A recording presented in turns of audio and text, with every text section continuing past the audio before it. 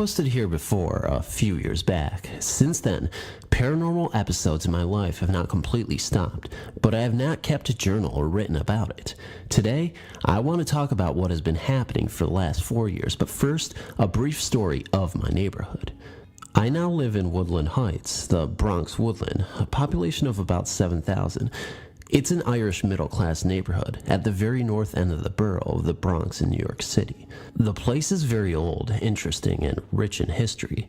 There are some old beautiful places here, parks, churches, and the Woodland Cemetery, which just turned 150 years old this past weekend. On August 1778, this land witnessed the massacre of the Mohican warriors, who were fighting on the side of patriots against the British. They died courageously at the hands of Colonial James Grave and his Queen Rangers. To keep this story short, the neighborhood where I have resided for the last 4 years was built directly on top of Indian battlefield and burial grounds. I first moved here a few months before my first daughter was born. Ever since, things have happened at home that defy what most believe to be logical. My place is less than half a block away from the cemetery. Ever since my family and I moved here, we always felt a presence, never threatening, but a presence. My wife feels less comfortable with it than I do. It feels like a male presence, but I'm not sure if he has acknowledged us. It feels as if he is just doing his own thing most of the time. The first time my wife and I sensed it, or him, was in the bathroom. One of us would be in there alone, and we would surely think that the other one was on the other side of the shower curtain. Then, when the curtain was pulled, there was nobody there, and she would have asked me if I was in the bathroom when she was there. Surely, I was not. The next episode consisted of the toys of my child were turning on at nighttime by themselves and appearing at different places that I had placed them before. I know the toys were off before I went to bed. Other episodes involved my wife and I were sitting in the living room, watching TV, and we could feel sudden movement behind us. Yesterday, something dropped on the kitchen that was well placed and could not have just dropped. Sometimes I can feel him or see some blurry shadow from my peripheral view, and I let him know that I've just acknowledged him.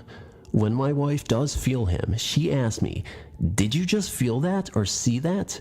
My child has felt him too. I remember a specific episode where she walked from the living room to her room by herself, said something to someone, and then came out of there running and scared. Yesterday, she and I were playing in the living room when all of a sudden, she looks towards the room and stares. I did not say anything and just looked at her. Then she looked at me and asked, "Who is that in the room?"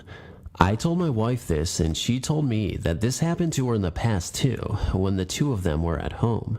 In addition, the other night, I woke up in the middle of the night to go to the bathroom when I saw a figure in the doorway. I stopped on my tracks. I noticed he was not looking straight at me, but when he did, he disappeared. That is all I got for today, even though those are not the only occurrences, and I'm sure my wife does not tell me everything. I will try to keep a journal and give some more updates. Thank you. Any comments are welcome, and if you ever are in the New York City area, come by my neighborhood and explore its city.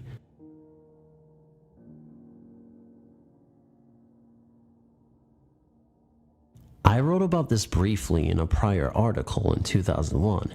To recap, we moved into 455A Sackett Street when I was 14 years old on April 1st, 1998. From the moment we moved in, something was so not right. It was an incredibly dark apartment, though we would have been thrilled because it was the first apartment we'd ever had with more than one floor. There were 3 floors, including the basement, and it was nice if you could ignore the feeling of someone standing just behind you or staring at you wherever you went. Within 2 weeks of moving in, I was raped in my own bedroom by a man from the neighborhood. An elderly woman who'd lived right next door for most of our life informed us that no one had occupied our apartment for more than a year at a time, since as long as she could remember.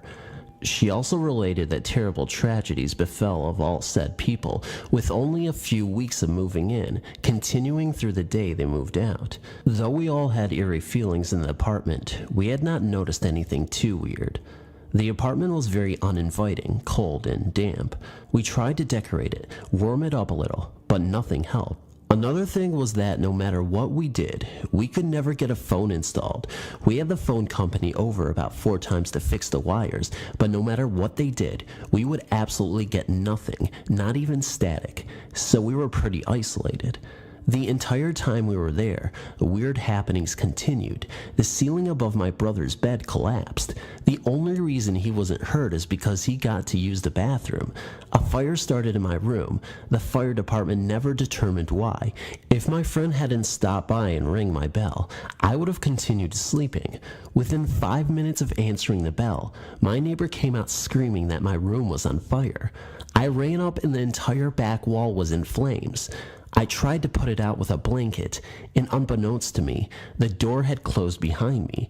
It went from daylight to dark in 2 minutes, and I started to pass out. Thankfully, my friend ran up and opened the door, carrying me down the stairs, or I would have been literal toast. After that, my neighbor confided in us that strange things have always gone on in my building. In the 30s or 40s, a fire had killed a little boy within a month of the family moving in. And in the 60s, a couple were whacked by the mob because of some insidious affair. There were no records because the children's records had been burned in a fire, so we couldn't get any information more than what the people said. There were other things that happened. A friend of mine coming into my apartment and seeing a little boy in burnt rags staring at her in my bathroom mirror. She ran out crying and refused to set foot in my door again. Another friend who slept over. Note, both friends were not told of our experiences, and awoke in the middle of the night swearing that she saw a woman walk into my room through the door. My brother and I heard children crying and laughing one day downstairs, and when we tried to leave my mother's room, we were locked in, even though there was no lock, for an hour before it finally opened. My mother was downstairs doing the laundry when the lights turned off in the basement, and she felt a cold, scaly hand grab her shoulder. Needless to say, my dad did the laundry after that. Weird smells, sounds, and the feeling that something or someone did not want you there. That something bad was going to happen to you, and that you were not welcome at all. We moved out a year later to the day later, as soon as we could find a new apartment. We found out some more after that. The people that moved in after us tried to renovate the basement and found the body of a little boy in the wall. They left suddenly one night not too long after and never returned. Another couple moved in and left as inexplicably as the last, and so on and so forth to this day. Since then, we met a woman whom had gone to my mother's office. She's a nurse that works in a doctor's office because of a nervous condition. My mother noticed the address on her insurance card didn't match the one listed, and the woman explained she only lived at 55A Sackett Street for a few months and had to leave because her mother had died along with various other tragedies from the first week of moving in. My mother asked if the woman ever noticed anything weird. Well, the woman explained exactly what we had gone through. Perhaps the cause of her condition? We're all fine now, happy to be out of there, and we've moved on. We still see our old neighbor once in a while, and she always says the best thing we ever did was move out of that godforsaken house. Needless to say, we agree. We've not been haunted since, and life is good. If there's one thing we learned, I'd say it was to trust our instincts. Being fortunate enough to stay in New York over the winter, I've been visiting some of our ordinary New York tourist destinations, and some not so ordinary. A few weeks ago, after learning there was a free ferry between Lower Manhattan and Staten Island, I decided to hitch a ride. Not only would it offer me the chance to get that money shot of the Statue of Liberty, but it would also enable me to check out Staten Island and say that I've been there. Unsure of what to do when arriving at Staten Island, I pulled out my phone while waiting at the ferry terminal and started researching potential attractions. One which was easily accessible on foot was the Staten Island Museum. As I happened to discover, though, there are actually 2 buildings called the Staten Island Museum, each run by the same organization. One is only a couple of blocks from the St. George Ferry Terminal, and the other is at the Snug Harbor Cultural Center and Botanical Gardens, around a 20-minute walk along the terrace. Unaware of this fact at the time, I was being directed by the map on my phone to the latter of those 2. It didn't bother me, though. Upon arriving at Snug Harbor, I found that there was far more to see and do than I would have had the chance to experience staying within a small radius of the ferry terminal. Inside the museum, I was alone within the exhibit rooms for the most part. The only exceptions to this were in the first two rooms, where there were some professional photographers taking shots of the items on display. As I made my way around the exhibits, I consistently experienced the eerie feeling that I was being watched. I tried to chalk this down to paranoia and softly hummed some hymns to myself to calm my nerves. At one point, I was freaked out by the sound of footsteps behind me, but was relieved to learn that they were just coming from a security guard patrolling the hall between exhibits. Throughout my wanderings around the rest of Snug Harbor's grounds and gardens, the same eerie feeling continued to plague me. Despite this, I still had a fantastic time. As I walked the grounds, I ran into a museum staff member who I had met earlier, and we had a brief discussion. She was returning to the museum after going out to buy herself a cup of tea. Beautiful, yet haunting, was how I described the center's grounds to her. I couldn't have known at the time how appropriate my description would be. A few days later, I was transferring all of my photos from my stay in New York up until that point onto my computer. Friends back home had encouraged me to take lots of pictures and upload them to Facebook so that I could share my adventures with them. While sifting through the photos to decide which ones to upload, one particular shot caught my eye. It was a photo in which I had taken at the entrance to the Snug Harbor Cultural Center upon first arriving at the site. What it must have initially brushed off as lens flare or mist began to strike me as having much more of a defined shape, that of a hooded robe or cloak, to be more precise. I messaged my best friend, who was in New York with me and staying in the same apartment building. "I think I've caught an apparition on camera," I told him. My friend and I took a closer look at the photo in his room, and soon we began to also spot a face in the midst of the apparition. I've uploaded the original photo, taken with an iPhone camera. The face is positioned from the first pillar on the left of the building to the second pillar. It may be difficult to spot at first. I've some friends who have seen it who have spotted the figure and face instantly, some who have had to take a look at the photo for a while before seeing it, and some who cannot see it at all and conclude it to be paranoia. Further research on the Snug Harbor site since spotting the figure in my photo has revealed to me that the location is famously haunted by a number of spirits, which was a nice find for me, as it backed up what I had experienced there. Now to start with a little background, I was 5 years old at the time this occurred, living with my mom in an apartment. My parents had recently separated. The layout of the apartment was, you walk in, and to the right is the kitchen. Beside the kitchen, to the further right, is the dining area. Go forward from the door, and there's a hallway on the left, where the bathroom and my mom's room were. Go straight, and take a step down into a sunken living room. To the left of the living room looks like closet-type horizontal wooden slat doors, but those were actually the doors to my room. Moving along. That day, I was at home sick. I had a terribly sore throat and could barely speak. I had cream of tomato soup and a toasted bologna sandwich for lunch and could not finish the sandwich as the toast was too hard and hurt my throat. The point of me telling you this is so that you know that I remember the details of the day leading up to my experience. I digress. I spent the day with my mom and cuddled with her while we watched Young and the Restless, a movie, of course. In the middle of the night, I was woken up by the sound of the chain coming off the door and the deadbolt unlocking. I thought that it was my mom letting her boyfriend into the apartment as he worked until late at night. I heard footsteps coming through the hall and down into the living room, stopping right outside my door.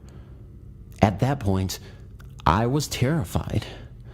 I didn't hear my mom talking to her boyfriend or him say anything at all, and it was completely silent.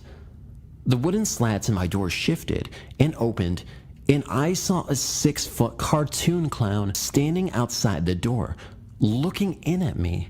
I know it might sound funny that it was a cartoon, but I guarantee you that it was terrifying. It opened the door and came into my room. It walked over to me, standing above me in my bed. I was trying to scream, but because my throat was so sore, I couldn't make any noise. It had a teapot or something in its hand and was holding it over me and was starting to pour something onto me. I started thrashing around in my bed, trying to make it go away. It worked. It was like I hit rewind on a video, a slow rewind, but a rewind nonetheless. The clown backed out of my room, closed the door, the slats closed again. I heard the footsteps retreating through the apartment, the door open and close, and the deadbolt and chain go back on the door. I tried calling my mom, but my voice still wasn't working. I finally got up the courage to go and get my mom, and she came and slept with me. She didn't believe me, and her, along with the rest of my family, laughs hysterically and brings up my little story. I know more than anyone how ridiculous it sounds to have a cartoon clown torment you. I also know that most of you will not believe me and say that because I was a child that I was just imagining things. But I wasn't. I know what I saw, and I know it was terrifying. The Joker. I was 8 years old when my Aunt Wendy, who lived in Tennessee, gave me a porcelain Joker doll that had what looked like a red teardrop. We were getting ready for bed, and since we were staying with them, we didn't have anywhere to put it. My mom set it on the shelf in the front room. While my mom and I were lying there talking, we got the feeling that something was watching us. When we looked around, no one was in there, and everyone was asleep. My mom looked over to the Joker doll and noticed it was pointed towards us. Knowing she had faced it towards the door, my mom got up and turned it to face the wall. We laid there talking for a few minutes when we heard a scratching noise on the shelf, like something heavy was being turned around. When we looked over to the shelf, the Joker doll was pointed towards us again. Thinking it was my cousin, we went in her room to see. She was asleep. I knew this as I hit her leg, and she was never a good faker. After realizing she was asleep, we went back into the front room and laid the Joker flat on its face. Later that night, with everyone still asleep, my mom got up to use the bathroom and realized that the Joker was lying on its back. So my mom got it and put it in the bag with our clothes, and the feeling as if something was watching us left. The next morning, we got a call about a house. In the process, my mom told my dad that she wanted to get rid of the doll. My dad said no, because my aunt gave it to me.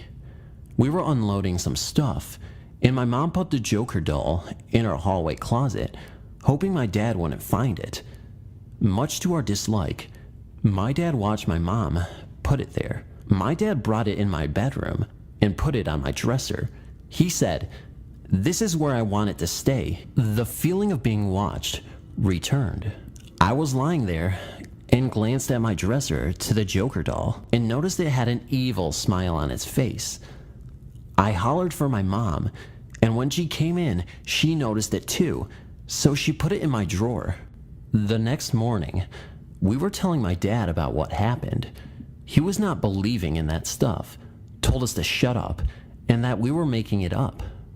My mom decided to call my Aunt Wendy and asked her if they ever noticed anything out of the ordinary, and my aunt said yes. That was the reason they put it in the shed out back. Later that night, my dad came home from work, and we told him what my aunt had told us. Unfortunately, my aunt denied it all, making my mom and I look like idiots. So again that night, my mom put it back in the dresser drawer. She went to turn the coffee pot on so Dad would have coffee the next morning and went to bed. The next day, my mom and I were sitting in the kitchen. My dad came into the kitchen holding the Joker doll and told us that he said he wanted it to stay on my dresser. Being 8 years old, I knew I had better listen to him, so I went and put it on my dresser. He then started cussing, saying that he didn't see any problem with the Joker doll, and we better keep it on my dresser. He didn't believe in stuff like that. I asked my mom if she would lie down with me, and she said yes. Still feeling an evil presence in the room, my mom said a prayer with me, and we fell asleep. The next morning, when my dad got up, he came into the room where we were and told my mom he wanted the doll out of there. My mom says that she thought he didn't believe in things like we had been telling him, yet he just now decides that he wants the doll out of the house. He began telling her that the night before, he got up to use the bathroom, stepped into my room, and the Joker doll had an evil smile on its face, and he heard an evil laugh. Now, believing us, he went in my room, got the Joker doll, and took it outside and tried to burn it. Only the clothes burnt, and the face turned black from the smoke. Then he got it out of the trash barrel and hit it with a hammer, but only part of its face chipped. Getting freaked out, he took it to the neighborhood dumpster and threw it in there. We never saw it again, and everything in my room went back to normal. A week later, I became friends with a boy in my class, and we were all over at his parents' for supper when I looked in the front room. On a shelf, there was a Joker doll, just like the one I used to have. Later, my mom asked if she could look at it, and she noticed a mark where it was made that mine didn't have, and it didn't have the red teardrop. After seeing that, my mom asked where they got it from. They told her what store, and my mom called my aunt Wendy to ask her about my doll. She told my mom the same store. My mom asked my aunt about the teardrop, and my mom called my aunt Wendy to ask her about my doll. She told my mom the same store. Mom asked my aunt about the teardrop, and my aunt said she asked the store clerk about it, as it was the only one. The teardrop didn't look like any kind of paint, that it looked more like blood. When my dad got on the phone, he asked my aunt about it again. My aunt told him what they had experienced. They thought that it didn't have anything to do with the Joker doll, even though she said they felt an evil feeling, like someone watching them, which went away when the Joker doll was in the shed. You can choose to believe this or not, but if you don't, please don't post any rude comments. I was wondering if the reason the Joker doll was like that could have been made by someone who was really into witchcraft. Thanks for reading. Another clown? During the early 70s, when my family lived for a time in Fresno, my mom decided to divorce my dad and moved herself, me, and my little sister, Ruth, into government housing, which was not bad. I thought the little semi-detached two-story houses were cute with their wooden floors. When my dad was around, my parents would argue loudly, so I thought it was just as well they were getting a divorce, whatever that was. To my 6-year-old mind, divorce was what happened to your family when you got to a certain age, like your teeth coming in. At least that's what it seemed like. Once I fell down the stairs, maybe pushed, but I was very adventurous and was probably practicing my flying. Luckily, I didn't break my neck and was only a little bruised. Another time, I rolled off my bed and fell into my metal dollhouse. There were no lawsuits back in those days, so the manufacturers of metal dollhouses were at liberty to produce razor-sharp objects for small children to disassemble and play with. But nothing supernatural ever happened that I knew of. Then, just a few years ago, my mother mentioned the ghost her sister used to see in our house in Fresno, and I soon got the story out of my sister. This is what she says happened to her to the best of my recollection. One moonlit night, she awoke on her little bed next to my big bed. She got up, wearing her itchy, footy pajamas, and toddled down the hall to use the toilet. When she returned, there on the floor was something she had never seen before, nor has she seen since. Something that looked like a clown's head was moving back and forth around the floor. It was slightly larger than a volleyball and had a painted look, white skin, wide, grimacing reddish lips, and huge yellow, googly eyes that were rolling around in their sockets. She remembers nothing definite after that, which I have read indicates a possible nightmare in children. She says she may have run into our mom's room and jumped into her bed with her, but she's not sure. "You left me in there with that thing?" I asked her. "You were asleep," she answered. I asked her how she felt this experience affected her life. "You become very open-minded about certain things," she said. "One thing I know, Ruth was an extremely intelligent child who well knew the difference between make-believe, dreaming, and reality." Thanks for reading. Hope it wasn't too long and boring. I'm a textbook clerk in a large school on Long Island. It is a summer job. This job requires me to count, distribute, collect, and fix textbooks which were handed out to the kids during the school year, district-wide in both public school and private school. One school in the district, Swanaka High School, is significantly larger and older than the other schools. At one point every summer, I am given the master key to every room in the building and told to search everywhere for missing textbooks. When it came time for searching Swanaka, I was used to having to deal with summer school, but this year, due to budget cuts, there is no summer school, leaving the towering building completely deserted, beyond one secretary and a few janitors on the first floor. I was also knowledgeable of Swanaka's past. The school was built during the Great Depression and is full of little nooks and crannies designed simply as an attempt to employ more workers. The school also claims to have been built on an Indian burial ground, and there were times, while working in the library in years before, that I think I saw someone out of the corner of my eye and would get the feeling of someone watching me when no one was around. I did not have this in mind today when I started my annual textbook hunt.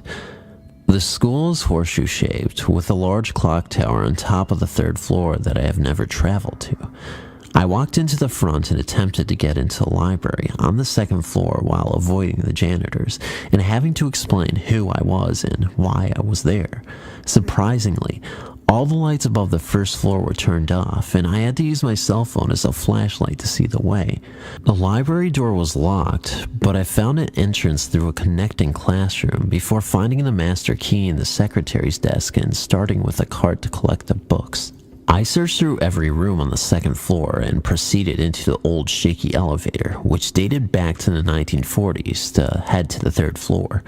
The elevator was covered by a heavy wood door behind, which was a metal gate but had to be pulled, closed before the elevator could move. Up on the third floor, the lights were off as well, but I began checking classrooms just as I had been previously. I stopped by the door, which I had never been in, the door that led up to the clock tower on top of the school, and decided to try the key, just for fun. Surprisingly, the door swung open and I proceeded inside and up the decrepit stairway. I left the book cart and observed how high I was able to go through the choking dust and excessive filth. I reached the landing on top and saw the tiny ladder headed up to the clock tower, which I declined climbing since it did not look at all that sturdy. I headed back down the stairs and out of the door, which I closed and locked before proceeding on. From this point on, weird things began to happen. My master key did not work in the next 3 or 4 rooms, which was surprising since I'd been in all those rooms with the key before. I finally gained access by getting into one room and traveling to the others through connecting offices. I then proceeded up to the science labs at the end of the hallway, only to find that one door was completely unlocked. This is unusual because every single other door was locked. I got inside and traveled through the back closets for fun to reach the other rooms in the head of the horseshoe. As I traveled, however, I heard the distinctive sound of footsteps behind me, and I paused, ready to explain myself to a janitor. As I listened, the footsteps got louder and eventually stopped where, in my opinion, I should have seen somebody. I remembered the Indian burial ground in my past experiences with ghosts. I'd once lived in a haunted apartment, and I began to grow cautious. I scanned the room quickly and headed back out to my waiting book cart and down the dark hallway. As I rode down the hallway, I heard the footsteps again from behind me and finally assumed that this had to be a janitor. It then occurred to me that the school's 3 stairways were all being redone and that the only access to the 3rd floor was that elevator. I also remembered that I did not close the gate on the elevator, which means that no one would be able to call for it unless they were on the 3rd floor with me. And when I arrived back at where the elevator was, I found that it had been successfully called down and not back up. Since I didn't recall anybody walking ahead of me and the gate was open, there had to have been someone else on the 3rd floor that sent the elevator down. I still had to check half the 1st floor though, and I began down with my cart. As I got to the far end of the 3rd floor and the last rooms, I approached the cosmetology lab and found myself, again, unable to open the door. I got into the neighboring room and then proceeded inside to a large closet in between the rooms.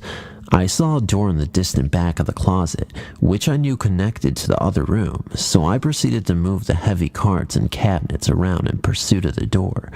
As I moved stuff, I heard a loud noise come from somewhere either behind or in front of me, so I crawled back out of the closet to see the room was still pretty empty. I then proceeded forward and got to the door. I turned the knob and pushed it out, only to find that the door didn't budge, so I reached for my key, which I assume must open a lock above the doorknob.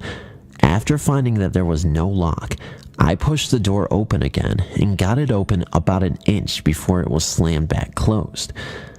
I pushed again and put all my force into the opening of this door, finally getting it to loudly swing open. The lab felt eerie, as if someone was in there with me, and I was not able to explain the door's stubbornness, especially after reopening it and closing it several times. I had also realized, as I searched for textbooks in the lab, that one English textbook laid on the floor about 6 feet in front of the closet door I had entered through. Seconds later, I noticed a stack of these English books sitting on the desk closest to the door, and I grew a little scared. I thought that this falling down book was probably the sound I heard. It had occurred to me that I probably wasn't alone in the room, and I calmly grabbed the books and started out the door to the hallway. I put the books in the cart and walked, rather fast, to the elevator before putting the key in to call it up. As I stood walking in the dark hallway, something caught my attention out of the corner of my eye, and I glanced up in the direction of the science labs on the other end.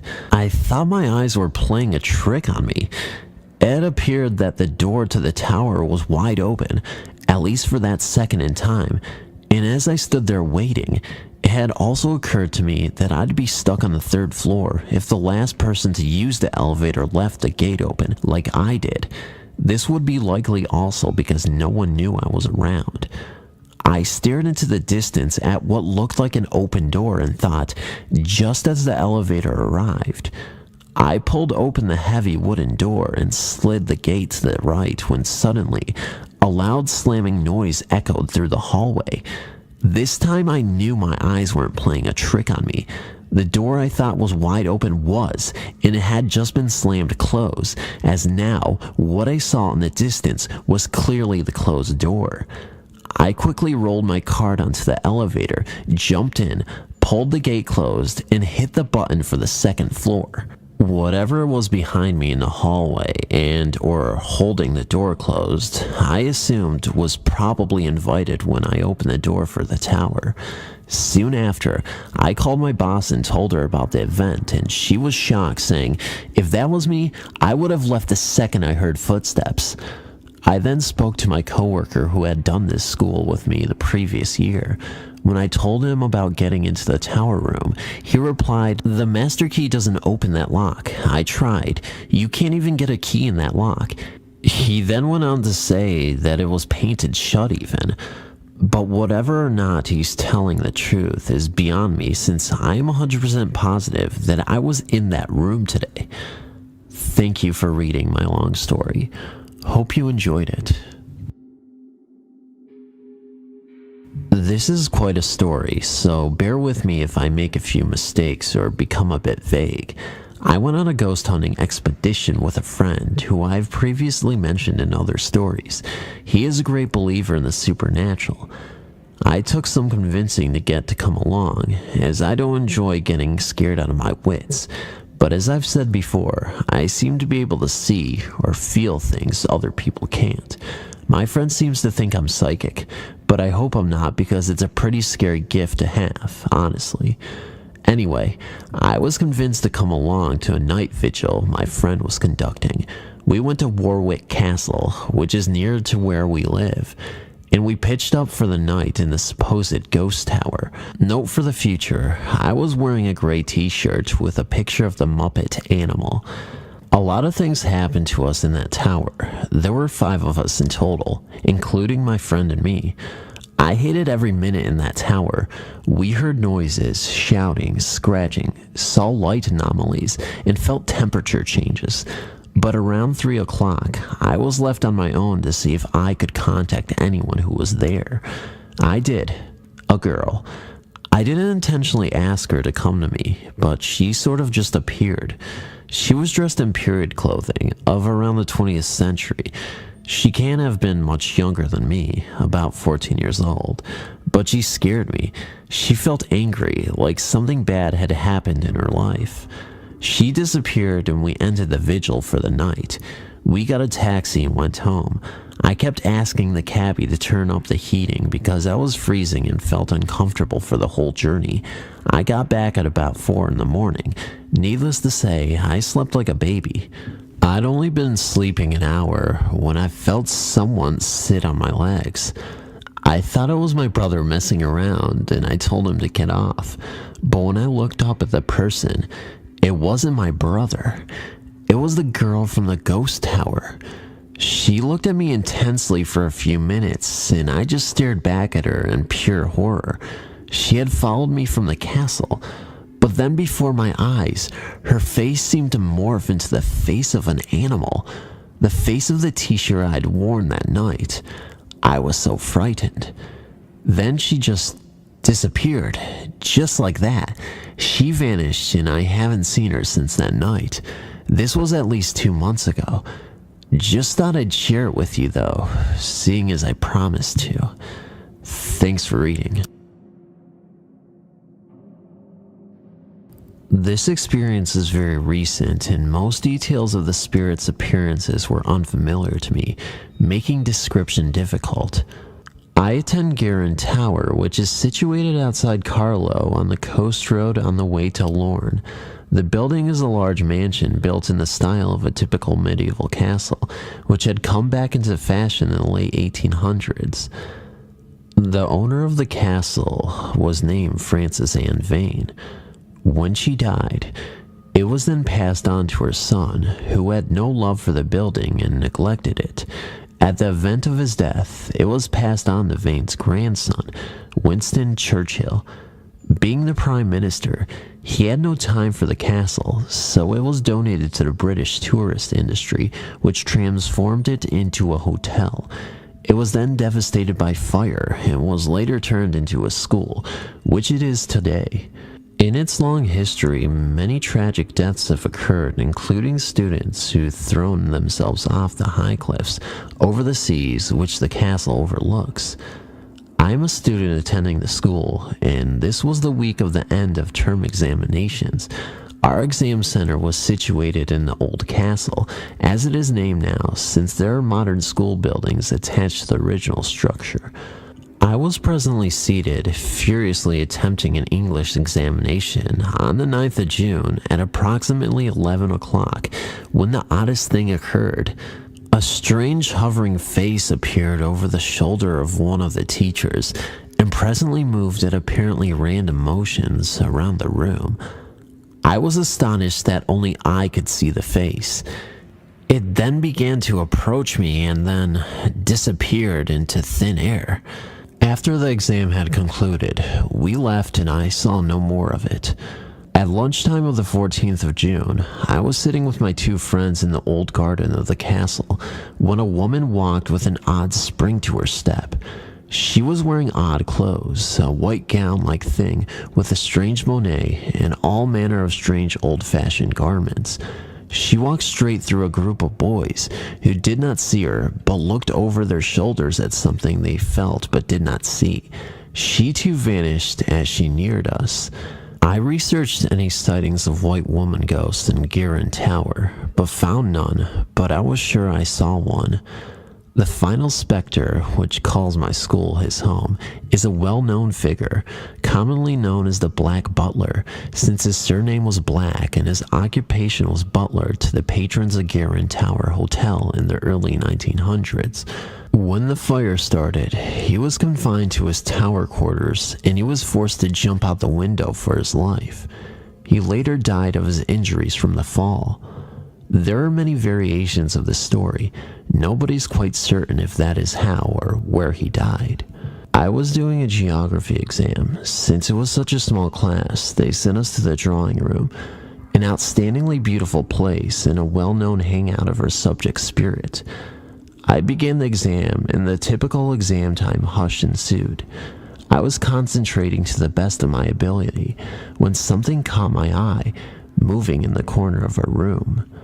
A man dressed in an old-fashioned tuxedo was sitting cross-legged on the chair. His figure was blurred and distorted, but he stayed there for around 5 minutes. His form then faded into nothingness. When his form appeared, a strange cold crashed through the room. It was a very hot summer day. It made the other students and teachers look around. That is why the form vanished. I concluded, from the style of the clothing, that it was the Black Butler.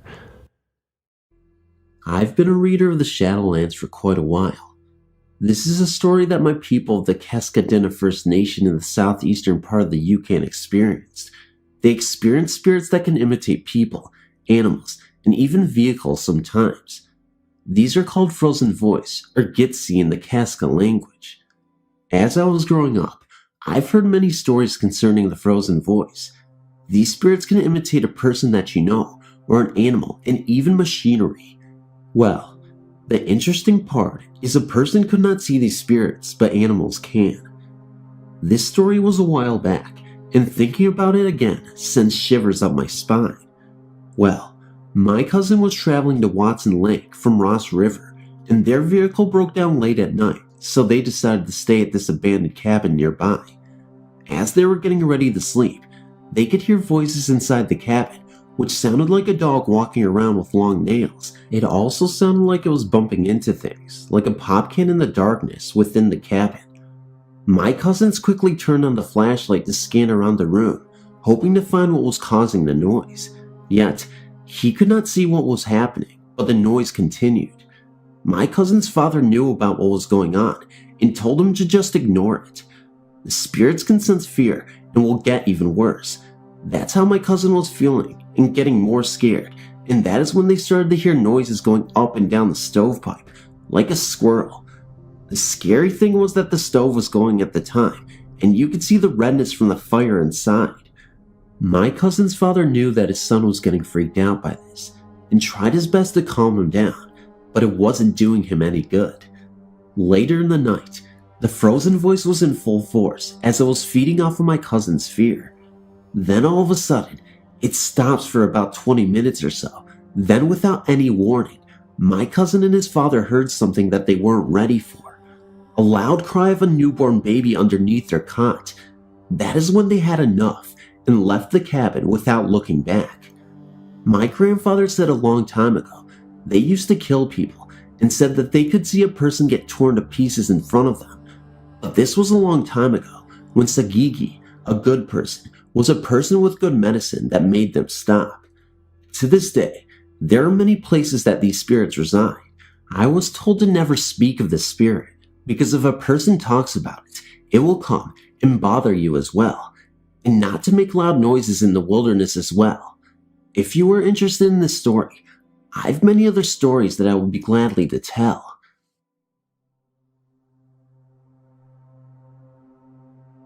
I've never seen a ghost, but I've felt the presence of one a few times. It is at my stepbrother's house. I went there because my dad was taking my stepmom out. When I got there, we were messing around for a bit. Then we sat down to watch TV when we heard banging in the bedroom above like a ball bouncing. We experimented with the ball and found the sound was just like that. I was scared and the room was freezing cold, not because of the ghost, because she forgot gas and couldn't get it anywhere. The next time I went, it was worse. It sounded like someone had opened the door, ran upstairs, and slammed the door shut again. We both went into the kitchen, and the kitchen door was not open and was no longer locked. I went again, and this time, the telly kept turning on and off, and the volume kept going up and down and off all together. Then we heard shuffling in the kitchen, like someone was messing about in the cupboards, but again, no one was there. That night, I slept over the night, but was so scared we slept in the same bed. Then, in the middle of the night, her dog was waking up staring at a spot in the room. Then the banging started again. I have to truly say that this was a truly horrifying experience, and I would never want to experience it again. Even though it seems innocent, it was truly terrifying to me.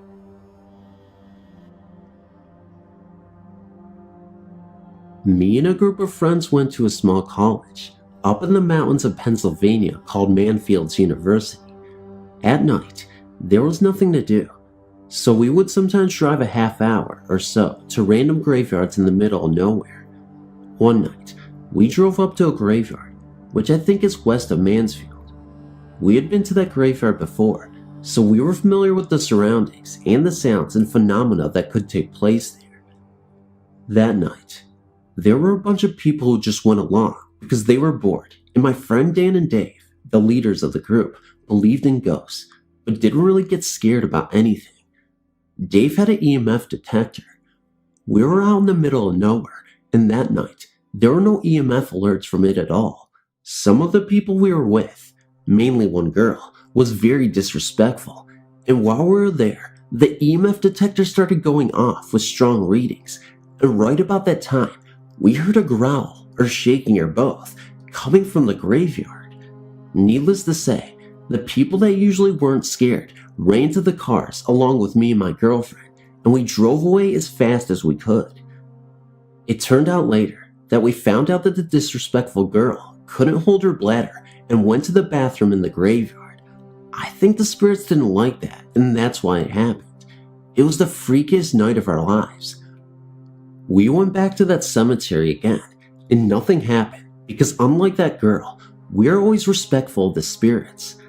I just wanted to relate this story to you and see if you've encountered anything similar. Thanks for listening.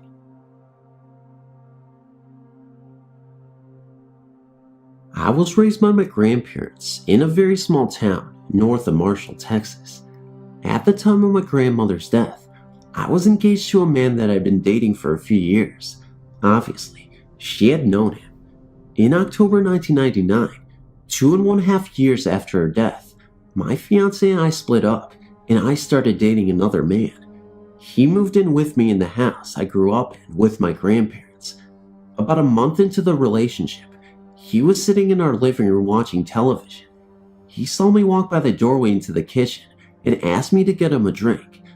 When I did not respond, he asked again.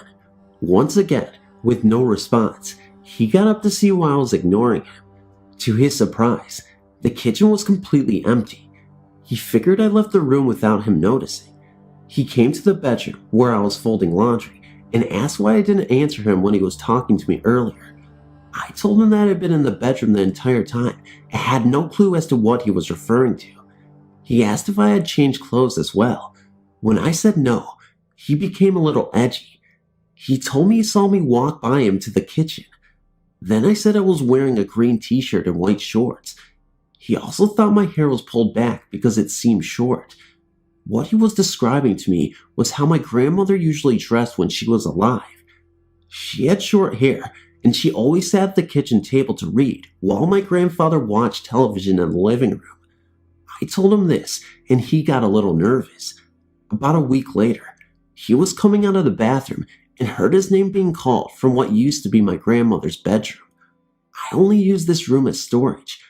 I couldn't yet bring myself to use the room. He opened the door, thinking I was in there going through the boxes and needing his help. Once again, there was no one in the room. He slammed the door and came running into the kitchen where I was. He told me he loved me, but my grandmother was really scaring him. There were instances of us misplacing the car keys and the like. I thought long and hard about the things that were happening and came to a conclusion. I figured that since my grandmother never got to meet my new boyfriend, this was her way of testing him to see if he was going to be a good match for me. I had experience with a friendly ghost for about 12 years. I grew up in a small city in Michigan. My parents bought their first house in the mid-1970s. It was a bungalow built in the 1950s. Sometime around 1979, may have been earlier than that, the ghost first appeared to my mom during the night in my parents' bedroom. The ghost was a man in his 30s. My mom was the only one who have ever seen the ghost. My dad and I did not believe her at first, although I would hear what sounded like someone walking around upstairs and going up and down the steps, but I never thought much of it. My mom would not tell anyone about the ghost because she thought people would think she was weird. The ghost would put different items in different places, or she would not be able to find an item for a long time, and then suddenly, it would pop up where it was supposed to be. The ghost would go to work with my mom. She owned a hair salon, and when she was there alone, the hangers on the coat rack in front of the salon would move, like someone was playing with them. When I got to be a teenager in the 80s, I began to realize the ghost was real. I would hear him walking around upstairs and going up and down the steps. I always felt the ghost was around. It was like I could feel his presence. I was never afraid of him. My mom was making cookies in the kitchen early one morning, and he appeared in the dining room, and she would ask him to go away, and he would leave. He came with us on vacation one year when we went to Niagara Falls. He would turn on the motel room lights in the middle of the night while we were sleeping and turn on the radio in the room. For the longest time, though, my mom was the only one who had seen him. Finally, around 1991, when I was 21 years old, the ghost woke me up one morning. It was about 7:30 a.m., and I woke up to something touching my face. I opened my eyes, and the ghost was at the side of my bed, and he had touched my face. My bedroom was now in my parents' old room, where my mom had seen the first ghost. I was really excited that I finally got to see the ghost. He only stayed a few minutes, like he was just curious as to who I was. He was probably in his 30s, and he was wearing a hat and had a mustache. He was always with us the entire time we lived in that house. I moved out in 1993, and then my parents had a new home built in 1995. Since then, we have not experienced any more ghosts. I do not know who lived in the house before us, but I did hear that many years before we lived in that house, that a young man who lived in the house next door was working on his roof and fell off the ladder into what would be our backyard and died. So I'm thinking that maybe that is who the ghost is. He was never mean and never scared us on purpose. It was kind of like he was hanging around to be a part of the family or something. I always wonder if he is still in my old house.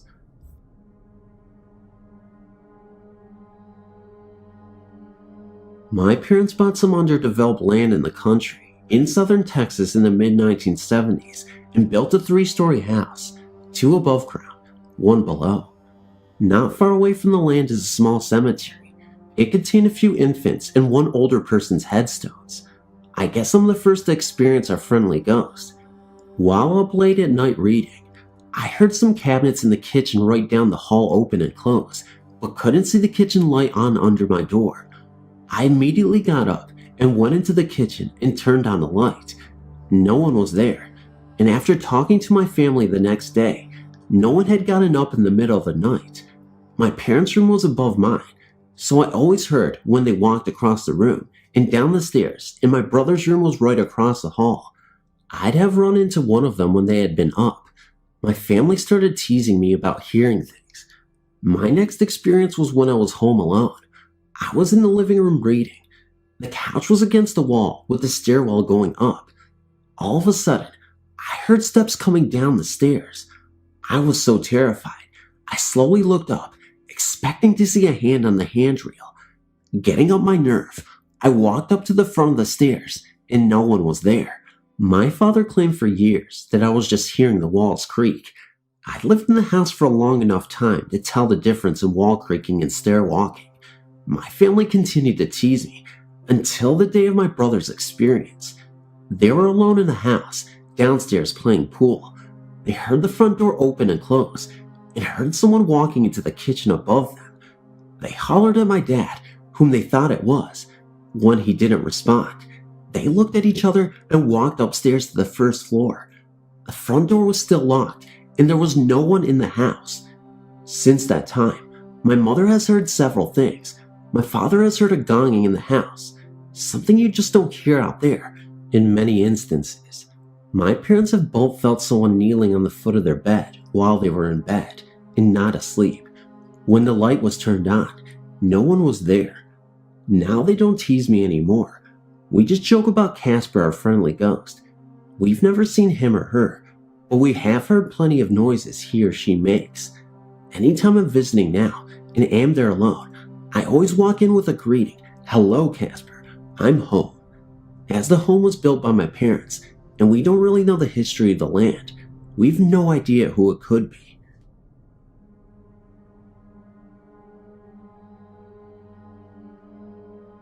Hi.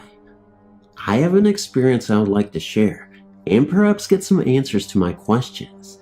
3 of us went to check out the Amity Hall Inn, listed in your Pennsylvania Hauntings directory. 2 adults and 1 teen. We didn't intend to enter the building or take any photos. We just turned around in the parking lot and shined the car lights on it. We didn't see anything there, but we smelled a freshly opened can of coffee and an odd smell, like a decaying smell.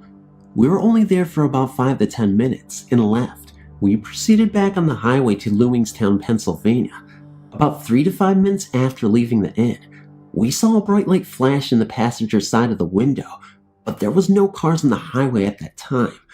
Almost immediately after that, I saw a hand appear from my rear bumper as if to grab something and tag along.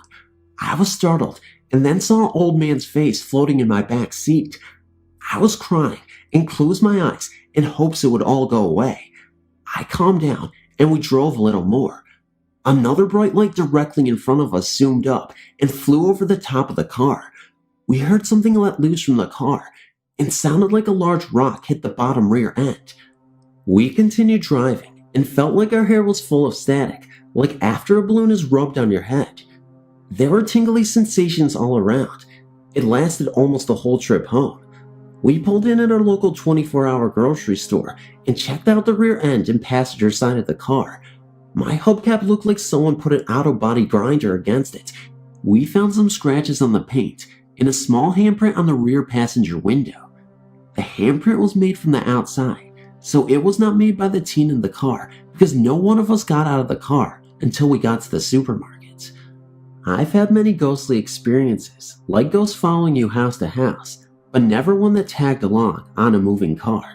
Can anyone please tell me what may have happened and why? Thanks for reading.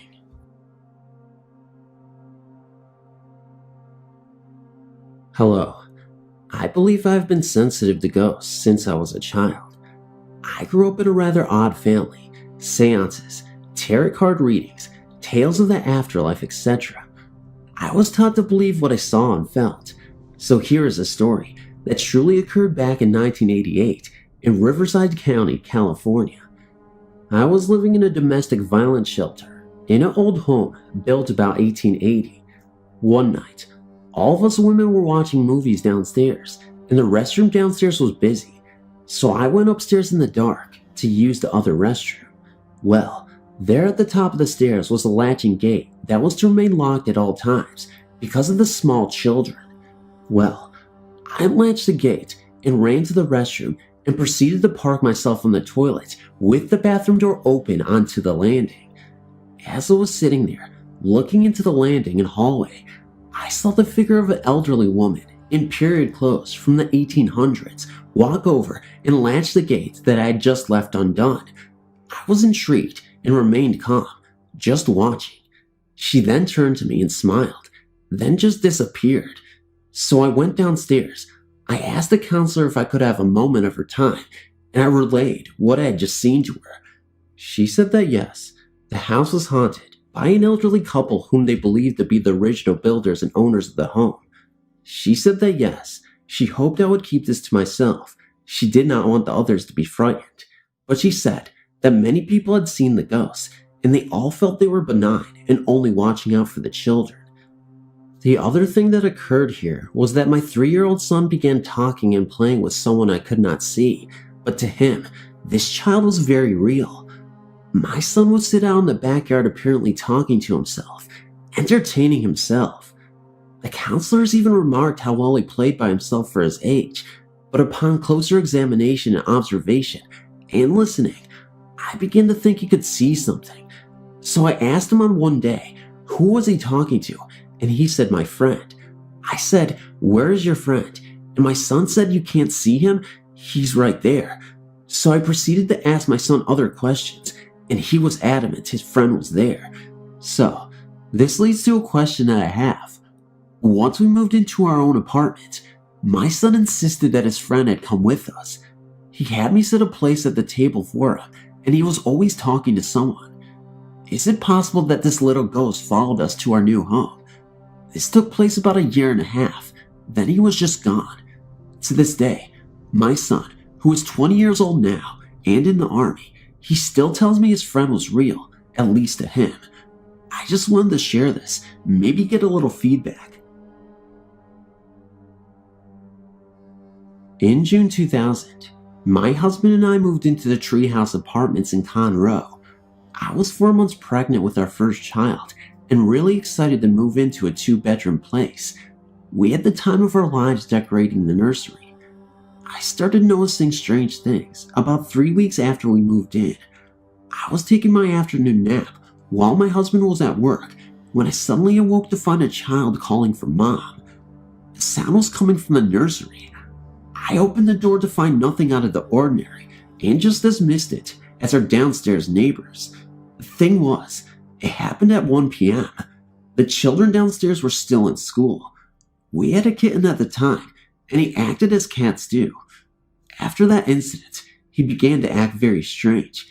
He would hide under the furniture of whichever room he was in. I had to start feeding him under our bed. We didn't have a washer and a dryer, so we took our laundry to my in-laws' house and stayed the night. When we returned the next day, our television was on. This was strange because the television was plugged into an outlet that was controlled by a switch. We left the switch off. When turned on, the TV automatically came on to channel 3. You had to turn it to channel 4 to get the cable box to work. Also, the channel on the cable box had been changed. No one else, older than the apartment complex, had a key to our apartment, so it was really strange that this had occurred.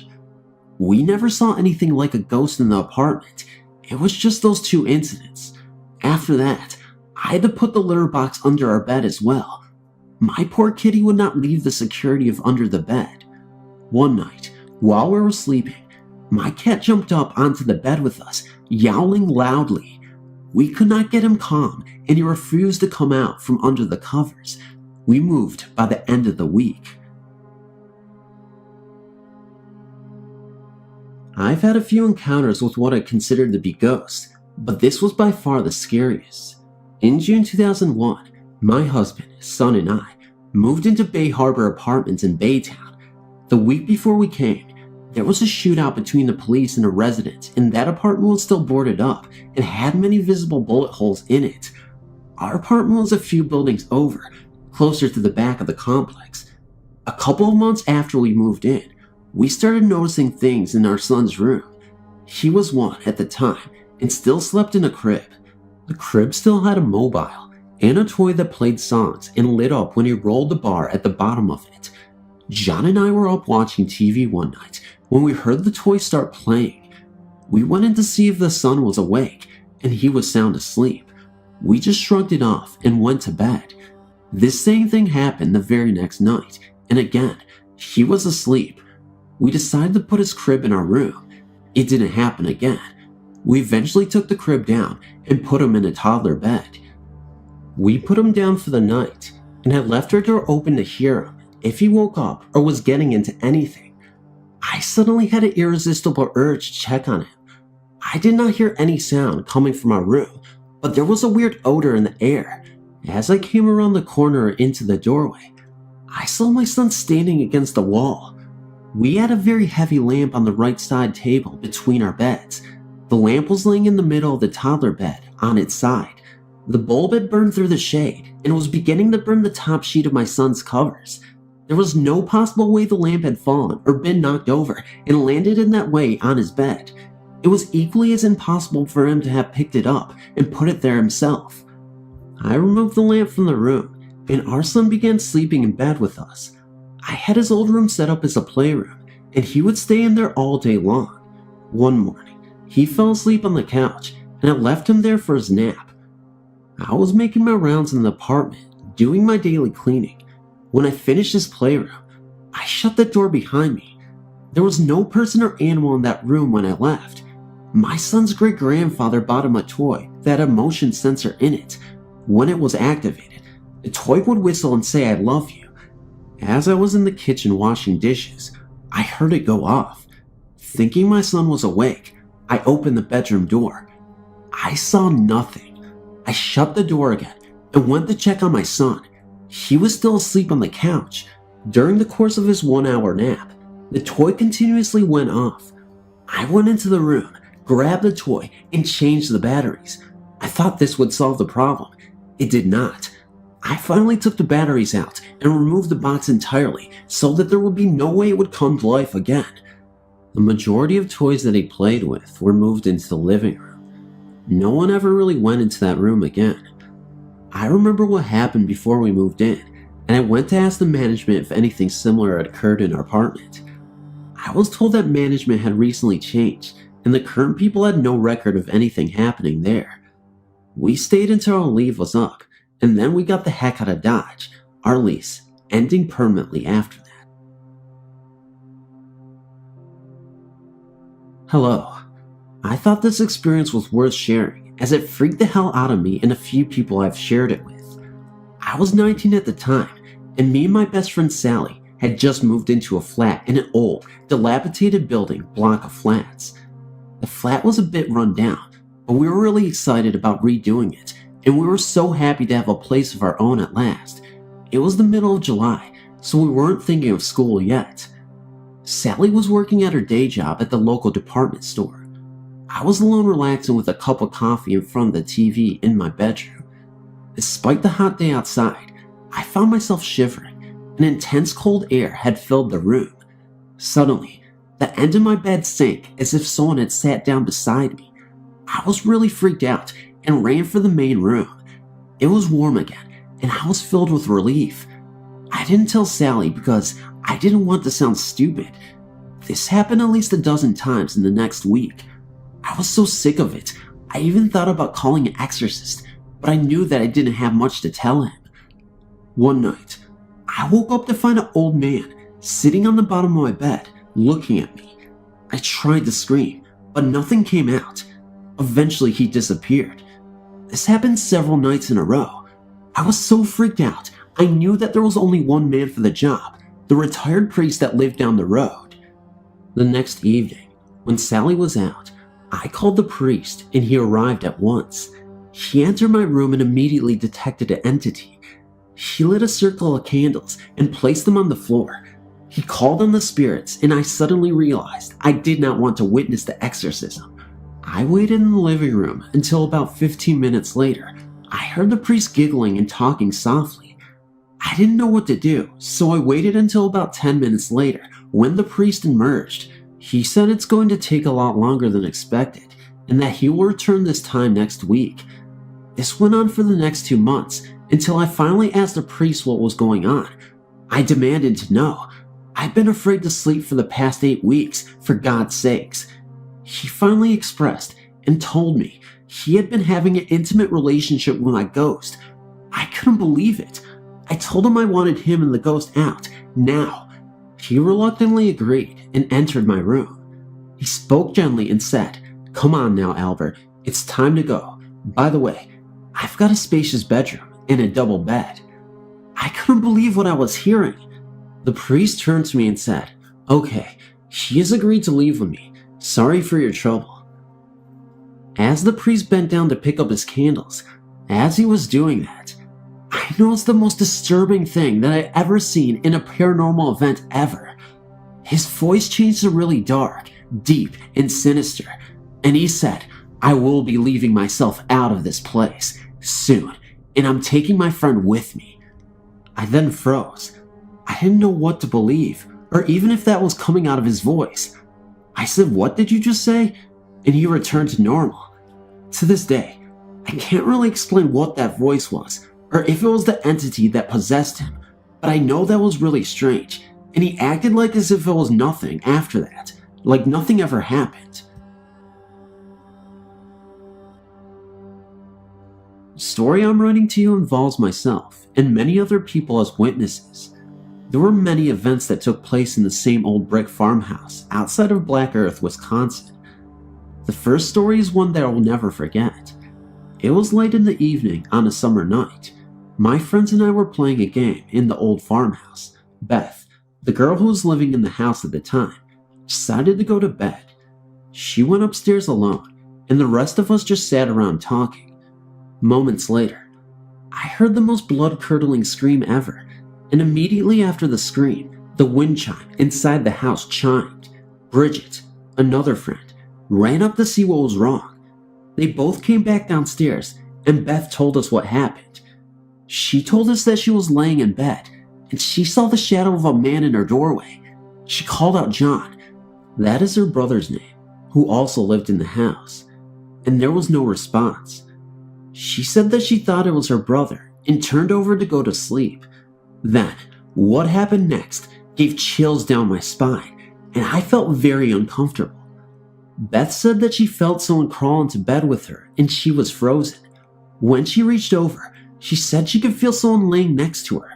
She tried to speak, but nothing would come out. My sister lived in the same room for a while. She said she never saw anyone in her room. She did, however, notice imprints in her mattress as if someone had been sitting there. She also saw a man with his head bent down in an old car on the property. One other night, my sister, a friend named Scott, and myself were having a few beers, and Scott asked to use the bathroom. We told him it was at the top of the stairs, so he relieved himself and came back down and told my sister that she left her curling iron on, but that he turned it off.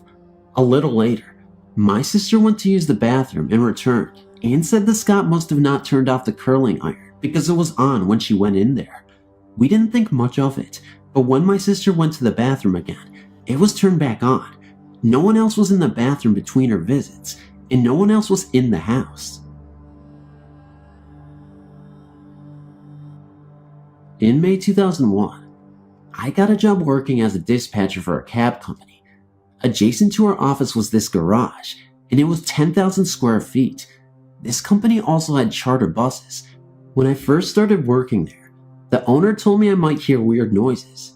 And growing up, my father was a truck driver, so I was aware of the air brakes, ticks, etc. But I didn't expect what was adding to the noises in the garage. This would be my third ghost experience. It all started on the third night I worked there. My boyfriend had called me on the phone when all of a sudden, there was this loud banging noise coming from the garage. So loud, I could barely hear him on the phone. I was working midnights, so he came up there. By the time he got there, the noise had stopped. We hung out there and about midnight, my boyfriend went to go lay down in the garage.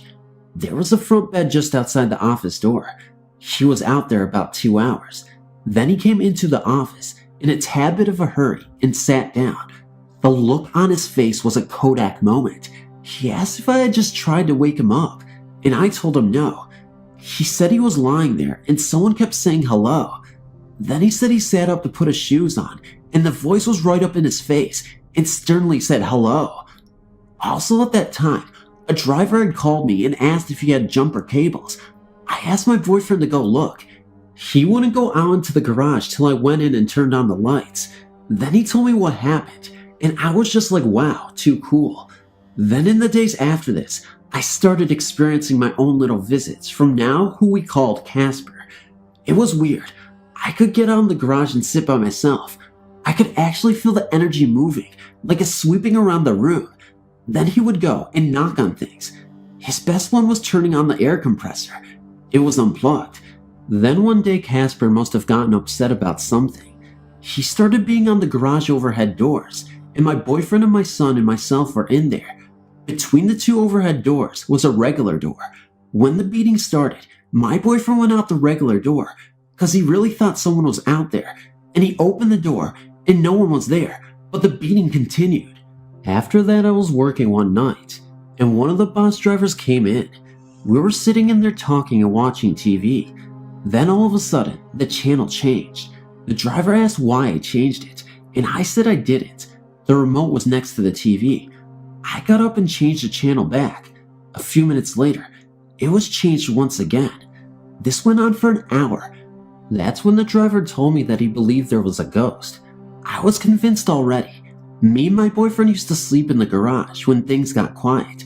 Of course, as you guessed, Casper was there with us. Back in the corner of our garage was a portable basketball net, and we would go out and shoot hoops. Then one day, the basketball vanished. We couldn't find it anywhere. About 2 weeks later, at about 6:30 a.m., me, my boyfriend, and two other drivers were sitting in the office talking. The door from the office to the garage was open. We were sitting there, and we were starting to hear a basketball bouncing. Me and my boyfriend looked at each other, and we were like, what the fuck? So we ran out there, and the bouncing stopped, and no basketball was anywhere to be found. The other two drivers heard it too. Then one night, my boyfriend and I were sitting in the office. We were asked not to smoke in the office, so we would go out in the garage. I was on the phone. I saw my boyfriend grab a cigarette and go into the garage. When I got off the phone, I went out there to join him, but when I got out there, he wasn't there. Above the office was rafters used as a storage space. I sat in the chair. I heard someone walking around up there, and I kept calling for my boyfriend, but he didn't answer me. I thought he was trying to scare me. I kept calling up to him, and then he came walking out of the bathroom. I told him to listen. There was someone in the rafters. He started to go up there. He got about 2 stairs up, and Casper ran across the ceiling of the garage. I mean, we followed the sound with our eyes. Then we looked at each other and ran back in the office. There were so many other occurrences that I could be up all night here, but that's my story and I'm sticking to it. I quit that job at the end of summer. When I was born, I had a twin sister. She died shortly after we were born. My mom and dad didn't talk about her much, but I always knew that she was my sister and that she had died. In fact, I remember talking to her all the time. I don't remember talking back, but my mother told me a story that suggests that she did. I think I was 3 or 4 at the time. Mom heard me talking to someone in the bedroom, so she came in and asked me who I was talking with, and I said Mindy, my twin. Mom wanted to know what we were talking about, so she asked what we had been talking about. I guess it was around our birthday, because I told Mom that Mindy wanted a birthday present. As long as I can remember, we had plastic toys put on our grave on our birthday, but I never knew why.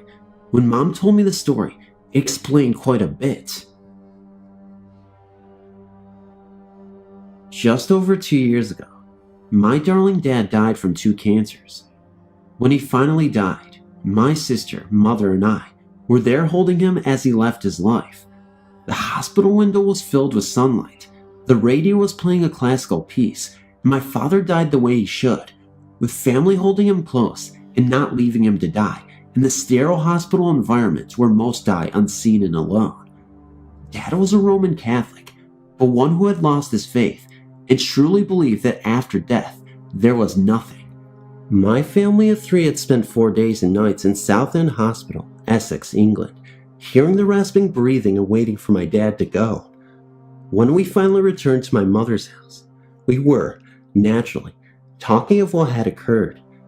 Exhausted and drained, My sister joked about how Dad may come back as an angel. We didn't believe in those. We're British after all. At that moment, a large, white feather came floating past the French windows and landed, oh so gently, upon the patio. We just looked at each other and said, oh. Since then, my non-believing father has come through to my ex-partner in a dream. For his treatment of my daughter and myself, he has been seen walking in South High Street. He has held me above my shoulders after my heart attack. I was only 41 at the time, and when I was recovering, asked him to be there if I died. At the anniversary of his death, my daughter saw a white feather and felt the presence of her granddad. This was only after she realized the significance of the date. My most previous partner heard my dad telling him to lay off, even though he had never met him. This man was a total non-believer, just like my dad.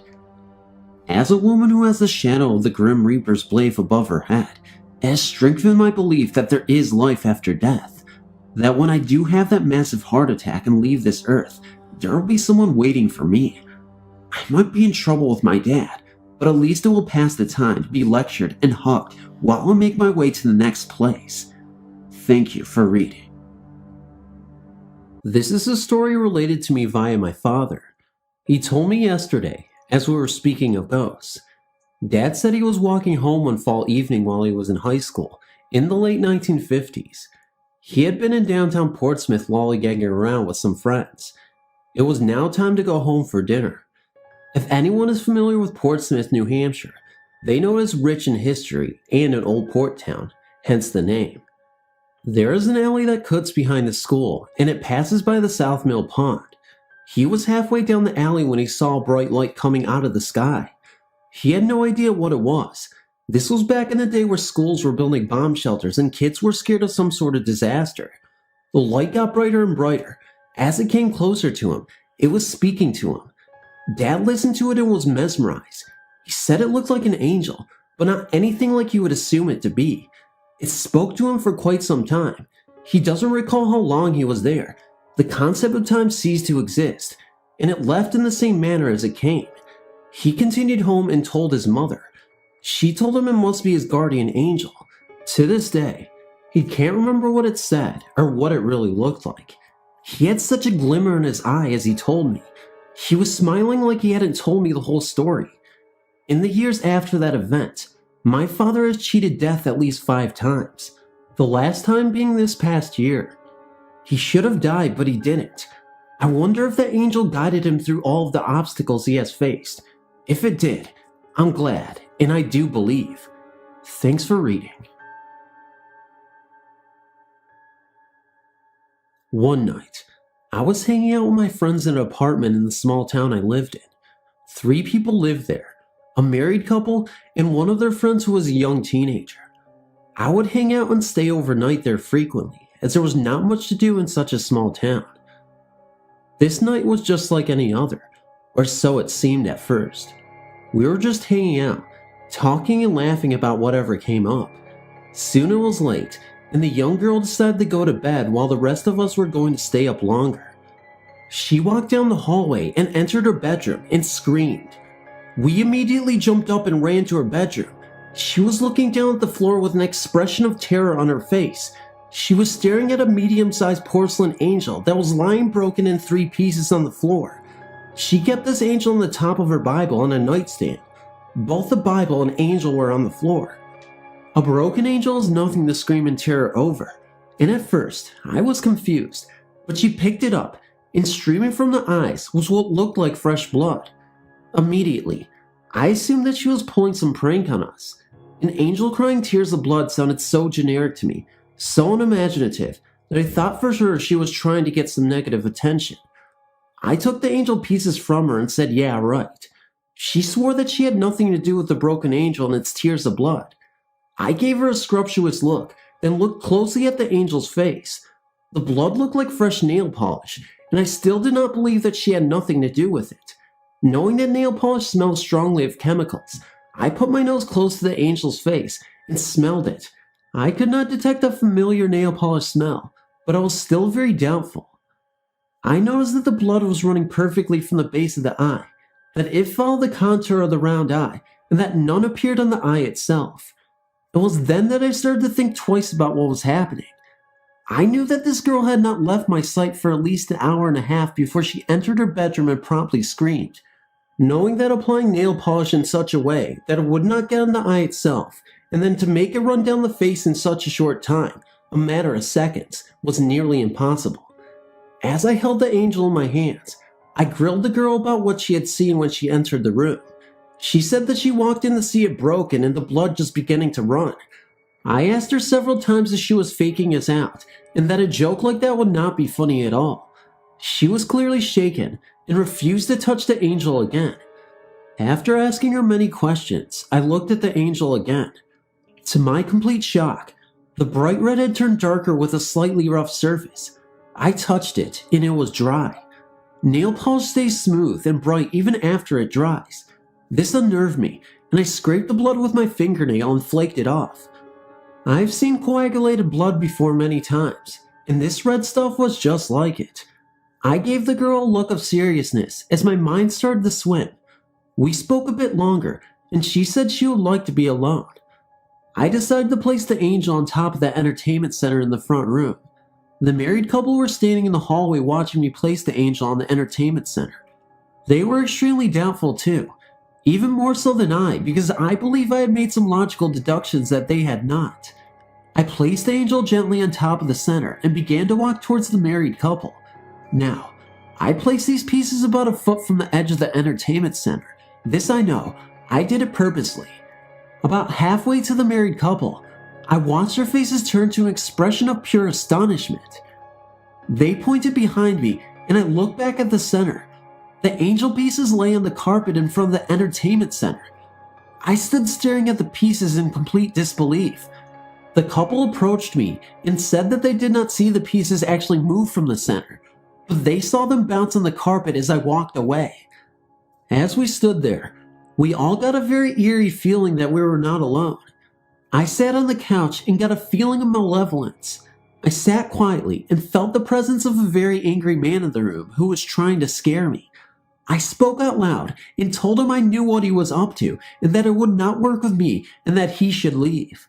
Out of the corner of my eye, I caught a glimpse of a face of a man who had the most terrible scowl and angry eyes.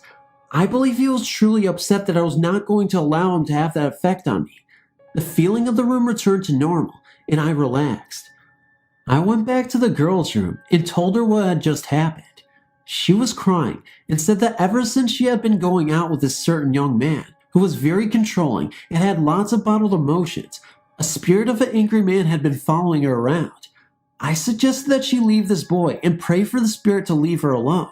She ended up breaking up with him, but a few months after the incident. This story sounds incredibly generic, I know. I did not believe it myself, but I was there, and there was definitely something there that night that did not like us. Thanks for reading. One April morning, I had to go and meet a woman and take her to a doctor's visit and translate for her.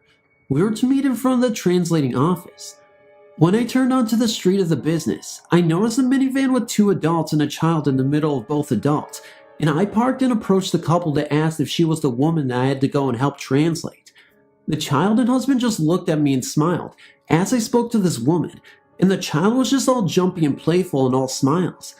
Cute 3-year-old boy with his thick blue jacket, dark brown hair, cute as can be. The woman then agreed to go in my vehicle and left her husband and child. At this point, I was unaware of who this child was. We continued in my vehicle towards the doctor's office, and she started to tell me more about her doctor's visit. This woman was diabetic and had lost already a baby at birth, and 2 had been miscarriages. All she wanted, she told me, was to have a baby. I thought, how strange. Then I asked her, and the little boy in the minivan, isn't he her son? She replied no. Then I asked if he was a relative, or maybe it was just babysitting for someone. And she was just looking at me kinda weird, like that what is she talking about look. I caught on, and asked what was wrong, and she said that there was no boy in the minivan, just her and her husband. I was shocked and a little speechless, and said to her, now look, there was this little boy in the middle of you and your husband. He would look at me when you were talking to me, and he would smile and be playful. I even described him to her and what he was wearing, and she said no, that there was no child with them at all. You know, in the beginning, I thought that she was joking with me, but she was serious. So then I became serious and very thoughtful why this occurred. Because sometimes you think now, I know I'm not that crazy, and I know I don't hallucinate, and I know I was not seeing things. I'm in my right state of mind. So what is going on? All I could tell her was that babies many times when they pass, they continue as angels to be by their parents' side, and that now she knew that her little guardian angel was this cute angelic brown-haired boy. Months passed, and she returned to the office and her husband was with her. And she told her, remember her? She's the one that saw her angel in our car. This happens to me often, that I see, feel, or even sense people or children that have passed. But at the time it is happening, I don't think they are past. I see them like I see anyone else. It is after that I know that I just saw someone that is deceased. Thanks for reading.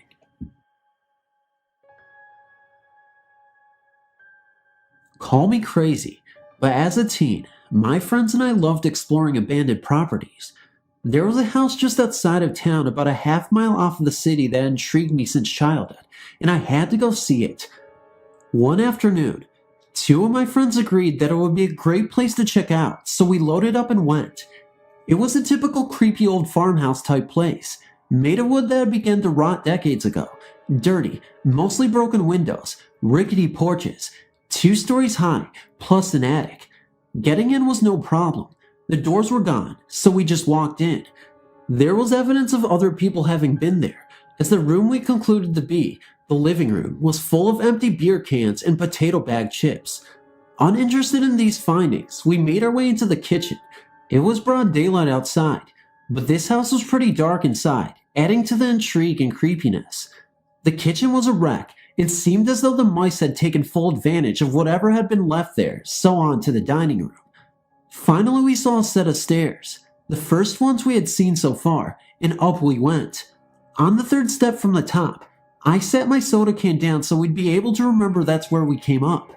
I'm glad I had the foresight to do that.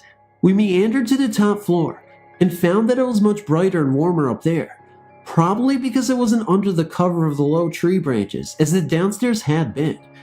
We weren't feeling too afraid, just a little uneasy, as we walked around until we got to a large room on the east side. I can't really explain what I felt. Mostly I felt as though I wanted to cry. Someone was very sad, and that much I could feel. Whoever it was hadn't been ready to die when they did, and weren't able to say goodbye and let go. My friend Chris left the room, stating that he was finding it difficult to breathe. Must be the dust. My friend Megan was very pale and shaking, so we decided okay, it's time to go. We walked around the top floor, looking for stairs to the attic, and never found them. We found a set going down, which we had missed on the first few go-arounds, so down we went. They led to the living room. How was that possible? We walked around the downstairs, peeking at all the little doors for stairs, only to find closets. There wasn't a door to get out of the living room, so we went back upstairs and walked around some more. Finally, Megan spotted the stairs where my soda can was, and we happily bounded down them and back into the dining room. We made our way around the downstairs again just to be sure. The dining room led to the back porch, and the kitchen had the stairs to go up. The kitchen only led to the dining room and the living room. The living room only led to the kitchen and the porches. Okay, so where were the stairs we walked down?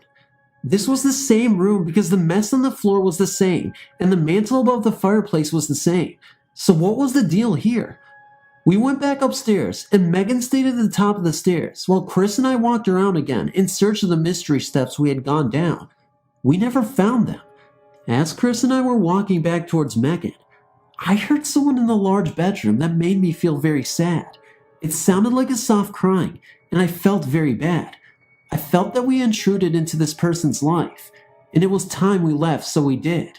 Most places we ever visited, we went back for a second and sometimes third look. However, this place, we didn't. We all felt after we left that maybe whoever was there really just wanted to be left alone, and we never went back together.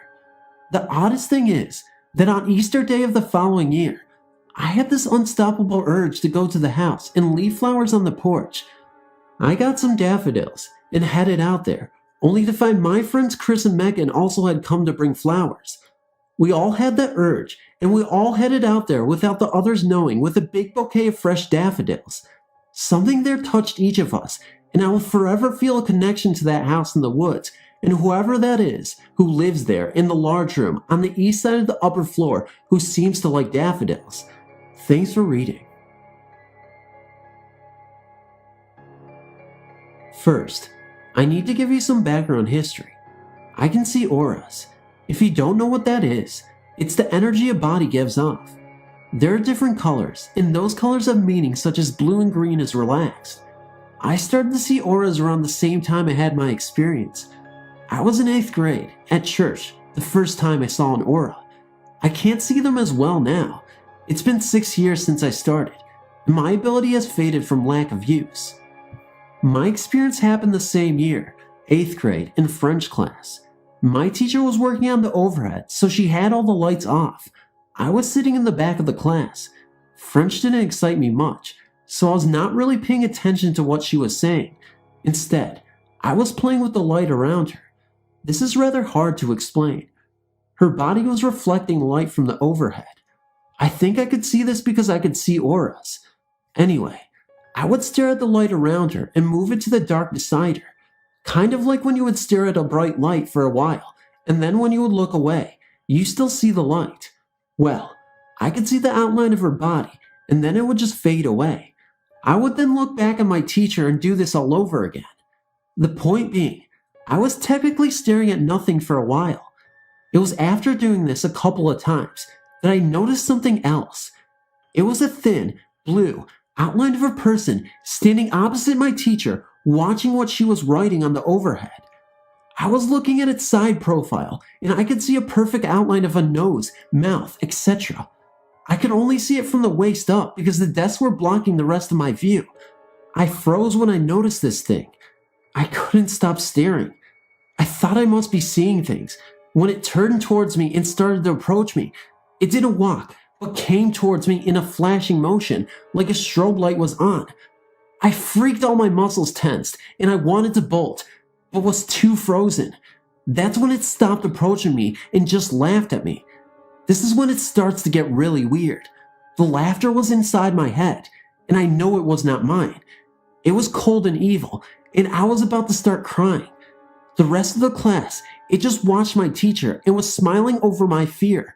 Once class was over, I bolted from the room and told my friend what had happened. Nothing else happened for the rest of the day. When I got home, I told my mom what happened and said I was scared of going back to French class. She said if it happens again, I was to say a prayer and ask for God to protect me. The next day, I went back to school. French was my 3rd period class and math was my 1st. Sitting in math, I was miserable. I couldn't stop thinking about what had happened and I was scared. It was then that I hear the laughter again. My body tensed up again just like last time. That just made it laugh even more. I asked it inside my head, "What do you want?" It told me, and this is happening all inside my head, mind you, to torture you. I know I sound crazy talking with myself, but it was definitely not my voice I heard. It was deep and cold and very evil. I then said, "Fuck you. You have to give me a break." I was only 14 and not very mature yet. Right after I told it off, I got very sick to my stomach. I then apologized and took back my comment. The stomach pains went right away, and it started to laugh hard. It was feeding off of my fear and seemed to be gaining strength from it. As soon as math was over and I had to go to my 2nd period class, I found my friend who I'd talked to yesterday and told him I did not want to go to French class. He said he'd go to counseling center with me. 2nd period went by fine. When French time came, I had to go ask my teacher if it was okay for me to go to a counseling center. Well, as soon as I walked into the classroom, it felt like walking into a cloud of evil. All I wanted to do was get out of there. I started to cry while asking my teacher to leave, and the laughter started again. This time, it was echoing in my head. My poor teacher was trying to write out my slip as fast as possible so I could leave. I went to the counseling center with my friend, and the two of us sat alone in a small computer room. We just sat there. There was nothing else to do. I could feel it in the room somewhere with me, enjoying my pain. Without really thinking about it, I thought to myself, oh God, help me. Right at the instant, I heard a scream, and I could feel that someone else was there. I turned to my friend and told him, then a teacher came in and said we had to go back to class. I didn't know what was happening, but by the time I had walked across the commons to my French class, I was in a box. That's the only way I can explain it. I felt like I was in a box, and it was scratching from the outside to get in. While inside my box, I was feeling safety, good, and peace. I heard a voice that told me over and over, you're safe now. Nothing's going to get you. I couldn't stop smiling. I felt so good. As the day went on, my box got bigger.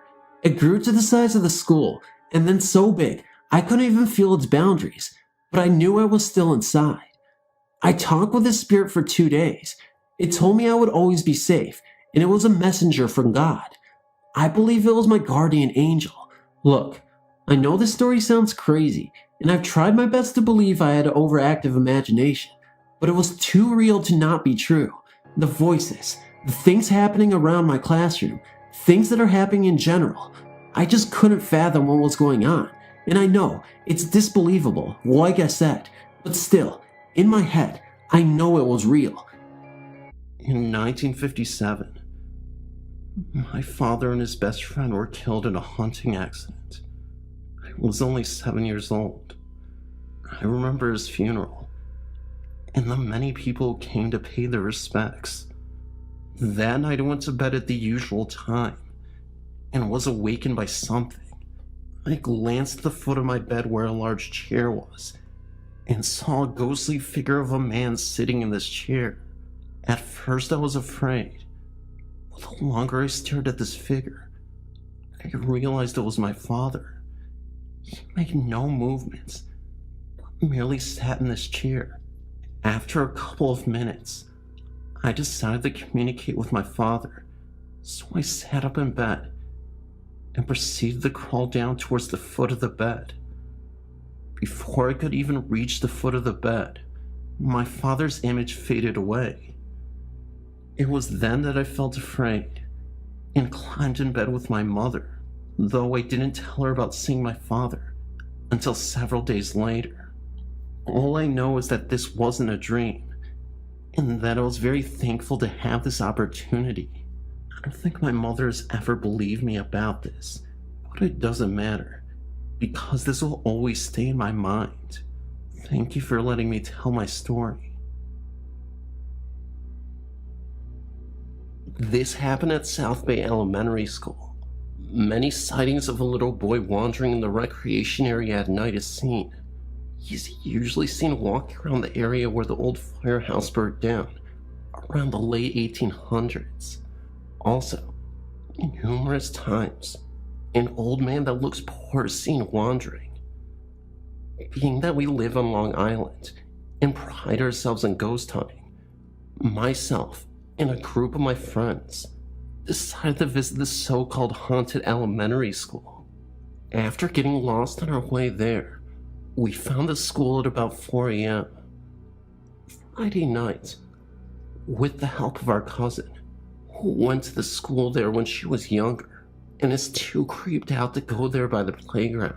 We drove around at first and didn't see any cars or any people, so we decided to walk through the field. So we walked by the park in a hurry and get in the car and start to drive out. We were in the front of the school, ready to pull out when waiting for the light to change, talking amongst ourselves, saying how we should go back and see if that poor-looking ghost is around. A minute or so passed while I was on the phone with my cousin. Then I looked over to the drive and saw his terrified and shocked facial expression while he was looking in the rearview mirror. All of a sudden, I hear a shrieking scream and banging on the trunk of the car. I turned around and saw the shaggy black figure as if it were screaming, and it was floating on the trunk of the car. We bolted down Great East Neck Road and eventually pulled over because we were all shaking. The shocked facial expression on the driver's face was due to the fact that he saw this black figure come out of nowhere. After a few minutes and a couple cups of coffee and Dunkin' Donuts, we decided to go back to see if it was someone just trying to mess with us, even though we all knew that deep down inside, it seemed a bit tad paranormal. After a few minutes of us clapping and whistling, the two guys in the car started to scream at the top of their lungs for us to get back in the car. We ran in and drove off because they saw a black figure coming out of the playground towards us. Needless to say, I've never been that scared in my life.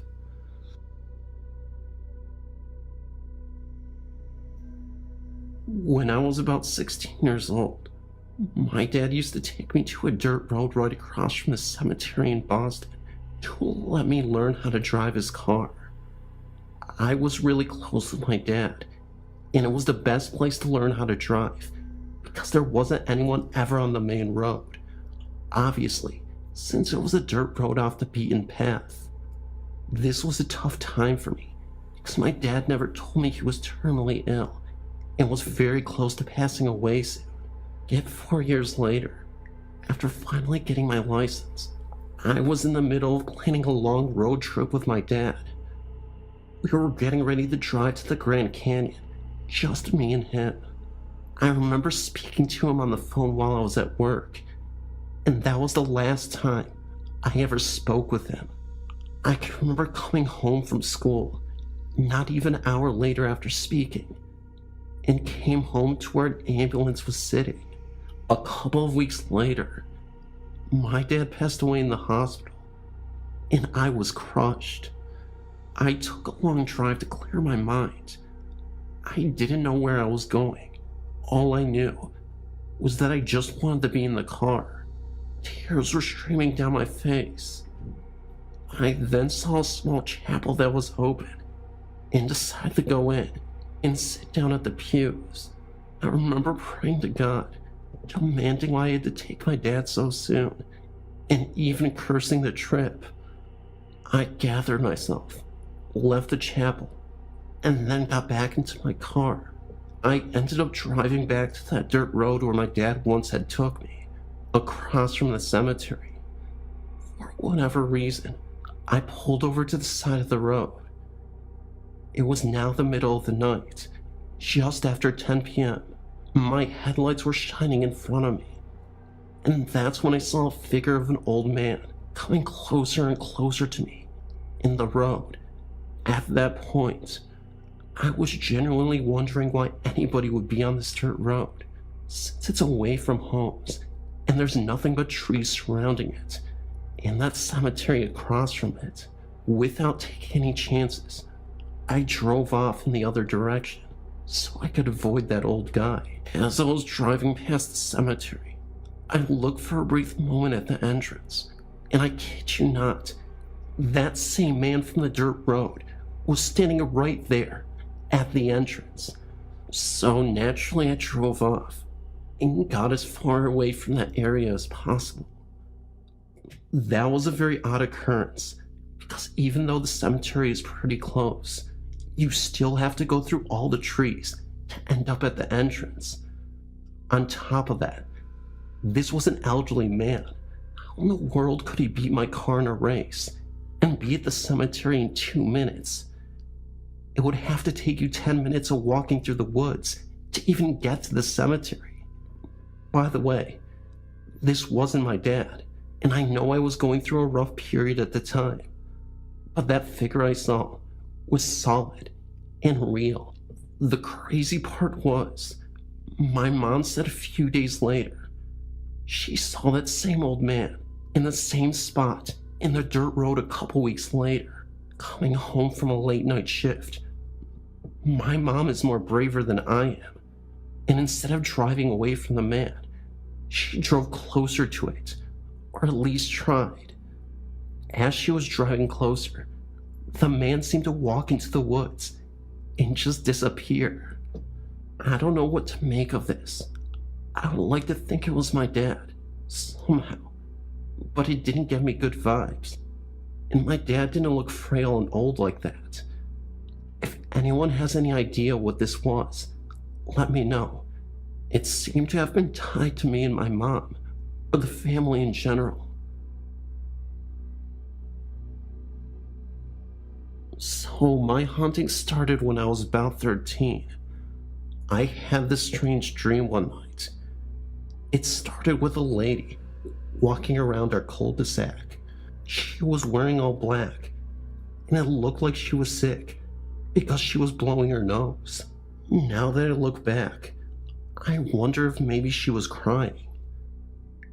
Anyway, I panicked and went to my room in the dream, and she said, "Don't worry, she's supposed to be here."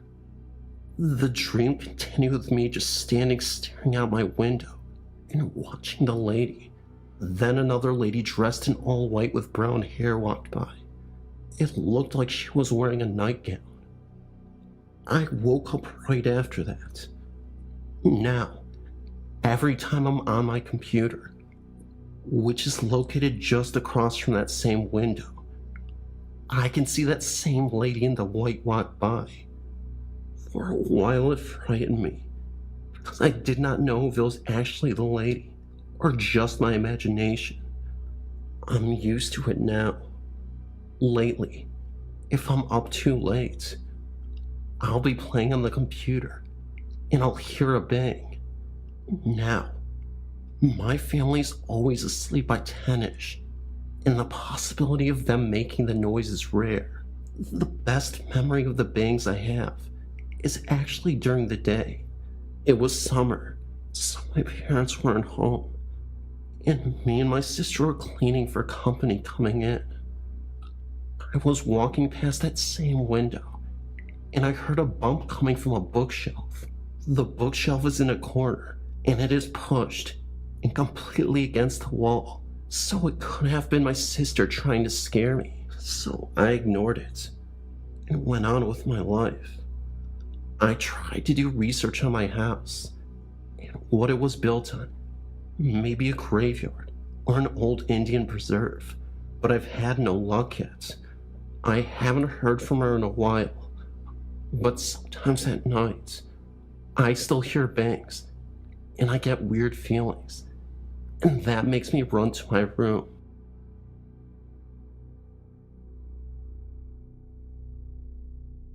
This happened to me when I was in my late teens, I think. I was helping a friend move into her dormitory.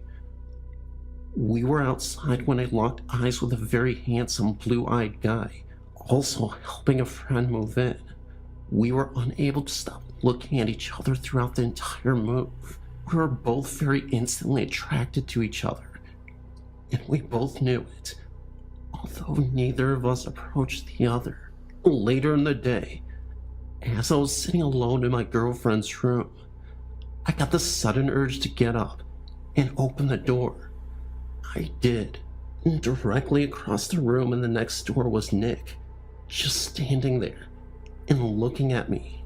Our meeting each other was incredible. Anyway, we of course became a couple very quickly. We had so much in common, and I was so very head over heels over him, and I felt that the feeling was mutual. About 2 weeks later, Nick told me that he was going to Virginia with some friends for the weekend, and that he would be picking me up at the dormitory that Sunday. He dropped me off at work. We kissed, and the last thing he said to me was that he would come to see me on Sunday. Then he left. At that moment, I was standing behind the counter, and in my head, I clearly saw and heard a man telling me that Nick was dead. I knew, absolutely knew with all certainty that he was not coming back from Virginia alive. Despite this knowledge, I dismissed it as my imagination. Although I couldn't think of why I would even imagine something so horrible. Anyway, of course Sunday comes along, and I'm waiting for Nick. I went downstairs and used the payphone to call him. A man answered the phone, and when I asked for Nick, he said, "I'm sorry, but Nick is dead." I was completely dumbfounded, and I said to him, "That's not funny." The gentleman answered, "I am his uncle, and I will not joke about this. Nick suffered a heart attack, and he died. As it turns out, Nick had a problem that I was not aware of. He did a speedball, and his heart stopped." Well, as I said, I was completely numb, and I just hung up the phone and went upstairs to my girlfriend. I knew at that moment, and still believe to this day, that Nick and I were soulmates. Nothing else can account for our unusual attraction and meeting, or how I was made privy to this terrible knowledge. Time went on, of course, and eventually I dealt with his death as best as I could. But every time I would think of him, my heart would skip a beat, because I knew that he was going to die. This clairvoyancy stayed with me throughout the years, although it has diminished significantly. This is my story.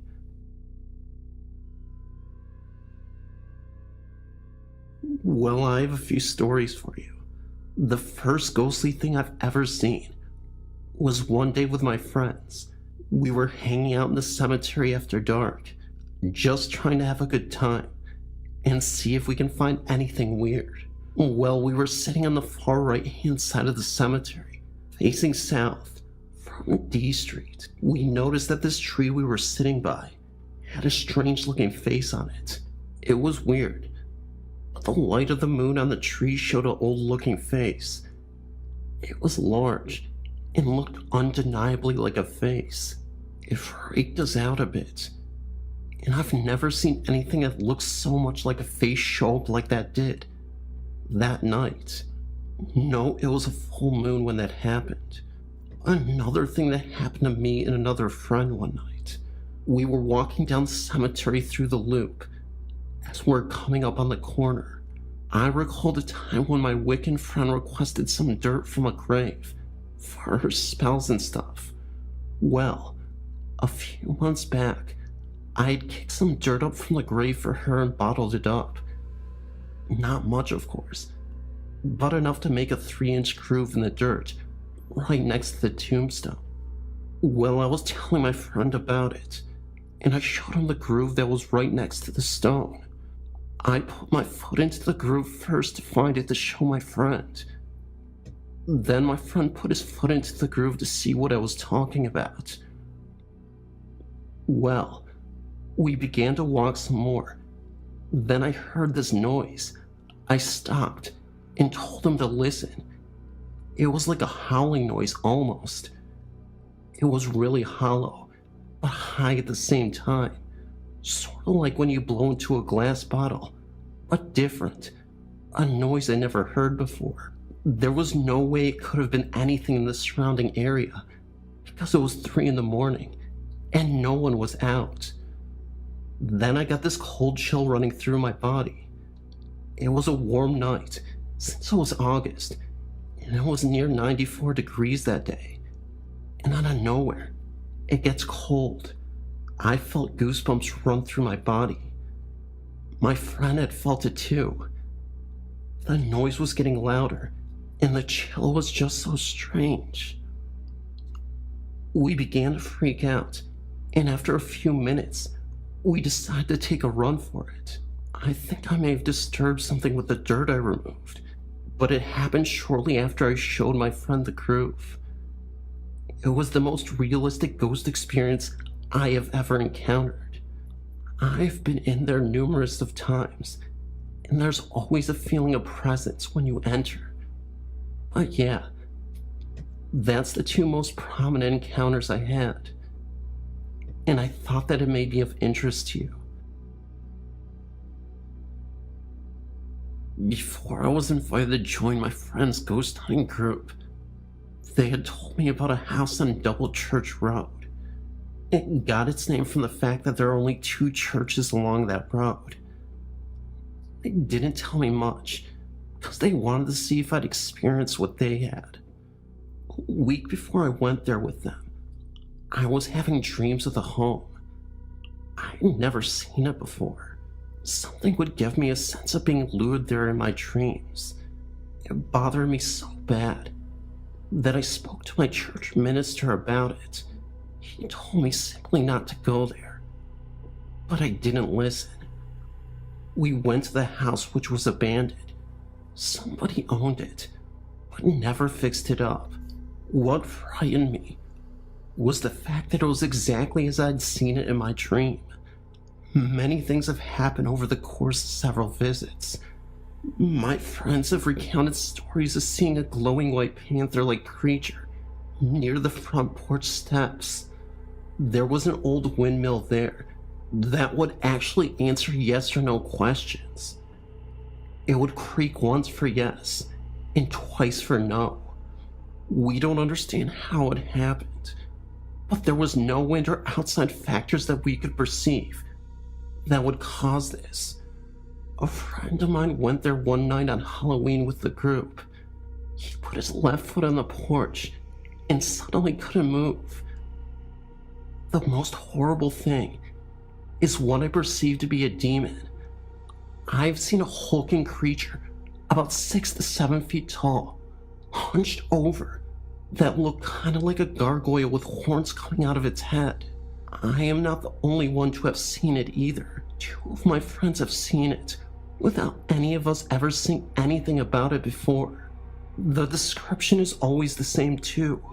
I've experienced other things that are there as well. I was there one night with my ghost hunting group, when I foolishly tried to challenge whatever it was that was there. I stayed outside with 3 of my other friends because I'm a big guy, and it was an old house, and I figured there may be some real physical dangers inside. So I stayed outside challenging the ghosts. My friends kept telling me to stop when I heard footsteps on the porch. I turned around, and there was nothing on the porch. I felt something go by me, and I looked down, and I could see footprints being made in the grass beside me, as if something was walking past me. Then I heard a noise coming from the barn. My friend came out of the home, and like me, he's sensitive to spirits, and he looked around as if trying to sense something. He then looked at the barn and said it's in the barn. The rest of my friends looked at me and said we know.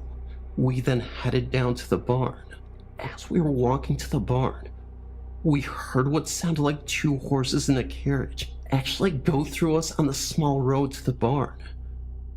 There was a lot of activity that night, so we get to the barn, and 2 of my friends go around the other side and go in, because that's where the only door was. My friend, who is sensitive too, was one of them. We stood there for a while. I was getting chills and goosebumps. All of a sudden, one of my friends that was with me got wide-eyed and said, "They're messing with stuff they shouldn't be." When my 2 friends came out, they were carrying some old books they found inside the barn. I don't know what they were. I never looked. While they were in there, we also kept hearing a screen door slamming shut. We asked them about it, and they said there was no screen door. I've also seen black shapes the size of midgets running around in the yard. The stories behind all of this is that one night, the farmer heard his family in their sleep, and then hurt himself too. There's also been records of satanic rituals in the basement and whatnot. A lot of people who go there do get a strange urge to go into the cellar and basement. I've experienced that myself, but I've never gone in. One more thing. The house is in the middle of a field, and even on a night of a full moon, the house is dark and shadowy, and you can barely make it out without getting right inside the road to the home.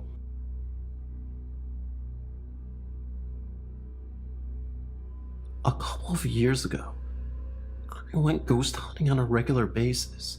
Harpers Ferry, West Virginia, was one of the most frequented sites we went to. One night, a friend and I went there on one of our ghost hunting trips. I was tired of never seeing anything, I'm a sensitive, so I can know when they're around. I just don't see them very often. On the way there, we stopped at a store to get something to drink. I also picked up some Little Debbie blueberry muffins and brownies. On the way there, my friend and I ate the blueberry muffins and were saving the brownies for later. Well, when we got to Harper's Ferry and parked the car, we made sure it was locked and the windows were rolled up. I had laid the brownies on the passenger side floorboard. Then we went ghost hunting in our usual spots where strange things happen. We went to the bridge next to the railroad tracks. This is where a lot of stuff happens, like strange sounds or Civil War soldier sightings and whatnot. Well, nothing was going on that night. It was pretty dead out there. I got a little angry and started to challenge the nearby spirits. I challenged them to appear or lift me up. Just do something physical. I even took off my blessed cross I was wearing, essentially telling them that the gloves were off. Nothing happened, not even strange noise. So we walked back to the car defeated. On the way I remarked that at least I'll be able to have some of those brownies we bought, so it's not a total loss. We get back to the car, and the brownies are missing. Box and all. The car was locked, and the windows were rolled up.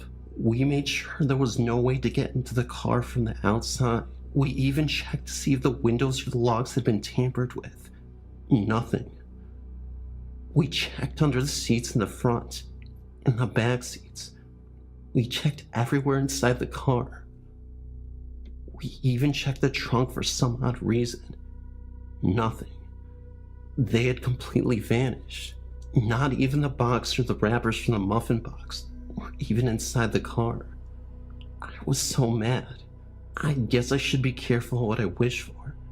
I just might get. I think I insulted the spirits in the area, and they decided to get even with me.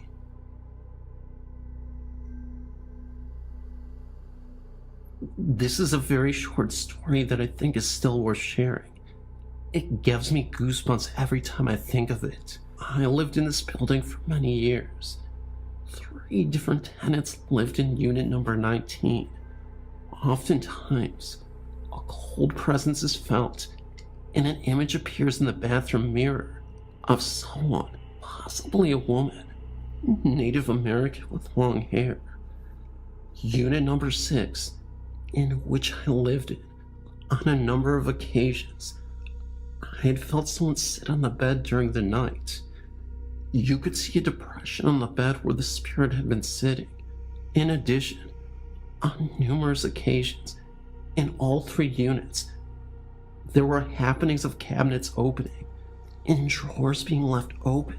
This usually happened when we left the unit to take out the trash or change laundry. You would come back to your apartment, and all the drawers in the bedrooms and all kitchen cupboards and drawers were left open. Nothing was ever disturbed or missing, just a mischievous ghost messing around. Thank you for letting me share my story with you.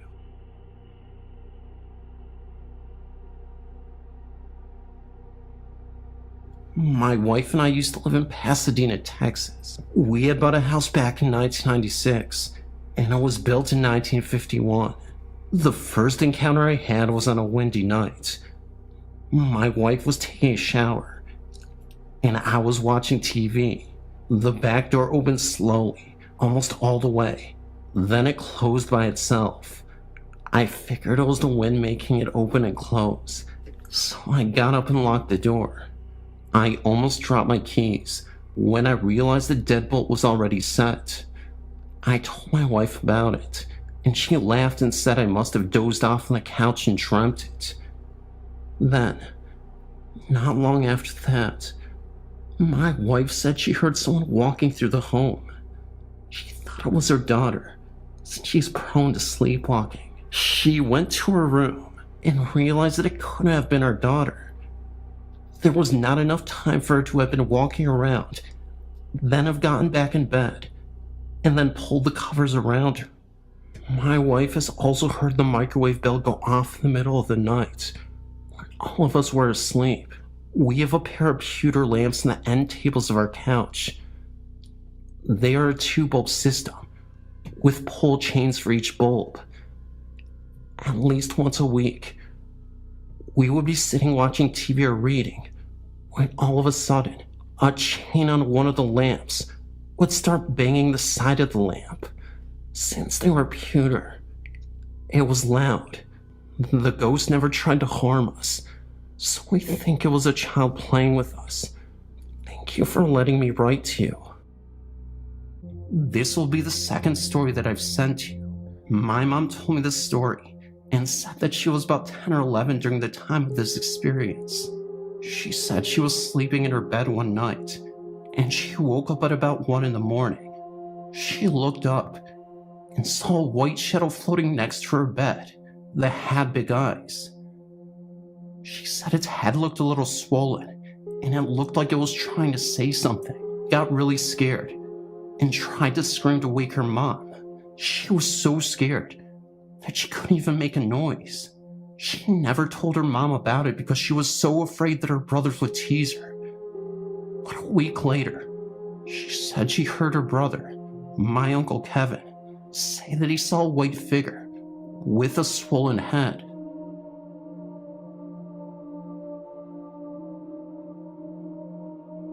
Well, to start it off, I can see and talk to dead people. It sounds crazy, I know, but it is the truth. I'm not one of those people that you see on TV, but it's pretty much the same thing. I started seeing ghosts when I was 6, when while I was asleep in my bed, I was awakened by what I thought was my brother walking around, but it turned out to be somebody I didn't even know. I wanted to scream, but I was so terrified. At first, he didn't even notice me. Then he saw me, looked surprised, and then disappeared. I saw footprints just appear on the floor, heading inside my closet. I've been scared of my closet ever since. I couldn't see who it was because it was so dark, but the next day I found out that it was a kid. While walking upstairs to eat breakfast, I saw him sitting on the steps and frowning at me. I noticed him, stopped, and I really wanted to scream. I was just about to let one out when he put his fingers to his lips, signaling me to be quiet. I didn't want to scare him away, so I didn't yell. I smiled. He smiled back. I then blinked, and he vanished. At this point, I thought I was going crazy. I went upstairs, ate my cereal with my family, all the while he watched. I tried to shrug it off when a vase he was sitting next to fell off and broke. Then I was staring wild-eyed at him. He frowned and disappeared again. I later was walking down my basement when I heard some crying. I thought it could be my brother because he was frustrated that he couldn't beat a video game. He always cried when he couldn't win. But when I got down there, the TV and the lights were off. I was again terrified, but I peeked around the corner, and nothing was there. All I heard was crying, but it was getting louder. I was turning around to run. When I saw him right there in front of me, I fell on the ground and screamed. He cried even more at this. I could hear my parents asking if everything was all right while they were making their way downstairs. I looked at him, and he vanished once again. The crying stopped as my parents came in a little crawl space that was called the toy room. They looked at me stunned, still staring at where the little ghost used to be. They asked if I hurt myself or something, and I just said no, I just tripped. They then inspected my body, really see if I was just toughing out some scrape. My mom looked at my dad, and then shrugged. My dad's next reply scared me so bad, to the point I peed my pants. Well, then why were you crying then? Well, after a few more meetings, I found out that he was a ghost.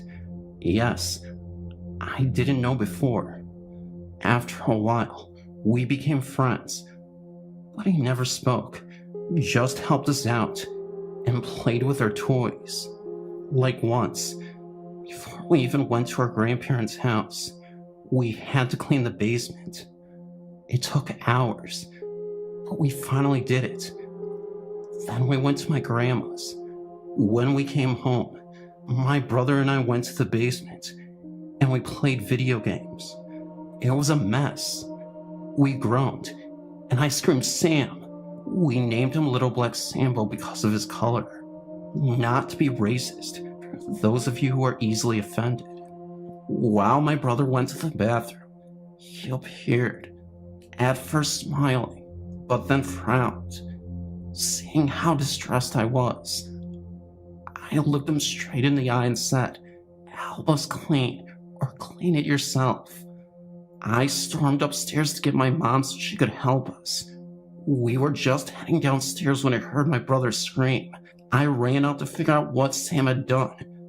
When I got in there, I saw my brother shaking, his eyes fully open, looking to and fro.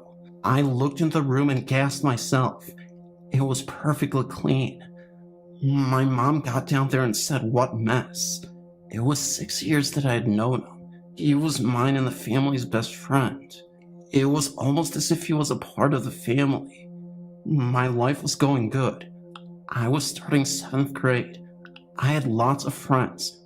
What more could I ask for? I've decided that we were moving. I'll never forget that day. The day my mom decided to move. She had wanted to move before, but never actually did. We've even had a for sale sign in our front yard before, but it was taken down only a few days after because my mom didn't want to leave the home she raised her children in. Now she was serious. The sign went up almost immediately, and she started looking at houses. At first, I thought it was cool. I mean, the house we were in was good, but we didn't live in the best neighborhood in the world, which was exactly why my mom wanted to move. It was a long time before someone decided to buy our house for $200,000 in cash. We moved out in a week. My father took his offer, and we started packing immediately. I was so sad to leave this home. I had so many memories there, but I had to move on. While I was packing my things, Sam appeared beside my bed, but he wasn't smiling this time. He was frowning. Then he vanished. I was more sad that week than I ever was, or will be. I had known Sam for 6 years. 6 years. It was like leaving a little brother to me. That entire week, I begged him to go with us. Obviously, he didn't go. The day we left was the worst day ever. It's ironic, because it was the day after Easter. As I was heading out of what was now our empty house, my brother and I ran to the toy room where Sam was. It was like he wasn't even there in the first place. Sam was completely gone. Vanished out of thin air. It was the most bizarre thing ever. When we moved into our new house, the house that I'm in now, there was only one ghost. A mischievous poltergeist that is so annoying. He once turned on our TV and cranked the volume up to the max while we were all asleep. It scared the crap out of my mom, but he thought it was hilarious.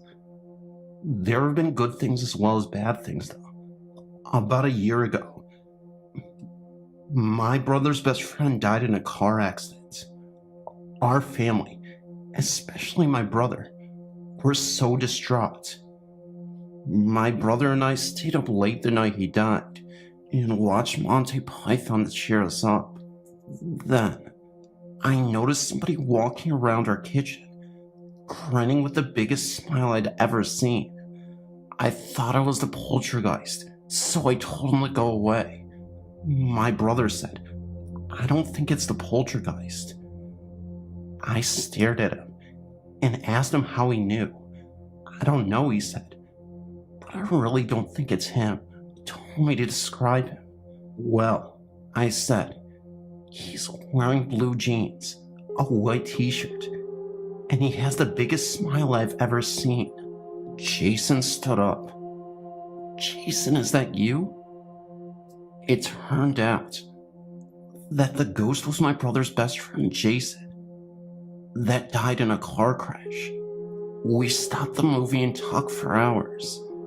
Jason had to talk through me, though. Apparently, the only way a ghost can communicate to living people is through someone else. Anyway, presently, I talked to a ghost that came in about a month ago. Her name is Amelie, and her brother Jacob. Jason visits now and then, but I really don't see him as much as I used to. Well, that's my life. Helping out ghosts. Kinda weird, huh? But it all started out with a little ghost named Sam. This is for you, buddy. My name is Samantha, and I'm 18 years old. I have had a lot of unusual and scary things happen to my family and I, but I won't get into all of that. But what I will tell you is one story about something I had the unfortunate chance of meeting. This is my story. My family and I are gypsies, since we constantly move around and hardly stay in the same place. Mostly because of my dad, God rest his soul, wanted us to see the world. We lived in 17 different towns and cities altogether, but we sort of gave up on that since he died 7 years ago, and we moved a couple years later to Timmins, Ontario, which is located in northern Canada, which is only an hour and a half away from where we used to live. Anyway, I didn't get the greatest feeling from our 2-bedroom upstairs apartment. Not only was it on a bad street, but I felt something not good there, right away. Odd things happened, such as the rocking chair moment. There was this creepy old rocking chair from the 1970s already there, and it was put away in the inside porch with most of our belongings. I had an unnerving feeling, and I went to go see it. Right there from the doorway, it was rocking crookedly, which made it look even creepier. Then it stopped so suddenly, like it knew that I was watching. Then there's the attic. I always hear something walking around up there, and a loud thump, like it was jumping up and down. It was very cold up there, and I always avoided it. My mom even put a lock on the attic door, just in case. That was what she said. I didn't even know what that meant. I remember one night I was home alone waiting for my mom and sister to come home. I did not feel safe, even with all the lights on. I couldn't even sleep until they were home. I was in my room waiting on my bed. Then I heard the door open and someone walking around. I thought it was Mom, so I went to go look, and she wasn't there. The door was open, and I was alone. I used to wake up with scratches all over my body, some of them so deep, and I would be puzzled as to how they got there. I didn't even have a pet. Then there's the one night when I woke up in the middle of the night, feeling scared, and it was cold in my room, which was weird since I didn't have a window and I wasn't cold. It was just a room. I felt someone standing beside my bed looking down at me. My bed was practically floor level. I turned the other way and tried going back to bed. But that's when I felt someone's hot breath in my ear, and I heard it rasp. It was a man. I knew this. My heart stopped and I froze. I was scared. I couldn't sleep since. I knew it was a man. I had a dream of him. He was a Caucasian, weightly and tall guy, and he often tried to follow me in my dreams. He was angry and abusive, but he couldn't touch me once I got away from the apartment. I told my sister, and she also knew. We moved out of there the next summer, and we went back to Cochrane, and we stayed here ever since.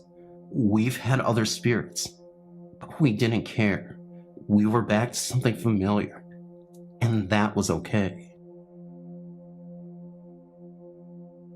I lived in a town in my hometown of Glendale, Arizona. It was on 59th Avenue in Peoria, less than a mile from 3 cemeteries and a dilapidated old barn house. Lots of creepy surroundings. My experiences aren't that riveting. The place was infested with cockroaches, and they never went away, no matter what we did. We did so many things as far as fogging. We let 30 geckos loose to eat them all. We put out roach traps. I've just heard about bugs in haunted places, flies and stuff, but it could have nothing to do with it. But also, there was 1.5 bathrooms in the place. The upstairs had 1 shower, and the downstairs just had a toilet and a sink. Well, one time I was in the bathroom, which is right beneath the stairs. As I was sitting on the toilet, I heard feet running up the stairs, like thunder, like someone was really hurrying to get up there. Then I came out of the bathroom and saw my boyfriend, and my roommate and I said, "Who ran upstairs all crazy?" And they said neither of them. I said, "Are you sure?" And they said, "Yeah, we've been sitting here the whole time." I asked if one of the 3 cats ran upstairs. The 2 girl cats are too small to have made that kind of noise, but our male cat was almost 20 pounds, so it was a possibility.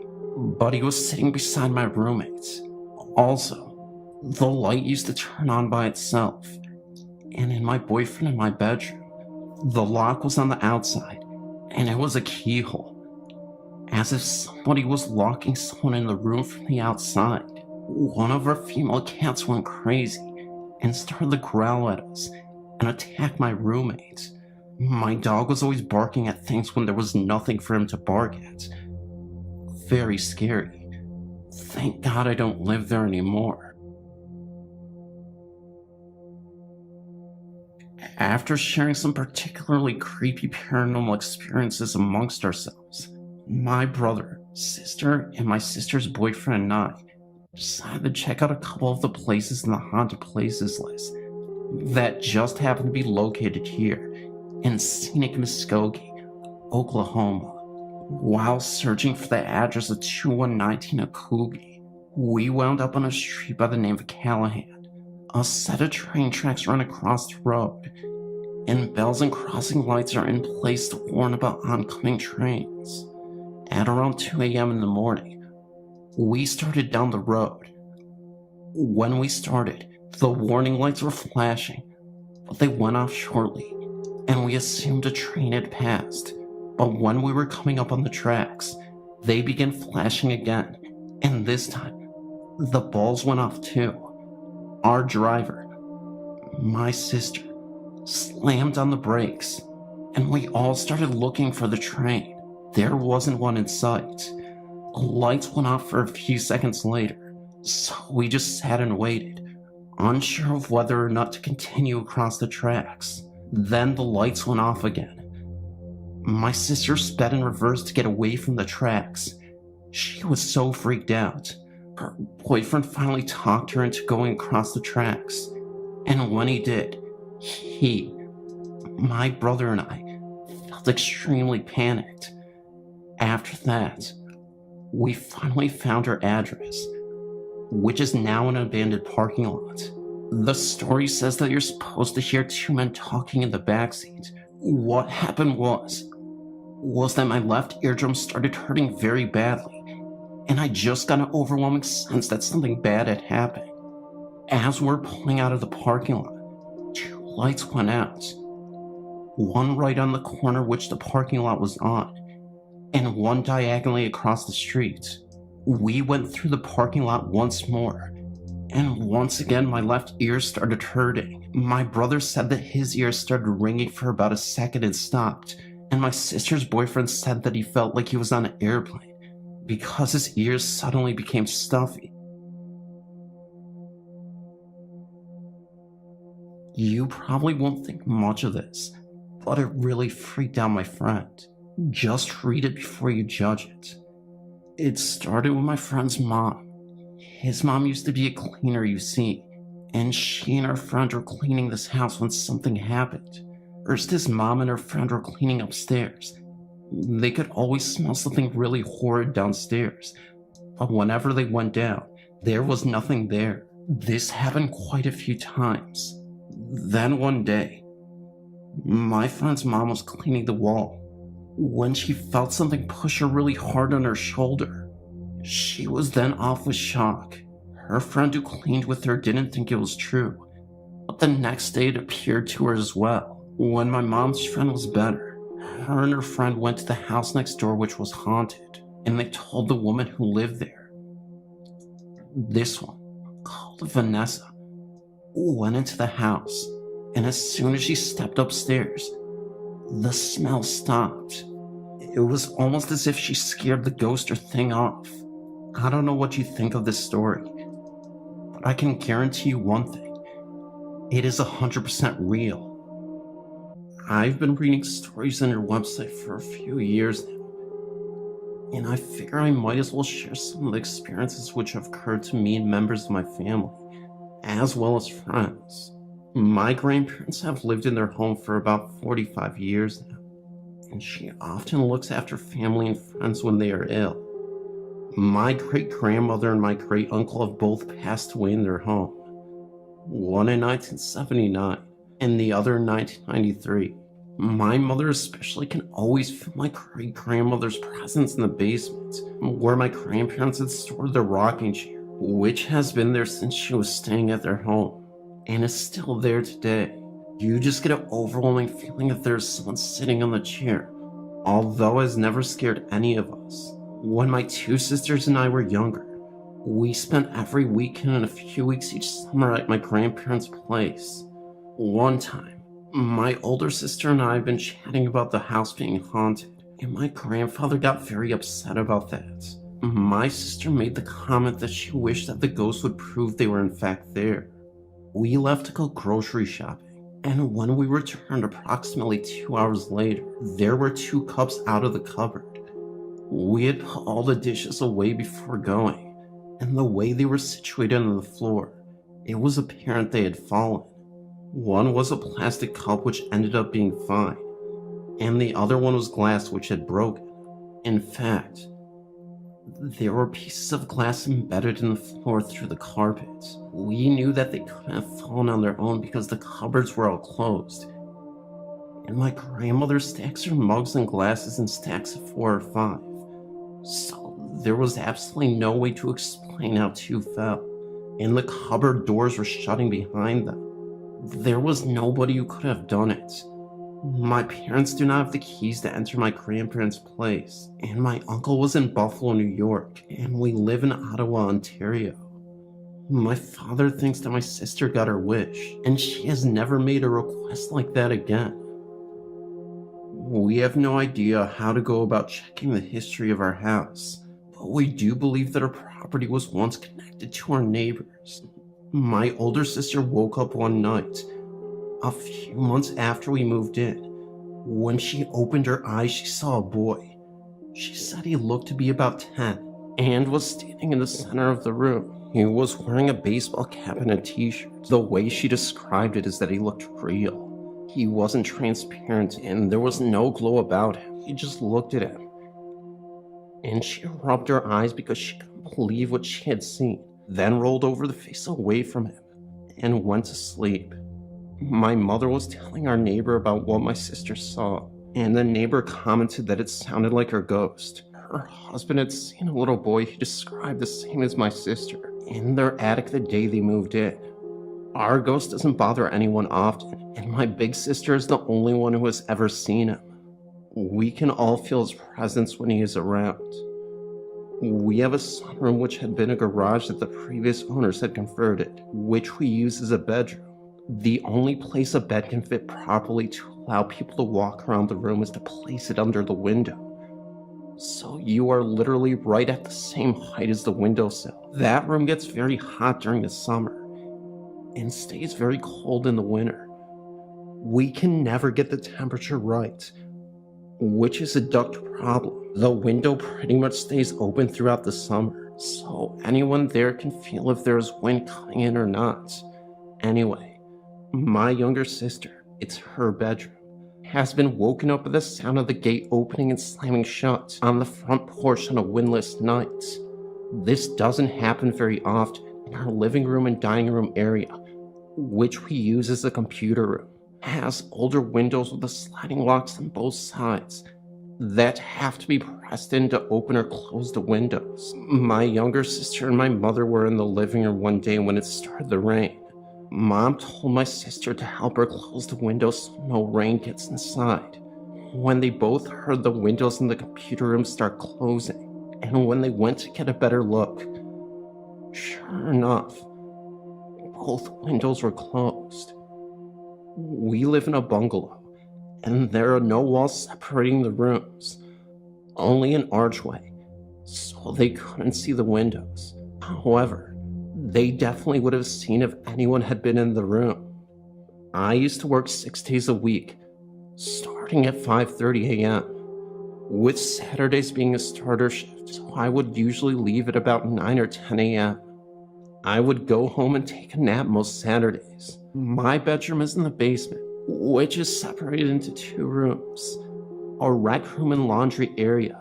Then walking in through those rooms and turning right to go into the very back of the basement is my bedroom. I got home one Saturday and went to lie down. My mom was also lying down in her room, and her room is at the top of the basement staircase. We were the only 2 home. She heard the front door open and footsteps walking around. She figured it was my father or one of my sisters. Whoever came in decided to come down into the basement, open my bedroom door, lie down behind me, and squeeze me. I was so confused, not in any way paralyzed or afraid. I was too tired to open my eyes and see if anyone was there, but I remember being squeezed pretty tightly. Then the squeezer got up, left my room, and both my mother and I heard the footsteps going up the stairs, then out the front door. I had to use the washroom, so I got up and ended up meeting my mom at the top of the stairs. I scared her because she thought she heard a bag rustling as the footsteps had come upstairs, and she thought it was me leaving the house. We looked outside, and our car was the only one in our driveway.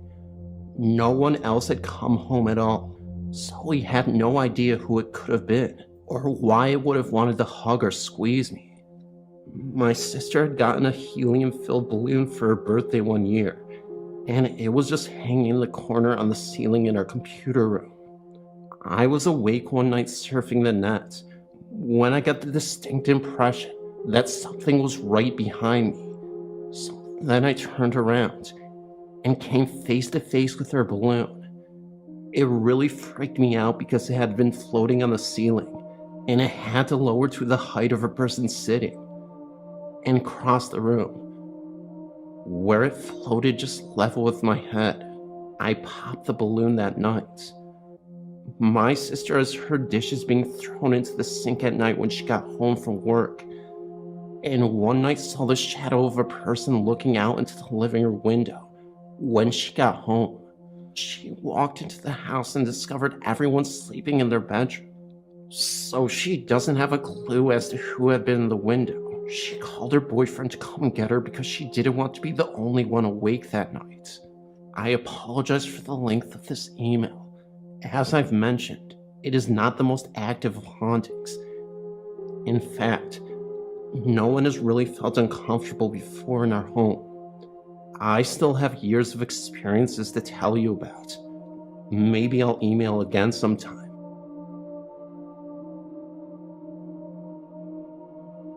In 1989, I lived as a single mom in a 2-story townhome. This was in Brea, Kentucky. My bedroom was upstairs and had one window overlooking my front door and the parking lot. David, my next door neighbor who shared his porch with me, One small cement porch with one step up, leading to his door into mine. He was number 7, and I was number 8. One time early between 2 and 3 o'clock, I had just startled myself awake after a disturbing dream. I'd just finished writing it all down in a dream journal and had turned off my bedside lamp. I lay there in darkness with my bedroom window as a nightlight. A bit of streetlight shone through the slightly elevated shade, and if a car happened to go by, I'd see a quick flash of headlights roam through my bedroom walls. The roads were mostly empty, and it was all stillness outside. My window was partly open, and I remember the sound of wind and an occasional instinct amidst all the quiet. It was summer, or maybe the end of summer, and the fresh air smelled like honeysuckle. As I lay there trying to fall back asleep, I suddenly hear the low growl of a car engine in the parking lot below. It idled for a few minutes, and then turned off. There was silence. Next, the click of a door handle, then the sound of a door creaking open and slamming shut. I heard shoes hitting the pavement. They had loud, distinct heels on them, pacing each step like I would imagine a sharply dressed woman would do. Clop, clop, coming closer to David and my porch. They made a distinct noise, which echoed in the night air. They walked just below my window. I wondered if the person would knock on David's door, or mine. There was a pregnant pause as I listened for the knock. I guessed the knock would be on David's door, as he was a big late-night partier and had frequently night friends. The knock came, but on my door. I heard it loud and bellowing through my open window from right below it, and simultaneously, it echoed through my apartment. 5 knocks on my front door, sharp and determined. I immediately leaped out of bed and was at the window for a few seconds later. I yelled down to the visitor, "I'll be right there." I had several friends or family it could be, despite this odd hour, so I wasn't concerned. I turned from the window and bounded down my stairs in the dark and sprung open my front door. I opened it part way, and then all the way. Only darkness. Just an empty porch. There was no car in the parking lot, as far as my eyes could see. Wind howled through the trees. It just shrieked past my door and blew branches across the pavement. I shuddered. Not from cold, but from the lightning bolt of the creepy chills that were traveling like ice down my spinal cord. I shut the door again and then locked it. Then I stood there for a minute or two and checked the lock again. Slowly I moved again, back up the stairs again, taking each step backward, keeping watch on my front door. Then stood there for a minute or two and checked the lock again. I moved slowly back up the stairs again, taking each step up backward, keeping my watch on my front door.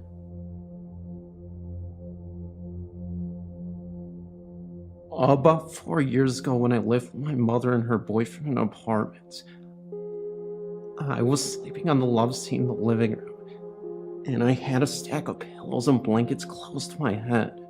It was about 12 a.m., and suddenly the pillows and blankets fell over. I shrugged it off. There were a lot of pillows and blankets, and the pile was a bit lopsided. That was, until I got up in the morning.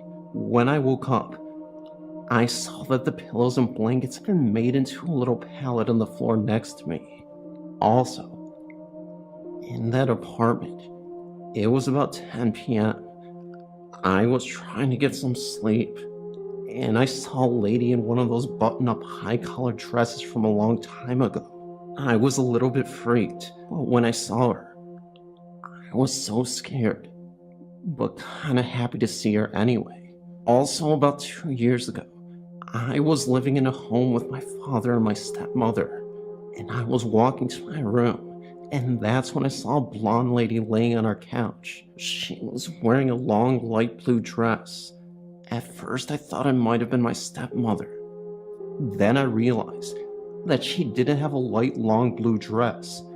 That was when I looked back, and the lady wasn't there anymore, and my stepmother was all the way at the other end of the house on the computer. This time it happened to my father. He was sitting in his chair watching television, and for some reason he looked behind him and saw this little old lady with her hands in her hips, giving him a disapproving look. I'd also see things disappear and turn up in weird places. At first I thought I'd done it. I'm always leaving stuff in odd places, like my shoes in the bathroom behind the towels. But then I realized even I didn't leave things in that weirdo places. Once I lost my house keys, I knew I'd left them on my bed, and I was getting ready for bed, and I was getting all the crap off my bed. I realized that my keys weren't there. I looked for them for days, but I never even found them. That is until about 6 months later. We were moving out of the house. My dad was moving the big desk out of my room, and there were my keys. There is no way that I could have kicked them under the desk by accident. It had this weird decoration on the front. The only way that it could have gotten there was from the back, and that was also impossible. My desk was too close to the wall for that. This also happened to my father a few months ago. It was really late at night, or really early in the morning. I don't know, but my father woke up, and then he saw his father standing in his room. He called my aunt, and she told him what happened. This happened about 5 months ago to me. I was sitting in the church during the prayer. I don't know why, but I looked up, and I saw my best friend's dad standing right there, which I knew to be impossible, because he had been dead for about 2 years before the occurrence. This happened about 4 months ago. I was really late. I mean really late. I was having trouble trying to sleep, and I was looking at my window, or rather glaring.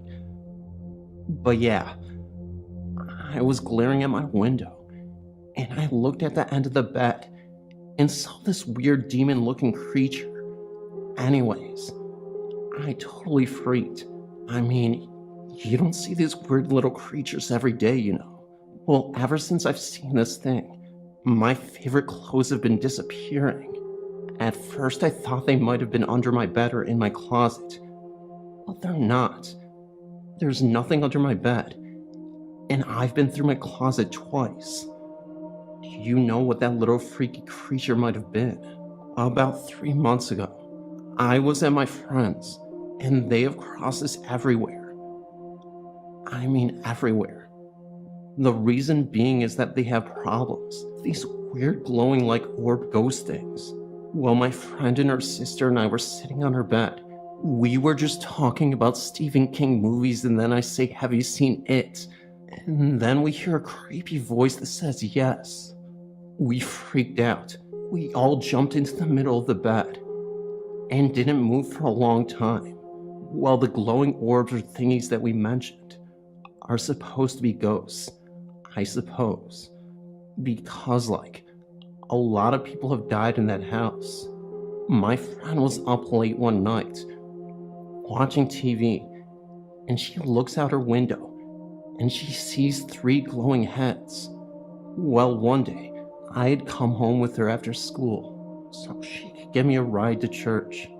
I put my backpack in the middle of her bed, and sat on the floor. That way I could watch some televisions before we could go.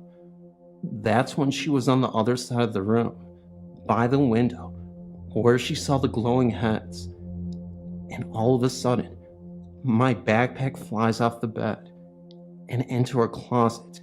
It was more like it moved a little bit, and suddenly it was in her closet. It's kind of hard to explain. About a year ago, I was in my friend's grandmother's bathroom. My friend had to shave her legs, and that's when I see this old dog lying on the floor. And that's when I asked, "Did you have a dog that died?" And she was like, "Yeah." "How'd you know?" Then that's when I said, "'Cause it's lying there right on the floor underneath the sink." turns out that they have several portals, so to speak, in her house. And then there's a ghost and a Ouija board. We don't mess with that.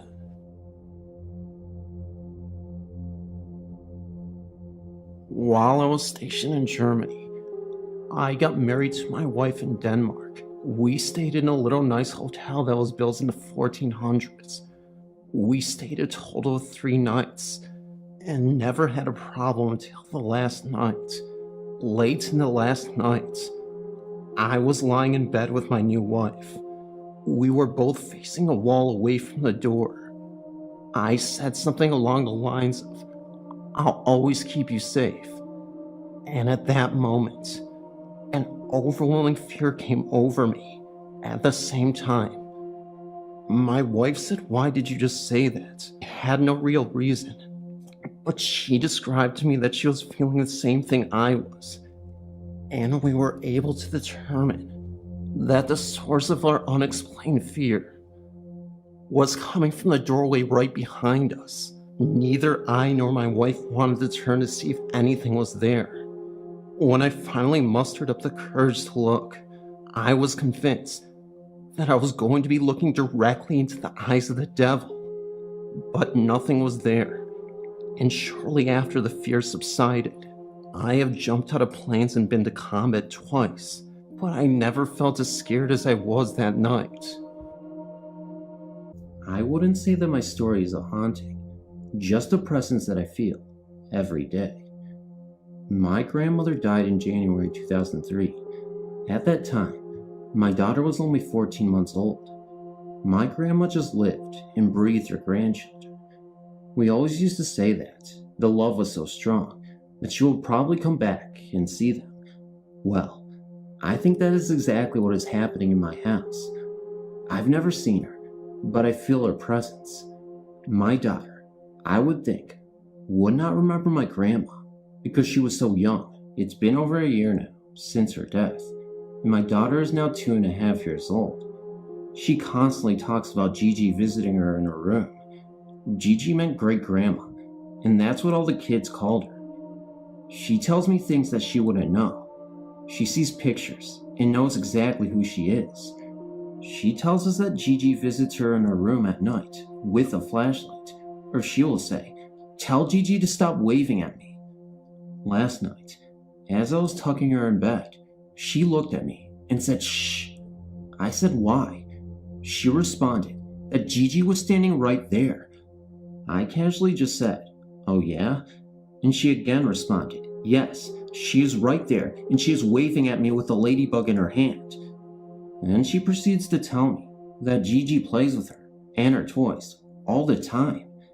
After she said that, she looked over to the area where she said Gigi was and smiled and laughed. I said to her, "What are you laughing at?" Her response was, "Gigi. She told me that I have to start using the potty." Jamie is still potty training. Another time, we were driving in our car on our way home from shopping. It just so happened to be my grandmother's birthday that day, but it was not mentioned at all. It was just in our minds that today was her birthday. My daughter said to me, "You know what today is, Mommy?" I said, "No." "What?" She said, "Today's Gigi's birthday." I was shocked. I asked her how she knew about that, and her response was, "Gigi told me herself. She's sitting right next to me, almost as a matter of fact sort of way." Different things like this happened since she died. I don't feel that she is haunting us. I just feel that she loved my daughter so much that she likes to see her. Do you think that is the case, or am I going crazy? When I was 10, both my grandparents died. Before them, my aunt and uncle died also. They lived with us. Both nights after we found out, my sister and I both woke up in the middle of the night to feel our bed shaking violently while everything else in the house was still. Then, after coming home from each funeral, the door to the bedroom was seen opening and shutting. About 7 weeks after the door, lights went on and off in our basement when no one had been down there. When walking into our rooms, One of my sisters, brothers, or my belongings would fall off of a shelf. My cat was seen chasing a string, hanging in midair, as if my aunt was playing with her. Creepy feelings of being watched while watching TV in my living room were also felt.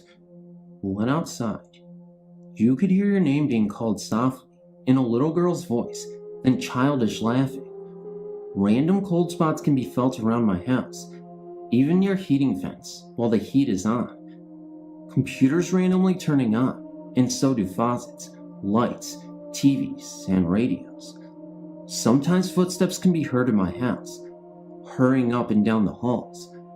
Once I even heard childish crying, like the little girl ghost who calls your name and laughs. I know this story is a little shorter than most, but I appreciate you listening. Does anybody know what's going on exactly? I'm pretty sure it's my grandparents, but who knows?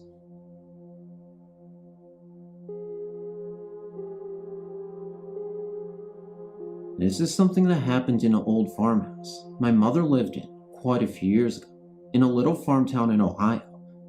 When she and my younger siblings moved in, they would call and tell us things that were happening around the house. The first thing was the lights either coming on or going off. I told her to tell her landlord because it was faulty wiring. However, when my daughter went to spend a week with them, they were sitting watching TV and the light was turned off. My sister had to actually get up and turn it back on. So, we knew things were really going on. My mother told me about hearing cars pull up the lane, but when she would get up to look, nothing would be there. This went on for a while, and then she called and told me that one night, when she heard the car, she thought it was my brother coming home, and she just rolled over and went back to sleep. Later, she heard water running in the tub, but it didn't go off. She got up and went to check, thinking my brother turned it on, and went to sleep. When she went in, the tub was almost running over, and my brother had not come home yet. This happened quite often after the first time, so they made sure to check the tub whenever they heard water running. So, we went to pick her daughter up one summer, and I was lying in bed by the window, and everyone else was asleep. I heard a car pull up into the driveway and saw the lights flicker on the window and go off. I raised up to look, but nothing was there, so I had proof of that part of their story. However, after lying back down and trying to go to sleep, all of a sudden, I felt someone or something lay their arm across my waist, just like if it was a spouse, laying there in spoon fashion. I screamed so loud, I woke the whole house. We figured whoever this was, my husband and I were in their bedroom. It scared me really bad at first, knowing no one else was in there.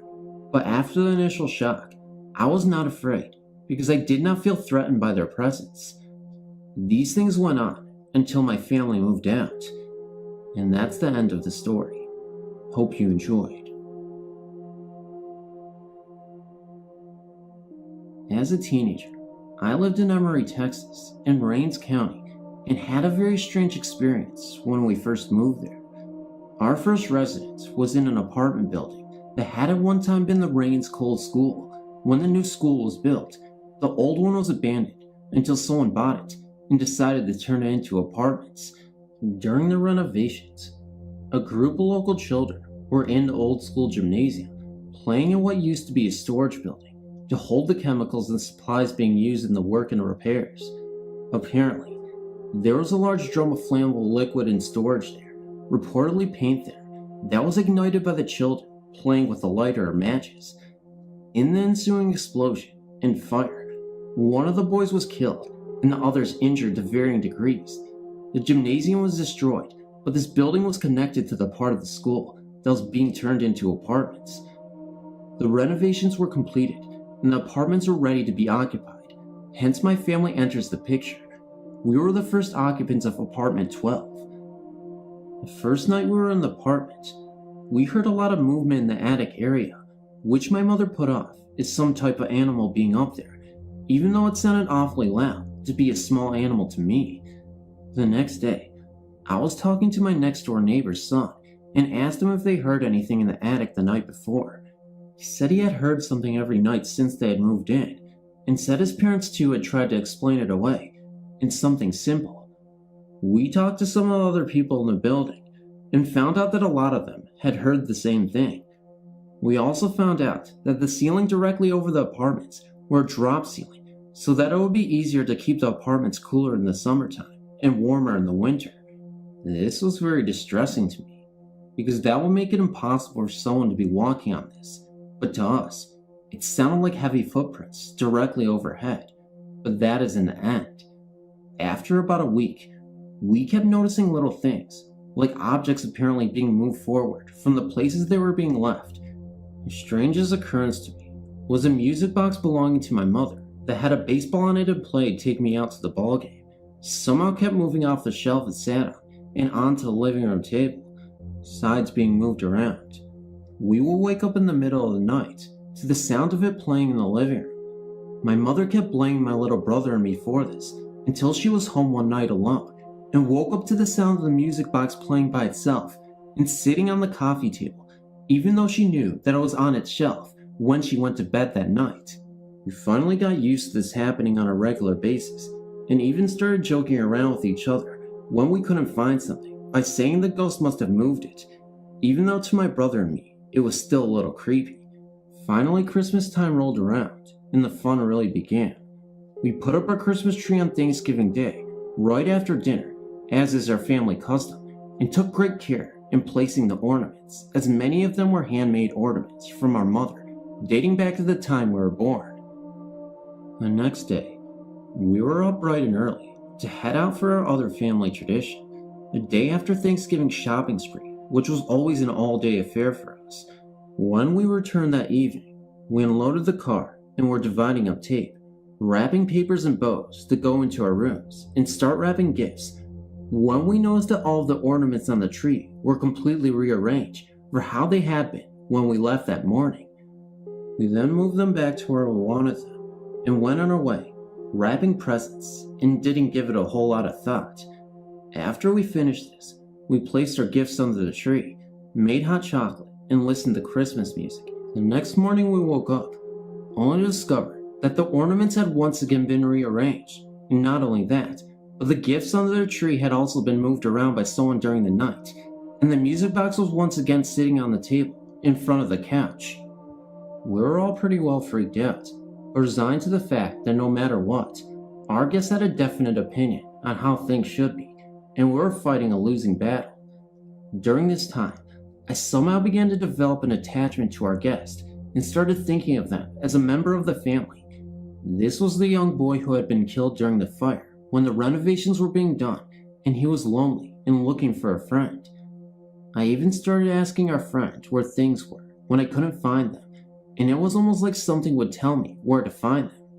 I even began telling our guests goodnight when I would get ready for bed at night. This continued throughout the Christmas season, even though I had learned to accept things. My brother and mother couldn't, and she decided it was time to look for someplace else to live. Shortly before the end of January, my mother announced she had found a house for us, and we will be moving the 1st of February. While we were packing for the move, we kept noticing that the things we were boxing up kept appearing back where they had been, like someone didn't want us to leave, which was very disturbing to me because by now, I felt a real attachment to our guests.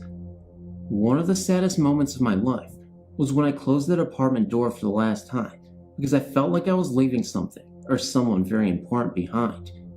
The strangest part was, I could have sworn that I heard a young boy's voice telling me goodbye.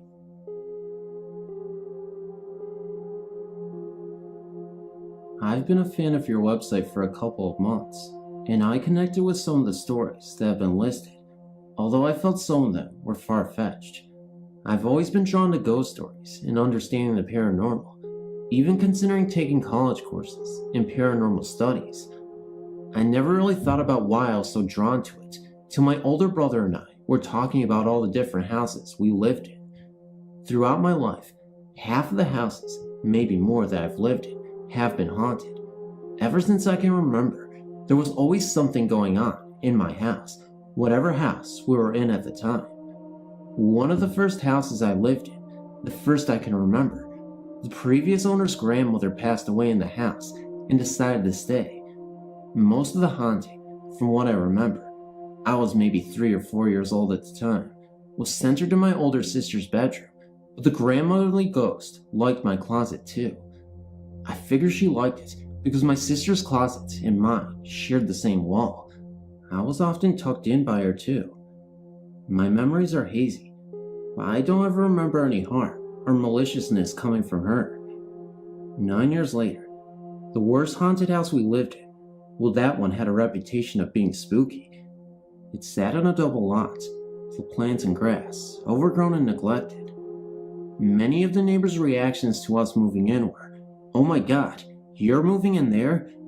No one ever wanted to tell us why they reacted that way, or why they would come up with some lame excuse for the reaction, such as, "We're just surprised, it's been empty for a while." We soon found out why, with good cause. It wasn't a gradual haunting, starting off small. It was as if we were disrupting someone's routine, and we were unwelcome. I still get shivers when I think of that house and living there. The atmosphere was stifling and oppressive.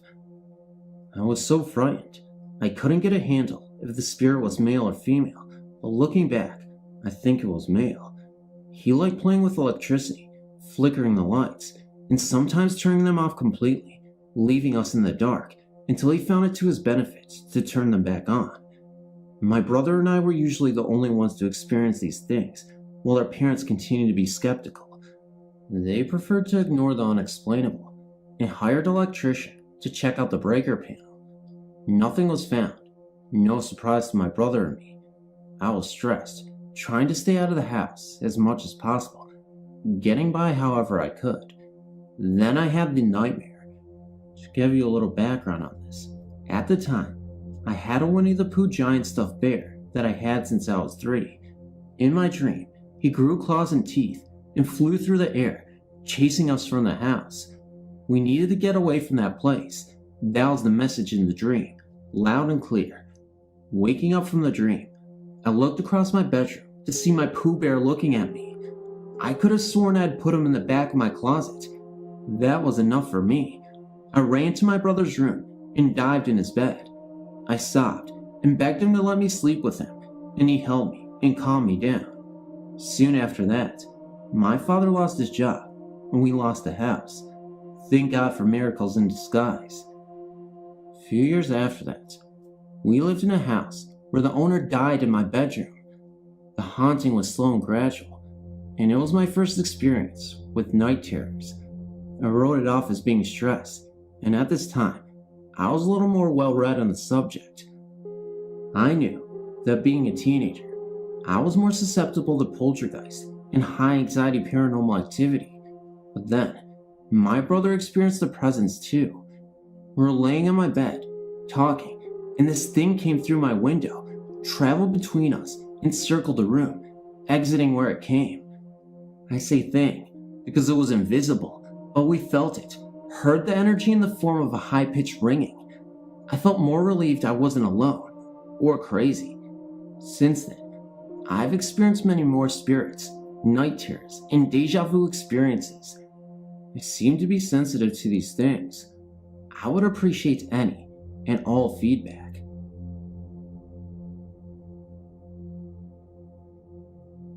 You know, every ship in the Navy has a ghost, or at least that's what they say. I've been in the Navy for 11 years now, and I'm on my 4th ship. I haven't noticed a ghost on all of them, but that doesn't mean they weren't there. I did notice one though, a few times. The ship was the USS Frederick, LST 1184. It's decommissioned now, but when I was there, I met the ship's ghost before anyone even told me there was one. But for the sake of the reader, I'm going to tell you the story about how the ghost came to be first, and then I'll tell you how I met him. All Navy ships have a compartment called a sea chest. This is a void on the bottom deck of the ship that is used for quick ballast. It can suck in water, but force water out by creating either a positive or a negative vacuum in the space. Needless to say, you don't want to be in one when it's operating. Well, This poor soul on the ship went down into one of the sea chests one day during his watch. He didn't have to be in there, but he wanted to take a nap and not get caught. Nobody knew he was in there, and nobody bothered to check, and they engineered lid off the sea chest pumps by creating the vacuum in the space. Within seconds, the poor kid's head imploded as the air got sucked out of his body. Now his ghost haunts the ship. It travels from space to space, mainly in engineering, looking for people that are sleeping on watch. If he finds you sleeping and you're on watch, he'll violently wake you up. This could be anything from making a loud noise to what he did to me. I was sitting in my shop. It was around 2300. That's 11 p.m. for those that don't know 24-hour time. I was technically on watch, but my watch was an on-call watch where they just needed to know where I was in case I was needed. I didn't have to stay up or even stay in my shop, but I was up and in my shop, and I got tired, so I leaned back in my chair facing the door and closed my eyes for a quick power nap. Now, my desk was against the bulkhead wall to the left and was facing the door. The only way into and out of my shop was through a large metal gated door that squeaked and rattled when it moved. Along with that, the only way to get to me was to walk around the right-hand side of the desk, which was at the time a maze of broken equipment that I was working on. I was sleeping for maybe 5 minutes, and I was by no means sound asleep. Out of nowhere, I felt someone punch me on the left-hand side of my chest really hard. I had a bruise there the next day. No, I didn't see him, but I know it was a ghost for a few reasons. 1, there was no way for anyone to get in my shop without me knowing it. 2, no one could have hit me as hard or where I was hit without first coming around my desk, and second, breaking my pen, which I kept in my left chest pocket. The final reason I know it was the ghost, it was because I immediately opened my eyes and saw no one there. The next night was the kicker about that ghost. He never went into the berthings. That's where everyone sleeps. Some say it was because not enough people on the ship believed in him, but I think it was simply because people are allowed to sleep in there. But that night, he went into my berthing. I went in my rack, bed, and I had that feeling that I was being watched. So I woke up, opened the curtain on my rack, and looked out to see who was there and what they wanted. There stood the ghost. I knew it was the ghost because he had no head. He was standing there, facing my rack.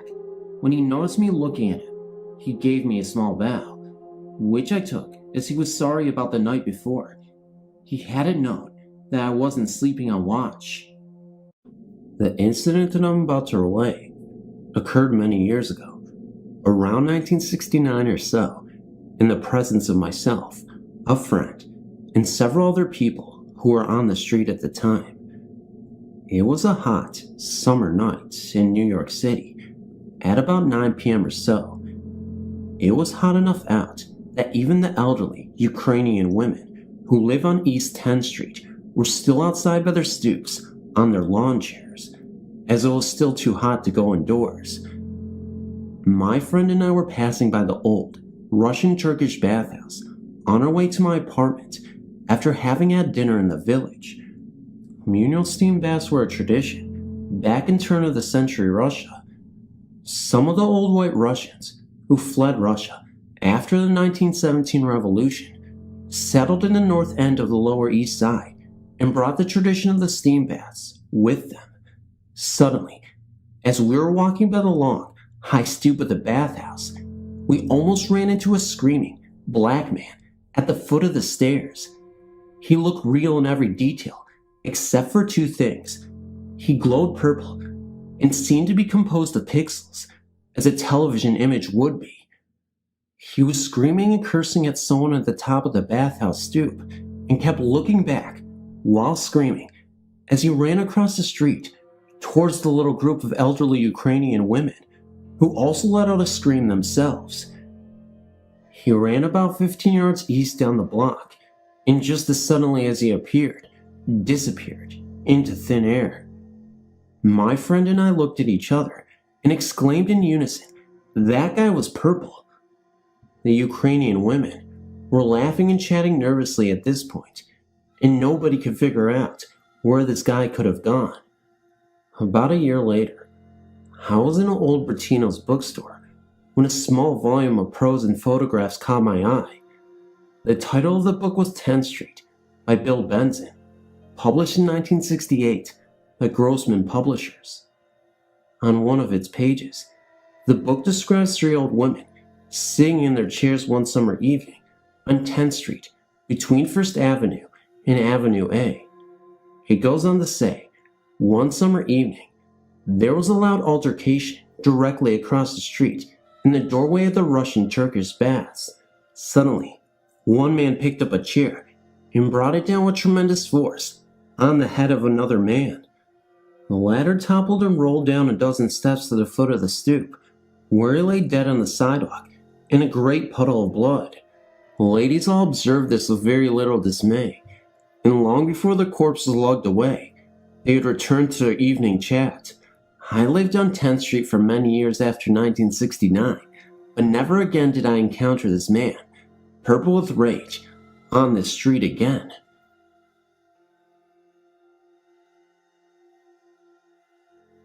A friend of mine who had come from Russia was acting as a caretaker for an older man with a breathing disability who lived alone in a large, two-story building in one of the rundown areas of our city. The building had once been something like a VFW hall, with the first floor being more like a warehouse area, and the second floor being an empty dance hall, complete with stage and bar. There was also a basement, and I believe, possibly an attic. The first floor had been partitioned into rooms by hanging large sheets where no actual walls existed. It was a dark, cavernous place with weird props like mannequins and paraphernalia from the World War II era strewn about. There were twisting stairways and little, hidden passages here and there. It was a classic, spooky place to begin with, but mostly from neglect. I can't remember exactly why we called it Goose Hall, as it had another name, but I think it was because there was a banner hung in front of the building at one time, referring to it as Goose Hall. It was a good name for a strange place. My friend, who I'll call Sergey, had taken the position of caring for this man, who I'll call Edward, as Sergey had little money and didn't mind the weirdness of the place, as it provided him with the room and board. Not many other people would have wanted this job. Not long after Sergey had moved in, he began to notice odd things, like lights being turned on that had previously been off, and pictures and clocks falling off walls by themselves. Since Edward was bedridden, Sergey knew it wasn't him doing it, but he found it annoying and puzzling. Then one night, around 2 a.m., he heard footsteps walking around on the second floor, overhead. He did nothing about it at the time, but told Edward the next day that he thought intruders, kids most likely, had broken into the house and were walking around. "That's the ghost," said Edward. "Don't worry, he won't bother you."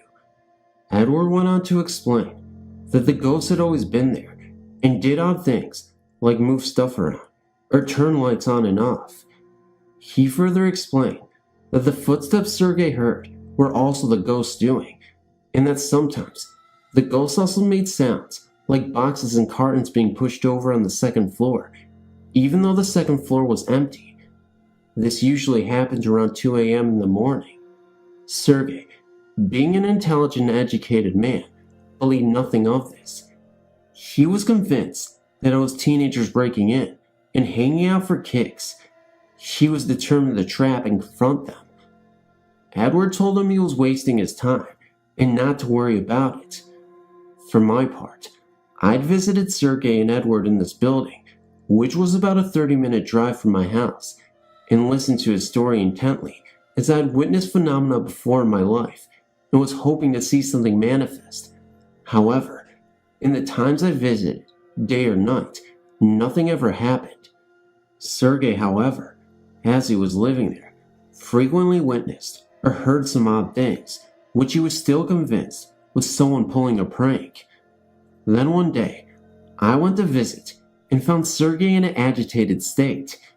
He wanted to tell me about what happened to him a couple of days previously. I was staying up late, he began, quietly listening to some music. About 2 a.m., I heard the footsteps walking overhead, and I grabbed a flashlight and ran to the stairwell, determined to catch the kids who were breaking in. There were no working lights in the second floor. I ran up the steps and onto the dance floor, where I could still hear the footsteps walking, and shone my flashlight in the direction of the sound. I was now directly illuminating the spot where the footsteps were, and I could still hear them, but there was no one there. Then, the footsteps suddenly stopped, turned in direction, and began walking straight towards me. I kept the flashlight on the source of the sound, and followed it as it approached me, but there was no one in the room but me. About 5 to 10 feet from me, the footsteps suddenly halted, while I continued to shine the light. "Were you scared?" I asked. "Yes," he replied, but I tried to think about it rationally, and decided that I wasn't going to be physically hurt, and that I couldn't let my emotions overwhelm me. So I decided the only thing to do was to turn around and to leave, which I did. Sergey said now that he was convinced that Edward was right and there was a ghost in the place, but that he would just ignore it from now on, like Edward did. As he was telling me the story, a chill went up my spine, as I don't think I could have been quite that brave, especially in an eerie place like this. But I still wanted to experience the phenomena for myself, as a story is just a story, until something happens to give you your own proof. It was several months later that I got my wish. I was visiting Sergey one summer evening, and we talked late into the night, and he was playing some new CDs for me he had recently purchased. It was about 2 a.m., and I was standing next to the stereo quietly, listening to the music, when it happened. I would have missed it entirely, except that Sergey got my attention and said, "Listen, there's the ghost." I want to give as thorough an explanation of what I experienced as possible, since it seems to me that there are some oddities as to how this type of phenomena is perceived. First off, the music that was being played was not as loud, as Sergey did not want to disturb Edward, who was in the adjacent room, probably about the level of background music in a department store. Secondly, I was in no way thinking about the ghost, and we hadn't even discussed it previously that evening. What I was hearing was the sound of boxes being pushed over and shoved on the floor above me.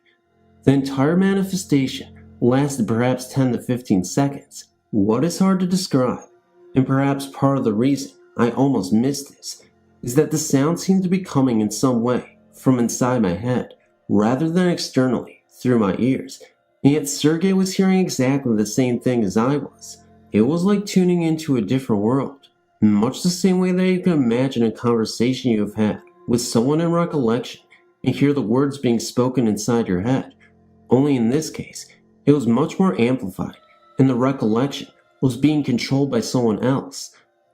The best way I can put it is that the sounds were not located in the physical place where I was standing, but were somehow layered on top of it.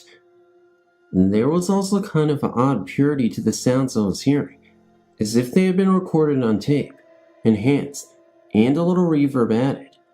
But the sense of these sounds being inside me made the possibility that someone was actually doing that unlikely. I remember asking Sergey if he wanted to grab a flashlight and go upstairs and look. He said no, but that I was welcome to go myself if I wanted.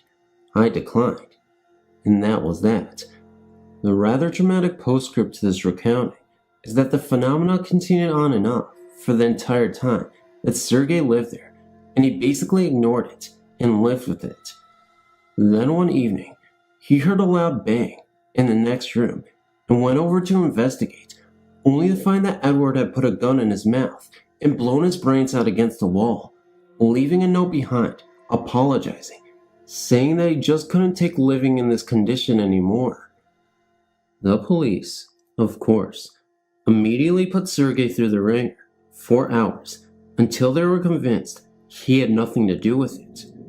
They could see, as he told me later, that he was freaked out and shaken, and Edward's daughter who lived elsewhere and knew that Sergei was taking care of her father, was contacted and apparently didn't feel that Sergei had anything to do with it. She felt that her father indeed had taken his own life, plus the fact that he left notes in his own hand for everybody.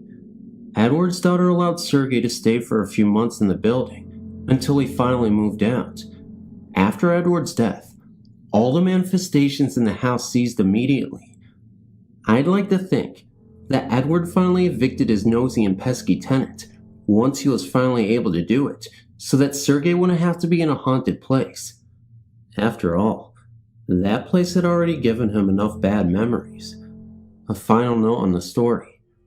I've had a little training in writing, so I've tried to make this retelling here a bit more dynamic than a simple narrative.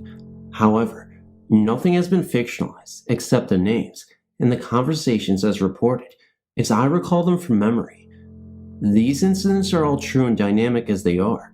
This is the way it happened.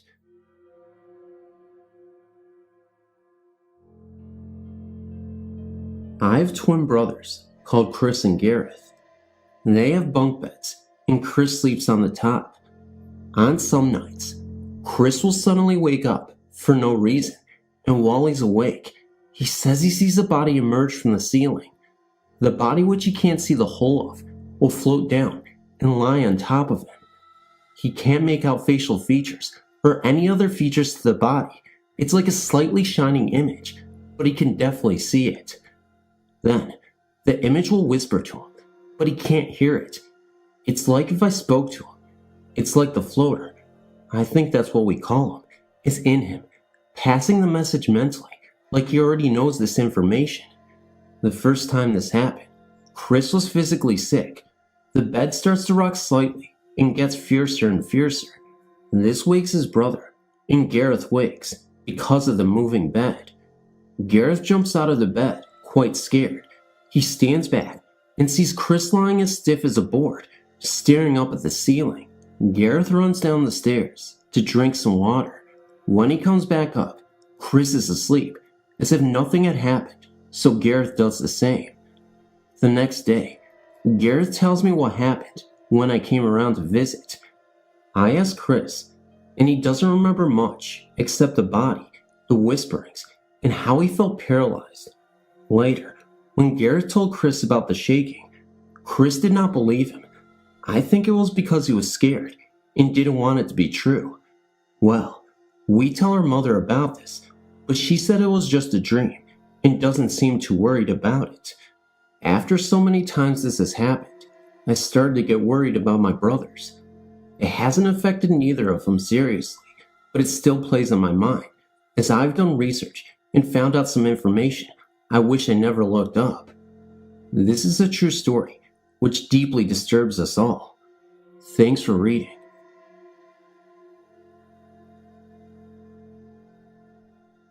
I was camping at Jeffreys Bridge in the Wharton Forest last July 4th with my daughter, son-in-law, and grandson. We got there on Friday afternoon to get a nice spot by the waiting river, and we were right on the riverbank. There were no other campers anywhere close by. Around 9 p.m., a thunderstorm was starting to roll in, and we secured things before the rain came. My grandson, Ryan, and I bedded down to the back of my Suburban, and his parents retired to their tent. Unfortunately, I had to pee really bad, and since the outhouse was quite a distance away, and there was no one around, I thought that I'd just go a reasonable distance away. We were in the woods.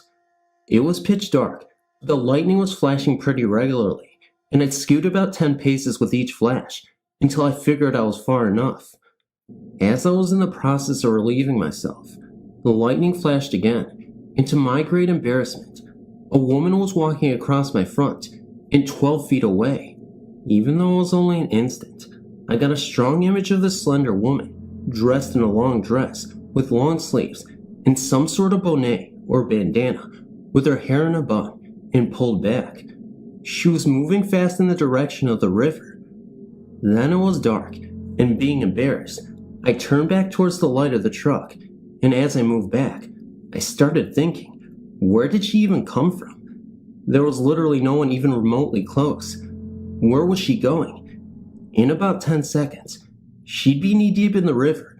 And how the hell was she moving so fast in the dark woods? By the time that I got to the truck, I decided that what I'd seen was not of this world. I locked my doors and fully expected to see a pale face at the window with each flash. I should mention that I am a retired U.S. Marine, Vietnam veteran, and drill instructor. I'm not quick to jump to rash conclusions. I thought I'd share. Thanks. This house that I lived in was built around 1920, and I had no clue what I was about to get myself into.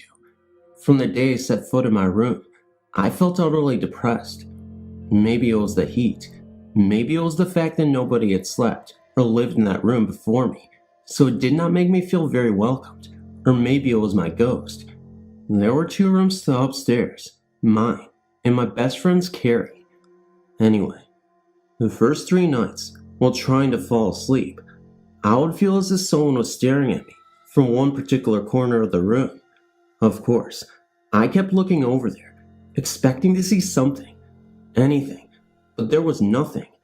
I questioned my boyfriend if he felt something staring at him, and he said he did, but maybe it was from outside. I knew it wasn't. This happened every night. On the 4th day, the house held their first meeting, finally disclosing to the newcomers they thought the house was haunted. Believe it or not, I was very relieved to hear this. After all, I thought I was losing my mind.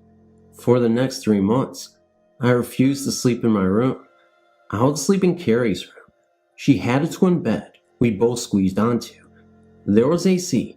It was North Carolina, but I still needed the protection of a blanket. One night, Carrie moved, which sort of woke me up. Then I felt someone playing with my second toe, the one next to the big toe. Someone was flicking my toe. I quickly grabbed the blanket I unintentionally kicked off and sweated out the rest of the night. My mom, who was capable of being a medium, like her mother, told me to sleep in my bed, that she was harmless.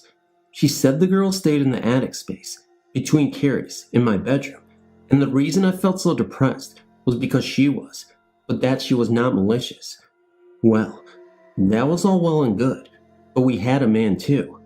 One night, while trying to sleep in my room, with all the lights on and the TV going, after 3 months, I sat on the edge of my bed, gathering my courage to turn everything off and go to bed.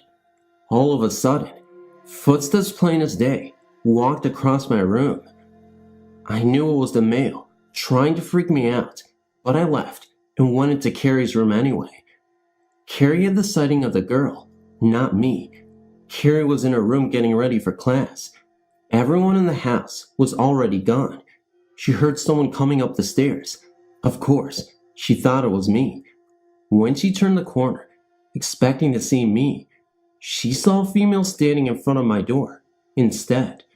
Then she vanished. We had many experiences in the house. People walking around, doors slamming, shadows moving. One of my good male friends saw the man ghost. He was the only one that did. The male was a kidder. He liked to tap you on the shoulder, walk across the rooms, and down the hallways. I even heard him talking to someone one day. I was up in my room, and he was downstairs. No one else was home at the time. I eventually just told him to go away and leave me here, and he did. One day, my other roommate and I decided to research the house's history. We came home and told the other roommates. That night, Carrie had stayed at her boyfriend's house, so I was the only one upstairs, sleeping comfortably in my own bed by then. Thank you. I tried to fall asleep, but heard knocking on the wall. I sat up, thinking it was the cats. The banging stopped. I laid back down. It continued. I then heard a door slam. I got up to get the cats, who only stayed upstairs, and bring them into my room. I searched the whole upstairs, calling out to them, but they were nowhere. I decided to look downstairs. Nowhere. I had one roommate who was very allergic to cats. That is why we kept them upstairs. We kept our door closed, just in case they got out. For some reason, I decided to look in there for them. and they were there. Somehow, the ghost opened the door and shut them in there. I have no idea how. I brought them up to my room, shut them in there, and the knocking stopped. I have many stories while living there, one of which is too freaky, and not many people believe it. Carrie's sister came to visit. We decided we would perform the sort of cleansing to make the ghost girl happy. We walked to the attic door. I placed my hand on the door just to point out where we think the girl hides out, and this energy just shot up my arm and made me just sob. At first it was like I couldn't take my hand off. All I could say was, "She is so sad." Finally, I got my hand off and stopped crying at once. We gathered some candles and things from family members, which held sentimental value to us, and placed them in front of the attic door. Then we sat down, with me in the middle, held hands, and closed our eyes. We concentrated on emitting love and peace. I opened my eyes at one point to see the flames of the candles reaching so high up. Once we completed the cleansing, the flames were back to normal. During this cleansing, Carrie said in her mind she saw a girl lying on a bed, just crying, but we have no idea why.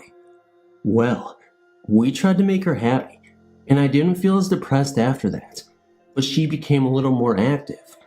I think we made a mistake, and I'll never presume to do that again. I will call in the professionals if I am ever in that situation. So, that is my story. Well, just a couple of them. Thanks for reading. I experienced the much dreaded sleep paralysis. There is, however, one other story worth mentioning. In 1991, I was a 20-year-old Army corporal stationed in Germany. By this time, I was a graduate of French commando school and was in charge of my own cavalry recon squad, a jeep with 2 other guys.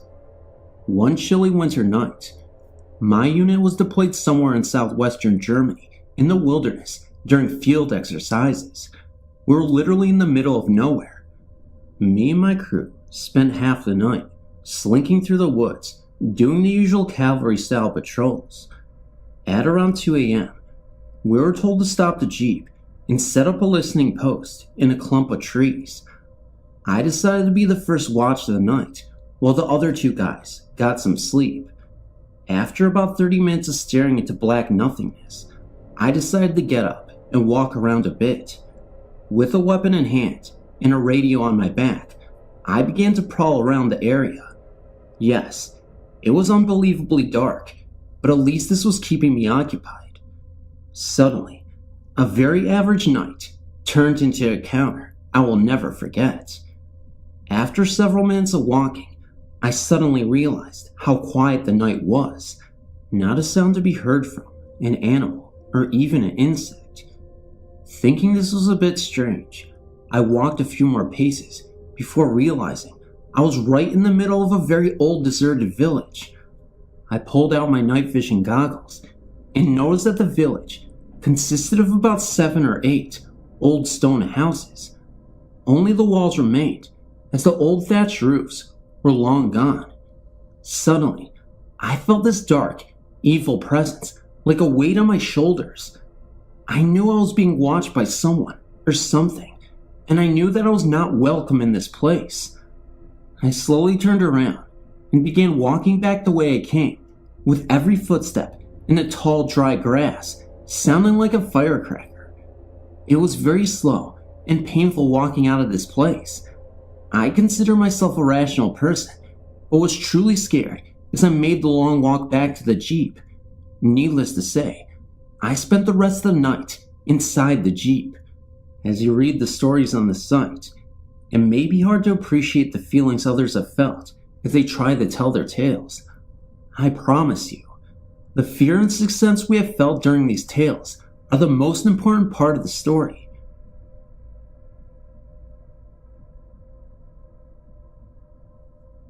Hi, my name's Brooke. I work at an assisted living facility in Pennsylvania. I worked a 11/7 shift, so of course, there are a lot of stories about the place already. But besides that, I was wondering if the experiences I've had, as insignificant as they may seem or be, could be the activities of ghosts, or just my mind. Of course, I'm not the only one that claims to have seen things, but who knows? For instance, I'll just be walking around the building, and I constantly think that I see things, like out of the corner of my eye. It's not a definite thing, it's just a shape. It's either black or white. A lady I work with always sees black when she sees things out of the corner of her eye. As for me, I always see white. The forms are white, that is. Is there a reason she sees black and I see white? And today, for instance, I was walking and I was sure there was someone behind me. When I semi-turned around, out of the corner of my eye, I swore there was a figure for a split second, but it was gone. It scared me to death, actually. That is why I'm writing to you today, because today, that was the closest a form or figure has ever been. No one has ever died in this facility that I work in, but they have died in the hospital. The building has only been open for 4 years, maybe 5. I was just wondering if these could be ghosts, or just my eyes playing tricks on me. A lot of the residents say that they see a woman in white in their room, or sitting on their bed. I don't know how to explain or take that either, but I appreciate your reading. Thanks for listening as well.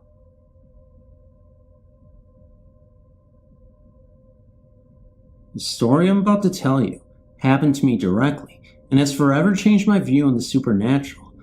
I would like to state for the record that I've always been a skeptical person who never believed in anything that couldn't be proven. Before my experience, I didn't believe in ghosts and had never given the topic a second thought. Since that period of time, it has always been on my mind frequently. This is my story. The event in question occurred several years ago at my grandparents' house. I was 19. I'd been out with my friends and returned home around 2 a.m. I retired to my bedroom on the second floor of the house and got into bed. I'd been lying there for 2 or 3 minutes, reflecting on the events of the evening, when suddenly I heard the muffling screaming of a woman coming from the basement. Almost immediately, the screaming began to slowly ascend the stairs, and within a minute had reached the first floor.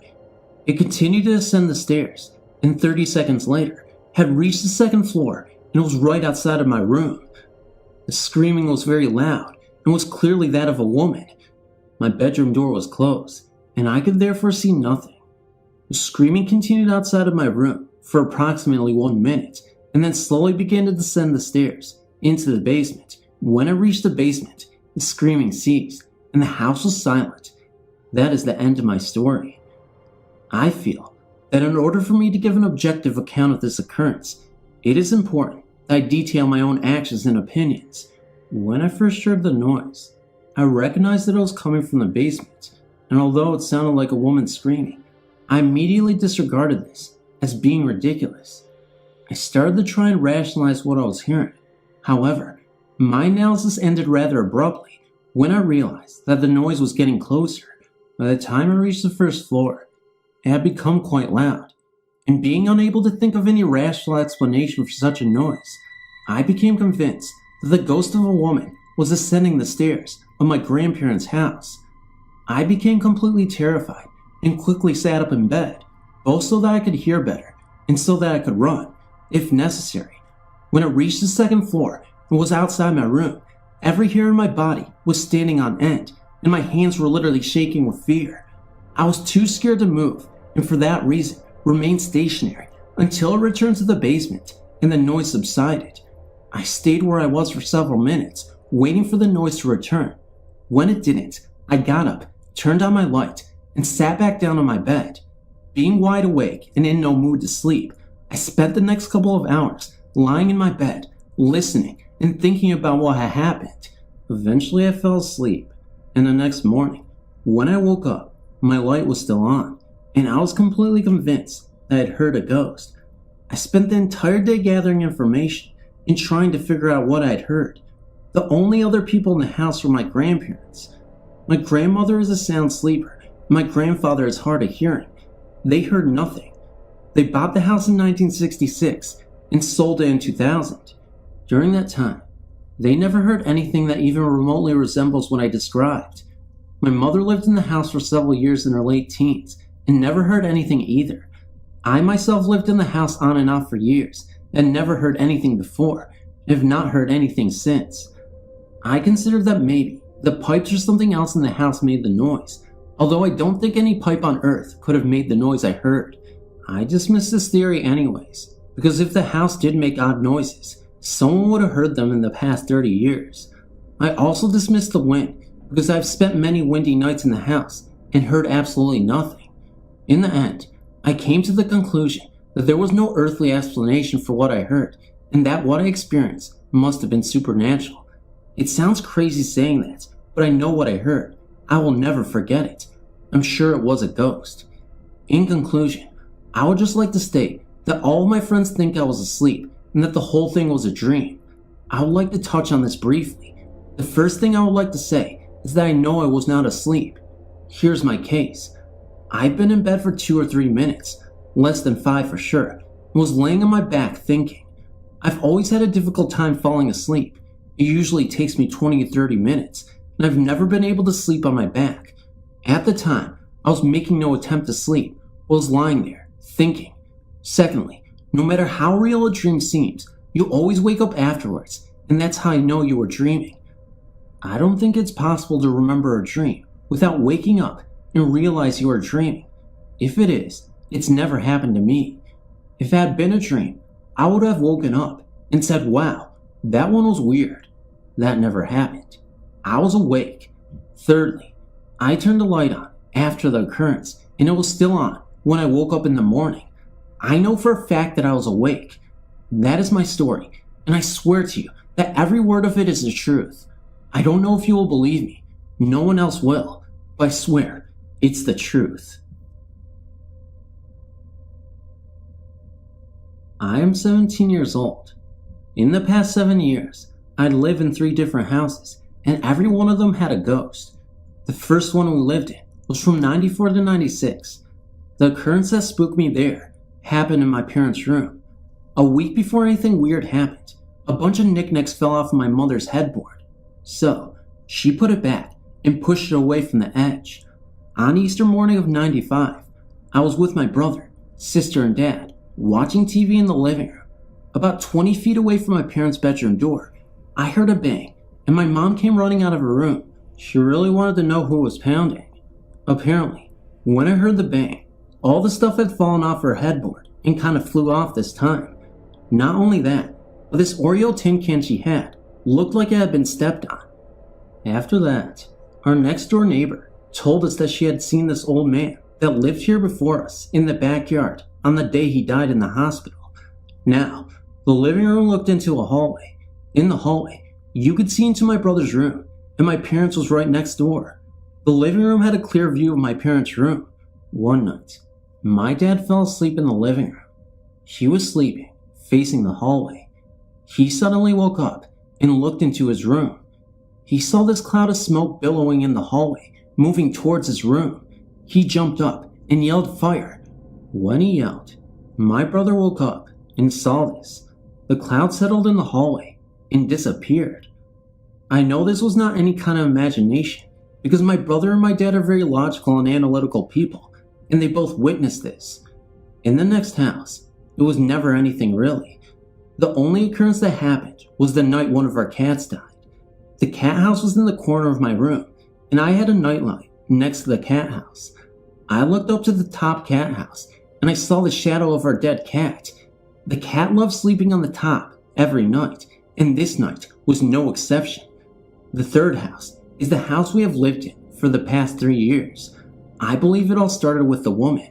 My dad wakes up early in the morning to get ready for work. When this happened, my mom would occasionally fall asleep in the living room. There's a door next to the entryway that leads into the back hallway where all the rooms are. The first room is my brother's, the second is my parents', then you turn, and then comes my sister's room, and lastly, mine. Now, on this morning, my dad woke me up and looked over. He saw the back of a woman and assumed it was my mom. He got up and went out into the living room and saw my mom sleeping on the couch. He went back to his room and no one was there. After that, I had an experience with a man. It was about 4 in the morning and I was suddenly woken up by the feeling of a large man tapping my foot. I looked up, and no one was there.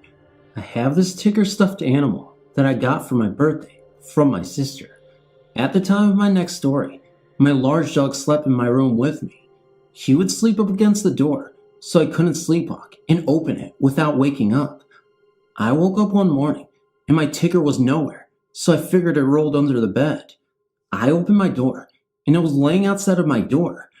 About a year ago, my mom started sleeping out in the living room for health reasons. The wall our couch leans against is connected to my brother's room. We had a family friend staying in there while my brother was in boot camp. One morning, my mom woke up about 7 a.m. She heard a knocking on the wall between the living room and my brother's room. She thought it was just our friend when it moved to the wall behind her computer about 10 feet away. This is an inside wall, and there's no way there could be any knocking. It then moved to the ceiling. She said it sounded like someone knocking. A couple nights later, I heard her banging in my parents' room. Their bathroom is across the hall from my brother's room. My bathroom is across from my sister's room, and the bathtub stalls are back to back. When I heard the banging, it sounded like it was coming from the wall where the shower head is, and they have a lot of shelves over there, so it would be impossible to bang as clearly as I heard. A couple of hours later, I heard shuffling footsteps in the hall coming from the bathroom. On 2 occasions, my dad has seen a streaking white figure that appears to be a cat, but we are not positive. We have also seen shadow people walking in the side yard through our shutters. Not long ago, our next door neighbor told us that the houses in our neighborhood was built on Indian burial ground. We are not sure if this has anything to do with all this. The house we live in now appears to be the most haunted so far.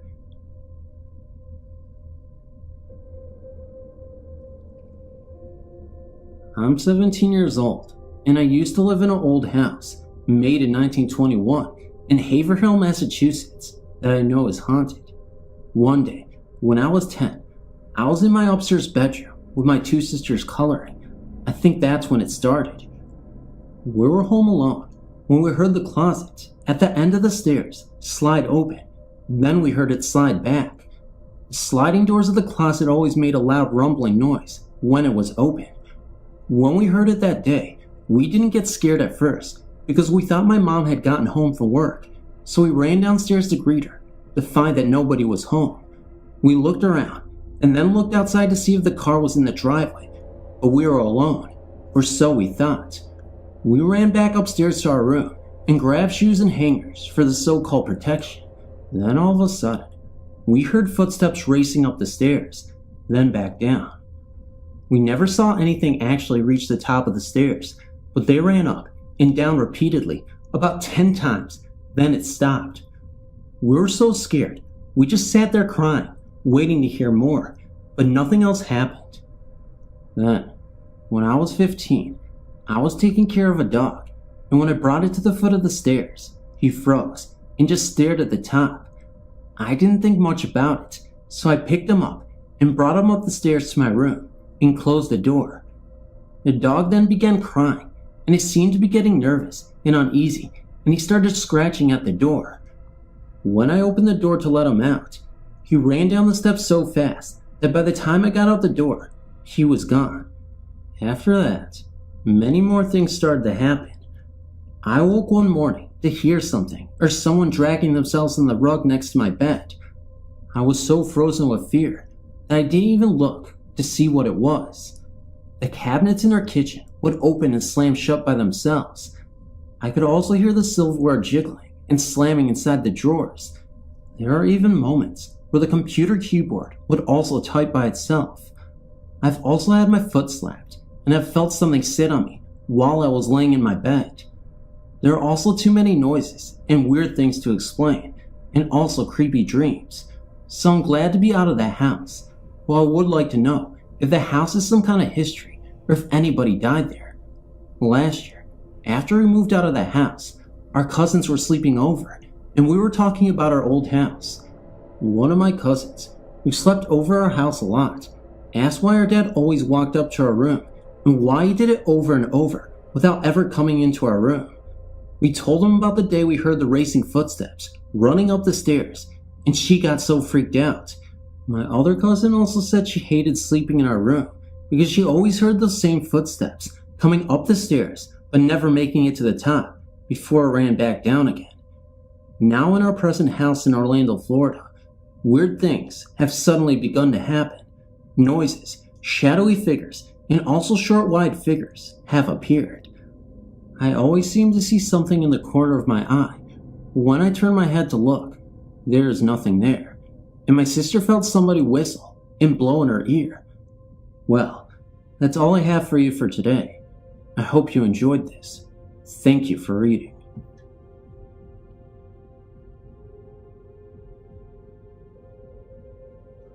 Hello, my name is Nikki, and I'm 14 years old. Unfortunately, I don't remember the details to my story very well, because it happened when I was about 4 or 5 years old.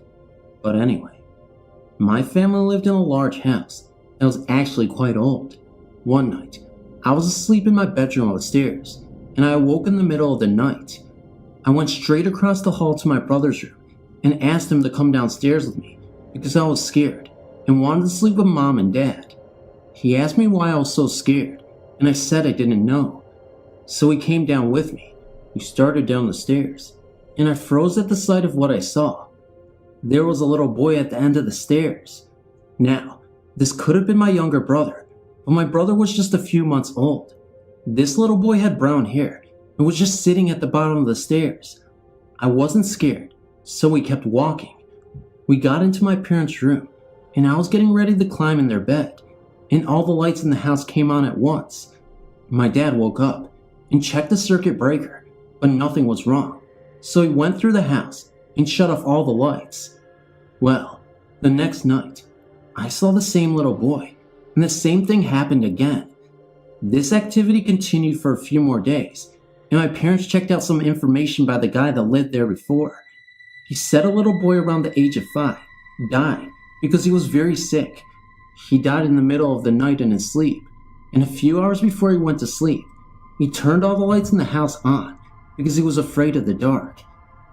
I have never seen anything since, even though I've moved several times. I always somehow sense when there is an unknown presence around them, but I'll always remember that night. I've since been afraid of the dark, though I hate to admit it, but it's not like anyone is going to criticize me for it. And this is a true story.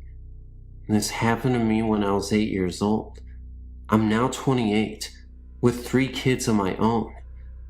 It happened in my hometown of Soak Village, Illinois, which is known to be a place that Indians pass through using South Trail to get to other destinations. At least, that's what the official story is. There are others, like myself, who believe more. We believe that Indians actually settled there, if only for brief periods of time. There's always been talk of bones being found when a pool was dug up or a garden was put in, but most say it's just that. Talk. Not me. I believe it. I also not only believe, but know that the ground the Soak Village is residing on is sour, cursed, beyond anybody's wildest dreams. And I have many stories to support that belief. But for now, I will start with my first story of proof. It was a cold, normal night in the season of autumn, cold enough to keep you inside your house and snuggled under a blanket. I was doing exactly that. An 8-year-old can only do so much during these times, and I chose to do my homework so I could read later. I'd been listening to a Rick Springfield album on 8-track. I was playing it on my 2XL robot toy. This was a toy that you could put 8-track cartridges in that was made by the company to be a sort of trivia game. You'd play the cartridge, and it would ask you questions and tell you jokes. It had 2 big red robot eyes that flashed red when you were correct. It had 3 buttons you could push to answer your questions. 2XL could also play normal, 8-track music, and of course, its red robot eyes flashed in time with the music. So I was doing exactly just that on that cold autumn night, flashing its eyes direct Springfield, and I was quite contented. My bedroom was on the second floor of my house and faced north, along with my bed. I had a window north of me and east of me. Of course, it was dark outside, but it was so warm inside and so very comforting. Every now and again, I'd look up from my homework and just look out into the darkness. No reason. It was just something I did. Well, this was the last time I ever did that again in that house. As I was sitting there, all of a sudden, I felt instantly cold, and every single hair in my body was raised. My blood felt like it had ran cold and decided to just stop pumping through my body. My heart was racing. I was perfectly terrified, and I didn't even know why. Yet, my 2XL was suddenly stuck, and it kept playing the same verse from Rick over and over. Hole in my heart. And its eyes weren't flashing anymore. No, they were just burning bright red, blood red. Then I felt this magnetic pull, like something was pulling me to my right. I turned my right head and looked out the east window and saw something that haunted me for the rest of my life. Sitting just barely outside my window, levitating, was the most horrifying image I'll ever see in my life. A creature about 2 feet tall, but sitting Indian style. His skin was snowy white, and you could see the outlines of his bones because he was that skinny. He wore some sort of white cloth draped sideways on his body. This is why I later named him Gandhi Monster. My young mind thought his skinny body and his white cloth looked like the real Gandhis did. This creature's head was too big for his body. His two horrible, big dark eyes were piercing my soul as he stared at me. He opened his mouth and grinned a grin at me that haunted my dreams for years. His mouth was full of long, snarly, razor-sharp looking teeth, dripping with blood. I don't know how a mouth could fit so many nasty teeth into it, but it did. I watched as the blood dripped from his teeth and slid down his chin and onto his white cloth diaper shorts. He raised his hands and reached for me. The fingernails were at least 4 inches long, gnarled looking, and sharpened to points, also dripping with blood. I wanted to scream. I wanted to run, but I was locked into place by his piercing eyes. I couldn't breathe. I felt as if my brain was being scrambled and my soul was being raped. His grin became larger, and he opened his mouth wider. He kept looking at me, as if he knew me, as if he had been waiting for me. He started to lift his arms, and it looked as if in seconds he would actually be inside my room and not just outside my window. All traces of reason disappeared, and my mind snapped. I still don't know how I did it, but I managed to tear my gaze away and leap off the bed and out my bedroom door, screaming with every inch of my soul, all in like 2 seconds. I could feel him pulling me. I could feel that horrible stare penetrating my back as I screamed down the hallway to my mother. Of course, when her and my father and younger brother came back, it was gone. But they knew I saw something, and they did not try to tell me it was my imagination. They comforted me and taped up all the windows in my room. They actually had to pull down all the shades and seal all sides with duct tape. I couldn't even sleep in that room for almost a year. My brother even remembers coming into the room with my parents afterwards. The Gandhi Monster was a story we didn't often tell, but it always brought fear to speak of it, to us and to others. My parents never spoke of it again either. As I grew up, I tried to face my fear and sleep in that room, but never did I sleep with my back to a window. Never. 18 years later, I moved to Florida with my own little family, and I found peace within myself. But I'll never manage to forget that creature, and I'll never sleep or sit with my back to a window, and I will never forget the one thing I heard it say to me in my mind as I was running out of my bedroom door. Someday, I'm coming back.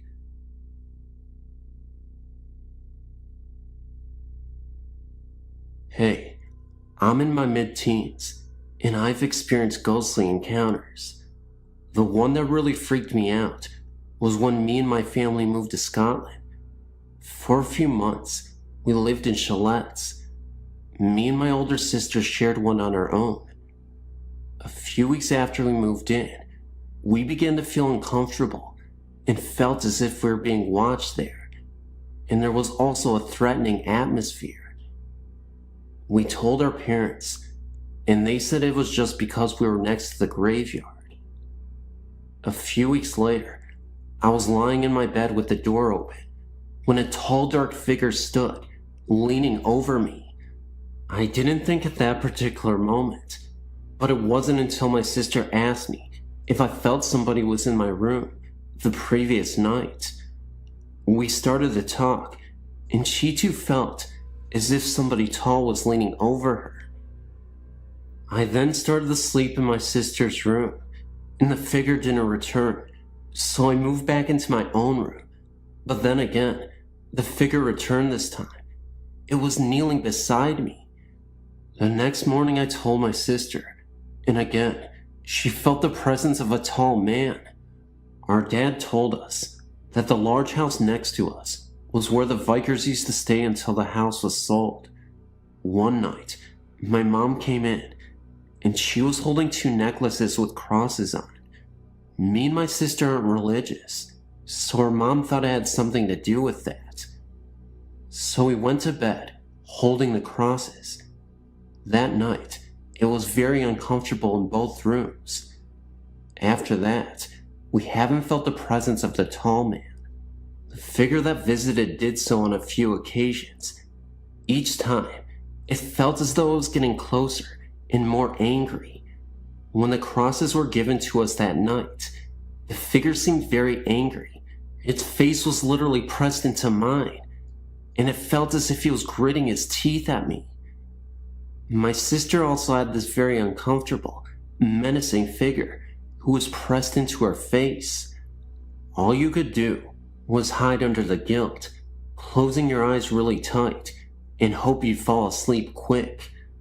Since that last visit, nothing has returned, and we've since moved then, and nothing. We don't even use the crosses anymore. Other things that we didn't think of as being connected at the time now do seem connected, such as the chalet that Mom and Dad were in, although the same, was different in feeling. Because Mom and Dad's chalets always had a comfy feeling, yet ours didn't. Whether it was because there was just me and my sister alone in there, and it was our imaginations or not, we don't know. Although in Mom's and Dad's chalet, there was only one more person over there. From the moment we stepped into the chalet, it was always cold, even with the heaters on. Plus, there was often a bad smell wafting around, a lot like fish, rotten. This was only in my bedroom, possibly me, my sister says.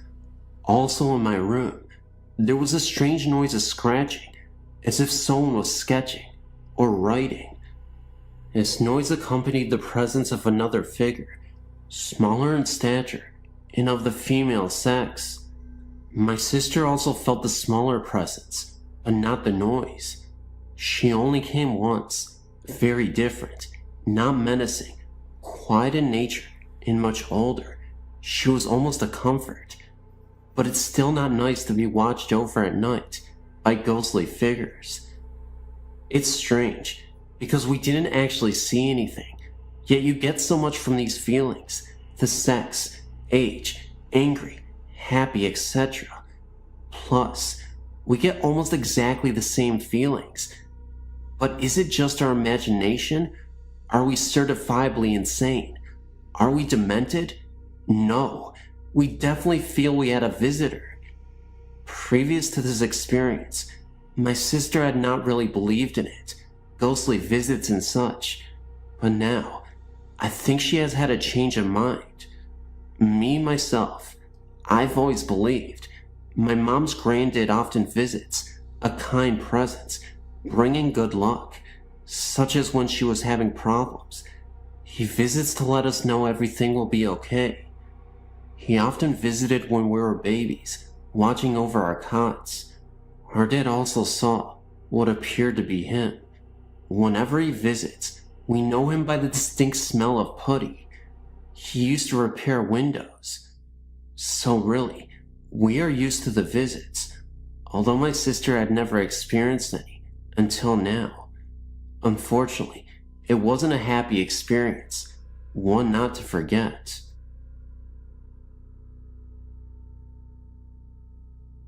Happened to surf onto your website, and I just wanted to let you know that I saw Resurrection Mary in Justice, Illinois, back in October of '92.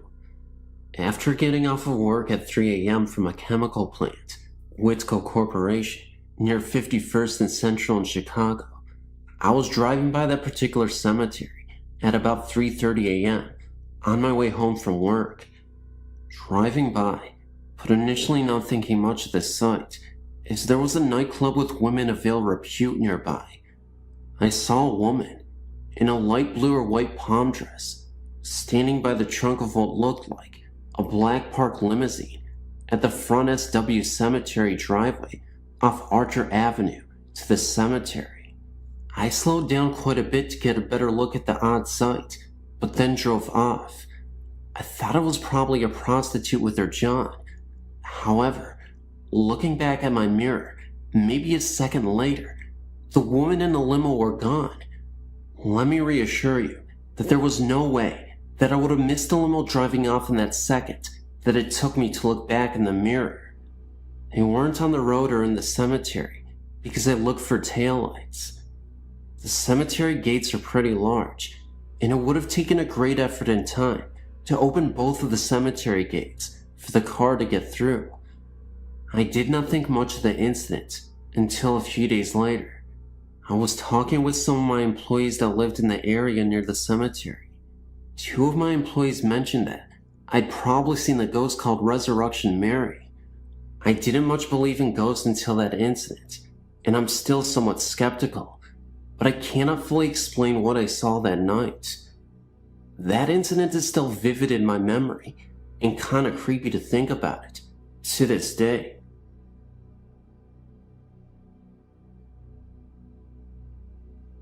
Ever since I can remember, I've always had an interest in ghost stories.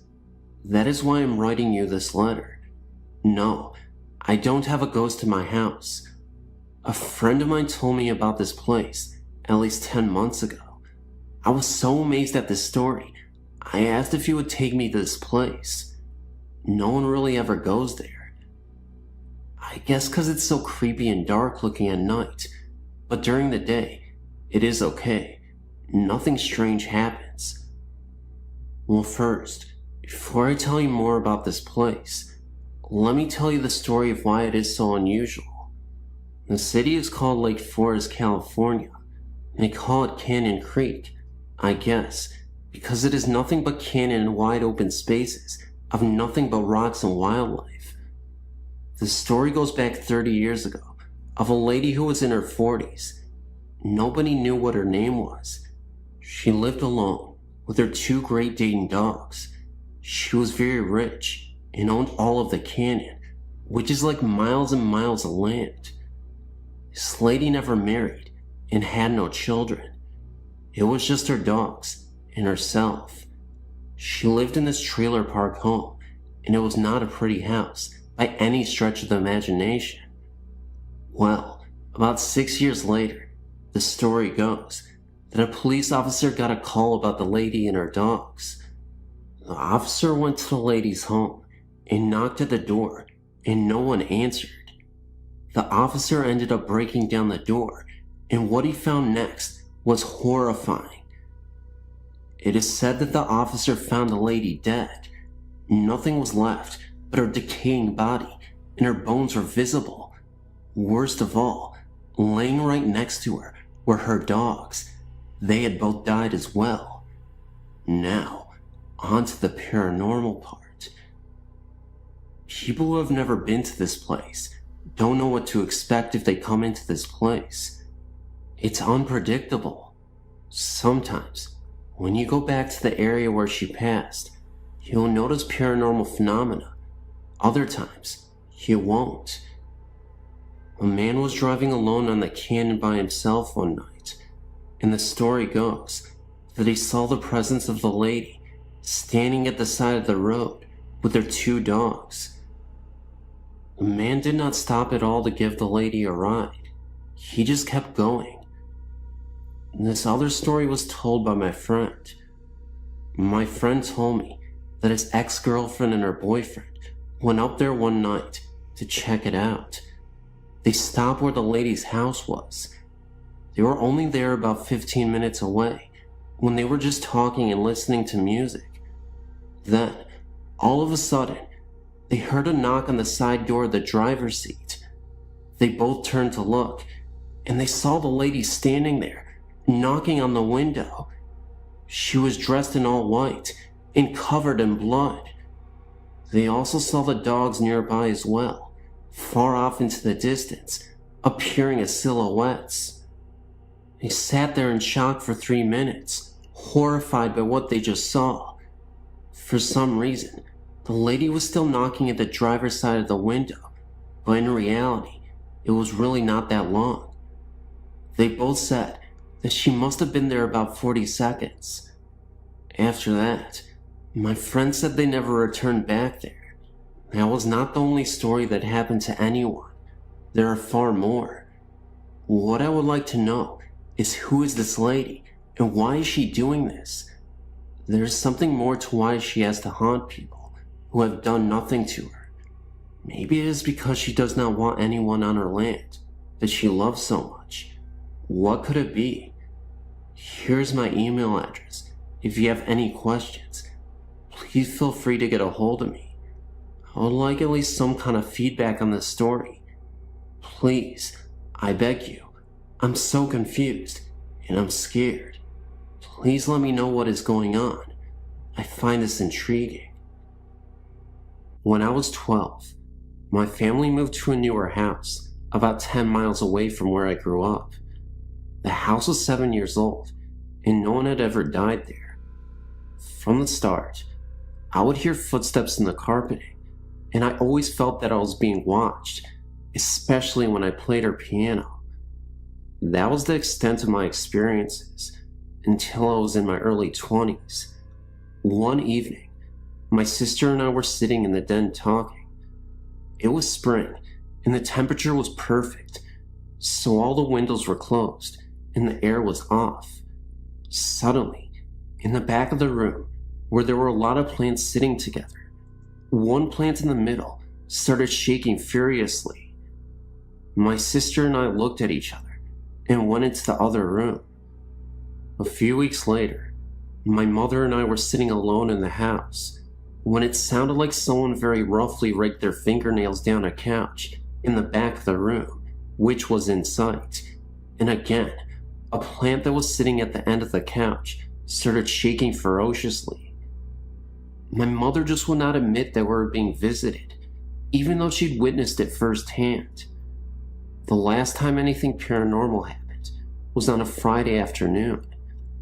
I was in my mother's room, talking to her, when I noticed that atmosphere had seemed to grow heavy, and I got chills. As the afternoon wore on, the feeling increased until I couldn't stand to go into the room any longer. That evening, my sister and I were alone and watching TV. I had gone to the fridge for a snack and felt the heaviness with the goosebumps on the left side of it. I told my sister that the ghost was in the kitchen. I could feel it. A few minutes later, A picture that was hanging in the kitchen fell off of the wall. When we got the nerve up, my sister and I went to another door in the kitchen on the opposite side of the room. We walked in and stood there, seeing and feeling nothing. Suddenly, the hair on our arms literally stood up, and we had to run out. Immediately afterwards, it left and hasn't been back. I don't even feel like I'm being watched while playing the piano. I guess whatever it was only wanted to communicate, but I was too frightened. I felt the heaviness with chills in other places, but until the last few years, I hadn't seen any entities. I've moved twice and really don't believe the houses were haunted, but internally and for short periods of time, I believe there were entities present. I've seen a man with long salt and pepper hair with a dark cloak looking at me with bright, colorless eyes. It looked like a negative of a photo. Also, I've seen a bright, elongated white shape out of the corner of my eye around my bed several times. The most profound experience I've ever had was when I was visited by the spirit of a friend who had died a week before his 16th birthday. Also 10 years later, I started having dreams with him there, and I'll wake up with the most wonderful feeling of being loved. During one of these dreams, I was at home alone during the day and had to sleep because I was working nights. It was a little warm, but not enough for the air. I had 2 blankets in my bed and threw one in the floor, and the other one was a mess because I had been tossing and turning. I finally made it back to sleep and dreamed of my friend. I got too hot and woke up to find the blanket I tossed on the floor laid over me very neatly. I've had too many experiences to discount anything to just chance, and my mother is finally admitting that she's experienced the paranormal.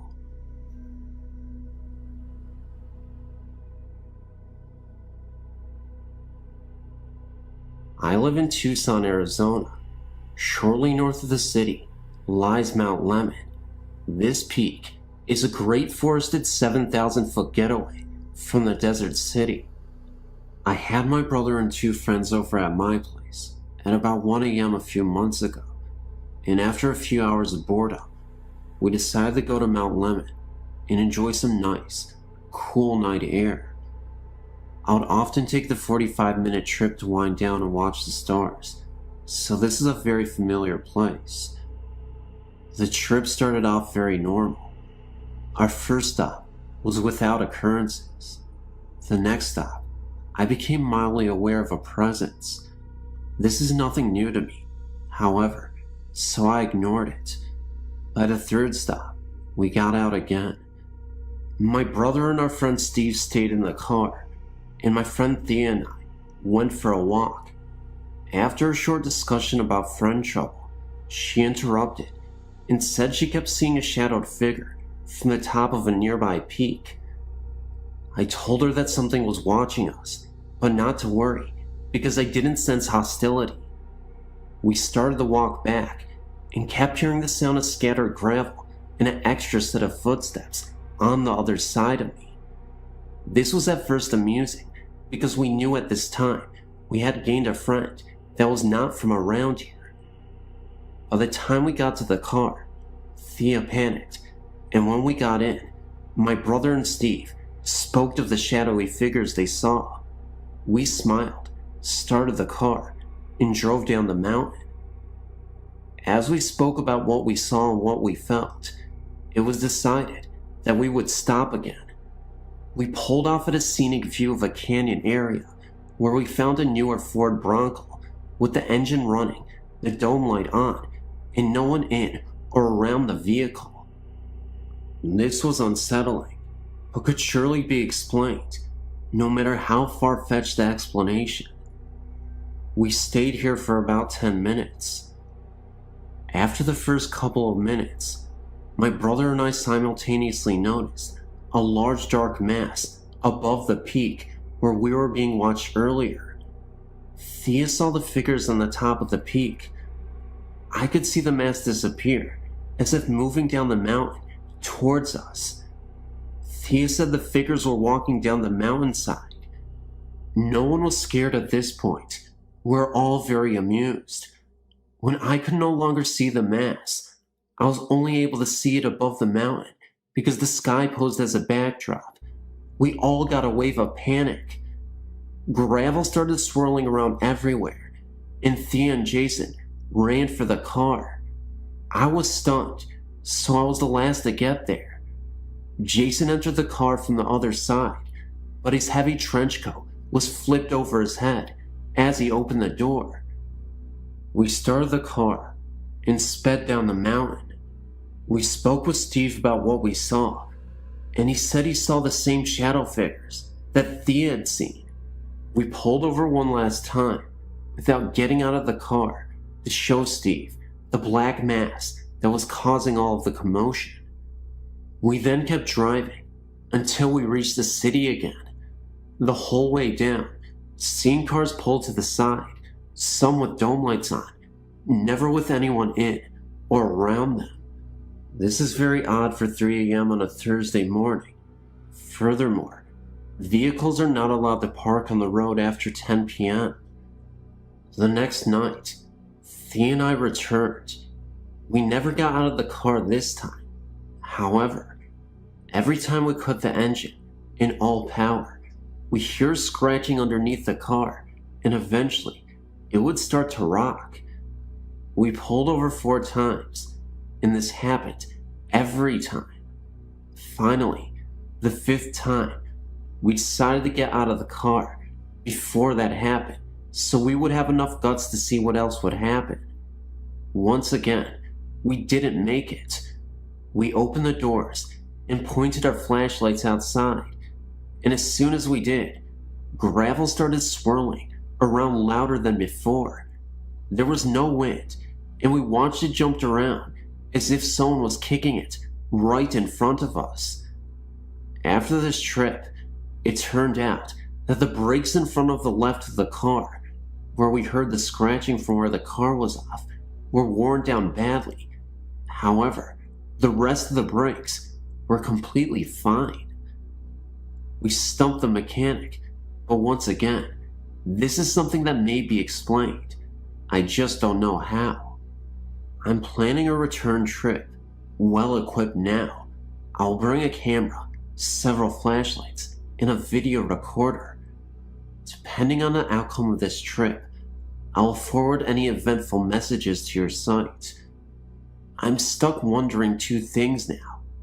First off, what is this entity? There are no local legends that I've found about Mount Lemon. Second off, will it be there again when I visit next week? I hope so. There's so much more I would like to learn before it just becomes a memory.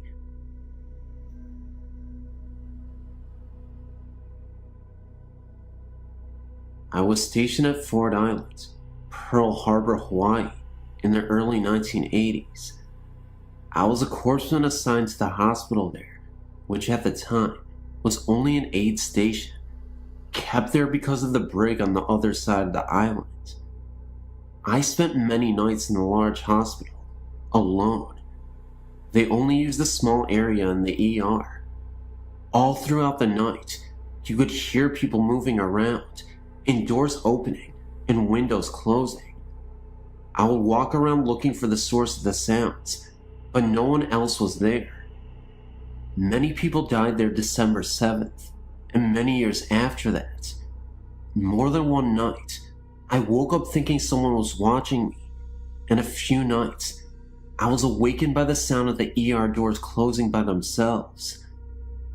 I'd even seen the presence of an old man wandering the halls from a distance, except it looked like he was floating and was missing a leg. There was always this hospital room that smelled rancid, even though it was supposed to be the cleanest room. Every time I'd walk by there, I'd see a dark fog sitting there through the corner of my eye. I would then completely look into the room, and the fog would disappear instantly. I've never written about this before. There were about 20 others who had duty there, and some men and women would pay me to take their duty so that they would not have to sleep there. I was so shocked to see that no one had reported it on their list in Hawaii. Ford Island has many suicides and strange deaths, from people driving their cars off the runway to a group of ski divers landing on rocks just off the coast.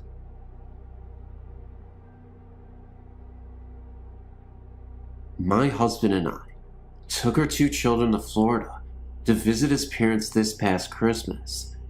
Since his parents live in a small 2-bedroom condo, there wasn't room for all of us to sleep there. My mother-in-law has some friends with a condo about 3 or 4 miles from her building, and they primarily use it for furnished rental. It happened to be unoccupied at the time, so she made arrangements for my husband and me to sleep there. The first night we went over to go to bed, I noticed some dark shadows moving around the apartment, but just out of the corners of my eyes. I've seen spirit shadows before, and they do not look like regular room shadows. They're darker and more solid appearing. I didn't pay too much attention at first, didn't realize what I was seeing, I guess, until I got up early the next morning and went outside onto the apartment's small balcony. I saw something light-colored go through the kitchen and assumed my husband had come out of the bedroom. But when I went back into the apartment, he was in the bathroom and had not come into the kitchen at all. While I was getting dressed, I saw something small and black retreat under the closet door in the bedroom. I thought at first it was a roach, rare, as they are in the nice 5th floor Florida condos. It was not impossible. I pulled back the closet door, and there was nothing in the closet but pale gray carpeting on the floor and empty hangers on the rod. I began to have my suspicions, but kept them to myself. That night, my husband stayed at his mother's with our younger child, and my oldest son, age 13, came back to the borrowed apartments with me since we were going fishing very early the next morning.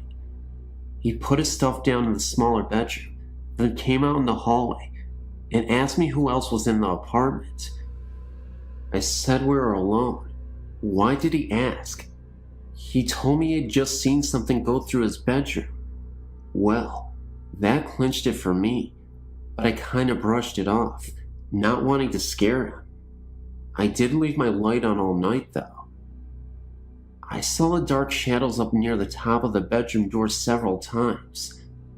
The next night, when my husband and I arrived, I went into the master bedroom, and as I entered the room, I felt this wave wash over me, sort of a combination of curiosity, irritation, and loneliness.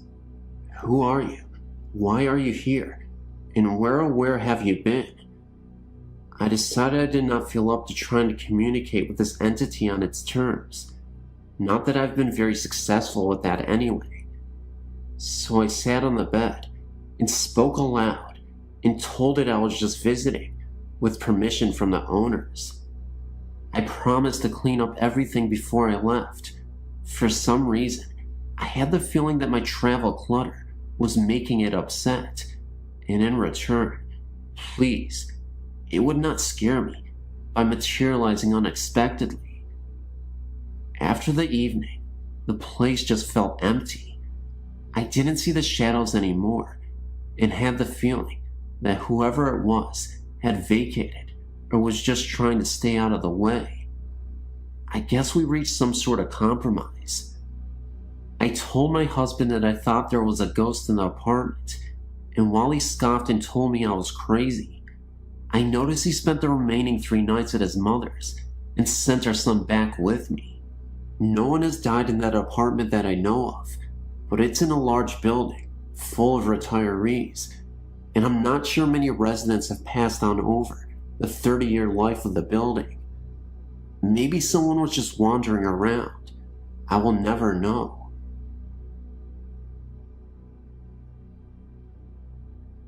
Hi.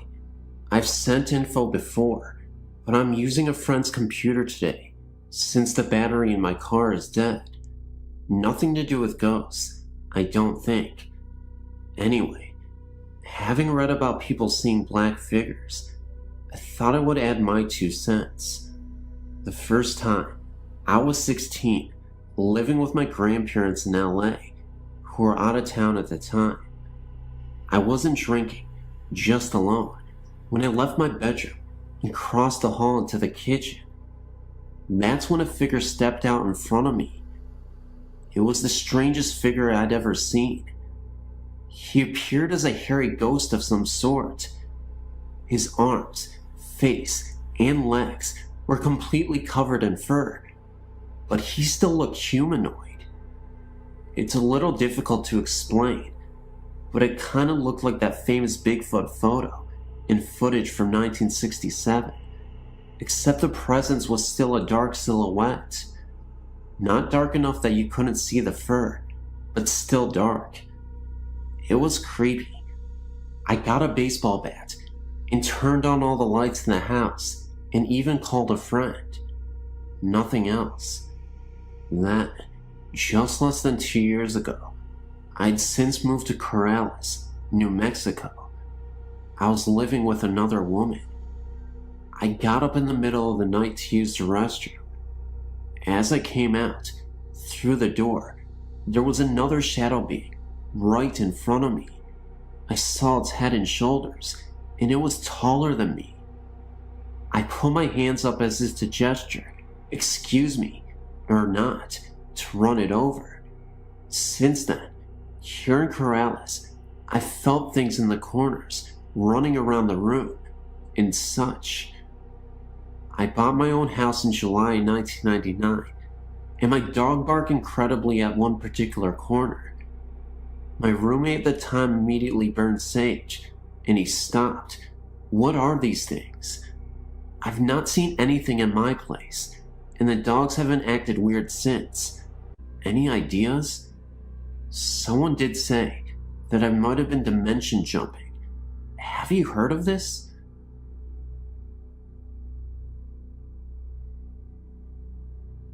Let me start off by saying, I've never met my real father.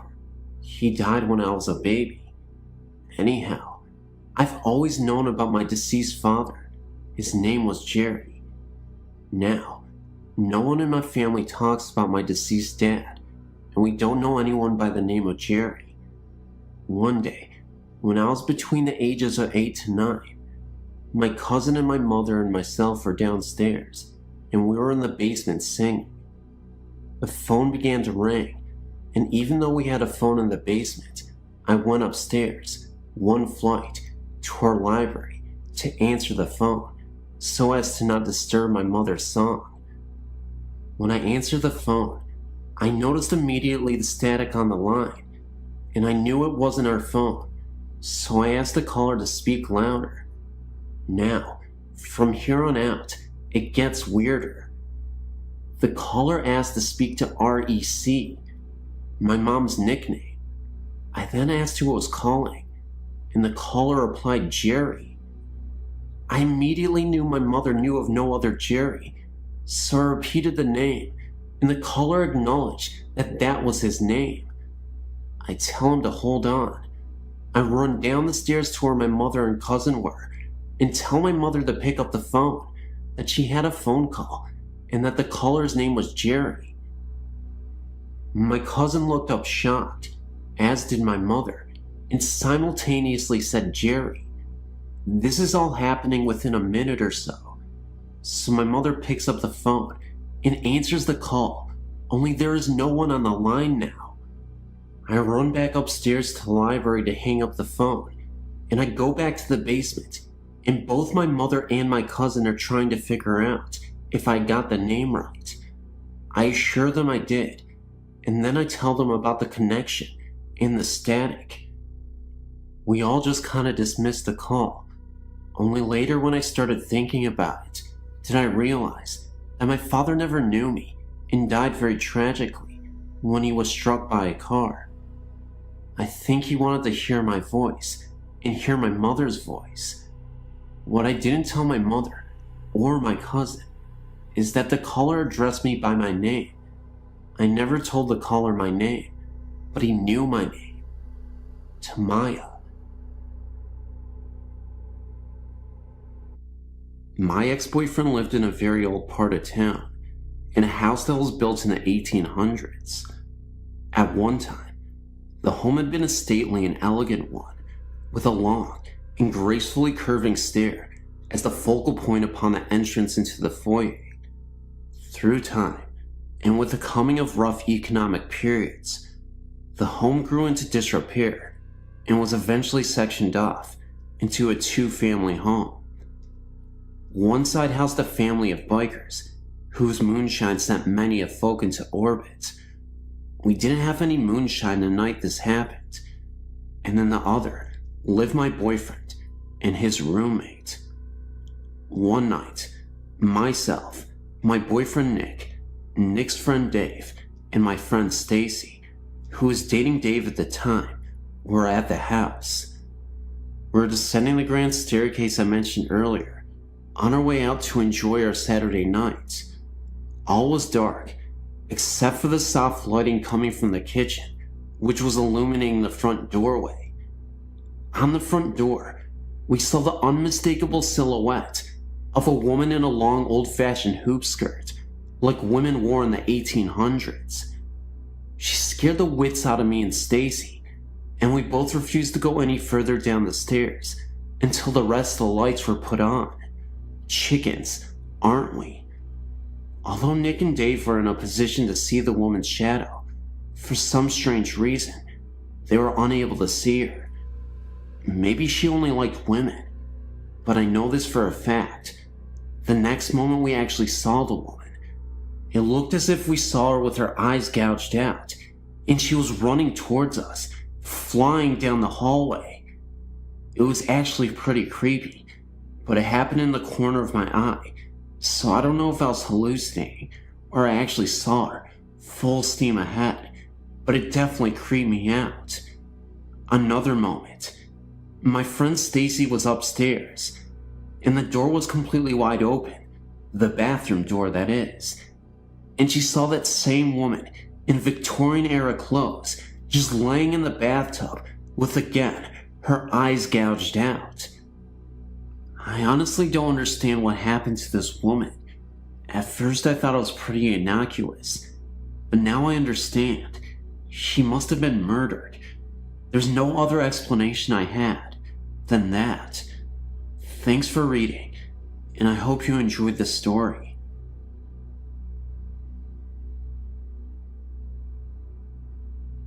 I've always been hesitant to talk about this story, but what I tell you is true.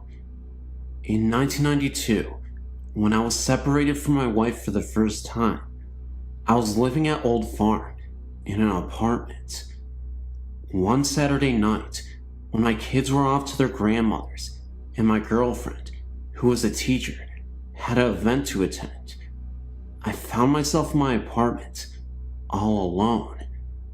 I rented a couple of movies, ordered a Pizza Hut, went on over to the whirlpool for a while, and sat down to enjoy a peaceful night, alone at last. I was really looking forward to a night by myself. When I was reading in bed, I noticed a black silhouetted figure standing in my bedroom door. The figure appeared to have a cloak drawn over its head. I couldn't recognize any features, nor was there any attempt to verbally communicate.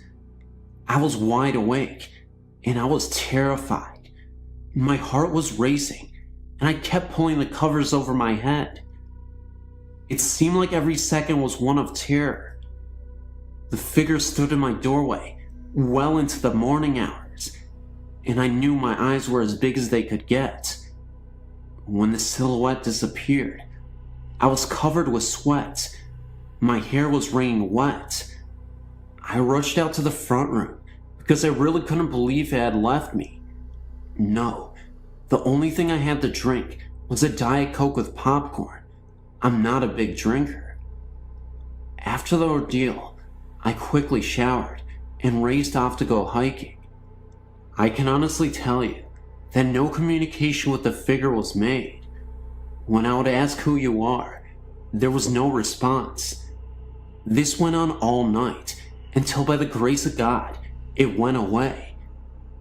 This event has always affected my life. I know of another person who had a similar experience like mine.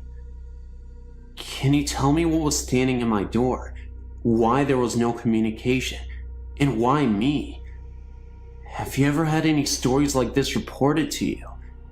Until now, the only person I ever told this story to was a good friend who is a Catholic priest. It still scares me to tell this story. Why was there no attempt to communicate? And yes, when I checked my doors, they were all bolted and locked.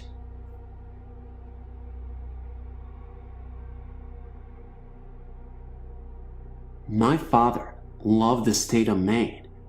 Not enough, however, to give up his cush job in Boston to live on the going wage of a downeaster.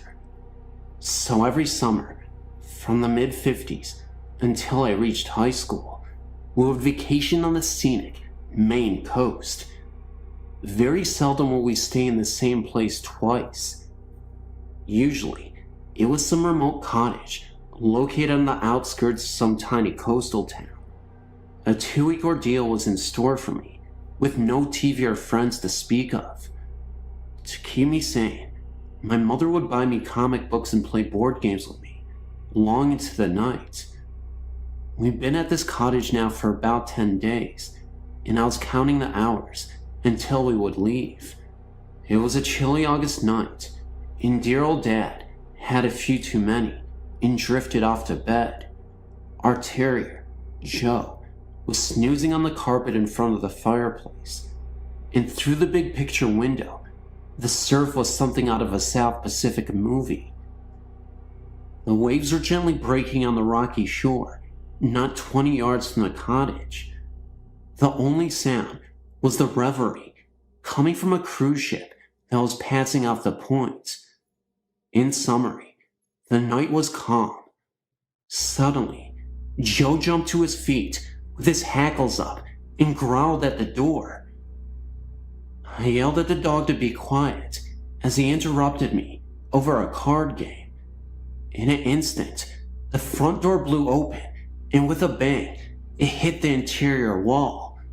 Just then, a ghostly presence entered through the doorway. He looked as if he was from the colonial era, had a musket in his hand, and seemed as though only half his face was visible, even though the figure itself had a blur to it. This lasted a few seconds, then the figure disappeared, like a fog that evaporated. Joe cowered, and my mother's hair moved, like it had been ruffled by some invisible breeze. The playing cards scattered about, and before we could take a breath, the door slammed shut, and Joe went back to his sleeping position. We decided not to tell the old man, as he wouldn't believe it anyway. A few days later, we were filling up the old Plymouth for the return trip to Boston, and my father started gabbing with the local about his vacation. With the windows of the car down, we heard every word. So where did you stay? The man asked, with the Maine dialect. Oh, down on the point at the Jensen cottage, my old man answered. Folks around here know that place well, the man said flatly. They refer to it as the front door.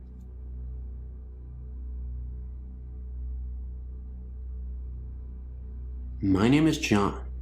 I'm 41 years of age and currently live in the city of Lincoln, England. During my life to date, I've seen several ghosts, and whilst I still find them surprising and of course fascinating, I'm no longer afraid of whatever they are or appear to be. I saw my first ghost at around the age of 8 whilst having in my childhood home, a large Victorian house on the edge of Manchester, England. The ghost was one of a young boy of a similar age to mine at the time. He was leaning over the banister rail of the stairway landing outside my bedroom as I was making my way up to bed. The shock and surprise of seeing him sent me flying downstairs into the front room of my house. Needless to say, that none of my family appeared to believe what I told them I had seen. Although over the years, I've experienced strong sensations of ghostly presences, my next positive encounter was not until I was 22, whilst living and working in the city of Newcastle. I'd obtained the keys to a vacant industrial building, which my firm was taking over. My job was to assess the work involved in converting the building for its future use.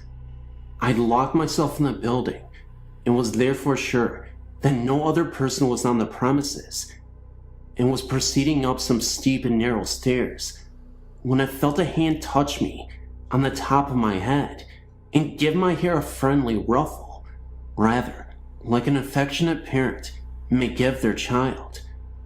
I immediately turned around, only to find the stairway completely empty.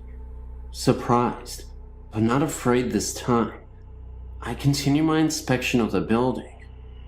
We moved into the premises, and although I had my office at the top of the stairs where I had my encounter, and worked there often late into the night, I never saw, heard, or felt anything unusual there again. My next encounter took place right here in Lincoln, about 3 years ago. Walking our dog out late one night, I noticed a cyclist approaching me along a side street. I thought the cyclist appeared a little unusual, insofar as he was riding an old-style, sit-em-up-and-beg cycle. His hair looked rather old-fashioned too, and most curiously of all, he appeared to be wearing an old-style Royal Air Force uniform. I could see the streetlight reflecting off the silver buttons on his uniform tunic, and from the chrome handlebars of his cycle. He got to within about 30 yards of me, when for some reason, I glanced down for a second. When I looked up again, he had completely disappeared from the street, and there was no way in which he could have left the street in the vicinity of where I last saw him. I wonder whether his appearance was, in some way, connected to the fact that there used to be an open-air swimming pool adjacent to where I saw him. This pool is very popular with air crews during World War II, and I can only assume he may have been on his way for a midnight swim. My most recent encounter was very brief, occurring during the first time I visited my mother's cottage in North Wales. Built around 200 years ago, the back room opens directly out into the rear garden, with the narrow stairs descending into the back room right beside the back door to the building. Whilst coming down the stairs, I saw an elderly woman walk through the back door and disappear. She was aged about 80, approximately 5 foot tall, wearing a gray dress with long sleeves, a white apron, and her straight gray hair was tied up in a sort of bun, which in turn was covered by a small handkerchief on the top of her head. She was followed immediately by a young girl, aged about 10 or 12, dressed in a long light, colored smock. Her hair was very long, blonde and straight, falling down her back. She also disappeared straight away. I've no idea what ghosts are, or why they appear. I do not see them as threatening. In fact, on more than one occasion, a curious sensation of contentment seems to fill the air after they have gone. I've noticed that my mind is not thinking about anything in particular at the times I've come across them. Thanks for reading.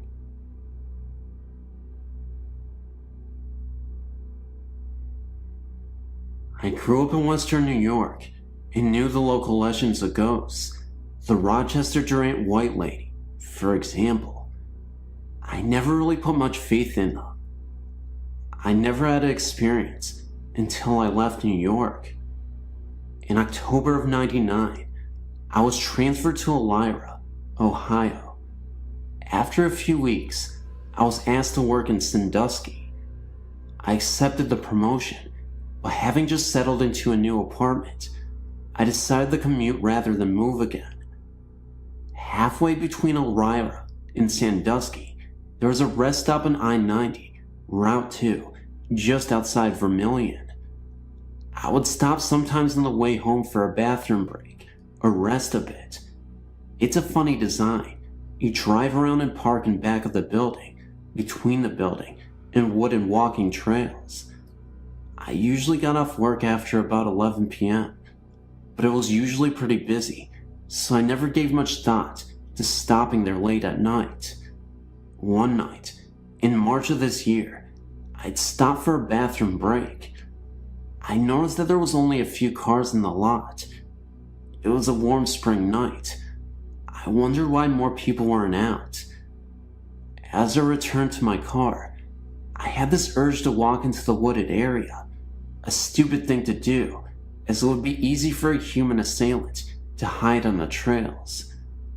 I walked in about 10 feet, and the path split to the left and straight ahead.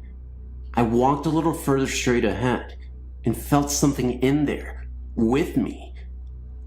I turned and started to walk out when I heard a noise, kind of like a lumbering sound. Feeling foolish and thinking there was probably an animal, like a hedgehog or deer, walking through the woods, I looked back and saw a pair of yellow eyes on the path quite a whiles back. I knew it could not be an animal, as only the parking area was lighted. The only light in the woods came from the ambient light and the moon. I quickly closed the distance between myself and the parking area, keys in hand. To my relief, nothing pursued me, and the eyes were gone, or at least I couldn't see them anymore. I went straight home. The next day, I felt rather silly. Thinking about the matter during the day, none of it seemed like it should have scared me. I rationalized the whole thing. That night, I stopped for a bathroom break.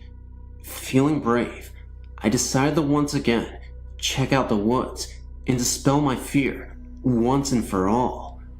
This time, I walked out only halfway to the fork, and I felt an overwhelming sense of dread. I was not afraid in the usual sense, rapid heartbeat, sweating, etc.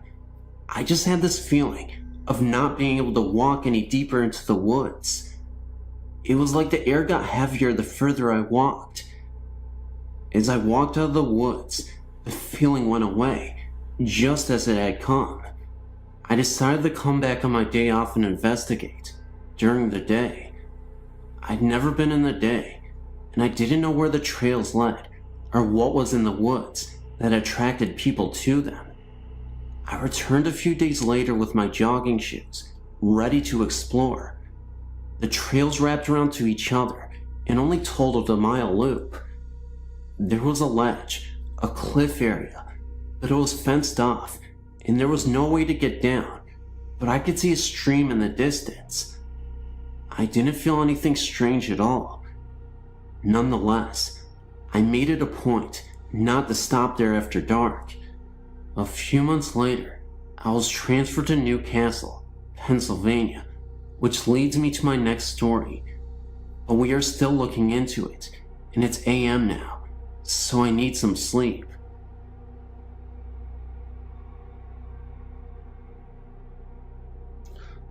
I don't usually share this with anyone, since most people would consider me crazy for believing in this stuff, my husband and father included.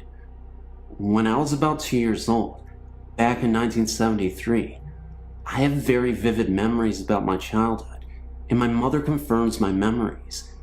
We rented an old house, about 100 years old. It was there when in Phoenix, Arizona. It was not much, but a lot of farmland. There was a smaller house next to it that used to be the old barn. It's still there today, but surrounded by huge mansions. Anyway, things were peaceful there until our next door neighbor hung himself in the kitchen and my father found him. I never knew about it.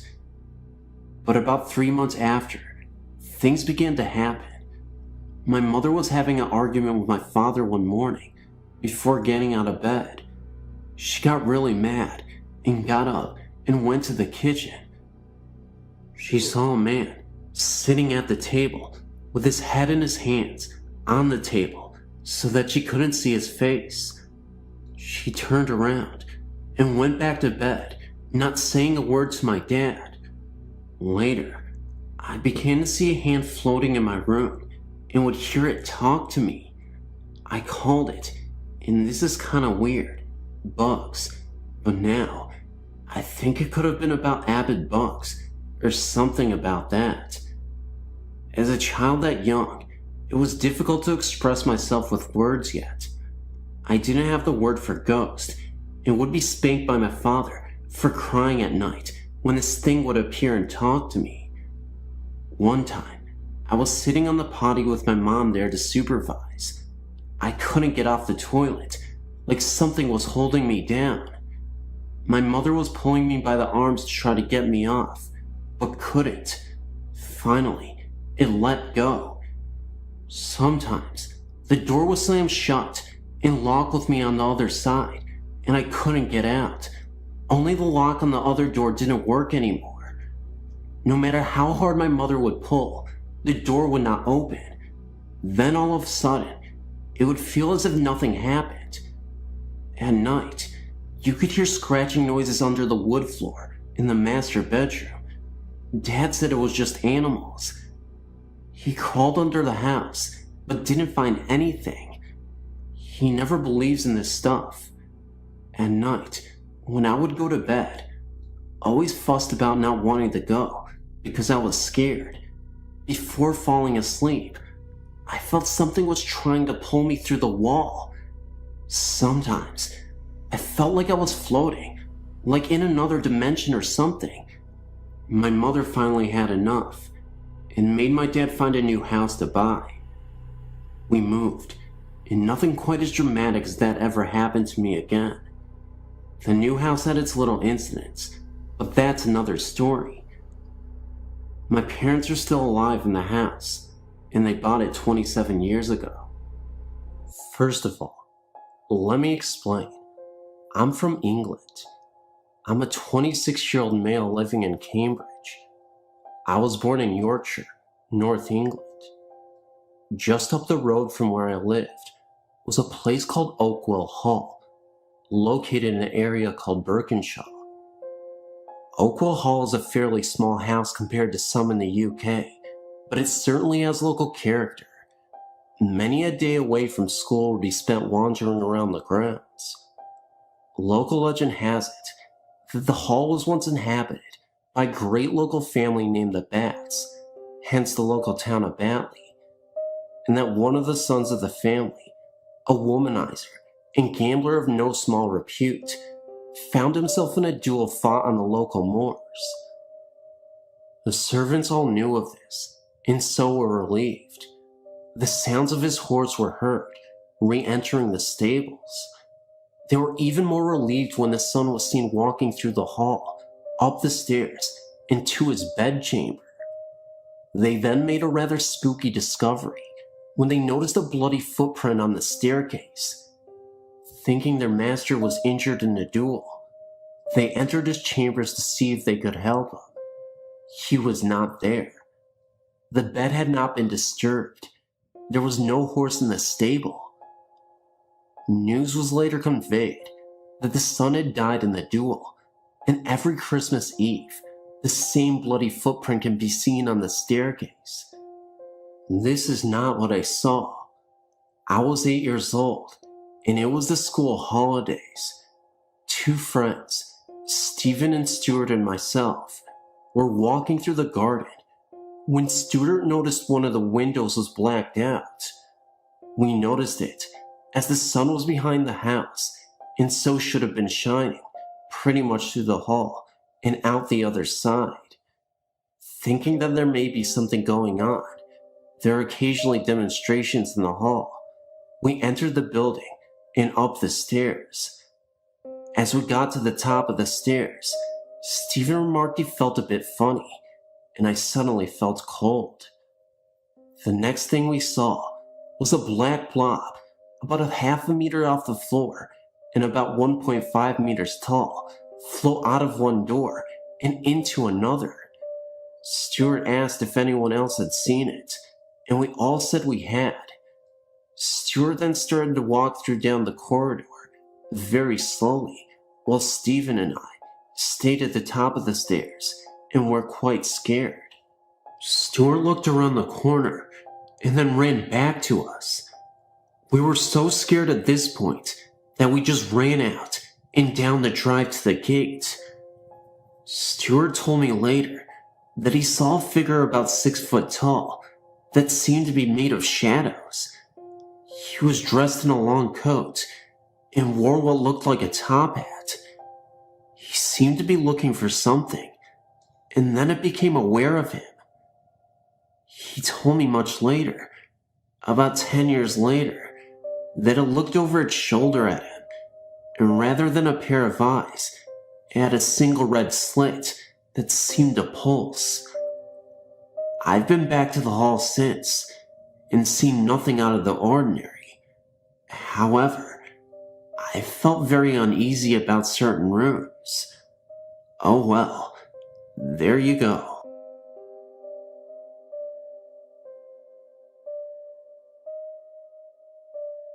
I don't know if this qualifies as having a haunting or possession, or if I'm just crazy. I've read several stories on your site, which is great by the way, and haven't come across anything similar to one of my experiences, which I'll tell below. My father is suffering from advanced rheumatoid arthritis, along with hepatitis C. Not a good combination. Anyway, I've been living with the pain of knowing he would be sick and in pain for the rest of his life since I was 16. I'm now 22, and watching him suffer and struggle with his diseases.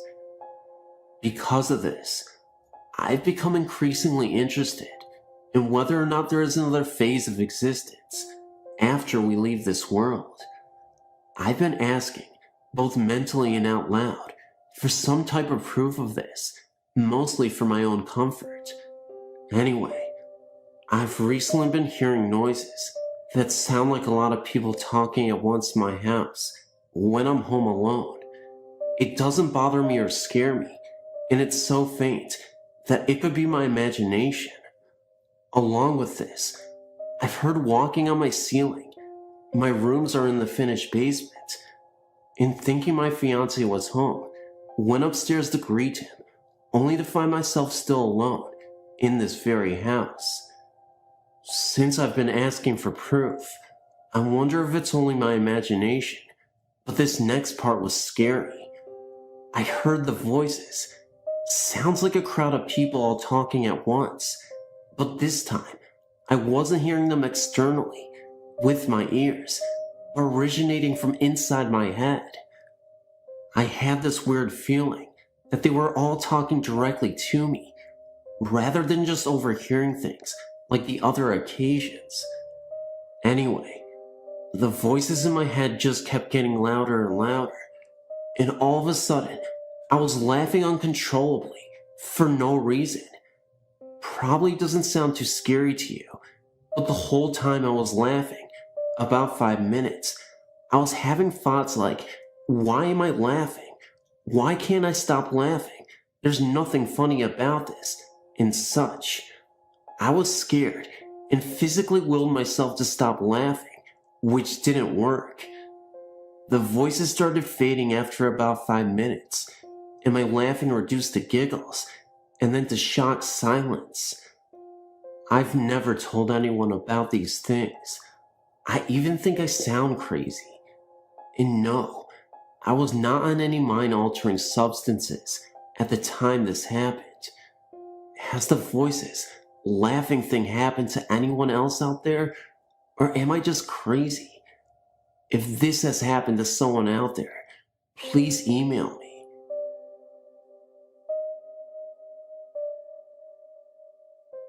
Okay, I know there are skeptics out there, but my grandmother, my mom, and I are very in tune with their spirits for some reason. I'll start with my grandparents' babysitting ghost. We call him that because only kids could see him if all adults were out of the house. To explain the house a bit, the hallway is L-shaped. There's a bathroom to your immediate right, then 2 bedrooms, bedrooms 1 and 2, on your left.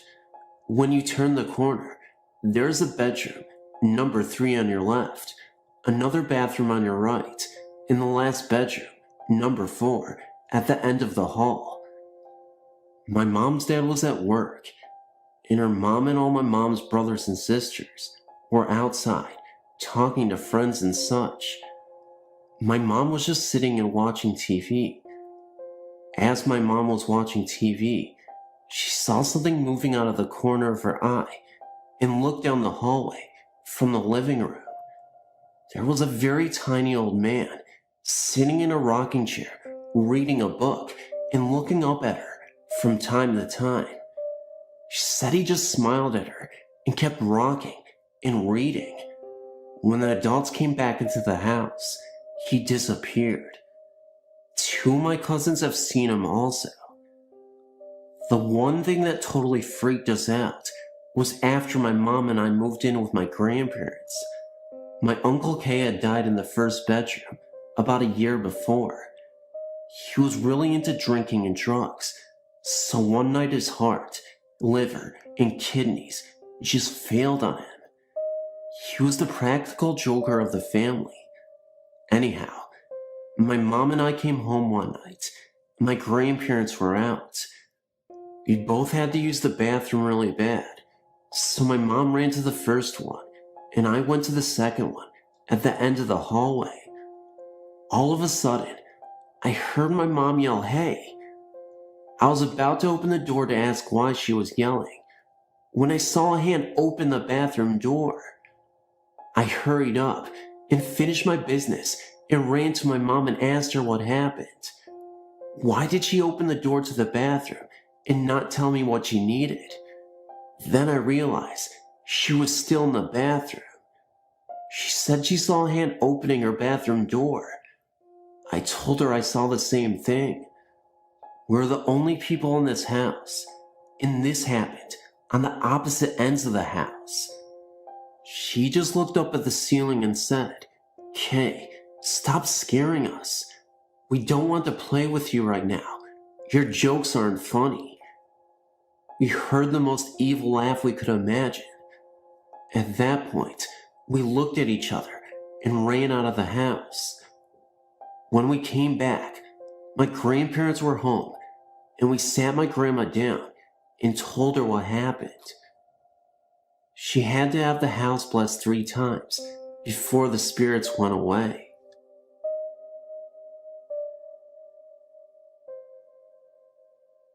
I was visiting some relatives in Denton, Texas, in early July of this year when this strange event took place. My relatives live in a trailer park, and some of the trailers are sitting close together. One late night, when I was there, my nephew left his cigarettes in his car, so he went out to get them. I went with him. As we were walking to his car, we noticed that next door, there was someone rummaging around in a trash can that was in the back of the neighbor's truck.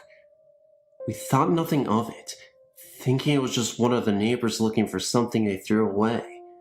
As it was dark near where the vehicles were parked, we couldn't make out who it was.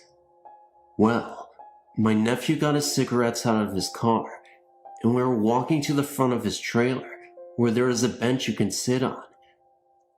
We were walking towards it, when we noticed whoever it was that was walking through the garbage can was now walking up to the next door neighbor's porch, which was a good 20-30 feet from us. For whatever reason, just the sight of the person made both of us freeze, while this figure just stood at the foot of the next door neighbor's porch steps with its back to us. It was almost as if this figure knew we were looking at it, but it wasn't even facing towards us. It just stood there, and we felt that somehow it was looking at us. Somehow. In the light of the porch lights, we could make out the details of this figure. The figure was of a small boy, but what was weird was that his head was shaven on both sides of his head, and in the middle was a blonde mohawk type haircut, except it wasn't the short type, but more of the longer hairstyle mohawk. This kid had 80s style clothes on, the short, multicolored and unbuttoned, light blue shorts, and white tennis shoes. This kid just stood there for a few moments and began ascending the next door neighbor's steps in a stiff, awkward way. Its arms were close to its sides, and as it went up the steps, it just continued staring straight ahead, not once looking down or in any other direction. Then, the view of the kid was obstructed by the neighbor's porch, so we could no longer see him. The weird thing is, we never heard the next door neighbor's front door open or anything that would indicate this person went in. My nephew and I, very unnerved and chilled, ran into his parents' trailer. We sat in his living room for a while, trying to rationalize what we had seen. He told me that the neighbors had 2 girls, but looked nothing like what we had seen. We asked my nephew's mother and my sister if she knew if the neighbors had some relatives over, and if so, if they had a boy that looked like what we described. She said, not that she knew of. Well, the next day, we go over to the neighbor's trailer and ask them if they had anyone over that looked like what we saw. They said no. We've had no visitors in 2 weeks. And no, we have no boys or children like what you described. My nephew and I then noticed there were 2 girls in the living room. We confirmed that that was the only children they had. So, who or what could have been? Where did it go? We didn't hear it go in the neighbor's home that night, so maybe it was just a strange neighborhood kid and went through their backyard to where they were going. Well, that would have been very difficult, since the neighbors have one of those extremely high wooden fences with no doors on it in their backyard. Besides, why would it go through the trouble of going up into their porch when they could have gone around? It's an old trailer park, and there's no telling how many people have lived and died in a lot of those trailers. I'm just glad I don't live there. Something and everything about this is strange, and what we saw that night, I know in my heart that it was not normal, but paranormal. I'm just glad the figure never turned around to look at us. I don't know what would have happened then. I'd hate to find out.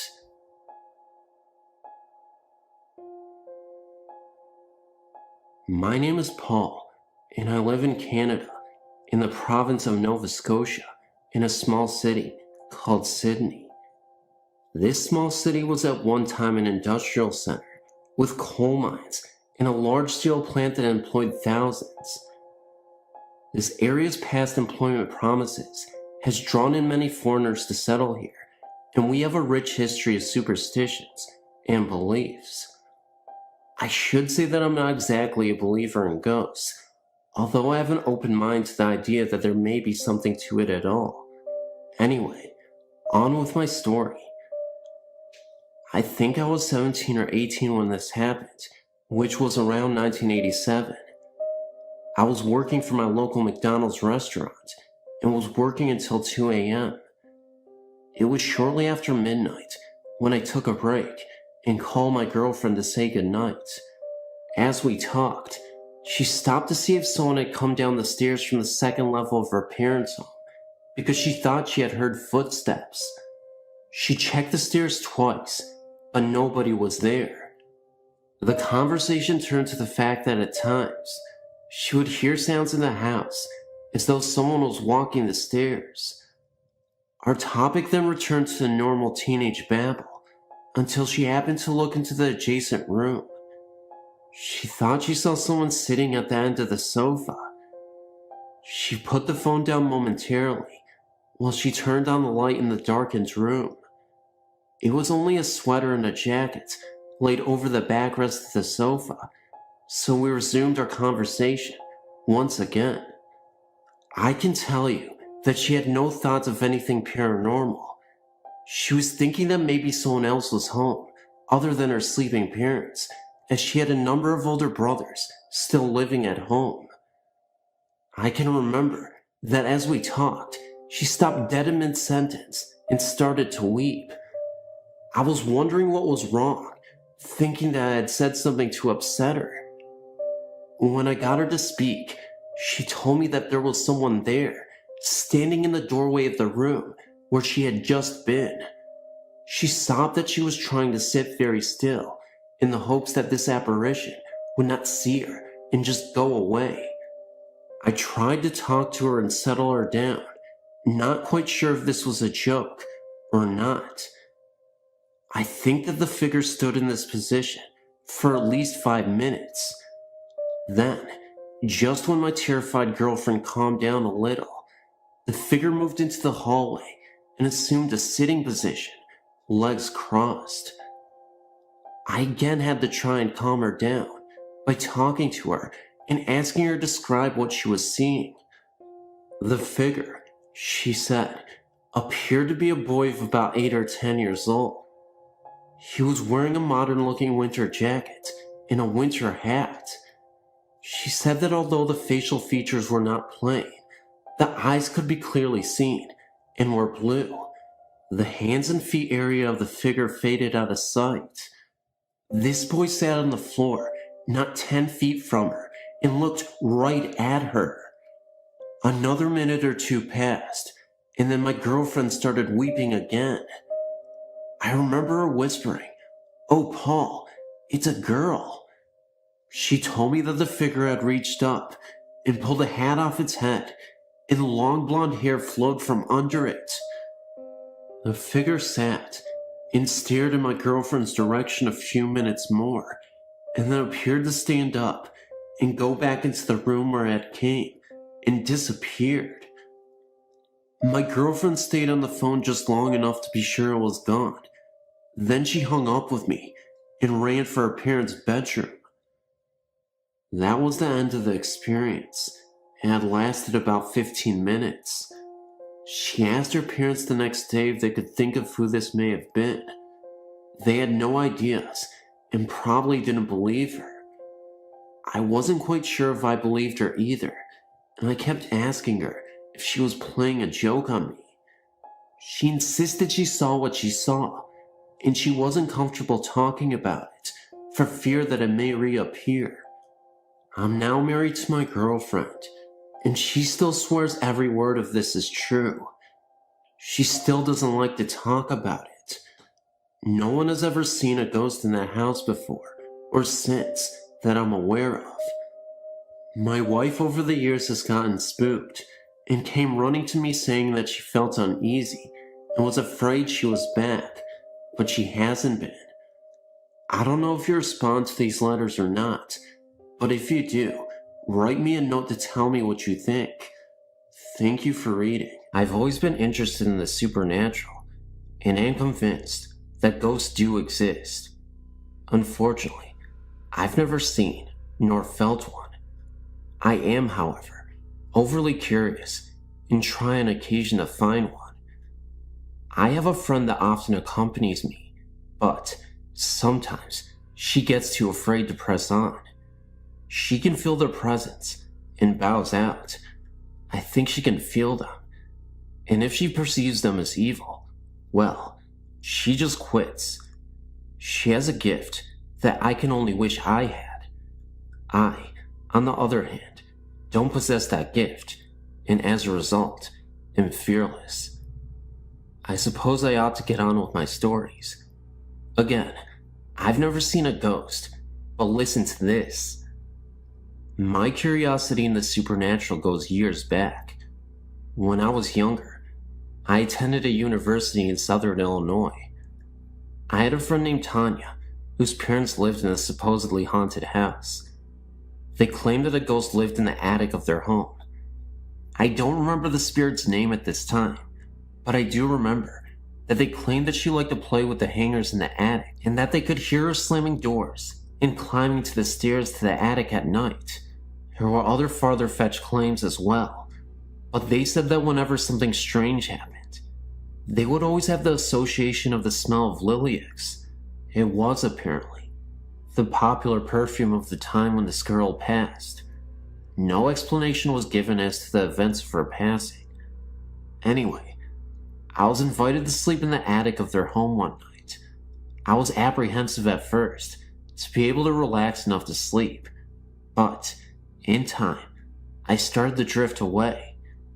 Just as sleep began to overtake me, I heard a very loud and unsettling rustling in front of my face. I instantaneously turned on a light right next to me. Nothing was there. The memory of that sound made it very difficult for me to concentrate on sleeping again. But after what seemed to be about 2 hours, I started to succumb to sleep again. As I drifted again came that sound, louder this time. I stayed calm for a few minutes to be sure this was actually happening. I stayed still, but pulled my eyes open to see if anything was there. There was no light. My eyes were wide open. I was fully awake, and the noise persisted. Again, I turned on the light, and there was nothing there. Once the light came on, the noise ceased instantly. This time, I decided to feign asleep. I turned out the light, closed my eyes, and regulated my breathing. I did everything like sleeping, without actually sleeping. Eventually, I even got my heart to stop pounding. Hell, I was scared, but managed to seem oblivious. Once again, it started, and in an instant, I turned on the light yet again. There, in front of my eyes, was a mass, a ball, of white moths, about the size of a softball. As soon as the light hit them, they flew straight into the shadows of the room. Not like moths fly. They flew straight course into the various shadows and disappeared. They disappeared into shadows, not holes or cracks. They weren't real. No moth could do what I'm trying to describe here. Once they disappeared, my fear was gone and has been ever since. I'm no longer afraid of ghosts. I believe that if a spirit chooses to stick around, it is because it, or they, have something to tell you. I'm convinced that these moths were presented to me by Lily Girl, and I believe that she showed them to me only because she wanted to be acknowledged, not feared. I think that if I were to return to this house, she'd show me the moths again. This time, I'd be much more appreciative and a lot less afraid. I'd see it as a welcome to an old friend than as a threat to a newcomer. I think she just needs someone to talk to. She must have been terribly lonely. Moth story number 2. About a year after that incident, I was still in college. I was on the 16th story of my dorm, cramming for finals. I happened to look out onto the ledge, outside the window, where sat a beautiful green wood moth. I knew it meant something, but at the time, not what. My roommate walked into the study area and informed me that I had a call from my mother.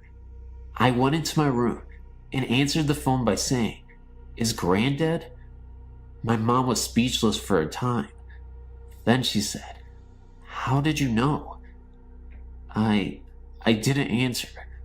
You see, my Gran was 103 when she died. For years, she didn't know my name. She always just called me Janine's son. Well, on the day that her husband died at 98 years old, I took her for a long walk around her house. She hadn't been out in years. During that brief walk, I had found a feather in a greenwood moth's wing. I saved them as a token of that day. After that walk, she never called me Janine's son anymore. She called me that nice boy who took me for a walk about twice. Then, she just called me that nice boy. When I heard of her passing that day, I made arrangements to get to her funeral. I did, and upon viewing her casket, I placed the feather and the wing on her body. I feel that she's still around and still views me as the nice boy. Once again, I must reiterate that I've never seen a ghost. I promise you, though, that they are real, and I don't need to see to believe. Just ask Grandma Chip. She's still there. Look for a moth. When you do, it'll be a greenwood moth.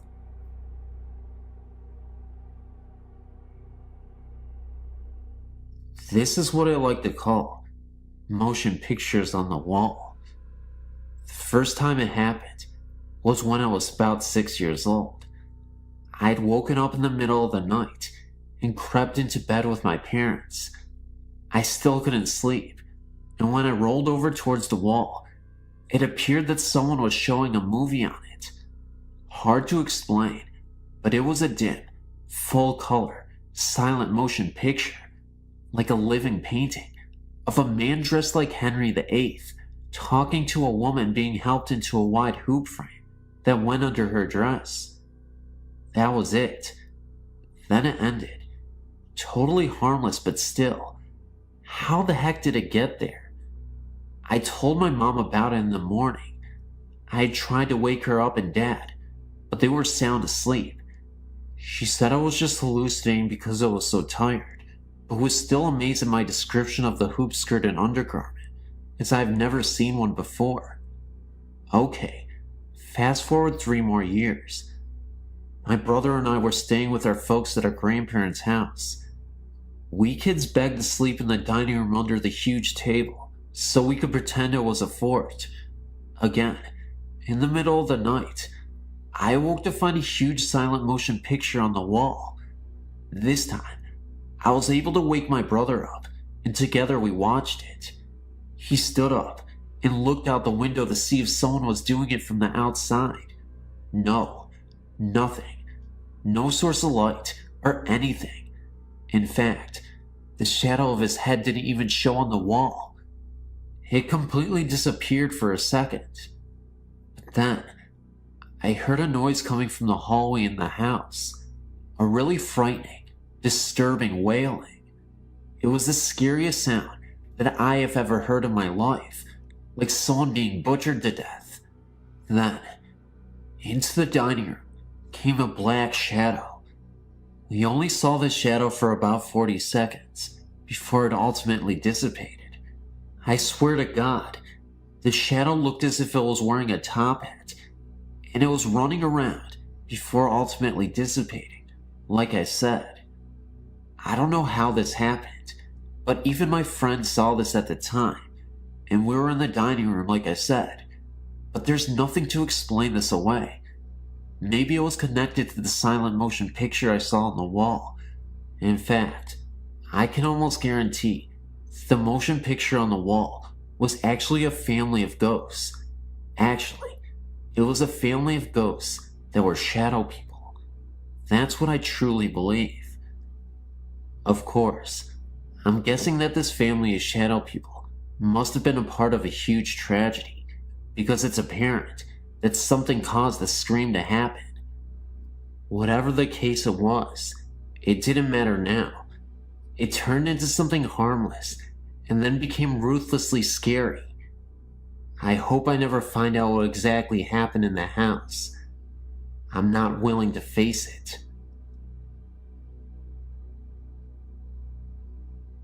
My second daughter was born on October 28th, 1986.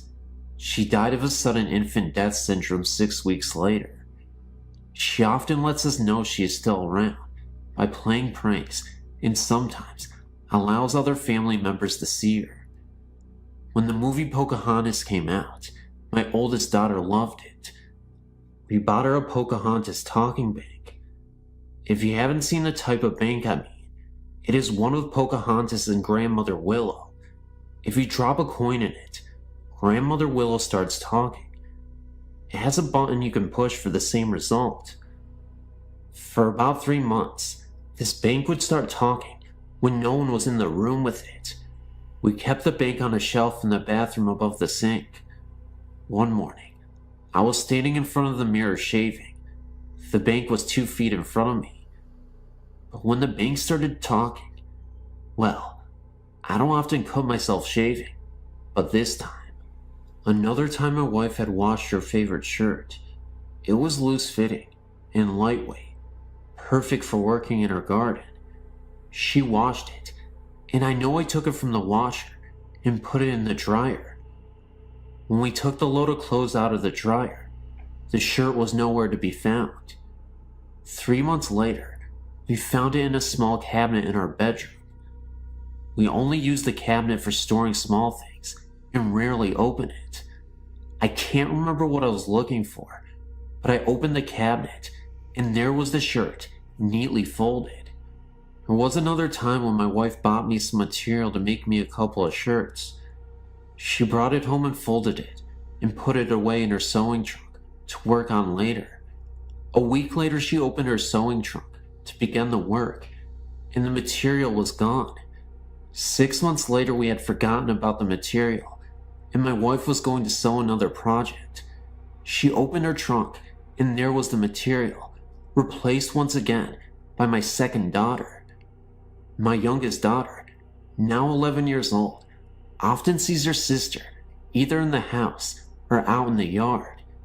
She sometimes talks to her, and I mean she carries on a conversation. My oldest daughter has also seen her. I've seen her once. She was standing by the living room in the entrance of the hallway. I was coming out of the kitchen and saw her in my peripheral vision. When I looked up, she vanished.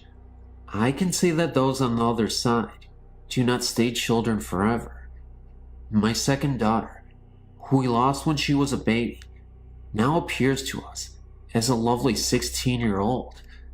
Then again, perhaps a spirit can appear in any form. Perhaps my daughter appears the age she would, so we can recognize her. It may seem strange to some people that we live with a spirit as a normal part of the family, but that's exactly what she is, and we love her the same as our 2 children who are here in the flesh. Being of Cherokee and Iraqi descent, we do not fear spirits, but try to understand them. They are not here to harm, only to guide.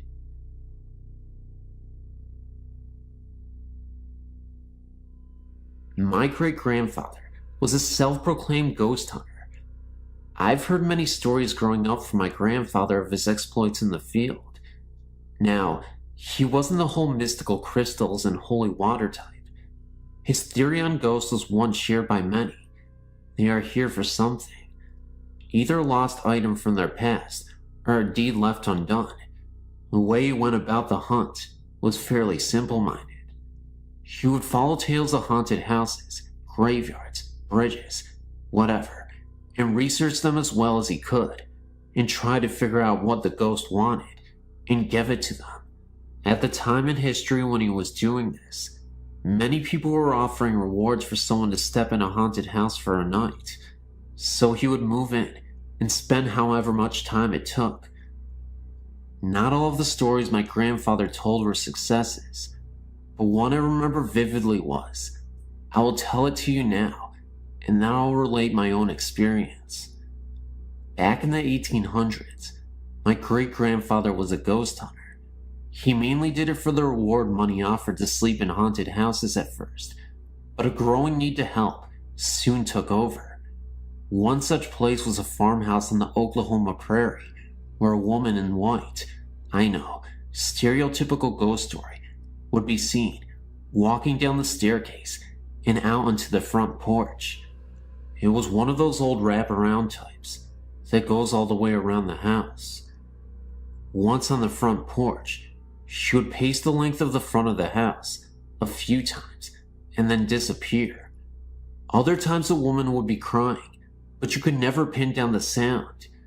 My great-grandfather moved into this house and lived there for about 2 months while trying to figure out what the ghost wanted. Many times he would be sleeping in the entryway of the house, at the foot of the stairs, trying to catch a glimpse of the lady. After about 3 weeks of research, by talking to all the people that lived nearby, we are talking about 1800s Oklahoma nearby, and I guess that would be within a 10-mile radius. He found an older couple who had known the original builders of the house and every family that lived there since. They began relating the story of the house to him as best they could. It seems that the first lady to live in the house had only 2 children, a boy and a girl, and when the girl was about 16, she fell in love with one of the local farmer's sons. After a few months, the marriage was arranged, and events were set into motion. They got married in the spring in the front room of the house. They built their own small house on some of the land and lived there for a few years, until the girl's mother got ill. Then they moved in to stay and take care of her and the family. The brother had recently joined the army and was away. After a few months, the mother passed away, and the girl and her husband also became ill. The father was left to take care of them and soon became ill as well. They all died after about a year of fighting the illness and trying to keep the house and land cared for. After that, the boy, now serving in the army, came back to collect any belongings and dispense with the house. He sold the house to the local bank and left to live in Texas. About a year later, a young couple moved into the house and lived quite happily for about 3 years, until they started seeing the lady walking down the stairs and along the porch. They soon moved away and let the loan default back to the bank.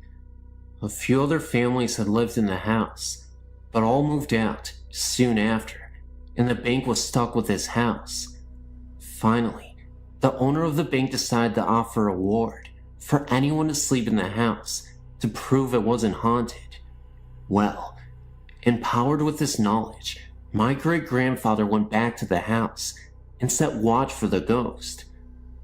After seeing her a few times, he noticed she seemed to be looking for something on the porch, so he got some digging equipment and began to dig under the porch. After about 2 weeks of digging, he found a small gold ring. Thinking that had to be what the ghost wanted, he placed it on the railing of the porch and waited that night to see what happened. Nothing happened for about another week. Then he was sitting on the porch, enjoying the good weather, when he caught sight of her walking down the stairs. Not daring to move, he watched as she walked the length of the porch until she came even with the ring. She turned and seemed to look at the ring for a long time, then just vanished. He spent another week in the house and never heard so much as a creak, and never saw the woman again. A ring he put under the first step of the stairway, and as far as anyone knows, is still there. That is how my grandfather related that story to me, not in the scary ghost story boogity-boo way, just a plain and simple fact, a piece of family history. Now my story. I was about 18 and living with a friend of mine and his mother. We all lived in a small house. Some would call it a shotgun shack, because you could shoot a shotgun through the front door and not hit anything but the back door. It was all one room, only separated by a small wall that ran about 3 feet from each outer wall. You could walk straight from the living room to the kitchen, going through the bedroom in a straight line. One night, I was sleeping on the floor in the living room when I was awakened in the middle of the night.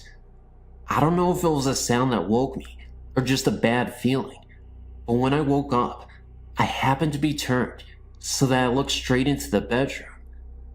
I saw what looked like sheer curtains lit by moonlight blowing outside beside the bed that my friend's mother was sleeping in. I had an eerie feeling, but being half asleep, didn't think anything of it, and promptly fell back asleep. When I woke up in the morning, I remember what had happened and looked at the wall, expecting to see an open window. The problem was, there is no window on that wall, not anywhere in the house. All the windows are on the opposite wall, so it couldn't have been a curtain. Later that day, I asked my friend's mom about it, and she told me that it was her father, that he came to help her when she had a bad night. She had terrible arthritis. She said that she never saw him, but could feel his presence. I had many other strange experiences in the house. Rocking chairs that didn't need anyone sitting in them to rock, things disappearing and reappearing in strange places when no one was home. To say the least, I was glad when I got an opportunity to move out. This incident occurred about 20 years ago in Mishikawa, Indiana, when I was only 9. Our house was built in 1904, so it had the huge solid oak doors in trim. The living room was very long, with ceilings which are 12 feet high. I hope you got the idea of the architecture of this house. The basement was a full one, divided into 2 rooms, and this is where most of the presents seemed to be. I'll get to that later. Back to the house though. The master bedroom was downstairs, with its entrance being oak sliding doors. All of the fixtures were of the early 1900s also, so the living lights were hanging chandeliers, one at each end of the living room. The upstairs had 3 bedrooms, with a landing at the top with a banister guarding the stairs. The stairs were enclosed and curved, and this will be important in a minute. The house upstairs wasn't insulated well, so in the winter it was cold, and in the summer, hot. As a consequence, my 2 brothers and I slept on the pull-out couch downstairs. One night, my younger brother and I went upstairs to get ready for bed, and as we were going down the stairs, I looked back up due to the feeling something was there, and I saw an apparition coming towards us. I screamed and told my brother to look up. He did, and saw the same, so we flew down the rest of the stairs and yelled at our parents to go look for the man. They did, and of course, nothing was there. Now, let me describe the ghost. He was not opaque, he was complete in his form, and he was dressed in Catholic priest clothes. I noticed this because we're not Catholic, but my friend next door was, and I visited her church just down the road. I thought this was very peculiar, but what I thought was even more peculiar was the fact he was holding a gun, and he pointed it directly at us, or so what I thought was a gun. Of course, my parents told us we were young and had very vivid imaginations, and it was nothing.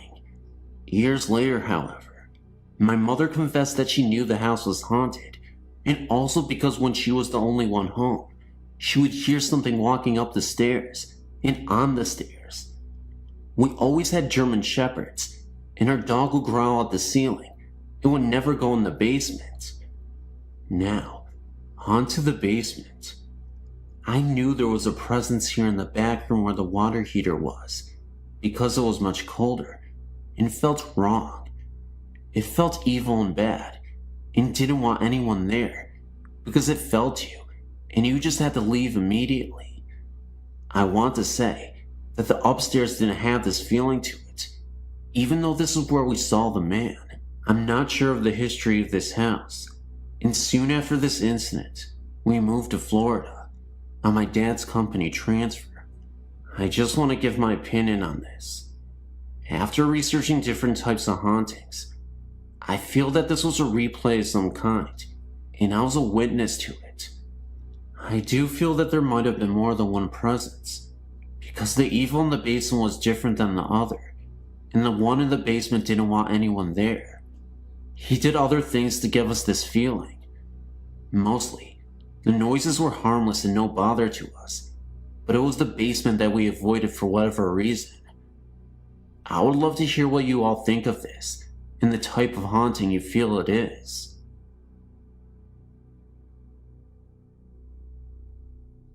I used to spend a lot of nights driving around in my youth.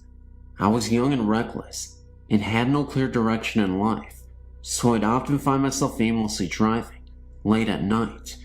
I'd spent a majority of my adolescent years dependent on drugs, and unfortunately, almost succumbed to an overdose. I was harming others, but most importantly, I was on a path to self-destruction. The night before my overdose, I had a creepy paranormal experience that, fortunately for me and those around me, changed my entire life for the better. It was another one of those late night drives. I'd gotten into a verbal altercation with my parents. Words that weren't meant to be said were exchanged, and I ended up running away from home.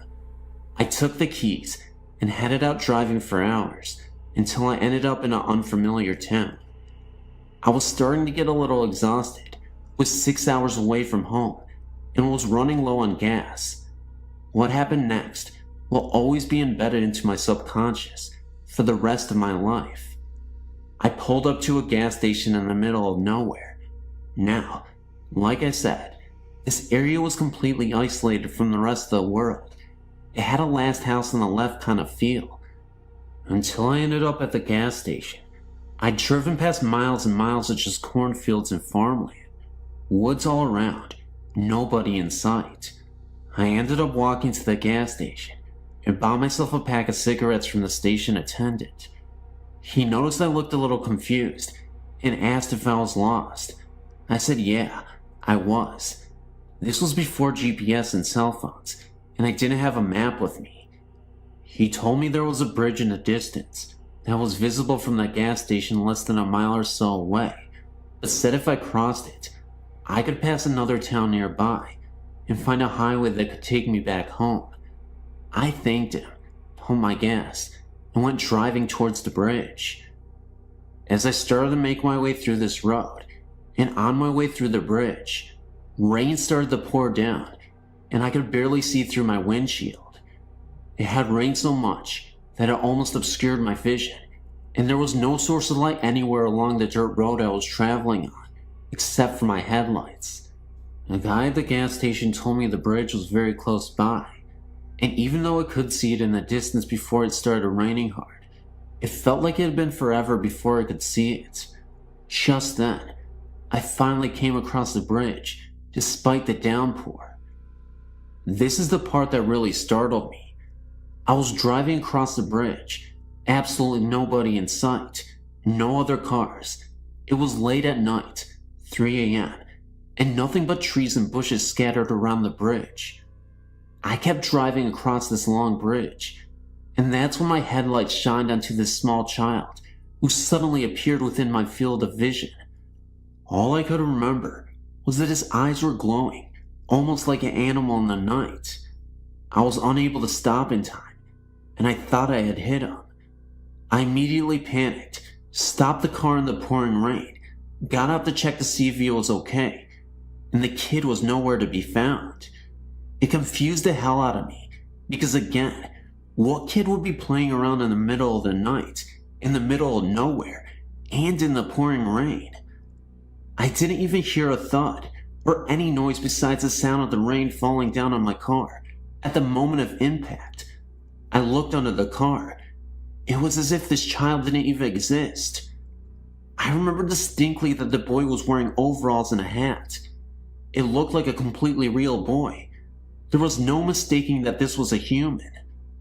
Now, I mentioned my recklessness and drug abuse because this incident caused me to turn my life completely around. I was so worried that I accidentally hit a child, and it may have ran off into the woods, that it made me swear to always be alert and never fight with my parents again.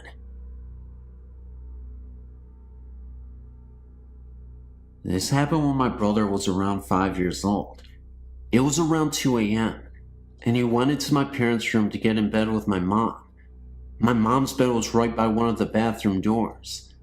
The door on the other end of the bathroom led to where the back door was, and the stairs to the basement.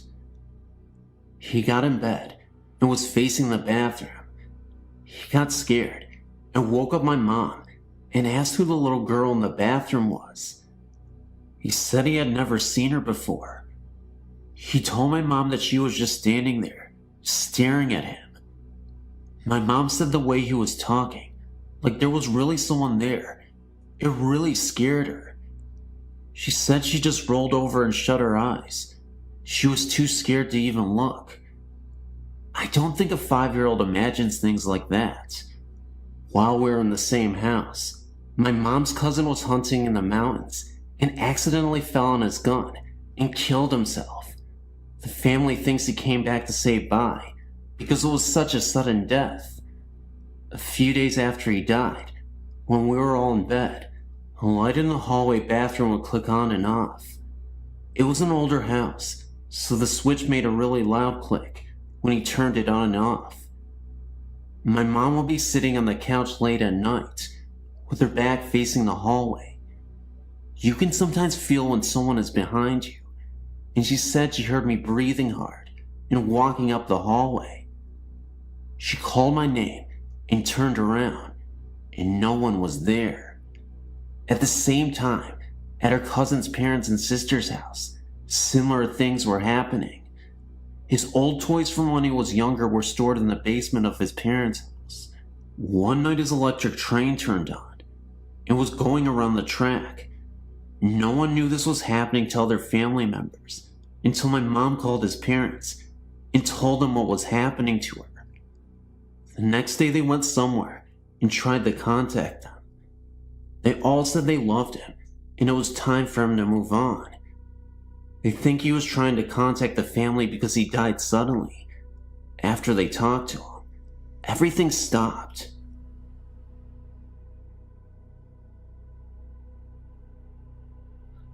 The following happened back in July 1995. Me and a friend traveled around the UK by train. It was about 4 p.m. Then we checked in at a bed and breakfast in Manchester. All double room was occupied, so we got the 2 single rooms, which was located next to each other. We were quite tired after a long day trip by train, so we rest for a moment. Later we went out to eat something, had a beer in the hotel bar, and then headed up to the rooms for sleeping. The time was about 11 p.m. I closed the Vatican blind, turned off the light, and almost immediately fell asleep. The room was pitch dark. Then, after about 2 hours, I woke up and found the room bathed in light. The light almost blinded me. I had a strong emotion to walk towards the window, just like I was enforced to do so, and then I went up. I heard voices and music, like old folklore or something. The voices was only like a murmur, so I actually couldn't hear what it says. It was like being in a full-up restaurant or a pub or something. I was not actually scared, but it was an uneasy and confusing experience. Then, I reached the window and opened the Venetian blind. Everything turned to normal again, quiet and pitch dark. I went back to bed again, and to my surprise, I fell asleep after only about 10 minutes. The morning after, we met up and headed down the stairs for breakfast. Afraid of being regarded as a fool or jackass, I told him it was only a dream. Then, I almost dropped my coffee pot when he told me that the exact same thing happened to him. He has always been quite skeptical to the paranormal things, but I think this experience has changed his mind a bit. I would be very glad if you could give me your opinion. I have apprehension about what really happened that night. I know I was fully awakened, and it can't be my imagination, because the same thing happened to him. As I said in a previous mail, I'm not so good with English, so I hope you understand me. You may publish my story if you want, but you better circumscribe it before.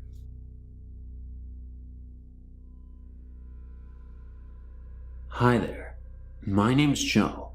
My friend Colin probably wrote you recently about some recent activity. For the past I don't know how many years, I've been able to feel, and to an extent see ghosts. I can sense what they are feeling and what their intentions are. However, for about 3 years, my friend Colin started having sleeping problems.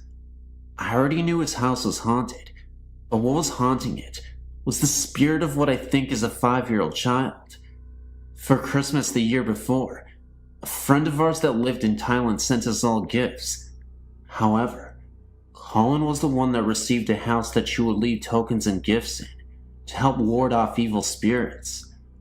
Over time, it stopped doing that. Trapped in the house was some kind of creature, like a demon.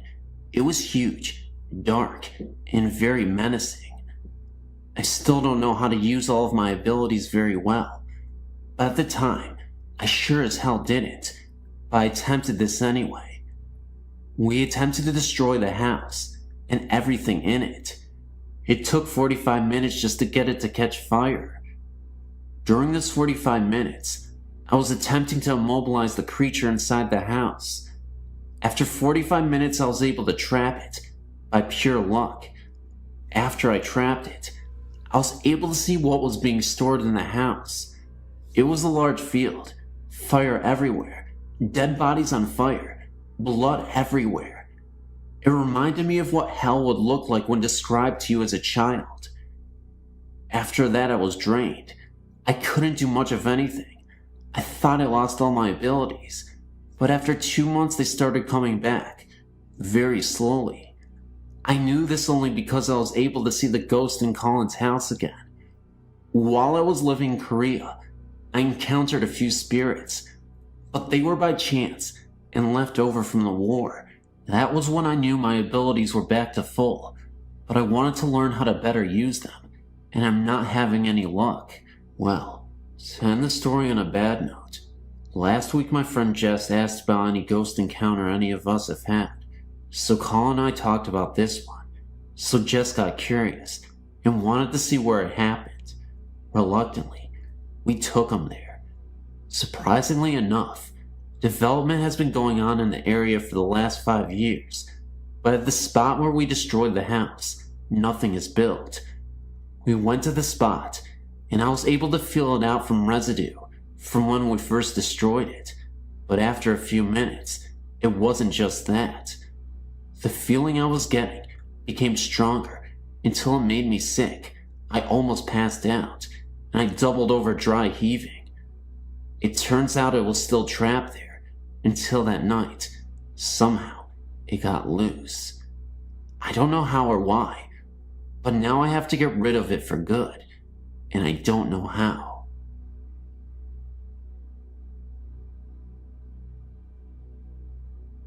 In 1989, I moved into a government apartment in a small town containing 7 units. The last apartment was occupied by a single mom with a small child and her boyfriend. The previous year, they, man and woman, were murdered and shot to death in their bed in the first bedroom by the woman's estranged ex. No one wanted to move into the apartment because of the history surrounding the apartment. I was a young mother and had 2 children and needed a place to live, and thought nothing of this.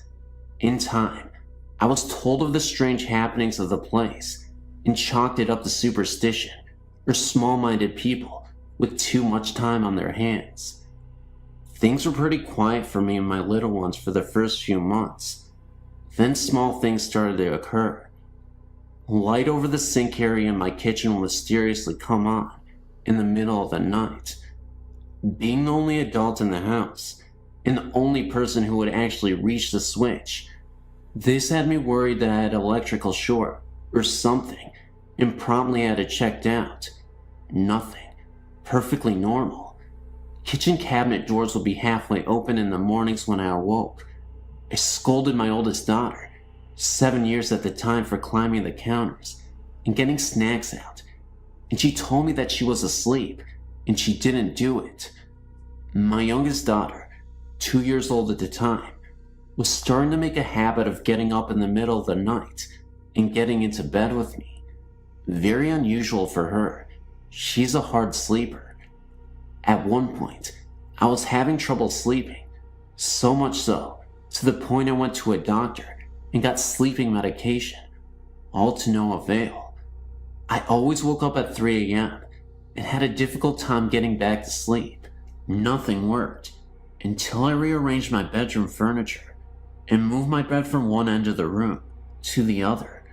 Once, while my oldest daughter was visiting her grandmother overnight, myself and my youngest daughter decided to take a bubble bath together in the late evening. While we were in the tub, I heard jingle bells rattling around in the cup on a shelf not 5 feet from me. All of my windows were closed, and no one else was in the house. Couldn't explain it at the time.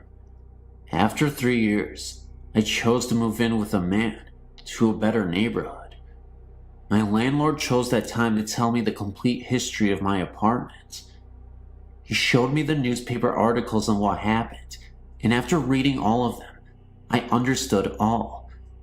The ex climbed through the bathroom window and shot them both dead at 3 a.m. and took the child, which was sleeping between the two. Her bed was in the exact position as I had my bed when I couldn't sleep. The mom was a stay-at-home mom and was always in the kitchen fixing stuff for her little child, making homemade cookies, snacks, and such. She always left the kitchen sink light on for her boyfriend when he came in late at night. My daughter always getting into my bed late at night was quickly understood by me. The other bedroom was never used by the child. She always slept with her mother and the boyfriend. No other tenants have reported any activity in this unit.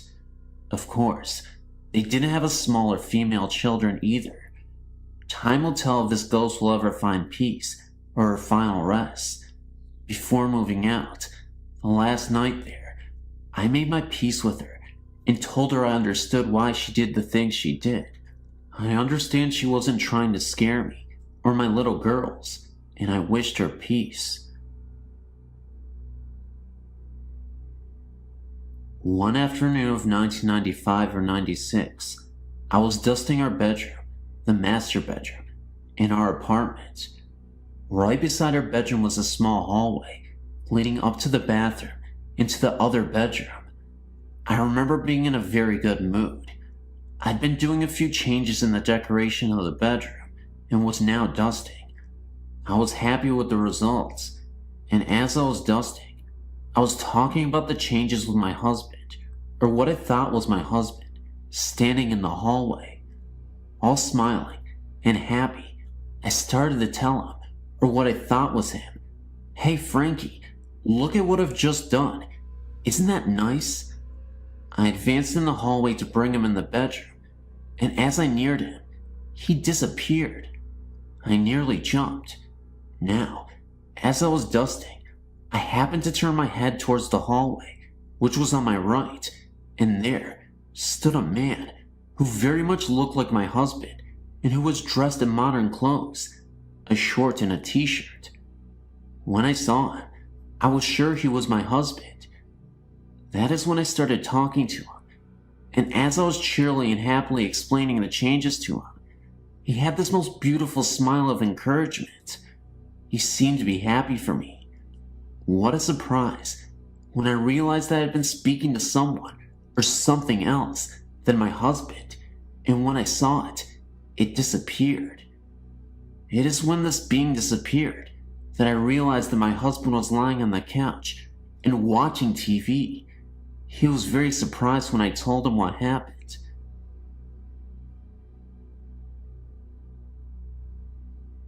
I live in Australia, and I've been seeing spirits ever since I was about 2 years old. My first experience was just after my grandmother's death. I was visiting her grave for the first time, and then all of a sudden, I started hearing voices. They were telling me to leave, that it was too dangerous for them and me if I stayed, that I had to run and never turn around. It is weird that I remember it, although my memory is not as clear as my mother's, but I remember most of the details. I know that this is pretty hard to believe, but I give you my word it is true.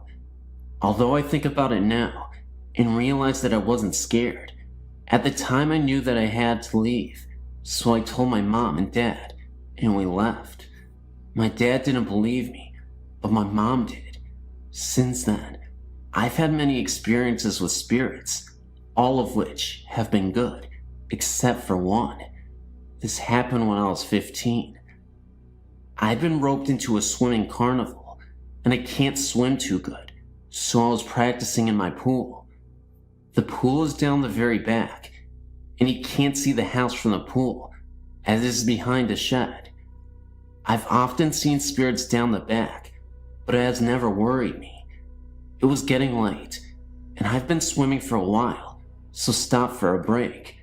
Whilst I was standing in the middle of the pool, I seen a baby sitting on the fence that surrounds the pool. I tried to look away, but I was in a trance. I finally stopped looking at it, but it was good, as I was suddenly dragged under the water.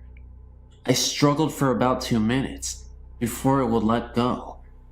When it finally did, I ran inside. I told my mom, and she never believed me, but I've never been down there on my own ever since. My name is Evan, and my friend's name is Scott. We're making a trip to North Carolina for a concert in August of 1996. After the concert, we drove for a long while, finally making it to South Carolina, and we're in need of a place to camp, as it was getting pretty late. We found the Kings Mountain State Park entrance, but being almost 2 a.m., the gates was locked. We both got out of the VW camper to see if we could get the gate open. The road was completely deserted, and being at the entrance, we were not even close to any campsites. With the headlights of the camper as our only source of light, a woman appeared out of nowhere. She had dark hair, thin white dress, and was barefoot. She asked us if we were with the wedding party, and we replied that we were not. As quickly as she appeared, she was gone. Scott and I thought it was kind of weird. No evidence of another car on the road, and the fact that she was barefoot in the middle of nowhere at 2 a.m. in the morning. Entertaining the thought that we may have had an encounter with a ghost, we forgot about it. Recently, I was reminded of the incident and thought I'd surf the web to see if there was documentation of some similar experience when I found your site. I was blown away when I found an entry for Kings Mountain State Park and the woman in the white dress. The entry said that she was murdered by the Klan for marrying a black man. I wonder if they were married right before the murder, and that's why she asked us if we were the wedding party. In 1977, in the afternoon, when I was 11 years old, me and a couple friends were crayfishing at Happy Hollow Park in San Jose, California. We were fishing on the other side of the creek, away from the park. As we were walking through the heavy bush, we seen a lady with long black hair and wearing a red short dress and blouse, with a thick black belt, standing behind some bushes. She kind of looked like she was from the 60s. She was just standing there and staring at us. We were going to ask her about how she got across the creek, because she was dressed nicely, and the crossing was about 10 to 20 feet, and there was no log or shallow part of the creek, and as we got closer, she just faded away. Then we just ran across the creek to the park. Me and my friends still remember this encounter. After this incident, I was interested in the paranormal and collected stories from my friends and family. I know this is kind of a short story, but I thought it was worth sharing. Thank you. I will try to make a short story, but wanted to share my story with your group. We purchased a home about 4.5 years ago. I met the lady and saw the husband only a short time when we had the inspection of the home. We were delayed on the closing because her husband passed away. Approximately 3 or 4 months after moving in, I kept seeing a man by our pool. Thinking it was the neighbor who lived behind us, I forgot about it. Our home sits on a couple of acres of land, and eventually, I started seeing this man near the woods and where they had a garden plot before. It appeared as though this man was hiding and smoking cigarettes of all things. I met and talked to one of the neighbors and told her of the strange behavior of the neighbor and asked if he ever did that on our property. I described the man to her and what he was doing, and her face went white. She told me I was describing the old owner of the house and that he died of lung cancer, but refused to stop smoking and did those things while living there so as his family wouldn't catch him. Eventually, he started appearing to me in the house, especially in the evening hours, sometimes slamming doors to unoccupied rooms, or making hammering noises in the garage, which is under our house. It is just my husband and I who live in the house, and for almost a year and a half, I was the only one to see him, but other people could hear the noises. Finally, my husband did see him, or what he thought to be the shadow of a man behind him, one day in our bedroom.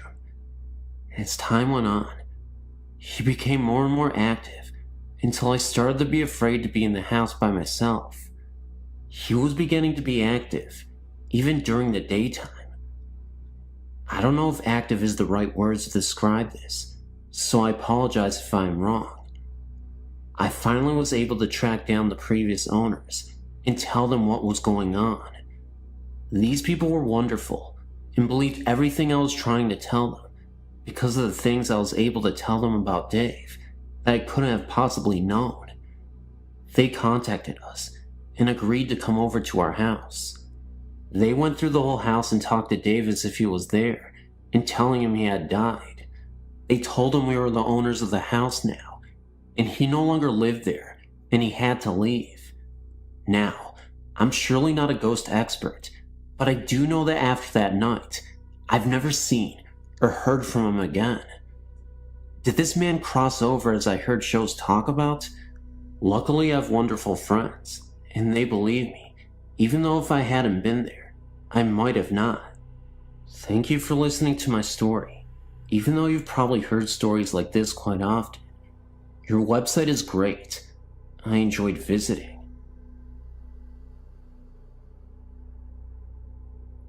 When I was younger, I often despised sleeping in our basement, especially alone. So oftentimes, I would stay in my sister's room whenever my brother, who I shared a room with, was on a scouting adventure or something of that nature. But one night, I was out of luck when it came to the blessing of having someone to sleep with, when they were all either gone at a friend's house or attending girls' camp or a fishing trip. And of course, being 10 years of age, my mother, although loving and magnificent, believed I was a little too old to sleep with her. So I came up with a plan. I would invite my best friend over. Ever since Kristen and I were 4 years old, she has always hated that there were bars over our basement windows. Well, finally, it was off to bed. We scurried about brushing our teeth and giggling before Mom came to tuck us in. My brother and I shared a bunk bed, and I always liked to sleep up top.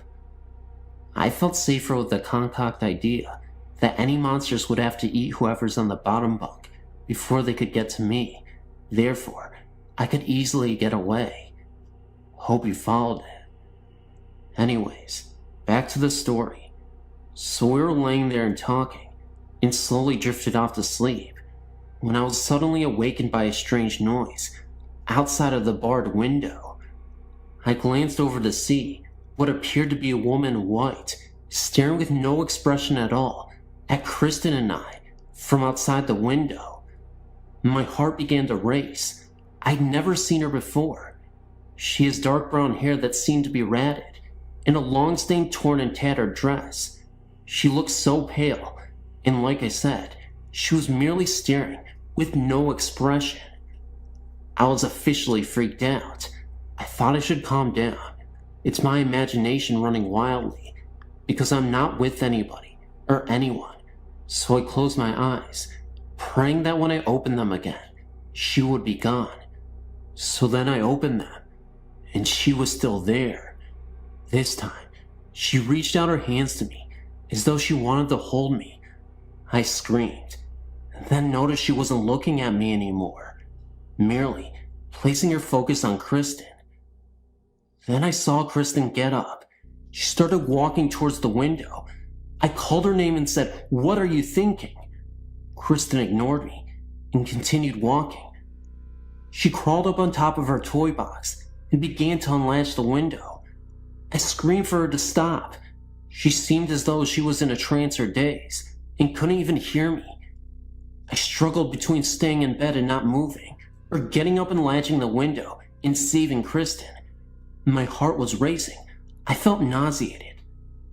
Then, all of a sudden, everything returned to normal. Then, all of a sudden, she woke up. She was awake from her trance. It turns out that she was sleepwalking. Curiously enough, I looked outside the window again, and the woman that I once saw had completely vanished. I was completely confused and dumbfounded. So I went over to Kristen to see if she was alright. At this point, Kristen was in my arms. She was shaking uncontrollably, and she regained consciousness. I asked her what she was thinking, why she ignored me, and she said all she could recall was an angelic voice singing to her, begging her to come with her. I said, "What?" She said she had some sort of dream or vision, and this is what happened. At that point, that's when I told Kristen that she got up and walked towards the window. I also let her know that there was a woman right outside the barred window, and she couldn't even believe it. Maybe this was the angelic person that she was talking about, the woman. Maybe she telepathically communicated, and as a result, ended up infiltrating her dreams, and then Kristen started sleepwalking. I know you might think I'm crazy, but this story did actually happen. I can vouch for two people being there, me, and of course her side of the story. Immediately when it happened, we were both so frozen that we didn't know what to do after that. I looked at Christy, and she was so delirious, but also very shocked at everything that happened. I asked her if she wanted to go to sleep again, and she replied, "But I can barely even move." So I said, "We can sleep here right on the floor." The next day, when we were at breakfast, we both just knew that this isn't a story many would believe, so we mostly just kept to ourselves. Until, of course, I actually wrote this story here today. Thank you guys for listening. I really appreciate you letting me tell this tale. And believe me, this is not something anyone would want to experience, but I guess we have a good story now.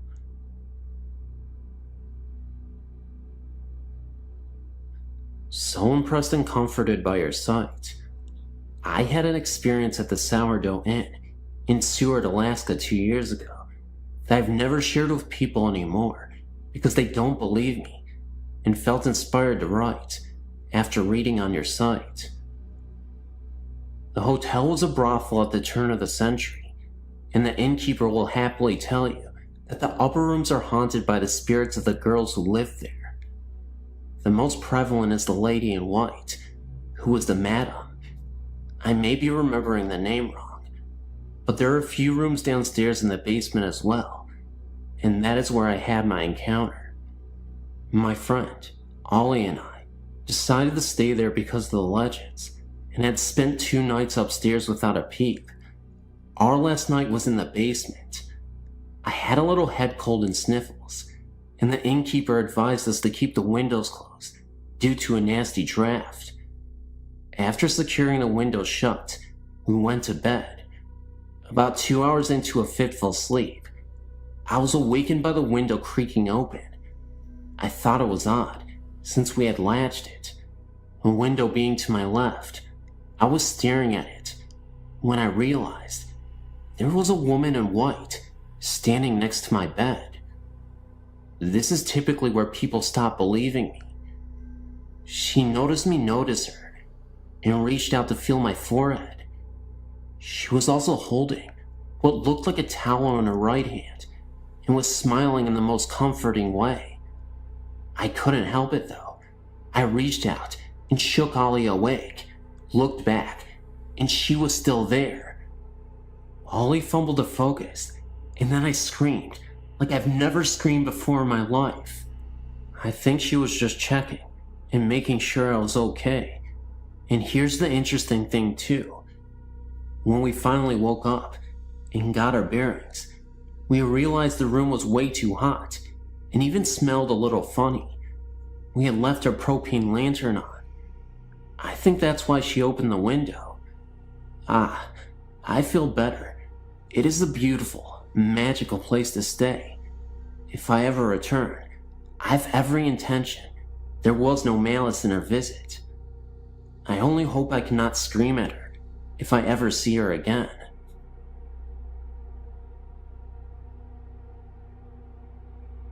I just wanted to write and say that I had a scary experience at Banks, Ohio, House of Nightmares haunted house.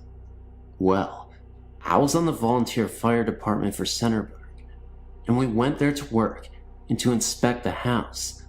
Well, one night, they had me working the spider, which I had to go up on the staircase by myself. The house once was an orphanage, mental hospital, and a Bible college. While I was working the spider, I had to look down to watch when the people were coming. Well, once, I just felt like someone was watching me, so I looked up and saw this little girl. She was see-through and was wearing a white tattered nightgown, had blonde hair, and was dragging a brown teddy bear. She was looking towards the ground, so I just started to freak out. So I shut my eyes and opened them again, and she was gone. Another experience I had at this house of nightmares. I was working the spider, and up on the staircase there was no door or anything, and I heard this man's voice ask if I was okay. Yes, up on the staircase, at the top, where there is no door, just completely alone and isolated from the rest of the people, and since there is no door, there is no way anyone could have gotten up there. Another time, when I was working on the spider, again, I saw something out of the corner of my eye. It almost looked like a floating head coming straight towards me.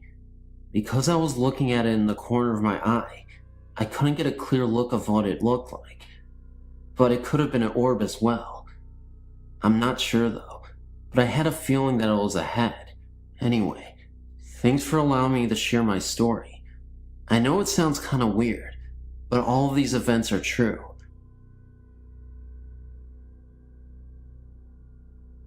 I have felt, until rather recently, an unsettling presence in my apartment since my ex-husband moved out last November.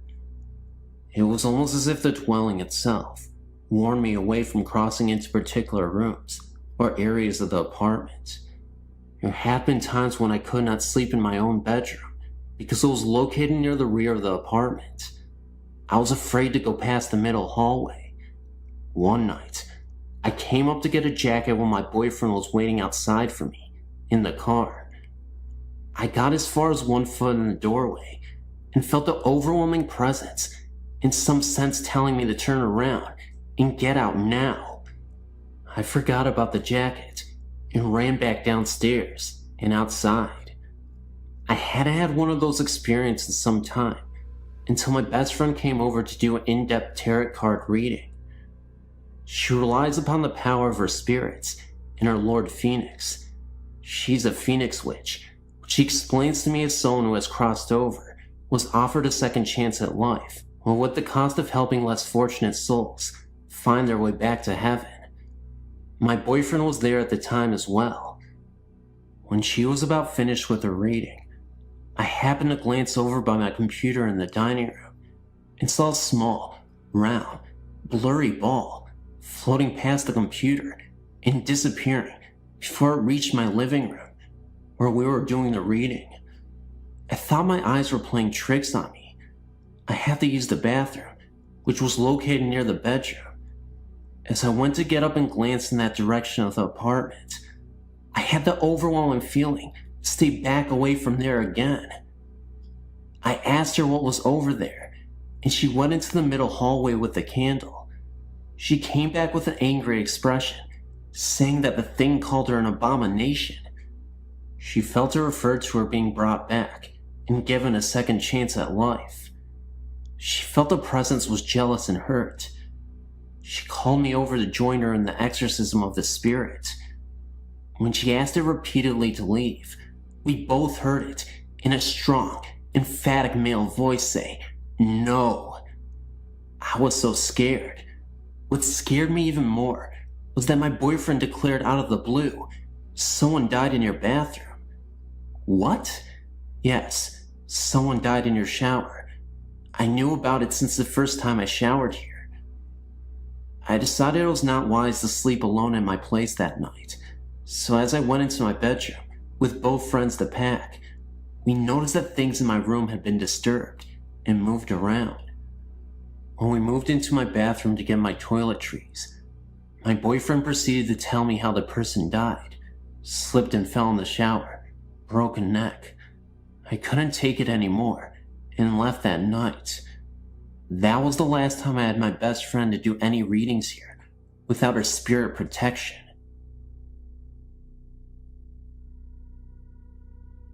This event is true and happened when I was 9 years old.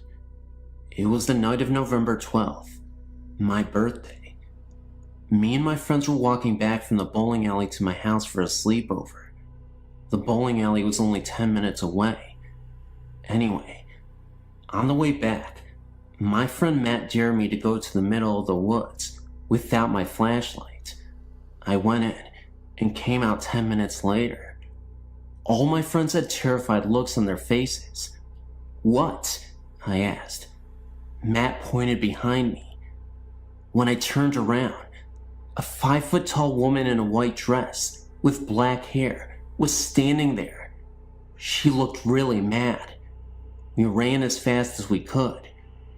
We finally got to the house and jumped in our sleeping bags. No one moved, and we eventually all fell asleep. I awoke at 3 a.m. in the morning to go get a glass of water. I had totally forgot about the incident until I stopped and heard very, very heavy breathing behind me. I thought it was my dog, but when I turned around, it was her. She had the same look on her face. I screamed as loud as I could, and my friends came running down the hall, asking me what happened. I told them, and we all went back in the room and stayed up until the next day. I told my mom what happened, but she didn't believe me. That is, until she found my pet snake dead, and she started seeing the strands of long black hair all over the house. We moved out shortly after that, and I will never go back to the house again, let alone look at it. I still find black hair in my bed sometimes, even though we're at our new house, and there's no one in my family with black hair. I think she is following me, maybe trying to tell me something. On rare occasions I'll be playing my drum set, when all of a sudden I stop and hear mumbling and groaning. If I ever have an encounter with this ghost again, I'll send it ASAP. Thank you. A lot has been happening lately. Comfortable and uncomfortable things. Some of these happenings just leave me curious and confused as to why all of this is happening. I've been experiencing things to the point where I've broken down, and I shall tell you how and why right now. One day, I was sitting in front of the door to my brother's room, just casually sitting there, listening to music as I waited on my brother to come back. When he finally came, just as I turned my head towards him to say something, I was kept completely shut and frightened over what I had just seen. I let out a small scream, which left my brother worried and motivated him to ask me why I had let out a sudden reaction. I explained it all to him, about how I saw a solid figure of a man that stood right behind him. Now, I really didn't believe in the paranormal, and to see something like this just shook me. I did, and still do believe that spirits are real, but my view on seeing them had totally changed around after this incident. I am religious, and I pray more often than I used to back then, which has helped me a lot because I feel more protected and safe. But it doesn't end there. When I found out that my brother was experiencing the same things as me, we told our mother, and she sat us down to explain it all. We found out that she had similar things happening to her in the past too, and I had also learned that when my mother was trying to get pregnant with her first child, me, that she was targeted by black magic and had been attacked by a shadow person. That gives me a feeling that something or someone, the spirits, may have gotten through some closed doors. I'm not a professional or anything, but it's something I assume may have happened. Anyway, we've had our house checked out by different mediums, and they all said the same things. They told us that something was in this house. But the thing is that I feel like there's more than one spirit in this house. One I sense as good and the other I sense as bad, but not demonically bad. I can feel it in my gut. Most times, out of nowhere, I will occasionally see a black mist pass by the corner of my eyes, but I end up dismissing them as my imagination. The way these spirits contact me are through my dreams, most of the times, rather than in my awake hours, although I've seen the solid figure of a man twice in the same hallway I had an encounter with the first solid figure that appeared behind my brother. At night, I feel cold touches, especially on the side of my head, and the feelings of pins and needles stuck into my hands. Very recently, it was as if I was completely drained of my energy, and no matter how hard I tried, I couldn't think straight. Hours later, I was totally fine and slept well, but this isn't the only time that something like that has happened. One night, I was sleeping and I felt this voice speak into my ear. It was vividly clear enough to make me understand the words being said, and the voice was soft, yet in a little harsh tone. It said something like, "You think you're clever, don't you? I'm stronger than you, girl. Try me." That's when I woke up. My heart was racing so fast to examine if one of my siblings played a harmless yet frightening prank on me. But when I realized there was no way for my siblings to do that to me, I froze in shock. My bed was against a wall then, and since my door's a bit broken and the floorboards haven't been fitted back in properly, if you open the door, it would create a loud sound that would make anyone jolt. I'm a light sleeper, by the way, so there was no way that anyone could have pulled it off. Plus, I don't sleep against the wall. I always sleep away from the wall, so I wouldn't have known and felt something get onto my bed and lay beside me. It's just confusing me, all of this. I found myself crying one day because of it. I don't know what to do. I've decided to keep myself devoted to God and to follow the light, as I know that's the only thing that assures me safety. I'm sorry for posting such a long story, but I would like to know your opinions and advice on what I should do or about what's happening to me. Thanks. Number 2. My name is April. I'm 21 and have a story to tell you about the experience I had with the infamous Ouija board. You have heard stories of Zozo the demon, right? Well, he is real, and I have read stories on him, but didn't actually think it was true until it happened to me. 3 months ago, I had moved in with my sister, and I had brought a couple friends over to hang out that evening. We were all smoking a cigarette when I came up with the brilliant idea to play the Ouija board and ask otherworldly spirits questions about the afterlife and questions about the future. Now, I have played the board by myself for many years, with little to no negative spirits speaking with me, but this evening was in fact different. We sat at the table and put our hands on the cursor and moved it clockwise around the board as we said Ouija out loud 3 times. My friends weren't avid believers in the paranormal or using the board from rumors they had heard. I asked, "Is there anyone there?" The cursor moved slowly to yes. "Who are we speaking with?" The cursor repeatedly went from Z to O and continued to do so after the question was asked. "What do you want?" It quickly spelled out her. "Who is her?" I asked. It spelled out my friend's name, and I was freaked. "What do you want with her?" It spelled out, "I want her." Very quickly, the cursor returned to moving from the Z to the O yet again, and I was getting annoyed with this because it wouldn't tell me why it wanted my friend. It just spelled out, "I want her," repeatedly. My friend, the one the demon wanted, stupidly called him a pussy, and the board spelled out death. That's when things got bad. I got angry and told her not to provoke him because he was capable of bad things, and I sure as hell didn't want anything happening to my friends. The other friend just sat there freaked out, not speaking the entire time, as we continued to ask it questions, which I don't recall. The cursor began feeling hot under my fingers, and I asked my friends if they felt it too. They said they did. I asked it another question, but its answer didn't make any sense. It spelled out. The word it spelled out was mama, over and over, and would not move to any other letters, so I cussed at him because I was getting annoyed. The one friend took his hand off the cursor and refused to play anymore, and the atmosphere immediately changed.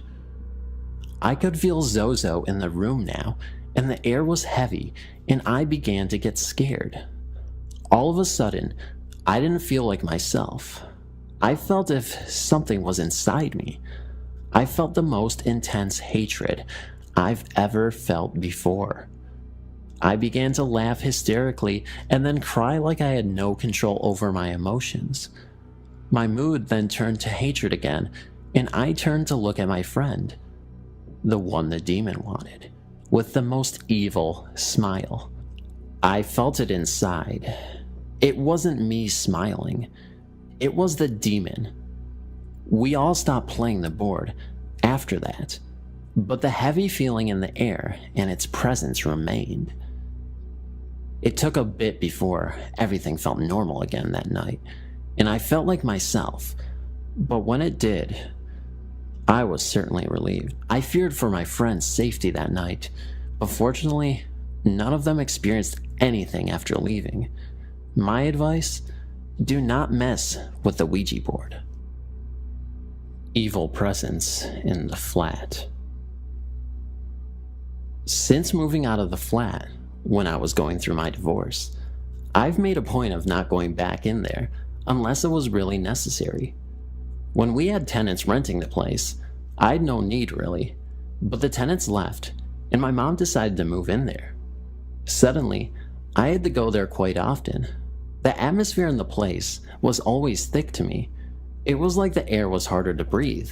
On one specific night in April 2015, my mom sent me a message and told me strange things were going on in the flat. Not one to leave my mom alone when she was far less open than I was, I ran to the flat. She was sitting in the lounge when it came in, and she asked me to step into her room and tell me if I smelled anything. As I took the one step into her room and came to the closet, on my left, bed to my right, there was the very distinct smell of cigarette smoke hanging in the air. I walked towards the bed, and the smell decreased, towards the closet, and the smell was stronger. No one in the yard smokes, so the chances that it could have been carried in from outside are zero. The closet is also not close to any windows, so the fact that the smoke was centralized to that spot was enough to get my hair standing on end. I went back to my mom and asked her if this was all she had been experiencing. She said no. The whole week, she could feel someone take hold of her ankles as she lay in bed, until one night, where not only did something take hold of her legs, it pulled her halfway out until she got panicked and started kicking. By then, her legs were completely off of the bed. She swore to me for a second it felt like she had kicked a solid human being, but no one was there to be seen, although she clearly smelled the smoke. The weekend, I had Tim and Eileen over and explained the story to them. Tim went into the flat alone, leaving us by the pool, and after about 5 minutes, he came out. He said that the person in the flat was a man, middle-aged. He gave features to this man that had my mom and I looking at each other. For my South African compatriots, the man looked like a thinner version of Eugene Terrablanche.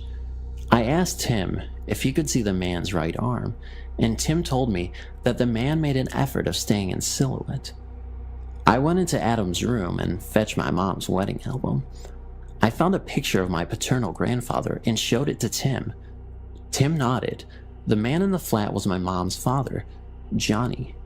Johnny had lost his right arm in a car accident.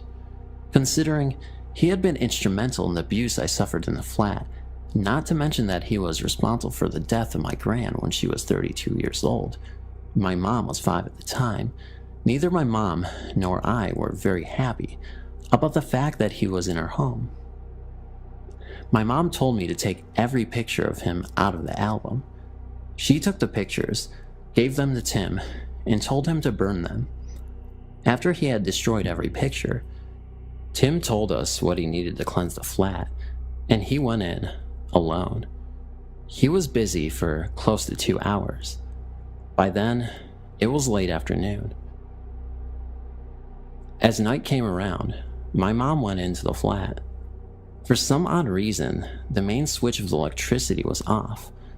Strange. She switched the power on and went to her bedroom. My son, T, came into the flat and told her he smelled smoke. Since they are both asthmatics, very bad timing. My mom ran out of her room and saw the box that she had set down on the stove catch fire. Yes, not the smartest move putting flammable materials on a stove. Curious though, my mom never cooks in the flat, so the stove mains are always switched off on the circuit. Yet, every plate on the stove was glowing red, turned up to full heat, and the box and its contents were on fire. Mom yelled and grabbed T, rushing to get out. Tim rushed in, grabbed the box, dropped it in the sink, and doused the flames. Outside, both my mom and my son were having full-on asthma attacks. When Eileen and I were able to get my mom and my son calmed down and breathing, we speculated as to why the stove would have been turned on when it is never used. Tim stated very simply, "You burn my pictures, I will burn you." A sick parting gift from a bad old soul. This is a story that my mother told me and my sisters. Back in the 40s, my dad accepted a job in Atlanta, Georgia, and my parents moved from Chicago, Illinois to Atlanta. For several weeks, they stayed at the Biltmore Hotel in Atlanta while looking for a home. One night, my mother, who was 8 months pregnant at the time, was alone in the room by herself because my dad was on a business trip. She said that she woke up at about 3:35 in the morning and saw a man standing beside the bed and looking at her. The man was well dressed in a suit and smiling at her, but she knew immediately it was a ghost because although she could see him plainly, he was transparent. She could see through him. When she was growing up, the woman who had raised her told her if she ever saw a ghost, say the Lord's Prayer, and it would go away. She pulled the sheet over her head and said the Lord's Prayer, but when she looked again, he was still there. She would close her eyes and open them again, but he did not go away. She fell asleep with the sheets pulled over her head, and the next day she found out at the front desk that a man had died in that room at that exact time she saw the ghost. She described the man she saw to the clerk to ask if she knew him. She felt like the ghost meant her no harm and was there to make himself known and protect her. Her and her sister lived in an old house in Champaign, Illinois, and they both told me that they encountered ghosts several times in that home, and one time they both woke up and saw one standing in their room. So far, I've never seen a ghost, but I'm convinced that they do exist.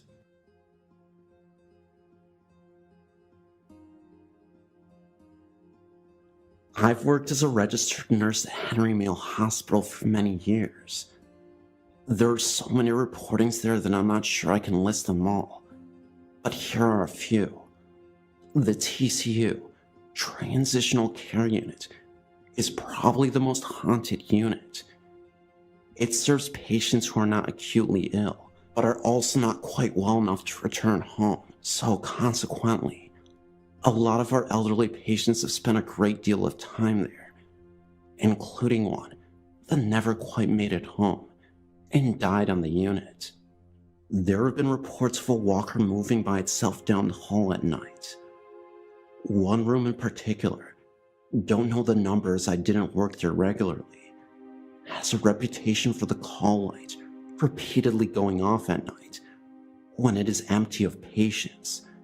So much so that the engineering has refused to come fix the bell when the nurses plead to have it silenced. I only worked there one night and had a heavy fire door slowly swing open in front of me and another nurse, as if someone was going into the room. No windows or doors were open as they were bolted shut, and the door is extremely heavy. The other nurse, terrified, screamed at me, "Close the door, close the door." That same night, I had a female patient who had been in her room for a few months and said she felt like she was going batty and that she was so thankful for her TV. Shortly after, it went to static, and I couldn't turn it off with the remote, nor by pushing the power on and off button on the set itself, and finally had to get a chair to flat out pull out the cord from the outlet that was situated near the ceiling. One night, one of the nurses was working a very late shift at night, and she went to go grab a mop after she spilled her drink all over the lobby floor. She went down to the storage area where she knew nobody was there at the time. As she opened the door to the storage closet, in the darkness, she swore she saw what looked to be the face of an elderly woman from the other side of the room, and two glowing eyes, barely lit. It was all just bright enough to be seen with the naked eye. She immediately turned on the light and ran all the way back. She refused to go down there the rest of her time working there, and even change careers. It was that devastating to her. On the medical surgical unit too, there are ghosts up and down the whole hallway. The end opposite the nurse's station is especially bad. Rooms 148, 146, and 142 are the worst. Oftentimes, patients who are dying are put in these rooms, and shortly before they do die, patients often report seeing a little blonde girl in their room at night. They either ask the nurses to get her out, or at the very least, ask who she is. I had an aide one night open up a utility locker at the same end and saw the girl. She was crouched behind a walker, scared, looking up at her. Sometimes machines won't work in those rooms, even if you trade them in several times from the supply department with different ones. They suddenly will start working again. Myself and another nurse witnessed shadow people at the same time walk past the nurse's station window while the computers and lights dimmed simultaneously. He saw the same night one shadow person standing in a doorway, just staring at him. He looked up and asked yes, thinking it was a nurse aide willing to ask him a question, only to realize it wasn't an aide. Aides have seen patients that weren't there earlier in the evening suddenly lying in a bed, and thinking it was a new admission, brought the vital signs machine back in to take their vitals, only to have the patient gone and the bed still made. Med-Surg 1 is next to Med-Surg 2, and though it isn't as bad as 2, I've had a patient complain that she felt little kids poking at her and pulling her down all evening. Med-Surg 1 was a pediatric unit for 1 year when the hospital was first built, but was shut down as it wasn't financially sustainable. The elevators near the cafeteria that lead down to the morgue are just plain creepy at night. I've known people that have had them slam open and shut closed several times before finally shutting and going down to the morgue.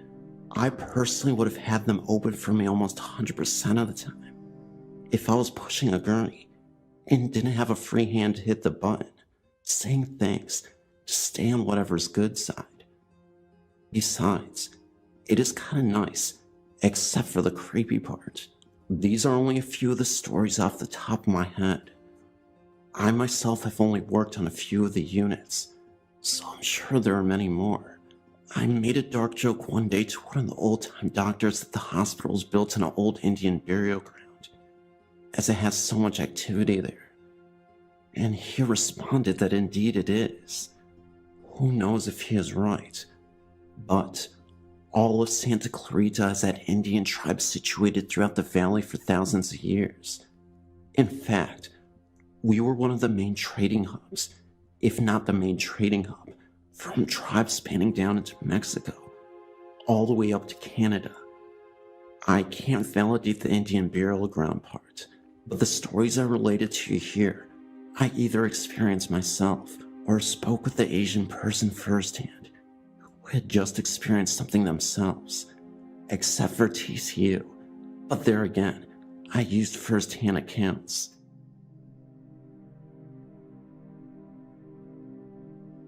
I grew up in the great state of Utah.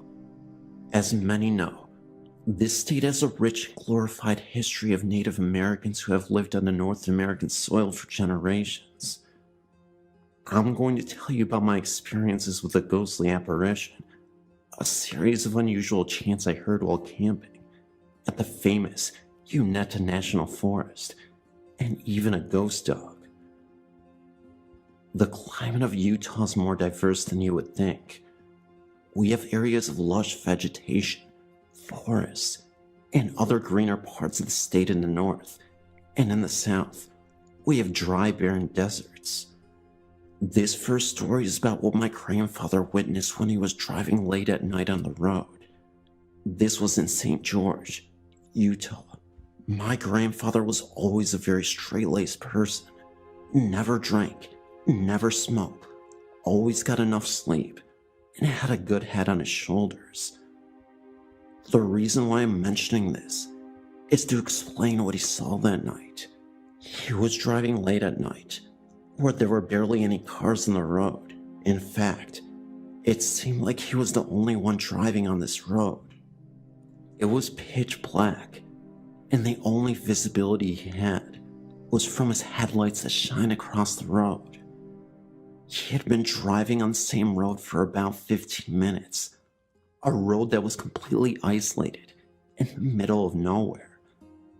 Out of nowhere, he saw what looked to be a Native American man standing in the middle of the road from the distance.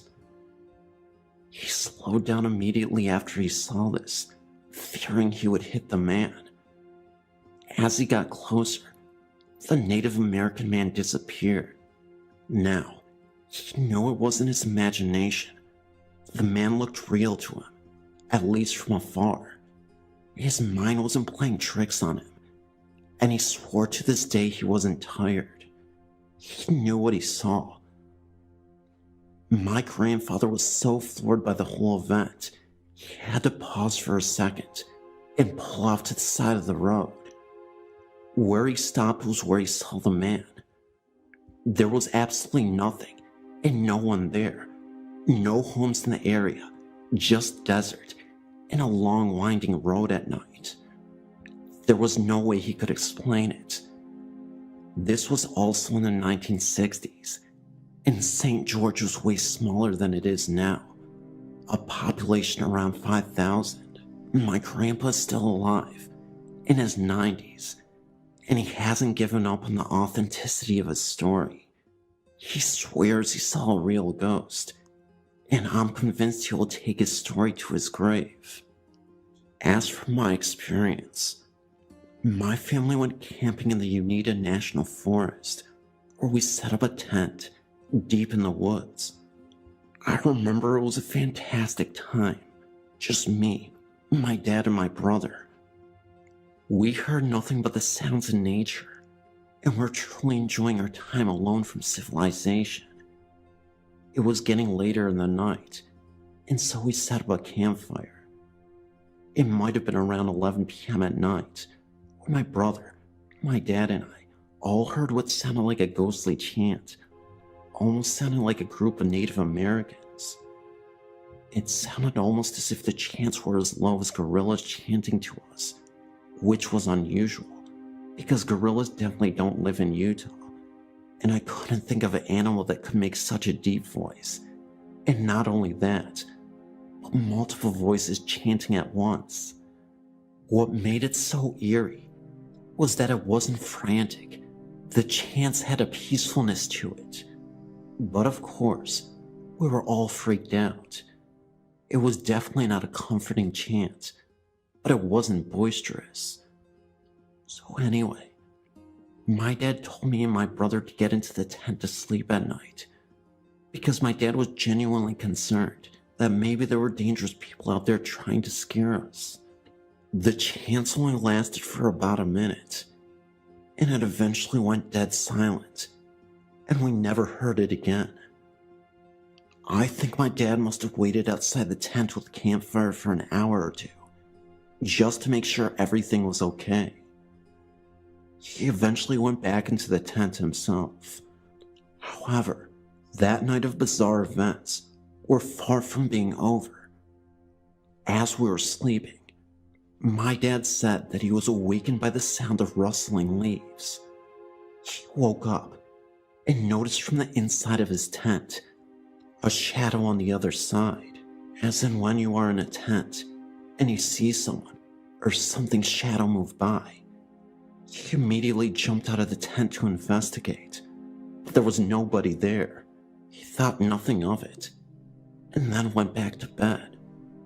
On the third night after camping, we went to bed as usual, and this time, I experienced the same occurrence.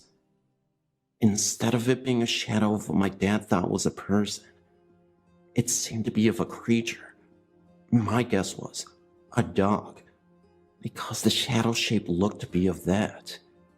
It could have been a bear, because the shadow was small from seeing it move from inside of the tent.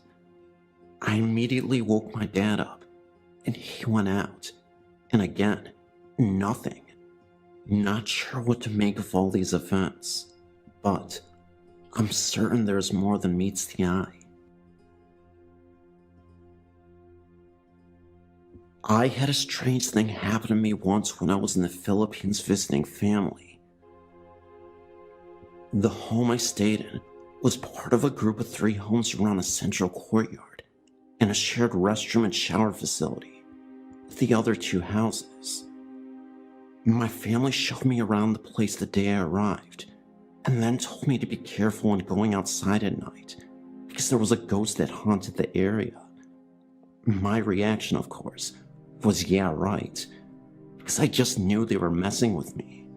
My third night there, I wasn't feeling well and needed to go to the restroom a lot more than usual. Don't drink the water in the Philippines, by the way. So I ended up going out to the restroom facility late at night. The restroom facility was on the far side of the courtyard from the house I was staying in, and around the side of one of the other houses, and it was very dark because the lights were out in all of the houses, and the nearest street light was pretty far away. I was on my way back from the restroom, and just as I walked into the courtyard, what felt like a force grabbed me from behind. It was such an odd feeling, like a major resistance pushing me back, almost like going against gravity. To clarify, I don't mean literally. It was just an overwhelming pressure, but I could feel the energy around me so strongly, it's hard to explain exactly. I ended up turning around and going in the opposite direction to an empty field that bordered the courtyard, because something was almost pulling me in that direction, like there were hands on my body. I say something because it felt like a force grabbing me on my arms. This force seemed to disappear when I got closer to the field. I shifted my body around, and all of a sudden, I saw this solid black human shape from a few feet away, not moving, just a black mass silhouette that I could identify as a human, if that makes sense. I took off running towards the home and looking over my shoulder again, and the black shadow was gone. I burst into the home, and apparently I screamed. I don't remember even doing it, but I'm not surprised, and I'm not ashamed, because people were coming out of their bedrooms to see what was going on. I told everyone what happened, and they all took it in stride. One cousin even said, "Oh yeah, that happens." I was really freaked out, and didn't sleep the rest of that night, and I didn't go out at night alone. For the rest of the time I was there. I did some reading and asked some questions since then, and the answer I got most often was that I was an evil spirit. From what I've read and been told, these are paranormal entities that are angry, evil, and seek to harm people. Sometimes they used to be human, but others were never human. When I asked what they were if they weren't human, I hear the word demon tossed around quite often. Regardless, there are many stories similar to mine where a black shadow or human shape has grabbed a person, and I just wanted to tell you about my experience. Maybe someone else has had this kind of experience as well.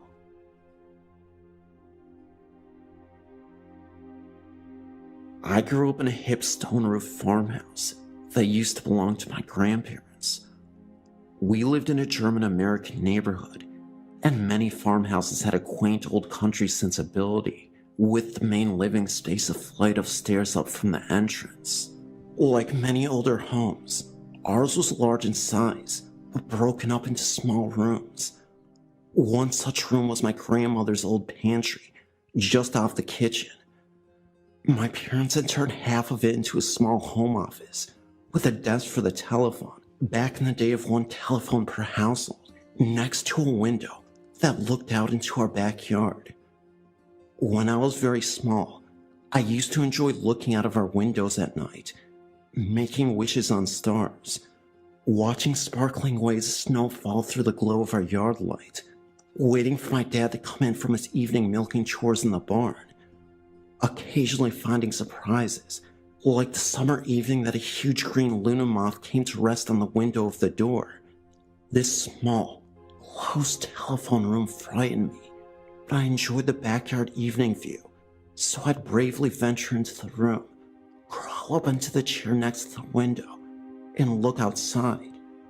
One evening, I had a desire to look out the telephone room window.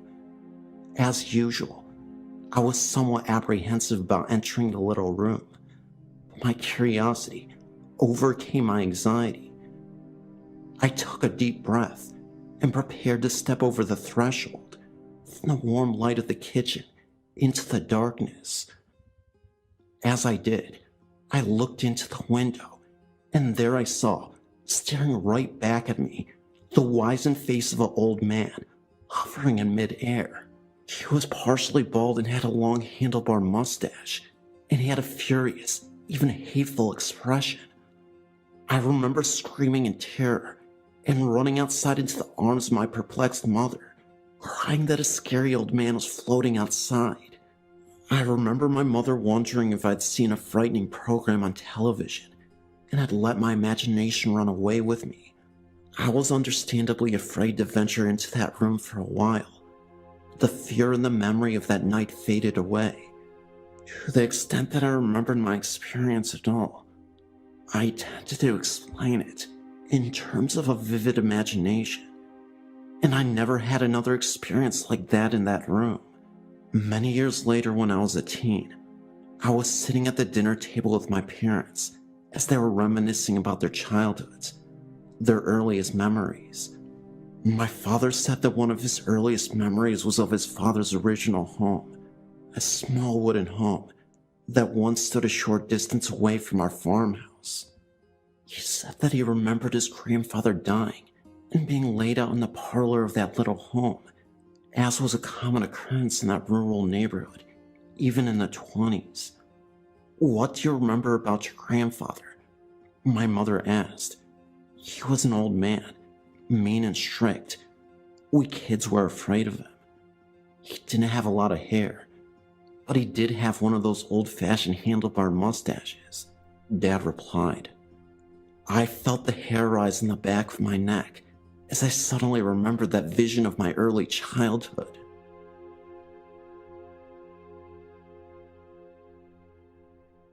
My name is Lena, and I'm from Malta.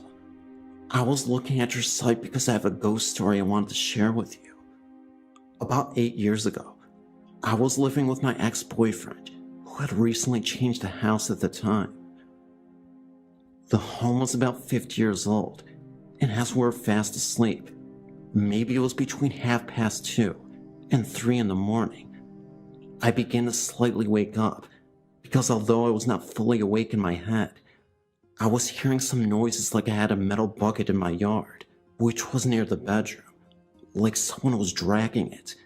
Then the wardrobe doors began like someone was shutting and opening them. The wardrobe was by the wall on the side where I was sleeping. I want to remind you that by then, I was still not fully awake. And then I could hear near my ear like people talking. Remember, I was half awake until all of a sudden, I was fully awake. And at the end of the bed, I saw two figures of two men. And although it was dark in the room, I saw them clearly. When I saw this, I was in awe.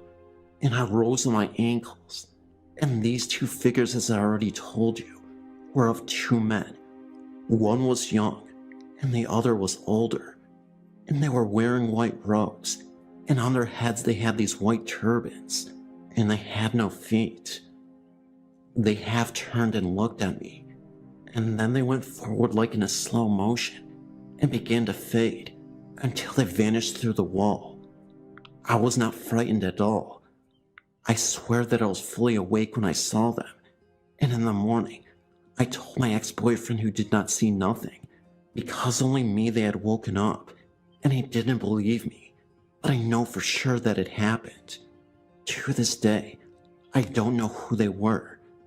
Excuse me for my poor English.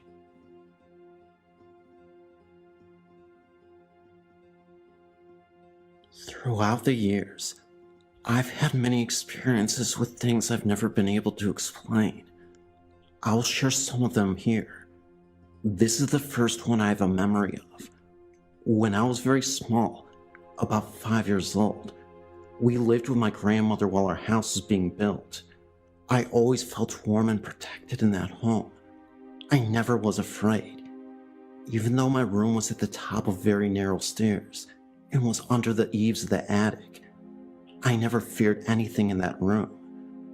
One night, there was a terrible thunderstorm, and I remember dreaming that there was a fire under my parents' bed.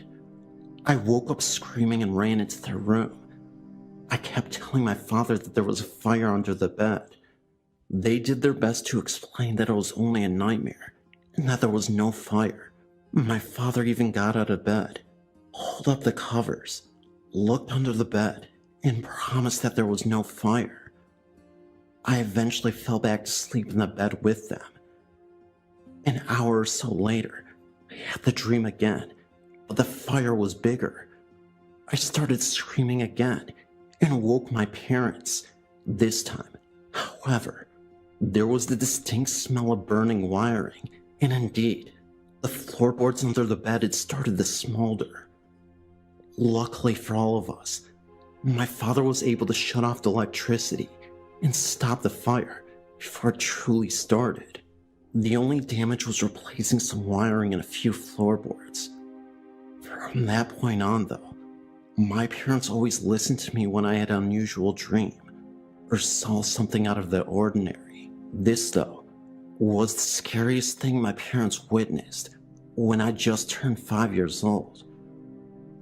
We always had the attic stairs open. Apparently, I'd sneaked into our attic for multiple days, and when my parents would catch me playing in the attic, they would ask me why I kept going up there. I would tell them that the old man in the attic was lonely, and he wanted a friend, so I continued to talk to him to keep him company. This clearly startled my parents, and after the fire incident and the dreams that I had, they wanted to get to the bottom of this. They continuously asked me, "Where is this man?" So I would point at the corner in the attic and say, "He's staring at you. He's very mad you ignored him." It was at this point we had a priest come bless the home because it really seemed like a massive negative energy was in the home. I even remember getting a witch psychic to come and investigate, to talk to whoever the man was and get an idea.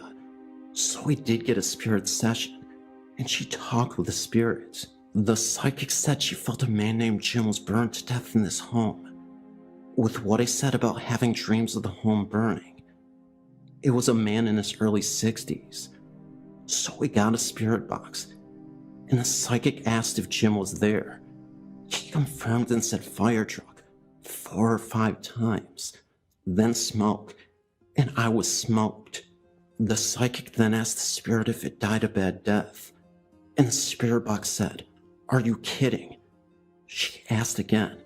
He said yes. You can't make this stuff up. If you ever played with a spirit box before, you know that spirits communicate with their energy to create statements through radio frequencies and whatnot.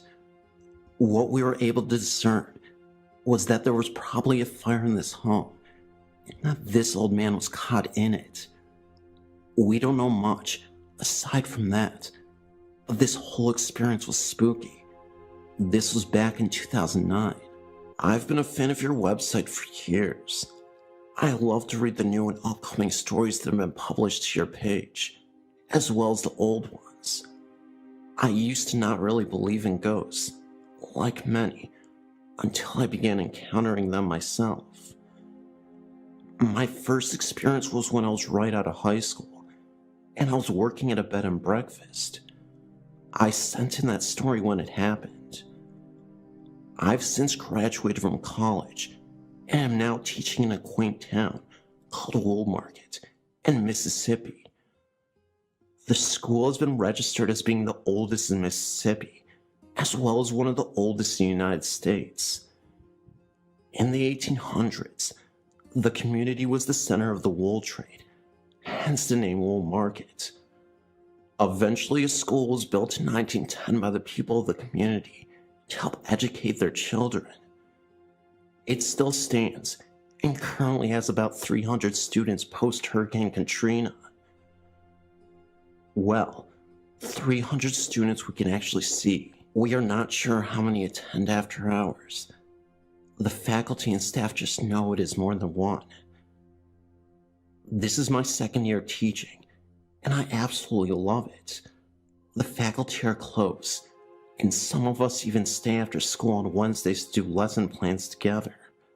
I was told upon being hired that it isn't the safest place to be after hours, but I didn't realize what they even meant until I started staying late to do lessons. The teacher I worked with started telling me stories of when she used to have a classroom in the main building. She said she used to come real early in the morning to get things set up in her room before the children came, and she would hear children laughing and giggling in the hallway, but she was the only one at school. She said the intercom would come on in her class, and she would hear little children whispering through the system, but when she walked up to the office, it was locked. When I was hired on, the lead teacher told me she never sits at the school alone for the same reasons. Well, doing the lessons at school was just a lot easier for me than dragging all the books home and doing them, so my teacher friend and I began doing them together to make the time go quicker. Usually when everyone had left for the day and we had settled into our seats for a good while, is when we began hearing strange noises. The door to the main building would open and shut by itself, and we knew no one was there. We would hear little children giggling and running down the hall. The intercom would come on in different classrooms down the hall, and we could hear a voice that was not familiar. We began hearing what sounded like adult voices telling students to be quiet in the hallway. Last, but not least, desks would be heard moving and being arranged in different rooms, including the one I taught in. I would walk in, and my desk would be rearranged from the day before. When we would leave the school at night, sometimes after dark, we would see lights flicker on and off in the main building. Soon, things began missing, My lesson plans that I would have placed on my desk to be turned in the following morning would show up in a strange place I know I did not put them, or never be found. Then, when I began taking my printed copy home, my lesson plans on the computer screen would go in a sort of landscape mode, if you will, and would print out where the words would go off the page. There was no way to unlandscape the screen for them to print out correctly. My principal thought it was a joke and told me to fix it. But when I showed her that it wasn't setting on the computer that was causing it, she realized I wasn't kidding. When I started talking to the students and telling them how much I enjoyed them being there, my computer screen formatted my lessons back to its original setting, and I never had that problem again. But as for the giggling, desk moving, and the door slamming, it continues. In fact, while I was teaching last week, I think that one of the students from the past wanted to sit in on my lesson. The door was shut, and it just opened completely by itself, and shut by itself, and a piece of paper flew out on an empty desk up front. The students seemed to feel a chill in the air, and then it was gone. The door opened again, by itself, and closed by itself. My first graders call him Casper, and don't really mind if he pays another visit. My principal says she has encountered similar occurrences in the school, as she too refuses to stay at the school alone. She claims the police officer at night refuses to go by the north wing of the school where my classroom and several others are located, because he sees strange things. Many teachers feel that there are students who died while they were attending Wool Market. Others feel that they are students who attended the school when it was an agricultural school in the 1800s. Whomever they are, they make themselves known to many who attend the school now. We are not afraid of them, but the thought that they exist is kind of creepy.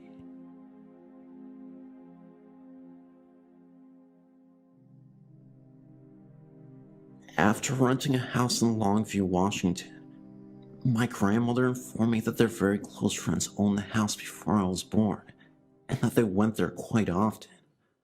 On occasion, while watching TV in the living room, I would see a man in a brown suit walking down the hallway out of the corner of my eye. When I looked directly that way, he would disappear. On my 12th birthday, my sister-in-law had got me a black balloon with a tombstone on front of it with the saying, "R.I.P. Youth." About a week later, I had just finished barbecuing some steaks and was sitting down to watch the Seahawks play a Monday night football game. With no wind to propel it, the balloon came around the corner from the kitchen into the living room. It stopped halfway into the living room and went back into the hallway towards the bedroom that the man in the brown seemed to be heading to. Halfway down the hall, it stopped, reversed direction, and came back into the living room, where I attacked it with a steak knife. After draining all the helium from it, I threw it away. Our daughter would not sleep in the bedroom that the man appeared to be heading to, saying she felt his presence and was frightened. We changed bedrooms with her, but I had no feeling of his presence there myself. I saw this apparition on numerous occasions, but never felt any dread associated with it. When I described the estimated height and attire of this apparition to my grandmother, she said it sounded like their friend George. I never saw his wife, and according to my grandmother, they were childless.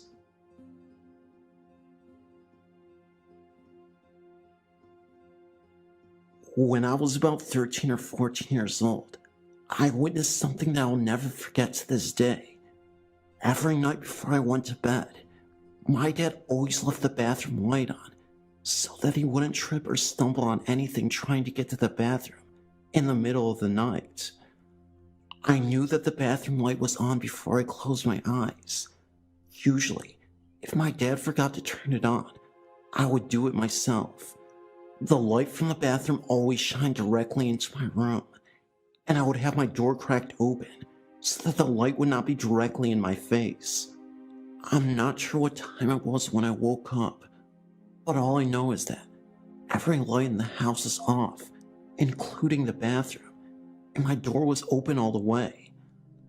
I was lying on my side, looking towards the door, and that's when I saw a black figure standing in the doorframe. It looked like it was leaning on the side of the doorframe just looking at me. I could not see the face or what kind of clothes it had on. It was tall and slender. It did look like it was wearing a hat as well. It did not move 1 inch. The house was dark, but this figure was even darker than the room. I could see the shape of the shoulders and the neck, and I knew it was tall because the top of the head was close to the top of the doorway. I was scared, and at first, I wanted to get up and turn the light on. The light switch was next to the figure standing in the doorway.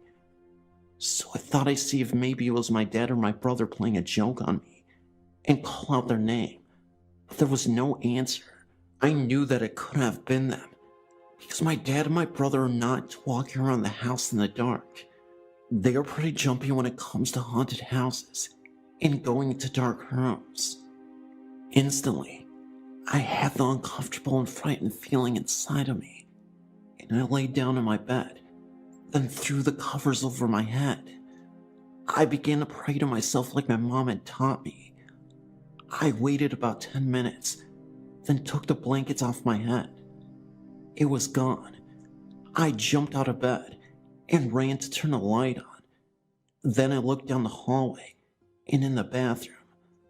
I turned on the bathroom light before I went back to my bedroom. The next morning, I asked my dad if he was standing in the doorway last night, and he said no. I also asked my brother if he was there, and he said no. I'm not sure what it was or what it wanted that night, but to this day, I have problems sleeping with all the lights off or going into the dark room to turn a light on.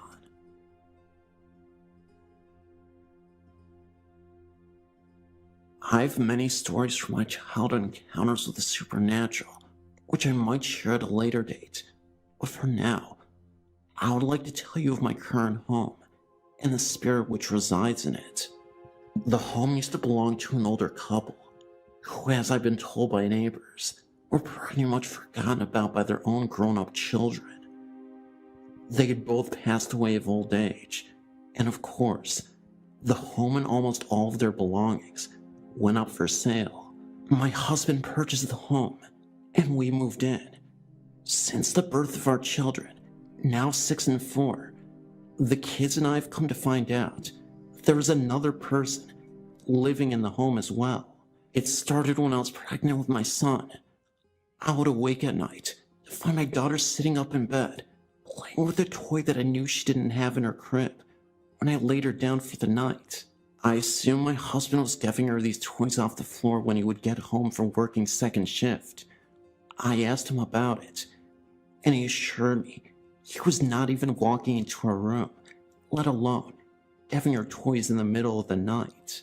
I started to watch her during her naps, just to see if she had found a way to climb out of her crib and back in again. I never once saw her climb out, or into it, for that matter. When my son was born, we moved him into the room with our daughter. It's only a 2-bedroom home. As my son grew older, we heard very little from our resident ghost. One night, I had just gone to bed and was just about to drift off when I saw someone dart down the hall to my children's room. I got up and peeked in, but there was no one there and all was quiet, so I went back to bed.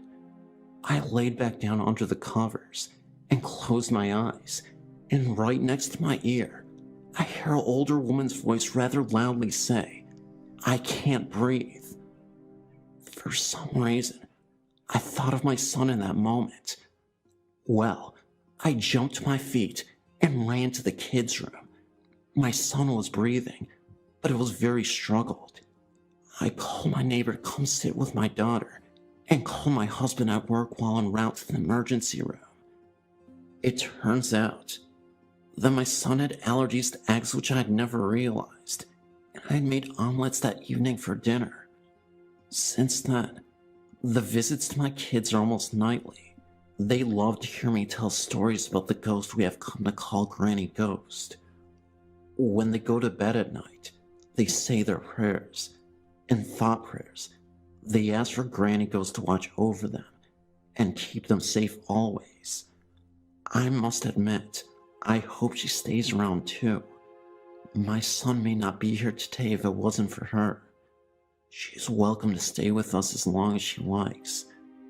That is my story. Thank you for taking the time to read it. I would like to submit the following, based on personal experience, since we, or myself, have lived in these homes. Palmer, Massachusetts. This home was owned by my husband since its construction in 1927. Deceased family members often made their presence known by pushing us, whispering, talking out loud, and showing themselves in partial form. Bagpipe music was heard in the basement of the home, my husband's deceased grandfather. Tiny shadows dancing on a bedroom ceiling were witnessed. A dark shape flying through the basement on one occasion was seen by my husband. And in Oxford, Massachusetts, I owned this home with my late ex-husband. He loved the house so much that he swore he would never sell it during his lifetime. Soon after his death in 2001, his voice had been heard by a neighbor calling out to her in a happy greeting. A fleeting glimpse of him had been seen through the kitchen and living room windows. The house was sold at an auction in 2002. No word on whether or not his spirit has been seen since. Dudley, Massachusetts. Built in 1839, this home has been the scene of many hauntings, witnessed by both the former owner of the home and myself, as I had rented the house in 1983 for 6 months. A baby who had died in an unused upstairs bedroom could often be heard crying. The baby would pull blankets off of a bed in another upstairs room. The creaking sounds of a rocking chair could be heard from the dead baby's bedroom. The images of 4 men could be seen in the basement. Voices were often heard from the basement. A white image was once seen, streaking from the kitchen into the bathroom wall, which was formerly a pantry. Many cold spots were felt even in the hottest summer months. Some people who entered the home usually felt a feeling of uneasiness, like they shouldn't be there. Footsteps were often heard, the sound of a dragging foot. I later learned this was the ghost of a former owner who had suffered a leg injury during the Civil War.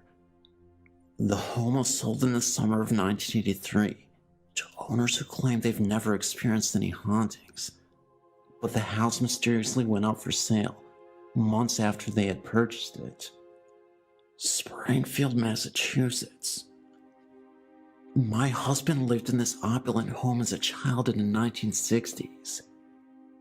The entire family witnessed spirits of a soldier who had lived in the home before dying during the war. Fatal wounds could be seen on his body when he thought nobody was looking at him, but if someone caught sight of him and gave him their attention, the bloody wounds would disappear. Other sightings included a former groundskeeper, a small bright dancing light that may have been the spirit of a dead infant, and the ominous form of an elderly woman who would glare at living family members. A room on the unused 3rd floor of the home that held the remains of a wooden bed, and iron rings into the posts of the bed, possibly keeping a hidden family member who had been insane or mentally disturbed. My husband's family members described disturbing feelings if they entered this room, as if a satanic spirit dwelled there. After my husband's family moved from the home burned to the ground. A chain-link fence was constructed around the vacant house lot, and nothing was rebuilt in its place as of 2002.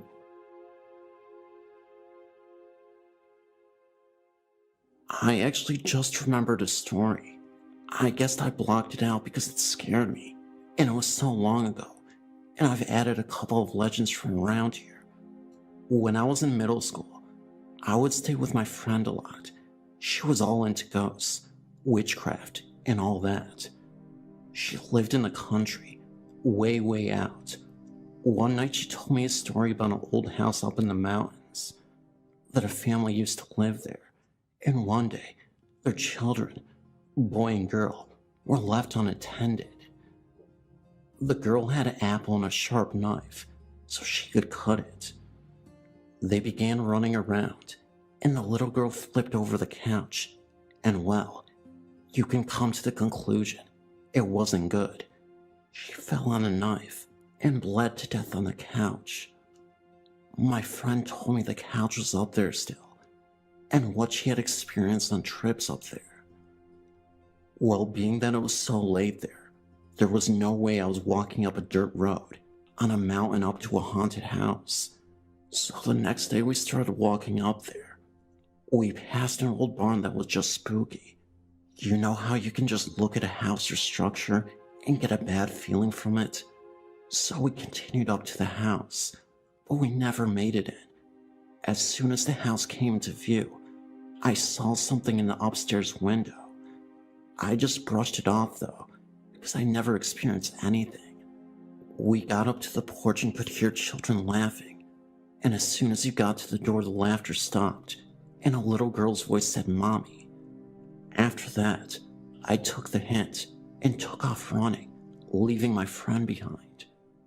Well, it also had been raining earlier that day, so needless to say, the road was muddy, but you can bet I was running so fast that I slid on my side most of the way back down the road. So even though I'm interested in hauntings and historical sites, I will never go again unless I'm with a group. Out of that experience, all I got was a muddy side and sore leg, and scared half to death. I guess the little girl was wondering if it was her mother returning home, since she never saw her mother again after the accident. Another time I was at my cousin's sleepover birthday party, which she had in their basement apartment. So being like she is, she had a Ouija board. I know that Ouija boards are really only games, but this is what happened. I wouldn't play with it. Surprised? I think not. Anyway, I was sitting on the couch watching a few others play with it. There was a remote on the counter on the other side of the room, and all of a sudden, it was like someone had just pushed it off the counter in a range because it went flying all the way across the room. No one was near it at all. So later, when we were all trying to get sleep, we had about 3 portable heaters because we were in the basement. Even with the heaters on full blast and all of us girls in the room, the more people, more body heat, warmer room. The room was ice cold.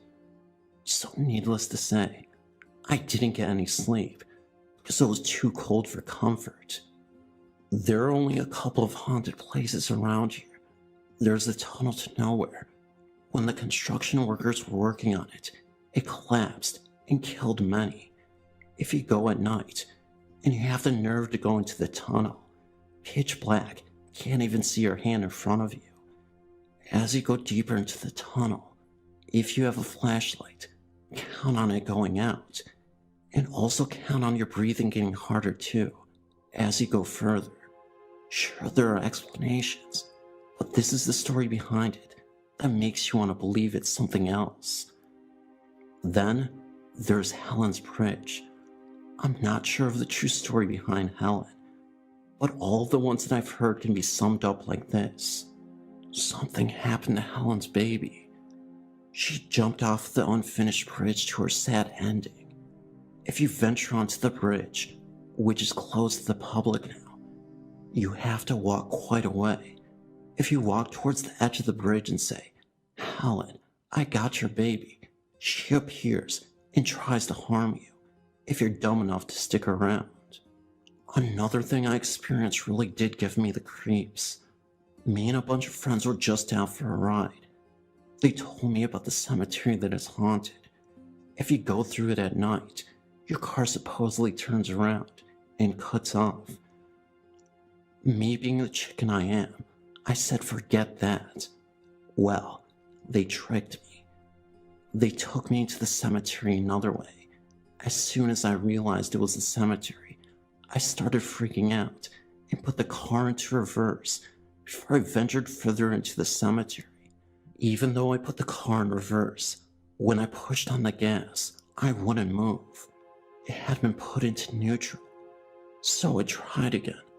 Stepped on the gas, went forward, then put into drive.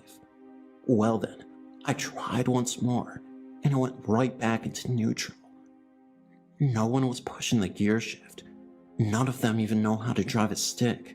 So finally, and luckily, because by this time, I was pretty freaked, it stayed in reverse, and I went home and stayed shook up about it for most of the night.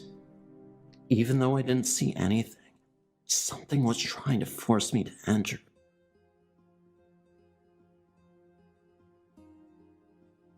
My name is Joe, and this is my most recent encounter. At least I feel it is an encounter. I'm 33, have a very open mind to these such things, and do try to look at both sides of the story before I go telling my family. I also consider myself to be on the sensitive side of those feelings, as in being watched, hair standing up, those types of feelings. It was about 2 years ago.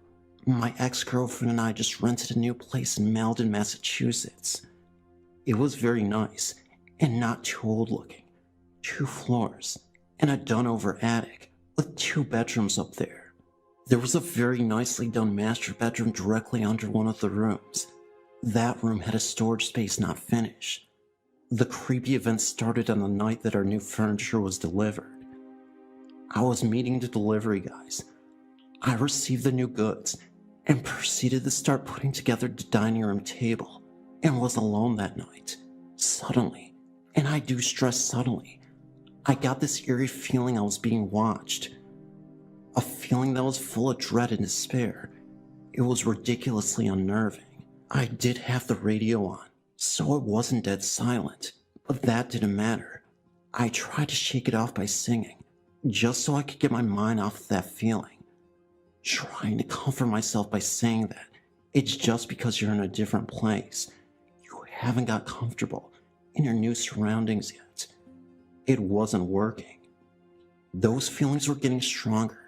Now mind you, I'm putting this table together in the living room, and that feeling was coming from behind me, from on the stairs.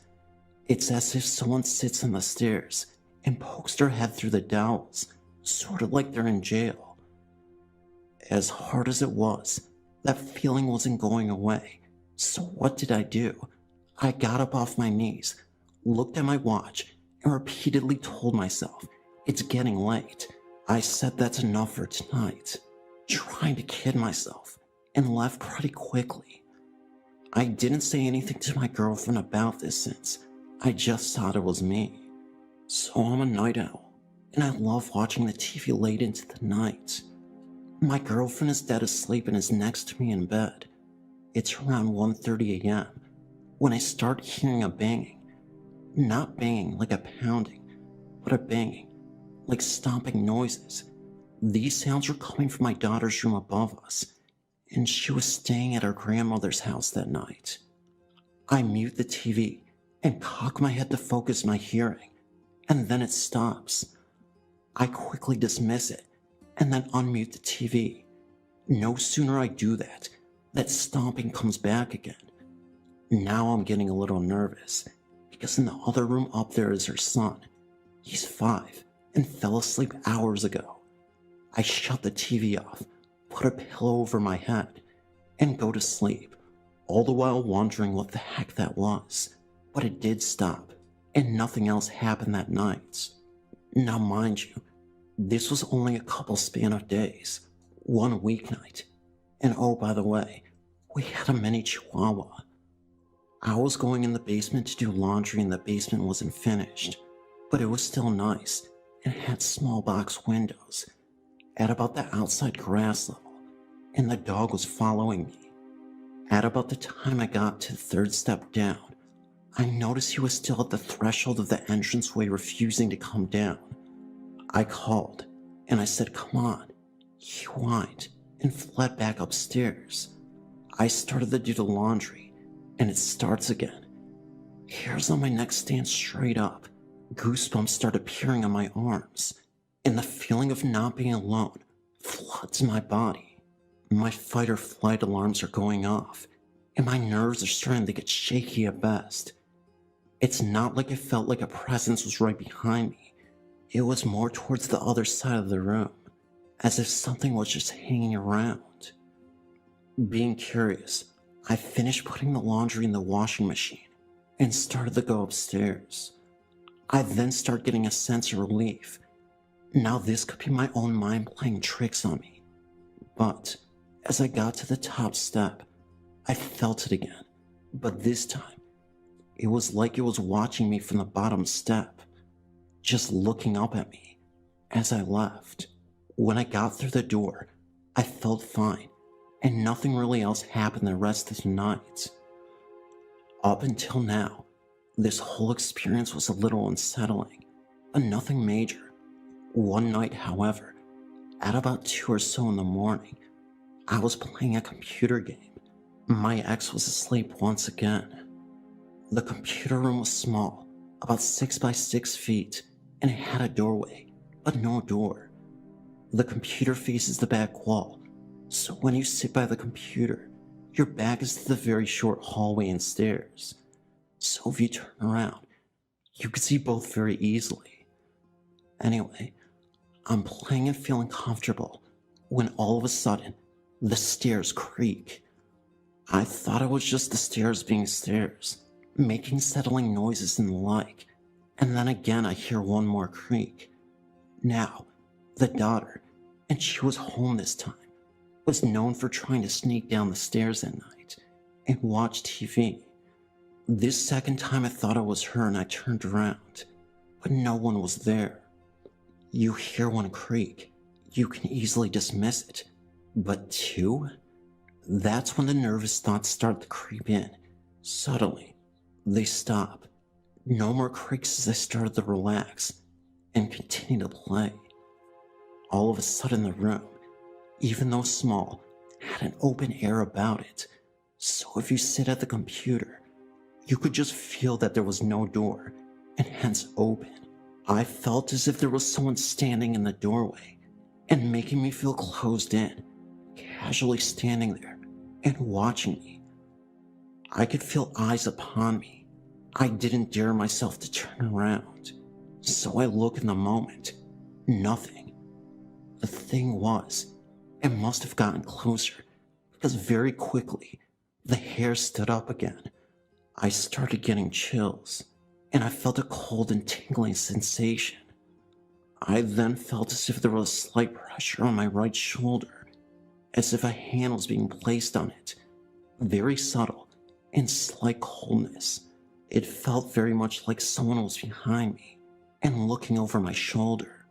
This freaked me out so much that I shut the game down very quickly and went to bed, like a 5-year-old who's afraid of thunderstorms. The next day, I decided it was time to say something to my girlfriend. I told her what happened, and she looked at me like I had 10 heads, but still had the look of belief and disbelief. I asked her if she's ever felt any of these feelings that I've had, and her response was no. We went outside to have a cigarette, and the landlord, Dave, pulls into the driveway. We give him a cheery hi and she blurts it out. "Joe thinks we have ghosts." I gave her a look of disgust and he starts in, laughs a little, jokes with me, and says, "So we do, huh?" I tell him about what's been happening to me, and I asked if he's ever felt anything. His response is no. This house is Dave's first rental property, and only the second to live in here, as opposed to the original owners. I asked him if he knows anything that has happened in this home, even the age of it, and he said I don't know. He did say it was kinda dated, but he never specified the exact age of this place. Well, to say the least, I never got to find out any more about what it was because we broke up, and to this day, I'm still convinced that something is in here. Several years ago, I was planning on moving from the USA to Australia to be with my partner Craig. My partner and I would talk for hours on the web. What else can you do when you're 9,000 miles apart? My daughter, Catherine, who was 7 at the time, would often get in on it too. Her and Greg developed a very loving father-daughter relationship, even though he is her stepdad. One day, no different than any other, Greg and I were chatting. He wanted to talk to Catherine. I yelled for her. She was in another room, and I couldn't see the monitor.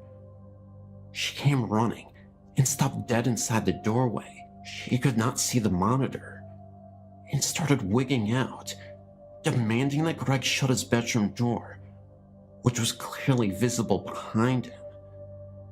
She wouldn't move from where she was. We tried to coax her, but she wasn't having any of it. Greg got up and closed the bedroom door. Catherine ran into my lap and buried her face into my shoulder, away from the monitor. She wouldn't even look at the monitor. I asked her what was wrong, and she said, "He's mean, and I don't want to see him." Completely caught off guard, I asked her who was mean. She answered, "The mean guy in the doorway." I asked her to describe him.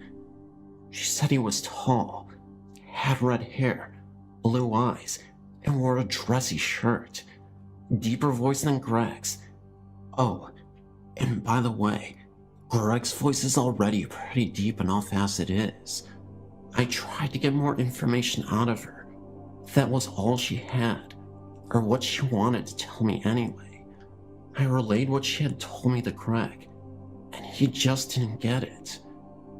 Catherine left my lap as fast as she had flown into it, yelled goodbye Greg from the other room. I wondered if she had seen something. I had episodes like that when I was her age, and they've continued. I asked Greg if she had described anyone he might know. He looked shocked for a second, and then asked me to wait. He went into the bedroom and came out a few minutes later with a pick in his hand.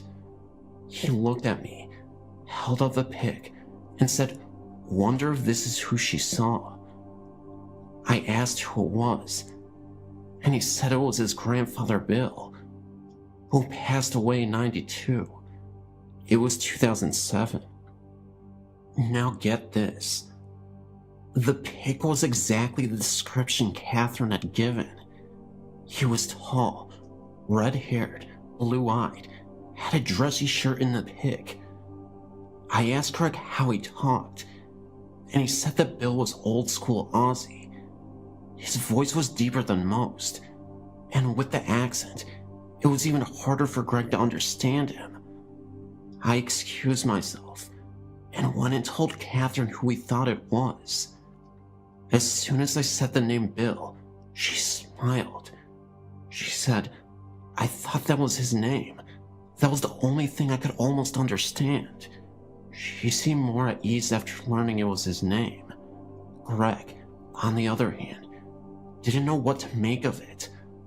Apparently, her and Bill made peace and became friends. When I was leaving for Australia, she told me that she didn't need Bill anymore and wanted him to come over and watch over me and Greg till she got there. Gotta love kids. Fast forward a few years. Since my arrival here in Oz, I've heard a man's voice. Sometimes I can understand him. Other times, it's too deep and garbled for me to get. I ask him to repeat slower, and it gets him a little pissy. He has never told me his name, but I know it is Bill. I have that feeling. But lately, over the last year or so, I've been hearing a lot more voices. It's like being in a crowd where everyone is talking at once. I ask someone to step forward and talk only to me, but it just stays garbled. This is a weekly thing. It has gotten to the point where, when it starts, I simply say, if you're all going to talk to me at once, then I won't be able to understand any of it. What I was wondering is if anyone else has ever heard this, and if so, what did they do? Might this be more family members who saw that Bill was able to talk to us and want to try themselves? Or might it be something bad? Sometimes, not very often, I get a bad feeling when they start talking. Bill is still with me. I asked him, but he's given me nothing.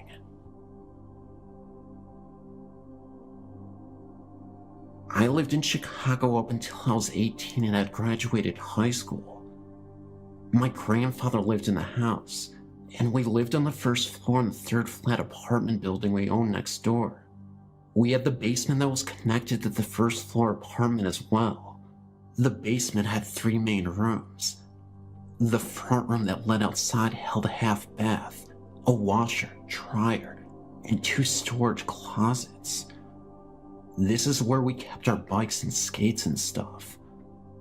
The center room had 4 storage closets, the water heater, and the furnace.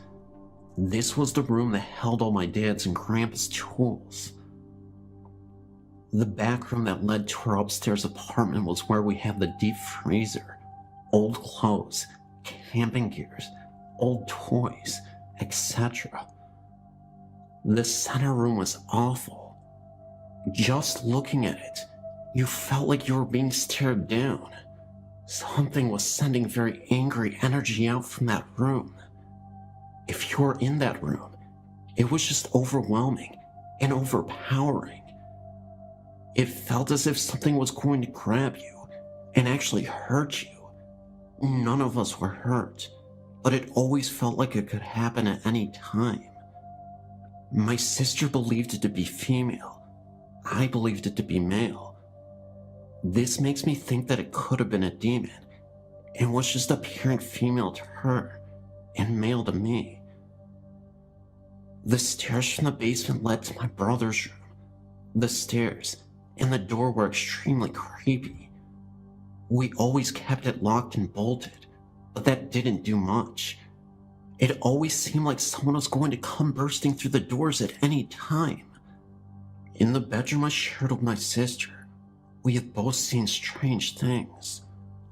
I've seen a man a few times. He would start at the head of my bed, which happened to be by the door to the bedroom, and walk towards my closet. My closet and my parents' closet shared a wall.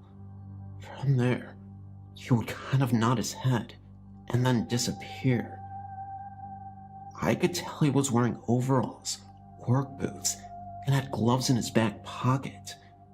He was tall, about 6 feet, dark hair, dark eyes. I could see all of this, but I could also see the other side of my room through him. He was kind of a misty gray color.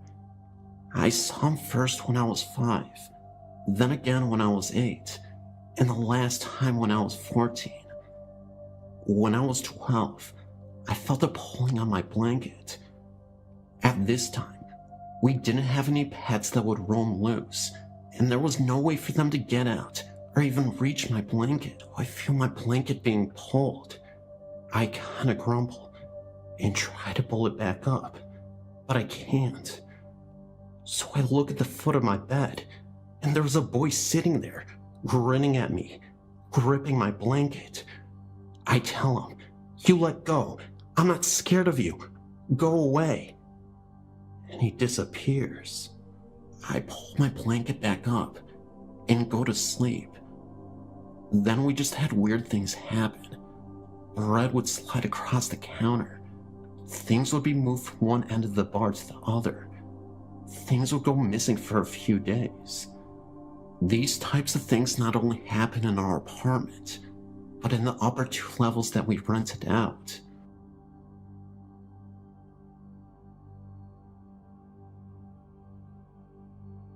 I was in Arizona a few years back. I was at the Sonoran Desert Museum outside of Tucson. It is more like a zoo than a museum. It was summer, very few people there, and a pretty warm morning. I was in the very back of the property all by myself, taking photos of the native cactus. I was completely alone and enjoying the beautiful outdoors. I suddenly felt a terrible sense of dread behind me. I turned and looked, and there was an elderly Native American man standing there. He was dressed in all black, long-sleeved black shirt in the middle of the summer. His hair was snow white, and his face was wrinkled. When we made eye contact, I felt like someone tweaked my soul. I started to walk, fast. I wanted to get back to the front of the zoo and be where people were. I was really moving, and every time I looked back, the man was about 6 feet behind me. He never seemed to increase his pace, but kept up with me no matter how fast I walked. He casually started straight ahead and kept walking.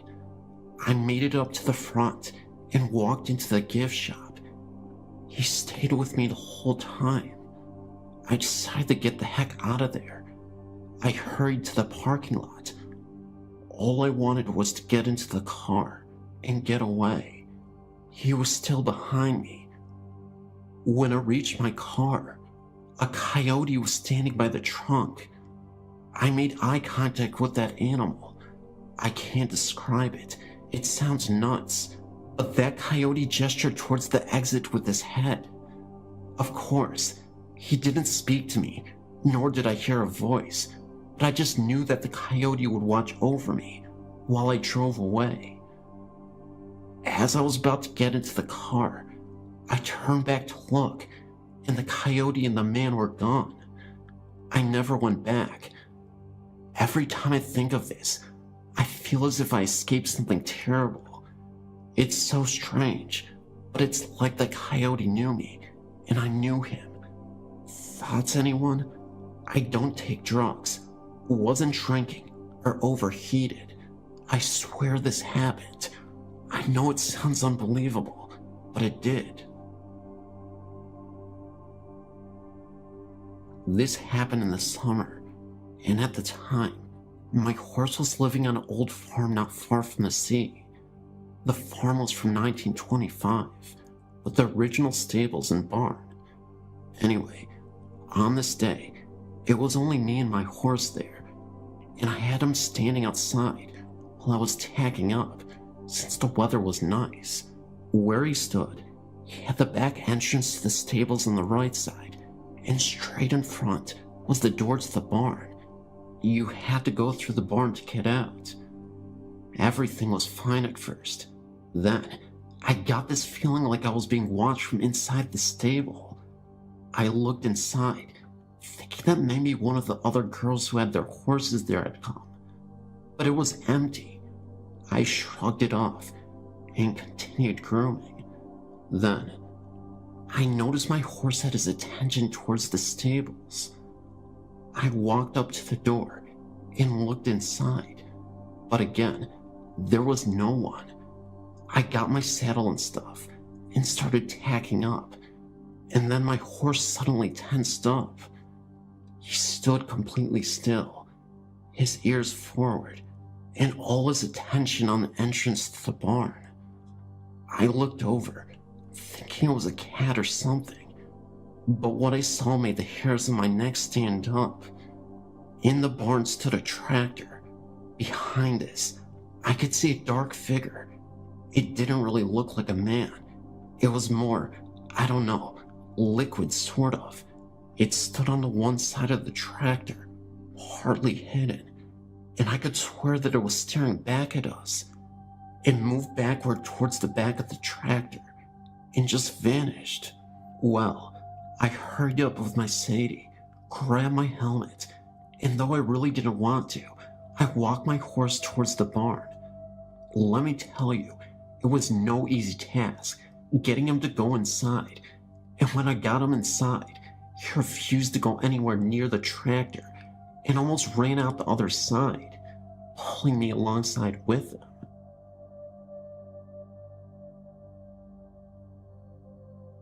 I'm having some problems with the spirit in my fiance's house again.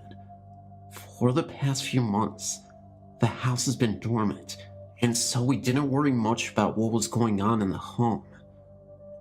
We had one of my fiance's friends move in, and things were fairly calm and peaceful. Her friend, though, began to never stay at the house, and due to some issues, emotions got rather heated between the three of us.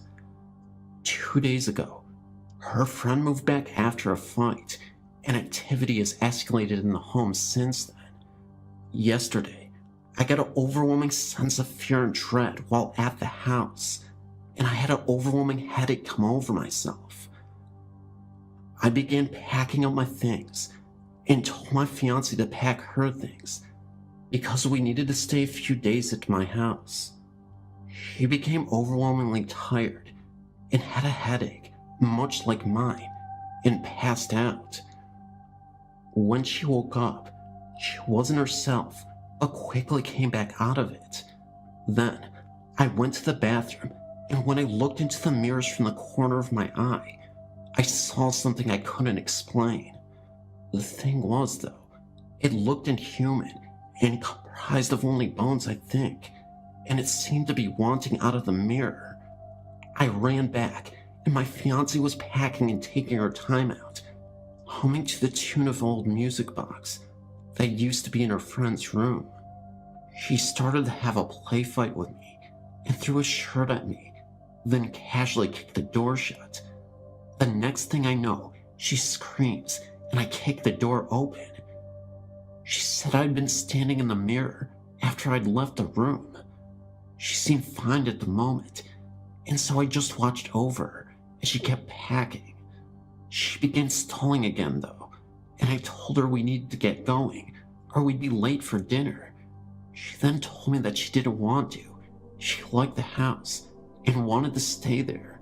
I began to hear voices as well, other than hers in the house, and got drowsy, but kept my head about me. She finally was packed, and I got her to go outside for a brief moment to see if being out of the house would snap her out of the trance. She got rather defensive and ran off and ran under a doorway where there was a crucifix standing above the doorway. When she ran through it, she collapsed and then woke up again, perfectly fine and not remembering about the past 45 minutes, except for bits and pieces, like she had been dreaming. I've been having concerns that she may be channeling spirits by accident in her sleep and such, and this incident definitely confirms my suspicions.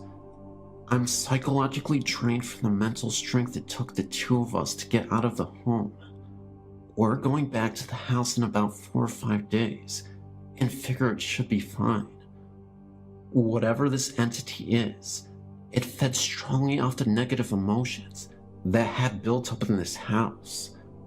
I know at the strength it was yesterday, it would be much hard for me to face it and cleanse the house on my own, so we're leaving the house to settle and calm back down. By then, I feel this entity will have lost most of its power, and it would be the best time to cleanse the home and seal any portals that may have been opened in the home. I'm still a little bit apprehensive though, and if anyone could offer up some help, it would greatly be appreciated. If my fiancée is the target of any danger, I can pull through any fight normally and keep her safe, but I've been so drained, and I don't know if I can handle the cleansing of the home by myself. If anyone could please help, either physically or through even psychological support, it would greatly be appreciated.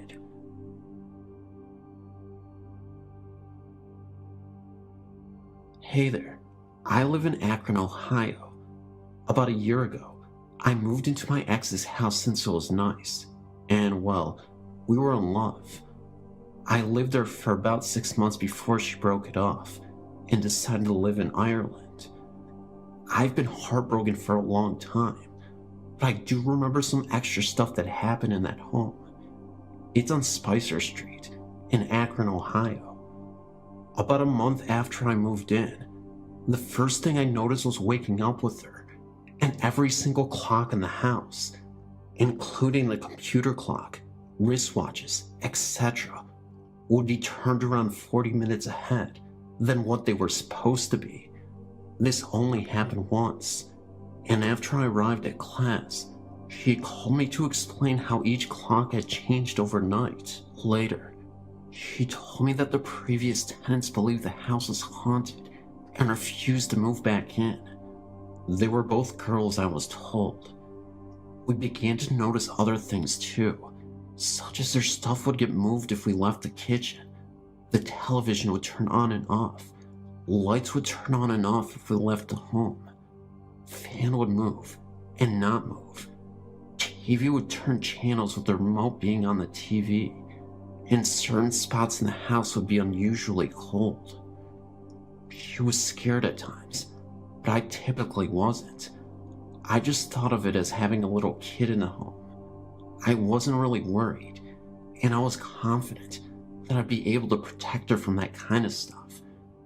If you read some of my earlier posts, I see specks a lot, and I guess it gives me some sort of confidence, even if I don't understand them. My thoughts were confirmed, I believe, when I was sitting in the living room with her and thought I spotted a blonde-haired boy's face under her table. It looked a lot like a German kid, but naturally, I blinked and it was gone. There were 2 spots in the house that seemed really weird. The basement was odd, but not too odd, since students in the past used this place for studying. The oddest part in her house was her bedroom closet. I would step at the door and not go in. She refused to even sleep close to it. I was the one who slept closest to it while she slept between me and the wall. I didn't really see anything from it, but it did feel really weird, and it didn't feel like the kid. It was something else. Also, that closet was connected to the attic, which neither of us ventured into. After I saw the kid, I felt some sort of attachment to it. I remember she used to complain that sometimes my eyes would go completely black in the house. I'd usually counter it with me complaining about staring at me, as she slept as if I woke up around 5 in the morning. But we wouldn't argue about it. It was just weird. When we broke up, or rather, when she broke up with me, I'll admit it, her away messages often wrote how she was scared and didn't want to hear any noises. So I guess the activity in the home increased when I left. Again, not sure why. So, I want to find out more about the home, but I don't know where to start.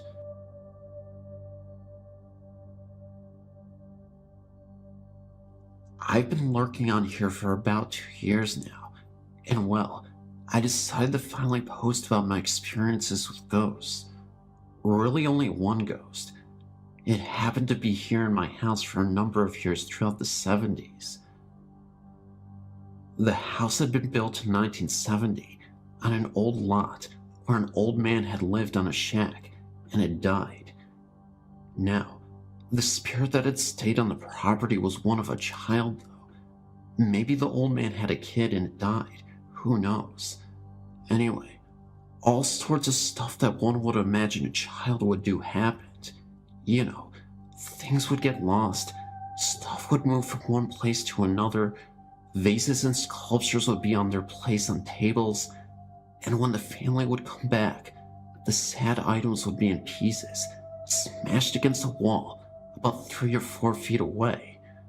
Sometimes, of course, you couldn't get into the house because the screen door would be locked and nobody was in the house at the time. Just imagine a door with a simple hook going into the circle slot. Now, over the years, I've tried to get that hook to slip over into the lock, you know, to see if it could happen by accident. It could never be an accident. If one wants to lock that screen door, you intentionally do it. feelings of being watched and feeling the weight of someone or something next to you in the bed. My grandma would tell me that I would go off in the house in my walker circa 1981 or 82, and I would travel all the way from the kitchen to the living room to the hallway.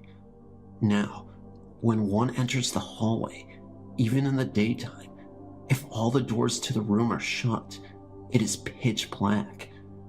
She claimed that I would be in the hallway for a couple of minutes, and that I would come shooting out from the hallway as if my walker was pushed or shoved by something, all the way back to the kitchen and crash into the wall.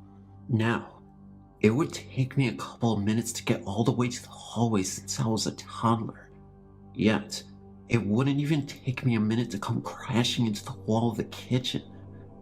Now, I remember seeing some sort of whitish gray ball floating when I was laying down on the rug one day.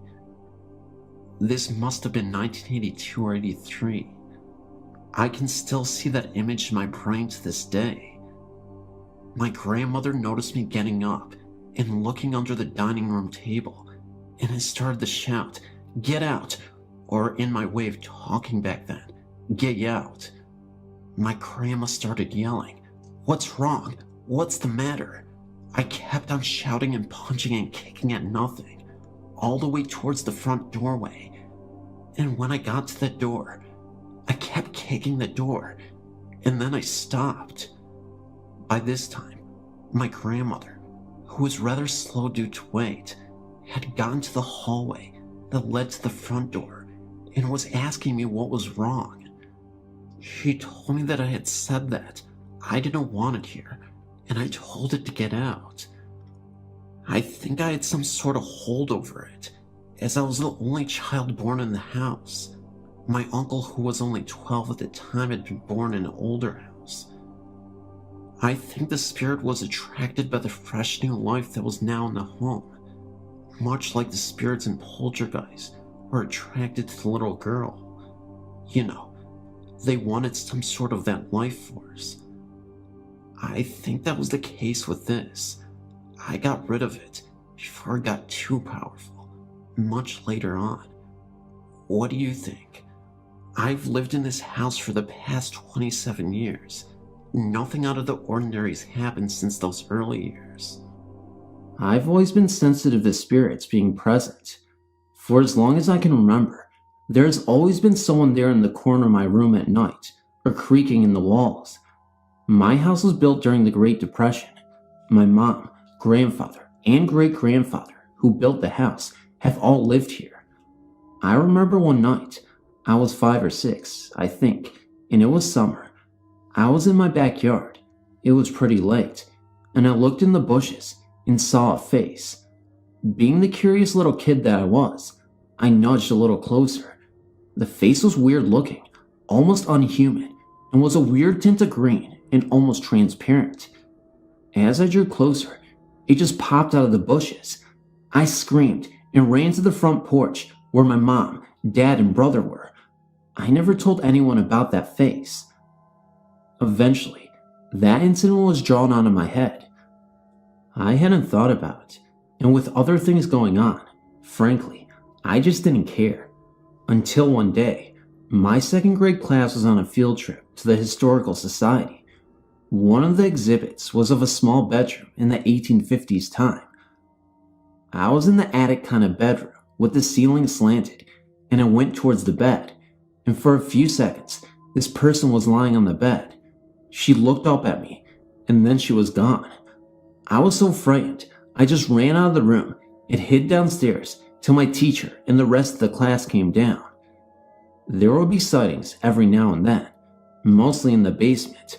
I would hear someone hiding behind the water heater and bookshelves and would eventually just refuse to go down there. When my mom asked me about this, I told her there was someone down there. She refused to believe this, and I just stopped trying to convince her. The only time I can say that a spirit just scared the crap out of me was when I was in the 5th grade. I was in the park with my dad and was visiting the memorial. While my dad was doing something, I don't remember what, I went off to one of the stones farther away. I leaned up next to the stone and was reading the description on it. And while I did so, a man came up to me. He looked very frightened. He bent down next to me and asked me something. I think about the weather, and he looked like he wanted to cry or something. I don't know. He kind of looked like when you're dying to ask someone something, but you don't know how to ask them. That's what his face looked like. I remember asking him if he was okay, and he just burst into tears. He said something like I had to help him. I was the only one who could help him.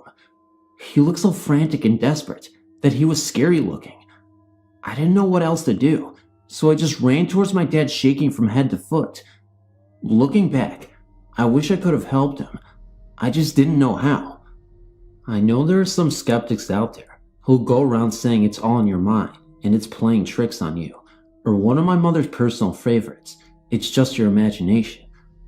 But if we let that take over our better judgment, no one is going to help these lost souls, and somebody has to. You just have to be willing to believe.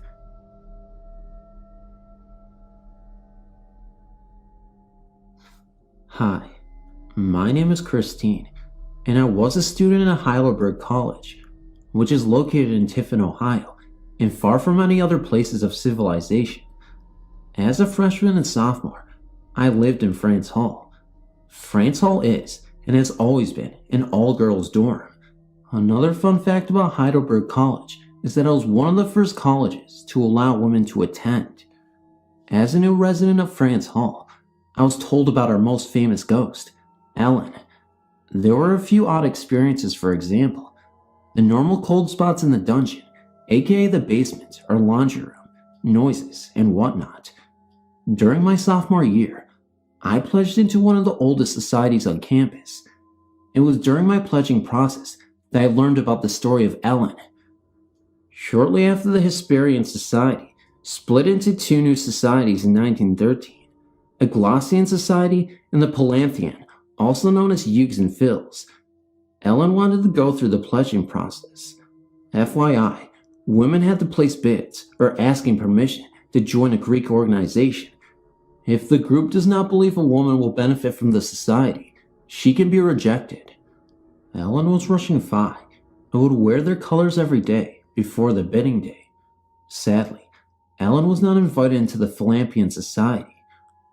Greatly upset by this, she went into the attic, wrote and carved fire dye on the walls and rafters. Near the doorway, she hung herself. Today, the door to the attic is locked. I've tried to get in. Normally, Ellen just likes to play around. She has fondly locked me out of my room when I was in the shower a few times, turned on the TV at all hours of the night during exam week, and my favorite, turned the radio to a different station. I've also been in the catacombs, under Founders Hall, and visited the haunted meat room. It wasn't spooky or anything, but I can understand why a lot of the halls are blocked off now. Easy to get lost, and the hooks that used to hang on the meat room are no longer there. Brown Hall is now haunted by a young man who killed himself on the railroad tracks right behind the campus a few years ago. He likes to goof off on the girls' floor of that dorm and watch over some of the students who were close to him before he died. He also likes to play around in the bathroom. Interesting.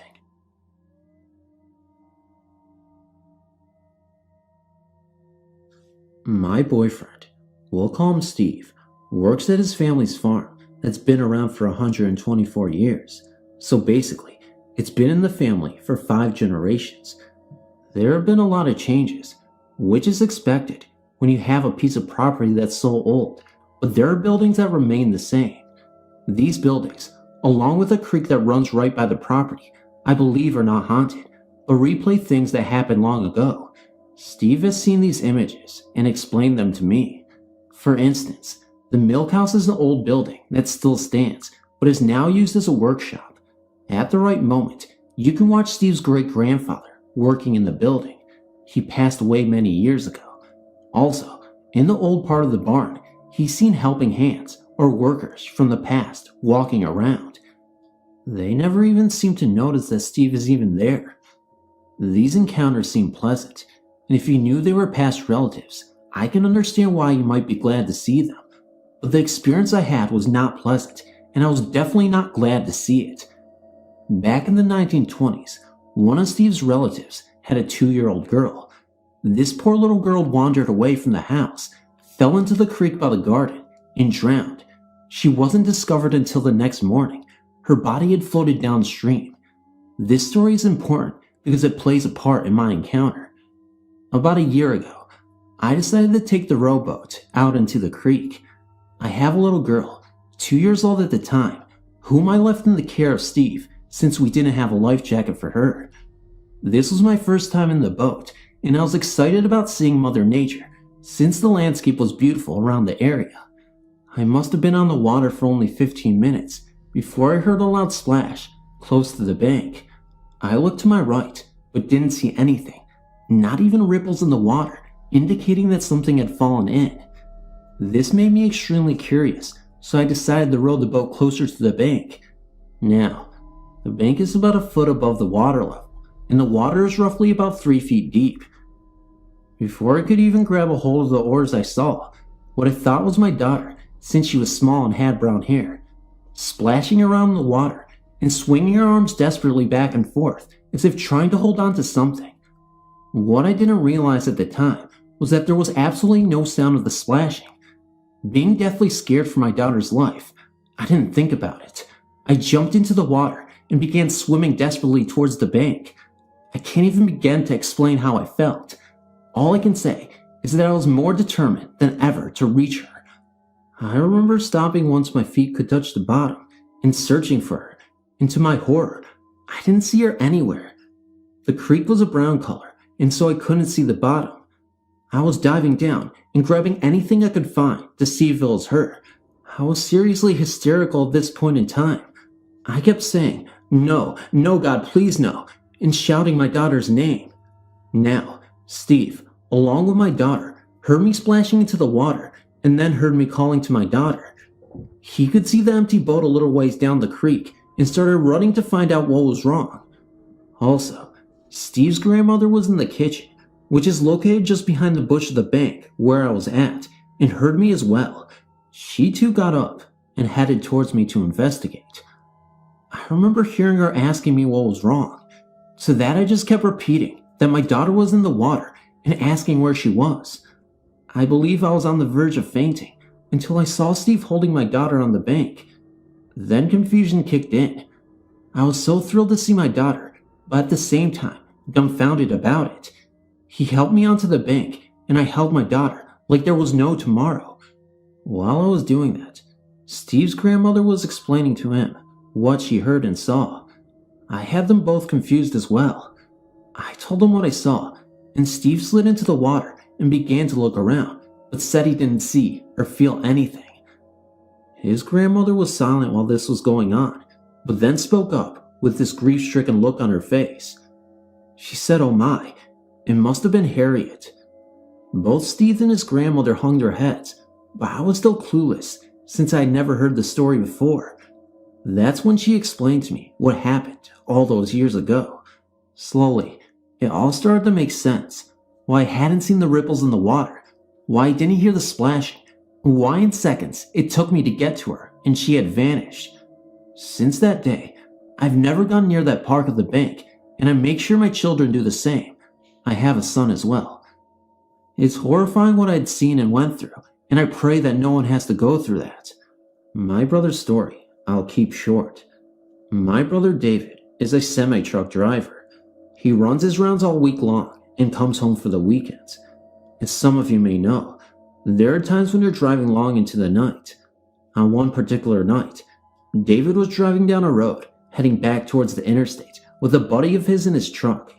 He was making good time, wasn't tired yet, and decided to wait and stop at the next rest area down the interstate. I believe he said it was between 10 and 11 p.m. when they saw her. His buddy saw her first and started screaming, as David would say, like a little girl. When David turned to look at his buddy, his attention went immediately to the passenger side window. There, a woman had somehow clasped onto the outside of the door and was staring at him through the window. He described her as pale white, shoulder-length blonde hair, and dark eyes. He said she kinda glowed, but claimed the full moon could have made her look that way. The woman was only there for a couple of seconds before she disappeared. David's buddy said he had enough fun for one night and crawled into the back of the semi and onto one of the bunks.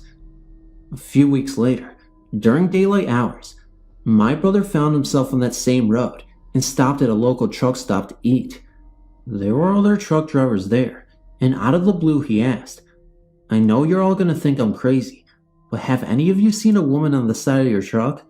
Late at night, while you're driving down this road?" This is the story they told him. About 10 years ago, a woman was standing on the side of the road. She was alone and having car trouble late at night. She spotted a semi down the road, heading in her direction. In an attempt to wave him down, she walked down to the middle of the road and started waving her arms. Apparently, the truck driver was so exhausted that he didn't even see her, or so people think. He ran over her and didn't stop, just kept going. To this day, no one has been pressed with charges for the crime. Now they say that any semi that drives down that road at night could be a suspect to the woman.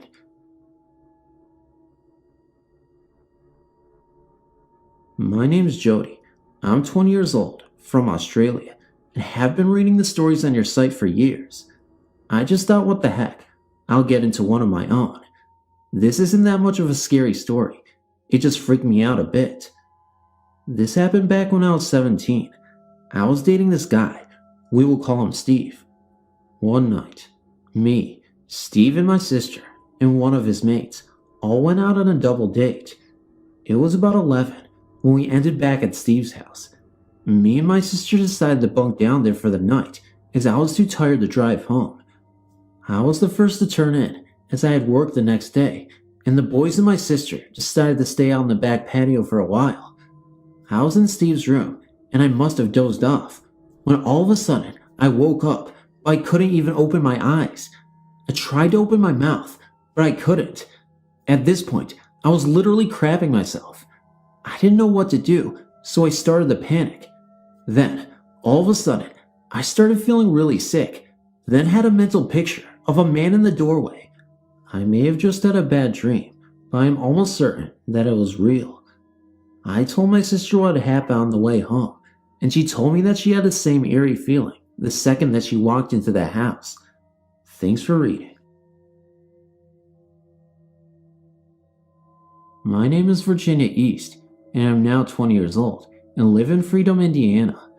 I grew up on the south side of Indianapolis. I mostly lived with my grandmother throughout the first 5 years of my life, but I always lived not too far away from her. My grandmother's house was originally built as a saloon. I don't know what year it was built in, but my guess would have to say close to or about the mid-1900s. I'll start off by telling the story as to why I think her house was haunted. One night, while the house was still a saloon, two men had gotten into an argument upstairs over a woman. The outcome of the argument was one man was murdered. We strongly believe that his spirit had never left that house and that his murderer was a redhead. I'll get to as why I think that later. My first personal experience happened when I was about 9 years old. My younger cousin and I were going into the basement to finish a project that we were painting. As we got halfway down the stairs, we both saw something that appeared to be a man back about 50 years ago by the way he was dressed. We stood still and back up about 2 stairs and watched to see if it was a burglar or if it was actually a ghost. The next thing we saw was a noose hanging from one of the beams in the ceiling and a chair underneath it. The man stepped onto the chair and put the noose around his neck.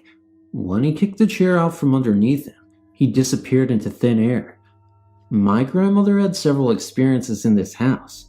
She had a little dog that she loved to play with rubber bouncy balls. She was walking past the basement door one day to go into the kitchen, and she heard something being dropped down the basement stairs.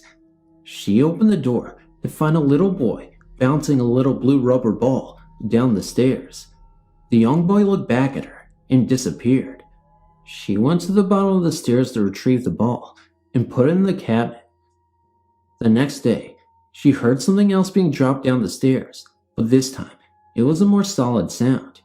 She looked in the cabinet and noticed that the blue ball was gone. Not thinking much of it, since she had several young small grandchildren, she opened the door again to find the same little boy, only this time bouncing a marble down the stairs. My grandfather had passed away in his home sometime in 1997. He died in his and my grandmother's bedroom. When my grandma came home from the hospital, she had went upstairs one night to go to sleep. She had always slept on the right side of the bed. If you look at it from the foot of the bed, she had rolled her head over to the side that my grandfather would sleep on, and she saw an indentation on the pillow. It was an indent of a head, as if someone was lying next to her, but there was no one there. The man that had been killed in the fight when the house was still a saloon, us grandchildren started calling him Turk. I don't know why, but it just seemed to fit. But this is why I believe that the murderer was a redhead. When my mother and aunt were teenagers, they would always sneak into the bathroom to smoke. On several occasions, they couldn't even get the bathroom door open. My mother and aunt are both redheads. On several occasions also, when one of them would go to the bathroom, they would get locked in, and there was not a lock on the outside of the door. One incident, when two of my older female cousins and my older brother went up to the attic to get something for our grandma, something strange happened. As they were all making their way down the stairs, my brother was the last in line. My brother is a redhead. He was the only true redhead out of the three of them. As he was coming down the stairs, he felt something grab him from his wrist, forbidding him to go any further down the stairs. My cousin that was in front of him turned back to see what was going on, and all she saw was my brother leaning in midair with his right arm being held by something that wasn't there. My cousin tried to pull him free, but to no avail. Finally, he was released, and they never went into the attic again. After my grandmother passed away in 1999, the house went up for sale. Well, it had 3 different buyers, and they all just left it. So, in late 2001, the city decided to tear it down. The house is no longer there, but 2 of my older cousins and my aunt live right across from the street from where the house used to be. We believe that Turk may have traveled over to their house. The reason being was because after Grandma's house was torn down, we started hearing heavy footsteps walking across the hall upstairs and up and down the stairs late at night, and no one goes upstairs.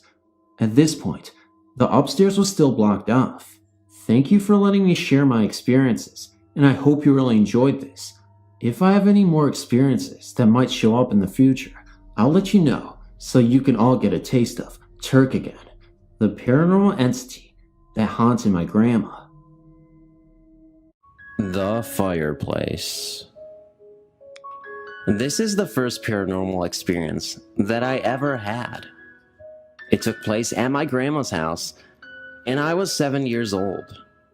My grandma lived in a suburb of Melbourne called St. Kilda and lived on Crema Street. Many of the houses in St. Kilda were built in the late 1800s to the early 1900s, and many were mansions. My grandma's house was a single-story, red-bricked, 2-bedroom home that was very modest in comparison to some of the mansions that were built on Crema Street. It was built on a large block of land, and I remember the front and back being overgrown with trees. Sadly, many of these houses have now been torn down to make room for newly built houses and apartment buildings. My grandma's home had 2 bedrooms at the front of the house, and then a long dark hallway which led to the lounge and kitchen area.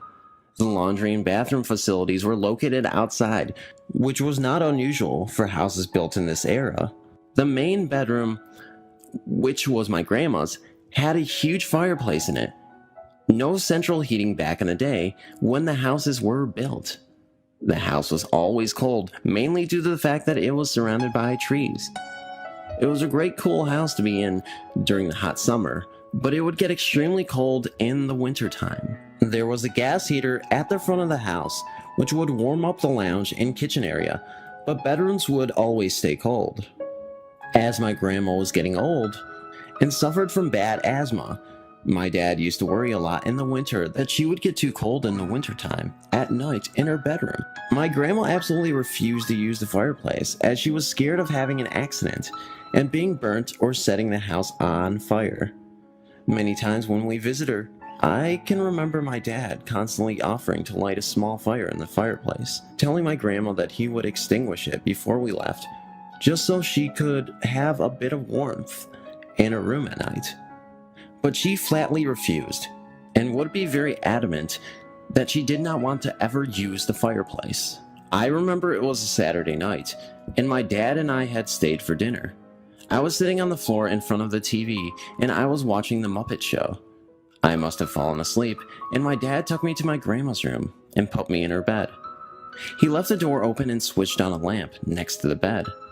I remember walking up and realizing that I was in my grandma's room, and I was all alone. I hated being alone in her house, and I was really afraid of the long, dark hallway and would never venture to the front of the house without someone being with me. I threw back the bed covers and contemplated whether I should call out for my dad to come and get me, or if I should make the bolt down the dark hallway to the safety of my dad and grandma. I put my feet on the floor, deciding I would run down the hallway, and something flickering caught my attention out of the corner of my eye. Standing by the fireplace was a transparent figure of a lady. She was standing side on and seemed to be gazing sadly into the fireplace. She was wearing a nightgown that was long at the back, but the front of the gown seemed much shorter and ragged looking. I screamed like a banshee and tore out of the room down the hallway where my dad met me halfway. Through terrified tears, I told him that there was a lady in a funny nightie in my grandma's room. He went to have a look while my grandma hugged me. She told me not to be afraid and the lady would never hurt me. My dad assumed that I must have had a bad dream, although I insisted it was real. Every time we visited my grandma after this, I would never look into her bedroom, for fear I would see this lady once again. A few years later, my grandma moved as the house was getting too much for her to maintain on her own, and she moved into a smaller flat. While packing and cleaning up, my dad made a joke that at least we would not have to clean out the fireplace, as it had never been used, and it brought back the memory of the night I saw the lady in the strange nightie. I asked my grandma if she remembered, and she said of course she did. She then went on to tell me that she had seen this lady on many occasions over the years, and had grown used to seeing her. She believed that she was a past resident of the house that had probably fallen into the fireplace and had burnt herself to death. Hence why her nightgown was shorter and ragged at the front, as it was burnt. My grandma had not mentioned this to me before, as she did not want me to be any more scared than I was when I visited her. This is why she never used the fireplace, as she felt this lady answered and appeared as a warning that accidents can happen, and obviously my grandma took her warning very seriously. My grandma has since passed away, but I will never forget that night I saw this apparition of the lady with the funny nightie. A head in the fireplace.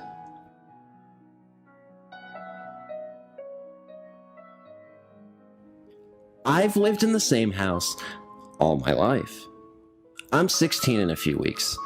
I'm not an expert on these sorts of things, like you guys seem to be after reading some of your stories, so bear with me, as I'm not very knowledgeable on the subjects of ghosts and demons and those things of that nature.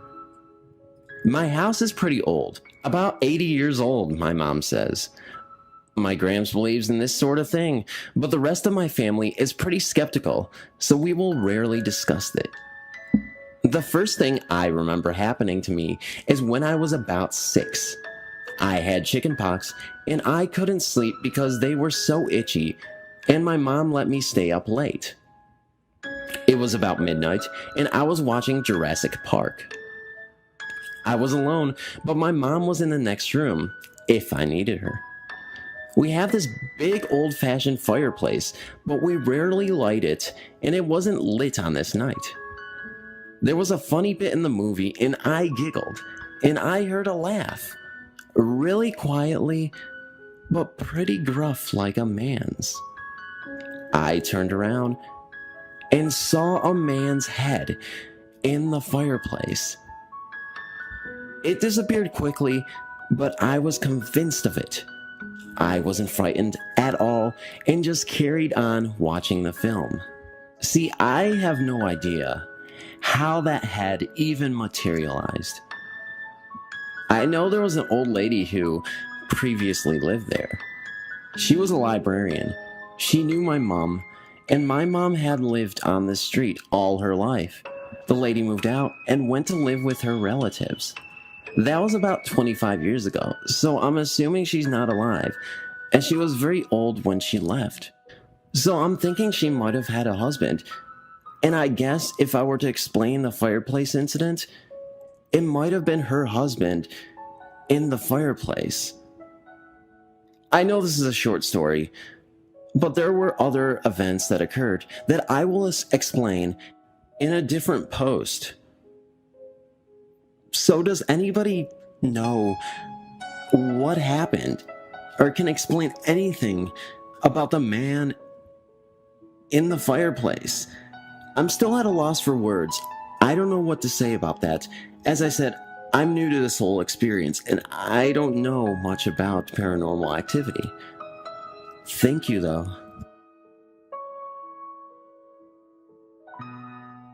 About 15 years ago, the guy living in my current house died. After about 12 years, we moved in. People say he died from a heart attack, but others say his wife killed him. But I ended up getting the room he died in. Every night, I could hear beating in the chimney in the room, and it would slowly move its way up right above my bed. A week later, I had my friend Megan spend the night to see if we could hear it too. Well, she did. Then I had my sister stay in there to see if she could hear it. About a week later, it was my birthday, and we slept out in the tent. We could hear someone screaming, so we went out to check it out. We didn't see anything outside, so we went inside. We could hear footsteps up the stairs, but we didn't see anybody. But then the door to my room opened. We went in there and we saw a shadow going into the chimney. We were wondering why he would go into the chimney, and people say that his wife killed him and stuffed him in the chimney itself. Every other night, I can hear the doorbell ring, but no one is there. So I'd go up to my bed. Then I could hear the door shut and hear the footsteps go up the stairs and into my room, but this time I didn't see anybody. I've heard rumors that there's a chimney ghost, but also that the body may still be there. Then again, I've never seen a body in the chimney, so I really doubt there would be a body stuffed in the chimney still after all this time. This is pretty creepy, and all the occurrences in the chimney just leave me unsettled. When I was a small child, around 7 or 8 in the late 1950s, my parents took our family consisting of my sister and 2 families of cousins, and all their parents, plus 1 grandmother, to the UP in Michigan. The reason being for this was, there weren't enough bedrooms downstairs in the rented cabin, circa 1920s. That's where all the adults slept, and all of us kids were put in the sleeping bags up in the loft. Not too much time after going to bed, I felt a heavy presence and looked around to see if any of the cousins were feeling this, whatever it was. Alas, they were all sleeping soundly, except for me. After a while, I became very afraid, and a man's face appeared right above my sleeping bag, glowing like it was daytime. It was well after midnight. I remember seeing this face for a moment or two, before the face vanished entirely. I was so scared, I screamed in terror to leave me alone, waking up my family in the process. They asked me what the matter was, and I told them that I saw a face. They both tried to confront whatever it was, and told me that it was just my imagination, and that there was nobody there to scare me. All night long, I laid there frozen in my sleeping bag, unable to move. Years later, I returned to the same cabin. I was 18 years old now, and I was with a couple of friends. At this point, I'd become so fascinated with ghosts and the paranormal that I wanted to do some spirit sessions in the process. We ended up using a Ouija board to contact the spirits that I thought appeared to me years before as a kid. So, me and my friends began the Ouija board session. We began to ask it all sorts of questions and requested it do things for us. Things such as turning the lights on and off, knocking on the walls of the cabin, anything to get that extra confirmation. It wasn't until my friend James told me that he was getting bored of this because we weren't getting any answers, and the Ouija board wasn't even moving the planchette. It almost seemed as if the spirit had completely left, until late that night, when we went to bed. There was a rocking chair in the cabin that had been left there for years. What my friend James saw next swears it was true.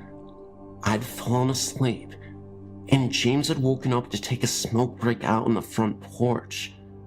The rocking chair was on the front porch. As James was smoking, he suddenly turns to face the rocking chair, and the chair literally rocked back and forth, as if someone was sitting there. This wouldn't stop for about 30 seconds. Then it suddenly stopped. He called me over, and by the time I had a chance to witness it, the chair stopped. This was in the middle of the summer, and there was absolutely no wind. I believed James, because he had no reason to make up any stories about the rocking chair. I mean, to be honest, it wasn't like it was the most unbelievable thing that could happen to someone. Definitely creepy, considering what we were asking for hours before. I don't exactly remember when in our friendship James said this, but we made an agreement that one day, that if either of us passes on before the other, we would give each other another sign to yet again prove that ghosts in the afterlife is a real thing. Fast forward another 12 years. James unfortunately died in a car accident the year before. It was so devastating because he had just gotten married a month prior and had a baby on the way. I was very close to his family and we remained good buddies throughout his life. Creepily enough, I had a dream that I was in the same cabin and was again playing the Ouija board with James. I then remember the Ouija board suddenly disappearing. Then we were sitting on the couch together, drinking beers and just hanging out. James looked at me and said, "If you only knew." I asked what he meant. He then remarked, "I wish I wasn't dead. I miss you guys so much." The dream ends, and I wake up with tears in my eyes. I've never had a dream about him after that. You may say that this was just my imaginative mind making up a dream of us together because I was mourning.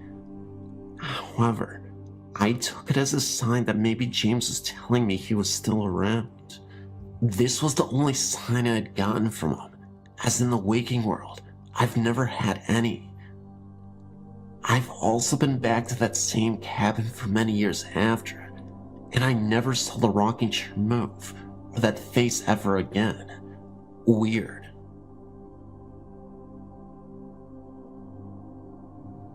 I will start by telling a story that happened to me when I was about 13. It was very early in the morning, dark, as a matter of fact.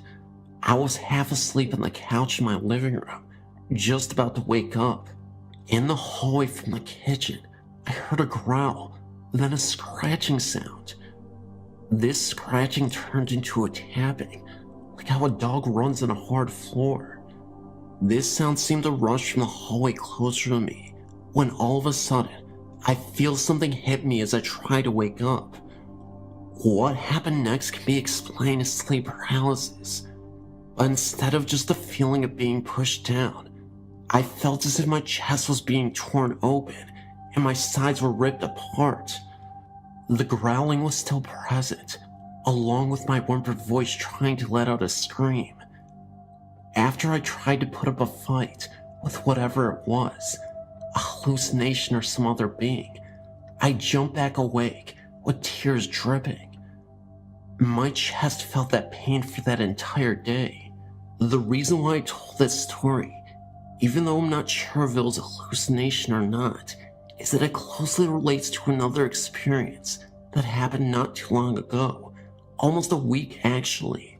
I was again half asleep in my bed, the same room where I've mentioned seeing a ghost lady at the foot of my bed, and another experience I've emailed, where I was practically having a nightmare.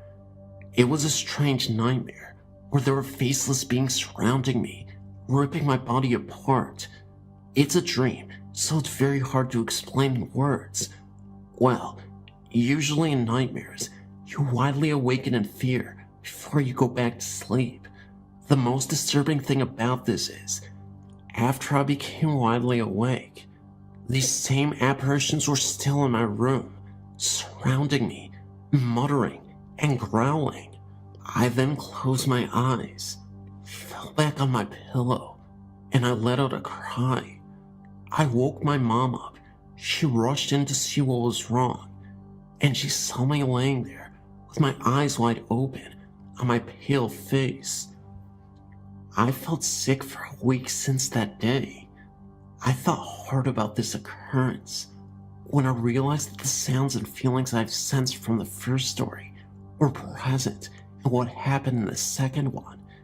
It's a rough connection, but I felt the very same emotions, and I feel like there must be a connection. They both happen in my waking stage of sleep.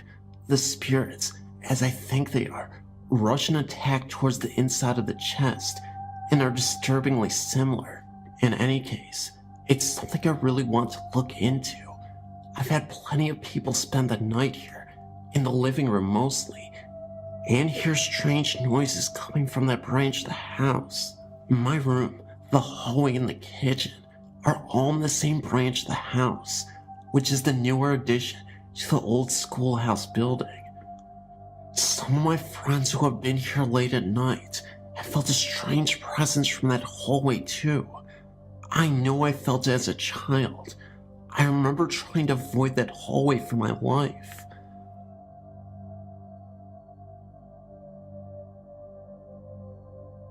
I remember when I was a little girl, my grandparents owned a colonial farmhouse that had been standing for at least 150 years.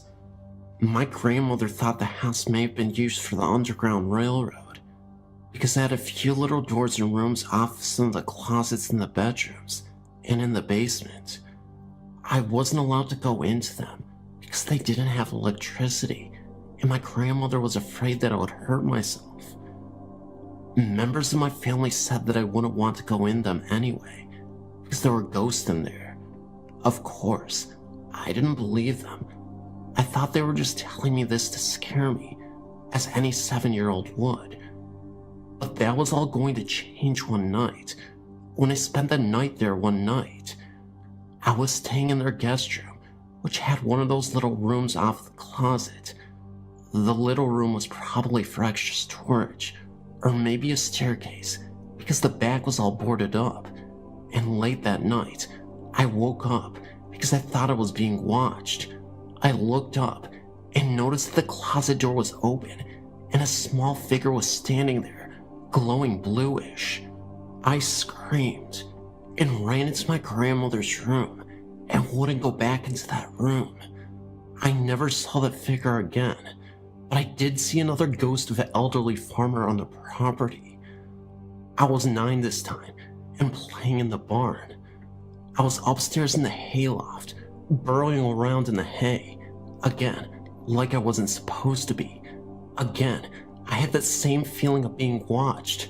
I sat up and looked around, and in the corner, an elderly farmer was standing and watching me. At first I thought it was my grandfather, but then I realized that his feet weren't touching the floor. As soon as I noticed this, I screamed and ran out of the barn. There have been many sightings of him since then, including one of my brothers seeing him floating outside of a second-story window.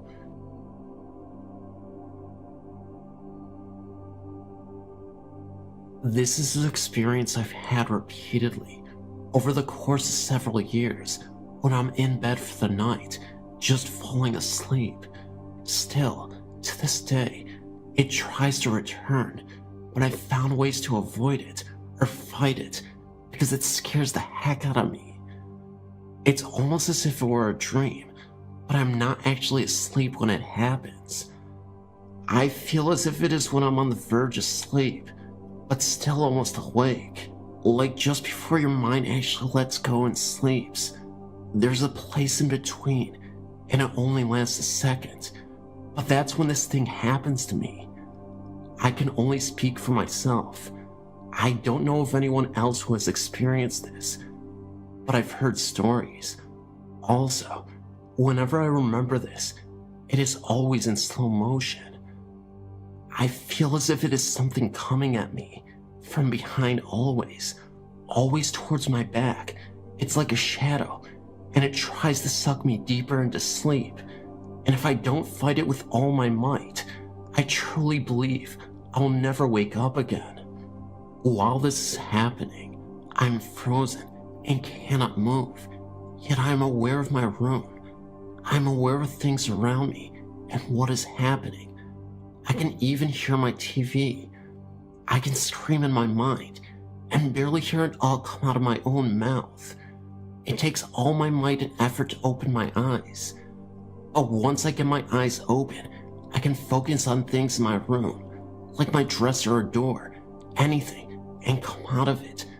But it is so strong, I sometimes feel I cannot make it, and that is why I believe I will never wake up. The entire time this is happening, I'm frozen to my bed and cannot move. Please note, it's hard to explain. It doesn't feel as if it is pulling my body. It is pulling me deeper into sleep. One time, it was pulling me so strongly that when I did get my eyes open, I actually could see my room, but it was as if looking through water or fog. It still had me, even though I was opening up my eyes. This is a true experience. Believe this, I'm not joking. I would not type this much otherwise. If I were to compare it to anything, I would say it resembles the dark figures or shadows in the movie Ghost with Whoopi Goldberg that come and take someone away right after they have died. Please note, I cannot physically see whatever this is. I'm saying that this is my guess of what it would look like. To this day, I still cannot sleep without the TV. This has happened to me repeatedly, countless times within a span of several years. When this began, I lived in an apartment near the Piedmont Hills in the Bay Area, California. I was always uncomfortable and felt as if I was being watched there. I started sleeping in the front room with the TV on because I started having really evil dreams and was so scared to be alone at this point. I would desperately beg my boyfriend to please stay home with me, but he couldn't take any more time off because he wasn't able to use any more sick days. Sometimes I'm just too scared to be there alone, especially at night. I never used to be that way, and I'm not faint of heart. I'm actually 4'11" and 90 pounds soaking wet, but I forget I'm not 10 feet tall and bulletproof sometimes. Still, when this began, I became scared. Whatever it is that followed me when I moved, and to this day I still feel it, although it's been a while since I've struggled with it. When I go to sleep, I must have my boyfriend hold me with my back at his chest, spoon fashion, and this works, and when he rolls over, I can make sure my back is touching his, and I feel comfortable this way. As long as my back or behind me isn't opened or exposed, for some reason, it isn't as bad as when I feel my back is protected, and I'm not as vulnerable when I'm facing it. I know this all sounds strange, but it is true.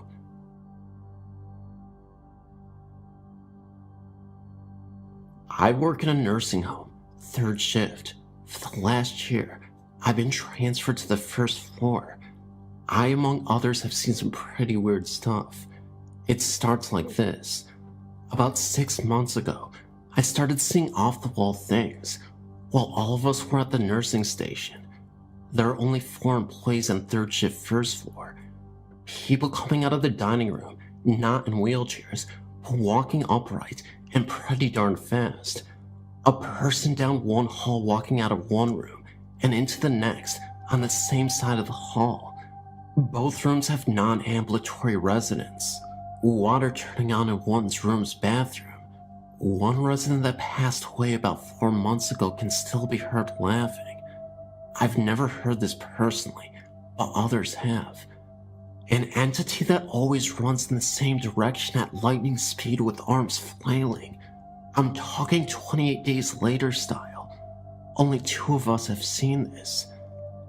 I see it sometimes up to 5 times a night, but only when I'm down one certain hall. I call it the track runner. These are some of the real common things that happen. Now, for the ghost stories. About 3 months ago, I had a resident that is mentally with it ask me to get that man out of her room. It literally gave me goosebumps. When I asked her where he was, she said there by the mirror. Needless to say, I saw no one. So later on, I asked a coworker if she had seen anything that was different or odd. She told me to stop and went pale. About 10 minutes later, she came to me again and started talking, mainly about the things I posted above. We ended up at the nursing station in a pretty good discussion, and all of us had pretty much the same story. Fast forward to Thursday, October 14th to 15th, third shift. The same resident that had asked me a few months ago to remove the man by the mirror from her room rings me her call bell. I go down and ask what I can do. She tells me to get him out of here. I ask who, the person by the dresser. She replies. Now I'm thinking too cool.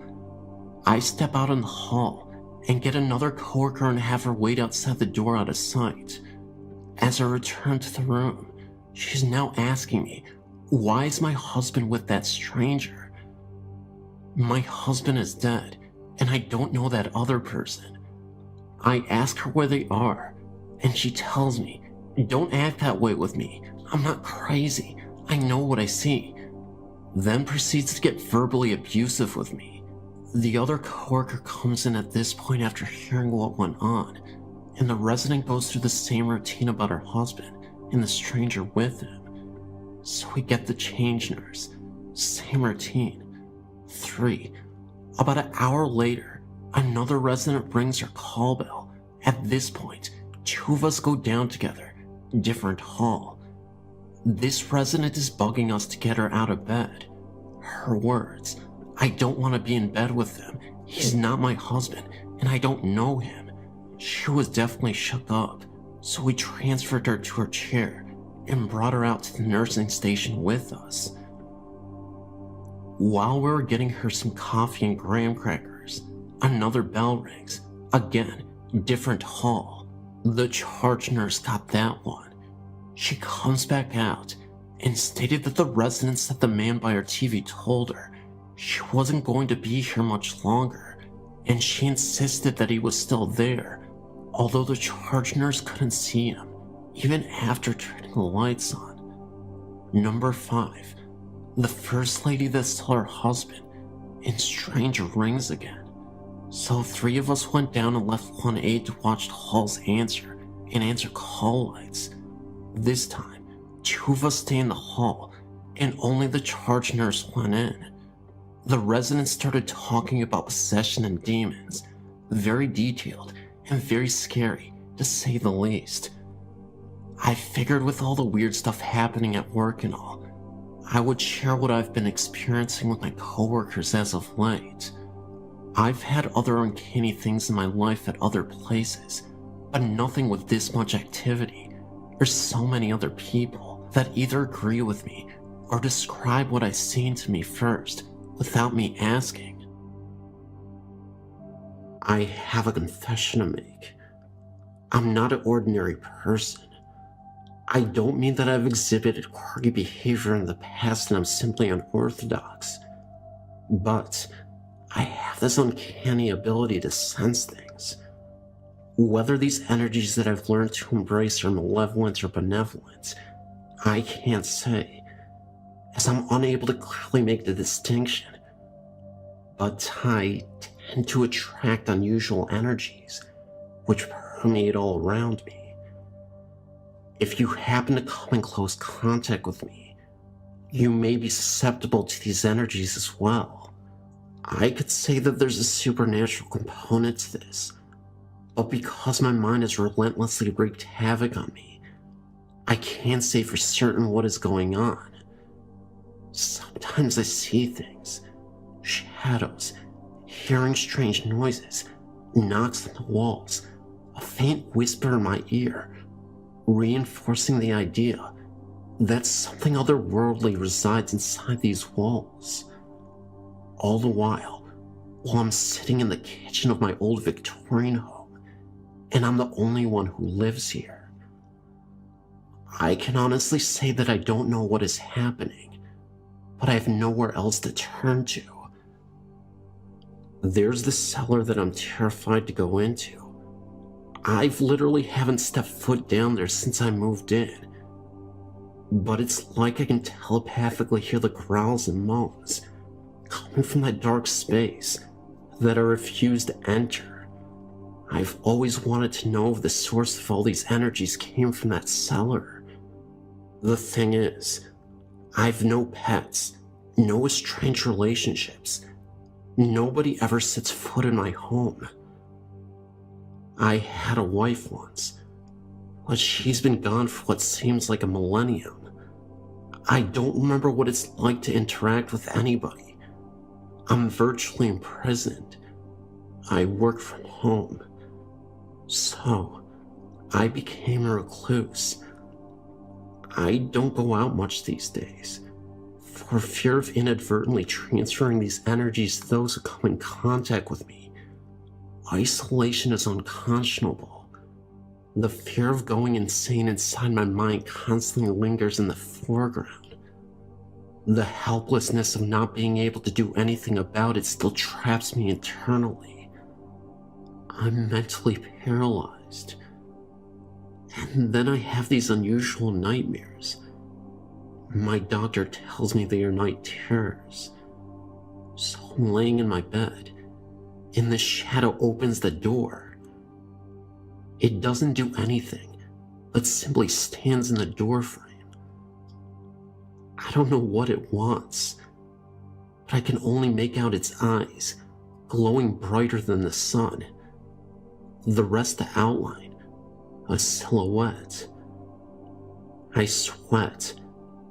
My body temperature drops, and I feel a cold breath on the right side of my shoulder. I look over, temporarily taking my eyes off the shadow figure, and yet there's nothing there but a mist that looks as if someone is breathing in the cold air. I look back at the doorframe, and the shadow is gone. I then lay down, staring at the ceiling. I simply just can't ignore what's going on. I want to, but even the pills don't do enough. I still see these things, hear these things, and most importantly, feel these things. I'm so scared. I don't want to be a prisoner anymore. I want a release. I want it all to end. I'm sick and tired of the suffering. My mind just won't heal. I don't want to feel. It's almost better if I don't, but I can't turn it off. Still, these images persist.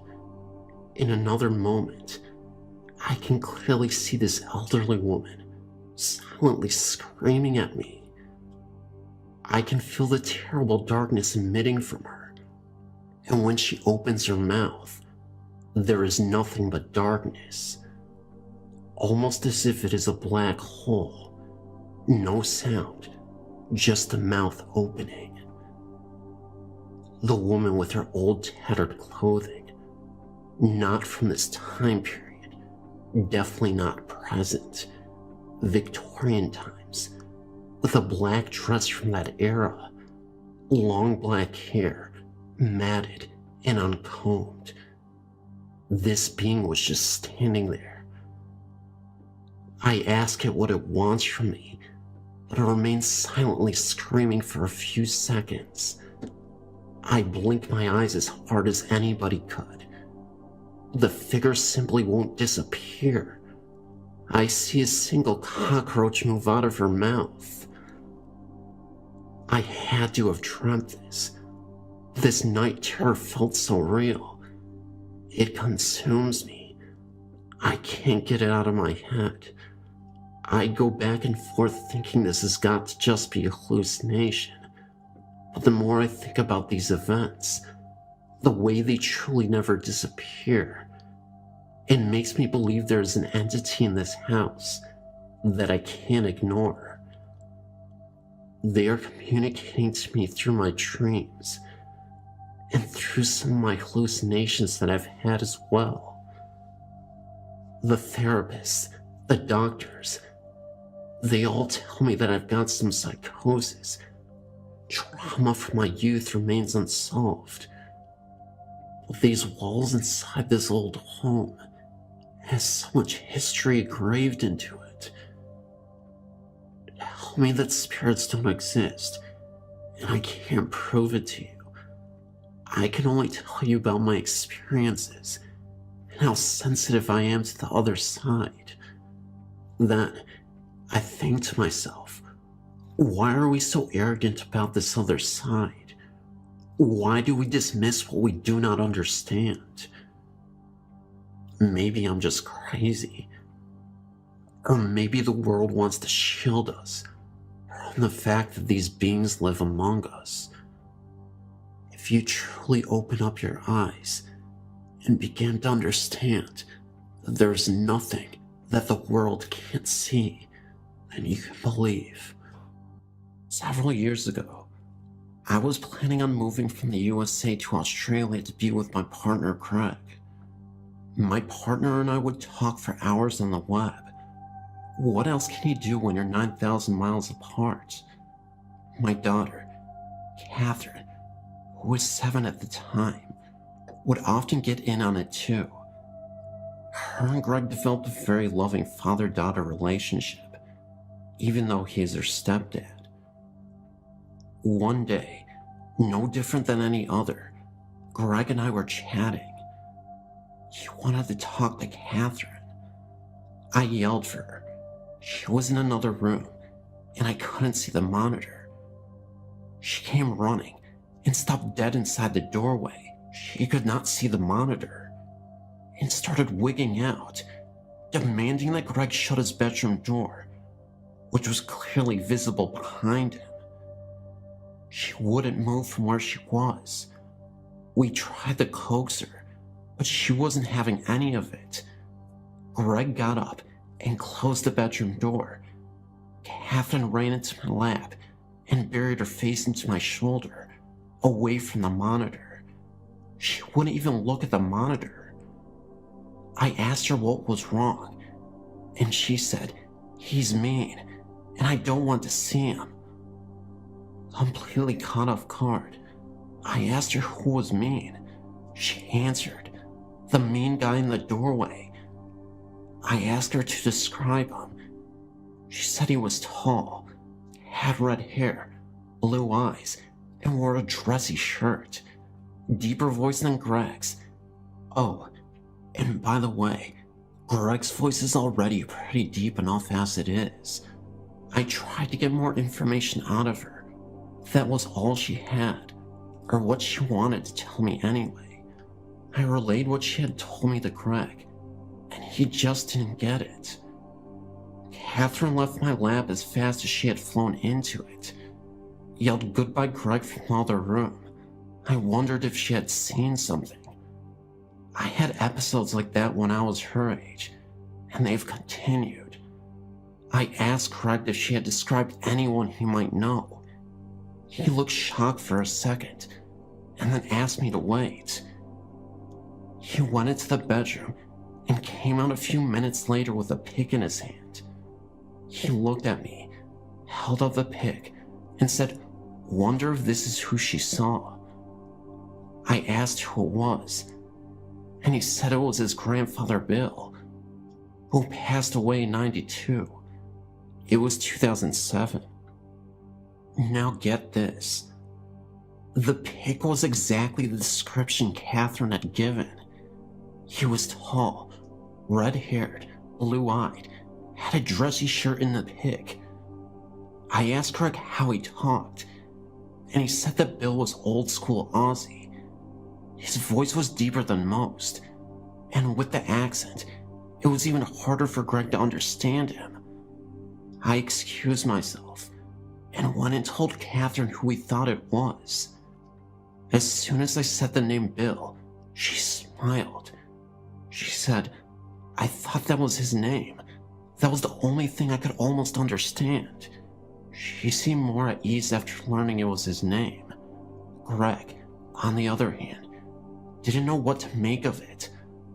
Apparently, her and Bill made peace and became friends. When I was leaving for Australia, she told me that she didn't need Bill anymore and wanted him to come over and watch over me and Greg till she got there. Gotta love kids. Fast forward a few years. Since my arrival here in Oz, I've heard a man's voice.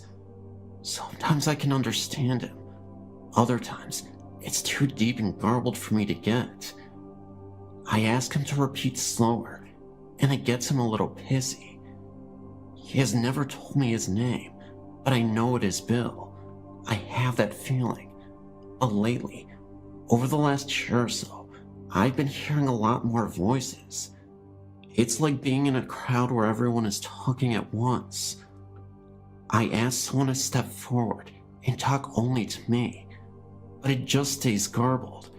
This is a weekly thing. It has gotten to the point where, when it starts, I simply say, if you're all going to talk to me at once, then I won't be able to understand any of it. What I was wondering is if anyone else has ever heard this, and if so, what did they do? Might this be more family members who saw that Bill was able to talk to us and want to try themselves? Or might it be something bad?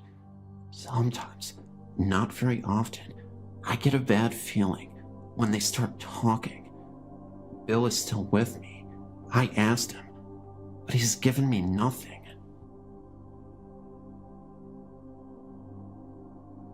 I lived in Chicago up until I was 18 and had graduated high school. My grandfather lived in the house, and we lived on the first floor in the third flat apartment building we owned next door. We had the basement that was connected to the first floor apartment as well. The basement had 3 main rooms. The front room that led outside held a half bath, a washer, dryer, and 2 storage closets. This is where we kept our bikes and skates and stuff. The center room had 4 storage closets, the water heater, and the furnace. This was the room that held all my dad's and grandpa's tools. The back room that led to our upstairs apartment was where we had the deep freezer, old clothes, camping gears, old toys, etc. The center room was awful. Just looking at it, you felt like you were being stared down. Something was sending very angry energy out from that room. If you were in that room, it was just overwhelming and overpowering. It felt as if something was going to grab you and actually hurt you. None of us were hurt, but it always felt like it could happen at any time. My sister believed it to be female. I believed it to be male. This makes me think that it could have been a demon and was just appearing female to her and male to me. The stairs from the basement led to my brother's room. The stairs and the door were extremely creepy. We always kept it locked and bolted, but that didn't do much. It always seemed like someone was going to come bursting through the doors at any time. In the bedroom I shared with my sister, we have both seen strange things. I've seen a man a few times. He would start at the head of my bed, which happened to be by the door to the bedroom, and walk towards my closet. My closet and my parents' closet shared a wall. From there, he would kind of nod his head and then disappear. I could tell he was wearing overalls, work boots, and had gloves in his back pocket. He was tall, about 6 feet, dark hair, dark eyes. I could see all of this, but I could also see the other side of my room through him. He was kind of a misty gray color.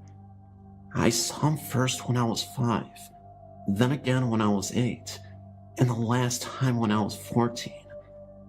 When I was 12, I felt a pulling on my blanket. At this time, we didn't have any pets that would roam loose, and there was no way for them to get out or even reach my blanket. I feel my blanket being pulled. I kinda grumble and try to pull it back up, but I can't. So I look at the foot of my bed, and there's a boy sitting there, grinning at me, gripping my blanket. I tell him, "You let go. I'm not scared of you. Go away." And he disappears. I pull my blanket back up and go to sleep. Then we just had weird things happen. Bread would slide across the counter. Things would be moved from one end of the bar to the other. Things would go missing for a few days. These types of things not only happen in our apartment, but in the upper 2 levels that we rented out.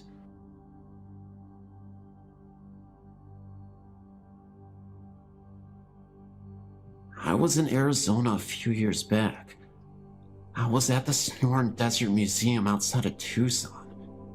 It is more like a zoo than a museum. It was summer, very few people there, and a pretty warm morning. I was in the very back of the property all by myself, taking photos of the native cactus. I was completely alone and enjoying the beautiful outdoors. I suddenly felt a terrible sense of dread behind me.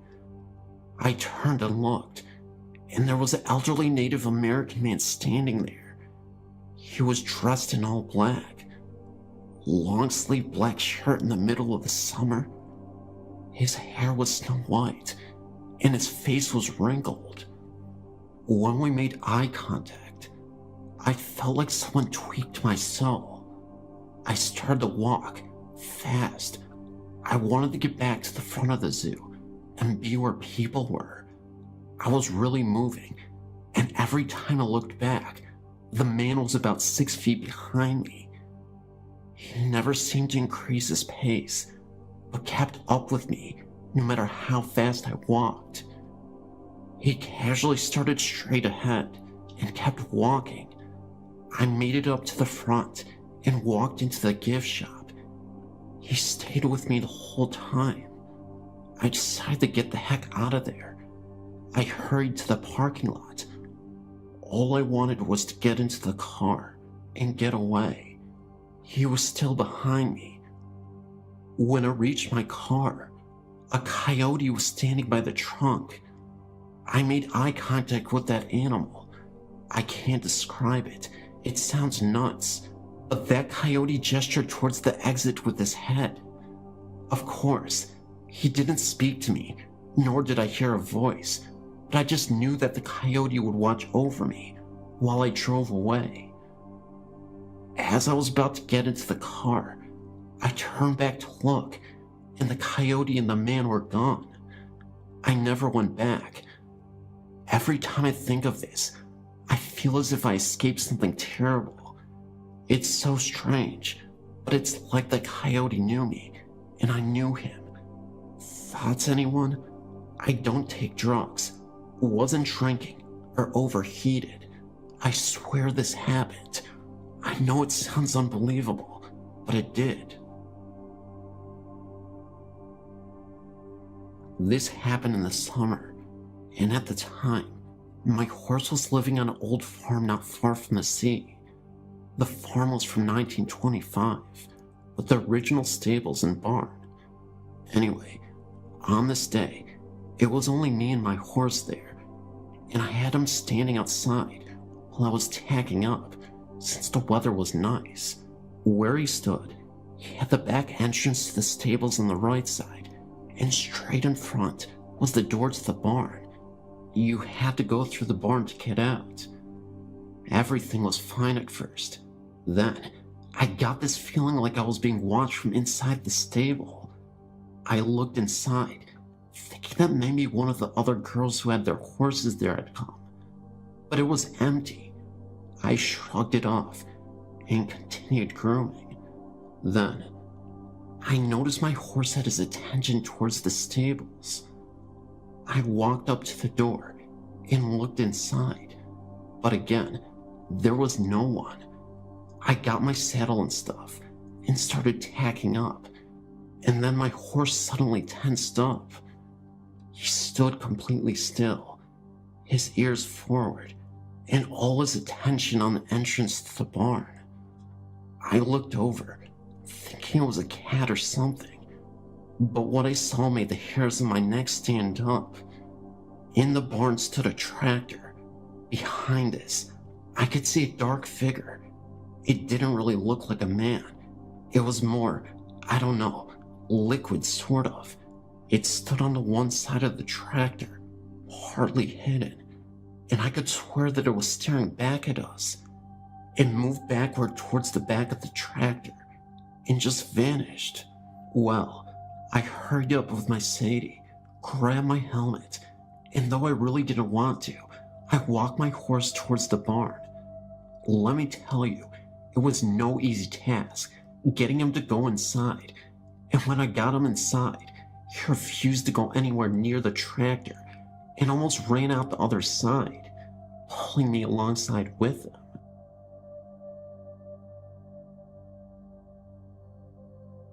I'm having some problems with the spirit in my fiance's house again. For the past few months, the house has been dormant, and so we didn't worry much about what was going on in the home. We had one of my fiance's friends move in, and things were fairly calm and peaceful. Her friend, though, began to never stay at the house, and due to some issues, emotions got rather heated between the three of us. 2 days ago, her friend moved back after a fight, and activity has escalated in the home since then. Yesterday, I got an overwhelming sense of fear and dread while at the house, and I had an overwhelming headache come over myself. I began packing up my things and told my fiancée to pack her things because we needed to stay a few days at my house. She became overwhelmingly tired and had a headache, much like mine, and passed out. When she woke up, she wasn't herself, but quickly came back out of it. Then, I went to the bathroom, and when I looked into the mirrors from the corner of my eye, I saw something I couldn't explain. The thing was, though, it looked inhuman and comprised of only bones, I think, and it seemed to be wanting out of the mirror. I ran back, and my fiancée was packing and taking her time out, humming to the tune of an old music box that used to be in her friend's room. She started to have a play fight with me and threw a shirt at me, then casually kicked the door shut. The next thing I know, she screams, and I kick the door open. She said I'd been standing in the mirror after I'd left the room. She seemed fine at the moment, and so I just watched over her as she kept packing. She began stalling again, though, and I told her we needed to get going, or we'd be late for dinner. She then told me that she didn't want to. She liked the house, and wanted to stay there. I began to hear voices as well, other than hers in the house, and got drowsy, but kept my head about me. She finally was packed, and I got her to go outside for a brief moment to see if being out of the house would snap her out of the trance. She got rather defensive and ran off and ran under a doorway where there was a crucifix standing above the doorway. When she ran through it, she collapsed and then woke up again, perfectly fine and not remembering about the past 45 minutes, except for bits and pieces, like she had been dreaming. I've been having concerns that she may be channeling spirits by accident in her sleep and such, and this incident definitely confirms my suspicions. I'm psychologically drained from the mental strength it took the two of us to get out of the home. We're going back to the house in about 4 or 5 days, and figure it should be fine. Whatever this entity is, it fed strongly off the negative emotions that had built up in this house. I know at the strength it was yesterday, it would be much hard for me to face it and cleanse the house on my own, so we're leaving the house to settle and calm back down. By then, I feel this entity will have lost most of its power, and it would be the best time to cleanse the home and seal any portals that may have been opened in the home. I'm still a little bit apprehensive though, and if anyone could offer up some help, it would greatly be appreciated. If my fiancée is the target of any danger, I can pull through any fight normally and keep her safe, but I've been so drained, and I don't know if I can handle the cleansing of the home by myself. If anyone could please help, either physically or through even psychological support, it would greatly be appreciated.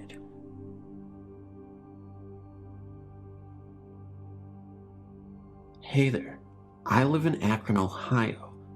About a year ago, I moved into my ex's house since it was nice, and well, we were in love. I lived there for about 6 months before she broke it off and decided to live in Ireland. I've been heartbroken for a long time, but I do remember some extra stuff that happened in that home. It's on Spicer Street in Akron, Ohio. About a month after I moved in, the first thing I noticed was waking up with her, and every single clock in the house, including the computer clock, wristwatches, etc., would be turned around 40 minutes ahead than what they were supposed to be. This only happened once, and after I arrived at class, she called me to explain how each clock had changed overnight. Later, she told me that the previous tenants believed the house was haunted and refused to move back in. They were both girls, I was told. We began to notice other things too, such as their stuff would get moved if we left the kitchen. The television would turn on and off. Lights would turn on and off if we left the home.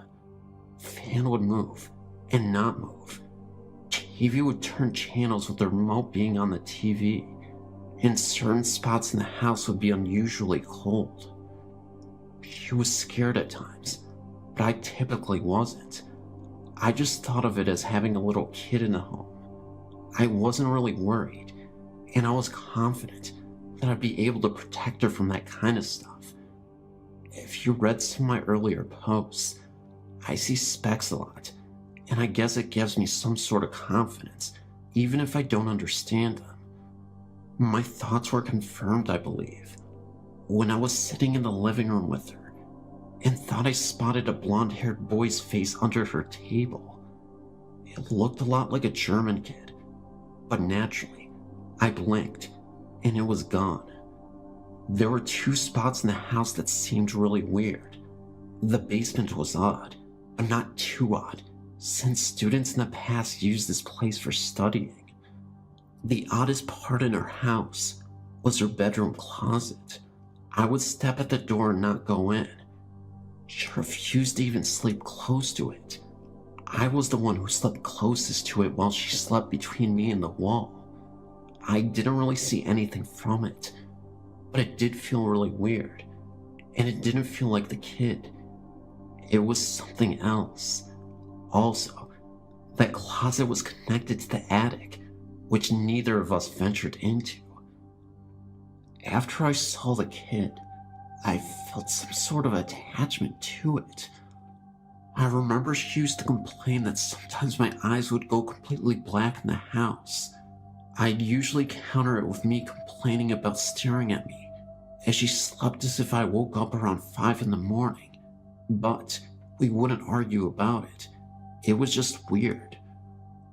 When we broke up, or rather, when she broke up with me, I'll admit it, her away messages often wrote how she was scared and didn't want to hear any noises. So I guess the activity in the home increased when I left. Again, not sure why. So, I want to find out more about the home, but I don't know where to start.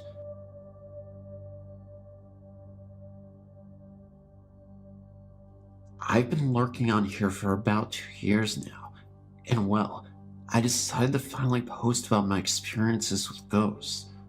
Really only one ghost. It happened to be here in my house for a number of years throughout the 70s. The house had been built in 1970 on an old lot where an old man had lived on a shack and had died. Now, the spirit that had stayed on the property was one of a child, though. Maybe the old man had a kid and it died. Who knows? Anyway, all sorts of stuff that one would imagine a child would do happened. You know, things would get lost, stuff would move from one place to another, vases and sculptures would be on their place on tables, and when the family would come back, the sad items would be in pieces, smashed against the wall about 3 or 4 feet away.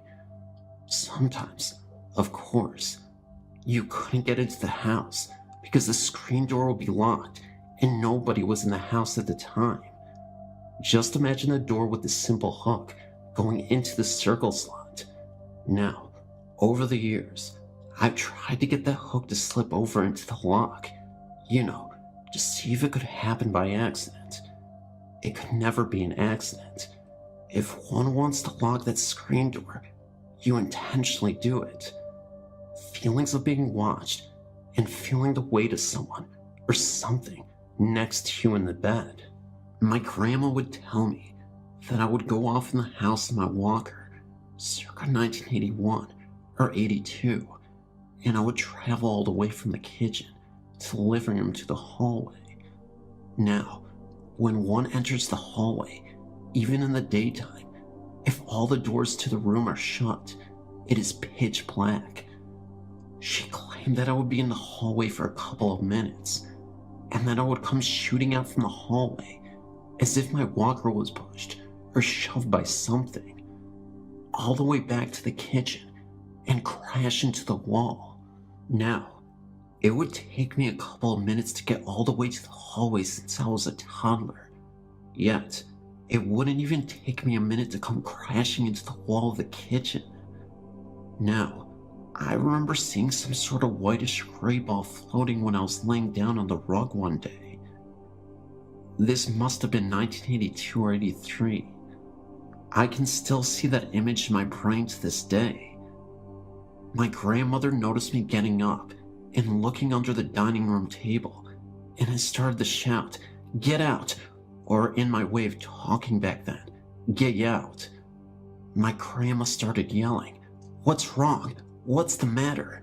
I kept on shouting and punching and kicking at nothing, all the way towards the front doorway. And when I got to the door, I kept kicking the door, and then I stopped.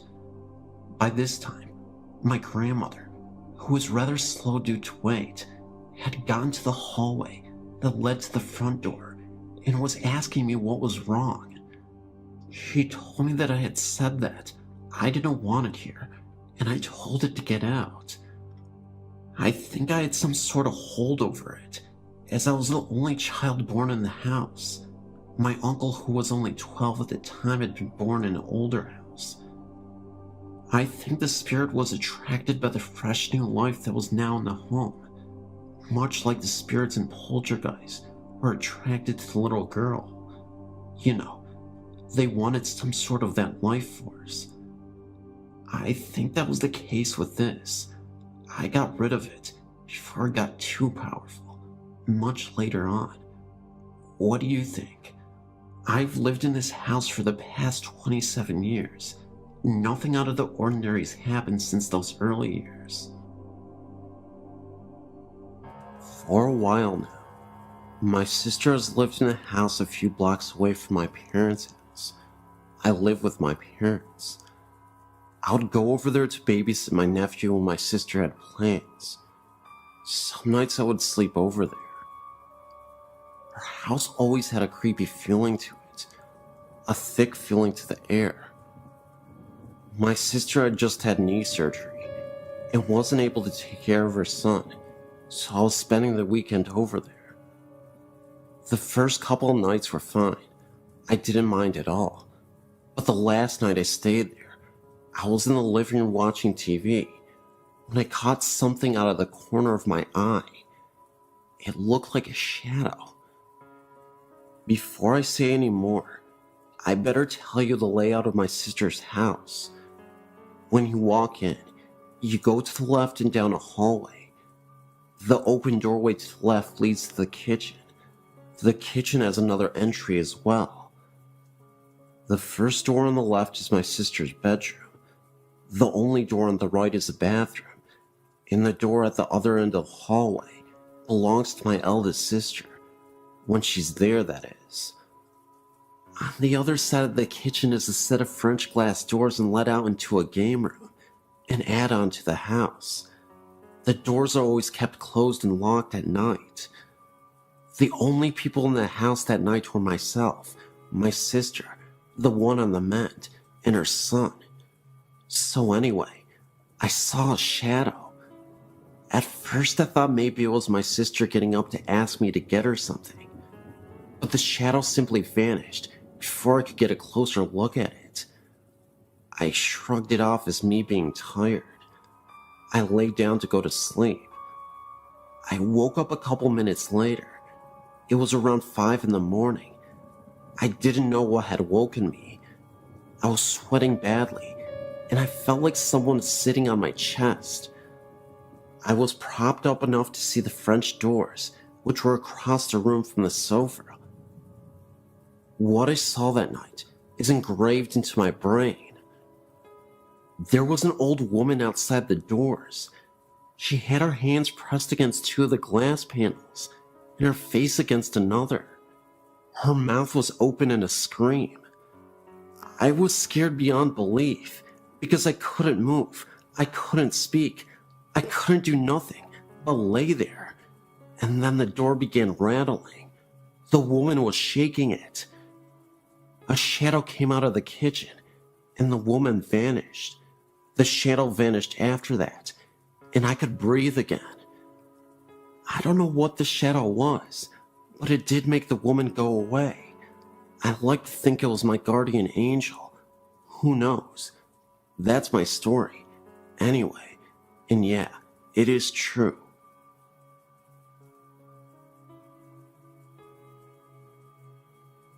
My mother was born in Austria-Hungary in 1908. When her parents immigrated to the US, they left their 3 children behind in the care of their grandparents. It was 5 years until her parents were able to return and bring the children to the US. In that 5 years, my mother became very close to her grandfather and went everywhere with him. She arrived in the US as a 13-year-old, grew up, and married my father. They were a young farm couple living in rural Ohio. One night, my mother awoke to see her grandfather standing at the foot of her bed. He was smiling at her, but did not speak. She relayed that she pulled the covers over her head and then looked again, and he was still there. She then tried to wake my father, but when he awoke, her grandfather disappeared. She had the overwhelming feeling that her grandfather had died. This happened in the mid-1920s, and at that time, international long distance was only a thing for wealthy folks. Her only contact with her grandparents was via mail, which would take a couple of weeks to arrive. Sure enough, 2 weeks later, she received a letter from her grandmother verifying that her grandfather had passed away on the same day and approximately the same time that he appeared in her bedroom. My father attested to the entire happening. This was always our family ghost story that no one ever had a reason to doubt.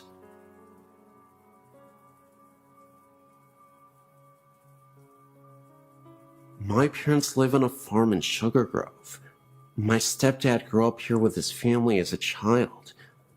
On Christmas Eve in 1964, his dad went into town to pick up the grandma for the holiday. With him, he took a younger daughter and his younger son.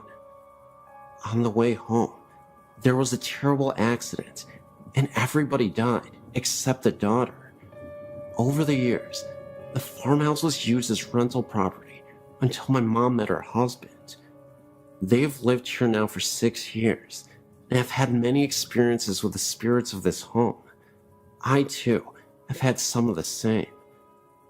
There are many voices that we hear. Marbles rolling down the hallway upstairs, foot noises walking up and down the stairway, clouds of light and dark smoke throughout the entire house, doors open and close, things come up missing, then are returned within days. If you are alone in the house and stand by the sink, you will soon hear a voice that asks you to go away. It will repeat until you walk away from the sink. Standing outside, if you look up into the window upstairs, sometimes you will see a vision of a woman standing in the window. This is believed to be Grandma.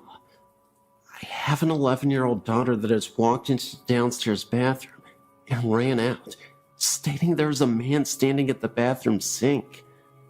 He will only turn his head and look at you, and then turn back to the mirror. He hasn't spoken yet. When my parents first came here, they slept upstairs. They had to move to the downstairs room in the winter because no matter what room you are in up there, it is ice cold. We have used electric heat sources to try to generate heat, but it doesn't work. There are also apparitions of faces, white in color, etched into the door of the master bedroom. These appear darker at times and lighter at other times. They appear to be stuck in the wood of the door. It's believed by everyone here that the spirits and happenings of this house are all those family members that were killed in the crash. After all, they all did reside here, and I think they still do.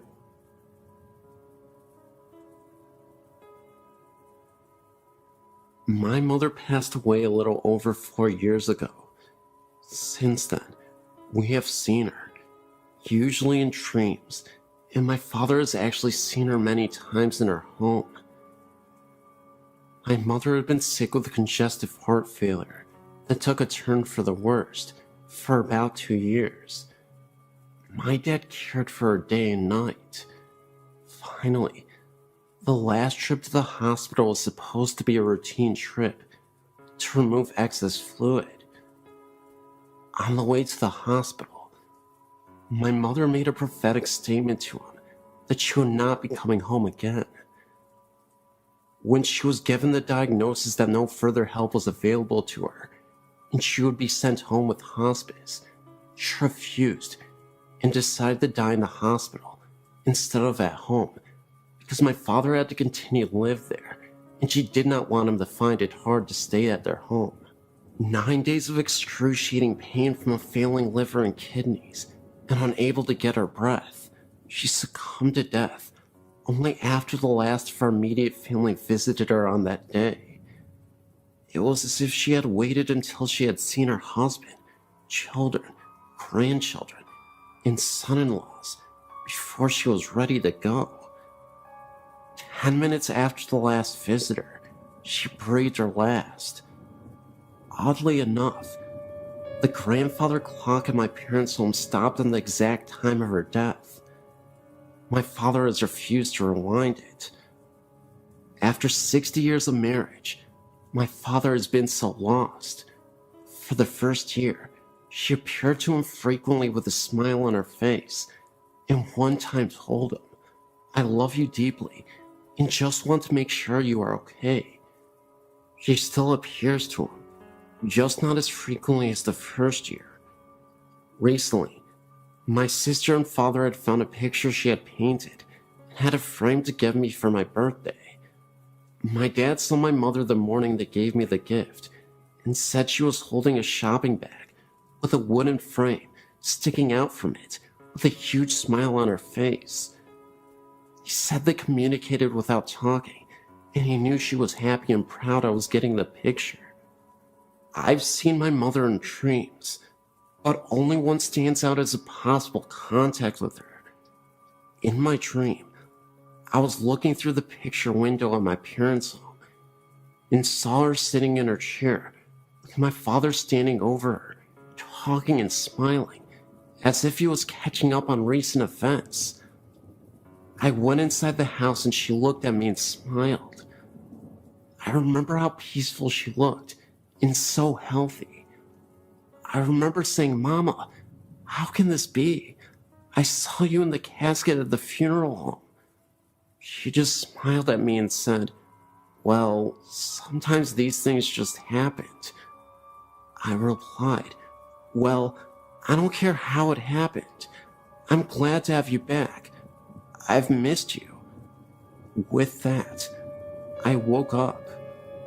One other time, after an extremely frustrating day, I was walking in a corridor and thought I'd heard her call my name. She said, "Susie." I actually said out loud, "Mama?" She was not even there. My sister says she has dreamed of her, but never actually have seen her.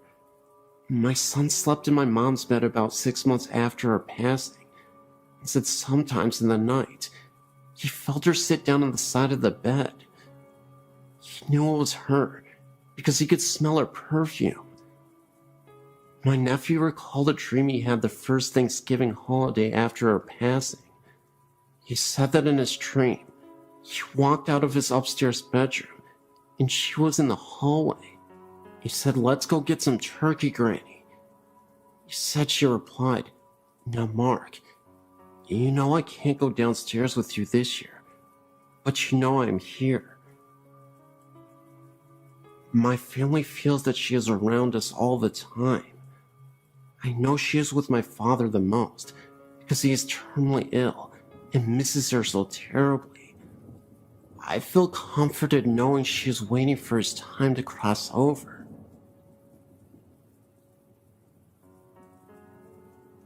My mother is a current janitor working at Rockford College, and one of the buildings she is assigned to happens to be the Burpee building.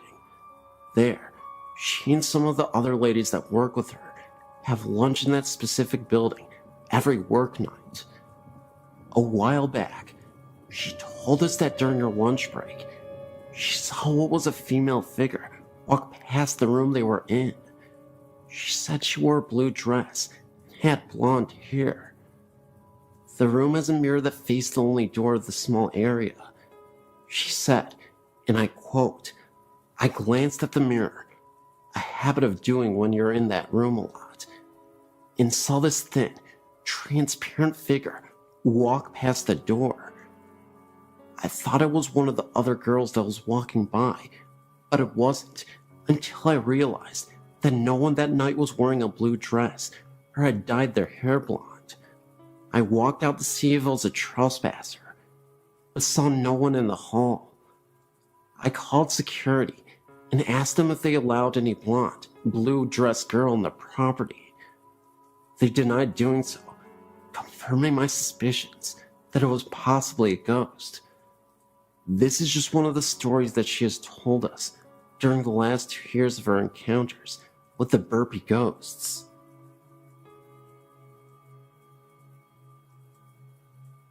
This just happened to me just recently, on February 8th, 2008, when I took a ghost tour of the Two Cemetery in Brisbane, Australia. First of all, I'd like to keep this to myself anonymous. Secondly, what I saw is true, for I did some research to see if anyone else experienced what I saw that night, and, as it turns out, a few people over the years saw it too. It was cold and partly windy that night when I turned up at the ghost of the Two Boneyard, Brisbane's oldest and biggest graveyard. There's a lot of strange stories connected to this boneyard, like a vampire. There's only 2 boneyards in the world that got fair dinkum vampires, Highgate in London and Tewing in Brisbane. The Bleeding Grave and Walking Statue. Yes, a wandering statue. Anyway, the tour barely began as our hostess was introducing herself when I saw something standing amongst the trees. It was solid and black. It was standing there watching us. I saw it, but I thought I was seeing things. Excitement that might have sparked off my imagination. But as I walked past the spot, there was nothing there to resemble that figure. But yet it was real, as you and I. It wasn't until a few feet ahead, I heard a weird clang sound right next to me, as if someone was banging in a pot or whatever. I thought it was the signpost rattling, but there was no signpost anywhere. Now that was frickin' weird, I thought, as I hurried on, looking behind me. Most of the night I felt we were being followed by something, as I was tailing Charlie. Best place to be on a ghost tour at the end of the line. Things started to get a bit stranger, like the cold wind I felt touching me, if there was no wind blowing. The same thing happened again 2 nights later, when I felt something touching my neck in my own home, or seeing things at the corner of my eyes. When I turn around, there will be nothing there. I thought I was ready for the madhouse at one point. I know that I saw something, so I researched it, and as it turned out, others saw that same black figure at the same spot where I saw him or her, whatever the heck it was, and heard the same clanging sound I heard, so I didn't imagine it at all. I hope I didn't. That's my story. I've got other great spine-chilling tales, which I'll put up ASAP, but this was the first experience I had in years, except for the ghost of my dog who came back for a few nights to bark goodbye to us.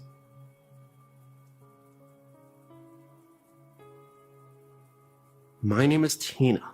I'm 33, and I have a story I would like to share with you and your readers. I've been experiencing strange things for many years now, but I've only been sharing them for just a few people who don't believe always have the need to find something wrong with the ones who do. My mom was one of those people. She would roll her eyes and say I was crazy or I had been drinking. The day she became a believer was one of the most beautiful moments we've ever shared. This is our story. My mom had surgery in her foot and was using a walker to get around. I was at her house helping her with her laundry and such, and had laid my son down in the bedroom down the hall for his nap. Mom was kicked back in the recliner and decided she would also take a nap. All my chores were done for the time. Everybody in the house was sleeping, so I went out to get into the pool. I turned on the baby monitor at the room where my son was sleeping and brought the other piece outside with me. My mom lives out in the country. No neighbors close enough for monitor to pick up any other signals from a phone or another baby monitor. It was so quiet in my mom's house, I could hear the tick-tock ticking of the clock in the room where the monitor was. All of a sudden, I heard a woman's voice so clear and loud. It sounded like she was speaking into the monitor. It sounded like peep, as in P-E-E peep. I'm not sure what that means. Maybe it was just gibberish. That's what I heard. At this point, I start to run to the door to see if my mom is still in the chair in the living room. I got to the door, snatched it open, and there was my mom, still reclined back in the chair with a really strange look on her face. I guess I had a strange look on my face too, because she said, "What? What's the matter? Who's here? Who are you talking to?" I just looked at her and couldn't say anything. She asked again who I was talking to, and I said nobody. Why? She said that she heard a woman talking. She thought she was dreaming. She opened her eyes, and the woman was still talking, so she knew she wasn't dreaming. Having to always have an explanation for things, she then assumed I was on the phone, but looked around and saw the phone and my cell phone were on the kitchen counter. That was when I came in the door, and she knew it wasn't me. I said, "Heard that too?" "Yes," she said, with a very strange look on her face. So I went down to the hall to the room where my son was still sleeping and looked around. Nothing out of the ordinary, nothing out of place. I came back down the hall and told my mom he was fine, still sleeping, hadn't moved an inch. She was a little freaked out, but she started asking me questions about my great-grandmother, who often visits me, and the places that I go. I never met my great-grandmother in person, but I've had many run-ins with her spirit. My mom didn't want to believe that Grandma visits her too, but after that day, she started to believe, not only in ghosts and spirits, but in me too. Thanks, Grandma Daisy. This is a true murder story that happened around the early 1900s in the Woods Memorial Circle, Mapleville, Rhode Island. This story is a more true and detailed story of the one before that my great-grandmother told me about. Catherine was a mill owner's daughter. She was a very pretty, tall blonde. She was engaged to a local farmer, Robert. Catherine, though, had one problem. A man, who some say had mental issues, was stalking Catherine. His name was David. David would send Catherine letters of how much he loved her and how they could have babies together. These letters disturbed Catherine. He would watch her through the window and follow her wherever she went. One day, Catherine confronted him and told him never to talk to her again. David thought this was like a game, so he proceeded to send disturbing letters and watch her at all times. As a few days went by, he gave up. With this, he had a plan. If he couldn't love her, no one else could. So one day, while Catherine was going to the woods to get water for her family, David followed. First, he stopped at Catherine's fiance's farm. Robert was working on the farm as usual, and David came in from behind and stabbed him in the back with a pitchfork. Then he went off to find Catherine. Catherine was sitting next to a pond under a hemlock tree.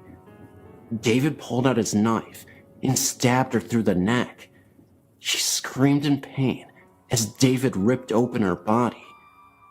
As she died, David messed with her dying body. Afterwards, he took her organs out, cut off her breasts, and nailed her heart to a tree, covered in blood.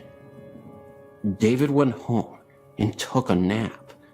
He was supposedly awoken by the sound of dripping. He looked around his room, and it was covered in blood. In the middle of the room, Catherine stood there cursing at him. David had gone insane. He wrote his last letter to the police, telling them what he did, where her body was, and all that happened. He drowned himself the next day in a river, his body sprawled out on a rock, broken. Catherine and Robert were buried in a now abandoned cemetery, and David's body was thrown into a pit. During a biopsy, they found a heart in David's stomach. Some people think he swallowed her heart, while others think Catherine put it there. Still, Rumors persist that late at night in the cemetery, you could see the couple holding hands as if nothing ever happened.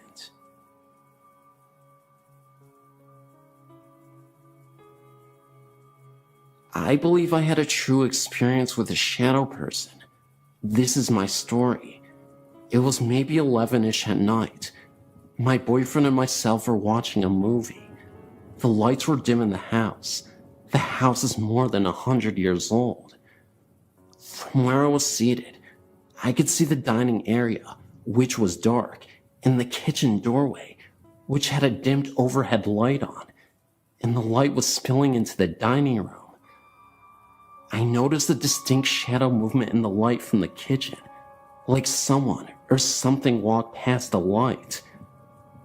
I turned my head fully towards the doorway now, and saw a solid black elongated ovalish shape towards the top of the doorway, and it quickly slipped into the kitchen. My immediate reaction was not of fear, but sort of like, okay, what the heck was that? I wasn't alarmed. I continued watching the movie thinking of explanations for what I just saw. Now let me tell you, there are 3 dogs in the home as well as the 2 of us. My boyfriend's 2 dogs were asleep on the floor by our feet, and my dog was by my side on the couch. He's small. He was acting a bit odd, nervous now. Perhaps he sensed it in me. 30 minutes later, he got down and headed towards the kitchen. He had just got his head in the door and promptly stopped. I couldn't see his head and shoulders, just his back end. I saw his neck raise like he was looking up, and then it happened. It took my breath and gave me chills. He started wagging his tail, slow at first, like he was unsure, and then the momentum slowly gained. He never got to a full-on happy to see you wag. Then he abruptly stopped and came back to my side. He would not enter the kitchen. And in case you think maybe he was looking out a window, no, the window was too high up to see anything.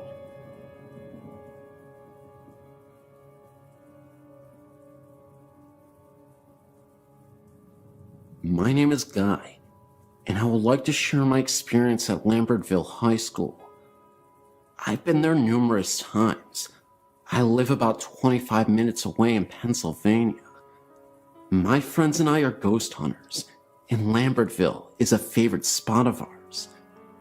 The first time I visited the school was about 2 years ago, in 2005 and 2006, and I've been curious about it ever since then.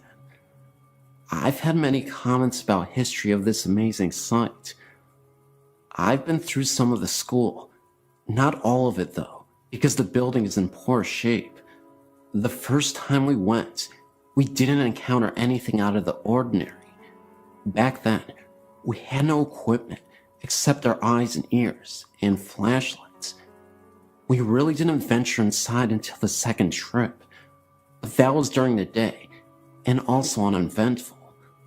The third trip back to the school was a shocker that still gives me chills to this day. We went on a summer night, around midnight, or maybe a little later than that, and not a smart thing to do, but we didn't know any better. We parked the car out in front of the steps leading up to the school. We were to go in shifts up and into the school. 2 go and 2 stay in the car to watch for cops. We were there for 5 minutes before 2 of my friends came sprinting to the car screaming, "Drive! Drive!" Me and my friend, who stayed in the car, were wondering what was literally scaring them to insanity. What they told us was pretty crazy at first.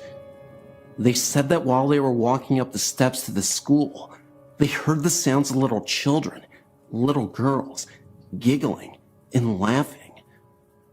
At first I didn't believe it and wanted to go back to experience this for myself. I'm the kind of person that has to see to believe, but it's the hope of that proof that draws me back to this school. Anyway, that incident was about 2 years ago, and between my friends, It has been just a story with no proof. No proof. Until now. Last week, May 2008, me and my friends met up again, thanks to school being finished, and decided to go back. We went that night around 10 to 10:30 and stayed there for a good hour and ventured inside. Though we heard no laughing, I'm still a believer. I believe my friend's story and everyone else's stories of little children laughing because I caught it on tape. I recently purchased some equipment to help capture paranormal activity, and the most valuable tool I had that night was my recorder. It's amazingly lucky that I caught anything at all, because I only recorded audio for about 7 minutes of our hour-long investigation. And all but about a minute of the audio has voices on it that were not ours. I also caught the voice of maybe a teacher or student saying, "Does he seem okay?" in a 2-minute long conversation with what I believe is a female and a male that answers a question that I ask. I've showed this tape to my family and friends, and they all hear talking as well, and the laughter seems to freak everyone out. I wanted to make sure that what I was hearing was, well, what I was hearing. When I heard the laughing on the tape, I thought, my God, they weren't joking or trying to scare us. They really did hear something that night, something that I would like to share with your website, if that is alright with you. I just want to know that there's something other than this life. And that is what draws me to the paranormal. Thank you for your time, and thank you for reading this. If you have any comments or questions, please feel free to ask. I'd love to share these clips with you guys and your viewers.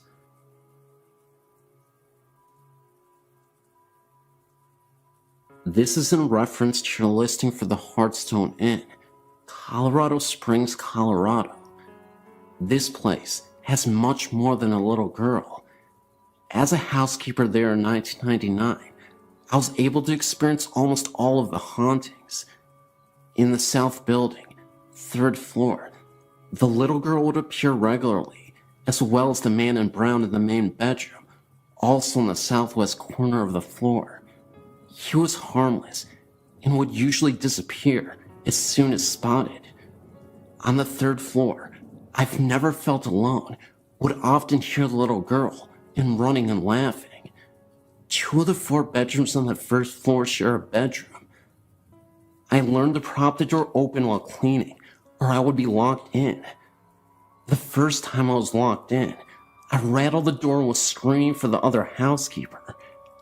I was nearly hysterical when she let me out after about 5 minutes. Also in the south building, 1st floor, there was a bedroom at the end of the hall that used to be under the stairway. The back stairway of this building, when it was a hotel, led outside. Many of our guests reported having the dreams of the woman in this room. I would feel her, but never see her. I would have trouble with the lights and an unwelcoming presence. On one occasion, the owner, David Oxhandler, spent the night in the room on having a very vivid dream of this woman and dismissing it as a dream. He was too shaken to go back to sleep. When he stepped outside to have a cigarette, he turned around, feeling he was not alone, and actually saw her, dressed as just in the dream, floating where the stairs would have been. Rumors she was the victim of a lover's quarrel and was shot on the back stairs. The last one I knew of was in the north building, 2nd floor. One room next to the stairs facing east was never pleasant to be in. The light was very temperamental, flickering and choosing when to be on or off.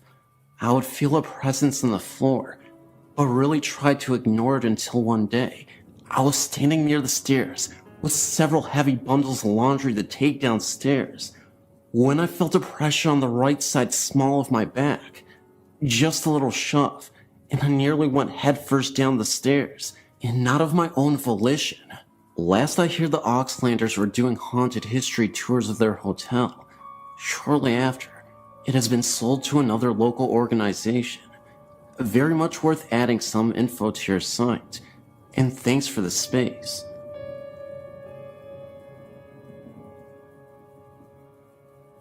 My wife and I had several experiences in our apartment over the last 3 years we have lived here. It began with hearing noises and creaks in the building early on, and slowly evolved to seeing shadows in the middle of the night in our bedroom. We both have had experiences where we thought to have seen a little boy in blue pajamas looking at things in our bedroom. 3 major events have occurred, which I'll describe in detail. Event 1. Summer of 2006. My brother was staying over because he is a minor, and our mother was going out of town. We had woken up late to eat breakfast and were playing a game of cards. As we are brothers and there is a significant age gap, we sometimes argue. I was being a little bit of a jerk, picking on a card selection he had made, when our kitchen trash can started to rock back and forth. We were the only people present in the apartment, and we were about 10 yards from the trash can. I investigated the trash can further to find that it was nearly empty and there was nothing that could have moved, so we went to the park. Event 2. Winter of 2007. My wife and I were growing fascinated with the television show Ghost Hunters. We had spent an entire day watching episodes from the 2nd season DVD. Being cocky and joking with my wife over her growing discomfort with the mood the show was setting, I began joking about talking on the ghost of the apartment, saying such things as, "If anyone is here, come here and get me," or "You can't touch me, you're just a ghost, I don't believe in you." Later that night, at 4 a.m., I woke up quite distressed and felt that the apartment was shaking from a significant earthquake. I was sure that it was the big one and rushed to jump out of bed and pull my wife to safety in a doorway. She was in a state of shock as I lifted her out of bed and was scared of an earthquake also. When we finally got to the doorway and calmed down, I explained to her that I thought there was an earthquake but couldn't feel it anymore. She couldn't either. I began to grow very nauseous and leaned on her for support. I told her I wasn't feeling right and I blacked out. As I was blacked out, I heard sounds of people talking very quickly. At first I thought it was my wife, and I tried to tell her to slow down. I felt the sensation of running very quickly while I was hearing the rapid dialogue. I was growing angry when suddenly I awoke lying on the floor with my wife over me. She told me she thought I was having a seizure or something because all of my muscles had lightened, and I was screaming and moaning in a sense of fear. She said that I had also grown pale. All throughout that night, I felt the bed continue to shake. Event 3. Soon after Event 2. I was angered by an experience I had felt earlier in Event 2, where I had awoken to what I thought to be an earthquake and experienced what I thought to be a form of being possessed. I researched how to hold a seance to converse with spirits present within the room and invited friends over to help with the conversation. I didn't describe the experience I had felt earlier so that it would not affect my friends' experiences that night. In the middle of the seance, one of my friends began to grow woozy and sway forward when he suddenly stopped it. He said that he couldn't go on and felt like someone was talking quickly to him, and he had felt the sensation of running, identical to my experience earlier. I shared with him my experience, and we decided not to continue. Also, this night, my friend's car got a flat tire while parked in my apartment, and only needed to be refilled with air as there was no puncture to cause the flat, as if someone deflated it. Also, another friend was called by his girlfriend within minutes of us ending the seance because she felt something had happened and was worried. He had only told her he was going to see me and not anything about what we were doing that night. The friend with the flat also received a phone call from his aunt about an hour after, whom he speaks with rarely, because she had similar concerns as my friend's girlfriend. How's that for women's intuition? Ever since that last event, nothing else has occurred.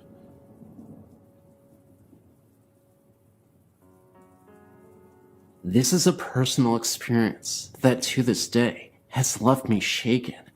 There's something wrong with this apartment complex.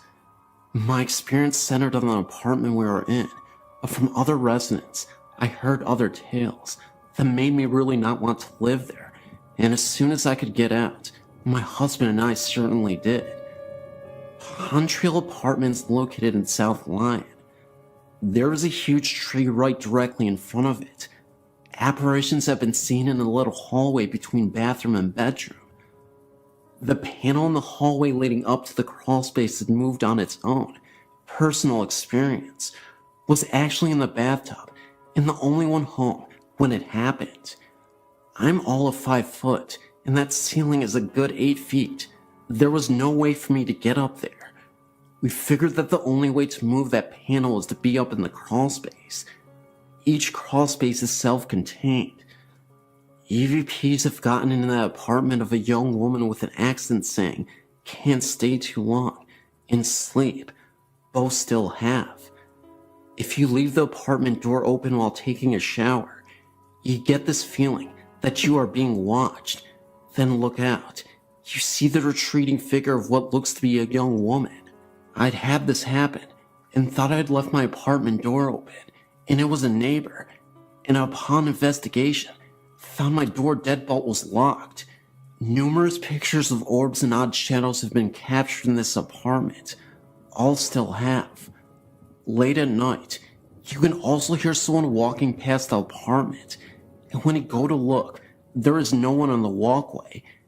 And considering where the apartment is, there's no way for someone to get down it quick enough without hearing the sounds of running feet.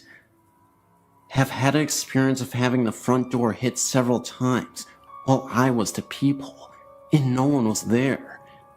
Stories were also told to me of the laundry room in the same building is also a place of odd occurrences. Feelings of being watched and hearing a young woman's voice. Have felt the being watched part, but considering that the old furnace system was right there in the laundry room, I dismissed it.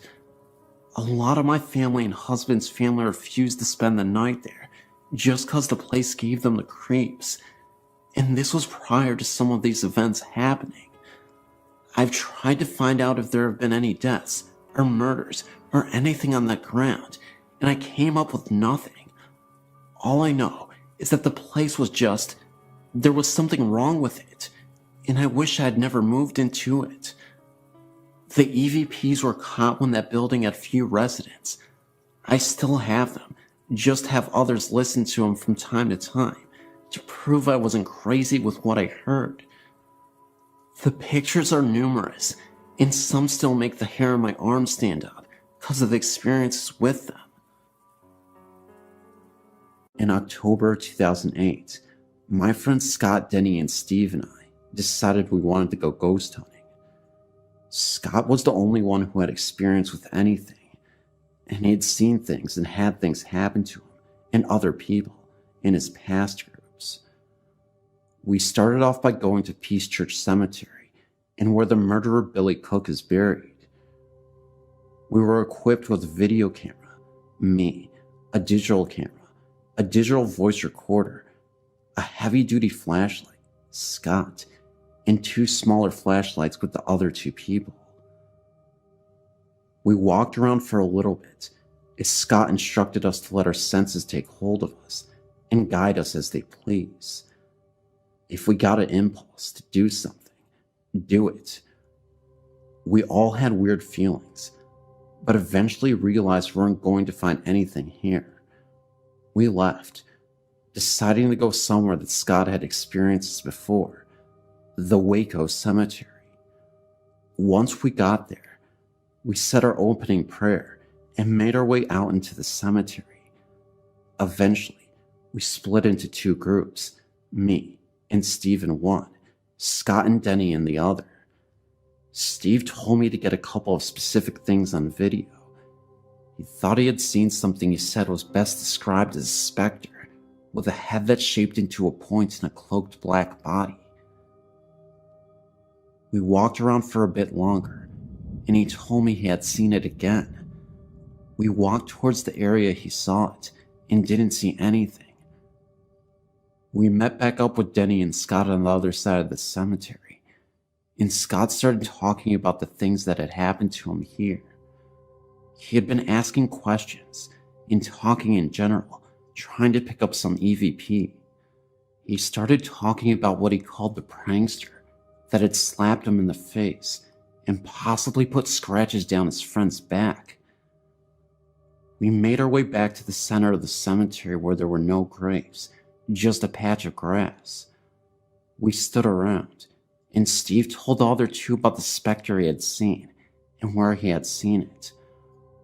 Around that time, Scott said lights out. He took a couple of pictures, and the rest was silent. Then, we turned our lights back on for a few seconds before Scott repeated his order of lights out. This part gets a little blurry. I can't remember if it was before or after we turned the lights back on. But Scott is a big guy, wide and tall. He fell backwards onto Steve, who would have fallen on me had I not moved in time. He had fallen hard. He laid there and just looked confused, and his face was red. His glasses had flown off of impact of the fall. He asked where his glasses were. Then he asked, "Did I fall?" We tried to explain what happened from each of our perspectives quickly, as we were pretty freaked out, since this was our first experience. He had asked a couple more times as the rest of us came to the conclusion that he fell too hard to have just fallen from a loss of balance. I, for one, think he was pushed by some force. Anyway, we got him up to his feet. He looked around and said, "We're leaving." Scott was shaken, and that was all we needed to hear. As we walked back to our cars to say a closing prayer, Scott started coughing, which progressed into dry heaving. We had 8 Hardee's before we went to the first place, so we knew that he had something to throw up. We stopped to wait for him, and after he felt better, we proceeded to walk to a space between the cars to say the prayer. Scott began, "Our Father which art in heaven." It was interrupted by more dry heaving. Steve said, "Scott, are you okay?" He nodded and said, "Hallowed be thy," and cut off to some dry heaves some more. This time, it was so bad that he lost his glasses and was down on his knees coughing up something that wasn't there. He looked up, straight at me, and gave the most evil glare I've ever seen. I immediately recoiled in fear, with tears forming in my eyes. I asked Scott, "Scott, are you there?" He got over this fit eventually as Steve said, "Hallowed by thy what? Finish the prayer, Scott. You have to finish it." Scott straightened up a little and hoarsely started to finish, "Hallowed be thy name." Again, the same occurrence had just happened, and he just kept coughing and dry heaving. At this point, Scott has regained his composure enough to finish, and says, "For thine is the kingdom, and the power, and the glory, forever and ever. Amen." As we each followed with a thankful amen, he said, "Now let's get the heck out of here." I was ahead of him in parking, so I started the car and drove out of the cemetery as fast as possible. We stopped into a church parking lot up the road. Scott got out of his car, and we started talking about what just happened. He claimed to have no recollection of falling or anything after that. That's the story of what happened in Southwest Missouri on a late October night. May you form your own conclusions, and I hope you enjoyed.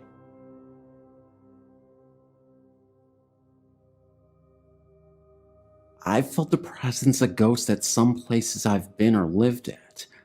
I've never had an experience of seeing a ghost, but I can walk into a place and tell if there's a ghost there.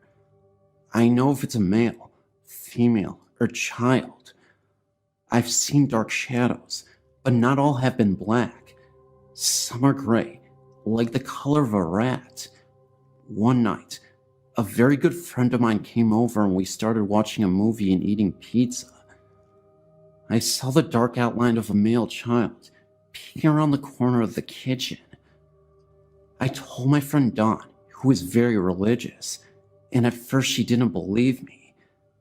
I kept seeing the outline of a head and shoulders peeking around the corner. Then, about 5 minutes or so later, we started hearing a scratching noise. I told Dawn that's the ghost. She said it was just a mouse. Then, I heard a loaf of bread fall on the floor. The bread is kept on the counter far back next to the microwave. I got up to investigate. The bread was lying on the floor, but had no holes in it from a mouse. I put the bread back and went back into the living room. Dawn got up to get a glass of soda, and when she went into the kitchen, she yelled. She said the loaf of bread moved across the counter and dropped on the floor at her feet. She started praying. Every time she stopped praying, you could hear scratching noises. She kept praying, and the scratching continued. Then it got quiet. We finished the movie, and as we were talking, we noticed the lid on the pizza box, which was propped up, started to slip down. Instead of just falling down, it closed. This was very slowly. Dawn said she had enough and went home. She took the pizza and box home with her.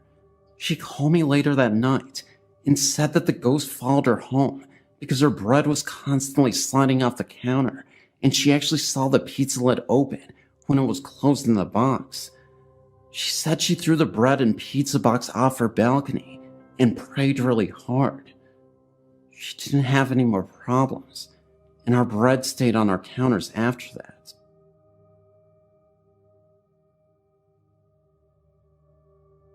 I was at the age of 12 to 13 when my grandmother bought me a rocking chair out of what she said was a yard sale.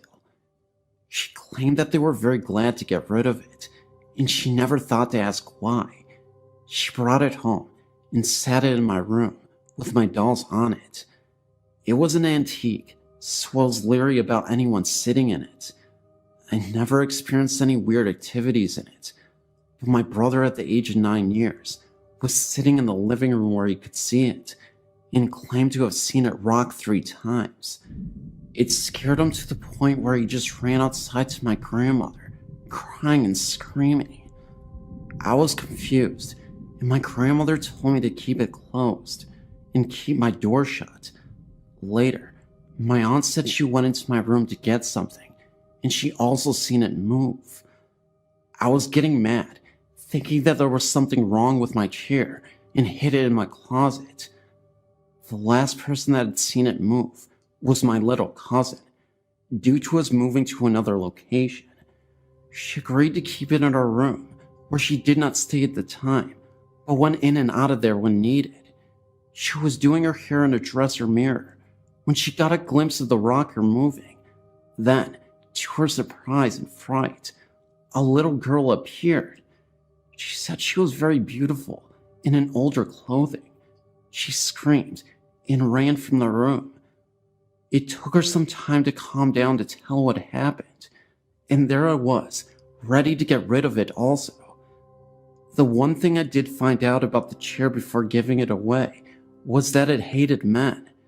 Due to my family's curiosity, my great uncle was determined to see it and experience it sliding away from him across the room. He was nevertheless very scared and left quickly. I'm glad I gave it away and didn't think twice, but never had it do anything in front of me.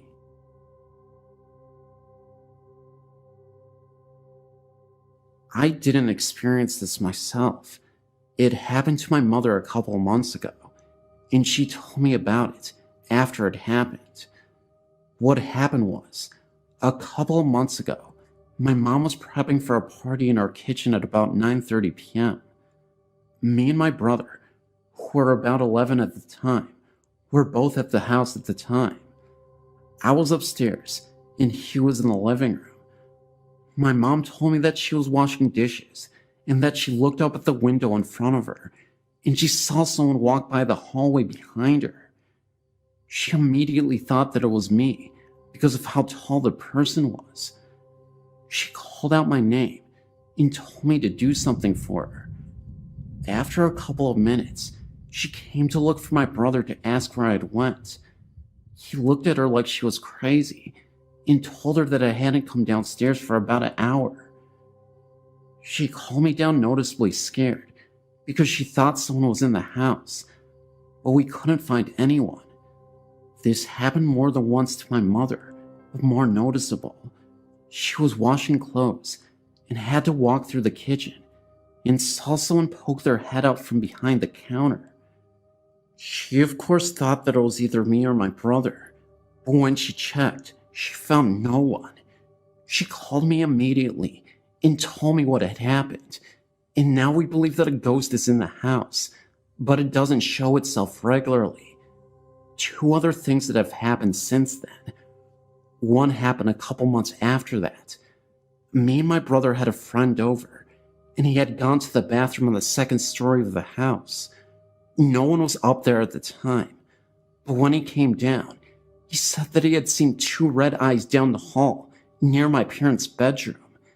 He immediately ran downstairs, and we told him about my mother's experiences.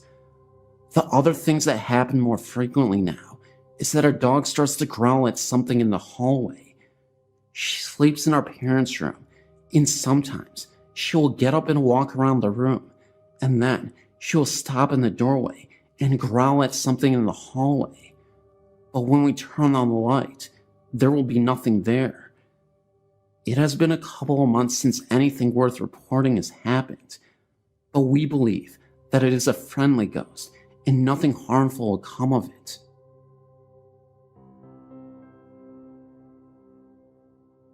Even though I'm terrified of this kind of stuff, reading stories and watching things on TV about it is very interesting to me. I have a story to share. It's still very fresh to me, even though it's happened many years ago that it has taken place. My husband and kids laugh at me when I tell them my story, just because some of the things that went on. They find it more humorously amusing than seriously true. This story took place when I was about 5 or 6 years old, in a house we lived at, in Oregon, Ohio. I really don't even know where to begin. The house was a 2-story home that wasn't huge, but sure wasn't small. I had 2 brothers, and they shared a bedroom with me, having my own bedroom right next to theirs. In their closet was this blue plastic hanging shoe rack that was left when we moved in. It was completely empty, except for a few bouncy balls and a metal jack in some of the pockets. Every day we would check these pockets because whenever we would empty them, there was always more the next day. I never thought anything weird about that. It was cool finding things in there. My room had a door that led to the closet. I never heard anything scary in my room, but one night, my grandparents spent the night. They came from Florida and were visiting us before moving on to other relatives. In the middle of the night, everyone ran into the room because my grandpa woke up screaming. He said the cat had crawled onto the mesh part of the box spring and scared him. Everyone went back to bed and nothing was thought of it. Months went by and summer was here. My brothers and I used to all lay in the hallway upstairs outside our rooms in front of a box fan my dad would put up because it was so hot. Sometime in the middle of the night, my younger brother Mike woke up, I guess to sleep in my room, and began screaming. He said my older brother's Jake's face was on the wall scaring him. Jake had been laying in the hallway the entire time with me and Mike. Still, everyone shrugged it off like the other things that had happened and figured he was sleepwalking. I've heard things throughout the night on and off after the last incident, but the last and scariest part of the house that happened to me, and I'm not sure how much time in between this happened, is one night when I was sleeping with my cat. It was sometime in the middle of the night, and for some reason I woke up. My cat also woke up. My cat was tucked under my arm at my side, and all of a sudden, it opened its eyes wide and hissed with its hair standing up on its back. Then it darted out of my room.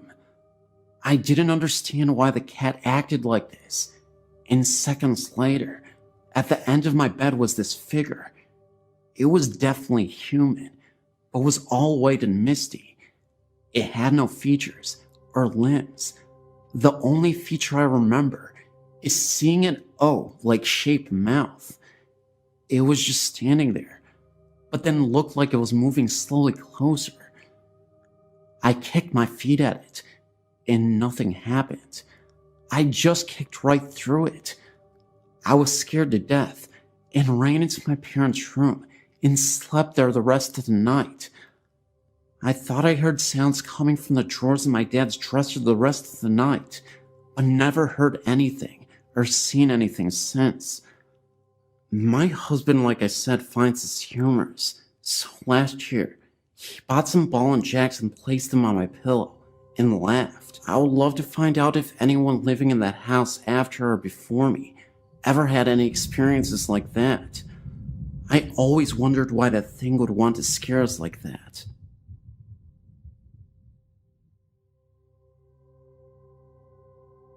My grandfather was a member of Washington Country Golf Club in Washington County, Pennsylvania.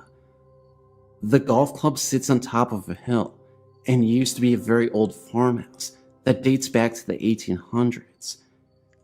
He told me stories of him along with a group of friends who spent the night at the clubhouse. Members were allowed to stay there if they wished. It was said the old farmer who lived in the house lost all of his money and the farm went under. After this all happened, the farmer then decided to end it all.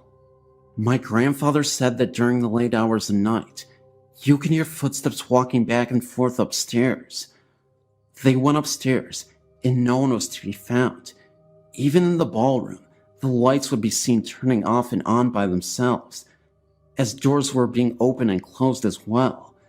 I myself have been in the clubhouse, which is very old, with wooden stairs and floors. I have even seen the bar going across the staircase, where it said the farmer had done the deed. I've heard this story from other members of the club. Whether this is true for sure or not, I don't know exactly. Another story I've heard takes place in Peters Township in Washington County.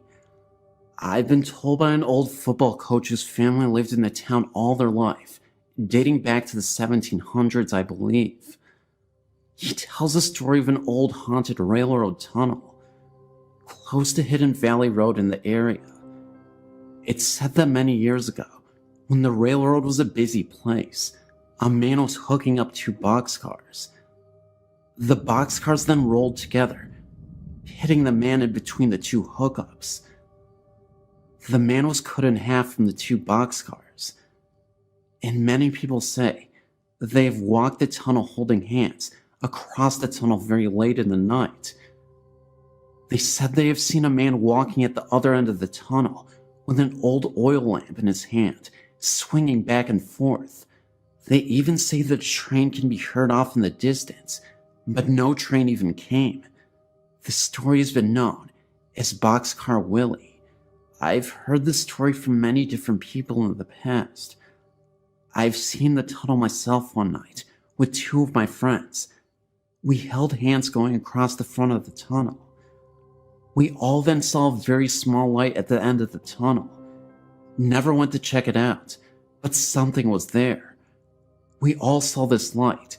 It may have been something off in the distance, but I believe it was Boxcar Willie. We all felt something very weird that night.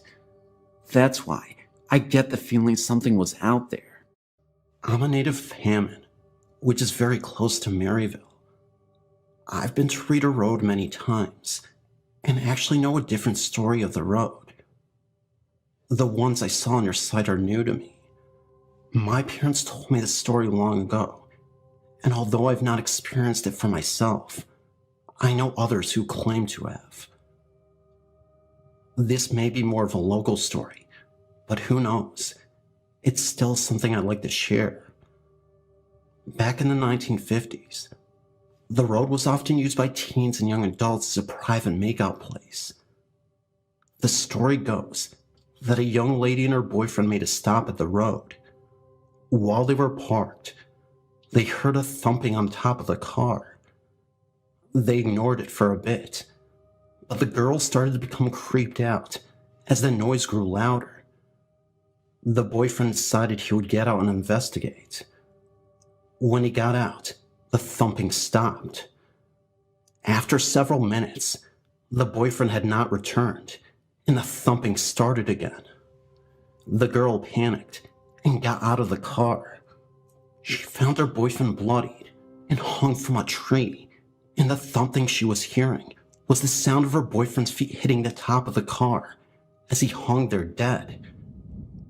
Supposedly on warm summer nights, if you pull off into the road and park for a bit, you will hear the thumping, and if you get out to investigate, the thumping will stop, and you will find a letterman's jacket hanging from the tree above you.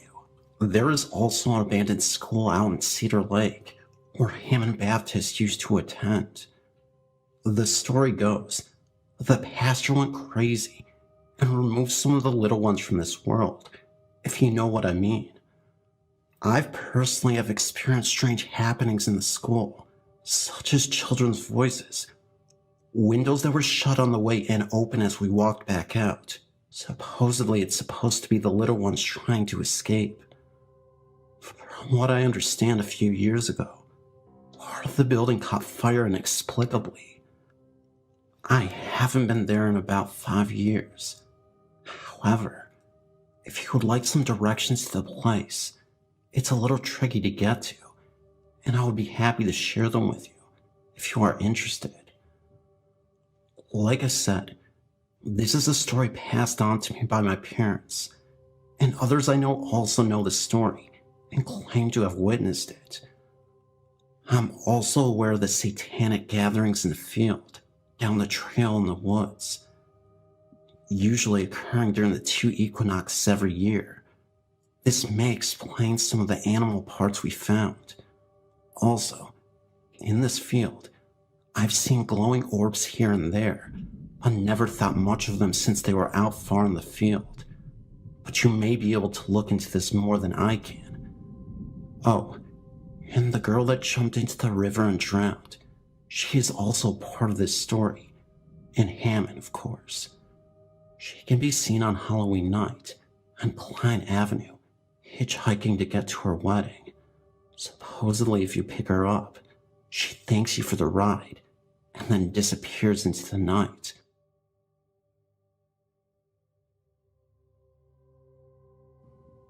My name is Gemma. I went to a primary school in a small village where I lived for a year or 2. Then we had to move into a town nearby. It wasn't too far away from my friends, so sometimes I would catch the bus there.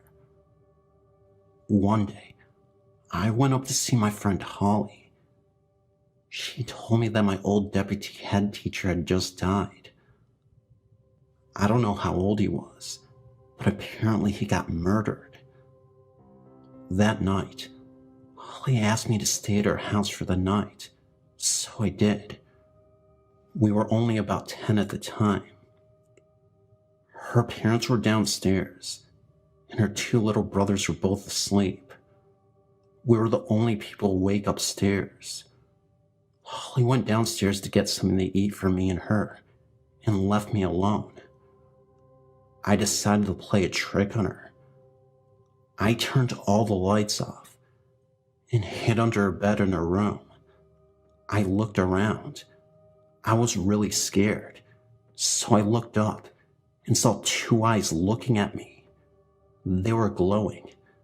At that point, I closed my eyes, thinking it was just my imagination. When I opened my eyes, they were still there. I stayed under the bed because I didn't want to move. Then, I heard Holly coming up the stairs. The eyes backed away into the darkness, and I backed away and hid again. When Holly came into the room, I jumped out and scared her. I told her about the eyes, and she believed me. Then she said, let's take a look inside the wardrobe. So we both opened it slowly and took a look inside. Funny enough, nothing was in there except for her clothes and stuff. So we both decided that it was me seeing things because it was dark. Later that night, Holly turned the lights off and we both went to sleep. I couldn't get to sleep and I kept on looking over at the wardrobe. I laid there with my eyes open when suddenly I saw the eyes again, looking over at me. I slid under my covers. When I looked out, they had gone, but I could feel something in the room. I knew something was there. Suddenly, a black figure appeared in front of me. It laid down, and then I saw the eyes. It was staring right at me. I screamed, which woke Holly up, and she suddenly backed away against a wall. We could both see the black figure on the floor. Then it seemed to sink into the ground and disappear. We both went downstairs and stayed there for a couple of hours. We talked about the figure for ages. Then I said it reminded me of something. Holly said that as well, before we both realized that it looked like Mr. Baker. Why would he haunt us though? We'll never know.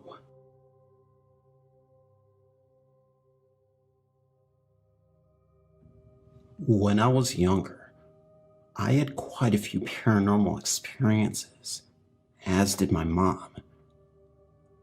The most direct contact either of us had with spirits was with her father. He died at home and lived with us when I was about 4. My mom was very close to him, and I was pretty close to him too for being so young.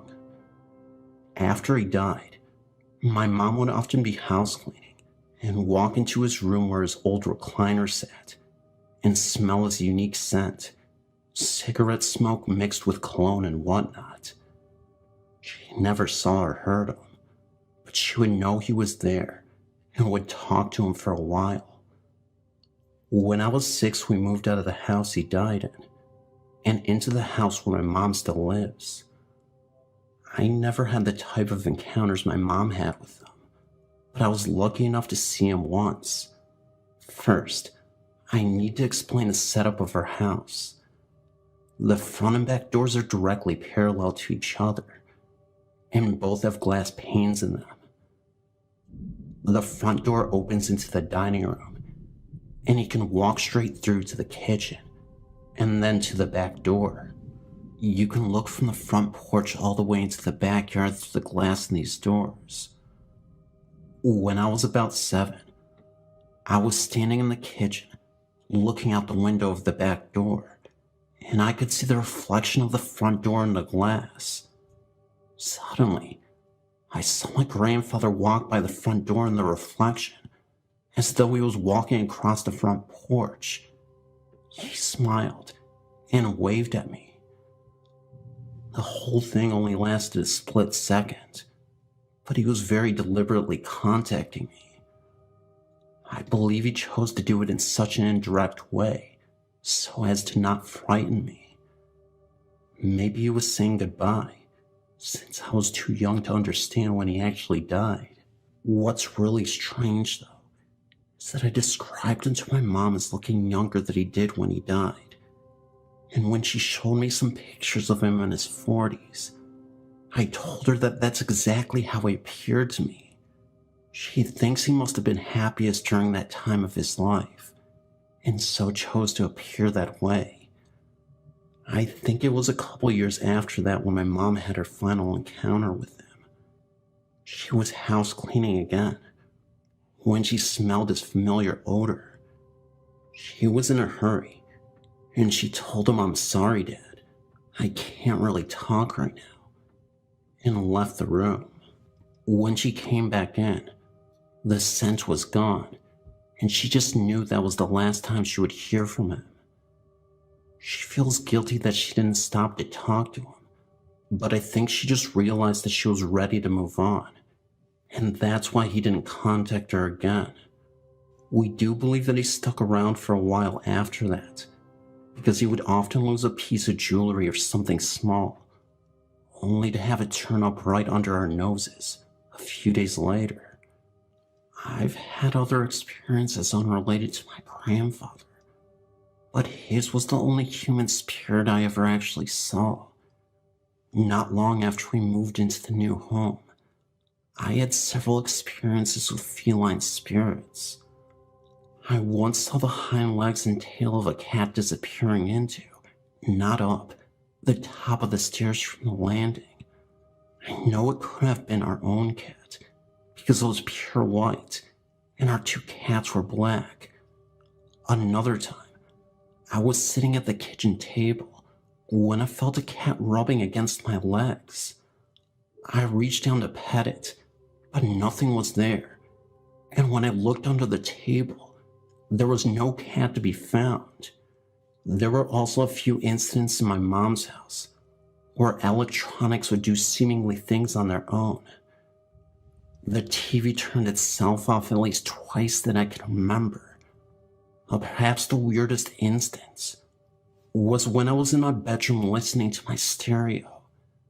It has one of those LED screens that flashes at things as music plays, and when you turn the volume knob, these bars show up on the screen that move up or down as you change the volume.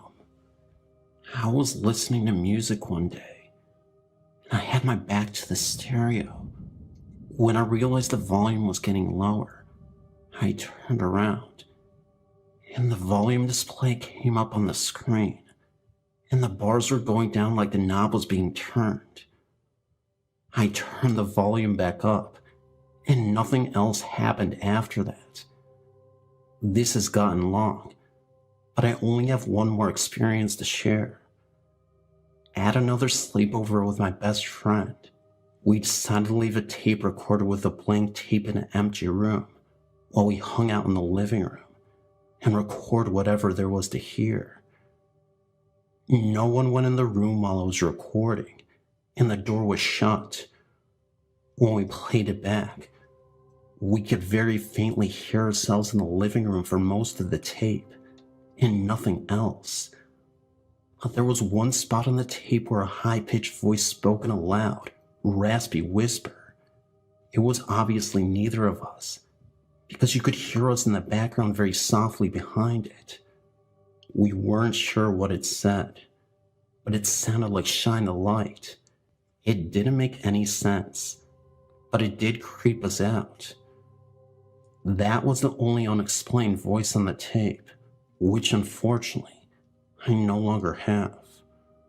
That was the last experience I had that I'm certain had no physical explanation.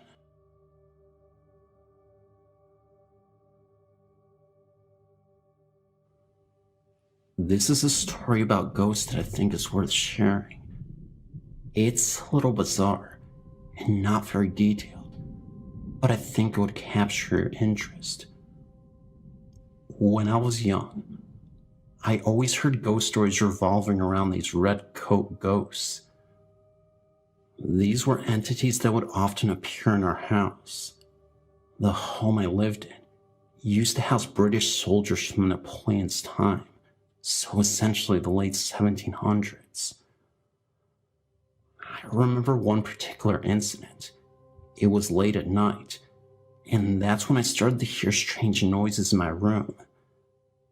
At first I brushed them off, not thinking anything of it, because you can always explain these incidents away as nothing more than just normal noises. Then, I started to hear noises which were very peculiar. I would hear faded whispers, like a group of people whispering when I would open my door to investigate the sound. It wasn't anything loud, and didn't last for too long. Of course, I ended up going down that staircase to find a root cause of these whispers. What I saw next was actually quite interesting to me. Not scary, although a bit unbelievable. After going downstairs and into the living room, I saw two redcoat soldiers for a second, just standing side by side as they quickly faded from the living room. They also had a foggy and faded quality to them to begin with, where you could barely tell a figure was there with the red colors. I'll never forget that moment the rest of my life.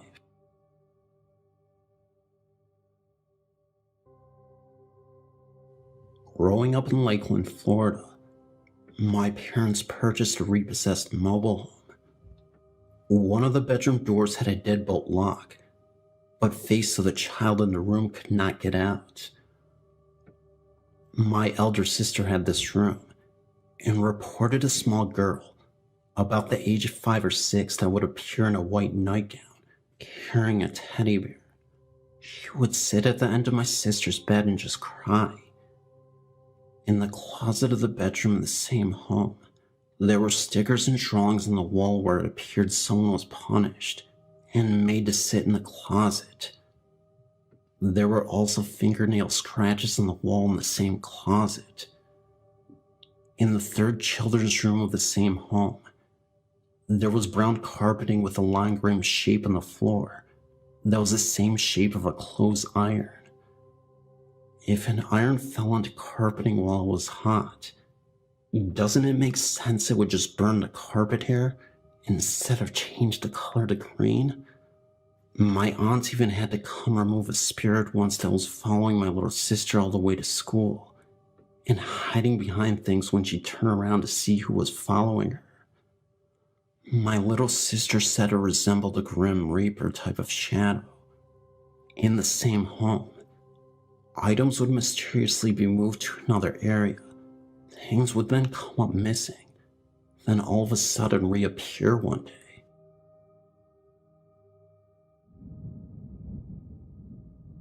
I truly believe that we are not living alone on this earth, and that spirits live among us. There are a lot of theories as to why this is, but to me, I believe that ghosts and spirits are almost other living forms trapped in another dimension. Even if we have loved ones who have passed and appeared to us, to me, it's like they are leaving this realm of existence to enter another one, and they behave much like we all do, often unaware of the world they just left. I believe that the ones that chose to bridge the gap between our world and theirs are messengers chosen by God to give us confirmation that we as human beings will not lose purpose once we have left this earth, and that our souls do live on. Even if you aren't a religious type, I do believe that if ghosts exist, then God must exist in some form. Otherwise, how do these souls still live on? And what power is allowing them to exist in the other universe? Anyway, my ghost experience comes at the time I was staying at my grandmother's. It was night, and I was 11 years old. I was watching TV in the living room when I heard what sounded like my grandfather, who was a heavy-set man, but tall, make his way through the home. Noticeable footsteps, as if he were wearing boots, and they were walking across the hardwood floor. At the time, I immediately recognized it was probably my deceased grandpa, so I yelled out to Grandpa Bunky to please stop scaring me. I was hoping I would get confirmation of him leaving me alone, because I'm a very anxious person, and even though I'm in tune with spirits, sometimes I just don't want to deal with it. I don't think my grandpa honestly meant any harm by it, but I think he felt that he wasn't getting enough attention, if that makes sense, and wanted his presence to really be known that day. He was always known as a loud, boisterous person in life, the kind of man that had to be the center of attention.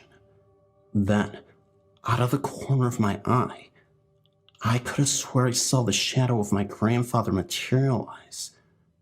As soon as I got up to turn directly to where he was, He was gone and faded. So I rushed downstairs to where my grandma was. I really wanted to make sure that nobody else was upstairs. So I just asked Grandma if she was just up the stairs in the hall. She emphatically said no and asked me why I was so concerned. I told her that I saw Grandpa, and she said that Grandpa is gone and that while you may miss him, we have to accept this. She didn't believe in the afterlife. Funny thing was, about a year before this all happened, my great uncle died of a disease in his lungs and kidneys. This was the exact same disease that my grandpa had died from. While that's not unusual, my older sister told me she witnessed the exact same thing that happened to me. One night, when I was at a friend's house sleeping over, she was about 17 at the time. So, I'm not entirely sure if it was my grandpa or great uncle exactly, but I still think my grandpa was the one to visit because he knew me better than my great uncle did.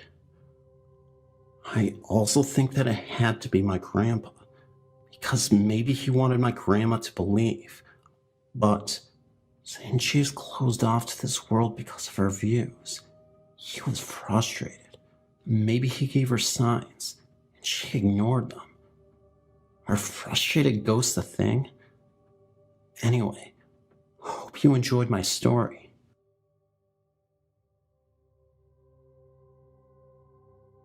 I have a crazy story to tell. I live in New Orleans. That's of course located in Louisiana, the deep south. One night, me and my girlfriend were at home, and I'm guessing it was around 5:30 in the morning. I'm assuming because that's when I got up to go to work, and I always sit by the window and wait for my ride. This morning was a bit unusual and different. I was sitting there, and all of a sudden, I felt this overwhelming chill brush past me, like an undeniable cold air. I asked my girlfriend if she was cold, and she said no. I don't know what it was, but something told me to tell her to sit in my chair to see if she felt what I was describing. It was a lingering cold that didn't go away, and told me she could feel the cold chill as well. It gave us both goosebumps, and within a few moments, the coldness quickly disappeared. The crazy part is, I think the chair is haunted. It was given to me as a present from generations in the family. I'm talking an early 1900s style rocking chair. I remember one of my uncles wanted to just sell it off eBay to get rid of it, because he didn't want anything to do with it. So I ended up taking it off his hands because of the family history. The most interesting part of this chair is, a lot of my family members have claimed to see a black figure in that chair rocking back and forth on numerous occasions.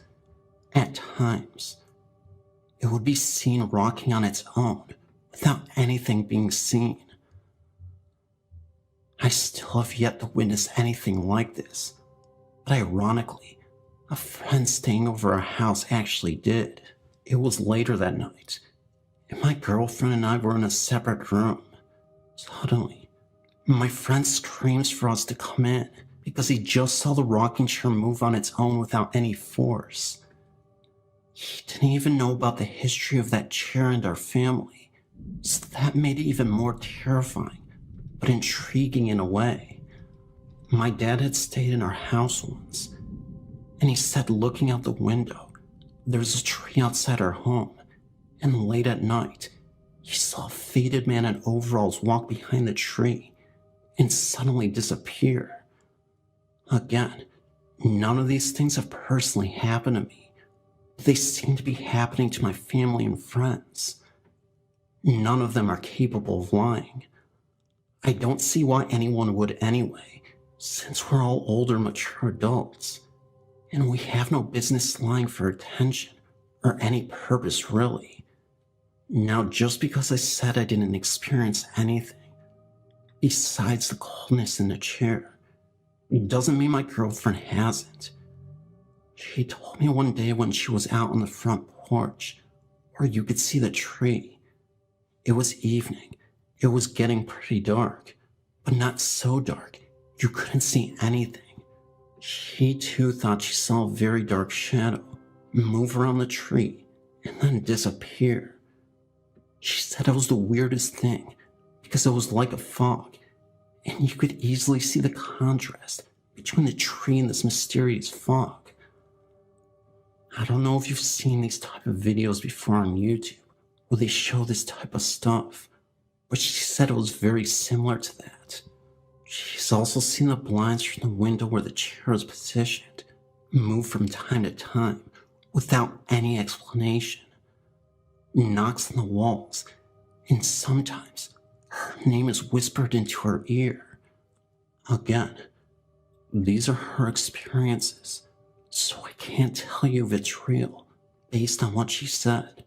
But again, my girlfriend wouldn't lie to me for no reason. As you know, New Orleans is a city with lots of history dating back hundreds of years, and with our old home, there's bound to be some entity, especially with the haunted chair. Do you believe in this? Because honestly, as crazy it may seem, I do, even without having these experiences for my own to share. As an open-minded person, I'm not just going to hate on someone just because they have a ghost story to tell. I'll be open-minded. I'll consider their credibility and other things. If all those aspects of their personality check out, then yes, I'll have to believe them. This world is fascinating. It has a lot of mystery. I will not just ignore the spirit world. I just wish that I could experience it too. Just once. What everyone else has as well.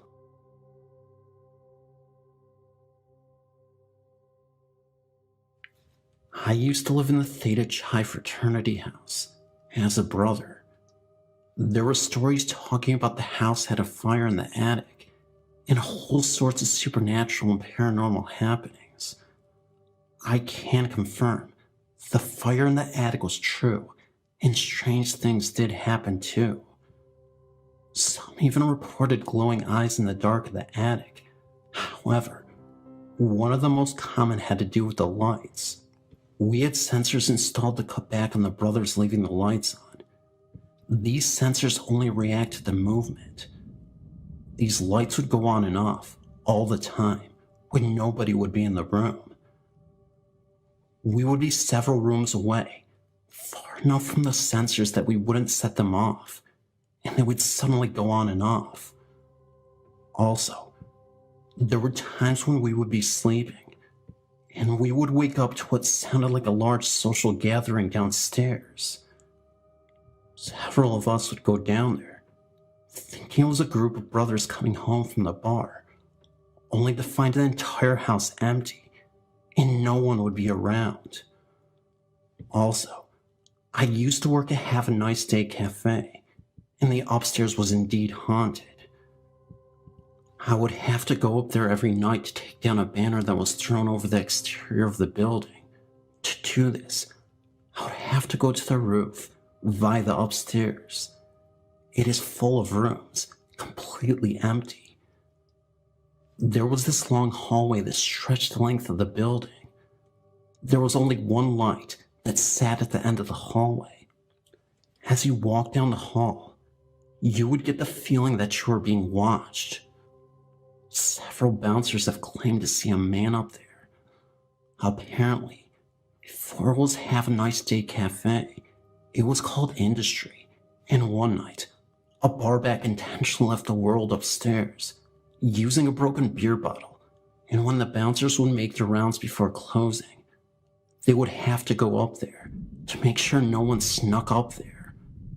When they would flash their flashlights into the room in which the sad incident took place, the man ghost was seen crying and bleeding. He would get up and run towards you, as if asking for help. Many bouncers quit after they experienced it. I guess you could say they bounced after they saw that ghost.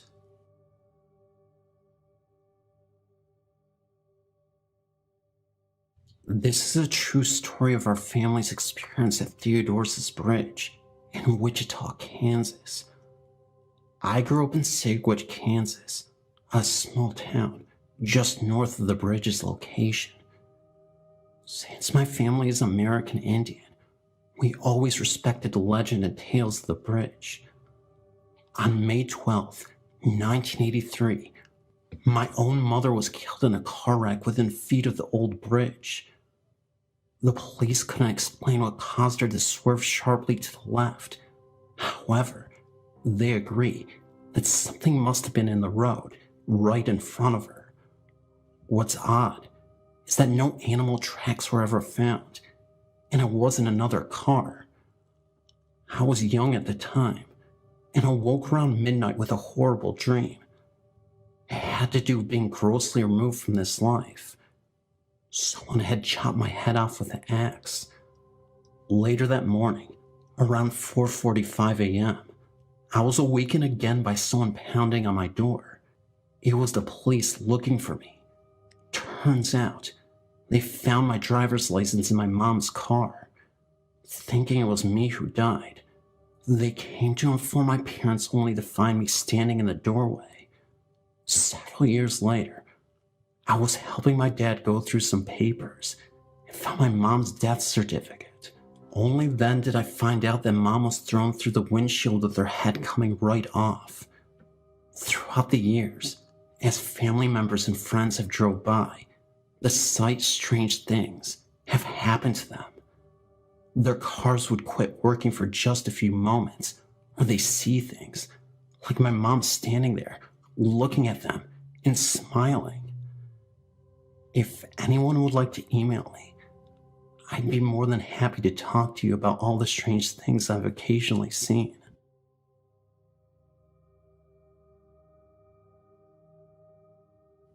My name is Catherine.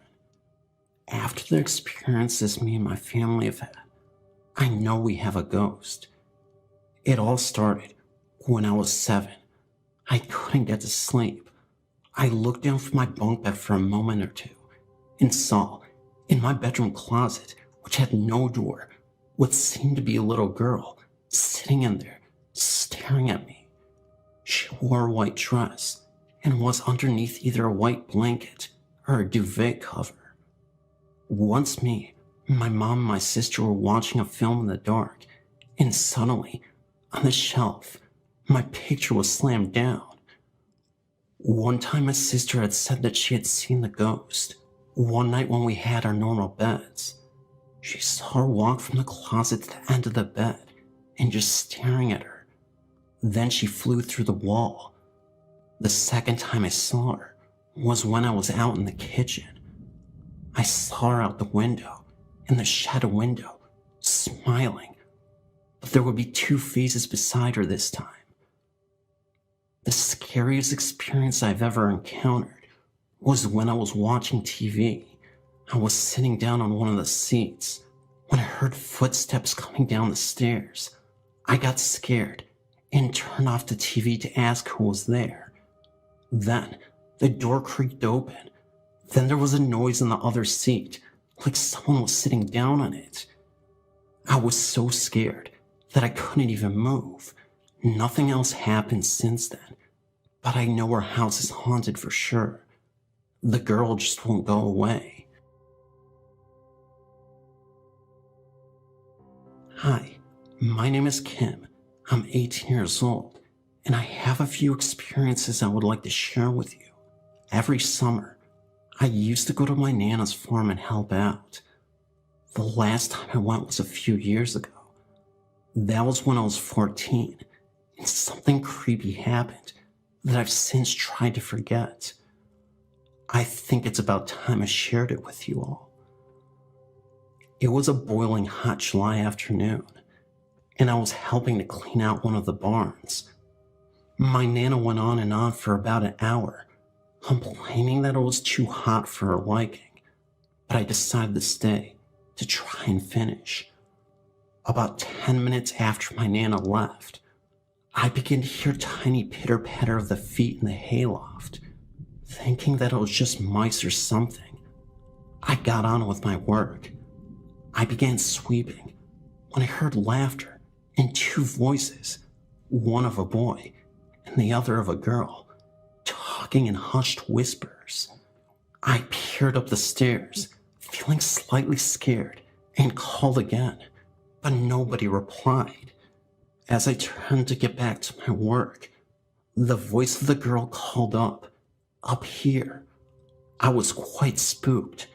Nobody should be up here, but yet, there I was, hearing a voice. Sometimes, though, the other kids in the village muck around, so maybe I thought it was one of them. "Hey, you're not allowed up there," I shouted as I walked up the stairs.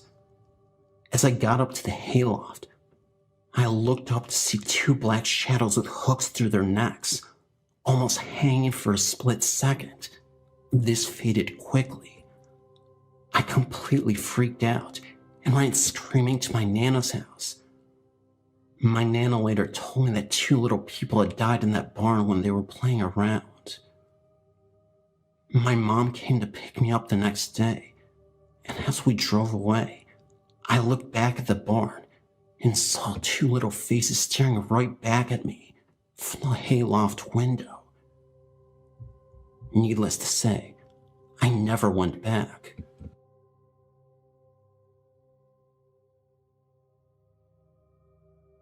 In 1998, I had a ghost experience. My first, and I hope my last. I was living in the second floor of a college dormitory. My colleague that lived directly under me would ask me on occasion if I was moving furniture late in the night and early morning, between 12 midnight and 2 a.m. Absolutely not. I can recall that I moved my bed once in the middle of the day when I first moved in at the beginning of the semester.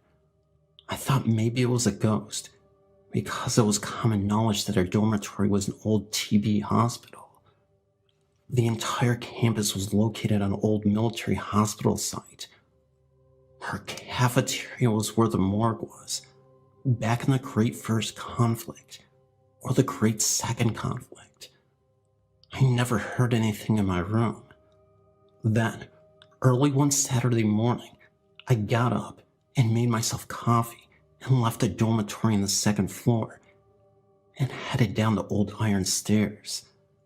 I made my way across the tennis courts to make a phone call.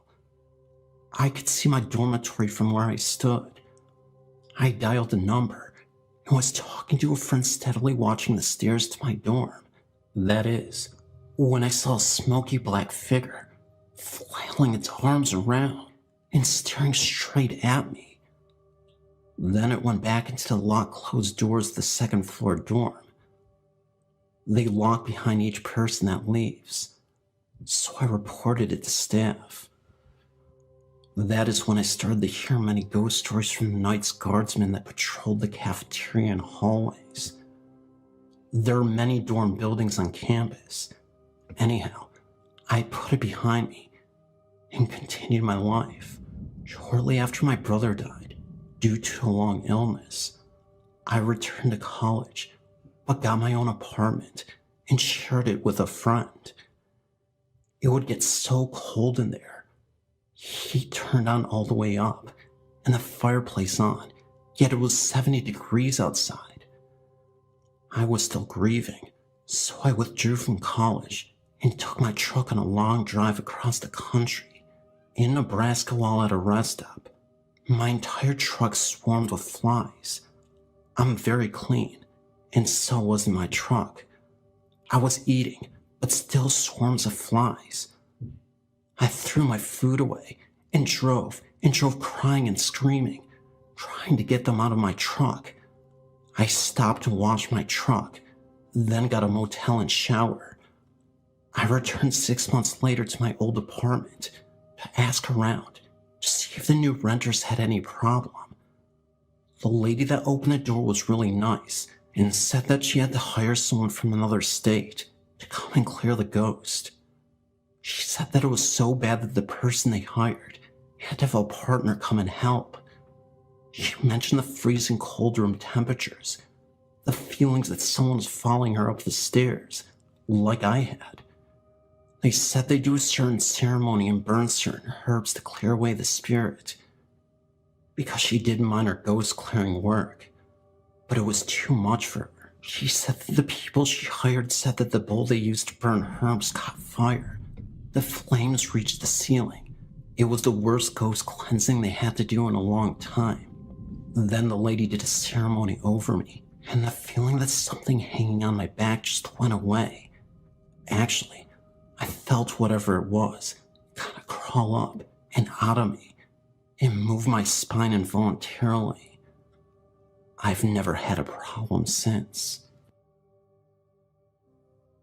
Mabel Castle, located in Ayrshire, Scotland, was built many hundreds of years ago and is reputed to have its fair share of ghosts. There have been many sightings over the years, one of which may be the young lady Jane, who had been imprisoned in the turret for falling in love with a gypsy. I recently have been invited to participate in a sponsored ghost watch at the castle, but chickened out at the last minute due to a recent visit by a ghost expert who reported the presence of at least 3 ghosts, one of which was a crying child who had been tortured and tied in the basement. There is regular paranormal activity reported, as the castle is still being used as offices. Anyway, I'm sort of 2 minds about losing my nerve, as the ghost watch had proved eventful. Crying had been heard from the basement. When the team left at 4 a.m., they made sure all the lights had been turned off. But in the car park, they looked back, and all the lights had been turned back on. When the cleaner came in the morning, the energy-conscious ghosts had turned them off again. Of course, such paranormal happenings are not rare in Scotland. I can quote hundreds from friends and family. These are just a few. My sister and husband walked into a bookshop housed in a very old building, with a book shot straight off of one shelf, one after the other. My youngest sister lived for years in a haunted house, possibly the spirit of a young child. There were occasional temper tantrums. This is a tragic but true tale. My youngest sister and her then boyfriend George had friends over for the evening. Of course, the talk turned to ghost stories in general, when suddenly, the door of the sitting room flew open with such force, it crashed against the arm of the sofa and slammed shut again. George jumped up and pulled open the door, but nobody was there. Everyone was shaken by the violence of the event. Later it was learned that at that precise moment in time, George's cousin and his friend had drowned in the River Irvine after a night of drinking and hijinks that went badly wrong. I remember reading about the drowning of these men in the local paper at the time, but did not learn of the connection to my sister's boyfriend until later. A friend heard the voice via baby monitor, which urged the baby to come. It was hard to be distinguished from the low guttural tone, whether it was male or female. When they went to investigate, no one was in the room besides the baby.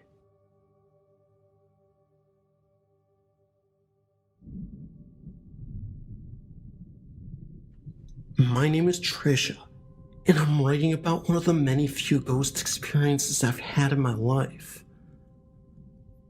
I'm fortunate to have found the site to talk to many of those who have experiences with the supernatural. I moved to Bemis Point, New York from Woodbridge, Virginia on May 1st, 2004, into a house which, as to this date, I still call my dream home, because all my life, I always wanted to live in a home so big and so beautiful. This house had 5 bedrooms, 1 bath, a basement, and a beautiful yard. I want to explain why I've chosen to talk about this particular experience in this home in Bemis Point, New York. Of course, I wasn't the only person living in a 5-bedroom home. It was me, my fiance, and my 4-year-old son. My fiance's brother and father were going to live with us. However, that didn't really work out, so it was just the 3 of us for a while. Before we all actually moved into the home, my fiance and my father went to the house to drop off some belongings of ours. My fiance had videotaped every room of the home. The home was just so extraordinary to us, like something we had never seen before. As of this date, we still hold in possession the tape which had been recorded of that home. One of the bedrooms had been painted with artwork from a very artistic person. That artwork is believed to have been finger painted and very unusual. At the time I looked at the house before we had all moved in, I went to that room with the painting many times.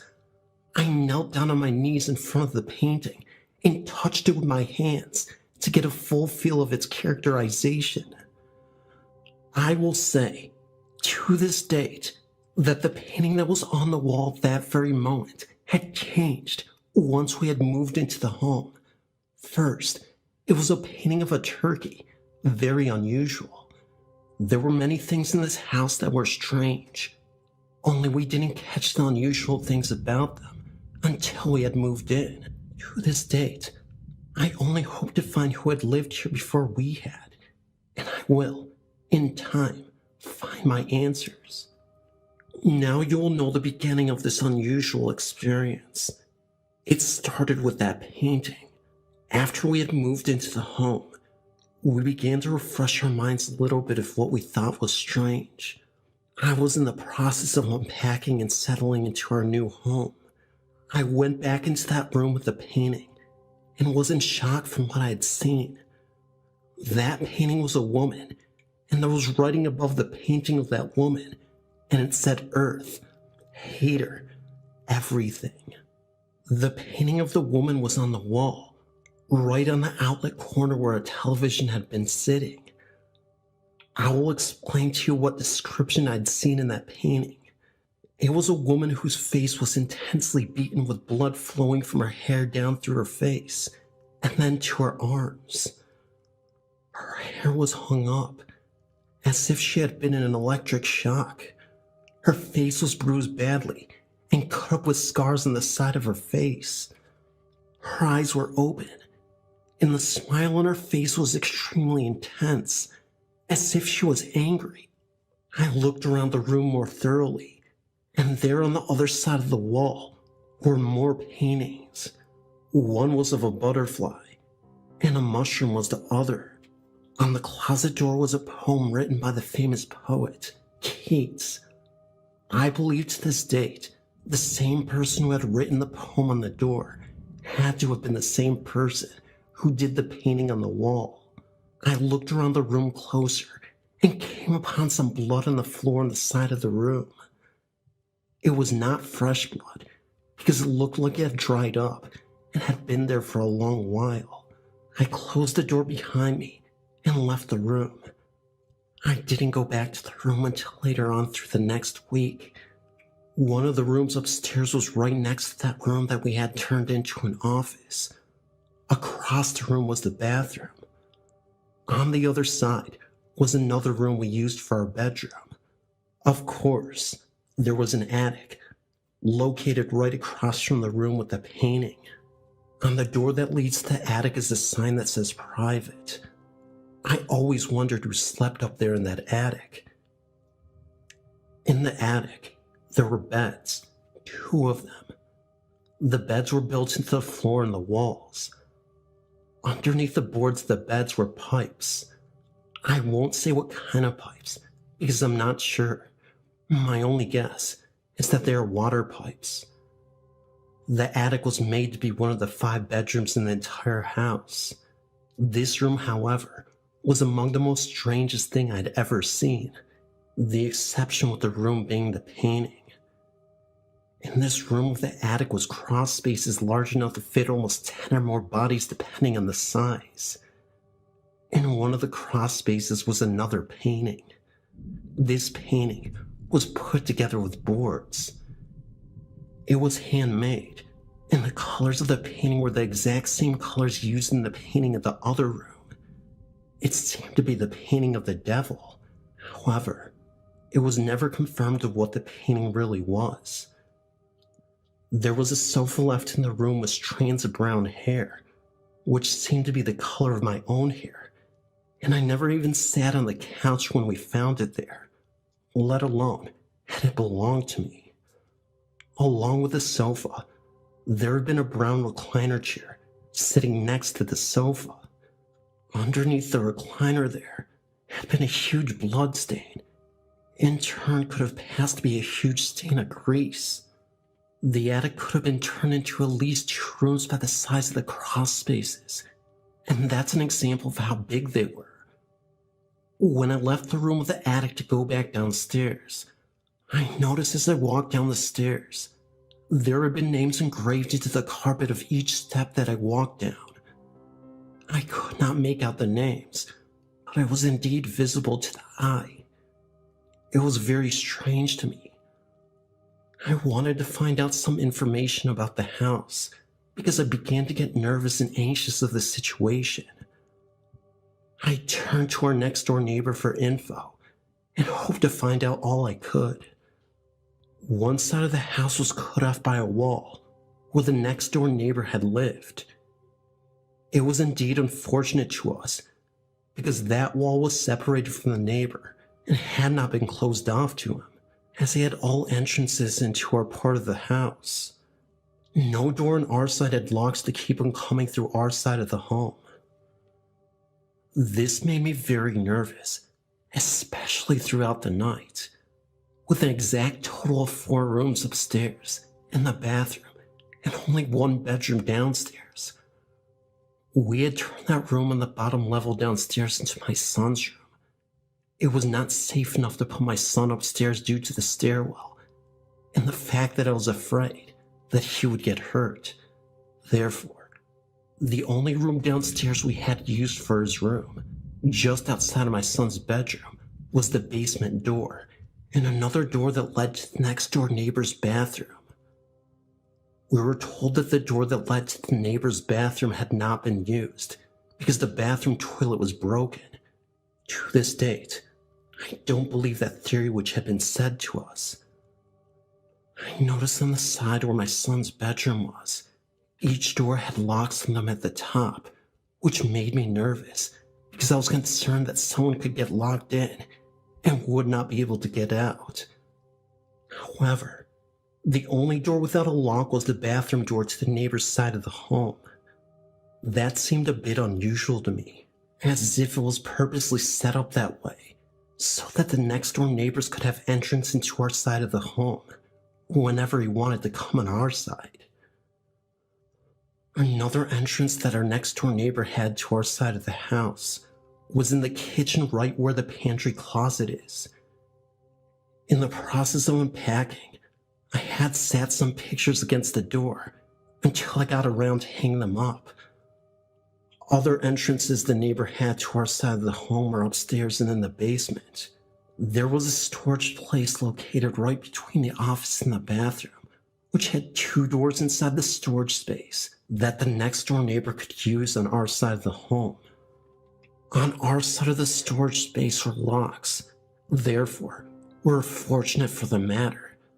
The doors to the storage space were made of glass, and therefore, it would have to take someone to break the glass or professionally remove the glass in order to enter on our side.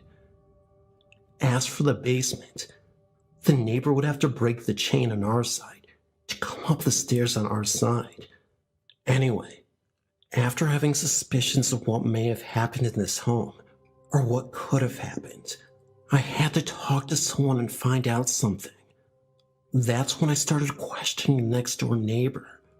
One day, I ran into our neighbor outside, not literally, and asked him about the painting that was on the wall.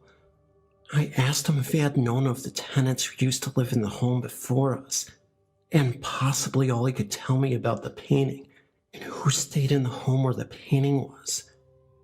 The neighbor claims that a girl by the name Anna stayed in that room at one time and told me that she was the one who did the painting. At that very moment, I felt that there was more that he had known that I need to know now. With having a few supernatural experiences previously, the feeling that someone would lead me to some kind of answer clung to me, to ask him more about what he could tell me.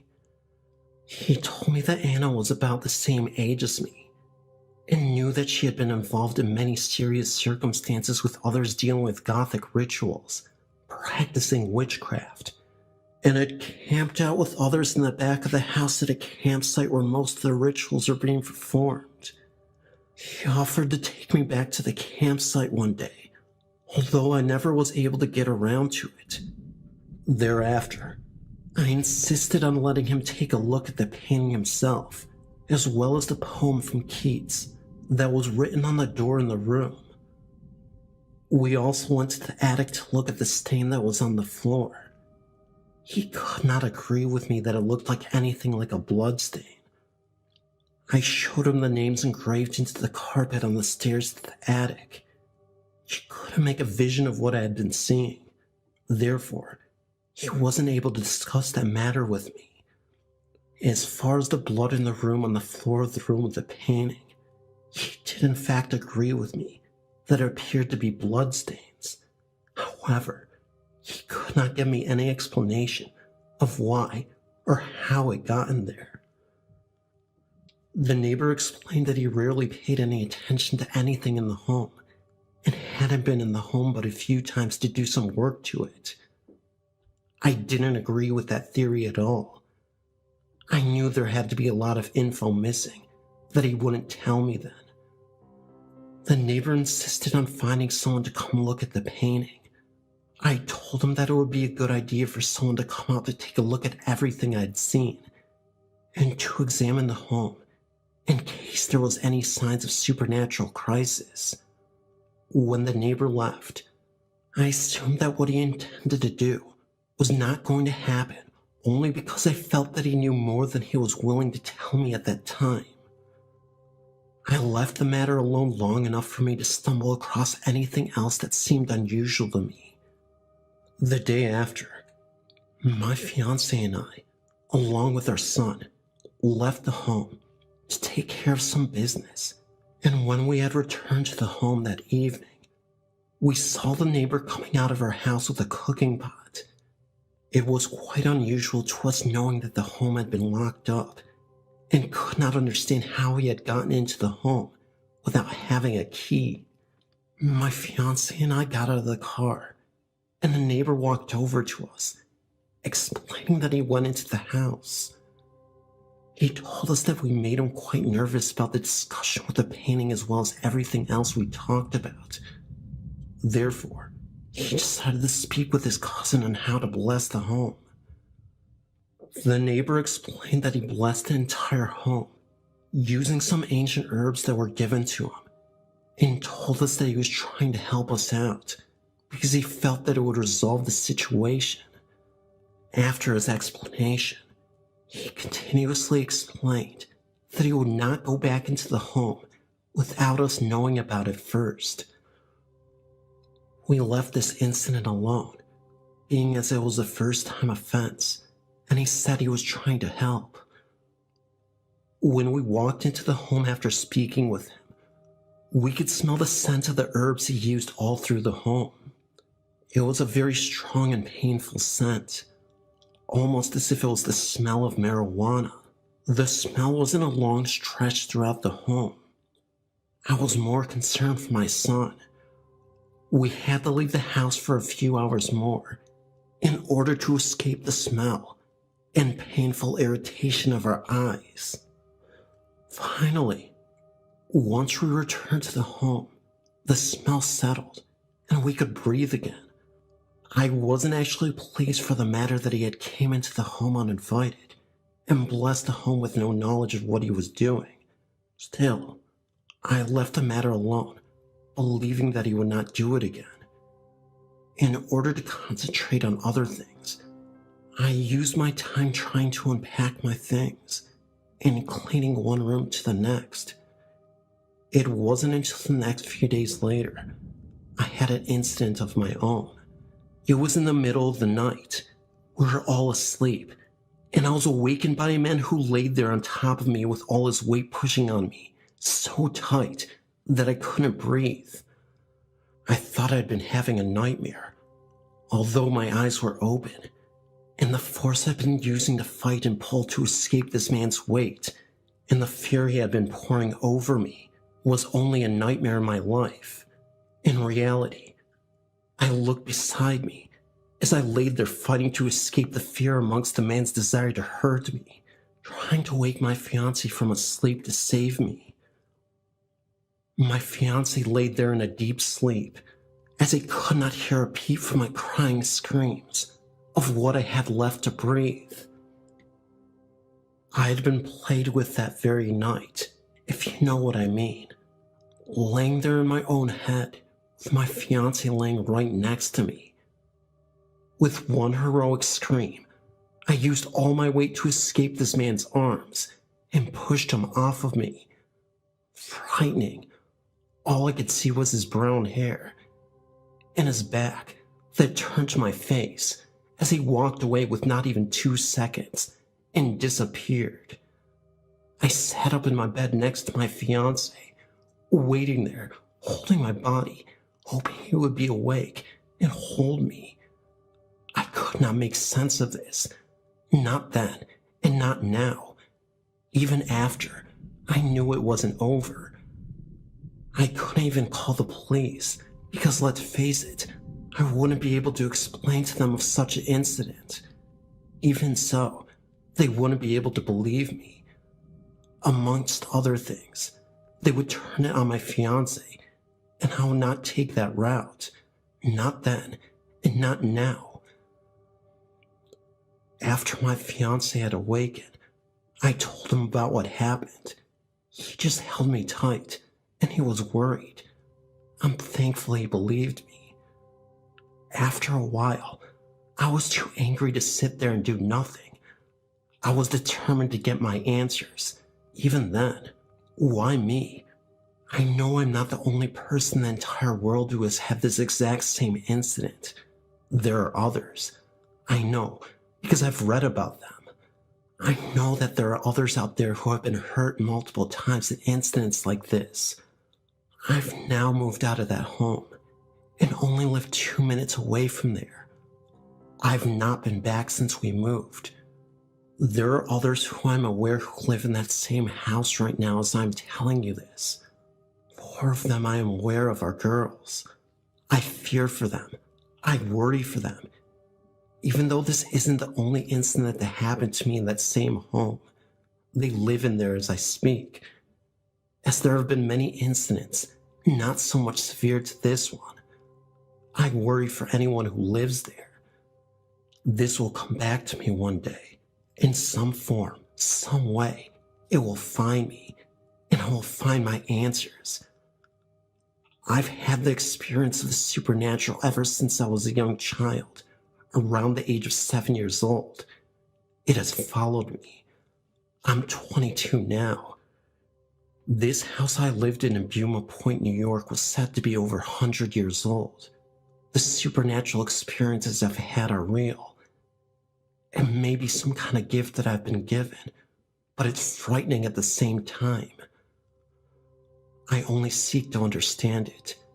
Even so, it's frightening to know the answers I'm looking for. I can only do what I can to accept this the best way I find reasonable. I will tell you that the man who messed with me that night is in no way comparison to any person I've ever met or come across my entire life. This will be one of the many experiences I will never forget. I know that there are others out there who wonder just the same as I do. Why me? Is there ever really an answer to that question? And if you ever wonder whatever happened to the painting or the handmade artwork that was found in those rooms, I won't be able to explain that to you. All I can tell you is that the neighbor that lived next door to me went into the house without telling us, carved that painting off the wall, literally, and told me that he burned it. As far as the handmade artwork made out of boards, I won't ever know. The neighbor took that too.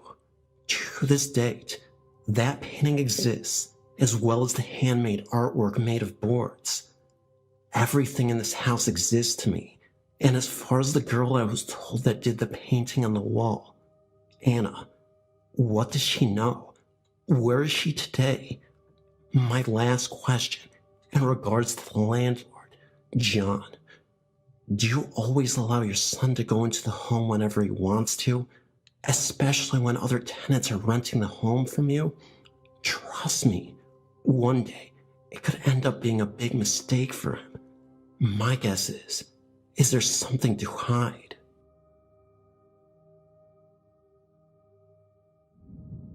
I live in Arlington, Washington. When I moved into my house, the forks started bending. Now when I'm there by myself, I can hear people walking upstairs. When I'm upstairs trying to sleep, I can hear people or things running up and down the stairs. If I get up and look down the stairs, I can't see anything, but I can still hear it. Soon after we started moving into this home, our pets started disappearing. One of our cats came back, covered in what looked like blood. He was gone about an hour after he came back. All of our pets were inside pets.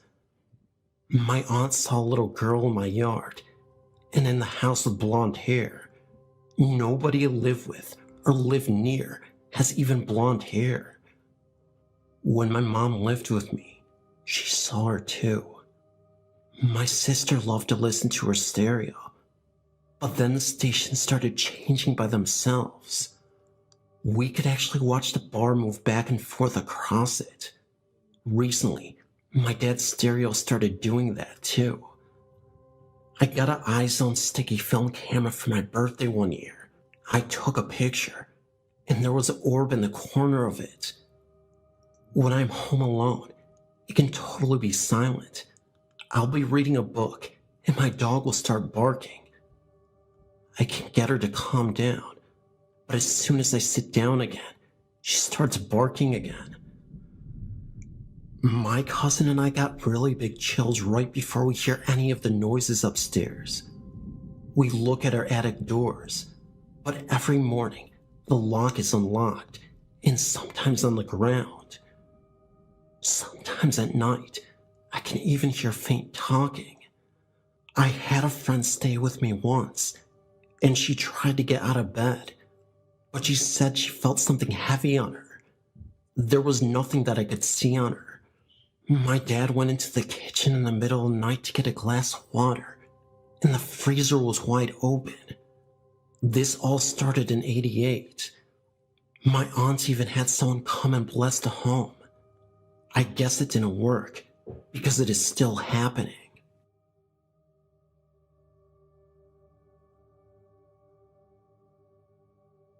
My name is Eric, and I have a couple of occurrences that are rather interesting.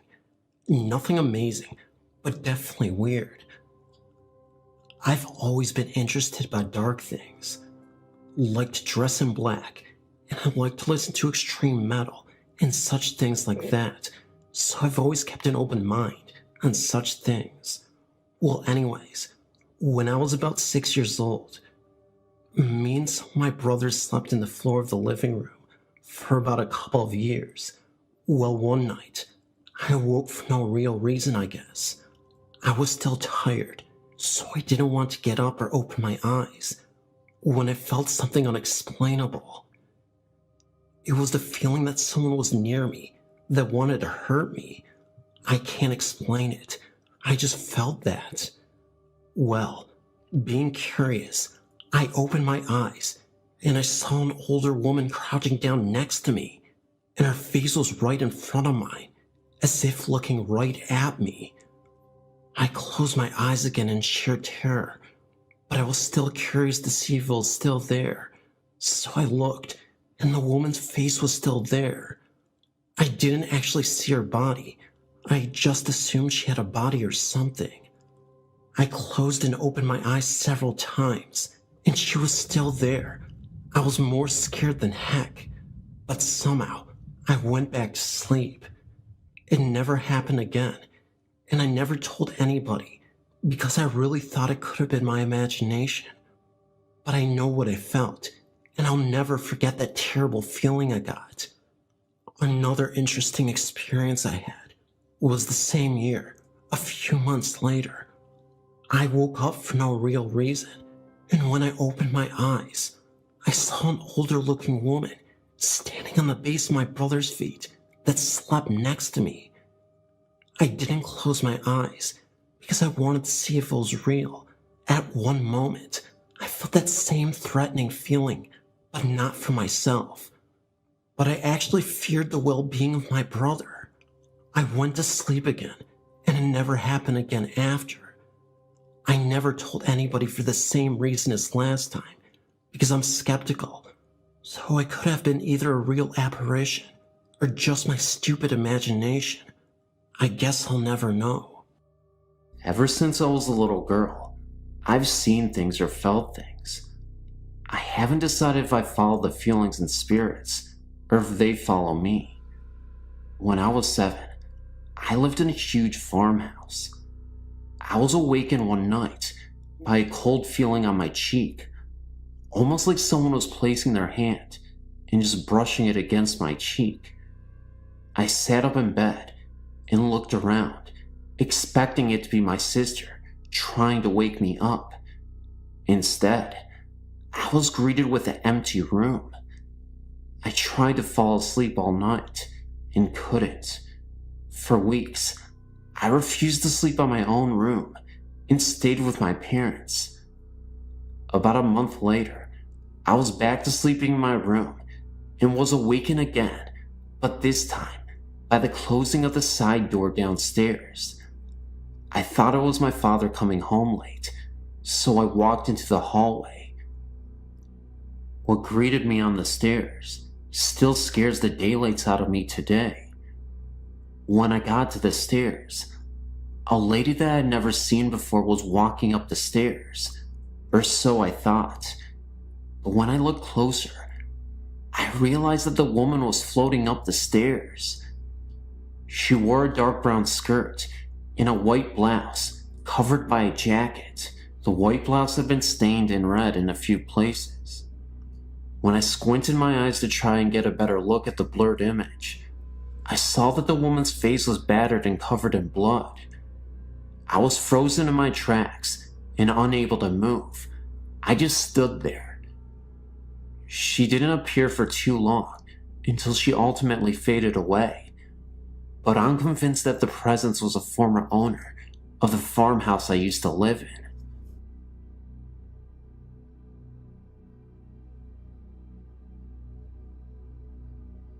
In my last antidote, I introduce you to my mother's family, the Sorensens, who lived in East London, South Africa, during the first half of this century.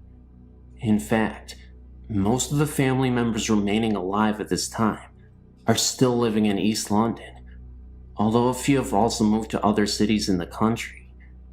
Families were, in those days, much larger than they are nowadays, and my mother's family, which had 12 children, was not unusual. This story concerns one of my mother's brothers, Nigel, who was, for some reason, nicknamed Boy.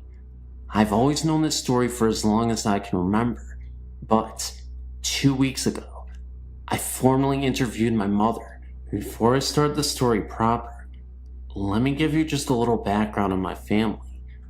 My maternal grandmother's name was Mina, but I was, however, never fortunate enough to meet her, as she died some years before I was born. She and my maternal grandfather, Chris, did, however, instill in all their sons and daughters a deep and abiding belief of all things spiritual and religious, and the whole family were staunch Catholics. My mother and her brothers and sisters believe in ghosts and spirits, and, in my mother's own words, firmly believe that spirits of those people that we are close to in life remain close to us after their deaths. It was not uncommon, in the days of the beginning of this century, for an above average number of babies to die when very young. In my mother's family, however, only the firstborn, a boy called Ivan, died in early childhood, and the remaining 11 were all healthy and thrived, until 1944, that is. My uncle Boy, who was 30 years old at the time, came on one night after having a few beers, and, as he did not want his mother to smell the alcohol on his breath, he decided to spend what remained of the night in his car that was parked outside their family house in Park Street. He did not have a peaceful night, however, as he was unfortunately brutally attacked and robbed. His attacker had on a pair of army boots and forcefully kicked my uncle on the head. So forcefully, in fact, that the boy later contracted and died from inflammation of the brain.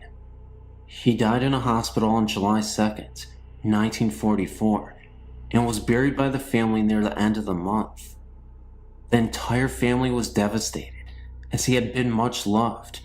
He had been the joker of the family, and always used to perform practical jokes on my mother and her older sisters, dressing up as Dracula and jumping out to frighten them and so on. He apparently had a very loving nature and a great sense of family, but had never married. On the day of the funeral, my grandmother, my mother and her sisters Lily, Janetta, and Edna locked up the house in Park Street and prepared to walk to the church, which was just down the street. They had recently received a large arrangement of St. Joseph lilies from a family friend, in sympathy for Boy's death, and the flowers had been placed in a vase in the dining room before the ladies had left for church. No one was left in the house, and, furthermore, no one, other than my grandmother, had keys to the house. After the service was finished, they walked back to their house, and my grandmother unlocked the front door. The dogs were very excited to see them, most probably wanting company after having been left alone for so long. My mother, being the youngest, rushed past the others and into the dining room. She stopped dead in the dining room doorway and turned around. That's when she noticed the apparition of Boy standing right there. He had a completely blank expression and simply just pointed in the corner of the dining room. That's when my mother looked to see what he was pointing at and was horrified.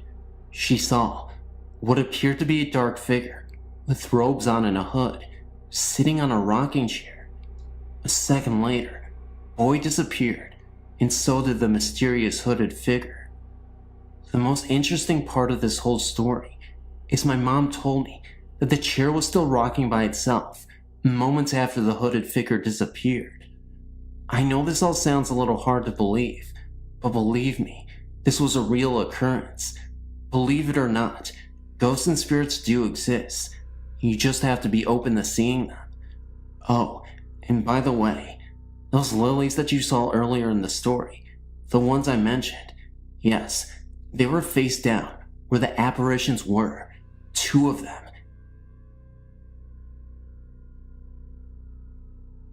I worked in a movie theater that used to be a theater before, but not movie, but stage. As a matter of fact, the stage is still there, complete with all the vents, dressing rooms, and the overhead mechanisms to control curtains. It was a very happening place during its time. There was a dining place called the Kit Kat next door to the theater, and a hotel on the other side. When the stage was closed, the place became a movie theater with one screen. It is still set up as a theater would have been in the area's segregation. It became a 2-screen movie theater recently, and the balcony has been closed off. There have been some pretty weird things going on upstairs.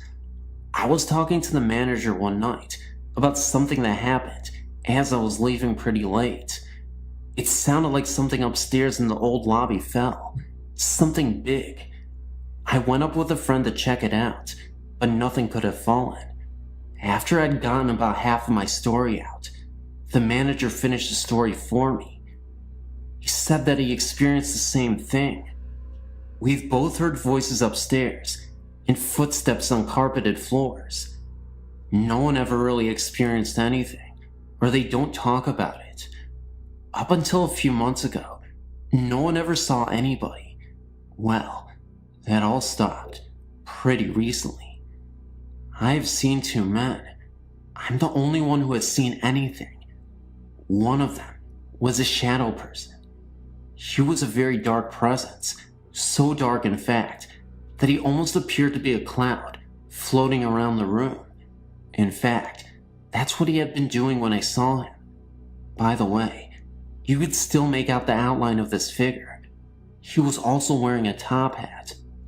The presence that I saw was upstairs in the balcony. The feeling I got off of him ranks up there with the feeling I got the one time I encountered the shadow person. This guy, however, looked like he was some sort of construction worker. The manager, which is my uncle, has been doing a little bit of research and has come up with very little information. I've written a narrative about the man upstairs. My fiancé drew a picture of him without my knowledge, just from the description I had given him. I saw the picture one day in the backseat of his car, and it sent chills through my body. The city is wanting to tear down this building and put an even larger theater in its place. We do not know how long the owner of the building is going to hold out on selling it. Hi, I'm not sure if this is a ghost story, or just me being nervous because of old fables, but I'll share it with you anyway, and I'm anxious to hear what you think. First of all, I'm from South Louisiana, where ghosts, voodoo, and haunted antebellum homes are a way of life, or at least a big part of the history down there. About 3 miles from my parents' home, where I grew up, there's an old plantation house, which I believe was built in the 1800s. I know that I'm going to skip around because I feel like I have to explain everything, but please bear with me. While I was growing up, I always felt scared to be outside or even alone in my parents' house, but I don't think the house itself was haunted, but maybe the area, because it was so close to this old house. I actually never even noticed the house until like only 6 or 7 years ago, when someone finally bought it and decided to refurbish it. The house was once known as the Stephanie Plantation, then as the Halfin House, and I believe that there was also one more name for it, but I can't think of it right now. The new owner put a lot of effort into doing research into the history of the house and how it looked. You know, pretty much to find out anything and everything about it. First of all, he was a friend of my father, so we got to see the house through many stages of its rebirth. The new owner took before and after photos of the house. The before photos really scared me. There were, I believe, 5 faces or bodies of ghosts in the pictures, but they were very clear. One looked like a man, maybe with a beard and very proper demeanor. Another was a lady in the ball gown. That was what the silhouette looked like, and possibly a crown. Another looked like a small child looking out of the window, and another just a blur. One looked like a man screaming, and it seemed to have chains on his wrists. I don't know what exactly to say about these pictures, but I know what I saw, and I know how the house felt, and I believe them. I've always felt a type of sixth sense, if you want to call it that. My dreams often come true. ESP is a frequent thing for me, and I always get these feelings. I'm not trying to say I'm psychic, because I'm not sure exactly what this is, but I have come to try to use them more and more.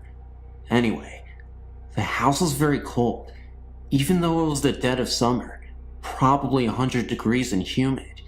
You know, the typical South. Anyway, it had this very eerie and unwelcoming and not very peaceful feeling to it. And as weird as it may seem, I kept getting like these glimpses or flashbacks that were very dark, but they were of this house. The new owner had tons of stories of hauntings by him and previous visitors, or just stories that were documented. I talked to this friend of my mother-in-law who is really into this stuff, and she seems to think that for some reason I have a connection with this house, that it isn't just me being a channel. I don't know what to think. I don't really want to know. Every time I visited this house, I would get the creeps, and always in the same places. There was a small closet-looking space at the top, 3rd floor, which was recorded to have been used as an infirmary in the war. I was standing near it, thinking. I was getting a funny feeling about it, and didn't notice my brother behind me. As a joke, he picked me up and pushed me inside of it, and I'll never forget the black flash, if that makes sense, that came to me. I'm not sure if I actually saw it, or just remembered it, but it was one of the single most frightening events to date. It was like I could hear, just for that brief second, screaming and cries, and see so many people in that small space. I don't know, I guess I can't really explain it. Anyway, the room that was supposed to be the infirmary still has bloodstains on the floor, even though the original boards have been removed and replaced. I truly think something more happened up there. So then all of a sudden, this guy and his wife up and sold the house to my father's cousin, Curtis. He got a grant from the state to do further research on the house, and he actually tracked down many original pieces from the house. In the meantime of all of this, I get engaged, and one day, I woke up, and something told me that I should have my wedding pictures taken in the old Halfin house. So I called him up, and asked if that would be okay. He was reluctant, because he really didn't want any more pictures taken, and of the house, but finally agreed. So I went back, because I was so totally drawn to this house. Since Curtis has been restoring this house, there's a much more peaceful air in it, really. And anyway, as I was walking around, I prepared myself to be more open to anything. I walked in the ballroom and got this very clear vision of this lady with a beautiful gown and crown on, maybe the lady in the picture. And even though I already had my wedding dress picked out, I immediately went home and asked my mother to make the dress exactly as I told her. And she did, though she found it was very hard to understand me sometimes. Anyway, the dress turned out beautiful and exactly as I had envisioned it. And of course, I topped it off with a small crown. I went and took the pictures, and when I walked out of the room, dressed that way, I felt the most wonderful, peaceful, and almost happy vibe rush in and out of me. It was like just me looking that way brought peace to the house. The pictures went well, but there are a couple questionable ones, which I want to send to you, to examine when I received them back from my mother. They were taken on a dead tree, but where we believe someone, or more than one, was hung to death. In the tops of the trees there is a mist. I thought it was the sun, but some say no. I would just like to see what you think. Anyway, to thank Curtis, I sent him a blow-up picture of the entire exterior of the house, with me standing on the balcony of the master room. He later came to tell my father that he can't explain it, but since that day, there has been a great peaceful feeling in the house. I'm anxious to hear what you think, and then again about the pictures. I hope I have not wasted too much of your time. Thank you.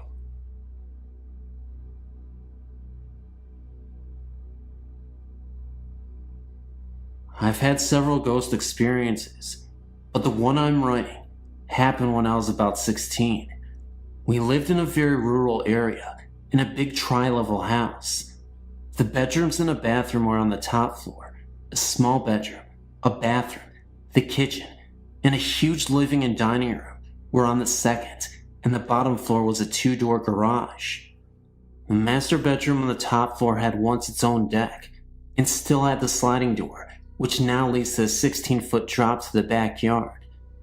It is important to know this, because we often would hear someone knocking on that door, even when we had the blinds open, and could see there wasn't anyone there. The stairs from the second floor to the third went straight halfway to a landing, then turned right, and went up the rest of the way. On the landing on your left, if you were going upstairs, was a picture window. I was standing at the top of the stairs one afternoon, calling my 2 younger brothers. The youngest, Lee, came to the bottom of the stairs and asked what I wanted. He and Chris were getting a snack. I was going to answer him when I felt a hard shove against my shoulders. I fell down the stairs to the landing. My brother raced up the stairs to the landing, calling our other brother. I stood up with Lee's help. Since I was okay, I shrugged it off as an accident and forgot. Weeks later, my brother was in the house by himself. He was coming downstairs. I could see him through the window, and he tumbled down the stairs to the landing. He swore someone pushed him, but he and I were the only ones home, and he had been the only one inside. The next day, stupid kids that we were, we decided to test it. Lee stood at the bottom of the stairs, Chris stood outside and watched through the window, and I, really stupid, okay, stood at the top. I felt something push me, and I started to fall again. I caught myself on the rail and was standing. Something I couldn't see was trying to pull my hands off the rail. I got up and ran down the stairs in record time. Chris said he couldn't see anything, but Lee swore he saw a shadow chase me from the landing down to the 2nd floor. After that, none of us would go down the stairs alone, and we always ran. For some reason, they wouldn't tell our parents decided to move. Only 6 months after we started living in the house. It was spring of 2003. The grass was just getting green, and the leaves were about to turn out. I was about 15 and my older cousin was 16.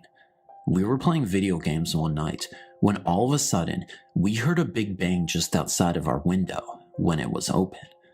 Well, we thought it was just girls playing pranks on us, so we just ignored it at first. 5 minutes went by until we heard another bang, but only it was louder, so we thought, damn, these girls. We decided, okay, we'll give them our attention. We looked outside, but all we could see were the dark figures of trees being blown around in my uncle's abandoned house. We were a bit spooked, so we decided to close the window. Maybe 15 to 20 minutes went by, still in front of the video games, when we heard it again, but it wasn't as loud as the first two. We had had enough, so we paused our game, grabbed our flashlights, and said, whoever is pulling this on us is going to get it. My cousin and I made our way outside and thought we'd split up and go around the house and find the person or people responsible for the noises and scare them. We had dark clothing to camouflage into the night and had each end of the house covered. My cousin had the front end and I had the back end, both facing our room window side. There we were waiting for the culprit when all of a sudden we heard that banging sound, but only it was repeating over and over. It sounded like a hammer. We both met each other at the window side and looked around, wondering where it was coming from. As the sound was fading, we looked towards my uncle's house and saw a shadow figure in the window. We thought it was that person who was trying to scare us. We made our way through the door quietly, and again, the sound of a hammer rapidly hitting the wall was coming from one of the rooms. The sound made us jump, but whoever was in that room was going to get the total scare down. As we were walking down the hall trying not to laugh, we decided to wait for the sound to stop and jump inside the room screaming, thinking it would scare this person. Sure enough, the sound stops in a couple of seconds. My cousin and I counted back from 3, 2, 1, and then we said, we got you. We looked around with our flashlights, and there was no one in sight. Just as we were about to freak out, we saw the closet door close, and thought that the person heard us and ran in the closet. I acted like I was heading out the door, and then my cousin grabbed the handles of the closet door and opened it. There was only an old garbage bag filled with garbage. We inspected the whole house, and there was nothing but broken boards and broken glass everywhere, until we saw a tall figure standing at the end of the hallway, looking like it was holding something, maybe a hammer. But we were so scared that we didn't shine our flashlights on it. We just ran out of the house screaming. Now, my uncle's house has been newly renovated. His oldest son and family lives at that house, and so far, I've only been there once. Thanks for reading.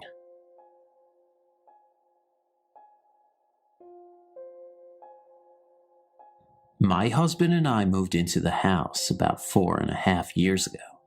Nothing happened right at first until about 6 to 7 months later. One night, my husband came to bed, and I had awoke to go to the restroom. As I was in there, I heard this man's voice. It sounded like it was coming from the radio. So I went over to check it, and the radio was off. I unplugged it anyway, and still could hear the voice. I walked into the hallway, thinking it was coming from one of our kids' room. I looked into each room to find nothing. Everything was shut off. I looked in the living room, at the stereo and TV. They were also off. I went back into the bathroom, where the noise seemed to be the loudest, and it was still there. I went back to bed, and it finally stopped. My husband also told me that he had heard that same voice many times himself. My husband usually got home from work around 11 p.m., and he would go get on the computer for a little bit before coming to bed. One night around this time, I was about 8 months pregnant, and I was sound asleep. He came running in the room and freaking out, telling me to call 911. "Someone's trying to break in our home," he said. He was on the computer when he heard a big crash on the side of our house where the garage cans were. He said it sounded like someone threw the metal garbage can against the fence. He jumped up and then heard footsteps on our porch. He looked towards the door and saw the door handle jiggle back and forth like someone was trying to get in. That's when he woke me up. The police came with search dogs and found nothing, no footprints or anything. My husband also said that whenever he was on the computer at night, he would hear footsteps in the kitchen and rustling around like one of the kids were looking up in the cupboards for something to eat. When he would go to check, nobody was there. He also said he always felt that he was never alone. Another time all the kids were in school, and I was doing laundry and my husband was in the living room watching TV. Well, our 2 oldest kids had shared a room at the time, which was right across from our room. They had a kid's door alarm on the outside of it. I was coming out of our room, walking towards the living room, when the alarm went off.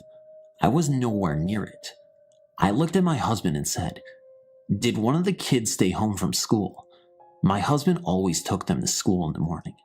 He said just no. Then he got up, and that's when we heard rustling around and something fell over. I grabbed our youngest daughter at that time and went outside. We thought someone broke in. I took the keys to the car and grabbed the phone. My husband came outside as well, but decided to open the gate to the backyard to check out the windows to see if someone had crawled in. That's when we both saw the blinds slowly go up, like someone was peeking out. Then they slowly went down. Of course, we called the police, and they found nothing again. I remember when I would have had a friend come over or something, they always said our place had a weird feeling, and a musty smell. We could smell that too, but just thought it was because the place was kind of old. We moved out about 2 years ago, and are much more at peace. Thanks for reading.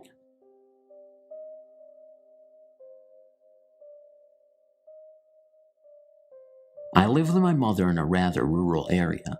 Our house was built by our landlord and was built on a lot that originally held a small gas station. I don't know much about the history of this area or our home beyond that. Anyway, my mother started to complain that she was smelling an extremely foul odor in the house in late February 2009. She only ever smells it in our house, nowhere else. She describes the odor as stinking like rotting flesh and blood, and she says it's been very strong throughout the house, especially in the hallway and bathroom areas. I've never smelled anything like that, what she has described, and none of our guests in the last few months have either. Since Sunday, April 12th, she has claimed that the scent is now moving. It becomes fainter throughout the house, and at times, she doesn't smell it at all. We both started seeing shadowy moving figures in the corner of our eyes randomly that night. Yesterday, April 13th, She went into the bathroom to take a shower and get ready for work, and didn't smell the odor. As soon as she got out of the shower, she suddenly smelled it and felt as if someone was in the room with her. She immediately told it to leave the bathroom. The scent suddenly disappeared. 2 minutes later, the smell returned to the bathroom. She again said, "Get out," and the odor left, leaving behind a smell akin to dryer sheets, even though we don't use dryer sheets. 5 minutes later, the foul odor returned yet again, and she yelled at it, and it left for the rest of the night. Around 10 p.m. that night, I started hearing a scratching noise in the kitchen, which is attached to the living room where I was. I then heard a strange meow. It sounded unnatural, almost as though it was a human making the meow sound and not a cat. I at first told myself, it's just one of my cats, and I have two, but they were both in the living room with me and were staring into the kitchen with wide eyes, so I'm not exactly sure what the meow was from. I then started hearing a light thumping noise, as if some light object was falling on the floor, coming from our back storage room, which is right off the hallway. I investigated and found a few of my candles on the floor. They had been on top of the dresser back there. The storage room door was closed at the time of the noise, and no one was in there. I sat back down in the living room and saw another moving shadow out of the corner of my eye, this time in the living room. Mom returned from work at 7 a.m. today, April 13th, 2009, and claimed she didn't smell anything unusual. After settling in on the couch, she suddenly claimed to smell the foul odor stronger than ever. I left the room. I had to use the bathroom, and when I returned to the living room, my mother laughed at me and said, "Very funny." She then went on to tell me that she heard a creepy meow coming from the hallway when I was in the bathroom, and she thought I had made the noise. She said it sounded like a girlish voice saying meow. I assured her I didn't make the noise, and I told her about the similar sound I heard in the kitchen last night.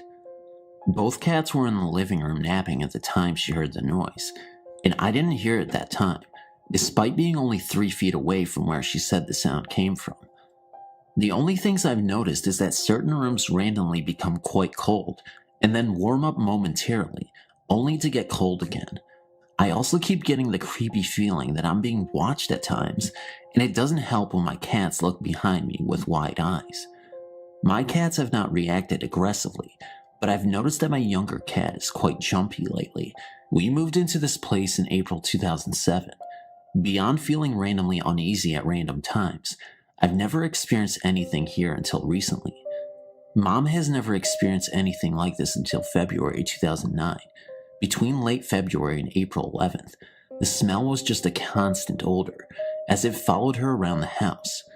Just within the past few days, the odor has begun moving about the house randomly, and we've started seeing shadows out of the corner of our eyes and hearing weird noises. My mother, being her, thinks this is all quite awesome. She's always been rather interested in the paranormal, but has never experienced anything until now. I, on the other hand, am rather creeped out and want to resolve this issue as soon as possible. Any ideas on what could be going on? Why now? What can we do? Anything at all would be appreciated.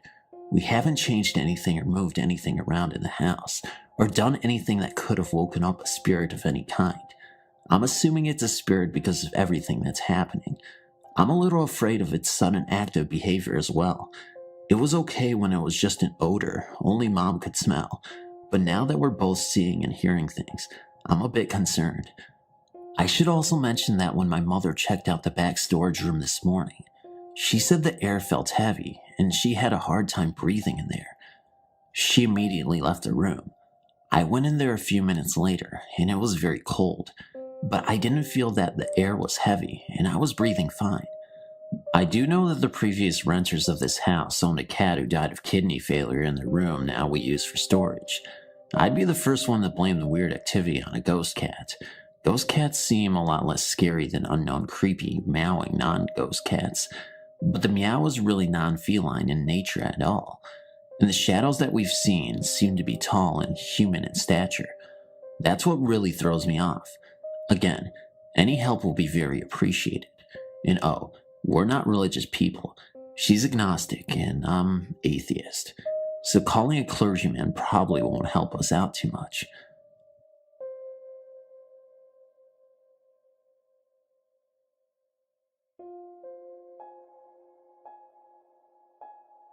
Before I moved to Vegas, I lived in a small town in Connecticut.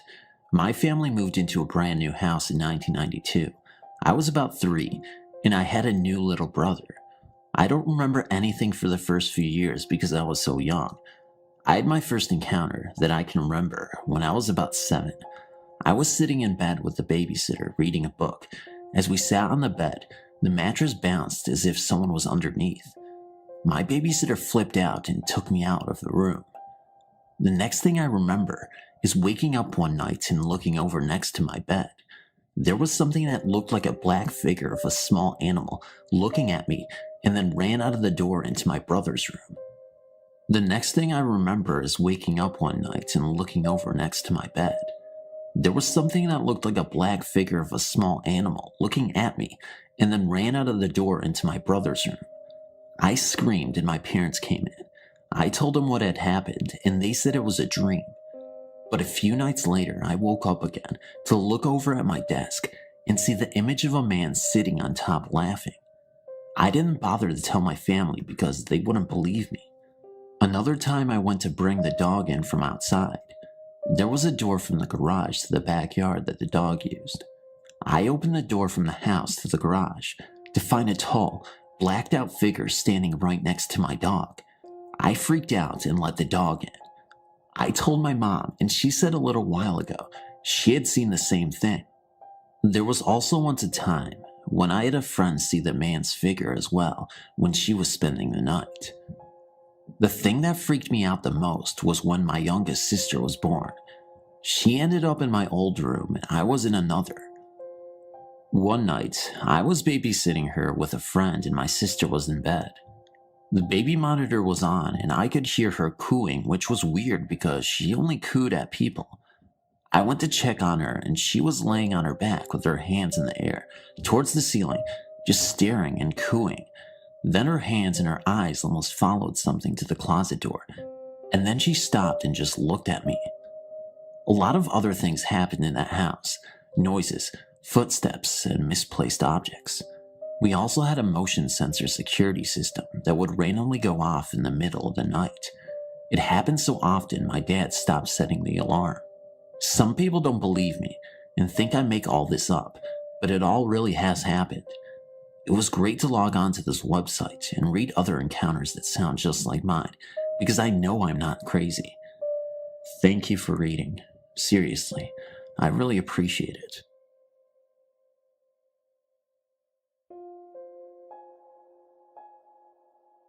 I was very young, maybe about 7 years old. I remember going to my friend Diane's house for a sleepover. I'd never stayed at her house before. We were playing that day, and I remember her telling me that sometimes robbers come into her house at night.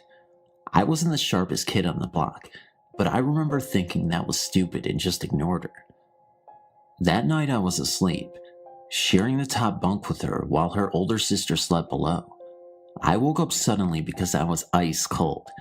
Being it was summer, I thought the room was very cold because of air conditioning, and that since she'd kicked the covers off of me, I just needed to grab them and get warm again. However, I remember I was a very little kid who was feeling very safe because there were 2 other people sleeping in the room with me. As I glanced to the foot of the bed, searching for covers, my gaze noticed something in the doorway. 2 dark figures. They were just shadows, no definition or features, but adult-sized and human-shaped. The shadows were darker than the dark hallway. They faced in the direction of her parents' room. One pointed to it, the other nodded, and the first disappeared into the room. The other turned towards me. I was so terrified at that point that I shut my eyes tight. I waited for what seemed like ages and finally got myself to open my eyes again just to see if it was gone, and there it was, right in front of my face, hovering above us. Its face was nothing but a blank shadow. I think I must have just kept my eyes shut and at some point fallen asleep. The confirmation of this event, now that I am an adult, comes unwittingly from my parents. I asked them if they remembered my sleepover at Diane's, and they said yes, because I spoke of how I'd seen something in my room that night. My parents still believe I was imagining it, but people who have experienced this themselves know it is too vivid and too obscure to be an imagined event. I know what I saw and get chills even today, even as I write. I wish someone could explain this event to me. What are these shadow figures? Are they malevolent? I suppose since, as a child, I intuitively felt scared. Thank you for reading. This story takes place around the summer, through the winter of 2013 to 2014. I don't remember the exact dates, unfortunately, or else I could have further proven that I encountered something at this location.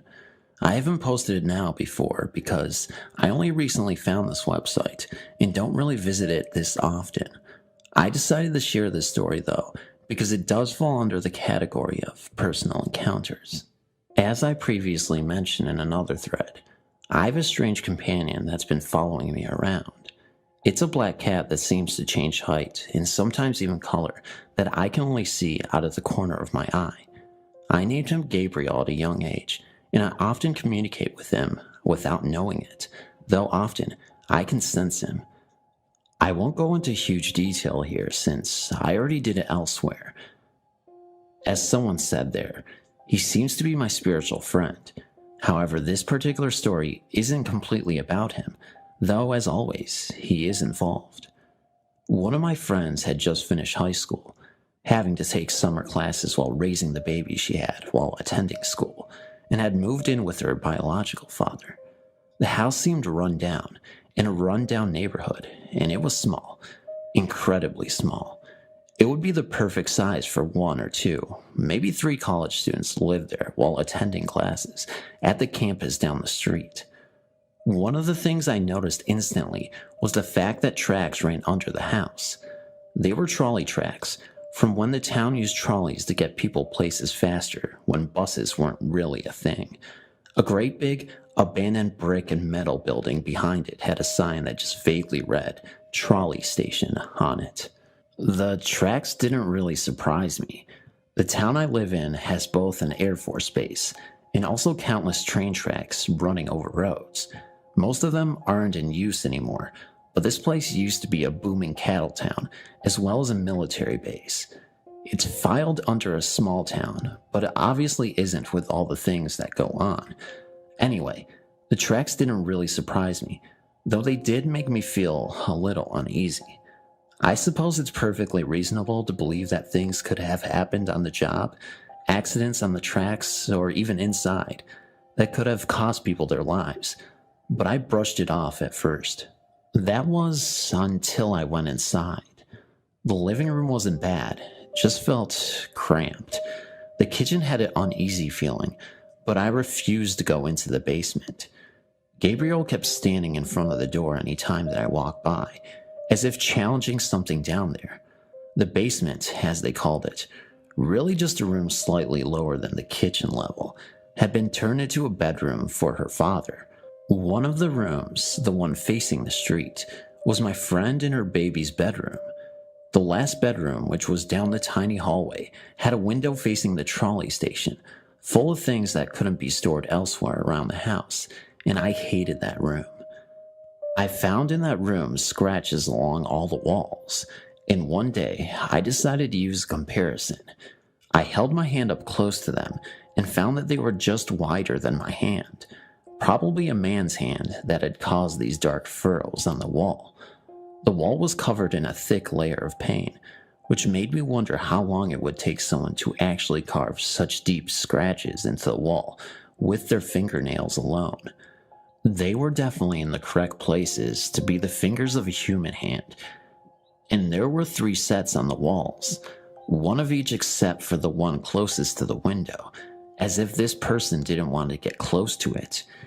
Each of the sets had 2 marks, one for both hands, and they were just within my reach if I had lifted both arms. Often in this room, I would see something flash past the window, someone running past the blinds. As I looked, though, I realized that whoever or whatever it was had appeared to be running, and there was nothing but a track overgrown with cactus plants. No one in their right mind would run through a patch of those, and even if they had, they would have at least been slowed by the sheer density of the plants. As I looked out the window, I saw the old trolley building, and it looked like a group of about 4 men were gathered around one window, staring out at me. I never looked up all the way to meet their eyes. Gabriel went running out of the room as fast as possible, and I followed. Then there was my friend's room. It was small, cramped like the rest of the house, but she was a completely goth Wiccan. That doesn't mean she worships the devil, by the way. She wanted us to paint the room gray. She also had us add black and red splatters and handprints all over the room. That didn't really creep me out. I thought it would be a nice touch to a haunted house, and my friend just loves this kind of thing. She was already upset since she had decided to have the baby and gotten kicked out by her grandfather, who'd she lived with for years, since she decided to not have an abortion. So we decided to go ahead and paint the room the way she wanted us to paint it. This friend has known about Gabriel for years, and she had always seemed really interested in something. She always wasn't liking the house much because she'd seen how I was reacting to things, and she knew Gabriel was making me want to leave this house. She began mentioning to me that she was surprised I wouldn't go buy the closet to paint, and I realized she was right. I refused to go by the closet, leaving the wall the same ugly yellow color it had been before we had painted it. I didn't know why, but I didn't like that closet. She finished painting the room over there, and after the horrible smell of dying paint was gone, I was basically moved in for the weekend to keep her company since her dad was out working and wouldn't be back for a while. He was a truck driver and was currently driving cross country. During the day, everything seemed pretty calm, but I couldn't sleep during the night. I've never gotten to sleep easily, so it didn't really surprise me, but I heard what sounded like something scratching on the door. It wasn't the dog, which was my first reaction. The giant black lab liked to wander the house and stare at corners and such, and with the room painted so darkly, I couldn't really see her. As I started to get up to open the door for her, though, I found the dog practically leaping onto me to push me back down onto the bed. She wasn't growling, but I could see her snarling and on edge, just staring at the door. I'd never seen that sweet little dog so ready to tear something apart. She was a rescue who was terrified of everything. You stepping on a creaking floorboard would send her yelping into a corner. And this behavior had happened before we'd ever brought her into this house. Needless to say, I wasn't expecting to see her like this. My friend and her baby didn't wake up. The noise was too quiet for anyone else to hear. I just remember whispering for the noise to be quiet, and it did. The dog didn't relax for a long while, though. I managed to get back to sleep, and when I woke up again, I noticed Gabriel pacing in front of the closet, out of the corner of my eye. The door was open, and I realized how odd that was. For one, heavy boxes of various items had been laid against it on the outside because we hadn't finished packing everything away. And for another, that door was heavy. It opened swinging outwards to the rest of the room and was made of solid wood. It took a lot to close and open it, and it almost always seemed to snag on part of the carpet since the floor was uneven. The dog was practically in my lap at this point. I just felt scared and decided to turn on the radio app on my phone to distract myself. Static was the only thing I got, as well as strange whispered voices. I noticed a shadow stepped out of the closet itself, only to be chased back into it by Gabriel. He seemed to be calling me over, so I closed the door, pushed the boxes back in front of it, and proceeded to just go back to sleep. Nothing else happened while I was there that time, though in the morning, we found the door had marks on it matching the other rooms, and the boxes had been thrown across the room sometime during the night without waking me somehow. My friend wanted to know why I hadn't let the dog in, and why I'd moved the boxes all over the place, knowing I was a light sleeper and tended to be full of pranks. I pointed out that I had a badly sprained wrist at the time and couldn't have moved the boxes without waking her, and that the dog had been practically sleeping on top of her during the night. I told her how uneasy Gabriel seemed, and she immediately went to work trying to figure out what was going on. After the weekend ended, I was glad to leave. She was still my friend though, and we visited often. Each time, I noticed that things seemed to move without explanation when I wasn't looking, and the dog refused to pass a certain point in the hallway every day. I also was becoming increasingly unnerved about the fact that the basement was getting physically darker, no matter how many lights were on inside of it. My friend explained that her dad was what she called an energy vampire, and he fed off of negative energy. Beings who also fed off of that energy continued to follow a trail, like breadcrumbs to the room where all of it seemed to be stored. Gabriel kept me as far away from that room as possible. There were more scratch marks around the house, nearly over my head, and the door looked like it had taken a serious beating.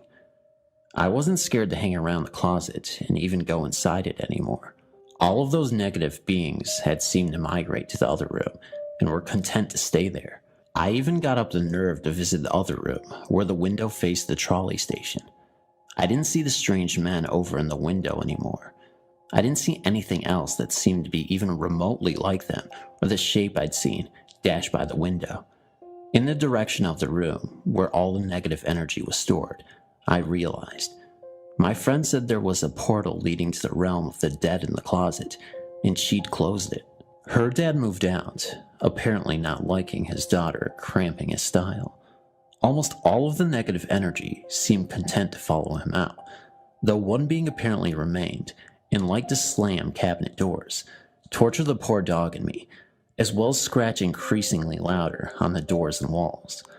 Sometimes it even threw things across the room, though the activity almost seemed to grow less violent as I walked in. My friend could only assume it was because it was afraid of Gabriel or something. With this apparent portal closed, my friend moved out of the house with her fiancé, taking the dog and her baby with her. Everything was moved out of the house, and I was glad to never see that place ever again. This story was told to me by my aunt and uncle who lived near Sung Chung Garden in Ipoh, and of course the eerie things that happened in their neighborhood. It happened a few years ago, and back then the locals were shocked with the news of a man getting shot multiple times in his very own car when he was refilling petrol. Having a tarnished reputation as a member of a triad group and a loan shark, the locals thought it was enemies avenging for his evil deeds. The investigation didn't progress much, and its case is closed at present. But the very car he died in was under his nephew and his name. Therefore, after his death, his nephew had the right to claim the car for his own personal use. Coincidentally, his nephew stays right opposite of my uncle and aunt's house. Both of them and my cousins are dog lovers, so they have a few dogs. The night when the nephew drove home the car, which was at midnight, the dogs were disturbed by a presence, and all of them howled. Not only their dogs, but almost all the dogs in the neighborhood. My aunt was alarmed, and she expressed her concern to her husband, telling him the unusual behavior of the dogs. However, my uncle brushed it off by telling her it might be any female dog having a period, causing high mating desire among the males. She was not sure about his reply and went off to bed. The howling lasted till the wee hours, and they had trouble sleeping. The very next morning, my aunt went over to the opposite, and they talked about how peculiar was the dog's behavior. Soon she found out about the car and how the previous owner died from gunshots. She was terrified by the news and related the matter to my uncle. Basically, nothing they could do. The next few nights, eerie things started to happen in the neighborhood. One, a teenage girl staying not far from the nephew's home, was talking on the phone with her friend when she heard a coarse male voice interrupted their conversation. The voice was very harsh and sounded pitiful, and she was scared and quickly ended the conversation. 2, a lady was preparing dinner in the kitchen when she heard a man whispering and talking at the back lane of her house. She opened the back door, found no one. 3. A lady woke in the middle of the night and heard a man sobbing pitifully outside her house. She decided to peek from her window upstairs and saw a black figure sitting under a tree outside her house and crying. 4.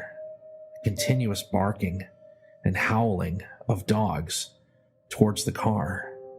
Soon the neighbors were complaining about the strange incidents and confronted the nephew's mother.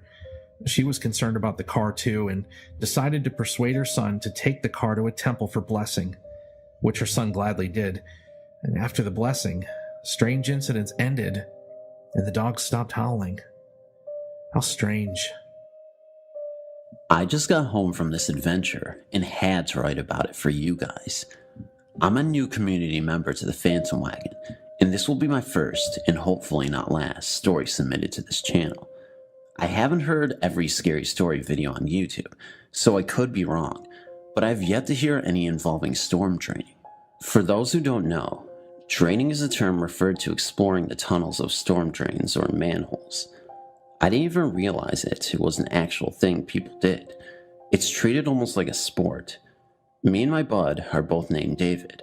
We both like to go on any random adventures we can come up with.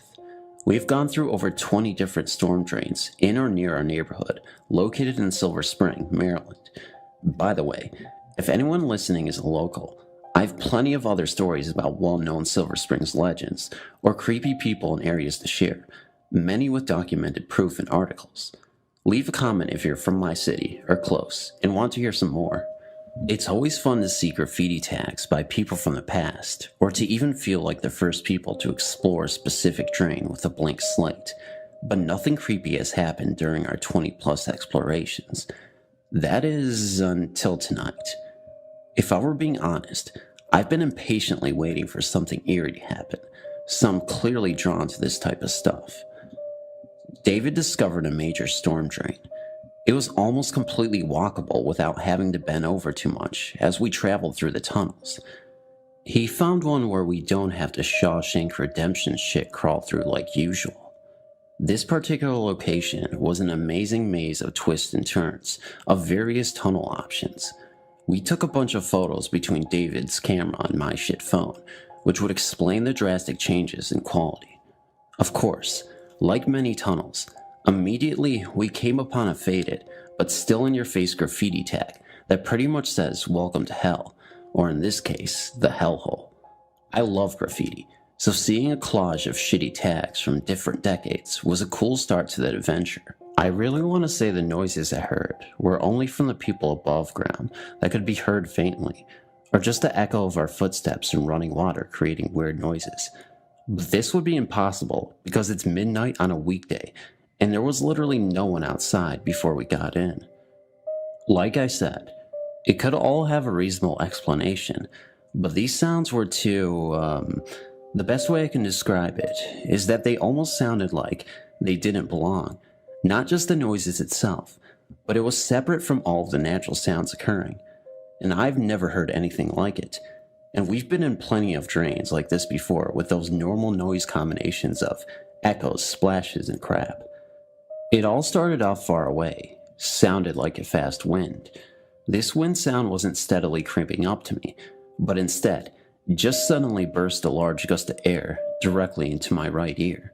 Keep in mind, it is impossible to be even windy down here. I wasn't even hit anywhere else, only directly right into my ear. It actually hurt. For just a second, my ear felt like it was plugged full of water. That feeling came and went pretty fast. I now have a headache, but didn't even think too much of this. I didn't feel scared, but it was creepy. And once you reach that area of a drain where you're too far from a nearby manhole to pop out of, you do feel trapped. I mean, you really are. If you are in a hurry, there is literally nowhere to escape to. I'll admit it, this kind of adds a rush to the experience. I kept walking when that wind blow happened again, but this time with some accompanying whispers. I didn't make out any actual words, but at the moment, I didn't realize what was happening. The combined air pressure and fainted muttering were now happening sporadically. I started to feel a bit uneasy. In the back of my mind, I thought I was seriously hearing the voices of people. I do believe in ghosts, but I don't always jump to conclusions, so I tried rationalizing the situation. It definitely sounded like whispers smashing in and out of my ear, but I also thought it could have been a weird side effect to a headache, or that I was just having auditory hallucinations. The noises were happening every 10 awkward steps I would take in the puddles. I called down to David to see if he had heard them, but he hadn't. David isn't too much into believing paranormal things like me, so maybe the force was more connected to me because, in a way, I wanted to hear it. I don't know how that really works. I've experienced things like this before, but I've only felt emotional responses, such as an unwanted feeling of dread or even a sense of calm, but this time the feelings were more physical than mental. It was penetrating my eardrum and giving me a migraine. Now yes, I did feel uneasy, but only because I didn't know what was going on. This now almost rhythmic pattern of intense voices eating my eardrum lasted for at least 5 minutes, but then the further and further we got into the drains, the noises stopped. What was odd were the graffiti surrounding me during this 5-minute hellish ordeal. Every area of tunnel was coated with terrible anti-Semitic and just plain out racist and ignorant tags. What is extremely fascinating was as soon as we passed through a manhole stop and entered a new connecting tunnel, not only were these walls completely clean from any paint, but the voices and ear pain stopped, and I mean instantly. What was creepy about this area, aside from the racist crap, was its specific location throughout the entire drain system. It wasn't even close to any of the other tagged tunnels, but just in a random area of the drains deep within the tunnels, almost like it was on purpose. After walking through these naked walls, we eventually came upon one of the many options of getting out without having to pop a manhole. We walked out of the hellhole back into the stars and neighborhood lights. We looked around and realized, damn, did we travel far or what? It was unbelievable. It didn't feel like we walked that much distance. In fact, we usually feel the opposite with opposite results. Of course, as soon as we came crawling out of a sewer in the middle of fricking night in a shady part of Wheaton, Maryland, some dude was standing at a bus stop and we obviously terrified him. I started to speak out loud to David and pretended like we were looking for our dog. I'm quick to try and make myself look less shady than I already do. I've been told I give off that vibe sometimes because I always have a pulled down little hat, visible tattoos, battle scars, a Newport in hand, and now a dirty face with dripping soaked boots. I swear I don't mean to do it on purpose. I only mention this because the dude started to pick up his phone, and I was thinking, dang, I didn't even tag this time, and I'm still gonna get locked up again. But overhearing the conversation, I think he was doing exactly what I was doing. As soon as it felt like we could stick around, David and I took our time and started to try and trace above ground where we travel below. David has the technology and is also very good at mapping, so he knew where he was going, but before we made those moves, we had no idea where we were and started off in a housing complex, and the more we walked and followed our trail, we eventually figured out exactly where we were. We were now in the area of where the strange noises and ear damage were most active. That is when I started to tell David what I was experiencing there. He believed me. He's a good friend. We continued walking while looking down at David's phone, but then we stopped dead in our tracks, looked at each other, and couldn't believe it. We were walking dead center under a funeral home. I tried to rationalize it as best I could, but knowing the events that preceded this, I came to the conclusion that this couldn't be a coincidence. I think I was experiencing those creepy, painful whispers because that exact tunnel was literally crossing right through the undergrounds of a funeral home. Whenever I'd been to graveyards, which I do not do anymore, I for the most part always felt a positive vibe. But during this experience, these departed souls did not want me there.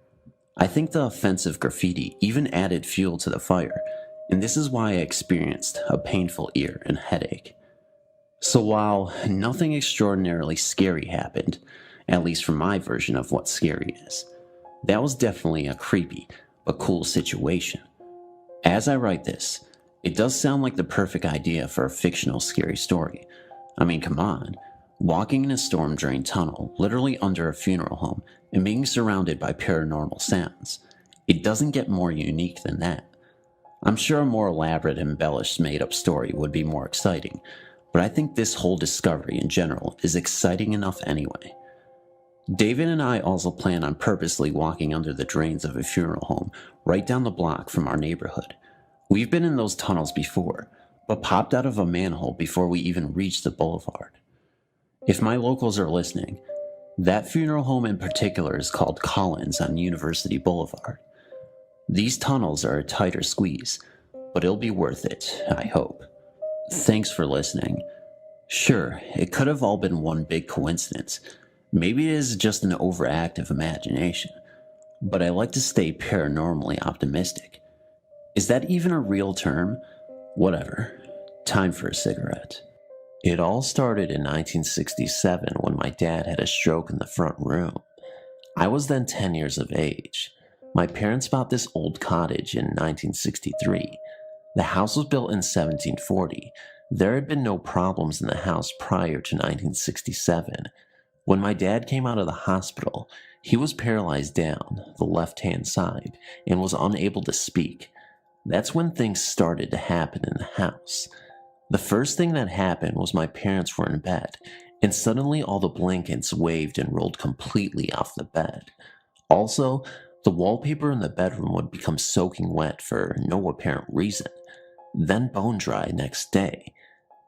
As the months passed by, my father regained most of the use on his left side, but never regained his speech. Also, my father after the stroke became nasty and violent towards me.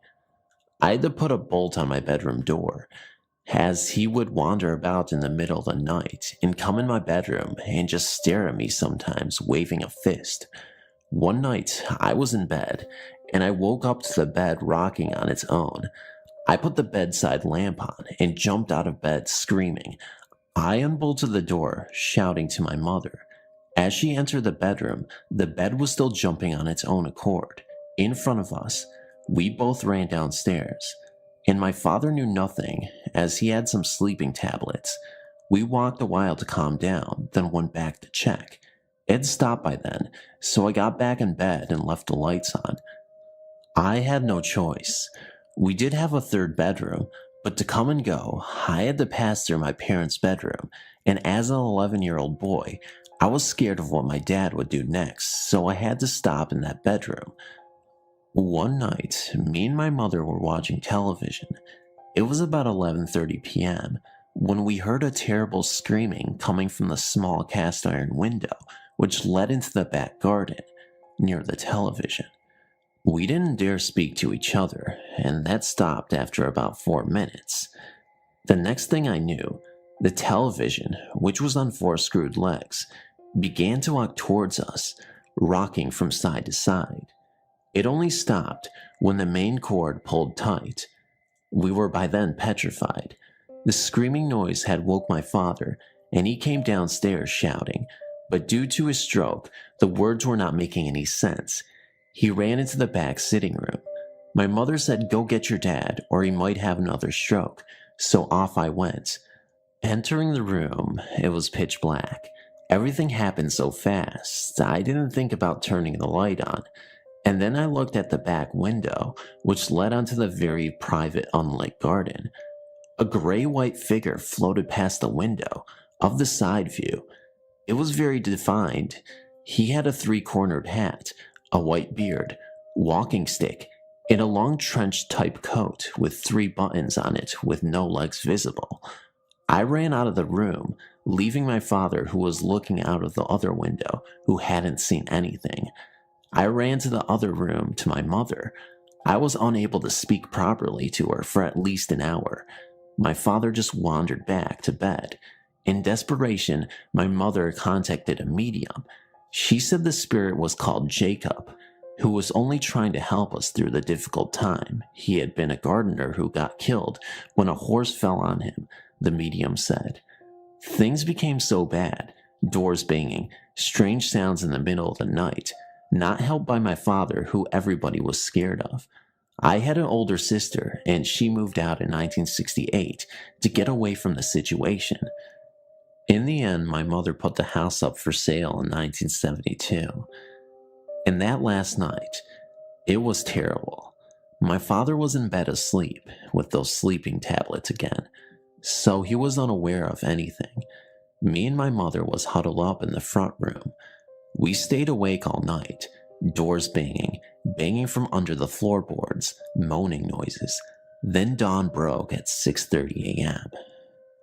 Everything stopped and went calm. We couldn't wait to move out. After we sold it, nobody lived in it longer than 18 months, till it became empty 25 years ago.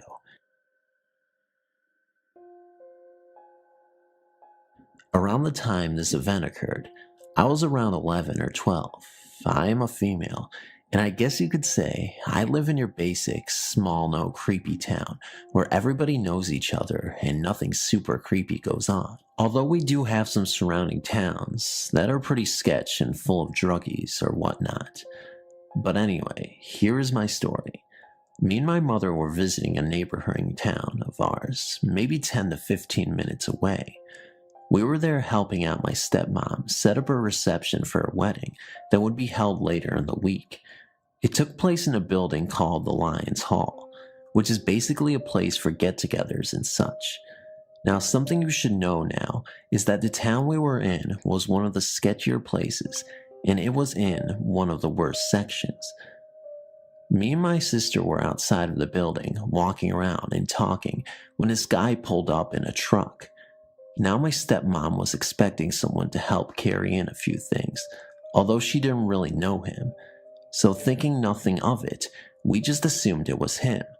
So then he got out of the truck and went into the building. We could hear him talking to our stepmom. He was there for a while, but then finally came out of the building and went back into his truck. Now at this point, me and my sister were still outside walking around. We noticed he was staring at us, blankly, with no real expression on his face. He sat like that for a while, until me and my sister had enough and walked around to the back of the building. Then that's when he started the truck and slowly crept around the building, sort of following us. We went around and around, doing this for probably 4 minutes or so. We could tell something was seriously off, but then, just as we turned the corner to where he was gone. Like poof into thin air. We never heard him drove off or anything, and that was enough for us. So we ran inside and didn't go back out for the rest of the day. We never spoke about our encounter to anyone. So as far as I know, weird sketchy truck guy, let's never meet again.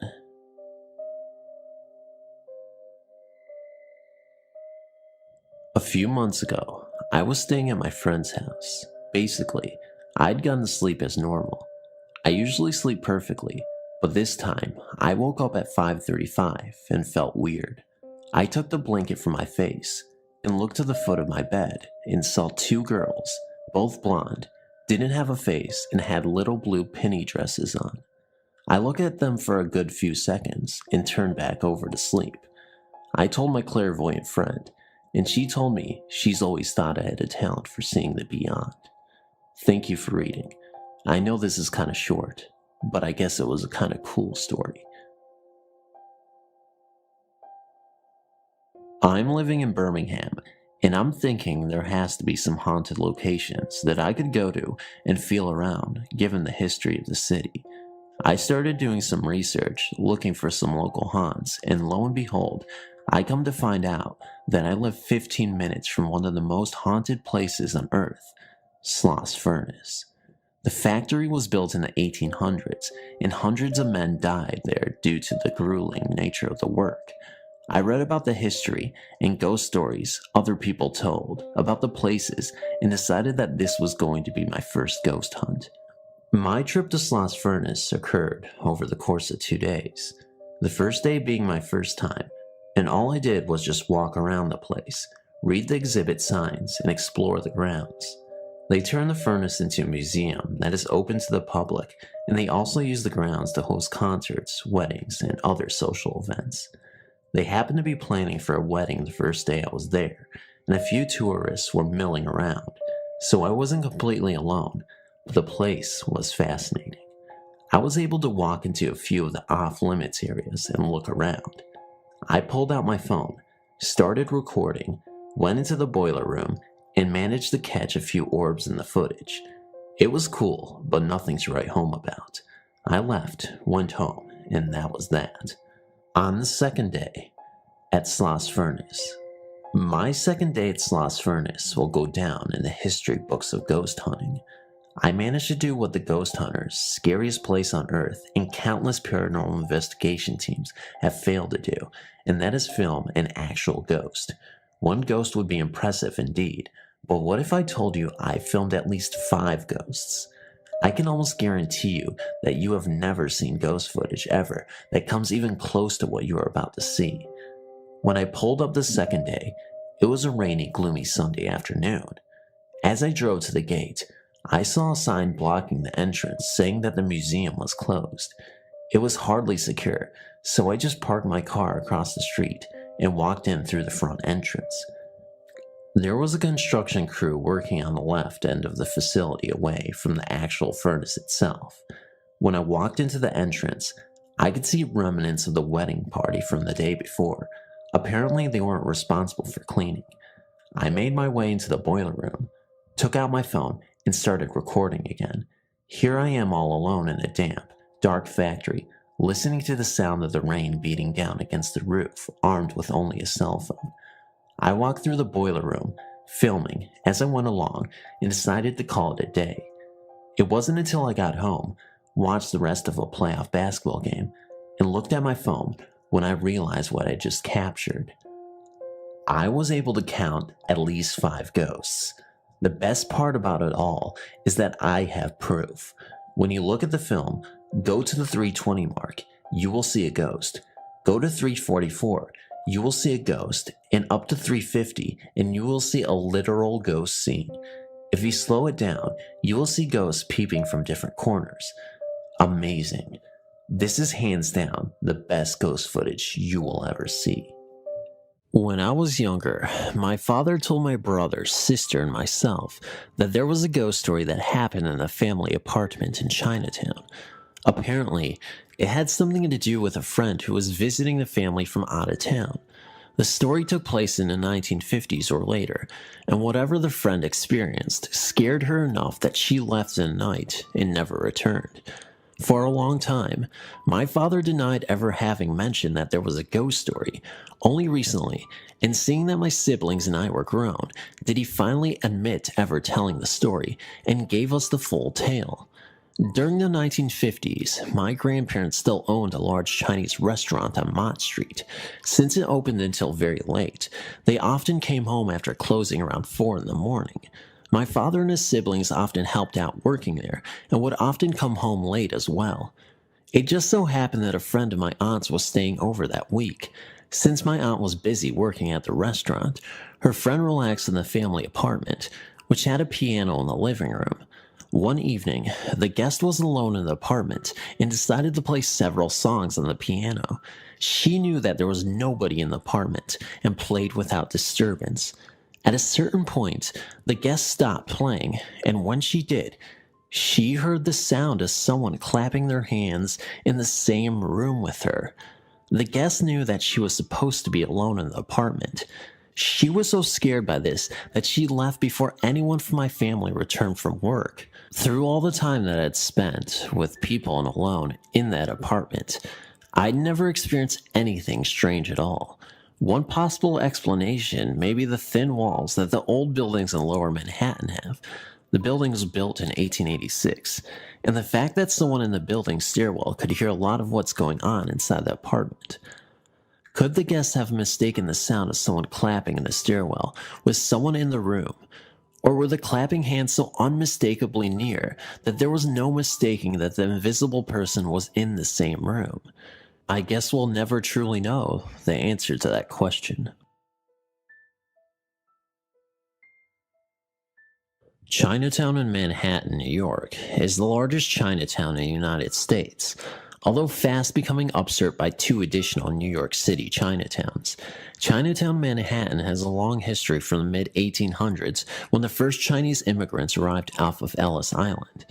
As we all know, different cultures see the world uniquely through their own personal beliefs and customs. Many of the earlier Chinese immigrants arrived from Guangdong province in the south of China. At the time, it was a very poor part of the country that had felt the effects of war, famine, and general unrest.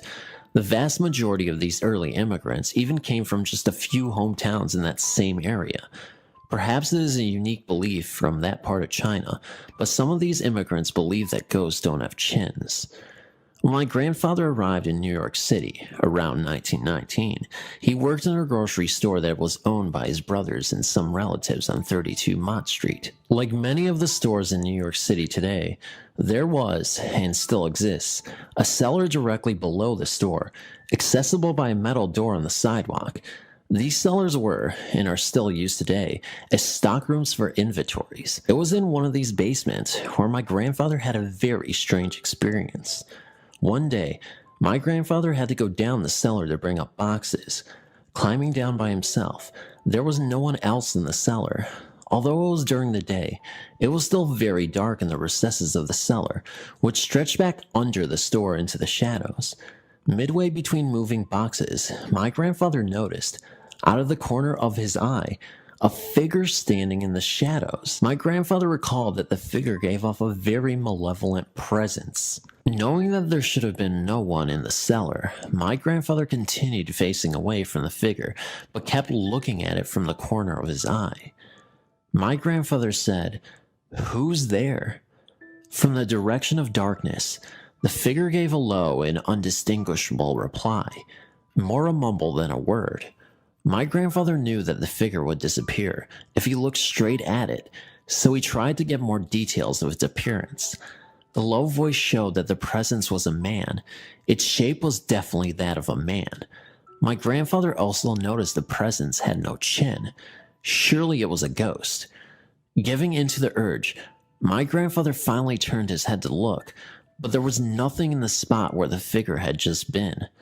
Knowing of this story as he was growing up, my father also had to frequently enter that same cellar to get things.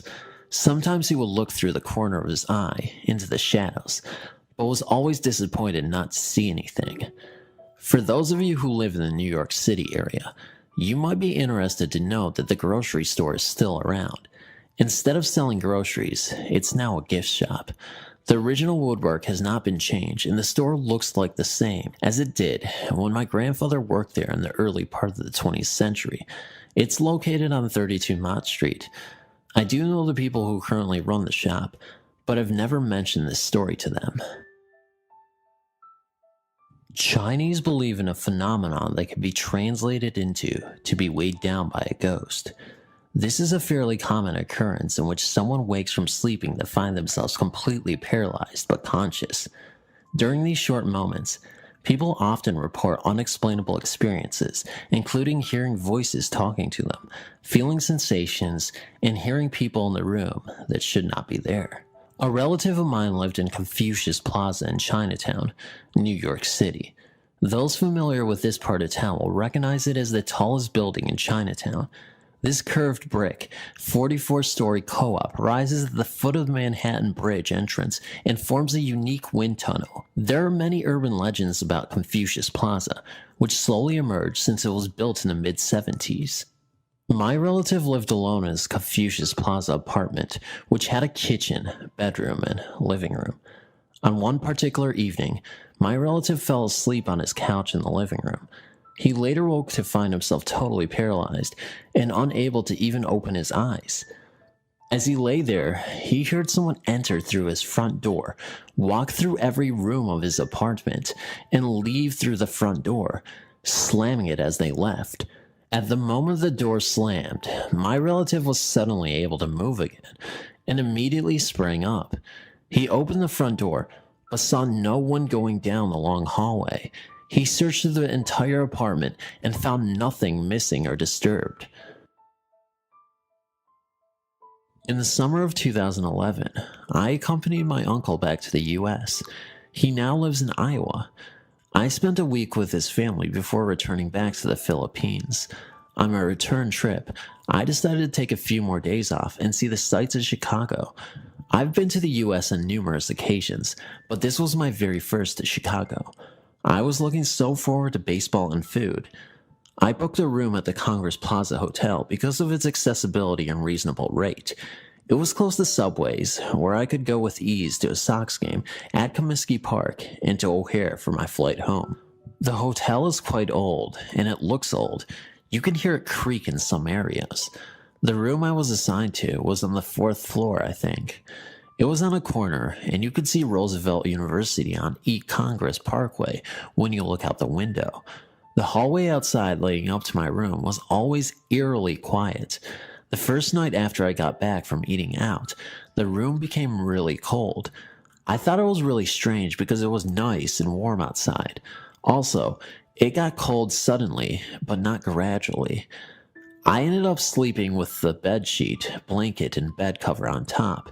It was cold just that one night. I would be out during the day to explore the city and get back after dinner. Every time I got to my room, some of my stuff would be moved. I initially thought it was the cleaners, so I hung a do not disturb sign outside my door. I would still get back to my room with my stuff moved. Nothing was missing though. All my stuff was accounted for. What validated the rumors I've heard that this place is haunted was when I saw a shadow figure. There was a dresser at the foot of my bed with a biggish mirror. While in bed one night, recalling my visit to Chicago's Field Museum that day, I saw reflected on the mirror a shadow. It was peeking out from the bathroom door that was slightly ajar. The lights were off inside the bathroom, but I could still make out a distinct human shape. It was darker than the dark bathroom, but it was solid. I stared at the reflection for I don't know how long. I couldn't really tell if it was staring back at me, as it had no face. But somehow, I had the feeling that it was spying on me. There was just solid blackness where a face should have been. I blinked to make sure I wasn't just seeing things, and sure enough, it was still there. I got out of bed to confront it. Honestly, I'm not sure what I was thinking then, but it vanished. I went back to bed, looked at the mirror again. It was no longer there. Has anyone been to the same hotel and experienced these? Thanks for reading. Now, this is not an event that had taken place in front of my own eyes, but has surely happened to my grandfather. My dad told me this story, and it gave me a chance to look at spirits who have yet to rest, but are not actually scaring people to death. Here is my grandfather's tale. My grandfather was only 36 years of age, and he of course needed a job. He had looked in agriculture, the stores down the street, even the Starkiest factory that was quite a ways away. No jobs whatsoever. Finally, after 3 weeks of looking, he had seen an ad for a wanted bus driver for the night shift position. At the time, he didn't care what kind of job it was or when he had to work.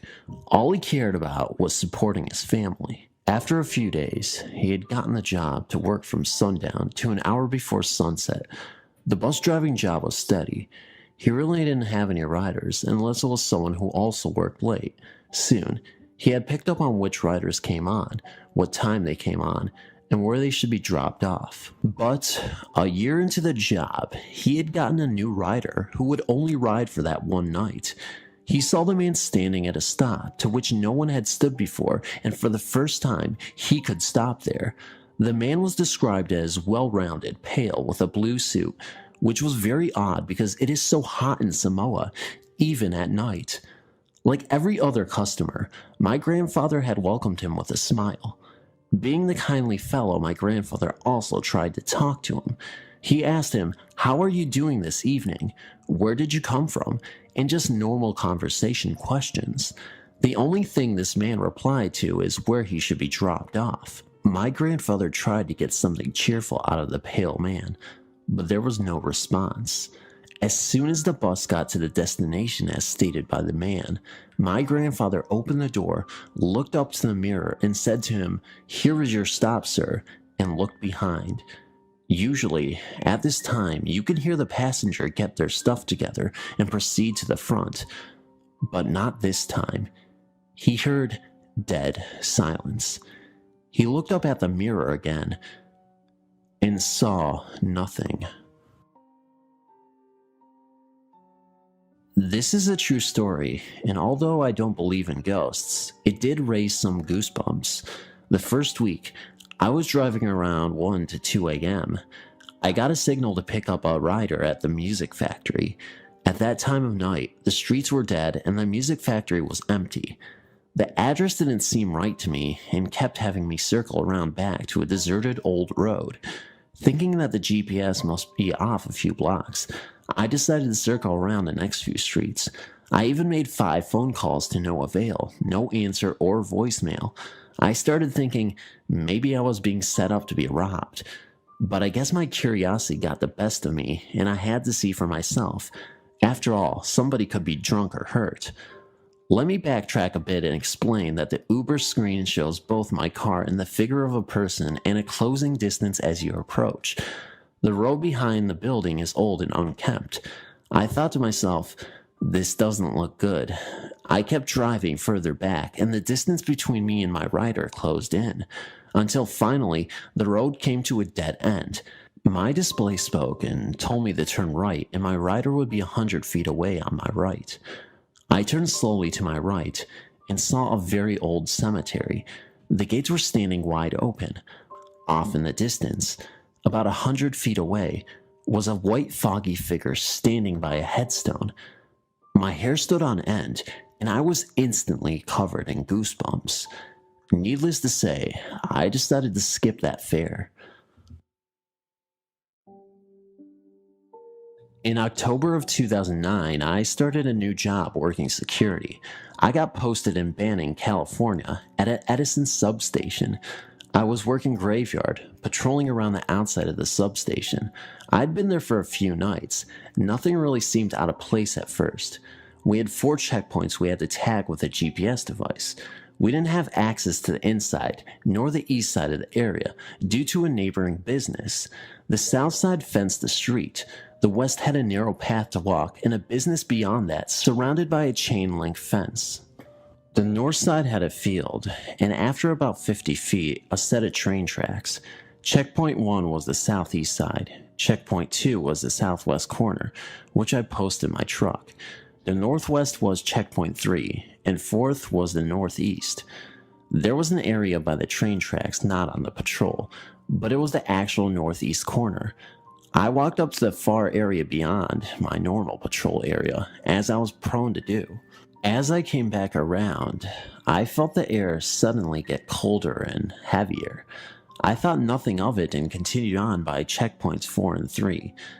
As I started down the corridor between 3 and 2, I saw a figure about 6 foot, blonde hair, thin build, and slightly glowing walk through the fence, from the inside the substation, and through the fence on the opposite side, traveling from east to west. I carried a handheld spotlight since there was so little lighting to the area, and the guy was nowhere to be seen. I ran back towards checkpoint 4 and regained my composure. I cautiously walked back to the area I had seen the figure to make sure the fence hadn't been cut. No holes, cuts, or anything else I could find. No footprints, nothing that suggested it had happened. I went back to my truck and dropped the tailgate and sparked up a cigarette. I set it down to grab something out of my lunchbox, and as I went to retrieve my smoke, it glowed like someone was dragging off of it and then fell to the ground. I thought at first maybe it was a breeze, but the night was completely still. I'm not sure if it was a ghost or maybe residual energy. I'm not sure if the substation still has security there. I was transferred off that post for a better position a week or so later. If there's no security and you decide to visit, I don't remember directions. Watch for Banning PD because they do frequent the area.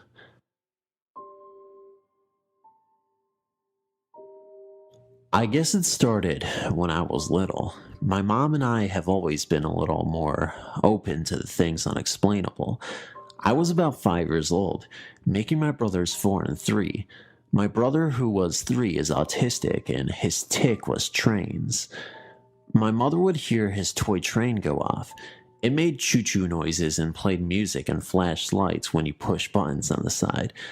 Every night for months, and she thought it was just us playing at night. She would come back to check in on us, and we would be sleeping. At the time, me and my siblings shared a room.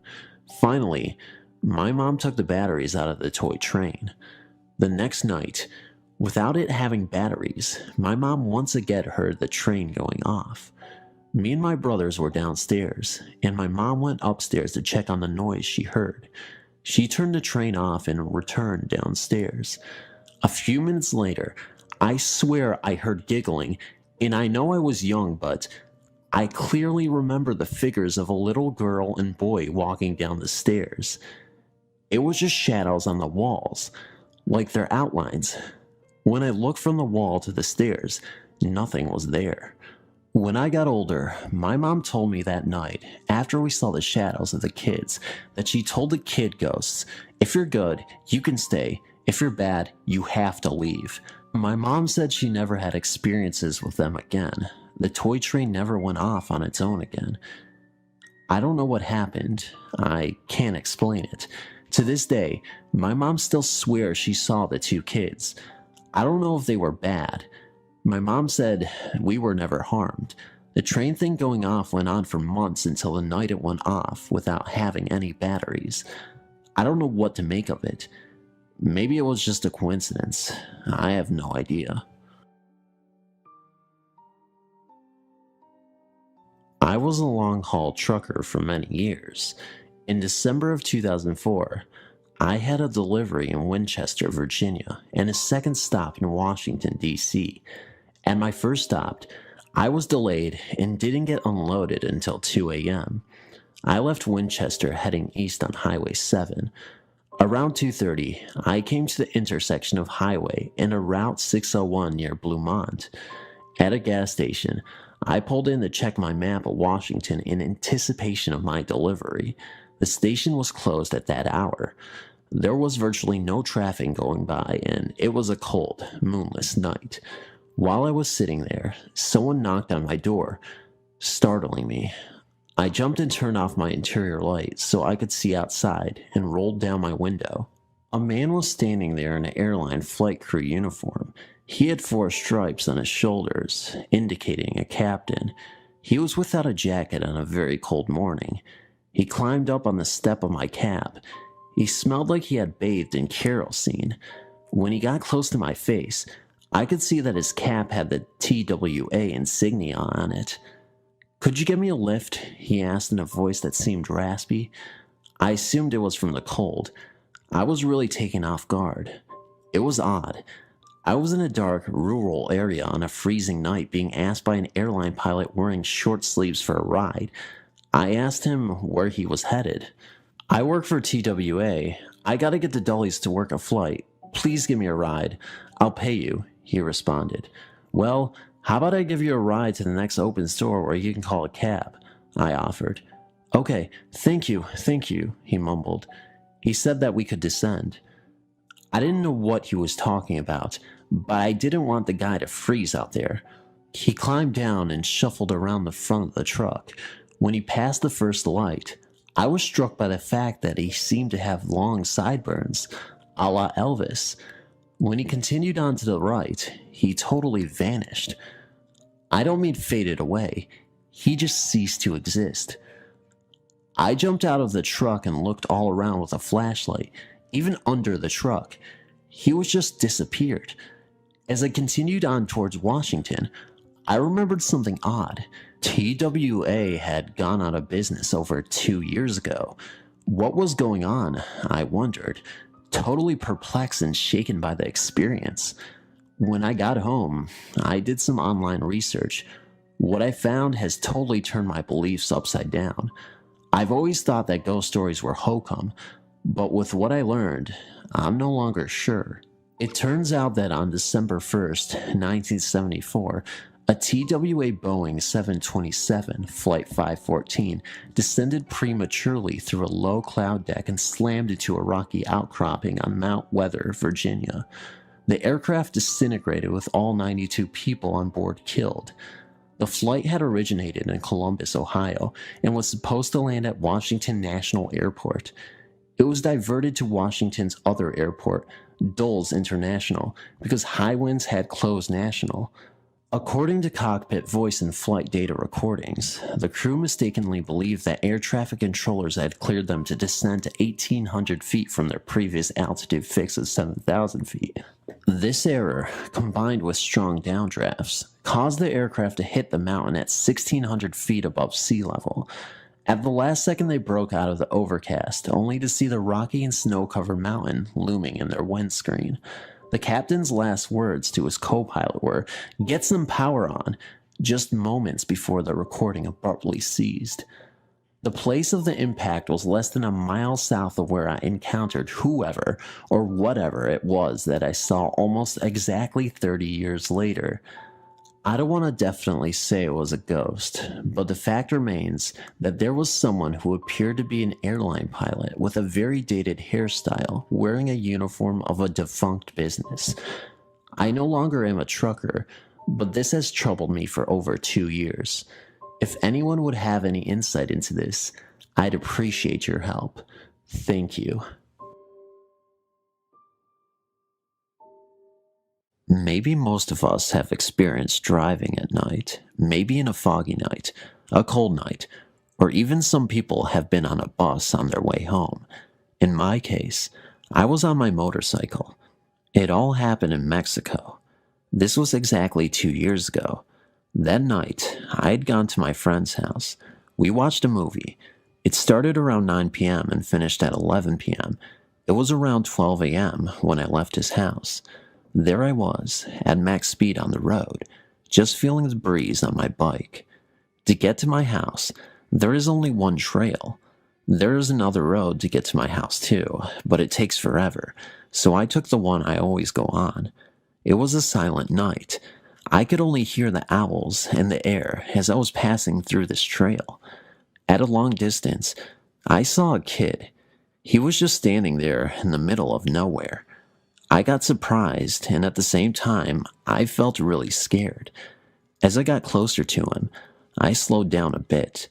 He asked for a ride, but of course I denied to give him one because it was midnight, and this was not normal. I continued the trail like nothing ever happened. Whenever I'm on my bike, I sometimes close my eyes for a bit just to feel the breeze. Somehow, it feels like I'm flying, so I close them for a couple of seconds. Once I opened them, I was not on the same trail anymore. I was on the other road I did not take. I noticed because I know my trail like the tip of my palm. I also knew I was on the other trail because sometimes I would take that trail to visit my uncle. I decided to go back and take the same trail because it was going to take forever. Once I got on the same path again, I noticed the same kid up ahead. This time I felt pretty scared and nervous. I slowed down and decided to give him a ride. He got on my motorcycle. I did not even talk to him. I just kept on going. After a few minutes, there was a curve up ahead. After passing this curve, I turned around and the boy was not on my motorcycle. I felt really scared at this moment, and I just had this weird feeling.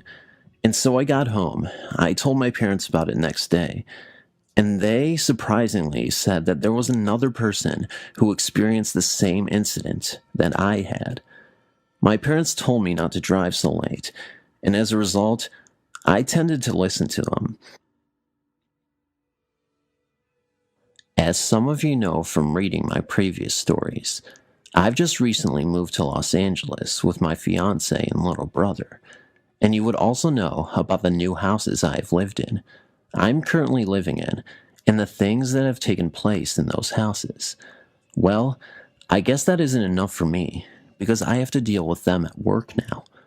I'm a mechanic at a very popular and very busy motorcycle shop. Every day, myself and 6 other guys pull through maybe 25 plus bikes in a 10-11 hour day. Now, that doesn't seem like much, but we don't just do repairs. We also do custom paint jobs and other custom jobs, so it's quite time consuming. So in other words, it's ridiculously busy and we don't have time to mess around. However, someone seems to have the time to pull pranks on us. This past Monday was busy as hell. The showroom was having a huge sale, and for some reason, the owner thought we should have a sale on a few things in the shop, which was retarded because, as I said, it was busy as hell. It was around noon, and I decided to take an hour and go to Jack in the Box. When I got back to my work area, all of the drawers on my toolbox were open, and every single one of my sockets were scattered across the floor. I yelled over at Rod and told him if he needs to borrow something, not to make such a mess. I used a little more colorful words, though, because I wasn't too impressed. He told me he wasn't even near my bench. He was doing airbrush the whole morning. Well, the pranks went on for the rest of the day. Nothing as bad as before, just missing tools, and I would turn around to find that drawers were open when I knew they were closed. Finally, it was time to close up for the night. Since I am the manager of the maintenance department, I have to stay an hour after everyone has left to do invoices and whatnot. I was at my bench pricing out a few things a customer wanted when I heard some coughing. It was coming from the long hallway at the rear of the shop that leads to the dumpsters. A special code is needed to open that door and can only be opened from the inside. Plus, it makes a very annoying creak, followed by a loud slam when it is opened. So I was a little shaken to find no one there when I went to check it out. I walked down the corridor to go see if the door was propped open at all. No, closed tight. I just turned around to head back to my bench when I heard the coughing sound again, only this time it was coming from the shop. I jogged down the hall and into the shop to see who was there. No one. This is when I just stood there and went, great, now I have to deal with them at work too. I went over to my bench where I had left my invoices, which were very important and needed to be put into my computer right away. And they were missing. I gave up. I had enough. So I grabbed my coat and left. Didn't finish sweeping. Didn't power wash the floors. Nothing. I got home and told my fiance and brother about what happened. Chris thought this was hilarious because he usually gets all of the annoying ghosts pulling pranks on him, so he got his little cheap shots in, and that was it. The next day, I got to work, and when I turned on the shop lights, I could not believe my eyes. Everyone's tools were spilled all over the floor, and a hose that I had rolled up nice and neat before I left was pulled out. Finally, I had enough, so I started yelling at the spirit. After yelling at it, I began cleaning up the tools and putting them back where they belonged. As I was cleaning, I swear I heard a very mischievous chuckle coming from the corridor. "Yeah," I said, "hilarious. I'm having the time of my life over here. So funny," basically sounding like a retard. If someone came down and saw me arguing with nobody, I'm sure that would have looked a little weird. The rest of the day wasn't that bad, until closing time came and I was alone again. I started to smell the faint smell of a cigarette. I followed the smell to, you guessed it, the corridor leading to the dumpsters, and, yep, you guessed it again, nothing. I turned back to my area to finish sweeping, and I noticed at the corner of my eye, the missing invoices from the previous day were neatly stacked on my workbench. I leaned on my broom and smiled. I guess I finally got through to the spirit, and he felt bad or something. Since that week, nothing out of the ordinary has happened, other than a power outage that happened when two other mechanics got into a yelling match. Was the spirit angry that they were arguing? I don't know. I'm just going to say it was a coincidence. Until next time, God bless. It was the middle of August, and the harsh wind blew hot and humid, kicking up a storm for the evening hours. Off to the north, the black clouds had started to brew and roll. It was about 6:30 p.m., and my date was late. He would not tell me where he planned to take me. It was a surprise. Now, being 30 minutes late, I begun to wonder what could possibly be going on, if I would be going anywhere. I walked out into the open front porch and could almost smell the rain coming. It began to grow darker. I decided if he arrived, we would just stay at my house until the storm passed. I then started to worry that he may be riding his motorcycle. Motorcycles and thunderstorms do not mix. He knew I despised motorcycles, but, well, hopefully, he would be in his truck. As the dreaded motorcycle came around the corner, the rain began to spit big fat drops. He got off the bike and indicated we needed to hurry up. I told him I was not going. It was raining. I was not getting on the bike, and I wouldn't even if it was not raining. After he became increasingly angry with me and refused to stay at my house until the storm passed, he got on the motorcycle and started off into the downpour. I looked up, and all I could see was flashing red and blue lights, such as those coming off an emergency vehicle. I watched for a few minutes, thinking there must have been an accident right in front of my house. I could hear screams of agony, sounding if they were coming from in a few feet in front of me. No one was there. I turned around to grab my iced tea I had brought on the porch with me. As I turned back, the lights were all gone. There was no evidence of an accident either. I shook my head and turned to go into the house. As I turned, I could hear the unmistakable roar of his motorcycle starting and then screeching tires. I whirled around and nothing was there. I turned back around after a few moments and decided I would sit on the porch for a while. Surely the heat had gotten to me, causing me to see and hear things. After 20 minutes later, my mom called me at the screen door telling me I had a call. I asked who it was, as my mom was familiar with all of my friends. She stated she didn't recognize the voice. I went in and answered the phone. The voice on the other end of the line clarified my name and asked how I was related to Mark, my would-be date from earlier. I told them I was not related, that we had been dating for a few weeks. I was then informed that he had my name and phone number. Mark had been in an accident on his motorcycle. The roads were wet and slick. He skidded out of control and came to a rest on a couple of those sand barrels that are used for street barriers. As the accident was being described to me by phone, I looked up and saw the flashing red and blue lights again. I heard the screech of tires. I closed my eyes tightly and said a silent prayer. As I opened my eyes, again the lights and the screeching sounds were gone. I was told to contact his parents and come to the hospital. They would not release his condition to me over the phone. I told my mom. She drove me to his parents' home, and I told them of the call. We all went to the hospital together. By the time we arrived at the hospital, Mark's left leg had been put into a cast all the way to his hip. His scrapes and cuts had been cleaned on his arms and face, and he was arguing that he did not need to have the cervical collar on. Mark ended up staying in the hospital overnight for observation, but he eventually recovered completely. We did not continue to date after that night because he stated I jinxed him. About 3 years later, he had another accident on a motorcycle, which ended up breaking his back and his pelvis, causing him to give up motorcycles for good. In 2009, I was living in Texas at the time. I was working out at the prison on day shift. It happened to be on lockdown at the time, meaning no one out of cell movement for the offenders. I was working with my partner, having a conversation with them to keep us awake, because if you didn't, you would fall asleep. It was that boring.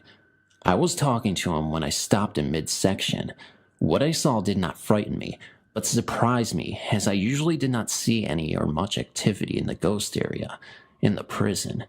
I worked there almost 2 years, and this was the first sighting out of 2 that I had at this prison.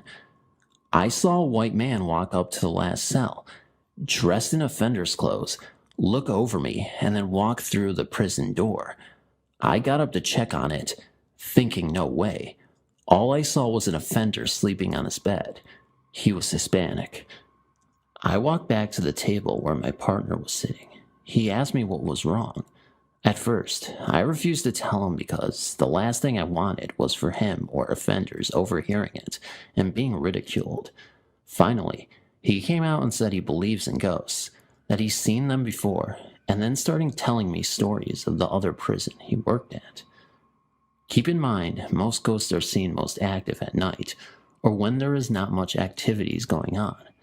I finally had the courage to tell him. Thanks for reading my story. Located in Munnsville, West Virginia, is the old West Virginia State Maximum Security Prison. Now, this prison has a long and sometimes violent history. Prisoners were murdered in their cells by other inmates during riots, and most notably, they were put to death in the electric chair, Old Sparky, who was built by an inmate from that facility. The prison is closed now, but you can still tour it, and if you are brave enough, even spend the night there. Once we had received our initial briefing about the facility, we were allowed to tour it on our own and pretty much go wherever we wanted, even places the public isn't allowed. While touring the facility, I was in a section of the prison known as the Sugar Shack, supposedly where some of the worst offenders were housed. I was the only person in this section of the prison at the time, and while I was up on the third tier, inspecting some of the old cells, when down below me, the cell door slammed shut. Now, this wouldn't have come as much of a surprise to me if it weren't for the fact that all the doors had closed at once, which is what they are supposed to do, but they are controlled by a lever from a central location, which I could see from my vantage point, and no one was there, and the lever was still in the up position. Taking that as a cue, I left that section of the prison and made my way down to the basement in the location of the hole. This was a place they say drove some inmates mad. While in the basement, I kept having the feeling of someone following me, and as I grew near to the hole, a feeling of dread and despair almost overwhelmed me. I kept my senses, though, and started to make my way deeper into the basement. I caught the glimpse of a figure, just off in the shadows, moving from right to left, that should have brought them into the light. What little there was, but they never appeared, and I didn't see them go the other way. Once again, I took this as a cue to leave. I went from there up to the medical and dental ward of the facility. No physical events took place there, just a sense of foreboding over the area. This all led me to believe that something is still behind the walls of the prison, and that they may never be able to leave.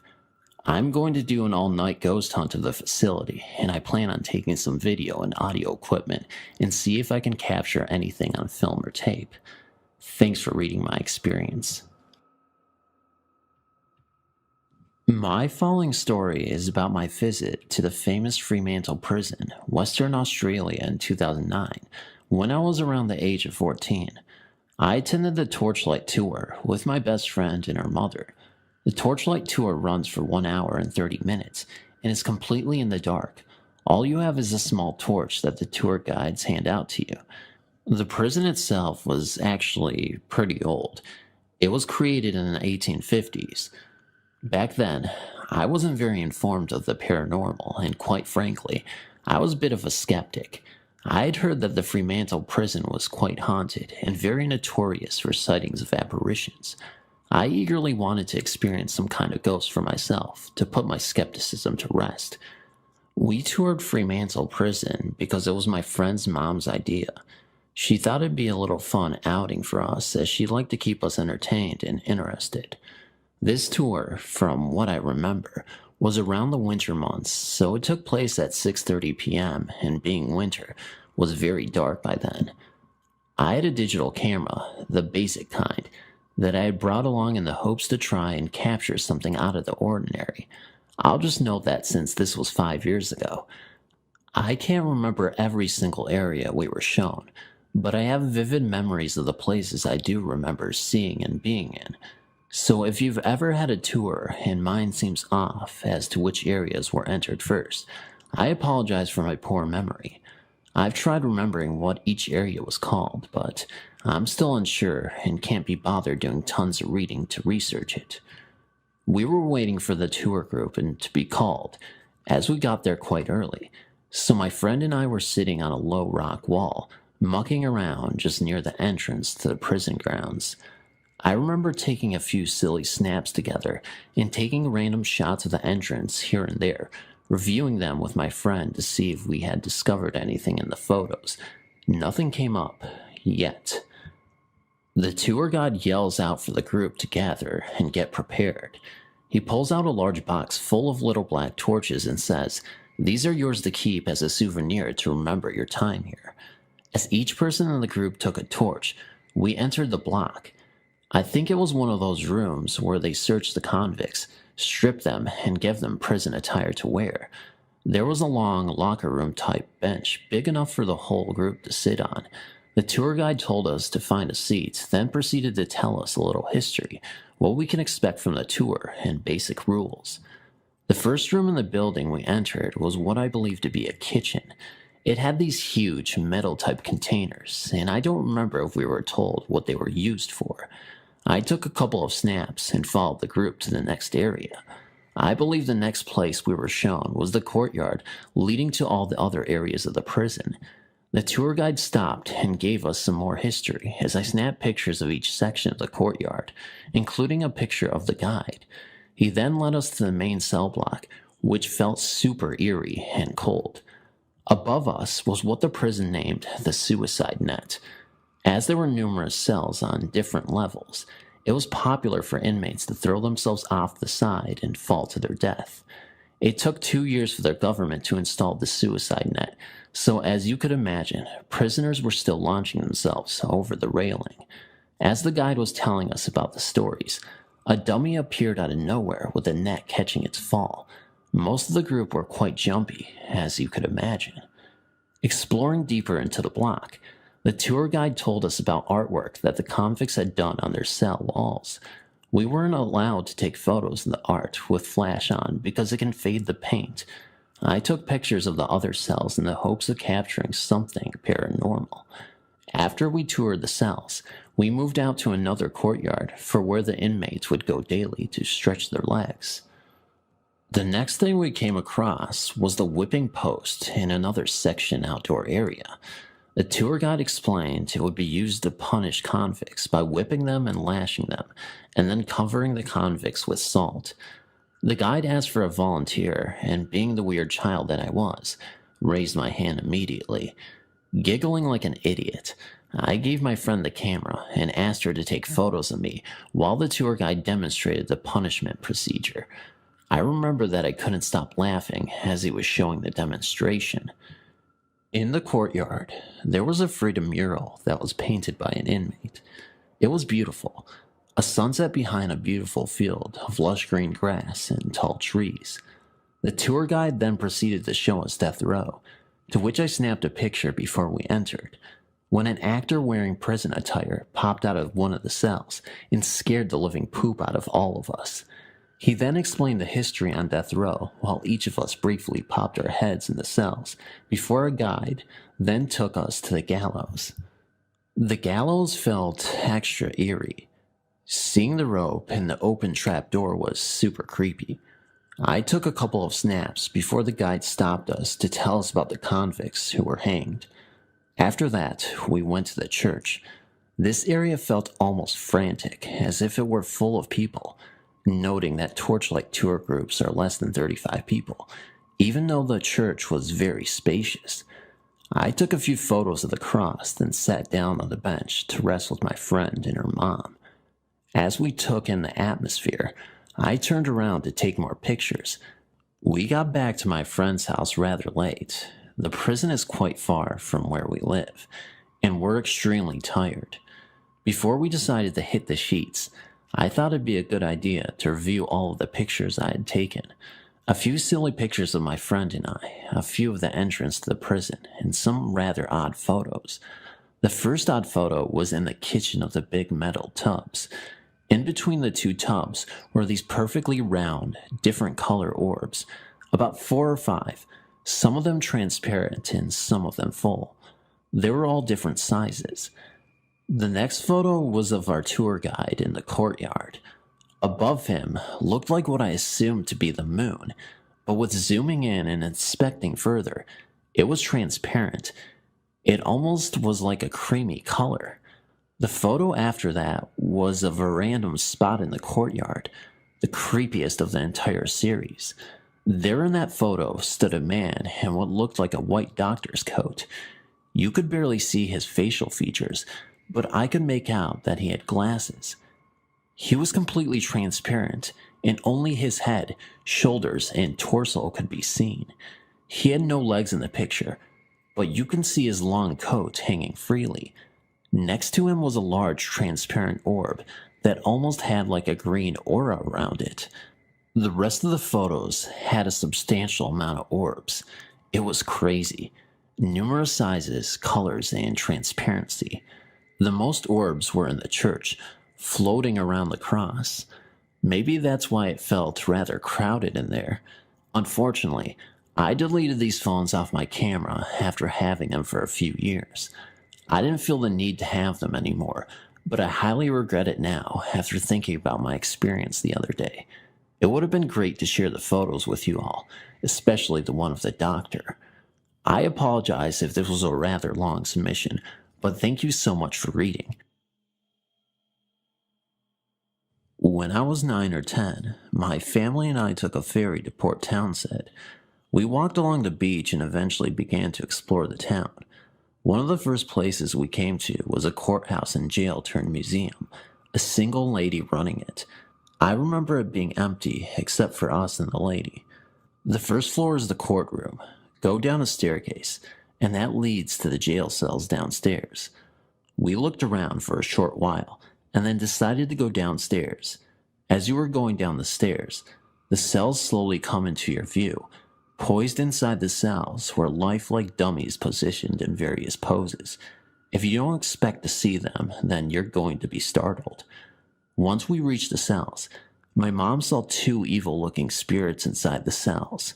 One of them was an old lady shackled to the wall, with long shaggly hair, staring at her with an evil expression, a terrible, able grin with no teeth. The second was a man. She said he was very nasty looking.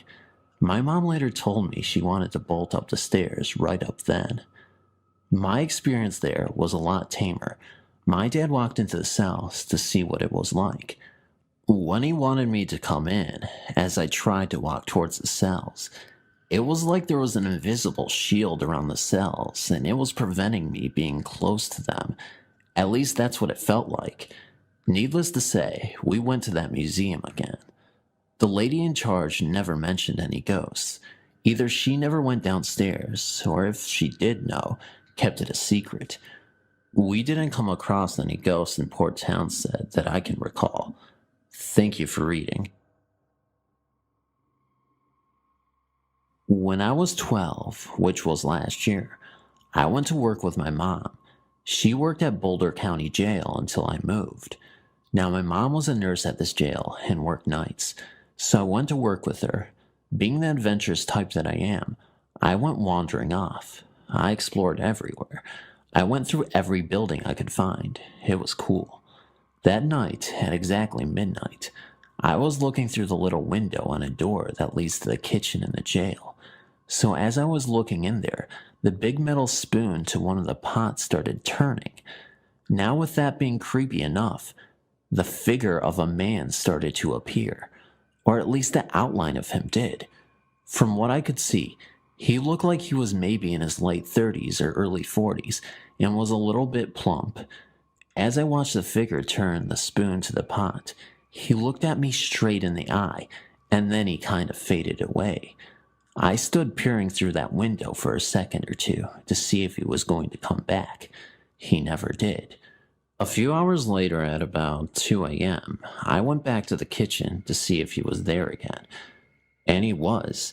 But this time, there was another figure in the kitchen with him. This one looked like he was about my age. I stood there amazed for a few minutes. Then both of the figures looked at me, smiled, did what looked like a wave goodbye, and faded. I never saw them again. A few nights after going to work with my mom, I asked her if any of the cooks that worked at the jail had died.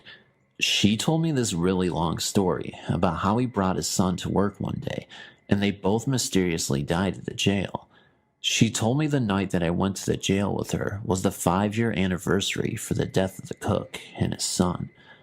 I never forgot that night, and I don't think I ever will. I am a 56-year-old Vietnam veteran and business consultant. I do not do drugs and do not understand the following story. We used to live in a 2-story, 10-year-old house in Fremont, California. We lived there until May of 2003. In December 2002, just a few days before Christmas, I woke up at about 5:30 or 6 a.m. and walked over to the bedroom window.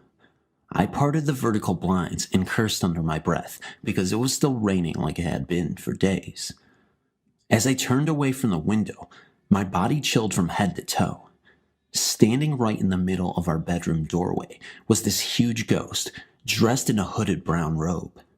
The guy was at least 7 feet tall and filled the whole doorway. Where his face should have been in the big hood was just like a swirling mass of energy, and you also couldn't see any hands or feet. But he totally filled the whole doorway. As I looked at him, he extended his arms forward, like he was offering me the short staff or rod that he was holding. It was maybe 24 inches long. Then I turned my head away for a moment, and when I looked back, he was gone. I left my wife asleep as I drove to work, still kind of in shock and debating whether to tell my wife. I decided to and called her on my cell phone. She was silent for a few months, then said, "Oh my God, that explains it. I thought I was dreaming, but I opened my eyes after you left, and this huge figure in a long brown robe and hood was leaning towards me from your side of the bed, like he was offering me this short rod or stick. Then when I sat up in bed, he was gone." Now we were both feeling kind of strange. That night, on the way home from work, my wife stopped to use a gas station restroom, something she'd never done before since she only worked 20 minutes from home. When she arrived home, she pulled into the garage and pushed the button to close the garage door behind her. As soon as she stepped into the house, she could see it had been robbed. Our son Colin, who lived with us, had come home 5 minutes earlier and had surprised 2 armed gunmen up on the 2nd floor in the dark. Colin ran out of the house with the robbers behind him. They got away, but hadn't stolen anything. If my wife had arrived home just a few minutes earlier, as she usually did, she would have locked herself in the house with 2 armed robbers. I do not understand what has happened. Who was the brown robe figure? Was he there that morning to warn us about what was going to happen that night? I don't know, but it's kind of creepy. He never appeared again. But that night, Colin reminded us that several weeks earlier, he had been alone with his girlfriend in the living room, sitting on the sofa. Something caused him to get the chills. As he looked up, he saw this robed figure looking down at them from the railing in the loft above them. They quickly left the house. When Colin originally told me his story, I had told him that he had a very active imagination. Then a couple weeks later, the robed figure appeared to me, and then my wife. That night, as I was cutting sections of round, rod-like wood dowels to put in the window sashes, I got the chills again. Was the guy trying to hand me a staff or rod to try and tell me to put it in the windows? If anyone has info on ghosts in hooded brown robes with a rod or staff, I'd sure like to hear it. An Asian lady friend told me about a house of hers who knew of this kind of thing and called him a guardian angel that somebody has to give you or will to you.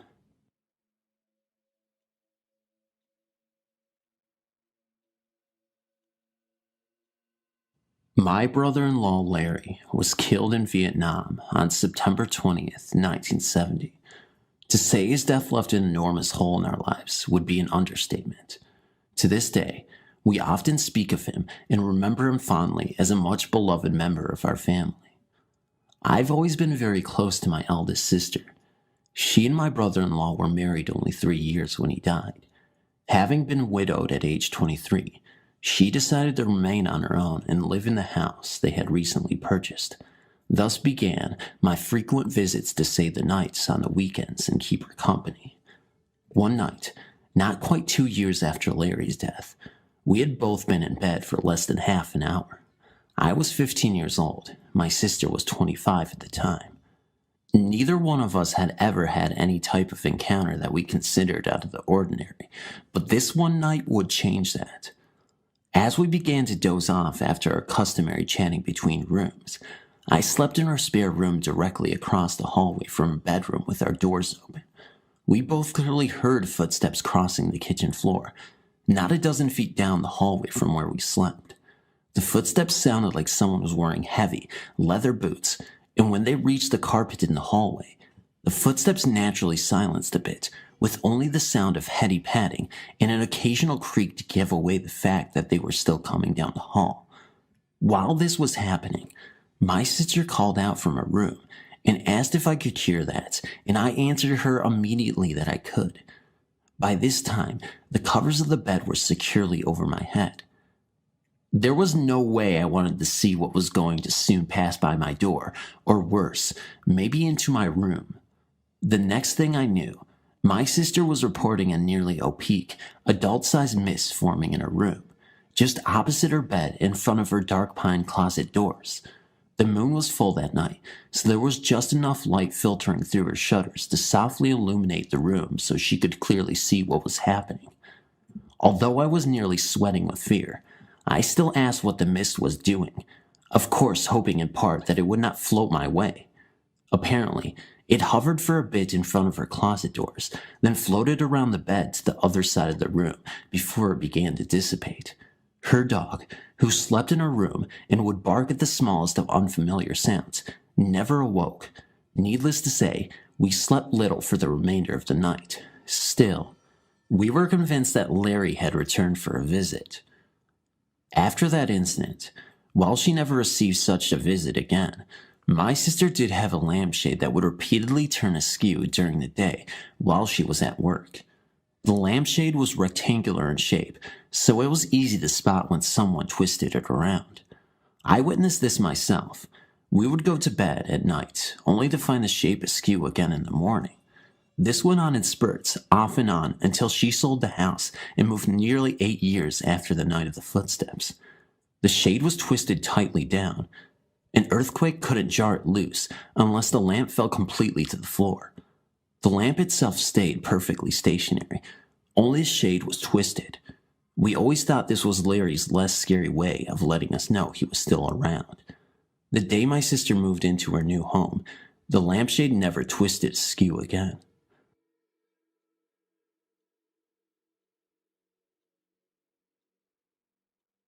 A few days ago, I was sitting on my bed in a small room that has a side window. I turned on my computer and started listening to music. Everything was okay until suddenly, I saw a human shadow through the window. It was just a shadow, yet I could make out the head and the body. There were no hands or legs. It disappeared after 5 seconds, and I was shocked. I turned on the light and ran down to find out who it might be. And you know what? My yard was empty. I looked around for a few minutes, then I came back home. I still didn't know who or what it was. But that wasn't all. That night, I went to bed around 11 p.m. I had just fallen asleep when I suddenly woke up and felt frozen. I couldn't move. Something was pushing my body and I was hurting. After a few minutes of being frozen, I then felt like I was about to blow up. I got out of my bed and I was breathing hard. I had no idea what was happening. Then, I heard some strange sounds from my kitchen. It sounded like chewing sounds. I ran down my kitchen, turned on the light, and there was nothing down there. Around midnight, I was freaking out, so I called my friend to come to my house. When he drove up, I saw a girl in a white dress and with long hair standing next to the gatehouse. I felt scared, and I screamed to my friend, "Hey, watch your back." Just then, the figure disappeared. My friend saw it as well, and he was more frightened than I was. He said the shadow had been right next to him. The figure looked like a 20-year-old girl with a white face, but also Vietnamese. It was extremely unusual. We sat next to the bed until morning. The next day, I invited another friend to come over and take some pictures, but nothing happened that day or the day after. I think the ghost just visited the house to make us look horrible and to scare us a little bit. Isn't that what ghosts do? Thanks for reading.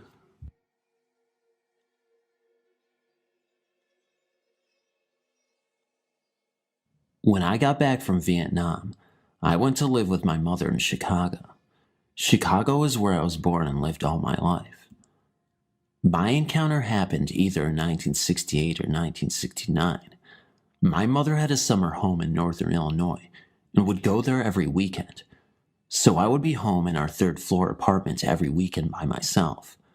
I would usually fall asleep on our front room couch watching TV. One night, I woke up somewhere in the middle of the night and went to the kitchen for a glass of water.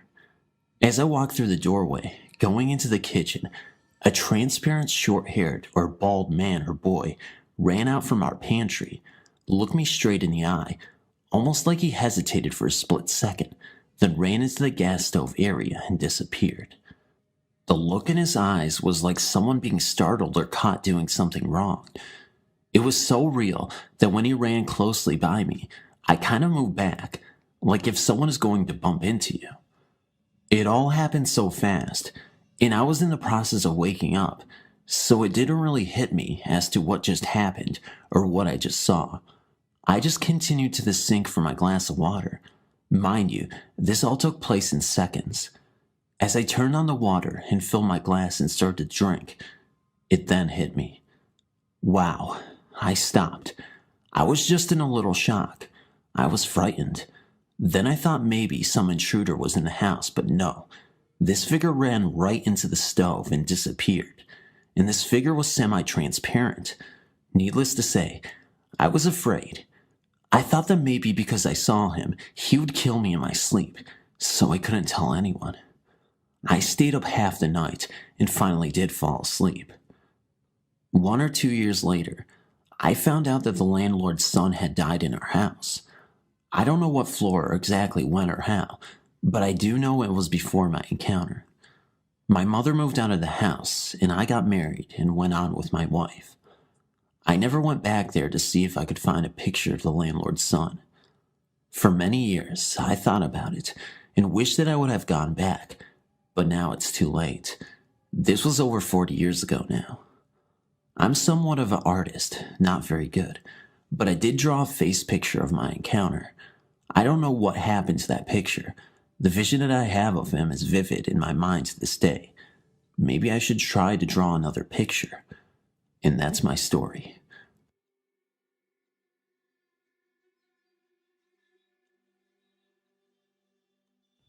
In my senior year of high school, the Vietnam conflict was still going on, and I had a pen pal who was over there. At lunchtime, I would leave the school and go over to a small church located a block from the school and sit in there and pray that my pen pal was okay. One day, I was leaving the church to go back to school, and I noticed a very old 1950s car across the street. There was a man standing outside of the car, and a very young boy playing with the wheel. The boy looked to be about 5 to 6 years old. As I was walking out, the man beckoned to me across from the street. When I got there, the man said that the man looked too old to have a son that age, wants to know why I went into that church. I smiled and said, to pray for the end of the Vietnam conflict. The man told me some things that were personal, then stated that the conflict would end soon, but another will start.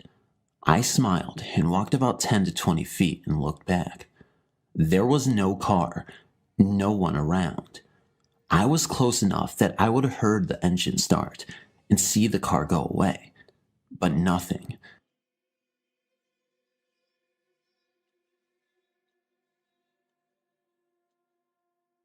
Way back in the 70s, when our neighborhood wasn't very occupied and only a few houses were around, my aunt, one of my sisters and my mom, was left alone in our spooky, dark, and silent house. She was left playing in one of our living rooms where a lot of spiritual activity happens.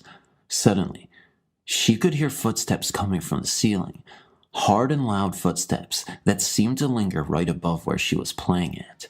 Chills crept up her spine, and she began to move away, but the footsteps and banging just kept following her wherever she went. Even when she was running and screaming, the steps ran and followed her until she finally ran outside to daylight. This story has been validated by my other aunts and uncles, but let me share my own experience. Since my grandfather is a World War II veteran, he's seen and experienced a lot more than most other people. The whole family believes the spirit protected him through the war, since one of his experiences was running back and forth along the front line in an intense gunfight between Filipino and Japanese troops. He was commanding his troops back then. In any case, fast forward to the year 2004. My whole family was relaxing in our rest house about 40 miles north of this city. The land the house is standing on is cursed. All those who have owned have gone bankrupt. I believe this is true since my grandfather is losing a lot of money to an evil and possibly possessed eldest daughter. My experience happened while falling asleep in his room. Strangely enough, I felt an intense presence within the room, but I didn't feel scared or creeped out, which is something I am prone to feel. The presence just felt safe, but it sure was there, as I could feel it enveloping me. I was half asleep then, and simply fell back into my deep slumber a minute later. I later narrated my experience to my grandfather, and he simply smiled and said, "Yes, it's true."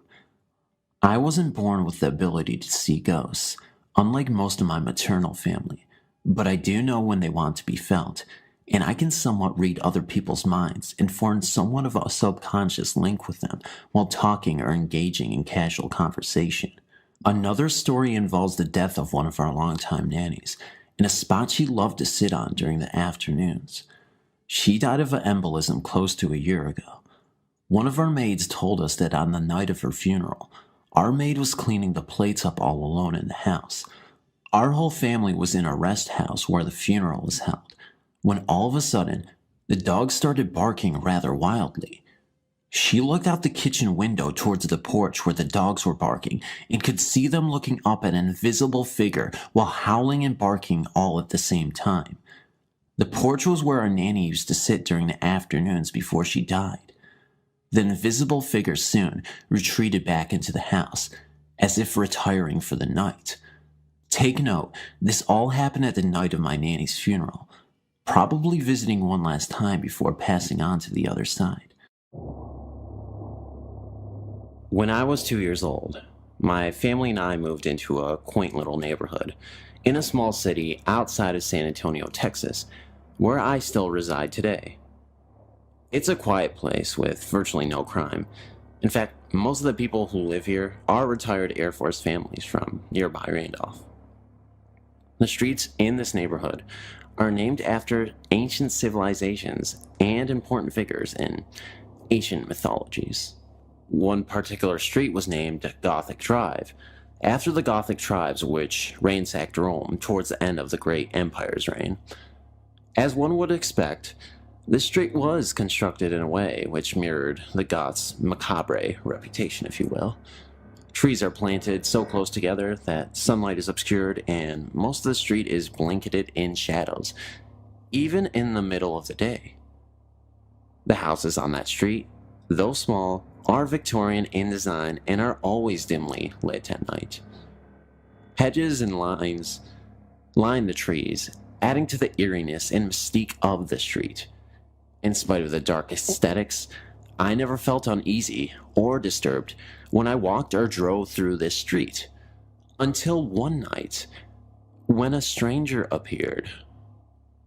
The year was 2007.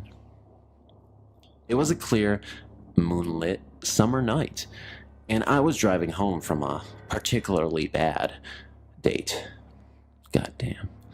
The radio was tuned to my favorite station, and my thoughts were geared heavily toward what had happened earlier that evening, of course. As I turned on to Gothic Drive, the beams of my headlights struck something unusual on the other end of the street. Once I got close enough, I was able to make out the figure of a slender woman who was dressed in a black outfit of some sort. Soon I was able to see the figure almost as clearly as I can see the laptop in front of me now. It was a nun. The sight of a nun in my neighborhood was unusual, but not so unusual that I paid much attention to it. I remember shrugging my shoulders and saying to myself, "That's weird," and continuing on with my commute. Then something strange happened. When I looked back to catch another glimpse of her, I saw nothing. She had disappeared. I am a practical and skeptical person, so I initially wrote this incident off as product of the situation that I was in that night. I figured that my heightened emotional state from the bad date had caused my mind to play tricks on me. Why my subconscious chose a nun as a manifestation of my frustration, I could not seem to figure out. Until I realized a few weeks later, during a brisk midnight stroll, that my explanation was dead wrong. It was later in the summer, and I had decided to go out for a late night walk to alleviate some boredom and bum off some energy accumulated in the form of energy drinks. Yeah, I know. It was stupid to drink those kind of drinks so late at night. Give me a break. These late night strolls were part of my nightly routine, thanks to the fact that my neighborhood is relatively safe, and I am usually not the only one out. The neighborhood was quiet that night. Everyone seemed to be in bed, with the exception of one jogger and a few stray cats. And a raccoon. I hate those things. Anyways, I deviated from my usual routine slightly and decided to walk through Gothic Drive. Something I rarely did because it leads to the main road in my neighborhood, and I typically did not like to venture out that far. Tonight was different. I seem to have been emotionally drawn in that direction. The houses on that street were unlit, and the street lamp was off. I slowly made my way toward the end of the street.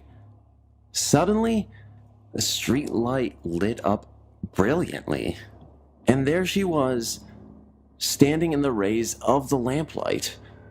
I was not afraid, not even close to being afraid. It was apparent that she wasn't an ordinary woman, or even from this dimension.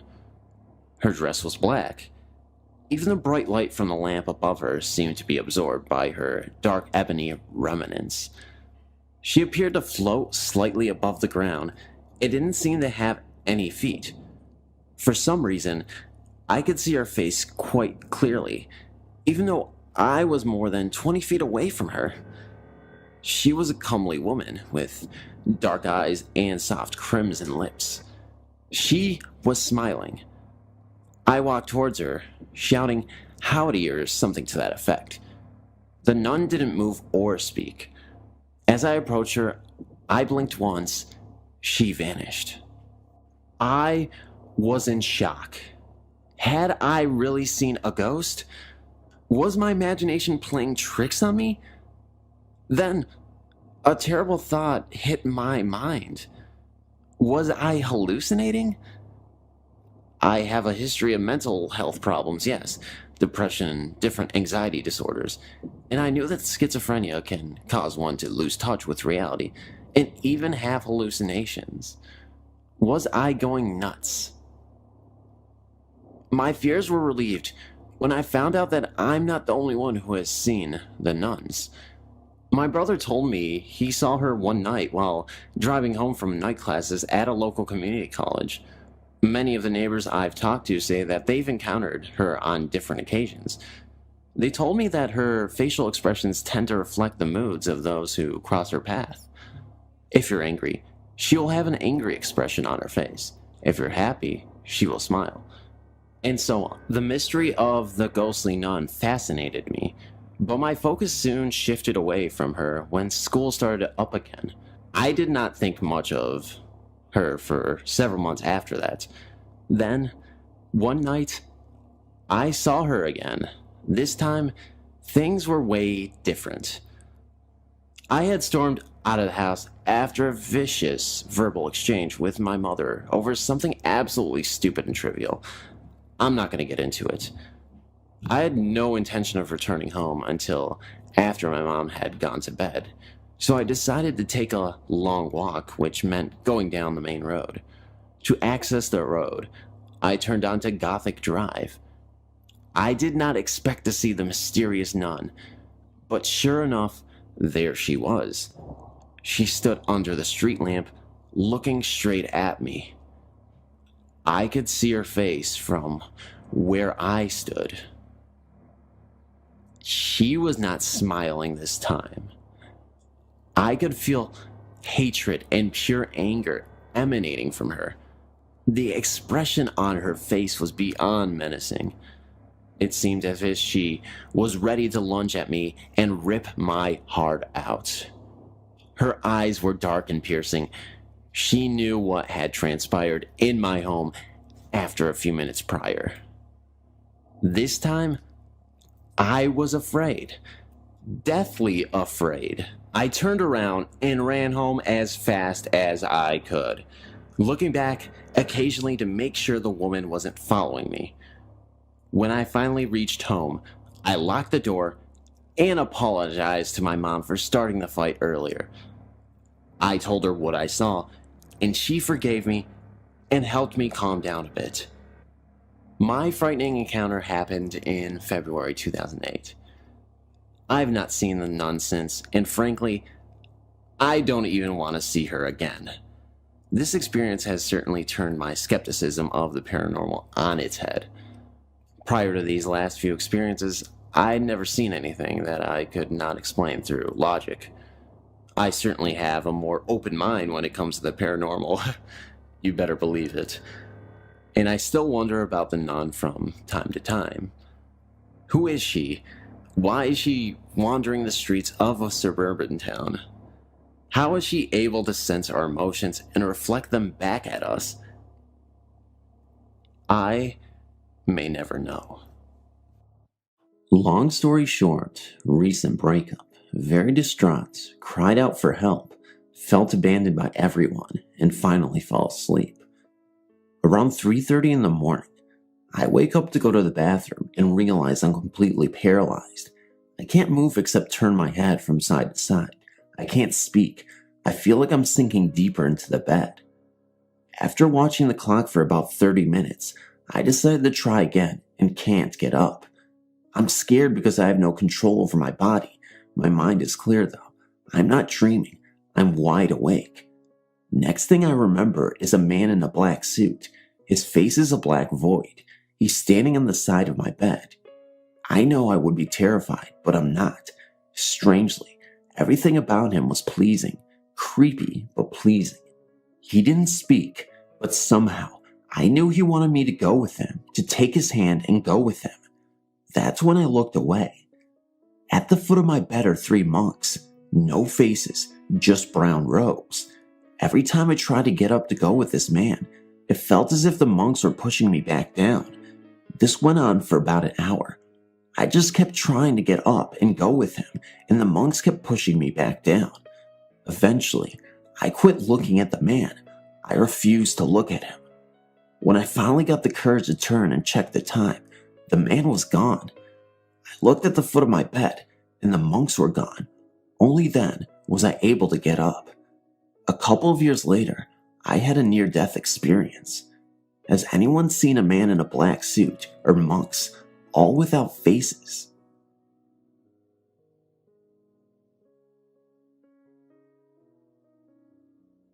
Back in May, I moved into an upstairs apartment. At first I experienced nothing out of the ordinary. Then I met my downstairs neighbors, and that was when things started to get very strange. The first thing that I noticed was being so tired after I got home from work that I literally would come home and fall into a deep sleep. The first time that happened, I had someone stole money from me. At the same time my neighbor's electric was about to be off. The amount of the bill was $120, which is the exact same amount that was stolen from me. Next, things went from very strange to downright creepy, as in like a haunting. Not things moving around as much as pictures being drawn on my floors and walls. This individual had me believing that he was Satan and that he was my guardian angel from the beginning of time. I found that very hard to believe. I began communicating with what appeared to be a spirit. I asked him questions, and he would grab my head and shake it yes or nod it very lightly. I moved out last month, but my neighbors are still with me. Now, I live with my friend, more than 20 minutes away. There's a symbol of Satan on their flat screen TV. I can grab this entity with my hands and stab it to the wood floor. Sounds incredible, huh? I can see him in the air, where he is floating around. And the house is warm, and it's also distorted, like when you look at a barbecue grill. My question is, how do I make him go away? Is there a way to block his energy from me? Any advice would be welcome. I googled projecting yourself from your body. That is how I found out about astral projection.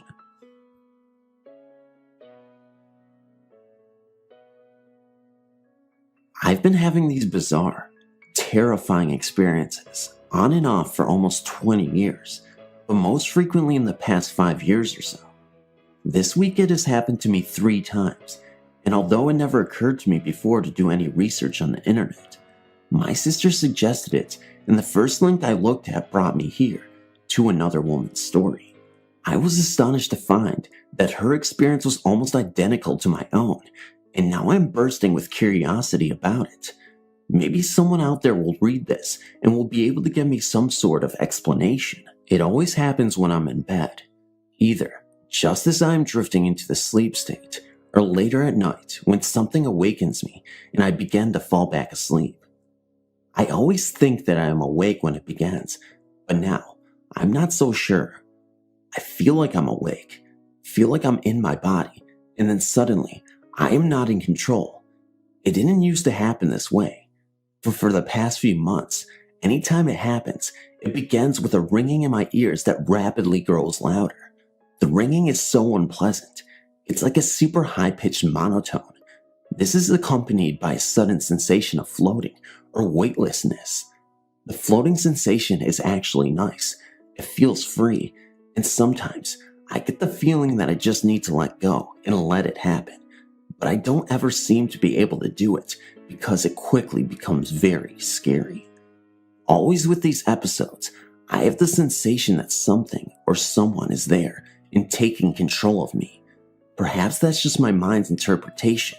I don't really believe in malevolent entities, but it's a powerful sensation. The floating feeling feels like something is taking me away. I don't know how else to explain it.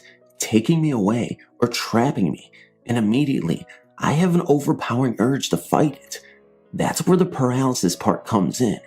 I get terrified at this point because I feel myself as floating, and sometimes I actually do move around. I'll be carried off of my bed or through a wall into another room, and the whole time I'm struggling against it. I feel like I'm under 100 feet of water, or like I have chains around me. I try to move my arms and legs, and I can't, or if I manage to do so, it's with an incredible lethargy, and it's so slow, so feeble, that it's useless.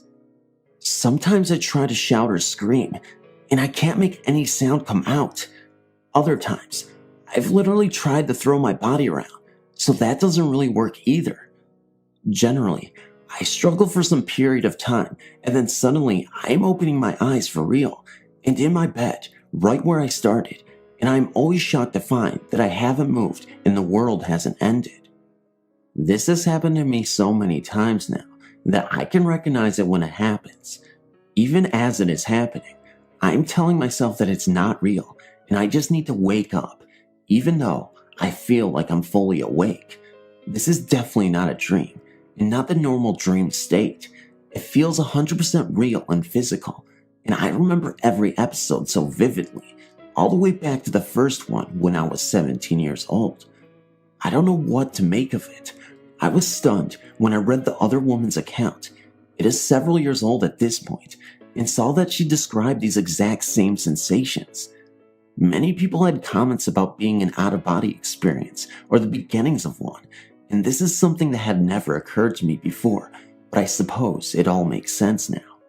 My questions are, why does something that I would think would be a fascinating experience feel so negative and terrifying? As I've said, some part of me always does have this urge to let go and not struggle, and tells me that everything really is okay, and I should just go with it. But every time I try, I just feel like there is something, or this someone, a very negative something, trying to do something to me, and I always end up fighting against it. I know I'm probably opening a big can of worms by putting this out here and asking for opinions, but my curiosity now, after reading some other people's experiences, is too strong to resist. Can anyone give me any idea what's going on? And if this really is me attempting to have an OBE, why does it feel so terrible? And how can I let go and have a positive experience? Thank you so much for reading. About a week and a half ago, I was sleeping next to my boyfriend, and about 4:30 a.m., I woke up to use the bathroom and play a little bit of my RPG game on my iPhone. When I was done, I turned off the lights and slept on my stomach. I held my boyfriend with my left arm. I couldn't sleep. My eyes opened in the dark, even though they were shut. At this point, I leaned up, still on my tummy, and looked at the clock. 5:08 a.m. I looked at my boyfriend, and then he was gone. At this point, I knew exactly what was happening. I was astral projecting. I knew I astraled at this point, but I didn't want to deal with this. I've always astraled by accident, so I slept back down on my stomach. At this point, I felt continuous tugging, and I turned to my right. We slept on the floor, and I'm on the wall side. A sparkly, glittery, blue human with arms, heads, legs was pulling me. It was even on its knees on my legs. I was scared. I said, "Oh my God, please, you're ruining my sleep. Stop." My eyes shift from reality to spirit realm. Finally, I got back. I told my boyfriend. It was like 5:30 a.m. Anyways, I googled someone in the psychic experience site and said, imagine a human glass vase filled with glitter and blue static people. So, I was like shocked. I'm not alone. It was baby blue, white, little pink, lavender, sparkly as hell. Thing is, no one died around me, so I didn't even know what it was or what it wanted. I joined this site to see if any more people can give me answers of what these spirits are. Thank you. For as long as I can recall, music has been a big aspect in my life as far as my emotional state. It has this way of invoking emotion in a way quite like nothing else can compare to. One thing I always wanted to learn was the piano, which up until recently, I haven't been able to play as well as I wanted to. I guess it was this aspect of how much you want something versus how much you imagine it that led me to the current situation.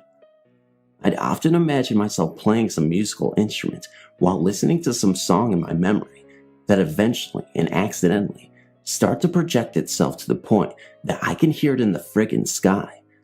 As much as I try to focus on somehow keeping it in my own mind, it just so happens to manifest outward into the real world. Now, I apologize if anyone has heard music in this sense, as it may be my fault and I'm still working on containing said abilities. It's to the point now where anything I imagine sometimes projects outward, which I'm not sure if it's normal or not. One of my favorite things to imagine or project are thought experiments involving my favorite topic, astrophysics. I can picture exactly how the universe works and have written a formula on how time itself theoretically works, which solves Einstein's theory of relativity. It's an ongoing thing which I've developed over time, with the first part of it, as I recall, happening in the 6th grade. I was explaining to my teacher that you could go from point A to point B, being any distance apart, and that the only thing that was a factor was velocity. He said that there was a problem. You'd break every bone in your body under acceleration, and said he'd love to read a book about it someday. Time volume theory, basically time itself, is a whole separate thing when spoken in relation to the universe. Time, from my perspective, is more of a volume than a numerical scale which moves one way. Einstein's theory needed space-time to be infinite, but due to the tools he had available, was unable to prove it definitively. Mine proposed that time is not infinite, as it has to have a start and an end. Otherwise, there's no way to tell how much time has elapsed.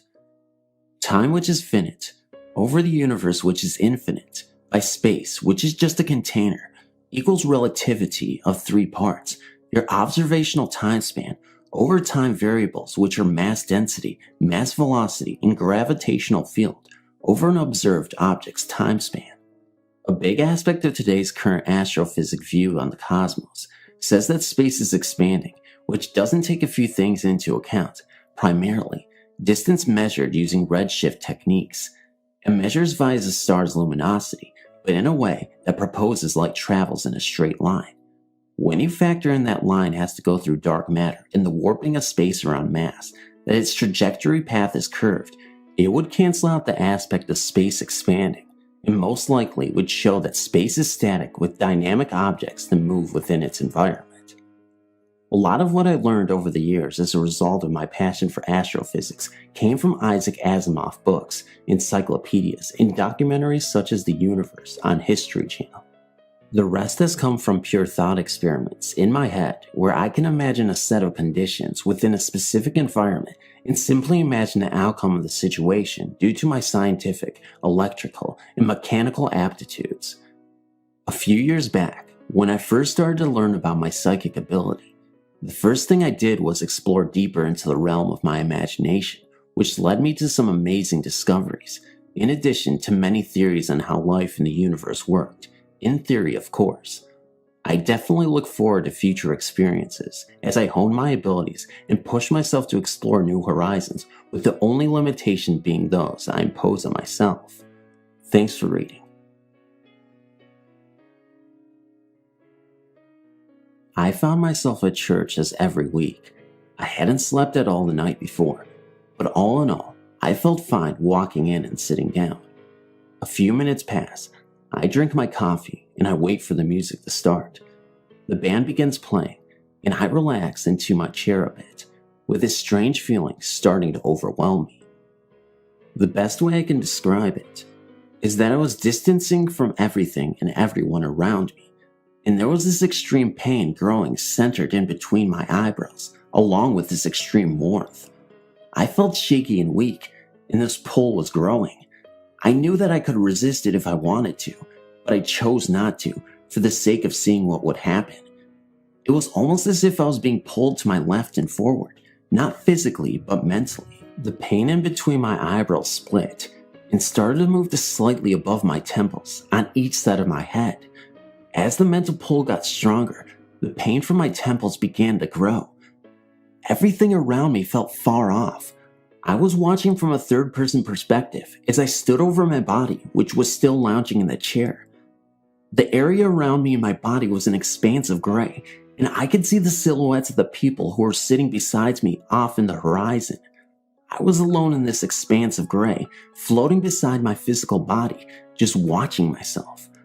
I watched and felt horns start to tear out of my physical body's skin. The pain was intense and overwhelming throughout this entire process. The horns continued to slowly grow. As I watched solemnly, an orb appeared about 6 feet in front of my physical body.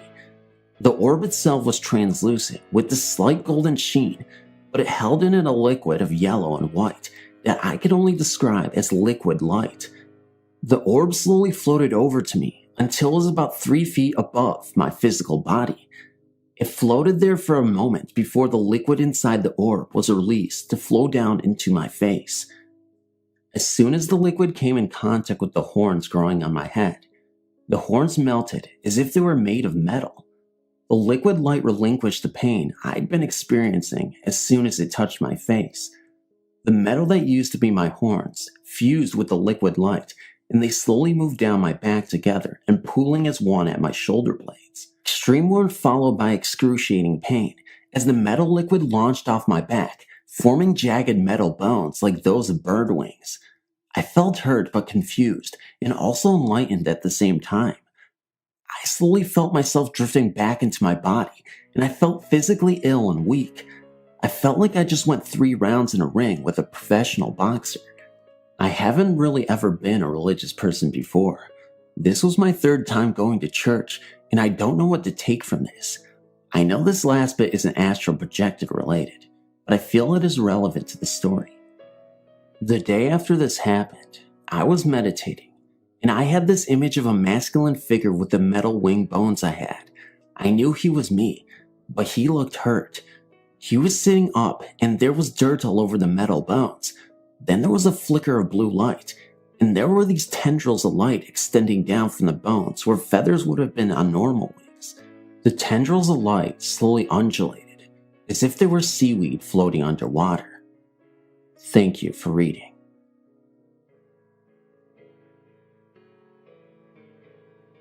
Last night I had a very vivid, multi-sensory lucid dream. After a few minutes the visitor left. They dematerialized or whooshed away off my right-hand side. With it came a sound I've heard before.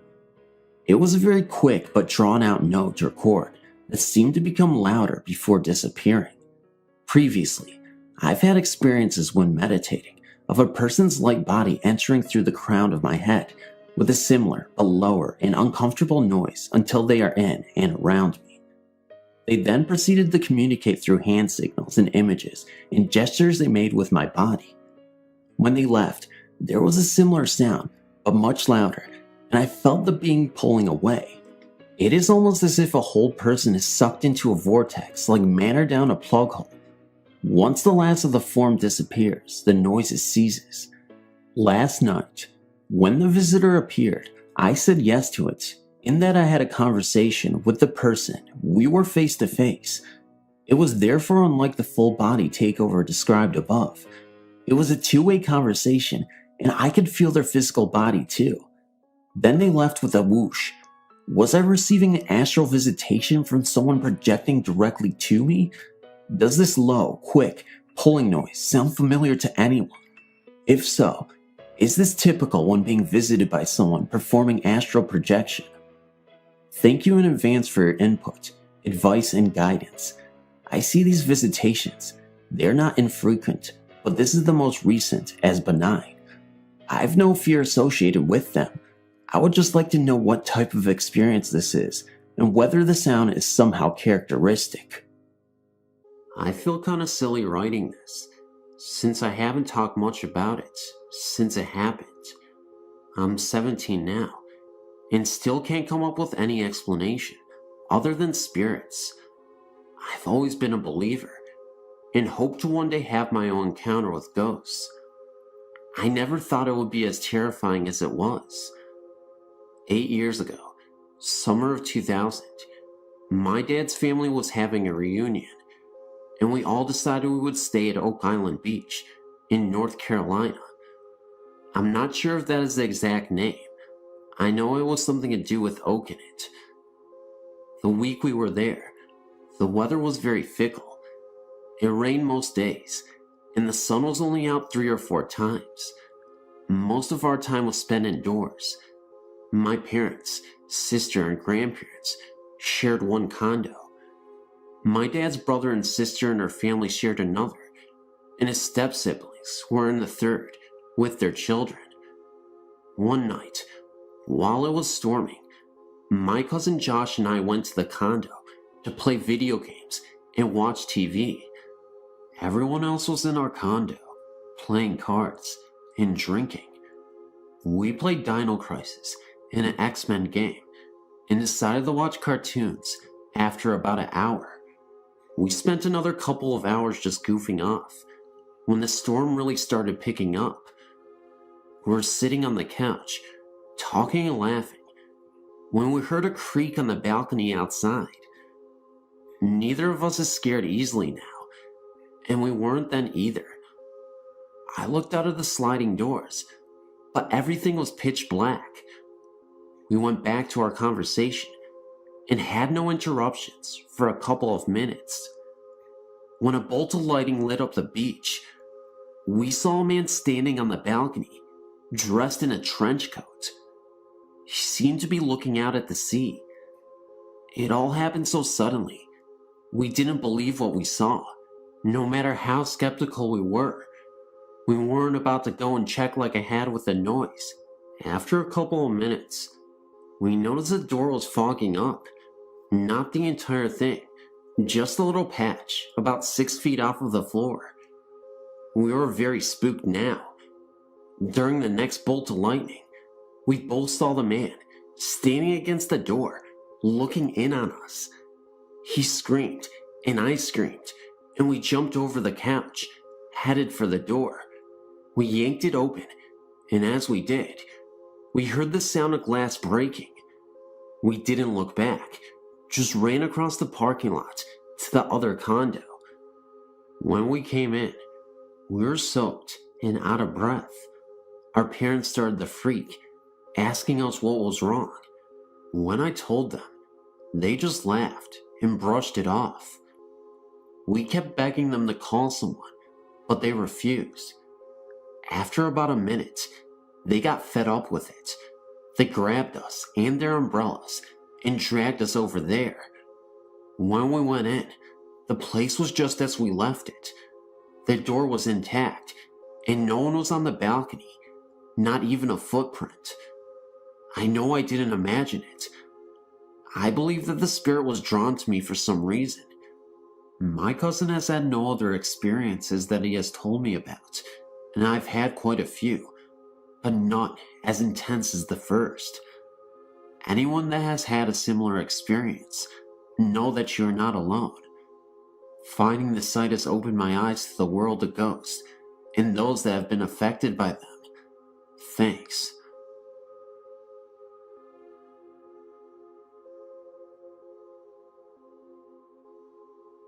My Aunt Terry, from my father's side, lived in Oklahoma. When I was about 16, she came here to Memphis, and she told me about a house that she lived in. She said that when her husbands and kids moved in, there was a barn out back, and she said when she walked in there was an upside-down pentacle on the barn floor. After she saw that, she never went back out there. One night, when everyone went to bed, my Aunt Terry heard the dogs barking in the kitchen.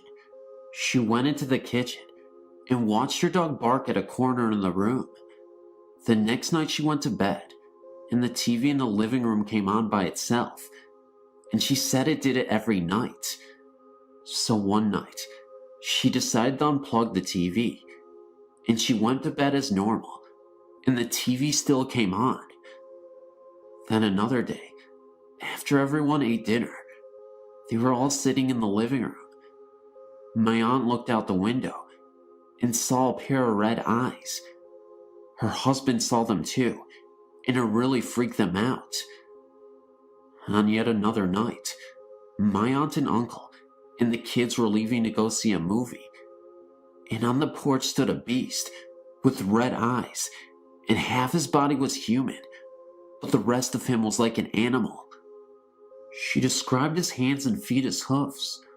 Well, after they got home that night, my aunt and uncle made the kids sleep with them, and Catherine started to get really sick. When my aunt and uncle tried to take her to the hospital, the car wouldn't start, so they had to push the car all the way down the street, and it started right up. The doctors couldn't find out what was wrong with Catherine. My aunt and uncle decided to move, and every morning the car wouldn't start when my aunt had to go to work, until my uncle pushed it down the street. After my aunt and uncle found a new place to live, when they got everything they owned out of the house, Catherine got better immediately, and the car never gave them a problem, and the TV never came on by itself again. Some strange occurrences, but I swear they're true. Thanks for reading.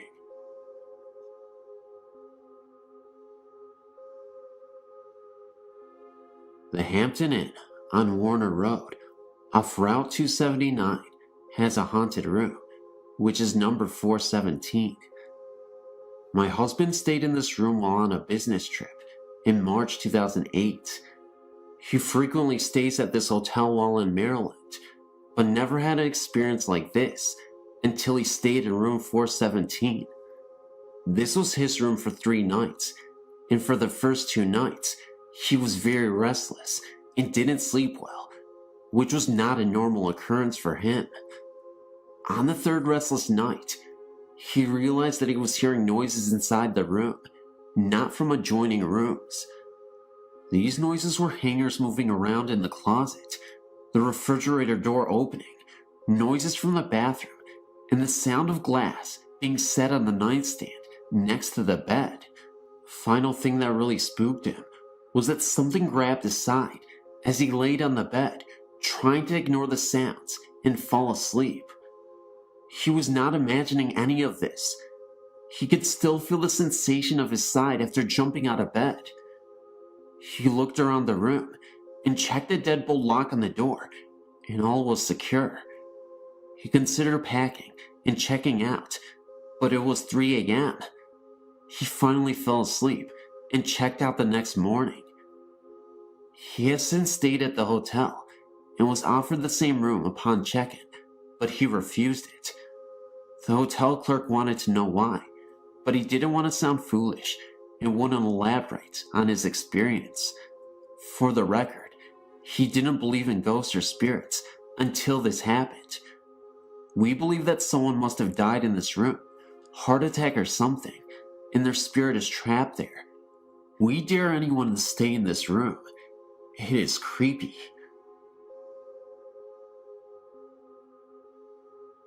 Last year, I was living in an apartment on the far northwest side of town in Chicago, Illinois, and had one experience in an apartment that for the most part was pretty quiet, but for this experience, I lived in a frighteningly active apartment on the northeast side before this occurrence, so this didn't really totally freak me out. But I was sitting in my living room on the couch reading. The sun was reflecting through the blinds, which I halfway closed, and the TV, which was directly in front of me and perhaps 8 to 10 feet away, was off. I sat reading for quite some time, and at one point looked up and into my reflection on the TV screen. Sitting a few inches from me was a woman with a pageboy hairdo, perhaps in her early 40s, with glasses on.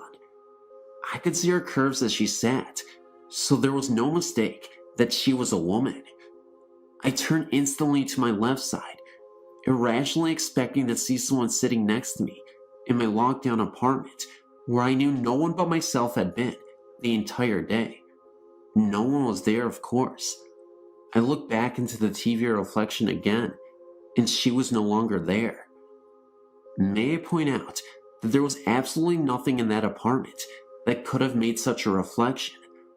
I was on the second story, so there was nothing inside that could have reflected that way. No nearby trees, etc. It was a bona fide experience. There was this one terrifying experience, though, that has haunted me ever since while being in that apartment. I was sitting in the bathroom, doing my business, as usual. I left the door open because I felt very uncomfortable with the door closed. I don't know why, it just gave me that feeling. I saw that same lady, early 40s style, with the pageboy hairdo, right outside the door. It was like she was fixated on me, and she appeared momentarily, just staring at me. Although the bathroom light was obviously on, the hallway outside the door was pretty dim, so you could just barely make out the outline of her face and her body. There were some slight changes with her this time. The only difference being this time was that she looked like she was in some kind of nun outfit. It was really creepy. This was the moment where I was terrified. I didn't know what to think. She kind of looked like Mother Teresa in a way. It also looked like she was trying to open her mouth, but somehow couldn't. Like she was unable to speak or something. Maybe she was in danger. Just like that, she disappeared. And later on in that day, I also saw an orb float around. It was pretty eerie. For the record, this was a highly Polish neighborhood, and had been for years, so I have a feeling it was some old Polish lady that couldn't leave her building. I lived there for a year, and am now gone. I also have a theory that because she is Polish, that she was wearing the nun attire due to her religion. You see, Polish people are Roman Catholics usually, so it all made sense to me at the time when I thought about it. Thanks for reading.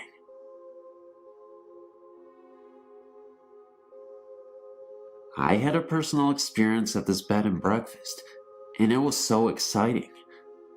A friend of mine and I were staying in this B&B, the Henderson House, while we visited her daughter at a nearby Baptist university where she is a cheerleader. We stayed in the downstairs guest bedroom by the dining room. When we arrived, they were setting up for a big sit-down dinner and reception with round tables covered in white tablecloths. It was a big affair that went on for a while we were at a football game. When we arrived back at the B&B later that night, it was late, and the staff was cleaning up and putting up the tables. They apologized for making so much noise and said that they'd be finishing up for the next hour or so, washing the tablecloths and putting them away. We were exhausted, so we each took a shower, and my friend crawled into this beautiful mahogany bed, and I pulled out the sleeper sofa and settled in and watched TV for a little while.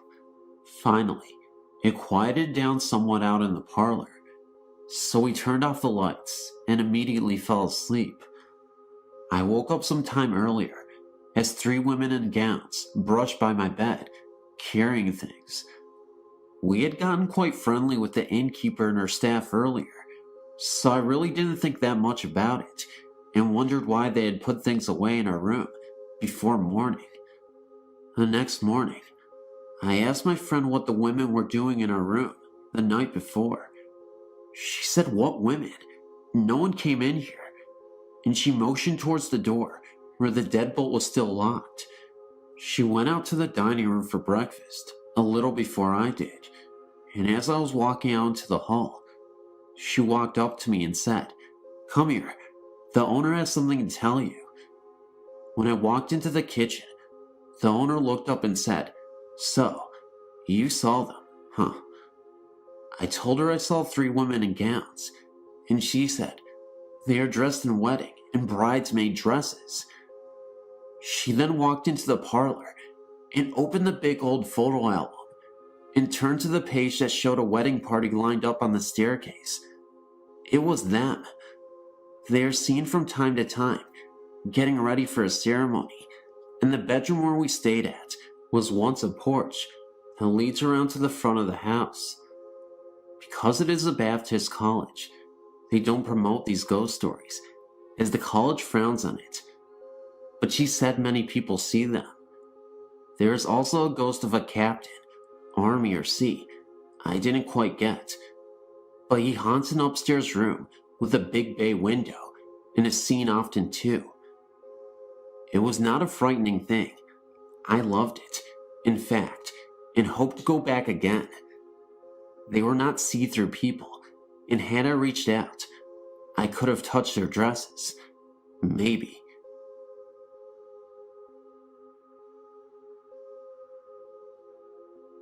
In the year 2000, my husband and I moved to LaGrange, Georgia, to a fairly new apartment on Old Airport Road. His job had transferred him from New Hampshire, and he was able to be on a 5-day shift, 5 on and 5 off. That meant he would not be home every other week, as he was a truck driver for a major store chain. Anyway, after being there a month or so, we decided that it was a great little town to settle down in, and began looking for a house. During this time, we had no incidents at the apartment. After another 2 months of searching, we finally found the house we wanted. It was a 3-bedroom ranch with a small in-ground pool located in a rural part of LaGrange. When our offer was accepted, we were ecstatic. This is when my 4-year-old son began falling out of bed at night, something he had neither done before or after living at this apartment. Eventually, this led him to waking up in the middle of the night, and I would have to go in and confront him, which was usually fairly easy to do, and he'd go back to sleep, only to wake up later again in the night. When I put them to bed, I would sit in the hallway between both of their doors. Daughter's bedroom was at the end of the hall, which was about 10 feet long, but their doors were close together. I would have all the lights off, except the hallway, and once they were asleep, I'd go and get on the PC in the dining room, adjacent to their hallway. This hallway had a bathroom at the opposite end of the bedrooms and a laundry closet where my washing machine were. One night, my son insisted I lay with him in bed, so I laid down behind him, closest to his closet, with him closest to the door. My eyes were closed, and we were both resting quietly, when suddenly he half sat up in bed and said, "Who is that?" Naturally, I asked, "What do you mean?" He said a woman in a long skirt just walked by his bedroom door and headed to his sister's room. Of course, this is the week my husband's gone, so I'm alone in the apartment, thinking someone must have broken into our second-floor apartment. So I got up and looked. My daughter, who is 9 years old, thankfully was sound asleep, so I checked her room, closet, and under her bed to make sure no one was in there. I questioned my son again, and he said no one passed back by his door, and there's no exit from my daughter's room, just right by my son's room. I brought both kids to sleep in my bed on the other side of the apartment that night. Another night, I sat in the hall again until they were both asleep. Now keep in mind, all the lights are off except the hall, which includes their big walk-in closets. No lights on. When they were both sleeping, I got up and used their bathroom at the end of their hall.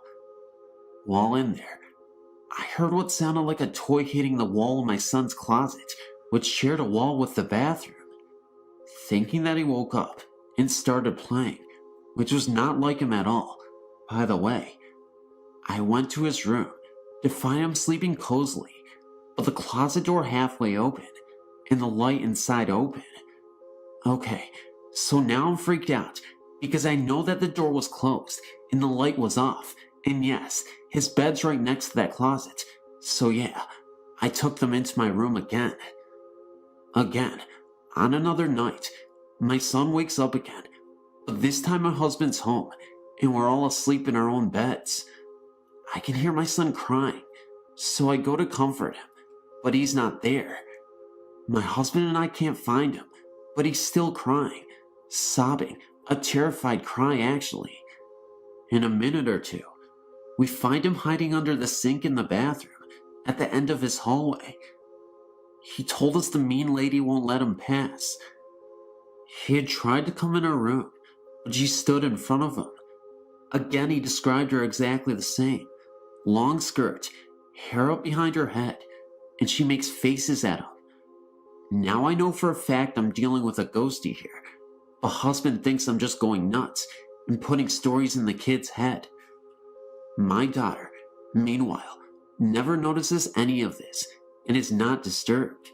While on the computer one night, late around 2 a.m., I hear 3 distinct loud knocks under my feet. One on the left in the small kitchen, one directly below my feet, and one to my right. Sounded like someone downstairs used a broom to knock on the ceiling in extremely rapid succession. I sincerely doubt that anyone can move as quickly in the downstairs apartment and get by the furniture they undoubtedly had there, just as I had mine arranged. I know for a fact the lady and her kids were in bed by 10 at night. So the bank has decided that they will give us a loan on any house in Lagrange, except that one, because it's rural, so we try another place and another. One night, I'm sleeping, and have a more vivid than any other dream I've ever had. Kind of like a dream nightmare. In it, we live in the house, and I'm looking for my son, only to find him floating face down in the pool. I woke up crying, and made up my mind that there's no way I'm ever moving into the house. So now I must convince hubby, who thinks I'm nuts anyway, and is determined to get to that house. Well, having bought a puppy when we started looking for a house, this collie is now almost fully grown size, but he still has accidents, so we keep him penned in the kitchen with a large baby gate. When we go out, this doggy somehow gets past the gate by pushing a corner or whatever, and is running around our apartment. So one night, we're going out to dinner, and hubby and I lock up Poochie, and set 2 high back dining chairs against the gate. Keep in mind, our apartment is carpet, thick and plush everywhere except the kitchen. When we return, Puppy is looking at me from my kid's hallway, and the gate is still exactly as we left it, and the chairs are too. Not one thing had moved, but somehow, according to Lovey Hubby, I'm supposed to believe the dog vaulted over the chair backs and somehow landed without killing himself or breaking my dining room table, which was a mere foot or two from the chairs. Yeah, okay. My downstairs neighbor's kids told me that their mom was upset because I let my kids run around my apartment, banging at all hours of the night, mostly after 10 p.m., and she can't believe I let my kids stay up so late. She has to get up early, yada yada yada. Except, my kids are in bed every night at 9 o'clock, and asleep no later than 9:30ish. I see a shape leaning out of the kitchen door, watching me as I watch TV and tell it, "Come sit by me and leave my son alone." It didn't sit with me, but it didn't bother my son that night. I never noticed my dog noticing anything. The only cold spot in the house was the kids' hallway, and not always, just mostly. Hubby slept in Son's room one day, in the afternoon, and, even though we had central air, complained that he sweat like a hog, and had the worst nightmares ever. But the place still isn't haunted, and yes, he steadfastly refused to ever sleep in there again.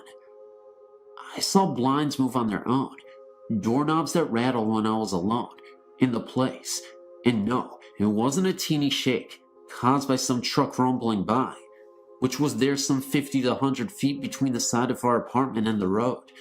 This was a defined and voracious shaking, a definitive hello, I'm trying to open the door, but no one in the apartment but me. Finally, my husband grew tired of trying to get a loan for that house, and mysteriously, everything stopped. No more rattling of this or that, no shadows, but by now, it is also true that the 4 of us were sleeping in my waterbed, in the one room that never seemed affected by the haunting. But I noticed everything in the apartment changed, and felt cozy again. But by then, I'd also decided that tornadoes, large cockroachy-looking bugs, and the ghost belt were too much for me, and we packed up and came back north. Interestingly enough, when we returned home to my parents' house, which we later bought, which has never ever felt anything but perfect there were 3 knocks on the bottom half of my bedroom door one afternoon. I was alone in the house. Immediately, I felt that was the spirit or something, telling us we made the right choice by not getting the house. My father believed that it was his mother who had lived and died in North Carolina, who knew something bad would happen to my son if we bought that house, especially since it all seemed to stop when we stopped trying to get financing for it and gave up on the house. My son has never been affected by any other ghosty type stuff since then, and he's never fell out of bed again either. Feel free to email me if you choose. While I was working at a hospital in town, I had the opportunity to come in contact with many ghosts. I worked on the geriatric floor, and elderly people died there every day. If the power suddenly went out and immediately came back on, a person had just died. This happened every time. One of the most notable apparitions that I've personally seen was a man with a cane that is seen wandering the halls at night. People admitted to the hospital would often report tapping sounds and seeing an old man's face grinning at them from the hospital door, which all of them had. One lady of about 80 kept telling me that she saw this man's face in the mirror in the bathroom, and that half of his face would look badly beaten and disfigured. There have been reports of a cloaked man praying over the dead bodies of the recently departed. I can remember one incident where I walked into the morgue and I saw a body that was recently pronounced dead and covered. I could have sworn that I saw the fading presence of this monk kneeling over the body for a few seconds, then disappear. I would feel the air in the room be so cold, but after he vanished, it warmed up. Another popular ghost at the hospital was the Grim Reaper. The Reaper was a dark figure that would come through the window at the end of the hallway. He would shut doors, touch you on the shoulder, etc. Late at night, you could feel that someone was there, and you would see a dark figure out of the corner of your eye. As soon as you looked up, he was gone. My favorite story to tell is this. I was helping a woman get her bath early one morning. I was asking her how she slept, how she felt, etc. She told me that she did not get a wink of sleep because of the man's face she saw in the window. She said that she thought it was tree branches, but she got up in the middle of the night and saw that it was a man's face staring at her through the window. This woman was just in the hospital for a kidney infection. She wasn't on any drugs that would make her hallucinate. On third shift, you could hear children giggling and hear them running up and down the halls, but there are no children on the floor. If you went past the operating room at night, it would be locked, but inside, you could hear instruments clanging and things being thrown around.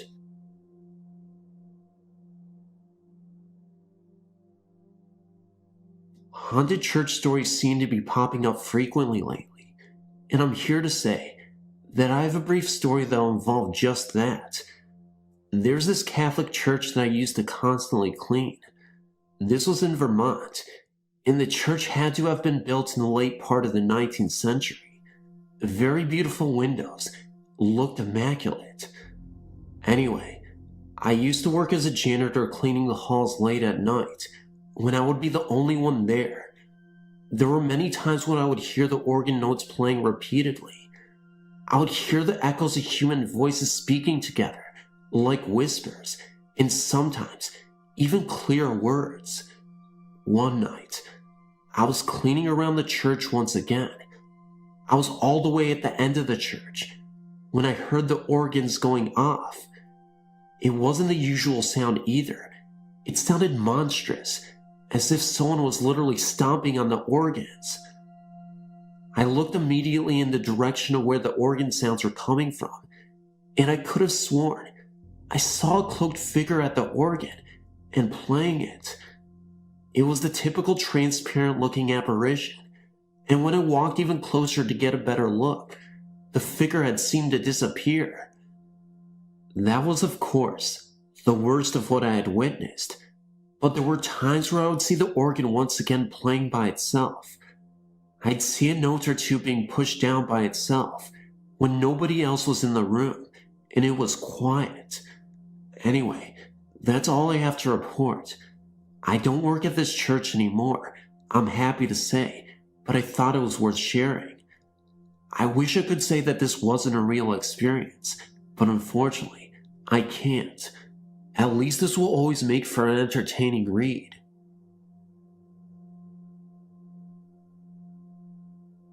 My name is Shannon. I'll be 18 in 11 days. I live in Georgia, and I'm writing to you because I feel so alone. For as long as I can remember, I've dealt with ghosts. I don't know what they are or what they want from me, but they seem to follow me. For the first 5 years of my life, I lived in a trailer in Mississippi. I can only recall one incident from them, because I was so young.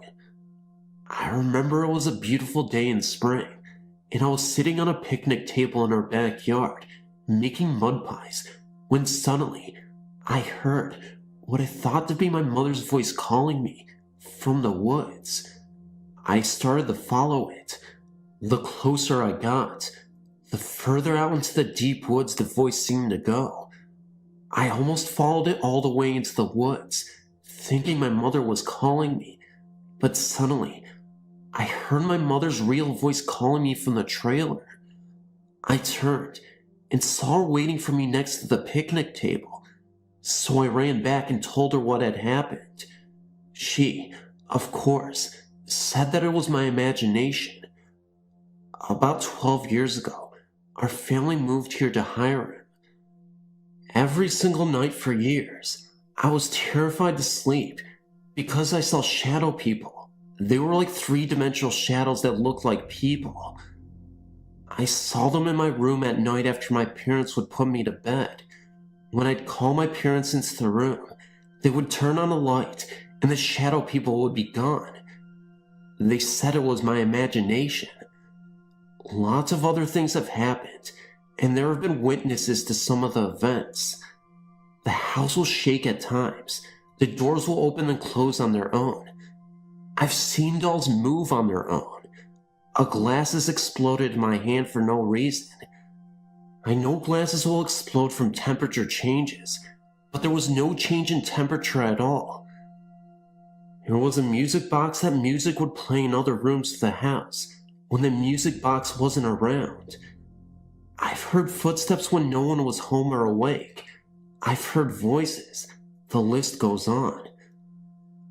I thought maybe that there was something wrong with me, so I went to a psychiatrist. She said that there's nothing wrong with me.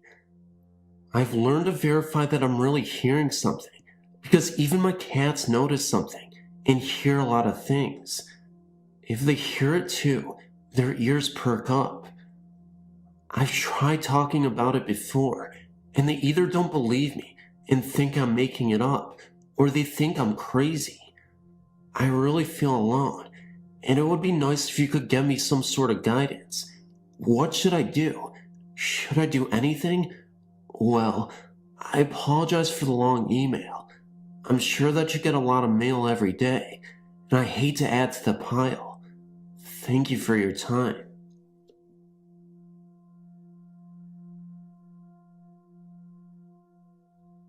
My name is Luann. I'm 19 years old and live in a little redneck town in Virginia.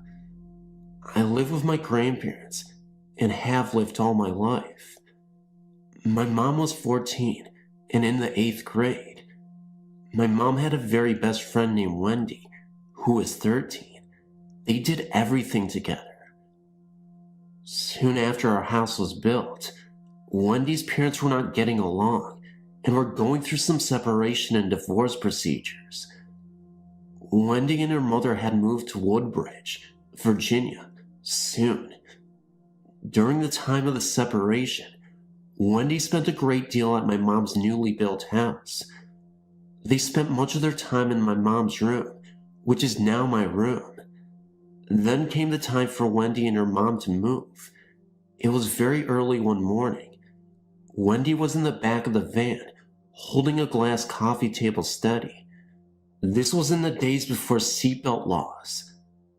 There was a drunk driver on the road and hit the van head on. Everyone made it out with semi-serious or minor injuries, but not Wendy. The corner of the glass coffee table hit her in the head and killed her instantly.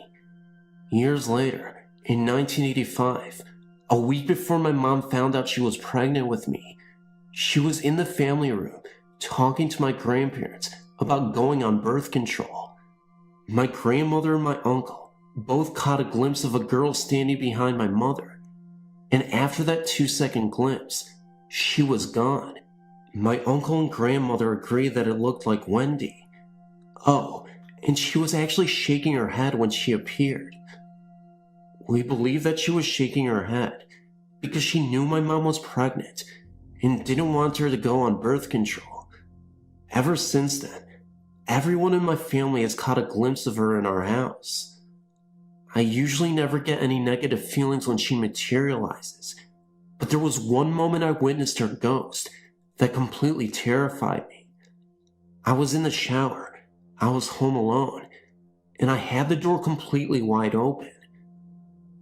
It was late evening, and I heard the door to the bathroom slam shut. It startled me so much, so I got dressed and headed out the door. I could have sworn I heard my name being called in a gentle, quiet whisper. It sounded like a little girl. I go downstairs and walk into the living room, and then I see the lights flickering. I also start to hear the sounds of footsteps walking across our hardwood floors. At this point, I thought I had an intruder in the house. I go to call the police, and after I hang up, I rush upstairs to hide in my bedroom.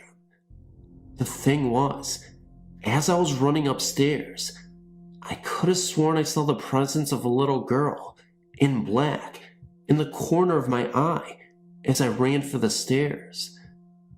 It was only for a couple seconds, and of course, my mind was just thinking about hiding from this intruder. I could have just been seeing things, but I swear, I saw a girl for a second.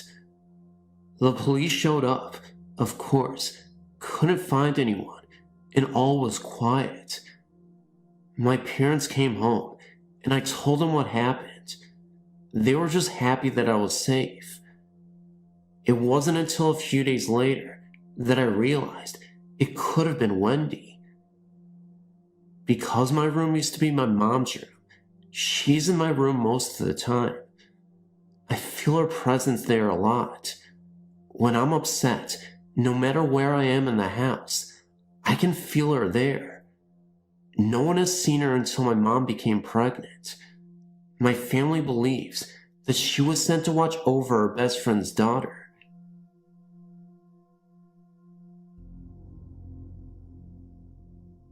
This happened to my cousin and I in Lato too, in a ranch-style house my family and I used to live in. My cousin woke up in the middle of the night to my voice, or so she thought it was my voice. She looked at me, and I was sound asleep and not talking. Also that night, it was probably 4 or 5 in the morning, and I felt someone pecking on my knee, and it wasn't my cousin because she was sound asleep, so I just thought it was my imagination. As we were eating that morning, my cousin had told me what she had heard. I freaked because I knew that whatever had pecked me on my knee was not my imagination. Nothing was ever actually seen in this house, but a lot of things were felt and heard. A few months after that incident, my cousin was staying the night again. Everyone in the house had been asleep for 2 or 3 hours, but my cousin, she was so addicted to the game The Sims, and she was still on the computer. As she was shutting down the computer, she heard voices coming from the hallway directly to her right. She looked down there and saw nothing. The voices she heard, she knew were not any of ours, so she ran to the floor where she had made her bed and covered her head up. I guess the voices must have stopped after that. A lot of times I would hear cabinets shut, dishes clank together, and other odd unexplainable noises. One night, my brother got home from a friend's house around 1 or 2 in the morning. I'd been asleep on the couch in the living room for at least 4 hours, and my parents had been asleep in their room for about the same amount of time. As my brother got out of his car, he looked towards the door that went directly into the living room from the outside. It had a little window on it. He could see the light from the TV that I always left on at night, but he also saw a black figure looking at him from the inside. He ran in the house and noticed I was on the couch sound asleep. Then he went into my parents' room and asked if they'd been up, and they hadn't. What is scary is that the thing was in the same room with me. The next night, I slept on the couch again. Do not ask me why. My brother was not home yet, and my parents had went to bed. I was watching TV, and I got kind of uneasy, so I laid down and covered up my head. After a while, I heard the glasses in the kitchen sink clanking together. I started to sweat. Then I felt as if someone was coming into the living room, where I was, when my brother arrives home, and the noises stop. I got up and looked at the dishes in the sink, and none of them had been moved. About 14 years ago, we moved into a house that was built in the 1950s. I believe that used to be a boarding house and was right in front of a cemetery. There were lots of noises heard there, and a few spirits as well. I remember staying home one day from school, and my mom was asleep because she worked nights, and I heard a voice say my name. It scared me because we were the only ones home, and it was a voice I had never heard before. My mom would be home during the day by herself, while my brother and I were at school, and she would hear a music box playing. At the time, we had music boxes, but they did not play the song she heard. My mom would be sleeping on the couch, and she would hear footsteps coming through the kitchen, which was right next to the living room where she was. One time, when that happened, she grabbed her shoes and didn't come back till we got out of school. She also would be sleeping in her bed, and it would start shaking. This also happened to me. The shed in this house was directly behind my parents' bedroom, because their bedroom used to be a garage. Well, anyway, my mom would be lying on her bed, and she would hear someone or something walking in there. The odd thing was, it sounded like boots on wood, but the floor in there was concrete. We had a little dog out there at the time, but there is no way it could have sounded like that when it walked. One night, my mom, dad, and brother, we were all sleeping in my room because we put the air conditioner in there in the summer. Well, anyway, it was a cool night, so they had turned the air off and left the door open. My mom, for some reason, looked at the doorway and felt as if there was a presence there. She just put her face into my dad's back and went to sleep. The next day, she found out that her beloved dad had died, who lived in Kansas, and hadn't been found for a few days. She believes that it was him in the doorway. My brother saw a ghostly head in his bathroom one night. It was in a mist. It was bald on top, with hair around the edges of his head. We believe it was my great-grandpa. This happened at my grandma's house on September 2nd, 2004. It was my grandma's birthday, and my mom, my little cousin, and I went there to have cake and ice cream. Well, my little cousin decides she wants a Miracle Whip sandwich. She pressed up against the door frame, asking my grandma if she could have a sandwich, when all of a sudden, she looked towards the microwave in the kitchen and screams, drops the jar, and runs to the couch where my grandma is, and my little is crying hysterically. We were all like, what just happened? For some reason, I became very cold and got goosebumps and had the urge to sit up. My little cousin wouldn't tell us what she saw.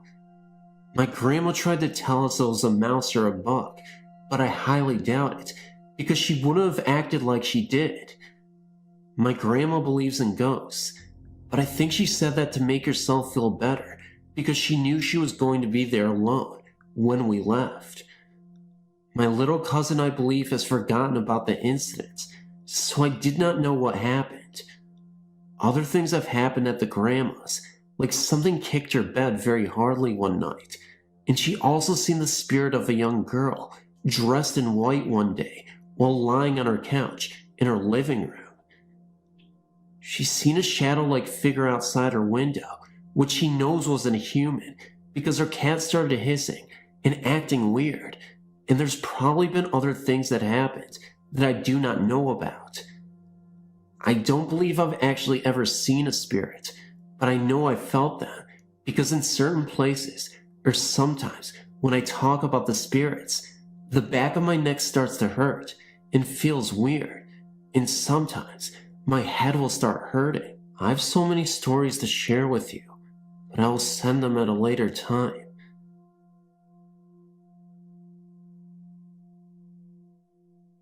My cousin and I were out in Glenpool, towards the boondocks where my grandparents used to live, watching TV late at night. We weren't really tired, hyped up on caffeine from Pepsi and Sprite, just hanging out and trying to see how long we could go without passing out to sleep. At first, I thought I was just hearing things, or my cousin thought I was being a jerk and screwing around. But the louder the sound got, and closer, that's when we both turned the volume down. We then went to turn to each other and ask the same question. Was that you?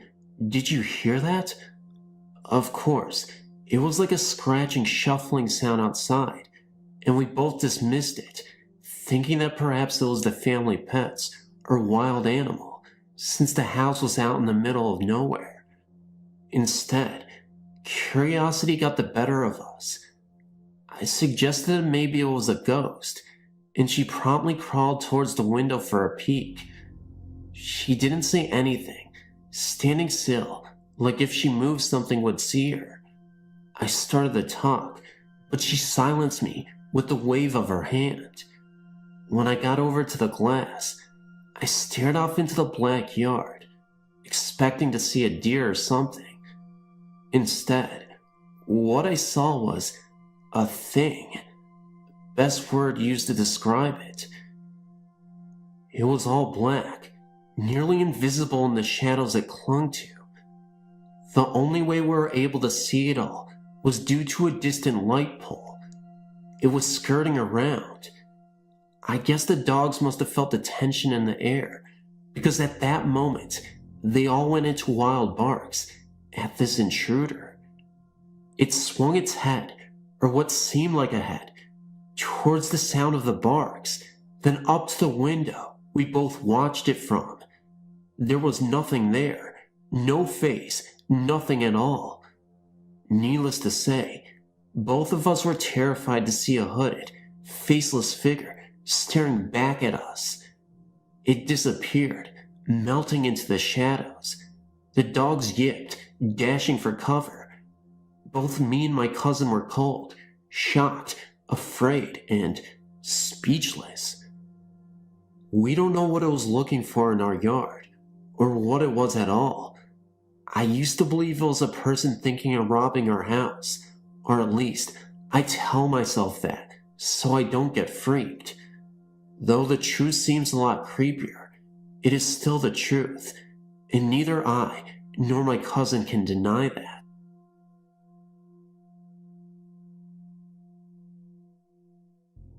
When I was 11 years old, at about 3 o'clock in the morning, I woke up to hear the sound of my dad plowing our driveway. He soon left for work, and I couldn't fall back asleep. After all was quiet, I got out of my bunk bed and climbed down my stairs and walked into the hallway. I went to the bathroom and then back to my room.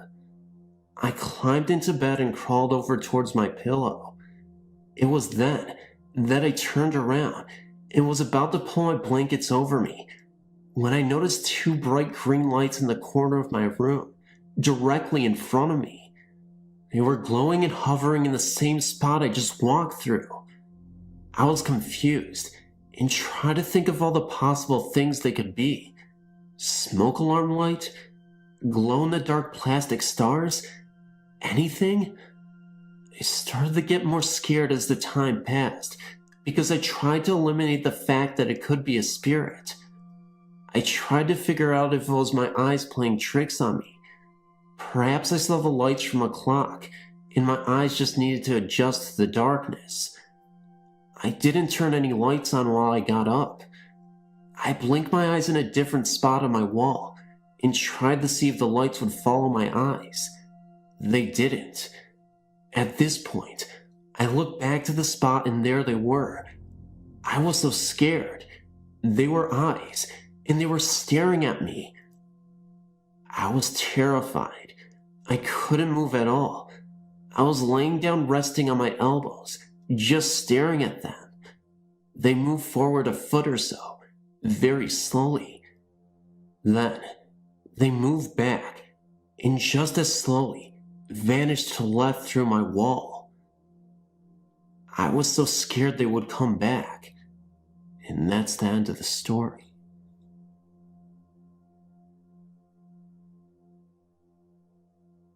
Riverdale Road has a lot more than just that certain place by 132nd. Riverdale Road is spooky throughout the entire road.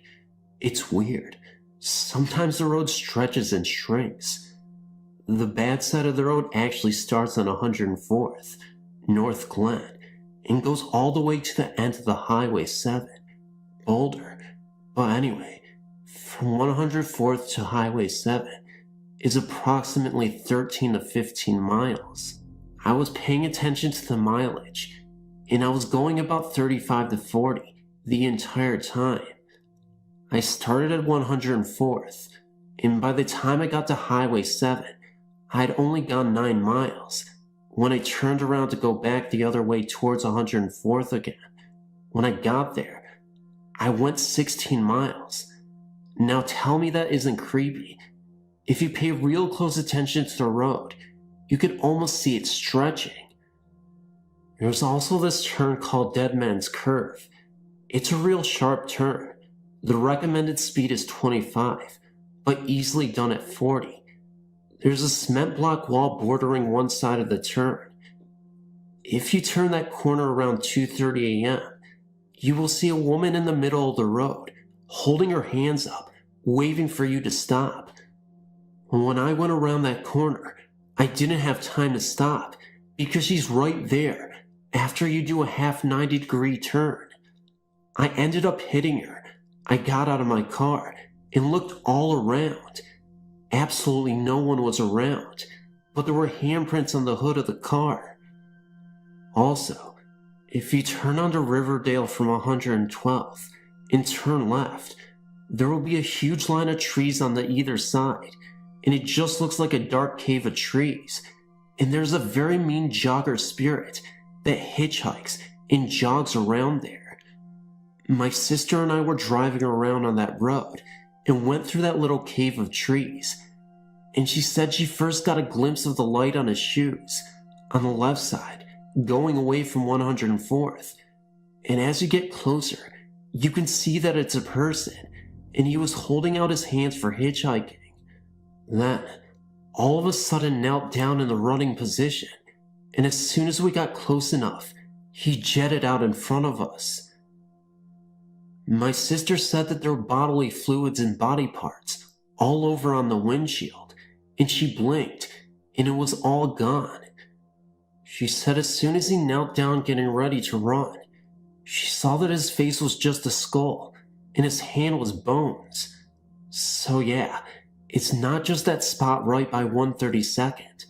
There are millions of ghost and spirit stories for that road, believe me. I've gone up and down that road billions of times. I used to do it about 5 to 7 times a day for about a year, so I know that road pretty well.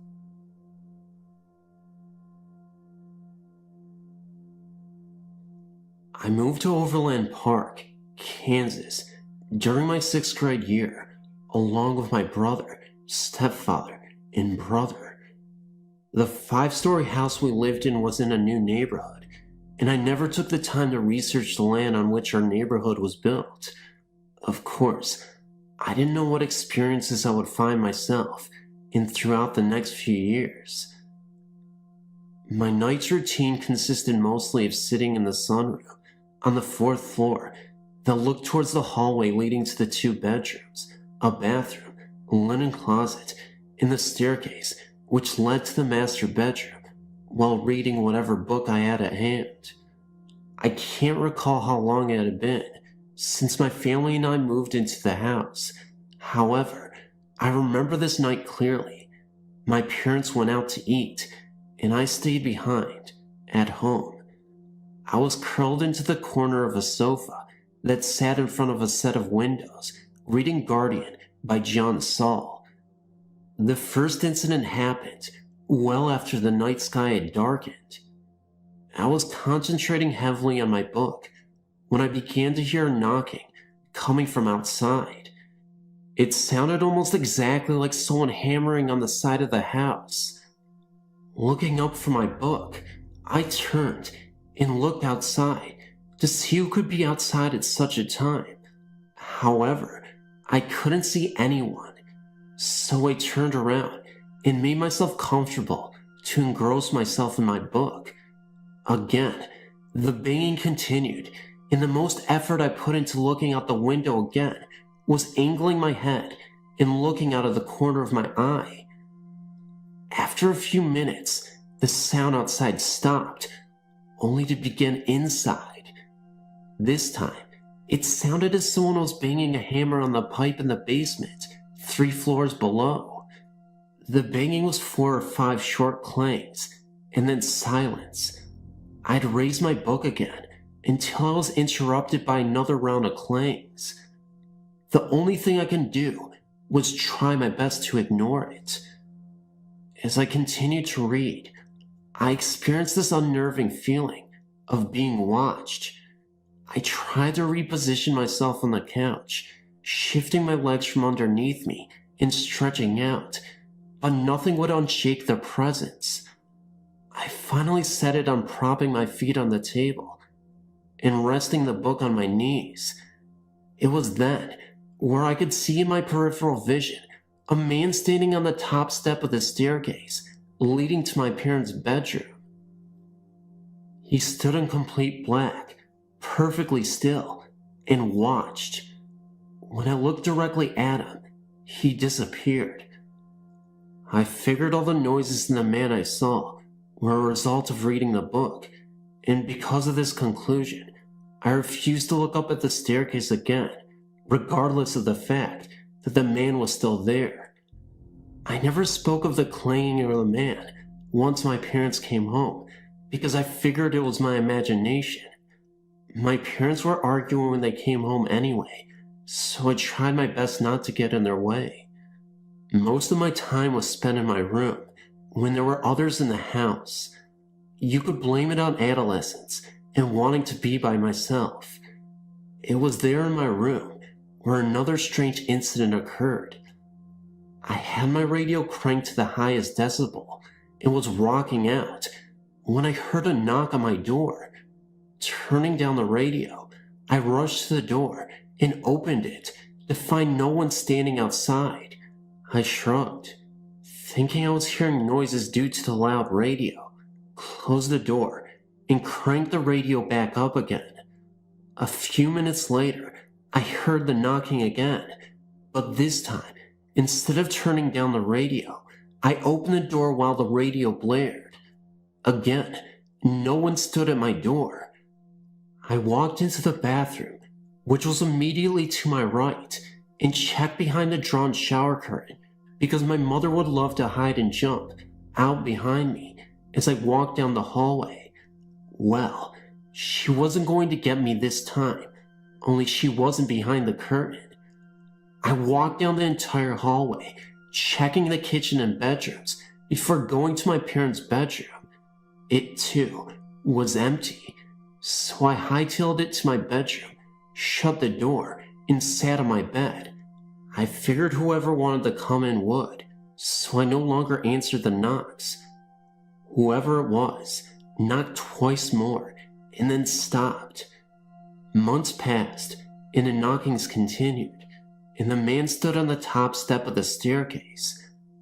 After a while, I became so used to it, but I never mentioned it to anyone in my house.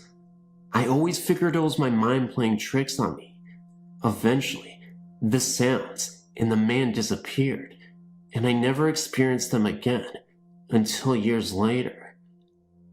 My mother and I were standing on the back porch one night while she smoked a cigarette. No one was allowed to smoke inside because my younger brother was an asthmatic. While she smoked, she mentioned, "I see people in this house." I casually looked at her and replied, "You too?" I can't remember the look on her face, but the sound of her voice distinguished her fear. She told me that she continuously saw 3 people standing on the staircase leading to her bedroom. Only the people she saw were dressed in white. She said that the people she saw stood on the stairs day and night, whereas the person I saw was dressed in black and only stood at the top of the stairs at night. She told me of a night when she was smoking in the garage, and she heard a knocking on the door. Figuring it was her husband, she knocked back in return. Moments later, another knock, and she returned it, and again, until the door opened, and her husband asked why she was knocking on the door. Her answer was, "Because you were knocking." He informed her that he had been downstairs watching television. A year or so after I shared our experiences, my mother and brother, and me, of course, moved out of the house and into an apartment across the street from the neighborhood. My mother and her husband were separated, but he continuously stayed at our apartment anyway. One night, my mother decided to drive back to the house to feed our dog that we left behind at the house, while my stepfather was inside our apartment sleeping. I remained behind as well, sitting outside in the back patio. My mother was gone for 10 or 15 minutes before rushing back through the front door. The hairs on her arm were standing on edge, and she couldn't seem to collect her thoughts. She finally asked, "Do you think I'm crazy?" I laughed and asked why. She explained. While the dog was eating out in the garage, she had gone inside to close the blinds in the formal living room. While her back was the rest of the room, she heard a distant voice saying, "Get out of the house." She said she shook it off and walked up to the sunroom to close more blinds, where she again heard, "Get out of the house." Finally, while closing the blinds in the kitchen, she said that the voice was so close that she ran out of the house without closing the remaining blinds, jerked the dog into the garage, and sped back to the apartment. A year later, we moved to Georgia, where there have been no experiences in any of the houses we've resided in. I've been debating with myself as to why she and I would see people standing on the same staircase, and if their different clothing represented anything. Maybe because that's where most of my parents' fights would take place, or what was trying to get our attention by knocking on the walls. What I do know is that now that my mother is no longer married to the same man, we haven't experienced anything of the like since. Unfortunately, this is a true story. This was back before the internet was a news source, so I don't have any articles to link, but I do vividly remember reading about it in a newspaper afterward. I was really young when this happened. 1990s to ballpark the time. Back when I was in elementary school. I'm 27 now. Back then, I lived in an apartment complex some ways away from school, so every morning I would hop on my bike and pedal begrudgingly to school. Same route every morning. I also had a Hindu family for my next door neighbors. They were nice people, and I often had their kids over because they didn't really have any toys at their house. And you know, kids can't hang out without their toys. This particular morning will always stand out in my mind from any others.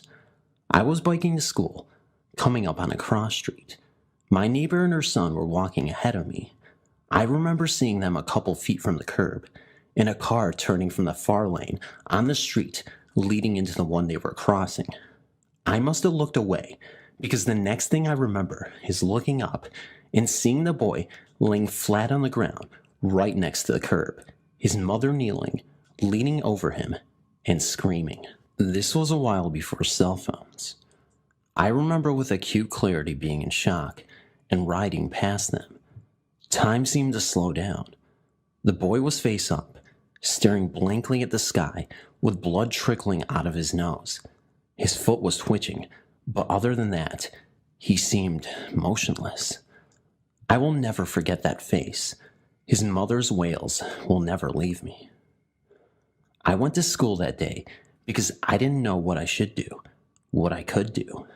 I ended up reading in the newspaper some days later that he'd slipped into a coma, and they'd found the person who had hit him. It was a female drunk driver. Thankfully, the boy did survive and came out of his coma, but he was paralyzed from the neck down thereafter. I don't remember talking to him or playing with him again after that. Maybe they moved. But this experience will always stay with me and will always be a reminder of why you should never, ever drink and drive. No excuses.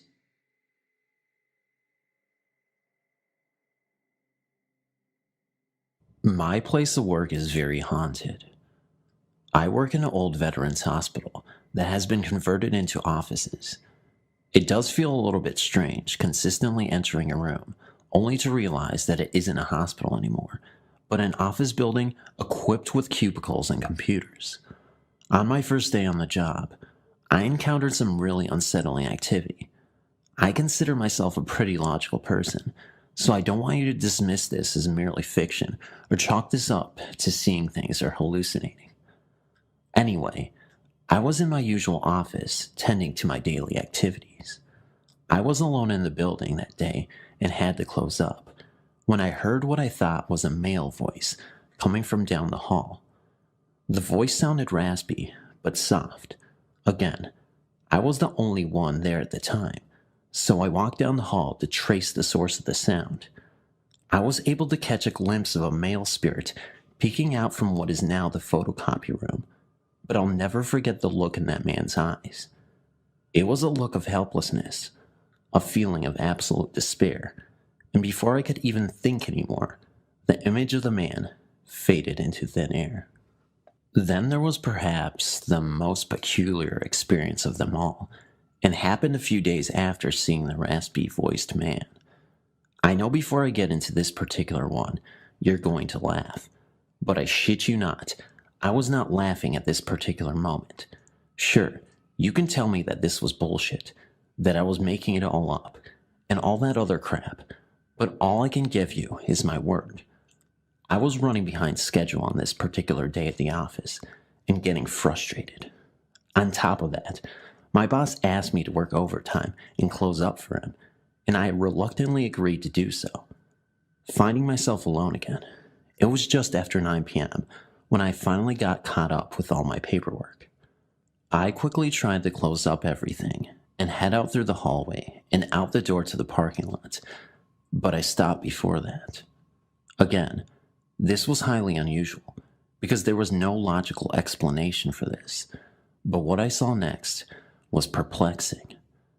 I looked into the conference room, and I could have sworn I saw a bearded man dressed in all white with long brown hair, kneeling over another man, as if trying to resuscitate him, and the man throwing up a peace sign a millisecond later. It was creepy to me at the time, but I felt an overwhelming sense of peace too. This all lasted not even 30 seconds. Now, I'm not going to say that this was Jesus or something like that, but the timing was too impeccable. I couldn't tell if this was the same man from the day before, or if it was another spirit, but it almost seemed as if the bearded man came to his rescue, possibly taking him up to heaven. Again, I'm not even close to being a religious person, so I don't know how these circumstances work. The following experiences weren't as climactic as the ones above, but still unsettling to say the least. A couple of months later, I could have sworn I saw 2 shadow people at the end of the hall early in the morning, then immediately noticed another bolt in front of a desk halfway down the hall. Wasn't able to get a good look at them, just knew they were shadow people. At the same time, my husband got the chills when I told him. Months later, I even saw a soldier standing outside of what was the operating room at one time. His head was down as if praying. The rest of the experiences here are still filled with much activity. I've had my husband visit the office, and he's experiencing things as well. There used to be a morgue on another floor, and he once heard a yelp coming from the used-to-be morgue room. My husband had even encountered seeing shadows in the men's bathroom and would constantly experience spirits turning off the lights in the bathroom. The only sensible conclusion I could come up with was that there was no way that a person could sneak in because the doors are very creaky. We're not the only ones who have experienced these things, as other employees have openly discussed spirits being in this building. One gentleman took the elevator up and had a conversation with another gentleman. When his floor came, he turned to wish the other man a good day, and no one was there. Some have spoken of footsteps late in the evening. One guy got to a point he would tell the spirit it was just him, and the steps stopped. Yeah, to say this is a haunted area is kind of an understatement. Thanks for reading my story. I had to come back home 7 years ago to help my mom. My dad had passed the year before, and it was becoming too much to go back and forth. I was working at the time, and Mom could still get around. I have to mention that Mom has since passed away. She's been gone for nearly 4 years now. Anyway, this particular event happened on a Wednesday, and I will forever remember it. My mom had already gotten up and was going downstairs to fix herself something for breakfast. I went into the bathroom to wash up. I had a funny feeling come over me. I can't explain it other than to say I felt something was very wrong. For one thing, I haven't heard any noises from the kitchen. The bathroom is at the top of the stairs, so I opened the door and listened. Nothing. I grabbed my robe and was about to go down the stairs when I saw this woman at the bottom. She startled me and I froze. We stood staring at each other for maybe 10 seconds. She had shoulder-length brown hair and a white floor-length gown. She never spoke. She did, however, point towards the kitchen. My heart sank. I understood immediately. I ran past her and into the kitchen. I turned into the dining room and screamed, "Mom." She was lying unresponsive on the floor. I ran over to her crying like a baby. I kept calling her and trying to pick her up. I pulled up one of the chairs and tripped while trying to get my mom into it. We both crashed to the floor, but I finally got up and pulled her onto it. I was hysterical. I kept trying to talk to her, but she just stared at me. I ran to the phone and dialed 911. The fire department is right around the corner, so they got there in no time. Her blood pressure was sky high. We went to the hospital and I called my sister. My mom stayed for 3 days and came back home. We found out she had a clot in her heart. She had gone into the dining room to sit down and catch her breath and just collapsed. Later that day, I went home and only did I remember the lady. I got on my knees and thanked God for letting me be at home that day, and for finding my mom and myself worthy enough for him to send an angel to alert me about her situation. That was May 2013. She died November 13th, 2013. Let me finish by saying that I've been in the healthcare field for over 20 years, but when you see what I described, everything you ever learned goes right out the window. Out with my two brothers and my dad fishing at around 12 in the morning. Me being maybe 12 or 13 at the time, William was older and Jason was younger. We were on a bridge that stood over a large body of water, and I was honestly becoming a bit bored since we had been fishing for the past hour. The only real exciting thing that happened was when my dad hooked a skate. It was a kick watching him struggle to maintain the pole. He had let out a mean stream of curses when his line snapped, signaling his loss in the battle. The area was surrounded by forest and was beautifully lit by the night sky. I would look over the bridge's wall countless times just to see the moon's light reflecting off of the dark, steady waves. The bridge wasn't made of wood, but concrete. It was strange looking. Now that I think about it, instead of being only about 3 feet off the surface of the water, it was maybe 10 or 15. I assumed that it was made for walking or riding across. It was narrow, but just wide enough to fit 3 average people side by side. Upon stating that I wasn't having much fun, William led Jason and I down to a large blackberry bush. It was set just next to the beginning of the bridge, so my dad could still see us. With our group, we had 4 dogs. It seems like a lot, I know, but we currently still have only 2 of our said 4 dogs. Tragedies happen, I suppose. Back to the story. 2 of the dogs are German Shepherds, the dogs we have currently. Other than them, we had a border collie and a foxhound and Muda mix, a very beautiful dog, tall and slender, but with just the right amount of muscle.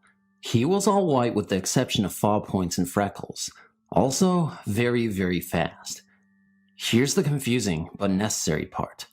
The female German Shepherd was Charlie, the male German Shepherd was Simon, the Foxhound mix was Buddy, and the Border Collie was Sophie. Okay, now that we've gotten that down, on with the occurrence. We weren't really collecting the berries. It was more of a pick and eat thing. Every now and then, one of us would shout out, startled by the sudden prick of their finger from a thorn. Charlie and Buddy were my personal dogs, leaving Jason with Sophie, and my dad was Simon. As I was feeling around for berries with Charlie sitting at my side, Jason left to get my dad some. I turned around to watch him go, Sophie at his heels. Before I could turn back around to face the bush, something caught my eye. Something big. My first thought was that it was a tree, that is, until it turns its head towards me. It locked eyes with me. I felt paralyzed by fear. I barely managed to wave my arm around in William's general direction, trying to catch his attention. He must have noticed as he responded with a quiet yeah. Turning to see what I was looking at, he began to say something, but immediately stopped. All emotion drained from his now pale face. "Who is that?" he would ask me. I could only mumble what. Not that I didn't hear him, no, I was correcting him. This thing was massive. Really, the only color you could see on the creature came from its eyes. They were wide, human-like. From where I stood, they almost looked orange. The rest was basically a silhouette. I could feel the presence of the dog next to us. Charlie snarled, stalking closer bit by bit. I wanted to jump at her, do anything to keep her away from it. Simon was staring intently, as was Buddy, but kept his position in front of William and me. The thing was standing on its hind legs, but looked like a big, hairy dog, at least something with long, pointed ears. It had lengthy fingers, or more than likely, claws. It leaned forward a bit, but not much, almost as if it wanted to intensify its glare, or maybe just to get a better look at us. I jumped at the sound of Charlie snapping her jaws at the thing before bounding towards it. I nearly choked on my breath as Buddy followed her. I frantically looked around for Simon, who was cowering behind William with his head bowed down, growling. William started to run faster after them, and I started to cry, from both fear and slight anger. I heaved a breath and willed my lungs to run as fast as I could. William was on the track team and played baseball, but he was the least of my worries, because I was too. It was the fact that we were chasing two dogs, and a terrifying animal-like creature. Now that I think back on what I did, I must have been insane. Nevertheless, I chased them in the woods. We eventually slowed to a stop as we saw the dogs ahead of us. They were standing defensively, barking and snarling the cryptid. I couldn't see exactly, but it looked as though the creature was now on 4 legs and smaller. The dogs fell back, as though they had been pushed and scurried away from it as an ear-piercing scream sounded. Buddy took off back to the bridge, where we later found him, and Charlie crouched in front of William and I. The scream sounded strangled, unlike anything I'd ever heard. I had let out a fearful shout before I felt something grab hold of my wrist, which, believe me, did not help my situation. William was trying to pull me along, trying to get us the hell out of there. All 3 of us ran towards the bridge. The whole way there, it felt as though the creature was on my heels, me being in the back by maybe a foot. Once we were free from the trees, we didn't stop. We bolted into the water, William and I. Charlie merely followed, not knowing what to do. I whipped my head around as we stopped and saw nothing but pine. I choked on my tears, feeling both relieved and terrified of what had just gone down. Back on the bridge, we told our dad. He called bullshit, that we were just playing a prank. "But you heard the scream, right?" we would ask him. He would blow us off completely and continue fishing. He was, and still is, a skeptic. Gotta see it to believe it is his paranormal motto. I honestly don't know what that thing was, and I don't think I want to. Part of me is curious, but all of me wants to know what I'm dealing with, so I have more information on the subject. I can't be the only one who's seen it. Today, I'm going to tell you a story I haven't told anyone before, simply because they will think I'm crazy. I don't know why all this even began, but what I do remember is when. It was 7 a.m. in the morning. I was all alone in my house, which I share with my family. I was sitting in the dining room while reading a book. I knew that I was alone. I heard someone. I heard my brother's voice. He was calling my name and asking me where I am. I was extremely confused because I checked his bedroom and saw that it was empty. I stood up and walked towards the voice. It was in the hallway. There was nobody there. I suddenly saw someone's shadow. I was so scared I ran out and waited for my bus outside. For the next 2 years, things moved in our house. My bed moved. My bedroom was also colder than everybody else's. I always had a feeling somebody was watching me as I fell asleep, but yesterday, there was something far worse. I fell asleep with a huge feeling of being watched, but I also smelled some kind of cologne, a man's cologne that I have never smelled before. I shook it off and soon fell asleep. Around 3 a.m. in the morning, I woke up gasping for air. I couldn't move, breathe, or even scream. I felt my arms touching my head, neck, my belly, and legs. I heard some kind of language being spoken in my ear. I tried so hard to scream, but I wasn't able to. That went on until the morning.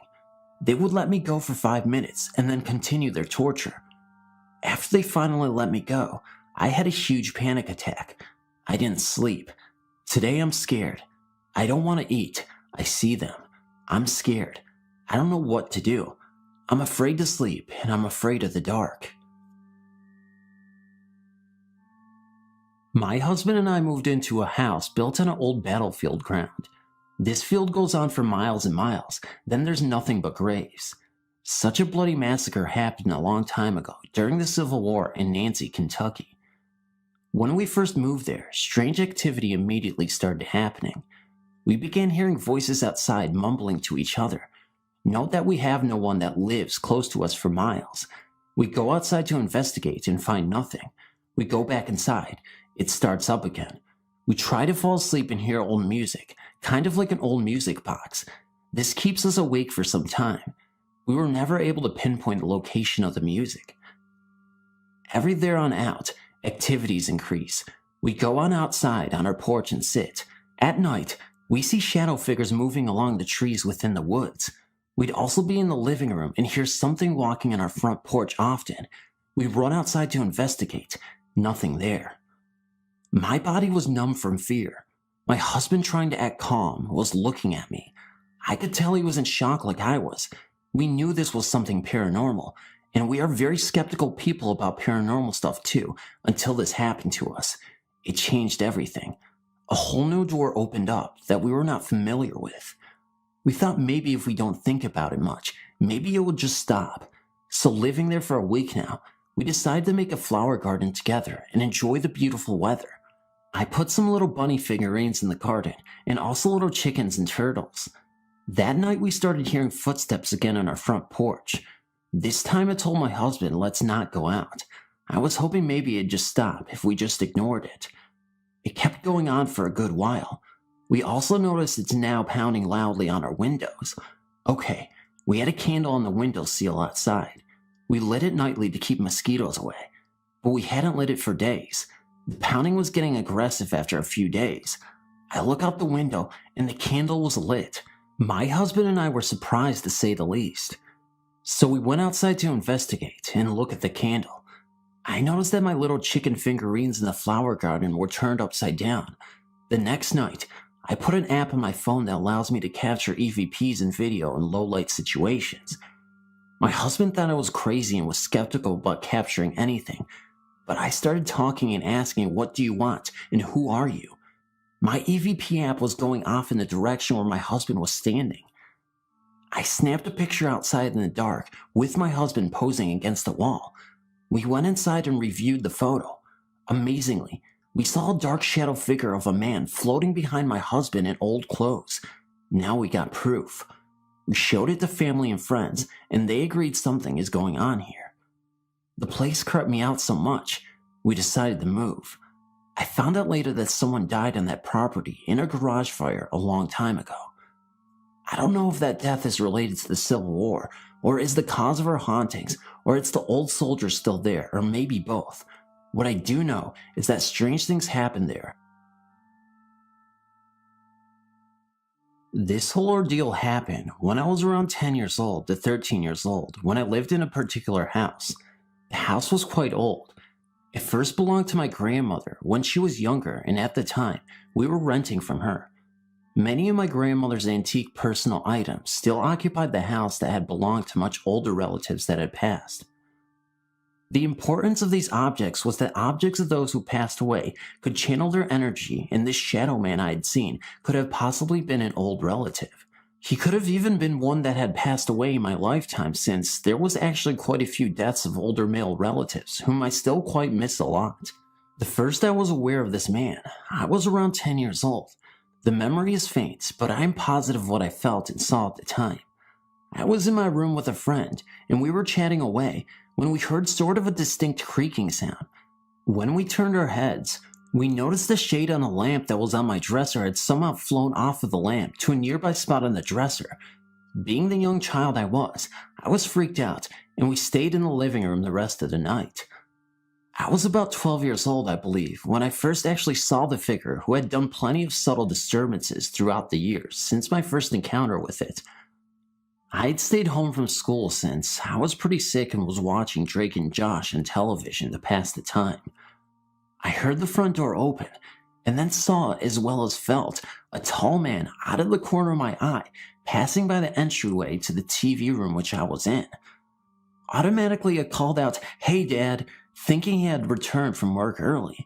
There was no response. I paused the show, and the house was dead silent. The feeling of the man's presences was gone too. I knew that I had seen something tall and shadow-like walk somewhat quickly past the entryway. I got up to investigate and found that the house was indeed empty. My whole body was shaking, so I did what came to mind. I cuddled up in my blanket on the couch and turned the volume up to try and erase the so prominent fear that had filled me and waited for my parents to come home. I had seen the shadow man a couple of times after that, each time thinking it was my father, and each time finding out it was not. Those memories are far less prominent in my mind, but are still there. We moved from the house later the next year, and since then, I have not seen nor felt the shadow man. Have you ever seen a shadow figure like this? This is my story of what happened to me at work. I don't know if it's a ghost or anything, but I hope that someone may have opinions. Okay, so I was walking back from giving someone their food to go back to the kitchen. Then I saw a little boy outside of the door. He looked like a normal little kid, so I smiled and walked on. I didn't think anything of it. But then, he was at the drive-thru window. Then again, was back at the door. And so on until the last part. I saw his head at the same time in the door and the window, with a little smile. Then he went back to one, and I saw him running. Then he disappeared into the parking lot. The weird thing about it was 9 p.m., and it looked to be about 5 years old. No adults around. It's not the first time I've seen a little boy appear before. One time I was at home, and I'd seen a little shadow boy. I went to tap him on the head because I thought it was my brother. My hand went through his head. Description: around 5. Not pale skin, but not tan either. Bluish gray eyes, sandy brown hair. Wore a striped shirt with gray pants. Cute little smile with a few crooked teeth. Was he a ghost too? Thank you.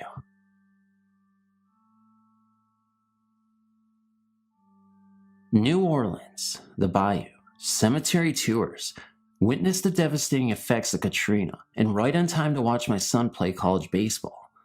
Then my guests entered into my experience. My first experience started when I captured the most beautiful sunset from home plate facing the swampy area where we were playing. As I looked at the picture, I noticed 2 orbs.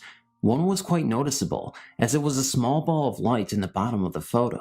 The second was a strobe light coming from the sun behind the clouds. Okay, I'll get to the best part. So I checked into the Whitney Hotel, located Midtown New Orleans, rich in history. An old bank that is still in use, but is also the hotel that has been renovated with 9 floors of winding halls, leading one to get very confused and turn around, so to speak. Let me mention, the entire time I stayed at this hotel, There was not one other guest ever spotted by myself or my parents. In fact, the only people you saw were the same 5 employees that all seemed to be interacting amongst themselves in an odd sort of way. They were always there. One was the chef, yet never saw one person sitting, eating, or drinking in the restaurant and bar. These same characters were always around, out of nowhere.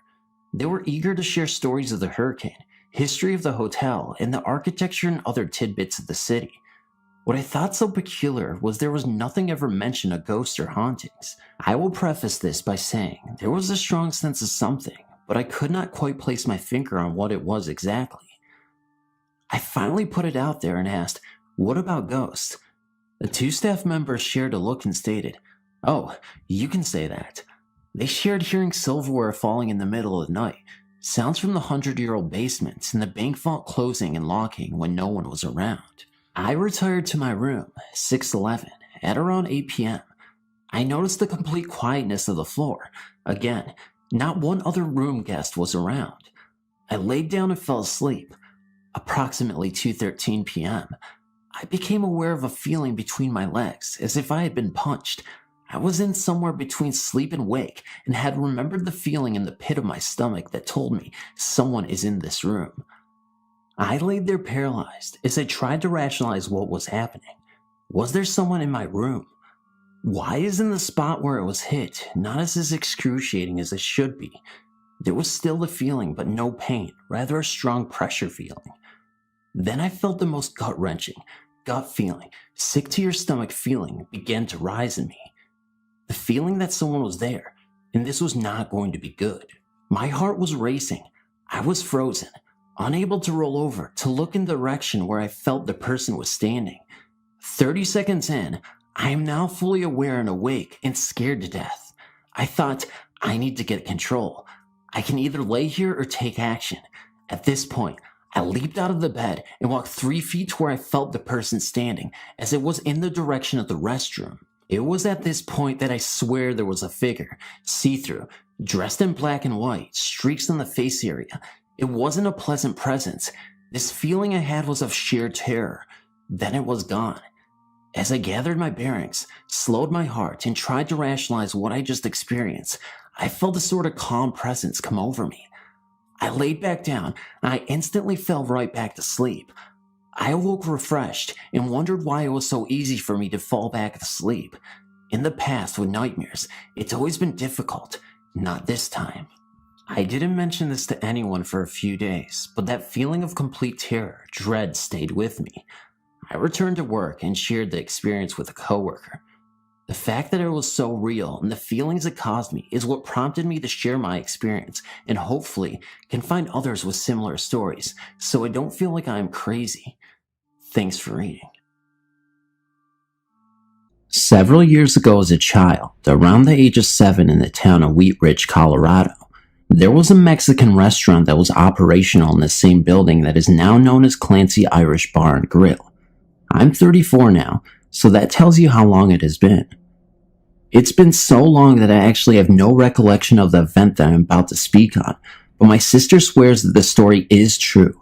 It was questionable until several years later, my 5-year-old daughter had a similar experience in the same restaurant. Now let me rewind to the beginning of the story. Keep in mind the building still exists under the current restaurant name of Clancy's Irish Pub and Grill. My sister is 8 years older than me, and every now and then, she would always talk about the event that happened when I was 7. At that time, it was a Mexican restaurant that was very popular and well known. As a family, we had gone there one night to eat, and being the ordinary little punk that I was, I'd wandered off to explore and ran up the stairs to the next level of the restaurant. The upstairs was apparently closed to customers and is where the restaurant office was held. My sister said she saw me run up the stairs, and so she chased after me to take me back downstairs. All she remembers is seeing me stop, as if I was frozen, at the very top of the stairs for some reason. She called out to me from the bottom of the stairs. However, she said it looked as if I was staring at something and was in a trance and would not budge or acknowledge her. She then walked up the stairs to grab me, thinking I was ignoring her. Immediately upon reaching the top, she felt a cold chill and said she had felt also extremely uneasy and even scared. A few years later, the restaurant closed down and the building was left abandoned for over 10 years until another restaurant decided to take it over again. My family and I were living only a few blocks away at the time and saw that there was a construction crew remodeling the inside and just doing minor touch-ups to the exterior. Seeing the remodel, I couldn't help but think about the story my sister would speak about from time to time. I told my wife about the story, and of course, she did not believe it. A couple weeks after the restaurant had been open for business, I decided we should go eat there, just to see what it looked like after the remodel, and to also try the food. When we arrived to the restaurant, I picked my daughter up and carried her toward the building. As soon as we got closer to the building, my daughter instantly started screaming and yelling, and having a fit, even though she was perfectly happy while in the car. When we got inside the restaurant, my daughter started screaming even louder, and as we passed the staircase, she looked up and pointed up to the top of the stairs while still screaming her head off. We decided to leave shortly after because she would not settle down. As soon as we got in the car, she instantly stopped screaming and calmed down.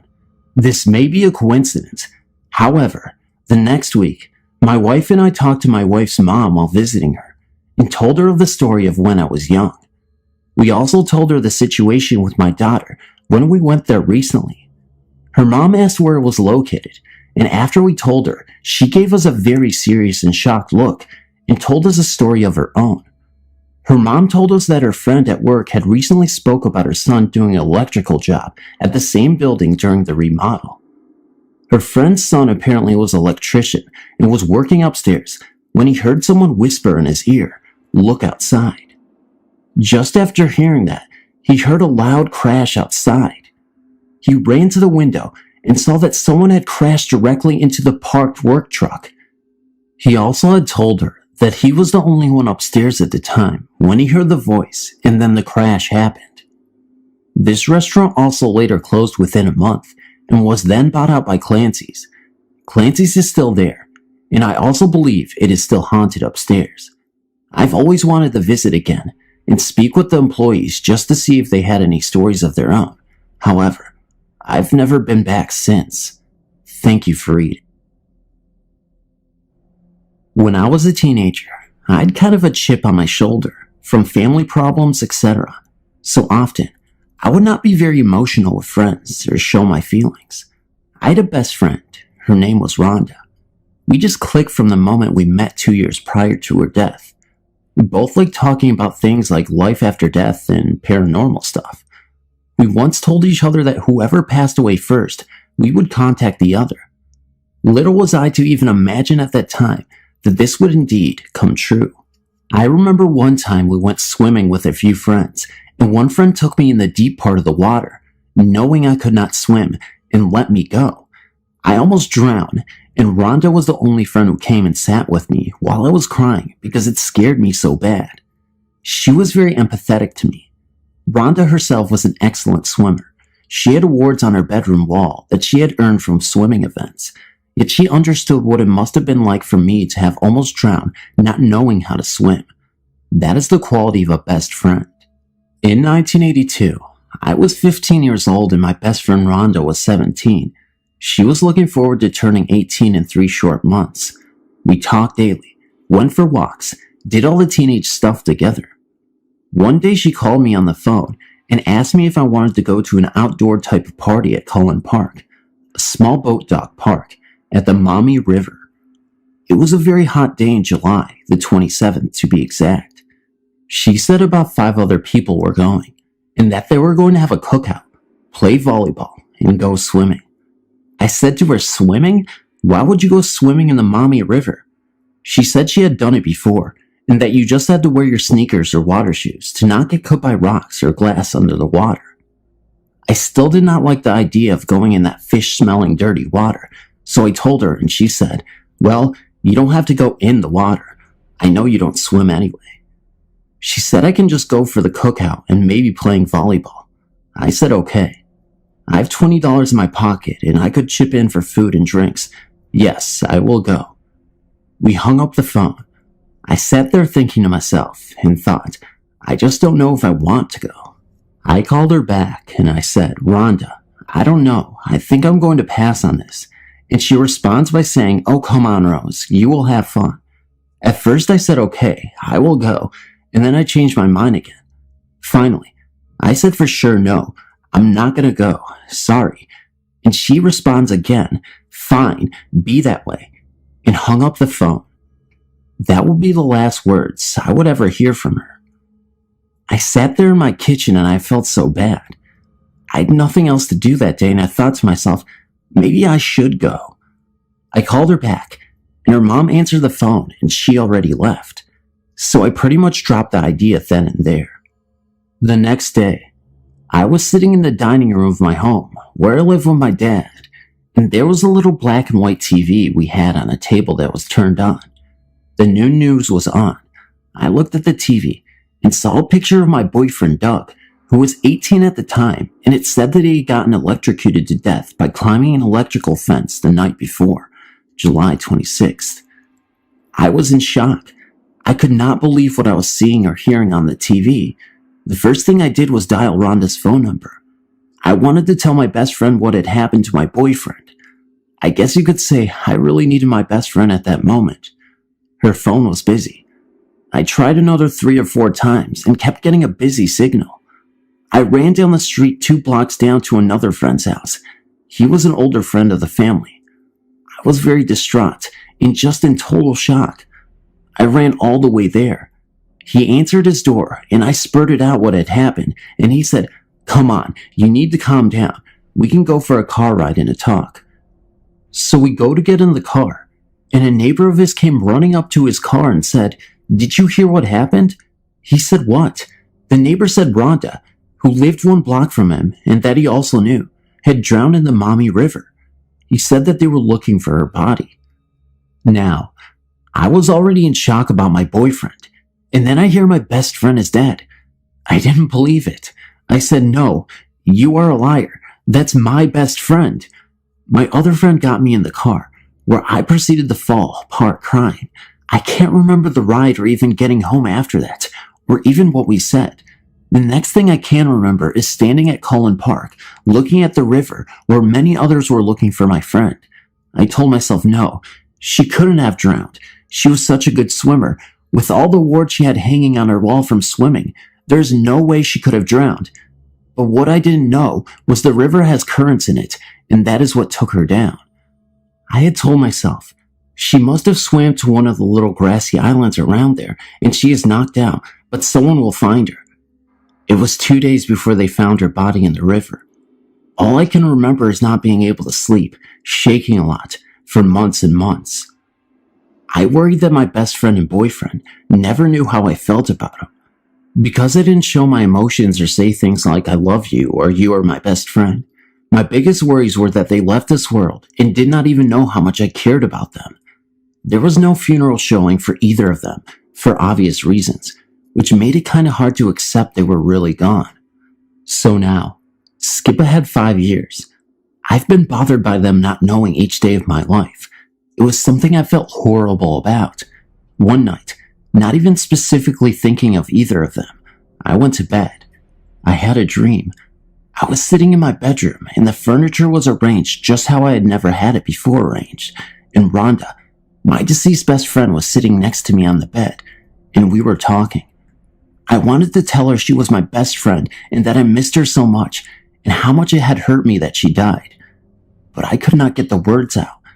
And then I just realized, in the dream, that my left arm was itching really bad. Before I went to scratch my arm, Rhonda said, you need to scratch your left arm, Rose. I looked at her and I said, how did you know my arm was itching? And she said, I know how you feel. She had a smile and that unique giggle she had that I missed so much, and she kept saying, I know how you feel. The dream ended there. She was telling me she knew the things I was feeling without me actually having to say it. This was a visitation in my dream. I know that for sure. Very shortly after that dream visitation, I also had one from my boyfriend, Doug, who had died the day before my best friend did. In that dream, we were in my bathroom and I was crying. I I was crying harder than I ever cried in my life, and he was holding me saying, "It's okay, Rose. It's okay." He also said, "I know how hurt you are, and I know you cared about me." I kept telling him I was sorry, so sorry, and that's where that dream ended. These were not dreams that I willed to happen.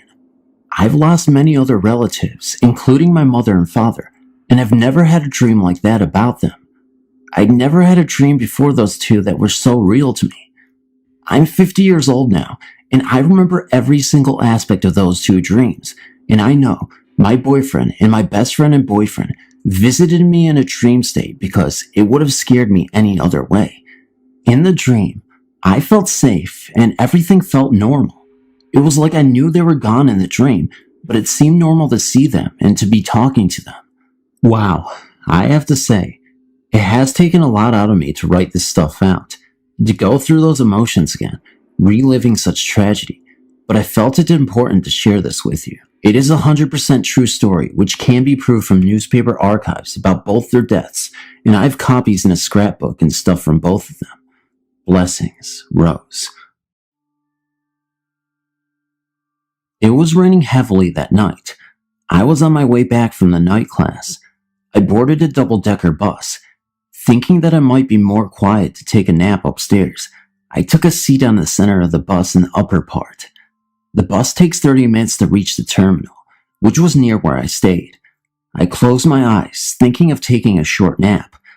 After about 10 minutes, I heard a boy talking to his mother. I was sure that I was the only passenger aboard that bus. Then the little boy was speaking in a very different language, from which I could hardly understand. Looking at his mom, half of her face was covered by her long hair, so I didn't really have a chance to see her face.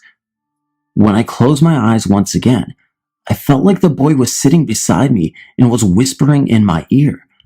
I opened my eyes again, and he was at his seat and pointing at me, laughing loudly. It felt so eerie. Then suddenly, I felt a gust of cold wind blow past me, followed by a sound of a girl in a low pitch talking to her boyfriend behind me. I turned my head, and at the same time, the rain and thunder outside the window sounded heavy and loud. I could hardly hear what they were saying. I remember I was the only one on the upper decker when I boarded, and I closed my eyes less than 10 minutes. Why were there 4 others on the bus? I did not doze off, and I'm sure the bus did not stop. This time, I told myself I need to keep my eyes open. I was worried if I closed my eyes again, another 2 people might appear. The rain was heavy and the night was quiet, so therefore the bus driver did not stop at most of the bus stops. There were 3 more bus stops to go.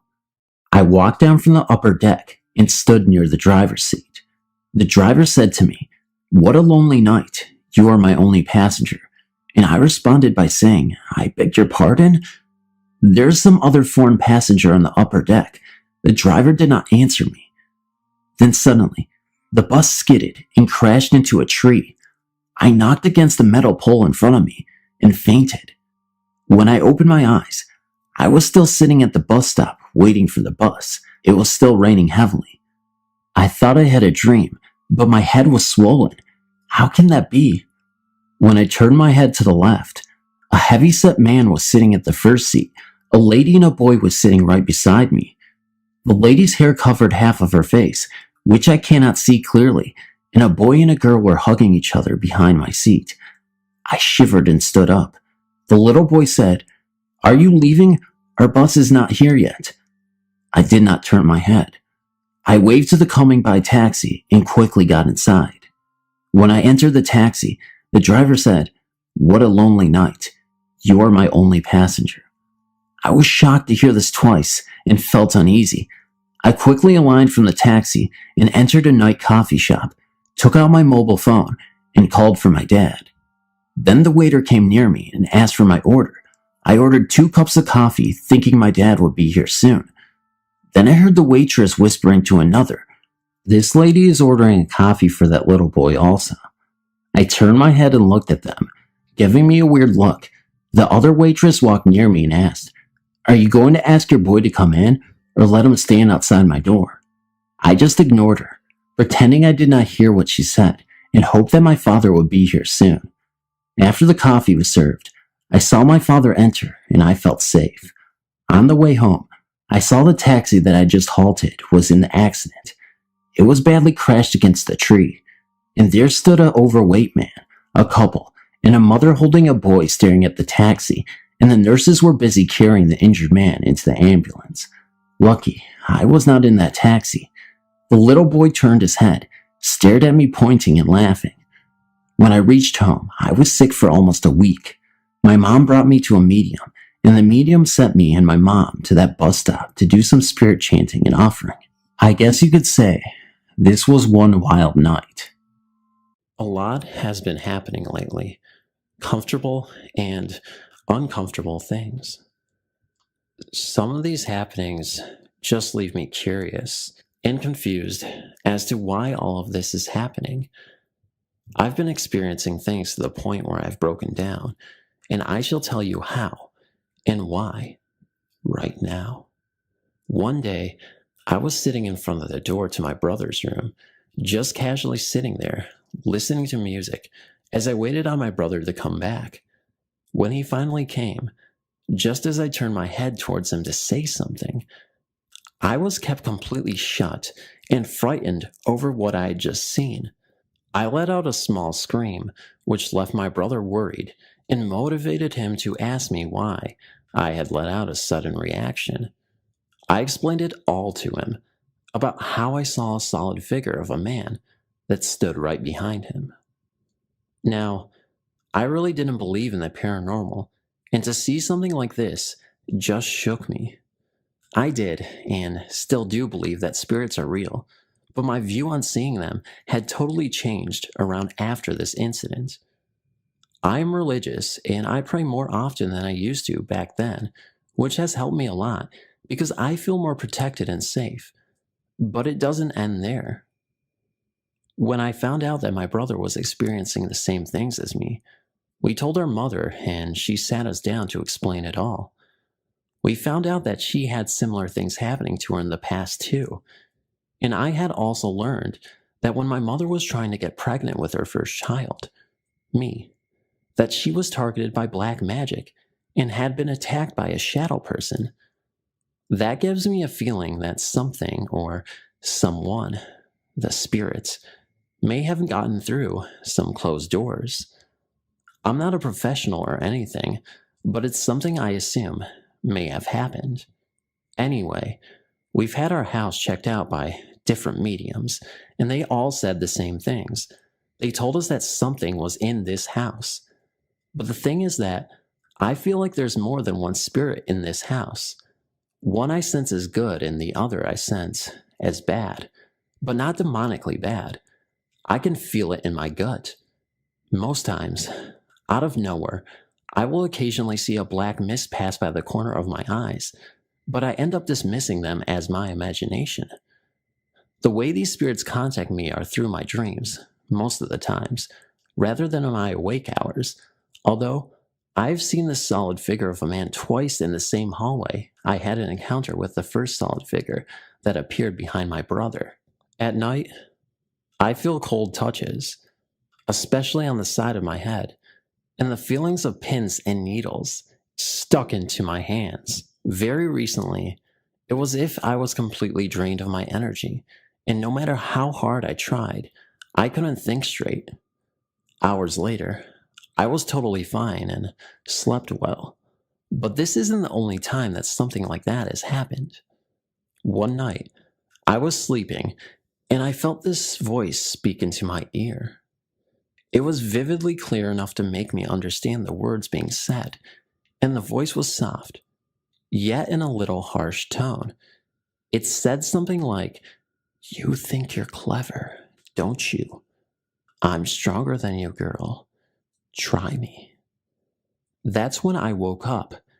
My heart was racing so fast to examine if one of my siblings played a harmless yet frightening prank on me. But when I realized there was no way for my siblings to do that to me, I froze in shock.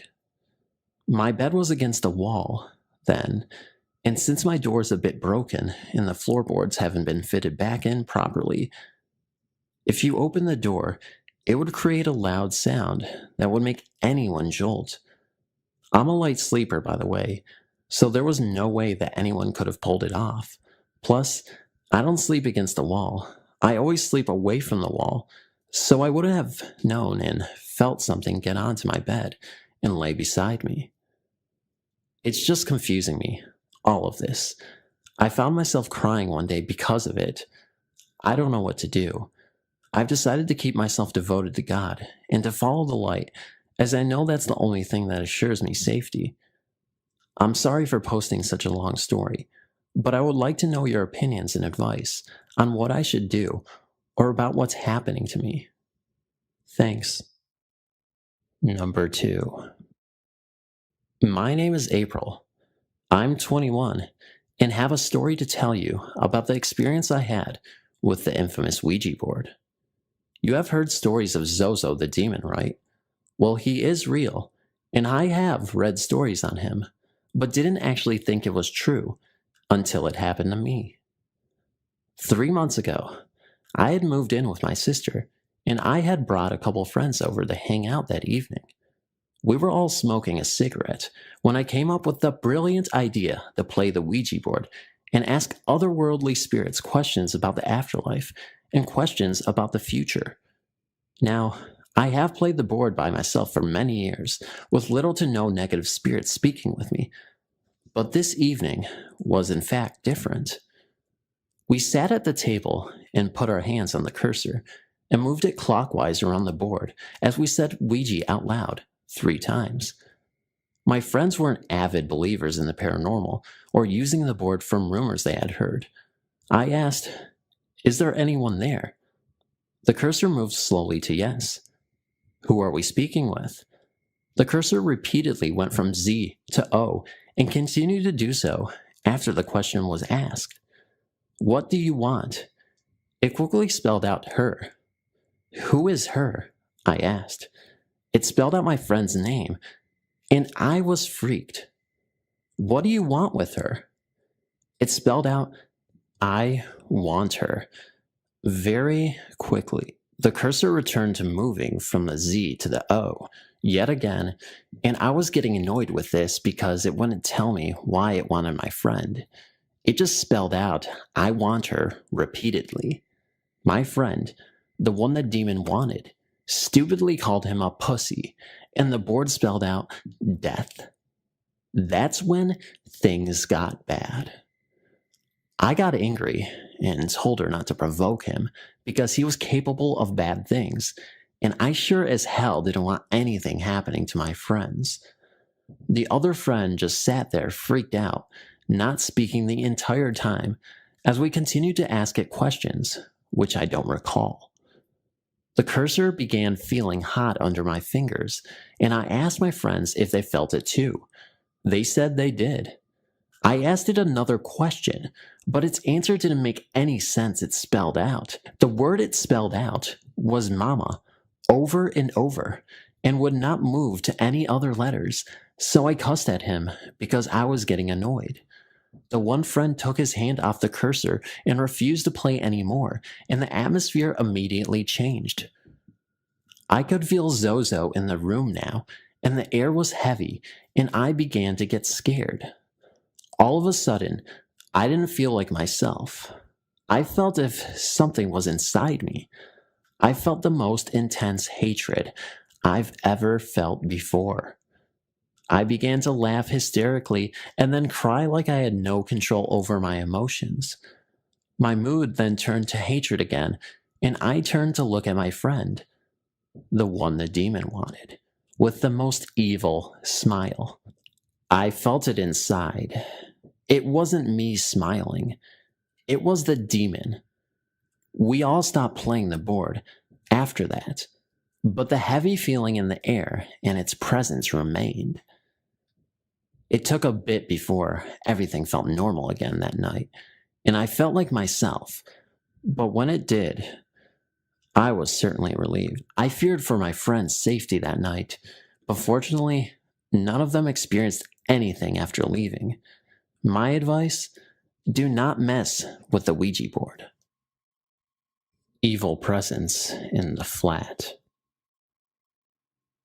Since moving out of the flat when I was going through my divorce, I've made a point of not going back in there unless it was really necessary. When we had tenants renting the place, I'd no need really, but the tenants left, and my mom decided to move in there. Suddenly, I had to go there quite often. The atmosphere in the place was always thick to me. It was like the air was harder to breathe. On one specific night in April 2015, my mom sent me a message and told me strange things were going on in the flat. Not one to leave my mom alone when she was far less open than I was, I ran to the flat. She was sitting in the lounge when I came in, and she asked me to step into her room and tell me if I smelled anything. As I took the one step into her room and came to the closet on my left, bed to my right, there was the very distinct smell of cigarette smoke hanging in the air. I walked towards the bed, and the smell decreased, towards the closet, and the smell was stronger. No one in the yard smokes, so the chances that it could have been carried in from outside are zero. The closet is also not close to any windows, so the fact that the smoke was centralized to that spot was enough to get my hair standing on end. I went back to my mom and asked her if this was all she had been experiencing. She said no. The whole week, she could feel someone take hold of her ankles as she lay in bed, until one night, where not only did something take hold of her legs, it pulled her halfway out until she got panicked and started kicking. By then, her legs were completely off of the bed. She swore to me for a second it felt like she had kicked a solid human being, but no one was there to be seen, although she clearly smelled the smoke. The weekend, I had Tim and Eileen over and explained the story to them. Tim went into the flat alone, leaving us by the pool, and after about 5 minutes, he came out. He said that the person in the flat was a man, middle-aged. He gave features to this man that had my mom and I looking at each other. For my South African compatriots, the man looked like a thinner version of Eugene Terror Blanche. I asked Tim if he could see the man's right arm, and Tim told me that the man made an effort of staying in silhouette. I went into Adam's room and fetched my mom's wedding album. I found a picture of my paternal grandfather and showed it to Tim. Tim nodded. The man in the flat was my mom's father, Johnny. Johnny had lost his right arm in a car accident. Considering he had been instrumental in the abuse I suffered in the flat, not to mention that he was responsible for the death of my gran when she was 32 years old. My mom was 5 at the time. Neither my mom nor I were very happy about the fact that he was in our home.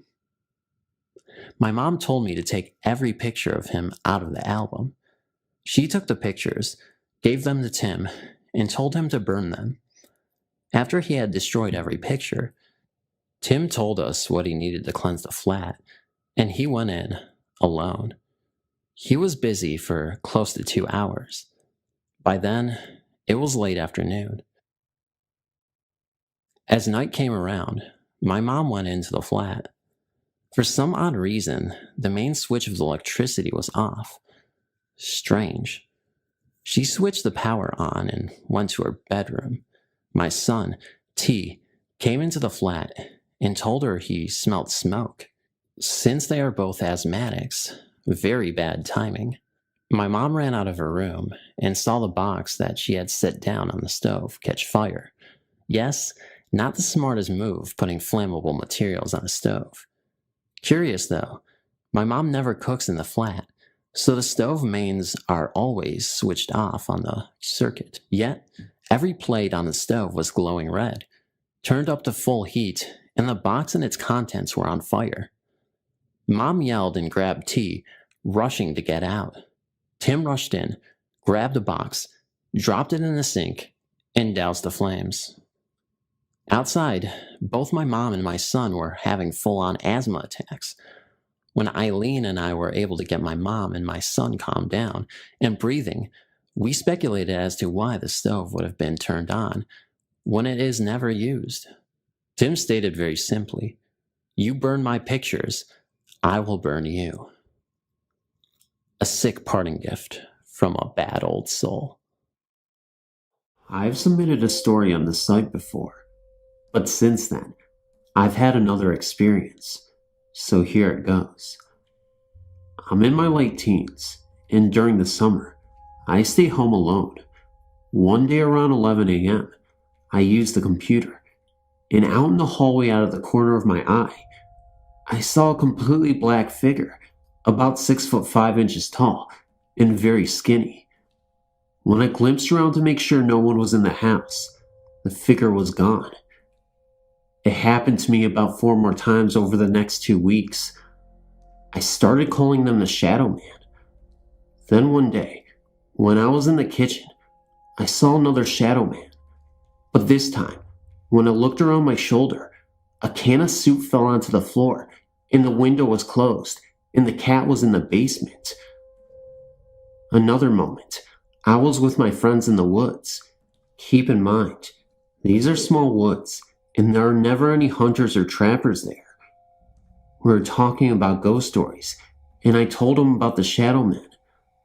A minute later, we heard a rustling in the bushes, and out of the corner of my eye, I saw a Shadow Man.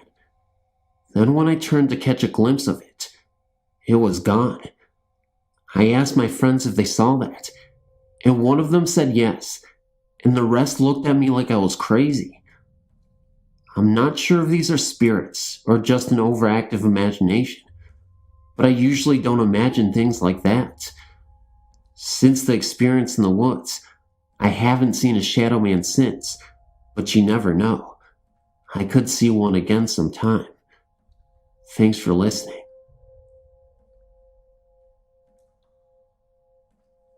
My name is Kara, and I have another story I would like to share. This encounter, or whatever it's called, took place in the kitchen. It was about midnight, or 1 in the morning. My mother was asleep. I was on the computer, playing brain teasers or something, and my dog, Susie, a collie, was lying next to me in my chair. As I was playing my game, Susie started to make a noise, in between a bark and a growl. I looked to see what she was staring at, and she was looking into the kitchen. Our house is little, but it's cozy. I couldn't see anything, so I took it as attention-seeking and hushed her. About 10 minutes later, Susie was sitting in the corner directly across from where I sat, and she made a deep growling noise that was so unnatural to me, and she bared her teeth. Not at me, but towards the kitchen. I didn't want to look for, I admit, fear. I thought I would see someone like a burglar of some sort. I looked out of the corner of my eye, and that's when I saw a very, very large white dog. Looked like a wolf dog to me, because it was so large. It had eyes as blue as the sky, and fur as white as snow. It didn't look threatening, but intimidating. It just laid there by the recycling bin and stared at me. Susie whimpered and caught my attention. I looked at the corner of my eye, and the dog was gone. That night, everything was so still, quiet, freaky, the way nothing seemed to be able to move, like a pause button had been invented to freeze the noise after the dog had vanished. I went to my room to lay down, but my room was piled with clothes, books, etc., so I decided to go to my mother's room to sleep, since her bed was a king size and clean. The time passed by as I laid there. 1:30, 2:30, 3:30 a.m., all the way to 4:30 a.m. I just stared at the wall with a background of my mother's snores. I glanced at my mom's door for a second, and there, perched on the door, was a dark cat figure. It had evil green eyes, fur as though it had caught the dark glistening of nighttime. I stared at it for no more than 10 minutes. I rubbed my eyes. It was gone. It seemed as though someone played the sound button again, like the mute button wouldn't work. I looked out the window, on my left, and I saw a cat crossing the street, and I decided to doze off. But something didn't seem right. It was like the temperature dropped 20 degrees in the room. I didn't like it, and neither did Susie. She sleeps at the foot of Mother's bed. She gave a very low growl and came over to lay next to me.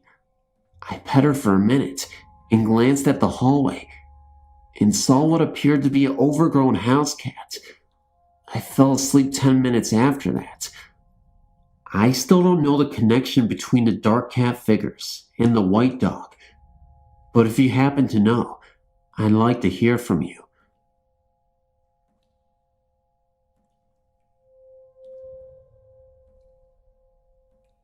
I've been reading through everyone's stories, and I decided that maybe I should go ahead and share one of my own.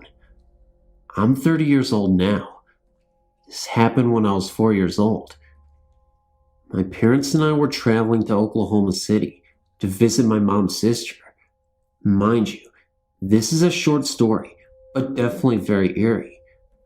Anyway, on the night before we arrived at my mom's home, we stayed the night at a hotel. My mother is not one to be inconvenienced.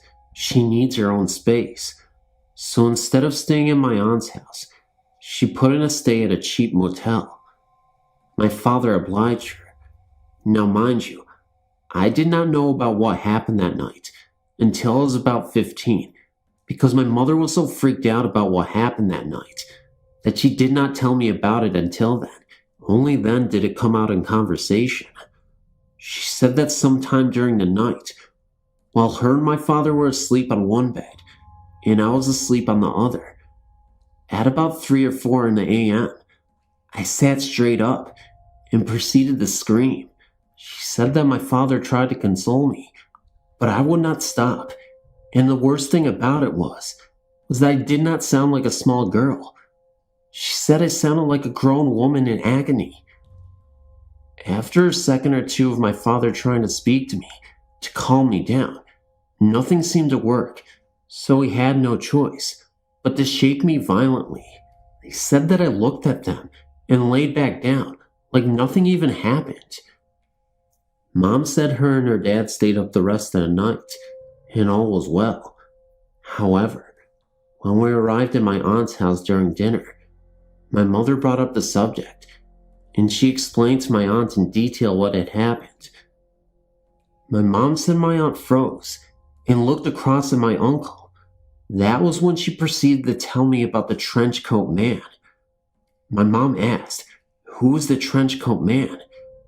She said last night, while she was sleeping, and while that incident was occurring with her daughter, she was awakened by a trench coat man. A dark figure in a trench coat, of course. He was just staring at her. My aunt then described the eyes that she saw. This man had crystals in his eyes, as if his eyes were so cold, like he didn't care about anybody. So this dark trench coat man, blurred figure with glowing glacial eyes, kept staring at her until he eventually disappeared 5 seconds after. That was when my aunt screamed, and my uncle woke up, asking what was the matter. Of course, that was when my aunt went on to explain seeing the presence of this man. After thinking long and hard about the incident, I'm able to conclude that this was a paranormal incident that occurred telepathically. I must have detected that something was wrong with my aunt, and I guess I was trying to scream to let someone know that something was wrong at the moment, even though I was not conscious and I had no idea what was going on at the moment. The real question I really like to know is, who was that trench coat man? What was he doing talking to my aunt? Or what did he want from her? I know a lot of people are going to say this is a load of bull, and believe me, I really wish it was too. But the fact of the matter is, it actually happened. Ghosts are real, and you don't want to come face to face with them.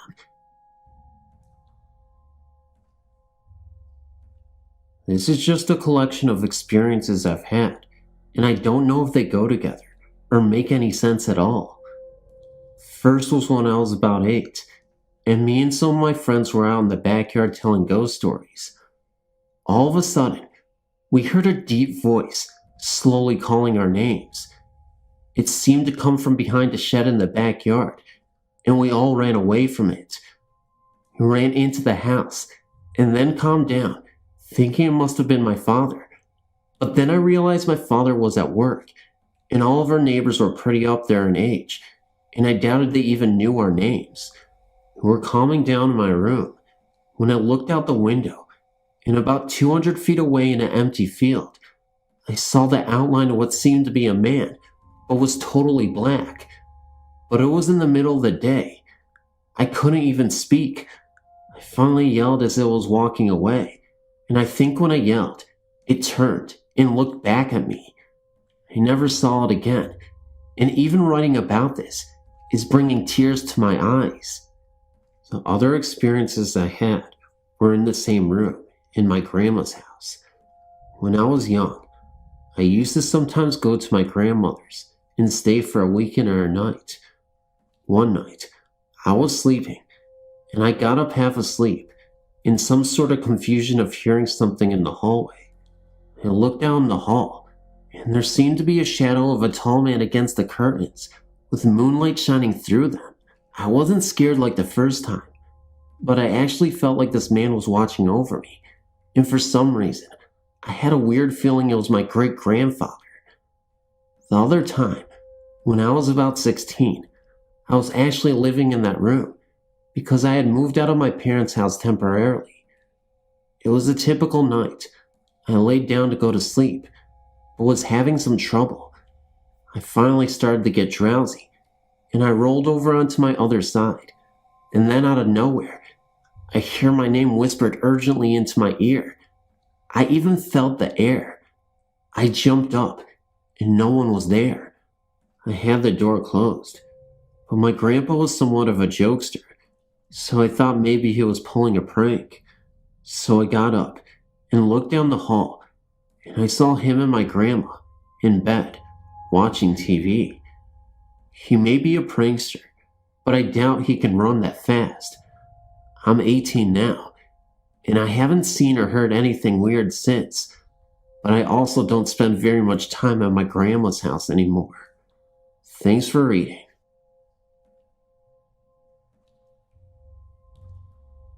I've been pondering where to begin and which experiences to prioritize. I decided to begin at the beginning and submit separate accounts of my experiences chronologically. In other words, I've got many stories to share. I've read nearly half of the stories on this site, which is a really worthwhile form, and I hadn't realized that much of what I've brushed off, for whatever reason, is something that matters to others enough to write about it. My experiences are not earth-shattering compared to what many have endured, but I think they're worthy of reading about. When I was about 7 years old, my mother became involved with her friend's Jehovah's Witness study group. Now that I look back on it, I might want to mention that this was in the mid-70s, and my parents and those friends, a couple, were classic long-haired hippies, and they did their share of the stoner scene. My mother and Grace, her friend, were in a study group with Grace's mother-in-law, and all older white-haired, straight-laced women. They eventually ended up at our house to study, but I'm getting ahead of myself. Theory is this: my mother, who was raised strictly Catholic, was going to become a nun only to do as her grandmother, Granny, wished. They were very close, and my mother wanted to make Granny proud. That all went out the window when she met my father.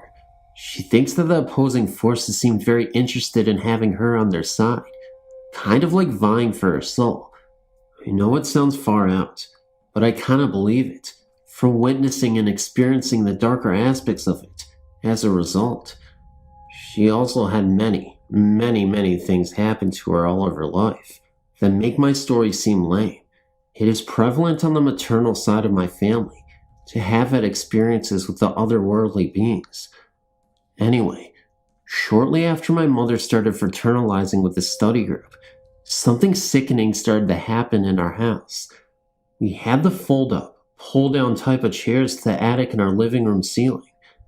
There was a door at the top of them, but it wasn't at the head of the stairs, as this area was open. Instead, for some reason, it was opposite. If one were to walk around to the back of the attic, open this door, and proceed through it, they'd fall into the living room through the opening in the ceiling. Well, this door started to be slammed with a force that shook the entire house. It scared the living hell out of us. It was really that horribly violent. My parents pulled down the stairs, and this door was ajar. They shut it. It kept happening often. They somehow tied the door shut by the knob. It still happened, but worse. The windows literally shook. Pull the stairs down. It was still tied shut. One day, during the late summer, the group was over at our house, doing whatever prayer stuff they do. My father was at work, and my older brother, Grace's kids, and I were playing outside. We heard screaming coming from inside the house. We ran inside to hear the attic door slamming, beyond what any door should sound like, and this horrid, guttural growling noise coming from up there. It just sounded that awful, that no one can convince me that whatever it happened to be was ever human. Everyone ran screaming out of the house, to their cars, and they were telling my mother to get us too, and get out of that house. Well, we left for a little while, but my mother decided we couldn't be homeless, so we went home. Not my idea of a good time. It continued to happen, usually lasting 5 or so minutes. It happened at least once a night. Well, my mother had an experience shortly after we had gone back to school. She claims that when she was home alone in the living room, with the windows open, the air just went silent. No birds chirping, no chipmunks, no locusts buzzing, nothing. We all lived in the country, away from any other houses. She said she started hearing the sound like a vacuum cleaner. It got louder and louder, and seemed to pulsate. It filled the room, and the walls looked as if they were buckling and waving. She smelled this horrid, rotting stench, and she kinda knew she was in for something pretty awful. She ran into her room. I'd have run the hell out of the house, and jumped into her bed. She pulled the covers over her head. She said she heard something walking slowly across the living room, towards her doorway, which was open. She was just praying, not daring to look. It sounded to her as if we were dragging a heavy cloak behind it, and it was breathing extremely heavy. It was nearly at her bed, and she was just about dying of fear when apparently our school bus pulled up, and it dissipated. She'd apparently had enough.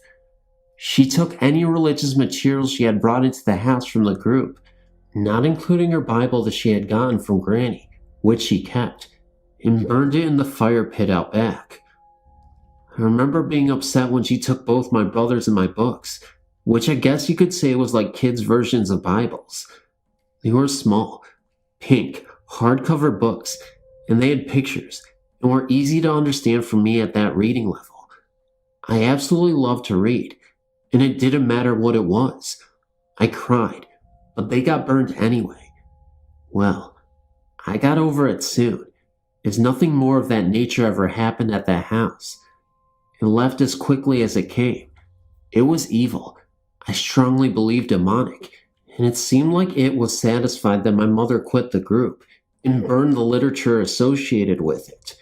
It was not associated with the house. It came with a purpose, and left having achieved its goal. The only other thing I associate with this battle of good and evil of my mother happened when I was in 7th grade. I was trying to sleep, totally different house, but I swore my bed was shaking. I just figured I was being stupid, but it got worse. Still, I tried to dismiss it. It got bad enough to where I became scared crapless. I got up and went out to the living room. I startled my mother. She asked me what was wrong. I told her, and she got these big, weird-looking eyes, like she said she was spooked. She said, "Oh my God, I was just reading the Bible." She rarely opened it, for fear of bringing something on. Well, I was just fine with her not reading it. If it was going to target me to get to her, I just wanted to be left out of the whole thing. I know that probably sounds ignorant, but I truly felt it was demonic, and it scared me out of my mind. After what happened, I felt anything bad might just pop up at any time. Even though I'm not close to my mother, haven't spoken to my family in about 14 years, my heart does go out to her on whatever her spiritual fate is to be. She's not the best person, but she isn't inherently evil, just a broken, miserable woman from years of abuse by both her father and my father. This experience added to my straying from any traditional religion. All I knew of Christianity was what my mother told us as kids, and some of what I read in my pink Bible-like Bible book, and it wasn't much. I'd always had my own thoughts about the whole heaven and hell concept, but I was afraid of burning in this hell if I strayed from it. It just didn't sit right with me. It always scared me, including the concept of God.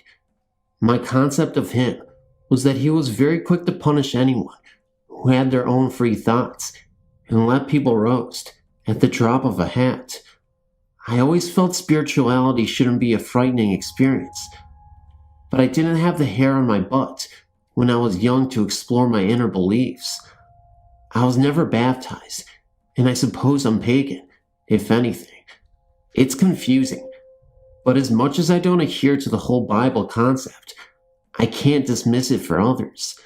To end this story, I just want to thank you for taking the time to glimpse into my reality.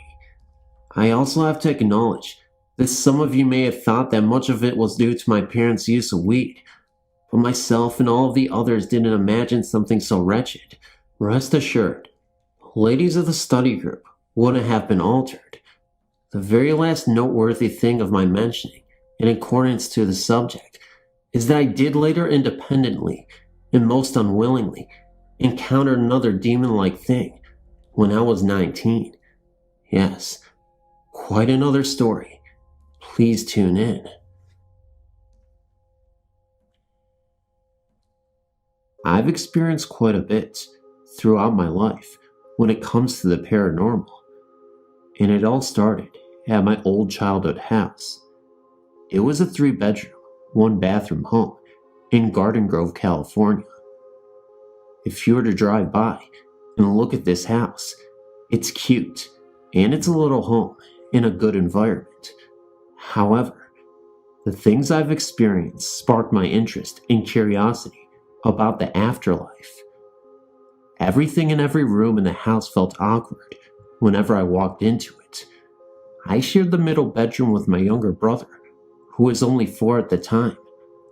Once a month, I would have a nightmare of a girl sitting on our picket fence with red eyes aglow, staring at me with such a playful expression.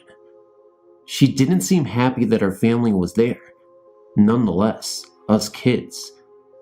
The strange part about that was, whenever I would have these awful dreams, I would wake up to find my little brother crying, as if someone had really hurt him. I never really took the nightmare seriously though. We had an old, rusty swing set that we loved so much. I was only 10 at the time. During the daytime, everything would be fine, and no strange feelings would occur. However, once nighttime falls, our backyard would be off limits. My mom wouldn't let us go to the back and play on summer nights, and she, well, never told us why. One night, my mom forgot to turn off the water hose, so she kindly asked me if I would do it for her. The idea of it was already bothering me, but I didn't take anything paranormal into consideration. So, I went down, straight to the back of the house, and the walk there felt like eternity itself. I had a strong, eerie feeling that I was being watched and even followed. I bent down to turn off the hose and had a fear so strong that it made me tear up. I ran into the house and swore never to do the favor for my mother again. What made this incident particularly eerie was the fact that I swear I heard a sobbing. It was like in my mind, but I swear it was outside. And another awkward time. My mom was taking a shower, and I was in my room watching TV with my little brother. I heard her call my name, so I came to see what she wanted.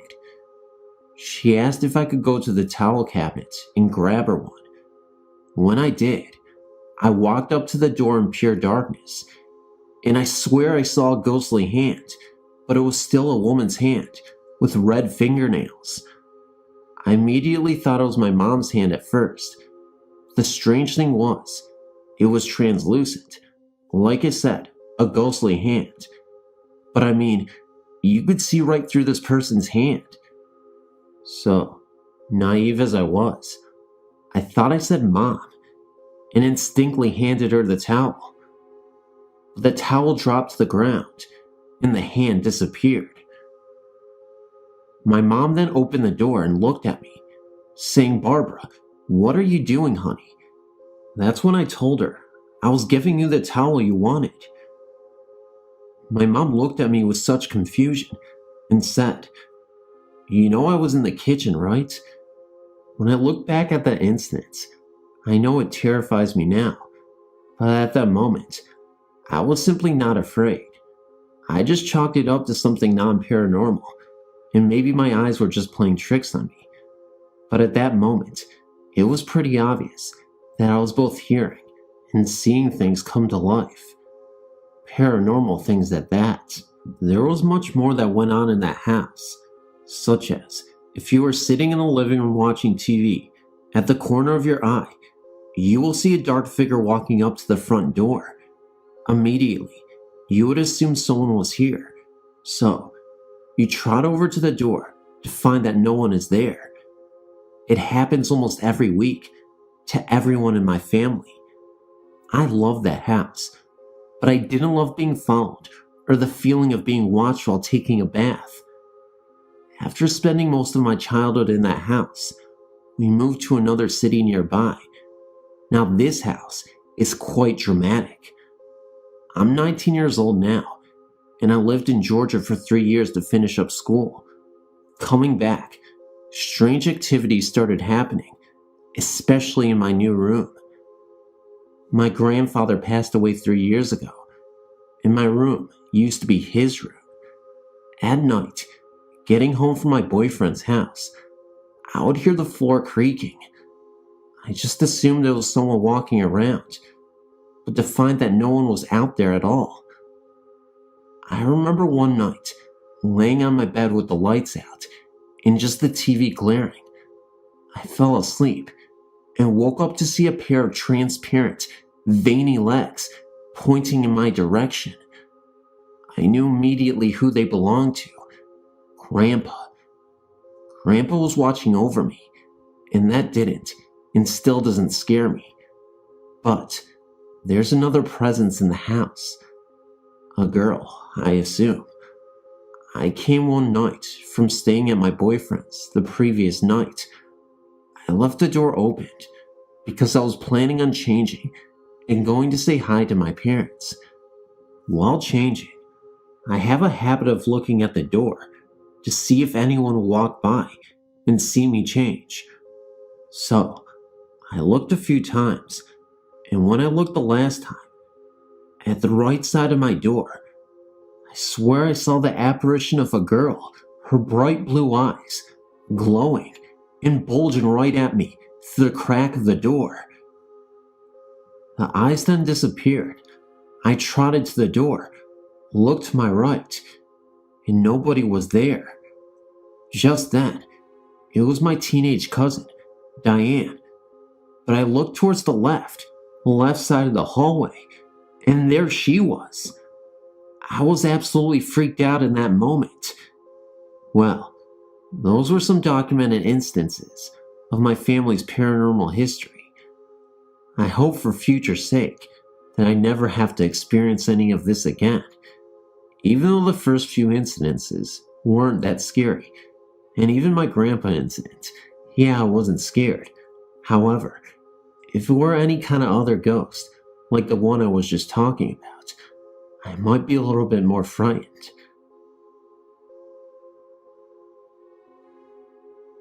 I'd like to refer to this haunting as the haunting in Duxbury, Vermont. We bought the house from the niece of Leo Morse in the fall of 1999. Leo lived here his entire life. Shortly after we moved in, we heard strange footsteps on the second floor when we knew no one was up there. During one such incident, my husband, myself, my 2 children, and a couple friends heard someone walking across the floor in the upstairs bedroom as we all stood in the living room below. One night, when I was taking a bath and was lying back in the tub with my eyes closed, I suddenly felt very uneasy, like someone was staring at me.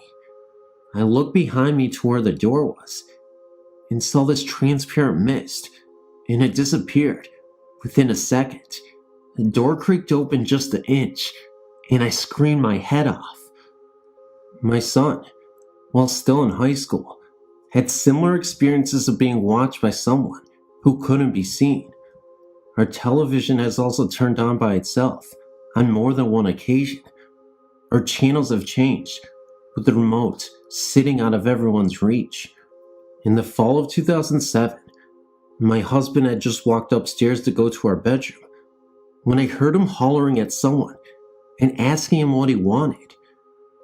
We all ran upstairs to where my husband stood in the doorway to our bedroom.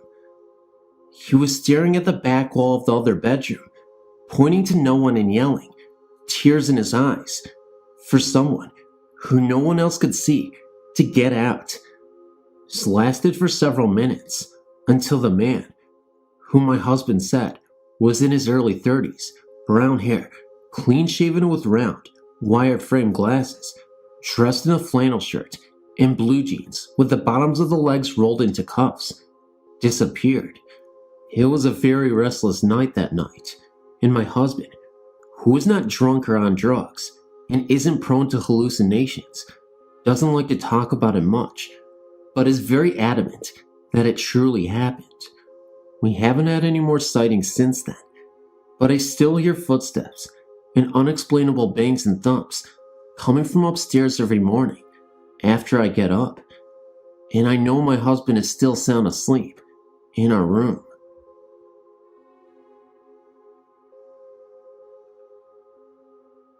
My name is Andrea. I'm from New Mexico, and I'm 17.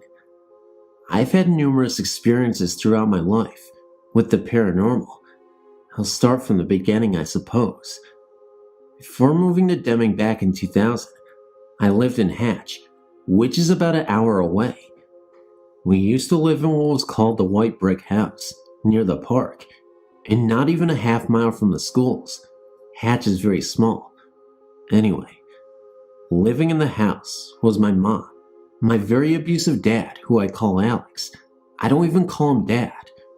My 2-year-old sisters, and my older brother, and me, the youngest. I don't remember the experiences in any specific order, but I remember them as if they happened yesterday. They are all very true. Believe if you want. We had a certain room called the back bedroom that no one really liked to go to, at least not alone. This room had an extremely strong presence in it, and it was only when you entered it you could feel its presence. You could stand in the doorway and look in the bedroom and feel nothing, but as soon as you stepped, that all changed. You feel like you're being watched by one great evil spirit, or a great number of evil spirits. You would have to leave. It was so uncomfortable. We couldn't even get any of the dogs that we had throughout the time we lived there to enter that room. While there was that room, there was also other things that happened in the rest of the house. One night, my mom swears up and down this happened, and so does Alex. They were getting along. A rare occasion. I love these nights. My mom put all four of us to bed, so her and Alex had some alone time and were relaxing together in the spa, talking one night. In the middle of their conversation, both my mom and Alex saw the shadow of someone walk past the doorway of the spa room. My mom thought it was one of us that had gotten up in the night and went to check in on us, only to find us all snoring in bed. Her and Alex then asked us the next morning if we had gotten up, and none of us had.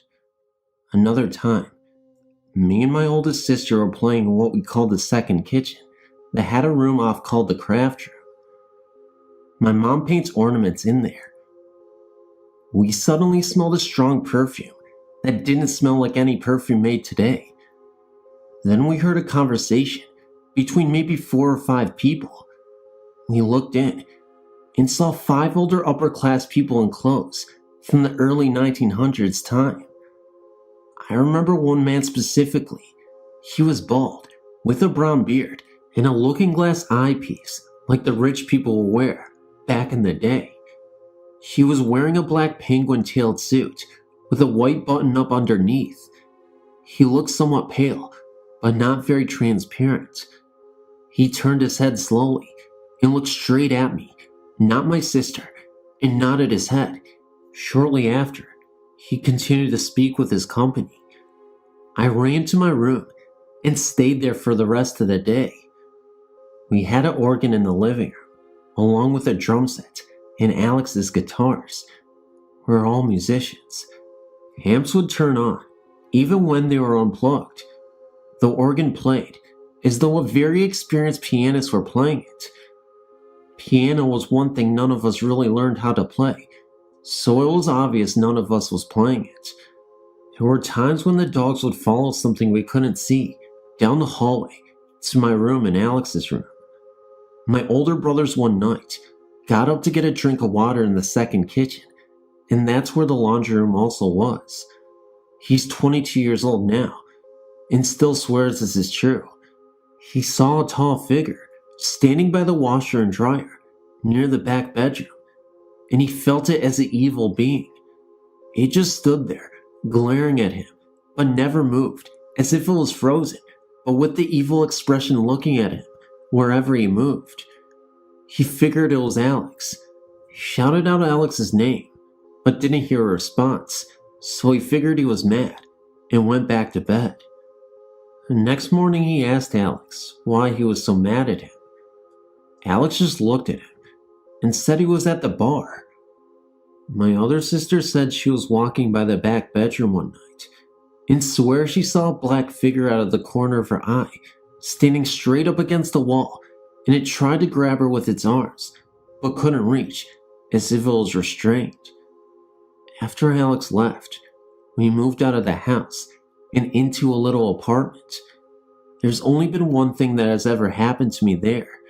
I got up in the middle of the night to get something to drink, and as I was going back to my room, I saw what looked like a little blue orb, glowing in intense blue. It moved around for a few minutes, before ultimately dissipating into thin air. Aside from these apartments we lived in, we also moved into a trailer not too far from the white brick house. This house was always said to be haunted because the man who used to live there died of a heart attack in either the yard or the bathtub, and he had 2 dogs that died of mysterious causes after he did. It was almost as if they died of a broken heart. There would be nights when we could hear the clicking sounds of a dog's nail on the tiles. I was in my room reading one night when my whole dresser just fell over. No reason for it just to fall over. My friend and I, Rosario, and my sister were all in the living room one night when we heard a window shatter come from my room. We never found a single shard of broken glass in the house or even outside, even though the sound came from inside. Finally, I would always see the shadow of someone walk into the laundry room, and no one would be there when I looked.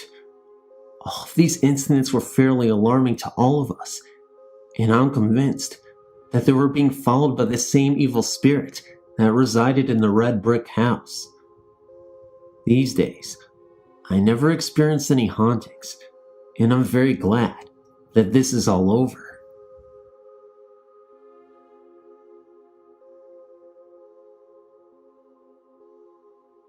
In the fall of 2001, my parents bought an old Victorian house in a quiet suburb. It was a huge relief for us because that year was a very tumultuous time for our family. We couldn't find a house that was affordable, and nearly every house we found in the area was either in need of major repairs or super expensive. When we moved into this home, there had been mumblings around town that nobody wanted it due to its supposed hauntings. By the way, I'm 21. The house had a history of violence and death. The city is very safe now, but years ago, it was considered one of the worst cities to live in. It was said that a man who had lived his entire life as a loner took up residence in the house in the early 1920s. One night, he apparently hired a prostitute to stay the night with him. She was unaware that he had no money to pay her for her services. He led her into the kitchen, playing off that he had some spare cash lying around the house. He ultimately ended up strangling her to death and chopping up her body. He was apprehended months later and ended up dying in prison. When the cops questioned him, all he could say was that he needed love. In the first months, we had stereotypical noises that any house would make and dismissed it as nothing more than just noises.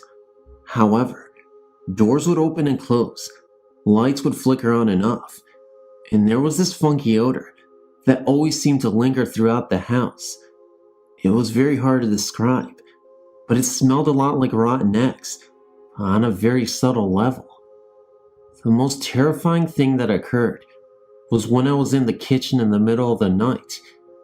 It was about 11 p.m., and I had just come home from work and entered the front hallway of the house at first.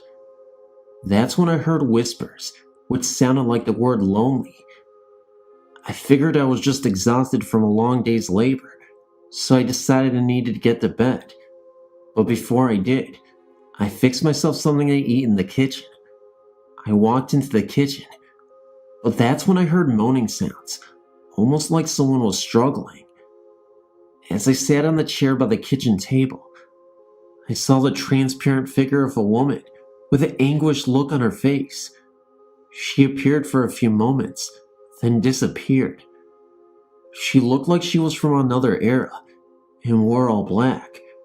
Her face looked disfigured and beaten. It terrified the living hell out of me, so I ran upstairs to get my parents. I guess I just needed some comforting, and I found out they weren't home yet. There were other incidents that occurred in that house. My mom actually told me that she was in the laundry room when she could distinctly hear the sounds of a growling man in the laundry room late at night. This was something that seemed to happen quite frequently around the same time, and always only in the laundry room, nowhere else. It was never something really loud and startling. It was always faint, but insanely scary. There were times that we would see two shadows in the corner of our eyes, constantly walk back and forth from the kitchen to the living room. Again, this was subtle. When anybody would actually turn to directly look, these shadows would be gone. Most of the time, we always thought it was just our eyes playing tricks on us, and even after my incident, I still thought that. Anyway, that's my story. It might not be too exciting compared to others, but it is creepy and insane. I'm glad I don't live in that house anymore. Sadly, my parents still do, but it seemed that nothing happens anymore, besides the subtle doors creaking open slowly from time to time, and the continuation of lights flickering. Thanks for reading. My family and I took a trip to Tennessee in the summer of '08. We went all over the place, such as Jackson and Nashville. On our second to last day before we left to go home, my family decided to go to Franklin because we had picked up a brochure of haunted places in Tennessee, and so we went to humor me because I was interested in hauntings at the time. This city, not known to most people, is actually the site of the bloodiest battle of the Civil War, even worse than Gettysburg. There are two houses that were the main sites. One of them was the Carnton Plantation, which is the setting to my story. The plantation was creepy enough when we drove up to it, without even knowing the history. When I got out of the car, I looked up at the house and noted how beautiful it was. Then my attention was averted to the balcony on the second floor. There, standing on it, was a man. He was clearly dressed in a Civil War uniform, though I quite can't remember which color, and I could clearly see that he had a beard covering his jawline. He stood there with his arms behind him, as if he was gazing out, overlooking troops. Of course, at the time, not knowing any of the history, I thought it was just a tour guide taking a break out on the balcony. I even hoped he was going to be my family's guide. Later, once we were on the tour, I noticed that none of the employees were dressed like 19th century citizens. Of course, then we got the history of the place, and I understood why this place was considered haunted. When the battle itself was both going on, and when it was over, injured soldiers were treated inside of the house. So many, in fact, that there are stains of blood inside of the house that will not come out of the floor. Many soldiers obviously died inside of the house. When we continued our tour upstairs, we entered a room with a door to the balcony. This is where I learned that no one was allowed out on the balcony. This confused me since I'd seen that man out there. When the guide took the group into the room across the hall and began talking, I couldn't pay attention. The closet in the other room kept grabbing my attention because it had a piece of black cloth in it. Finally, I tried to keep myself focused, and it was going well until a gentleman in the group got bored and decided to go out into the hall. I watched him leave, thinking that it was very rude and should come back. For some reason, when he left, I noted that the sun was in a position that didn't cast a shadow of the man's head on the hallway wall. Once again, I turned my attention back to the guide, but the man in the hallway began to wander in the hall, and that distracted me. When I turned to watch the man, there was suddenly a very clear and defined silhouette of a man's head and shoulders with a bearded face that traveled across the wall, then just disappeared. It startled me at first. Then I got excited because I thought I must have seen a ghost. Then I thought, no, I have to be practical about this because that man is out in the hallway. Once the tour guide was done talking, I went outside into the hallway way. The first thing I noticed was that any shadow from the tourists on the wall wasn't that dark or defined. Then I noticed that the way the sun was facing caused the shadows to be cast on a completely different wall. The silhouette I saw couldn't have been from anyone on the tour. Then I noticed that there was an upstairs where I thought maybe an employee could be working. That theory was completely dismissed when it appeared no one was up there. There wasn't any logical explanations for the silhouette. It wasn't until my family returned home a few days later that I decided to research what I had seen. After discovering that there was a frequent spirit there that was called the General, I made the connection. The details from past eyewitness accounts were identical to mine. He stands out on the porch, has a Civil War uniform on, and has a beard on his face. I was, and still am convinced, that I saw the General on that day.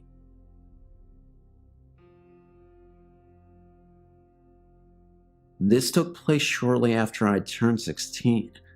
My dad was working up in Oregon and Washington, but was based out of Rainier. I went up to live with him, I guess just to do something different. I was used to being around the city type of atmosphere, and it wasn't too long before I grew bored. Not that the Oregon country girls in that area didn't stir my blood. It's just that they mainly wanted to waste their time getting high or drunk tipping cows, or shooting the passing ships going down the Columbia River, which I don't mind. I just miss the city lights or something. Anywho, I'd been out partying with a friend and drove off the side of a mountain. Another story, which would take a while to go through, and I thought my dad was probably going to kill me anyway, without benefit of blindfold, in a last smoke, so I decided to hitchhike back to Oklahoma. Needless to say, I lacked understanding of just how far I was from Oklahoma.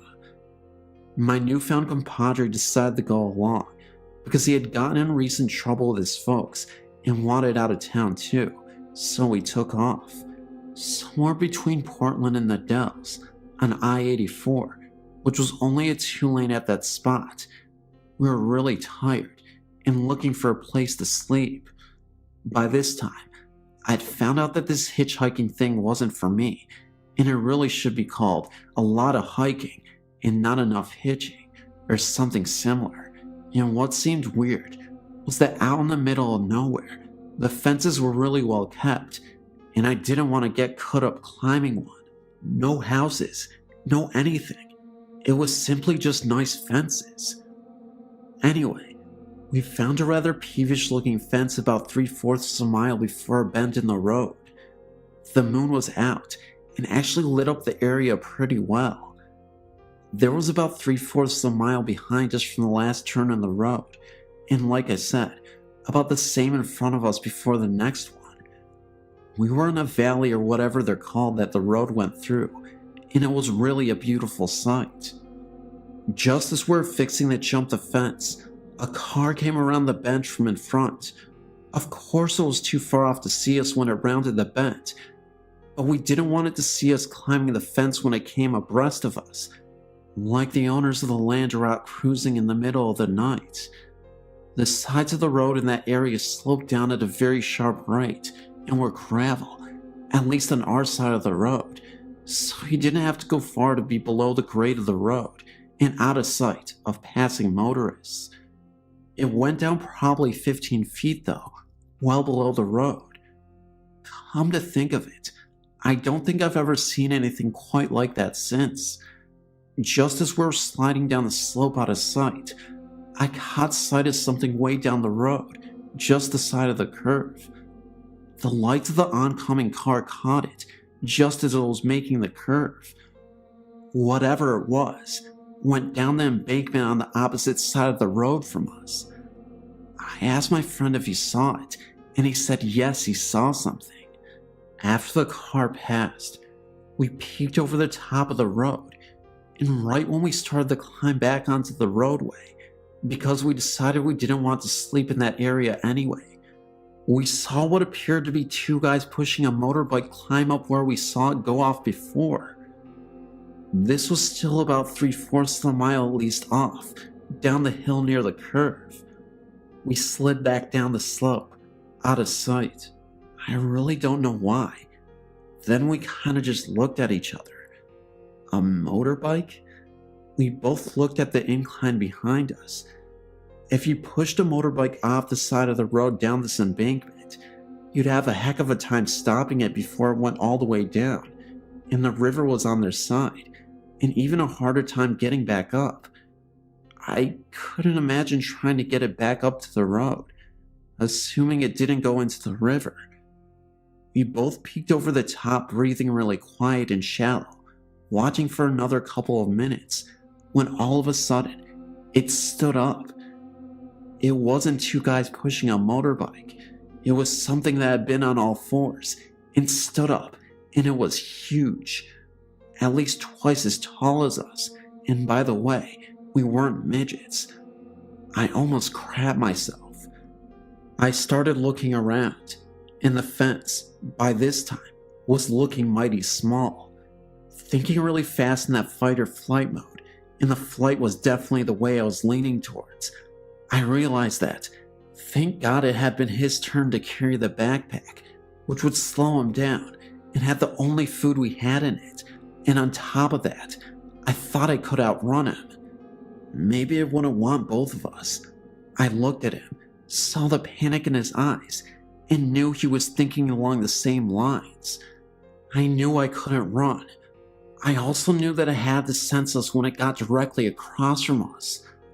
I pulled out my little pocket knife. I knew that we're going to die, and all I could think of was, Lord, please let it be quick. I peeked over the top again, and it was almost even with us. I might have whimpered, silently of course, but I also noticed that the wind was blowing in my face from his direction. There might be hope. We ducked back down, and we could hear it almost stop right across from us for a moment or two, then start on up the road again. It was almost the curve up the hill from us from the direction we had originally came from, when another car came around the bend downhill. I thought about jumping out in front of it and yelling for help, but if it didn't stop, then whatever that was would know that we were there. We waited, and it disappeared below the other side of the road, like before when the other car came. This time, it didn't come back up. I don't know how long we waited, but we finally climbed back up and continued down the hill and around the curve. We didn't say a word or breath, anything about a whisper, till we cleared that bend in the road and was a mile or two away. When we called the Dallas, we called our parents to come and get us. We'd had enough of the open road in Oregon. I don't know what that was, but I still think about it sometimes. I've had a few other things happen to me in my life, but that really scared me.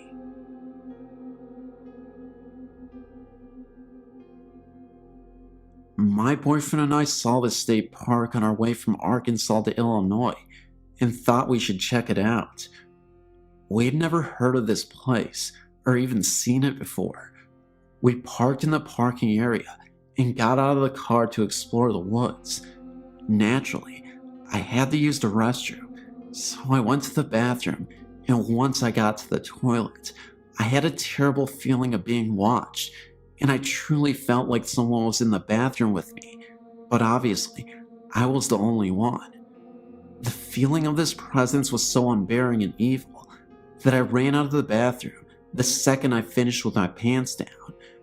Once I got out of the bathroom, my boyfriend and I started down the path. Within 30 seconds of walking, and still within 30 feet of the bathroom, my boyfriend and I heard a loud footstep, crunching the leaves. In fact, it was multiple footsteps. My boyfriend thought it was a bear or something, because of the heftiness of the steps, so he was searching and searching for a bear, or anything, but he couldn't find a thing. I didn't mention the bathroom to him, but after not too long, I insisted we continue. I know there is something terribly evil in that bathroom.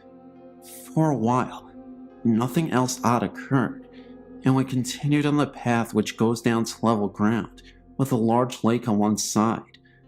But soon after we got to this level ground area, the sun started settling, and that's when things got uneasy again. We both started to hear something large walking in the leaves again. Sean, my boyfriend, really wanted to see what it was, and at this point, I felt like we were really in danger, and that something else, unnatural, was there. So we barely started to move farther into the woods when Sean told me he saw a shadow or something farther in. Then, I was done. I told him we had to go, and I cannot be here any longer. So, I ran like hell back to the car, and Sean was close behind me.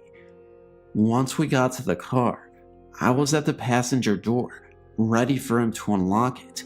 And of course, he tells me that he hears that thing we've been hearing in the sparsely wooded area, directly in front of the parking lot, which is to the very right near the parking lot, and that he has to see what it is. So, I had him throw me the keys, and I got in the car. He got in within a minute, and I asked him if he saw anything, and he said he just saw that a dark shadow moved behind a tree, but nothing else. Needless to say, we booked it off that mountain, and it really seemed like a car was trying to chase us down the mountain. But we may have just been super spooked from the woods experience we just had, but I will note, We were driving at about 65 miles an hour, and the speed limit was way less. I forget now what it was specifically, but I want to say between 30 and 40 max. Plus, it was a mountain road, and very windy, and frankly, difficult to traverse at 65. Also, during the time I was taking pictures, the whole time we were in the woods, nature shots, that was actually the entire reason we were there in the first place, and the pictures were neat. The day ones didn't have orbs, but the night ones all did, and I thought maybe it was from the lake reflection or something. But I took a picture out of the car window at the moon right after we got in the car, and in that photo, there's the moon and like 30 orbs. It's amazing to me. I mean, I've never taken any orb photo ever before, and I took another photo of the moon out my window about 30 minutes after we left the mountain, and only the moon. I did some research to find anything on the area. It seems it was established on an old Indian burial ground, but few findings on much else, and I never found anything on cars chasing you out of this place. Be careful. During the day, the bathroom is really the worst part, and seemingly off the trail, but I just wouldn't go at night. And also, Sean didn't seem to have the feelings as intensely as I did, so if you're the right person, the feeling might not be too overwhelming.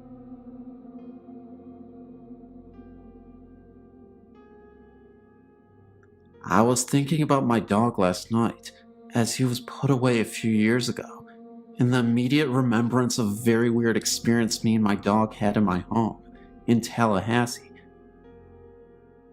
This home, prior to any construction behind us, was all wooded landscape and ran into Lake Jackson. Within this wooded area were several Indian burial mounds. One day, shortly after I moved there for a new job, I took my dog for a walk, unleashed, back in the woods. I saw those mounds, but really did not know that they were Indian burial mounds. My dog and I both walked over these mounds just being adventurers. When I returned from our walk, my neighbor asked me jokingly if I let my dog run loose back there, and my response was yes. He then stated that I would see a black bird perched somewhere soon in a tree close by, and that this bird would be watching me. I laughingly asked why, and he said that if we walked over those mounds, we would have possibly wakened the spirits, and that the bird was their watchful eye on me.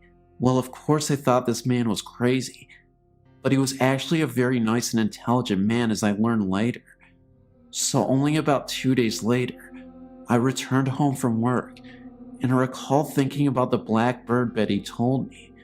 So I peeked around the left side of the home to look into the wooded area, and lo and behold, there was a blackbird perched on a tree, staring at me. He would not take his eyes off either. Needless to say, that was creepy. So that very night, I was in my office, and my dog was usually laying in the living room by the fireplace. As I was doing my work in the office, my office chair was budged about 2 to 3 inches forward, with a force that felt like someone actually pushed the chair. I instinctively reached by, looking over my right side, expecting to see my dog. No dog, nothing. So I quickly went into the living room, only to see my dog laying down facing the hallway entrance, which is where my office resided, as well as 2 other bedrooms. And he had his head between his paws, staring and growling at something in the hallway. Talk about getting freaked out. So I grabbed my dog by his collar and tried to lead him down into the hallway, and he resisted every attempt. He was scared, obviously, and he definitely saw or sensed something. I did not see anything at all. As I walked into each room through that hallway, I did not see or sense anything. Then I walked into the bathroom in the master bedroom to find that my candle, which was lit, went out. So that night, I kept all lights on. The following day I came home and looked again for that weird bird. He was not there. So I took my dog outside to do his thing, but then noticed he was limping. Then he fell to his side with pain in the backyard. As I made the observation, I noticed that in his groin area, he had a large tumor-like bulge coming from this area. I immediately took him to the veterinarian, and I recall she had no explanation for it, but prescribed medication to reduce the swelling. Within 2 weeks or so, the swelling went away. Looking back at that, I really feel that the spirit, or whatever it was, made that happen, as my dog was still young and very healthy. After that week of weird occurrences, I never had anything further happen. I never told my neighbor what had happened, as I did not want to look silly or have rumors flying around. But for sure, I can tell you that I know in my own gut that what that neighbor told me came to life. Dogs can definitely sense or see these spirits, as we cannot apparently. Between the bird, the bump on my chair, my dog growling and acting scared, and the bulge in his groin area, all made sense that something was in that house. Never walked in those woods again. I no longer reside there either.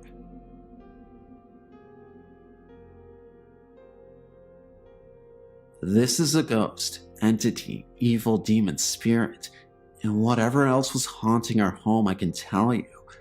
I will never forget what happened as long as I breathe air.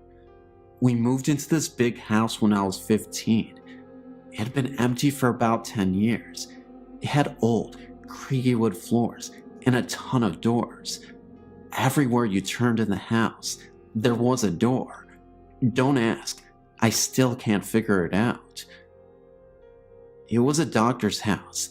In the very back of the house is where he saw his patients. Yes, some died in the house in his office. Both my grandparents also died there. The very first thought we had activity, about 3 a.m. in the morning, there was someone banging on our front door. My grandfather would get up, and no one would be there. This happened all the time. We'd drop our car keys in the glass bowl right when we walked in, and they would be in a different part of the house. Things were always showing up all over the house. It likes to play tricks all the time. So many things happened, I can hardly recall them. All but this one I will never forget in my life. I would love to forget it, but it just won't go away. I was 20 years old and just had a baby. I had my daughter in a bassinet beside my bed. I fell asleep watching Michael Jordan play basketball in the Olympics. My bed had a tall headboard that sat up against my bedroom window. I also had floor-to-ceiling curtains, very heavy curtains. The windows were shut. The curtains were shut too. I was sleeping on my back as I fell asleep to the TV. The TV was still on, and the baby was fast asleep. All of a sudden, I felt a strong man's hand covering my whole face. He was trying to suffocate me. I was in panic mode. His grip on my face and nose was so tight that I couldn't breathe or scream. I was looking up at the ceiling thinking I'm gonna die, right there, right now. It seemed like an eternity, and I was losing my breath. Then, the phone beside my bed rang. It stopped. I jumped so far out of the bed across the room and looked back thinking I was fighting off an intruder, and no one was there. I looked out the window. Nothing. I looked in the mirror, and I had a bright red handprint on my face. It was evil. It was an evil something. I was praying out loud for whatever it was to get the hell out of my house and leave me alone. I've never been that terrified in my life. Never. I looked out the window, and it was pitch black. I got the feeling like something was out there laughing at me, or mocking me. The baby never woke up. It was her father on the phone. I told him what happened, but he thought it was a dream. I know from the start it was as real as I'm sitting here telling you today. Not long after that, My grandmother and grandfather died in the house on 2 separate occasions. I was left in this huge house all alone with my 2 children. They were 1 and just months old. The house was always freezing, no matter how high the heat was on. I would hear talking that I could never make out.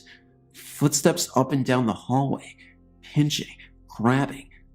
The lights never worked. I changed the bulbs all the time. When I did the laundry where the old doctor's office used to be, I could feel a breath on my neck. I could see shadows of people out of the corner of my eye. It was a living nightmare. The energy was so thick and heavy, even on the brightest day. I was scared to death to be there alone and go home after work alone. I would just sit up with the TV on until I could fall asleep and pray to God that I didn't have to go to pee in the night. I was so scared to get up. The day I moved from that house was the happiest day of my life. I could have stayed there forever in that big house, but I wanted out. I still to this day, 19 years later, have vivid dreams of what happened.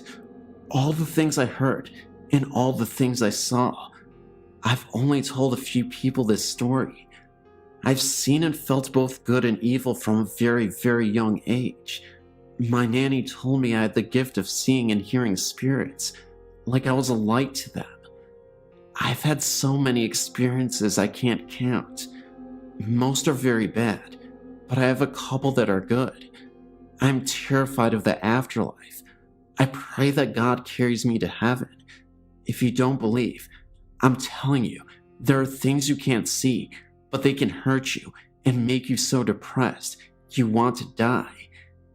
They can touch you, hurt you, and mock you, and laugh in your face. I know.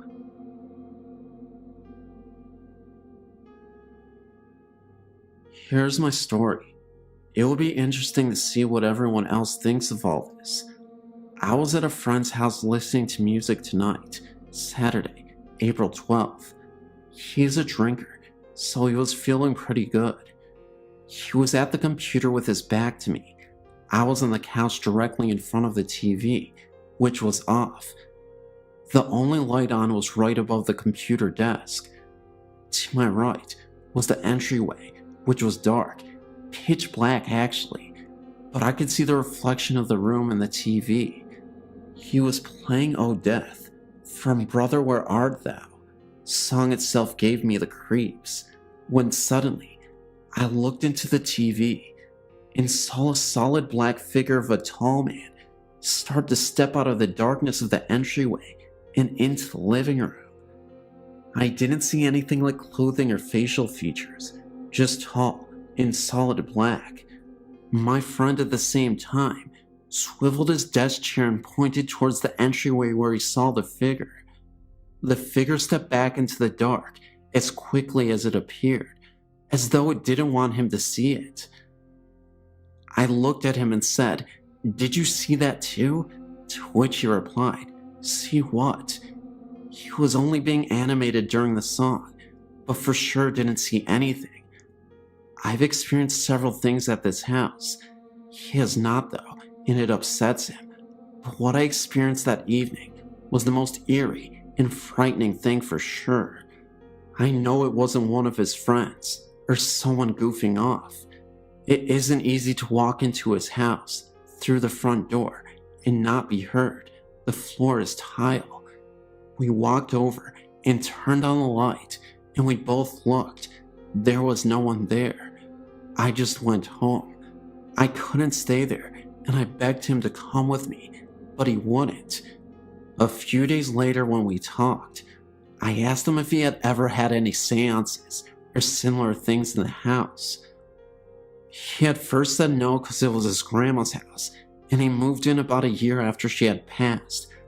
But then he paused, and then he said, "Well, remember when we cleaned out the attic? There was a Ouija board up there." Well, no, I didn't remember, and I told him to get his house cleansed, but he was just laughing at me. I've never been back to his house since that night. About 2 weeks later, he got an unintentional EVP, which is very eerie also. He has a voice-activated recorder and was recording a couple of programs off the computer for a friend at work. He turned off the computer and the TV isn't hooked up anyways, but when he woke up, there were 3 recordings instead of 2 on the recorder. I know he's pretty up on computers, but he didn't make this EVP himself. Actually, it scared him, and he said he wasn't going to listen to it anymore.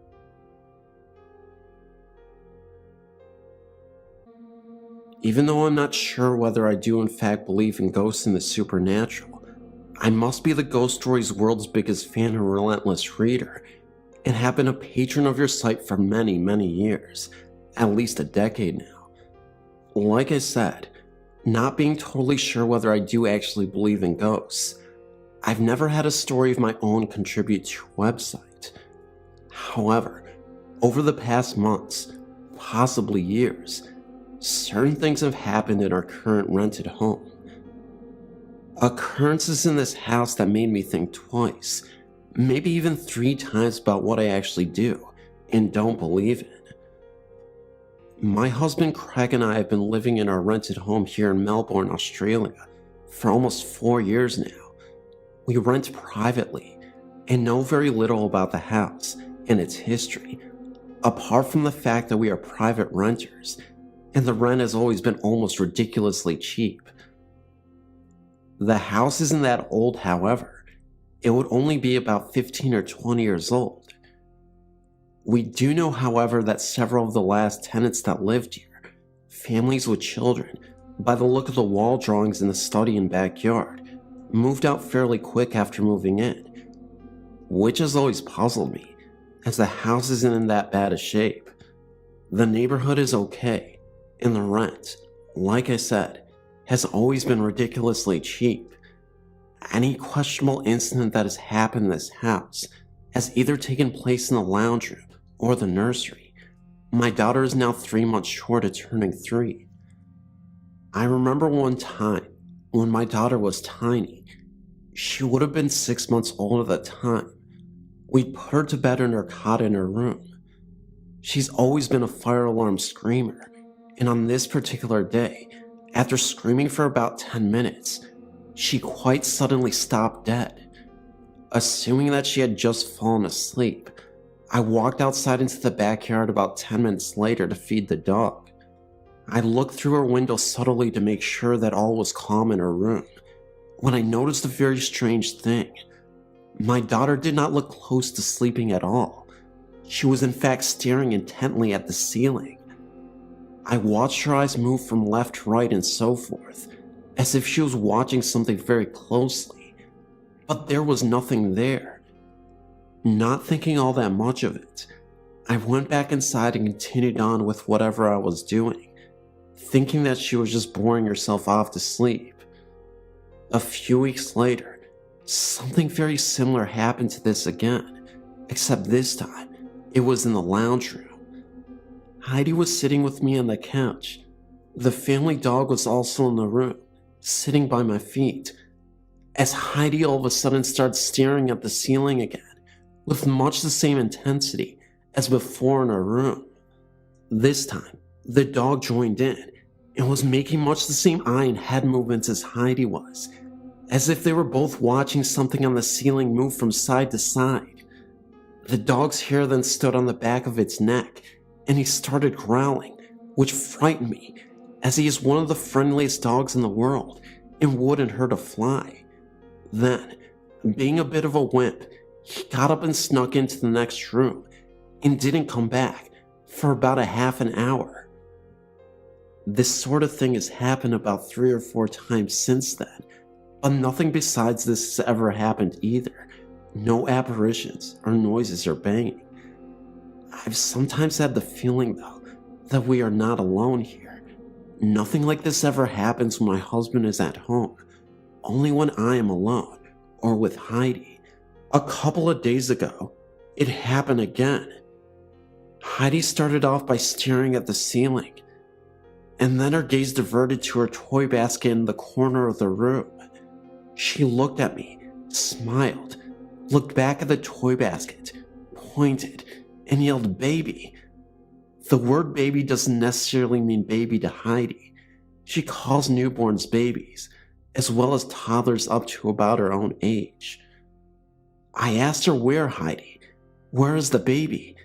There, she persisted. There, baby. I shrugged and looked away again and hoped to dear God that she would stop pointing and looking at that darn toy basket. She did, thankfully, after only about a minute or so this time. What do you honestly think about this? Fluke? Or something more than just imaginative child playfulness?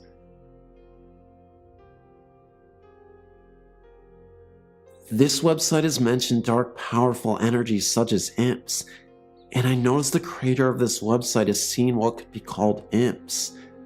Imps are described as devil spirits, who are demons, and small in stature. I've had many experiences throughout my life like the one the web creator had growing up. I don't like talking about them so much, and do my best to keep it dormant, but I did read their story, and I've had an experience with a small black figure that sounds like one of the imps described in that story. Me, my daughter, and my wife all used to sleep in the same bed till our little girl was 1.5 years old. Around the time my daughter was that age, I remember staying up till close to 1 or 2 a.m. watching a long movie. When I was finished, I went to the room and turned on the bathroom light to brush my teeth. Our room was well lit from the bathroom. Since around the age of 3, I've had dealings with spirits as well. So, when I was about halfway through my brushing, I pretty much knew from that feeling I had that something was happening. I looked in the room where my daughter and wife were sleeping, and called from behind my daughter in a fetal position was a small black figure. It looked human, but it moved, behaved, and felt like it was something else. It looked towards me, got on all fours, and scurried across the bed lightning fast. I kinda jumped back, but it disappeared when it hit the floor.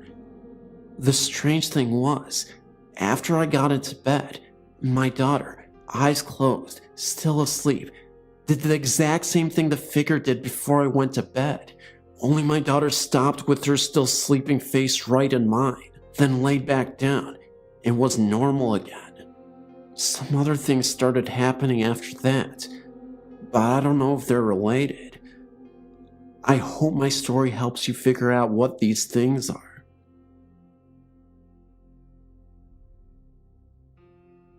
My story begins about 3 years ago. I was 27, and me and my husband were expecting our first child. We had been living with his mother, but since I had become pregnant, we needed a place of our own. My parents owned 2 houses, one in which they lived in, and the other right behind theirs. My oldest brother and wife and children used to live there, but he bought the house right next door to my parents. Always wanted to stay close to our family. We're very close. Now that the house behind my parents was unoccupied, my mother asked me to move in. My husband and I gladly accepted.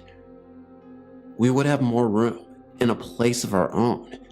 Well, the very next day we moved in, I was about 41 weeks pregnant and needed to go to the hospital to be induced for labor.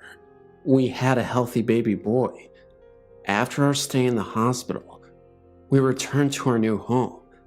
About 4 to 6 weeks after we moved in, I started hearing a noise in the middle of the night, coming from the closet in our bedroom. My husband worked a graveyard shift most nights at the time, so I was alone at night with our son a lot. The noise was that of the closet door opening. I had put a long rectangular mirror on the closet door, those that are about 1 foot wide and 4 feet long. It had 2 hooks that went over the top of the door, so as to hang the mirror. So every time you opened it, it would screech very loudly, since the metal hooks rubbed against the door frame. Well, like I said, about 4 to 6 weeks after we moved in, I heard this very loud screech at about 2:30 to 3 a.m.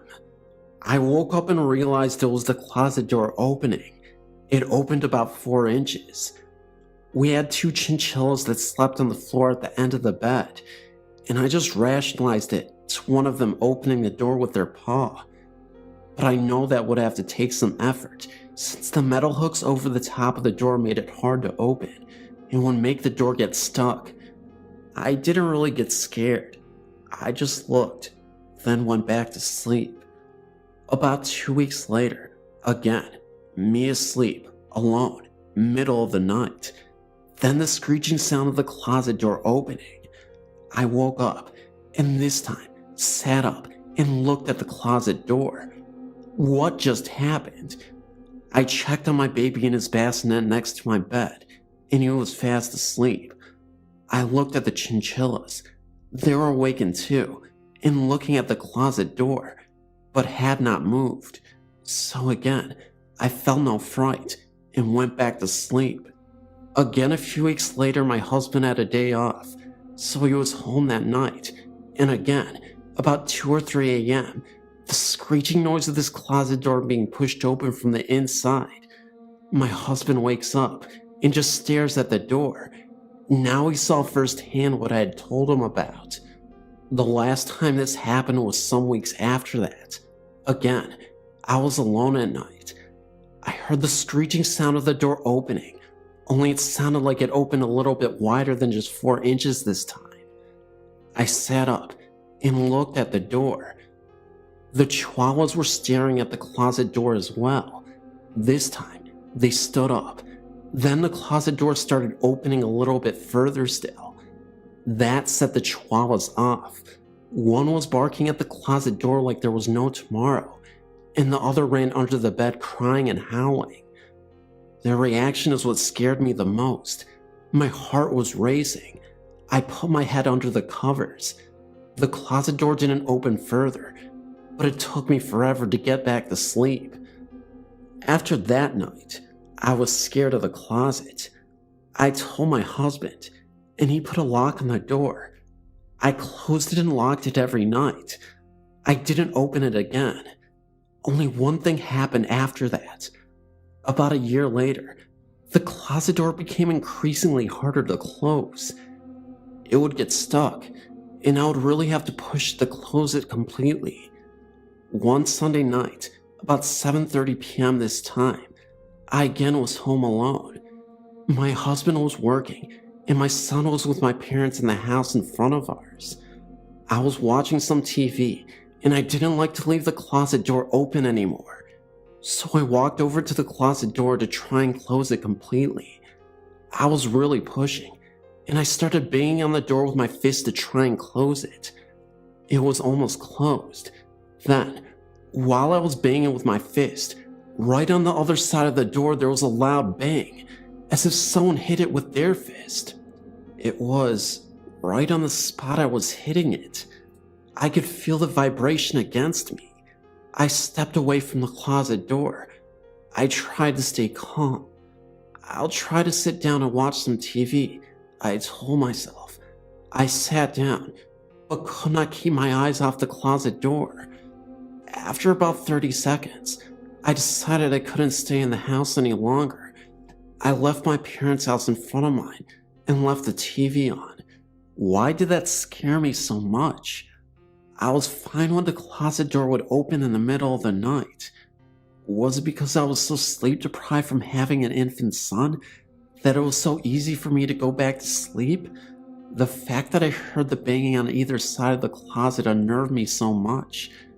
Thinking back, I remembered when I was 14 and my brother first moved in the very same house with my then 4-month pregnant sister-in-law and her 4-month-old daughter from a previous marriage.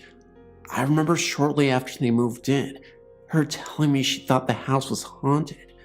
I asked why, and she told me that at night, she would see the closet doorknob rattle and turn. Oh, it's just her imagination, I told her. Even at 14, I would rationalize everything. I guess it wasn't her imagination after all. I later asked my niece, now 21, if she ever saw anything. She told me she did, which I later write about. This is something completely different to my experience, and I think it had something to do with her, and not the house. She also used to tell me that the closet door used to open in front of my brother until he confronted it. Then it stopped. Thank you for taking the time to read my story.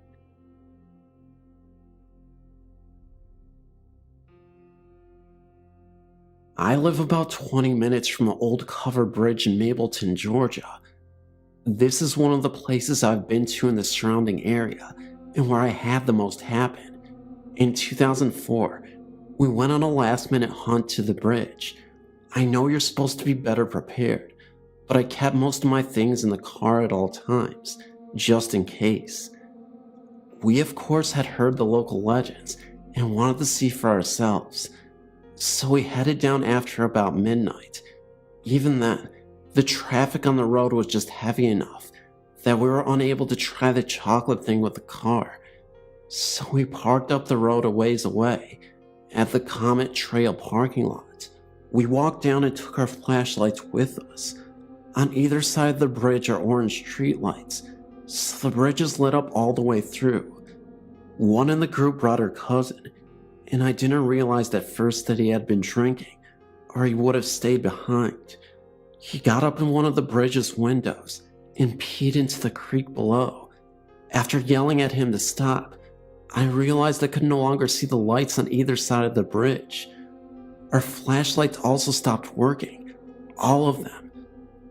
After the temperature dropped and it became dark the way it did, I told others it was time to leave.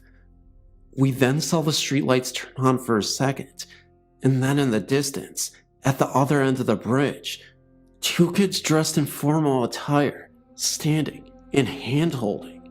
Had to be about 30 seconds, but we saw it. We froze, then started back to the car.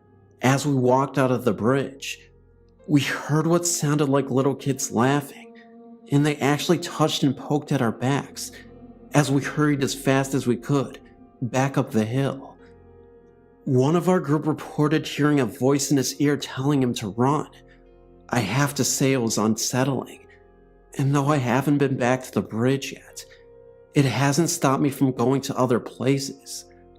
I've heard voices and gotten pics, and even had things happen at other sites. This one was one of the best ones, because I don't get physically touched by them often. I also believe nothing would have happened if he had not upset the spirits the way he did. I'm very much more careful about who I bring with now.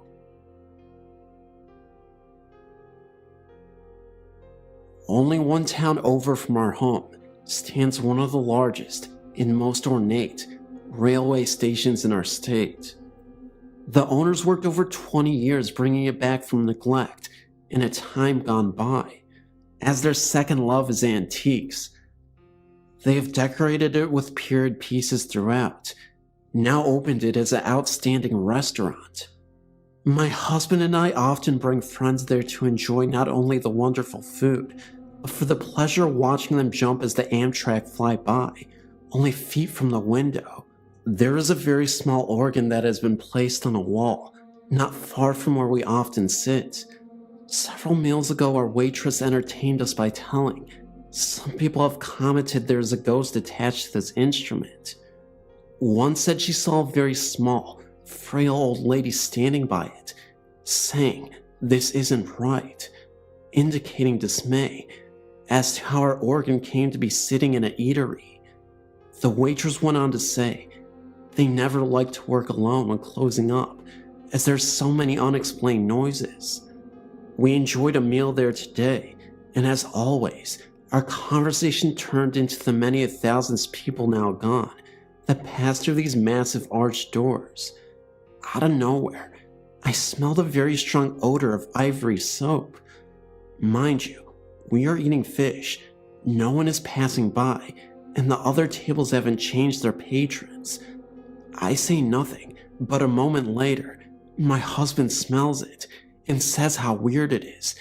Such an uncommon smell today. It lasted for about 3 minutes. There was no explaining the smell. As we finish, we wander through the hall looking at various rail-related antiques and move on to the outside. There's an Amtrak train on the track, but it is going slow. Strange, as they usually are speeding enough for an onlooker to feel their wind as they pass, heading for Boston. It comes to a complete stop at the station. A man in uniform gets out and looks at the front and then under. Turning to us, he says he thought he saw someone laying on the track. He walks about, making a full inspection. Then he gets in and then starts going. We see the riders in their seats, but as we watch, he stops again, just down the track, and repeats the inspection again. Strange day. This place should be investigated.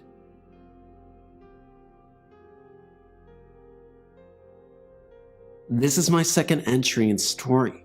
This takes place in Rusk, Texas in the 70s. This story comes from an acquaintance of mine, who is really more of a good friend of mine, of my good friends. Mike and Katie were married and had 2 children. One was a 9-year-old boy, and the other was a 5-year-old girl. They moved into a house that had a shotgun-style layout. In other words, you entered into the living room, and there was a straight hallway all the way to the back door, with all of the rooms off of this one main hallway. Mike and Katie took the first door on the right as their bedroom, while giving the children the last door on the left to their bedroom. One night, not long after the move, Mike and his wife were sound asleep when they were awakened by screams of Mommy and Daddy, and turned on the nightstand lamp to find both their children wide awake and terrified. The children claimed to have seen a man with a hat on and a beard peering into their window. Mike immediately got his gun and ran around the back, where he found an empty field and no sign of anyone having been there. At first, they were under the impression that this man had a ladder because the back of the house stood on a steep grade down, and no one could be peering into one of the back windows without a ladder. But the occurrence repeated itself, and finally, Mommy asked the kids to describe exactly what they had seen. Their stories were both told at different sessions and matched completely. What had woken the children was a strange light out the window and someone walking up and down on what sounded like wood boards. They said this man leaned over and looked down into the window, and he had a shotgun in his hands. The couple moved the children to another room, and Mike did some laborious digging into the history and county files in the house. Through newspapers and files, plus some additional info from some of the older townspeople, Mike learned that this house had once been at another location, and when it was moved, it was turned around so that what had been the front of the house was now the back of the house. He also learned that the man who had died at the house had been arrested and died in prison for shooting his wife and her lover in their bed with a shotgun.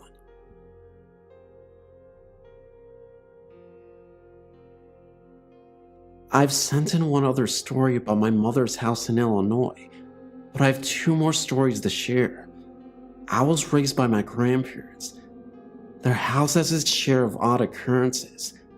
Knocking sounds from within the walls, an apparition of my great-grandmother, and eerie feelings down the long hallway to the bedrooms. One night, I was around 9 in 1989. I was lying in bed, trying to fall asleep. My bed was facing the doorway, and I could see into my grandparents' bedroom across the hall. The hall is only about 4 feet wide. The only light visible came from a small night light in the outlet at the center of the hall.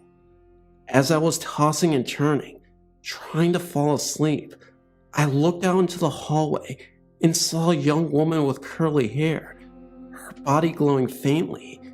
She carried a candle in her cupped hands. She walked slowly and paused for a second and turned to look into my grandparents' room. Being the nervous child I was, I quickly pulled the covers over my head and ignored it, eventually falling asleep. Years passed, and I never saw another apparition.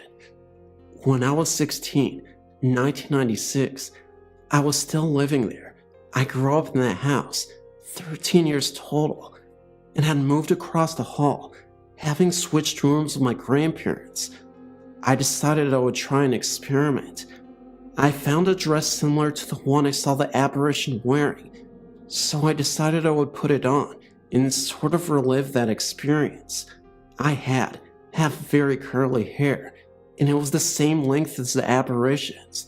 I put on the dress, grabbed a short white candle, turned off the hall light, lit the candle, and took the path that I had witnessed the apparition take. I took the same route, made the slow walk, paused at my old bedroom door, looked in, and walked into what was now my bedroom. Was what I saw a ghost, or merely a glimpse into my future? Was I seeing myself on some other intersecting point of time? I'm still trying to figure that one out. Next story. This occurred in 1997, while I was at a Native American ceremony in the woods in Nebraska. We had been out in the woods for about a week, living in our tents and teepees, ceremonies going on throughout that time. I'd heard the stories of spirits who lived in the trees, and being as curious as I am about the supernatural, I was nervous and excited to see what might be out there.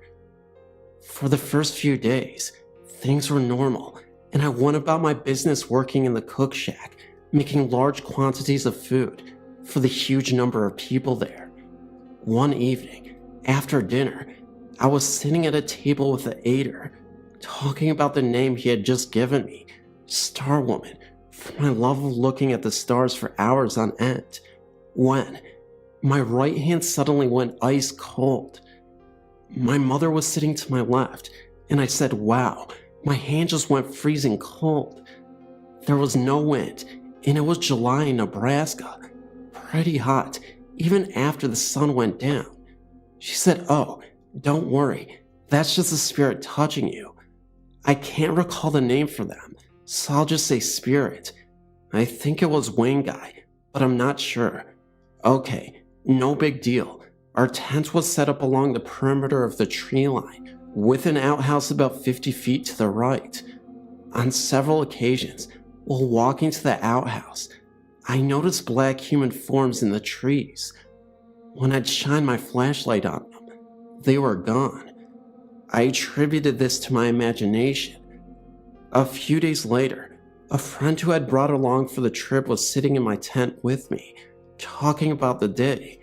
I was on the left side, leaning back on my arms, with my lantern flashlight next to my left hand, about 12 inches away. It was the kind where you could pull up the body of the flashlight to reveal a lantern. We were talking, and we noticed the light shifting in the tent. There were no other lights, aside from a bonfire on the side of the camp at about 300 feet. I looked at my flashlight, and it was standing on its edge. All we could do was sit and watch it. It stood on its edge for about 2 minutes.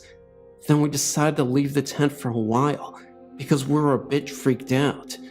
The flashlight had a rounded head, not a square one. My hand did cause the tent floor to dent in slightly, but my flashlight was nowhere near my hand or the dent I made in the floor. The light was literally standing on one rounded edge. When I mentioned it to my mom the next day, she quipped, "They were playing with you. They must like you." I wasn't really scared, just a bit nervous, considering we were out in the wilderness with no lights. I was intrigued more than anything, considering the nature of the ceremony we were attending. I'm certain the spirits were focused by our activity. I hope to return to that spot in the future.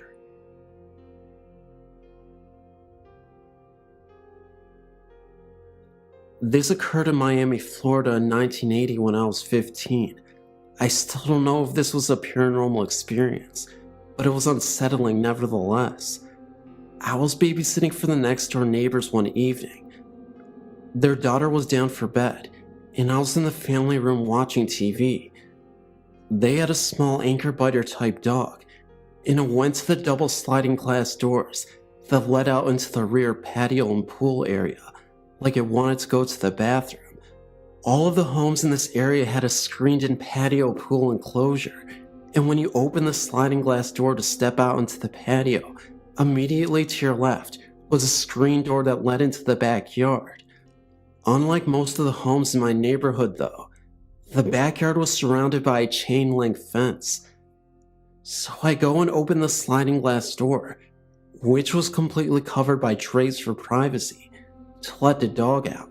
The dog steps out, and I immediately hear the crunching of grass in the yard to my left, as though someone is walking in the backyard. Startled, I look to my left, and there is what appears to be a man, adult size, reaching out as if to open the screen door. I immediately slammed the glass sliding door shut, scared out of my wits. I stood frozen in fear in the living room. Silence. After a few minutes, I cautiously peered through the curtain onto the patio. No one there, just a dog sniffing around. I let the dog in, and he did not appear agitated at the least. I never thought much about it after that, until years later. If there was someone there, why didn't the dog bark? If it was supernatural, animals are known to get agitated, yet nothing. My imagination? Definitely not. Nothing like that ever occurred again in subsequent babysitting for that neighbor. This actually began here in Lazuka, the capital of Zambia, back in 1983 when I was a young girl of 5. For some reason, I always woke at 3 a.m. on the dot whilst living at our home at the time, and found myself walking down the hallway.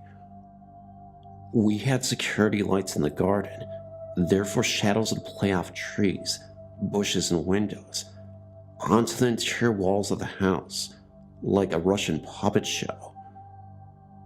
With a security guard present each night, I would think the shadowy shape of a man appearing or disappearing suddenly was simply that, our guard doing the rounds. It wasn't until one final night, after my usual check of the houses, I was walking back to my room when I just felt something behind me. Wish I hadn't, because the shadowy figure of a man was right behind me, away from the walls and lights, but very distinctive. I was scared, but to be honest, looking back now, cannot even remember feeling evil, just curiosity. A few months after, I started experiencing visions and dreams.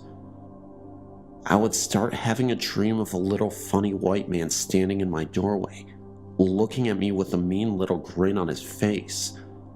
Then, he would walk off in the direction of my brother's room, whereby I once woke up to hear my brother screaming for my mom, saying there was something in his room. This experience happened only once, but the dreams of this little man continued. When we moved to the UK in 1986, my final experience occurred with this man. I heard my name being called from downstairs. When I reached the top of the stairs from my bedroom, looking down into the pitch black, and feeling utter malevolence directed at me, I couldn't see anything, but it was the same sensation I feel when dreaming of the white man. Let's just say at the age of 11, I had the good sense not to investigate.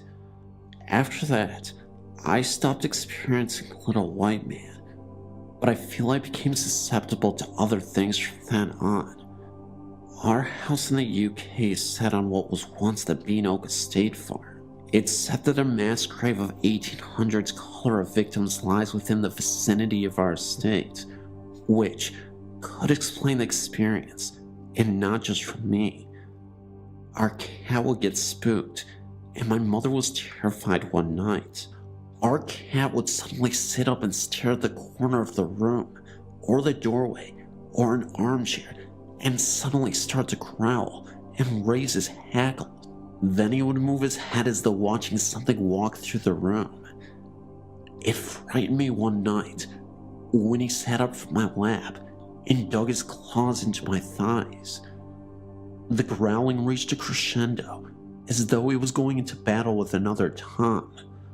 I got so spooked, I left the room and went upstairs. My cat had left by the cat flap into the night. He wouldn't come back until the morning.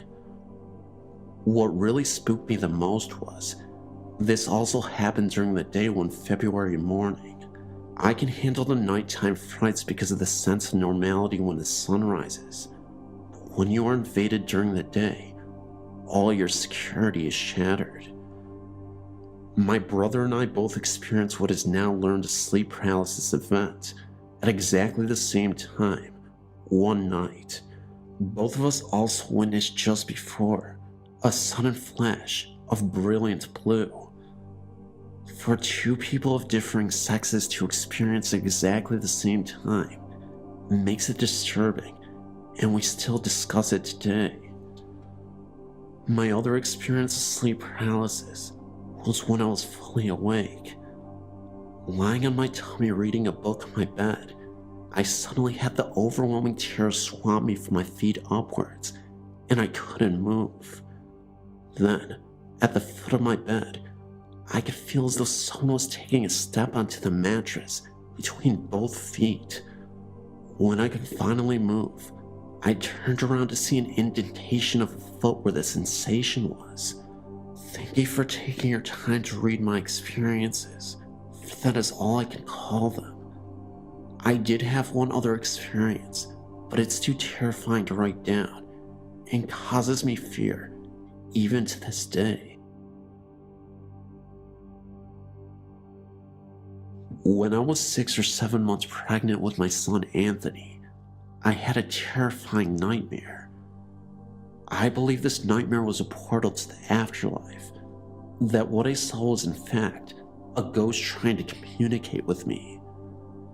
Every night I would sleep with the bedroom door half open, and also had the hallway light on, just because of the weird and bizarre events that would occur in this old home. I'd always thought I'd hear laughter during the day, sounds of doors opening and closing, and other little things that made me convinced my house was haunted. One evening, I swore I saw a small dark shadow figure float into the kitchen from my bedroom. It happened so fast, I didn't have much time to process it.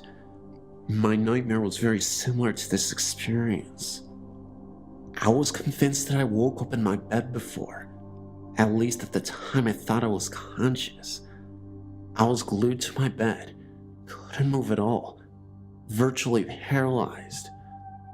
I started hearing strange noises, like a gargling coming from the hallway outside of my room. I remember struggling to open and close my eyes. All of a sudden, I was able to focus my eyes and move my head where I could see that the door was open. I saw this little girl standing in my doorway. She was a black shadow from 5 feet away from my bed. She approached closer to me, all while I was still paralyzed and couldn't move. The black shadow whispered, "Don't be scared, I'll be home soon." That's when I woke up, sweating and screaming. Even after realizing it was a nightmare, I could still feel the presence of the shadow in that house. The same girl from my nightmare. I thought it was a bit ridiculous, because I knew at that point, my mind had just conjured this up in my head, even with all the previous signs of ghostly activity. What's even weirder, a few days after I received a call from my sister, she was very emotional because she announced to me that she was having a child. The reason why my sister was so emotional was because she had tried for years and years to have children, and she was never able to. Her doctor even told her that she was never going to be able to produce a child. I bet you the shadow from my nightmare came back as her living child. I was never able to find out the history of this house or who lived there, but I can bet you that the little girl used to, and she told me that she was coming back to life. I've noticed that you don't have any ghosts listed for the University Calgary residences in Calgary, Alberta. I had a strange experience in the residence tower called Randall Hall. I'll give you some brief information. There are 2 identical towers, plus some apartment-style residences that were built in the late 1960s when the university was founded. They're both 7 stories tall, with a central communal lounge and 3 hallways radiating out like spokes. Each hallway has 11 rooms and a bathroom. Originally, they were built as a female dorm and a male dorm. I spent 3 years of my university living in Randall Hall. The room that I shared with my roommate was in the co-ed hallway of the 6th floor of Randall. This kind of applies because we shared all facilities with guys. Toilet stalls, urinals, sinks, and showers were all communal. Think Ally McBeal. And we often had guys hang out in our room. Let's just say that there were quite a few of us engineers on that floor. I started the year living in room 661. One night, I woke frequently, and I could have sworn that there was someone in my room, sitting in the chair at my roommate's desk. I passed it off as being asleep, but the next day I did ask my roommate, were there any people in our room last night? All she said was yeah. I thought that one of the guys had come in during the night. Weird. Anyway, a little later in the year, I moved into room 557 on the same side of the hallway, 2 doors down. We started noticing that in the common room, which was a large open area in the center of the spokes, one of the elevators would often come up to our floor on its own accord, open, close, then go back down to the main floor. Sometimes it would stay on our floor with the door open for almost an hour before going back down. My real experience came during reading break. I guess your guys' equivalent to spring break, only we have ours in early to mid-February, and most people leave because the skiing's awesome in the Rockies, only a few hours away. In our hallway, the only people not gone was me, my roommate, the girls across the hall, and the girl at the end of the hall on our side by the fire escape. To start my real story, I'll give you guys a little explanation about how our room was laid out.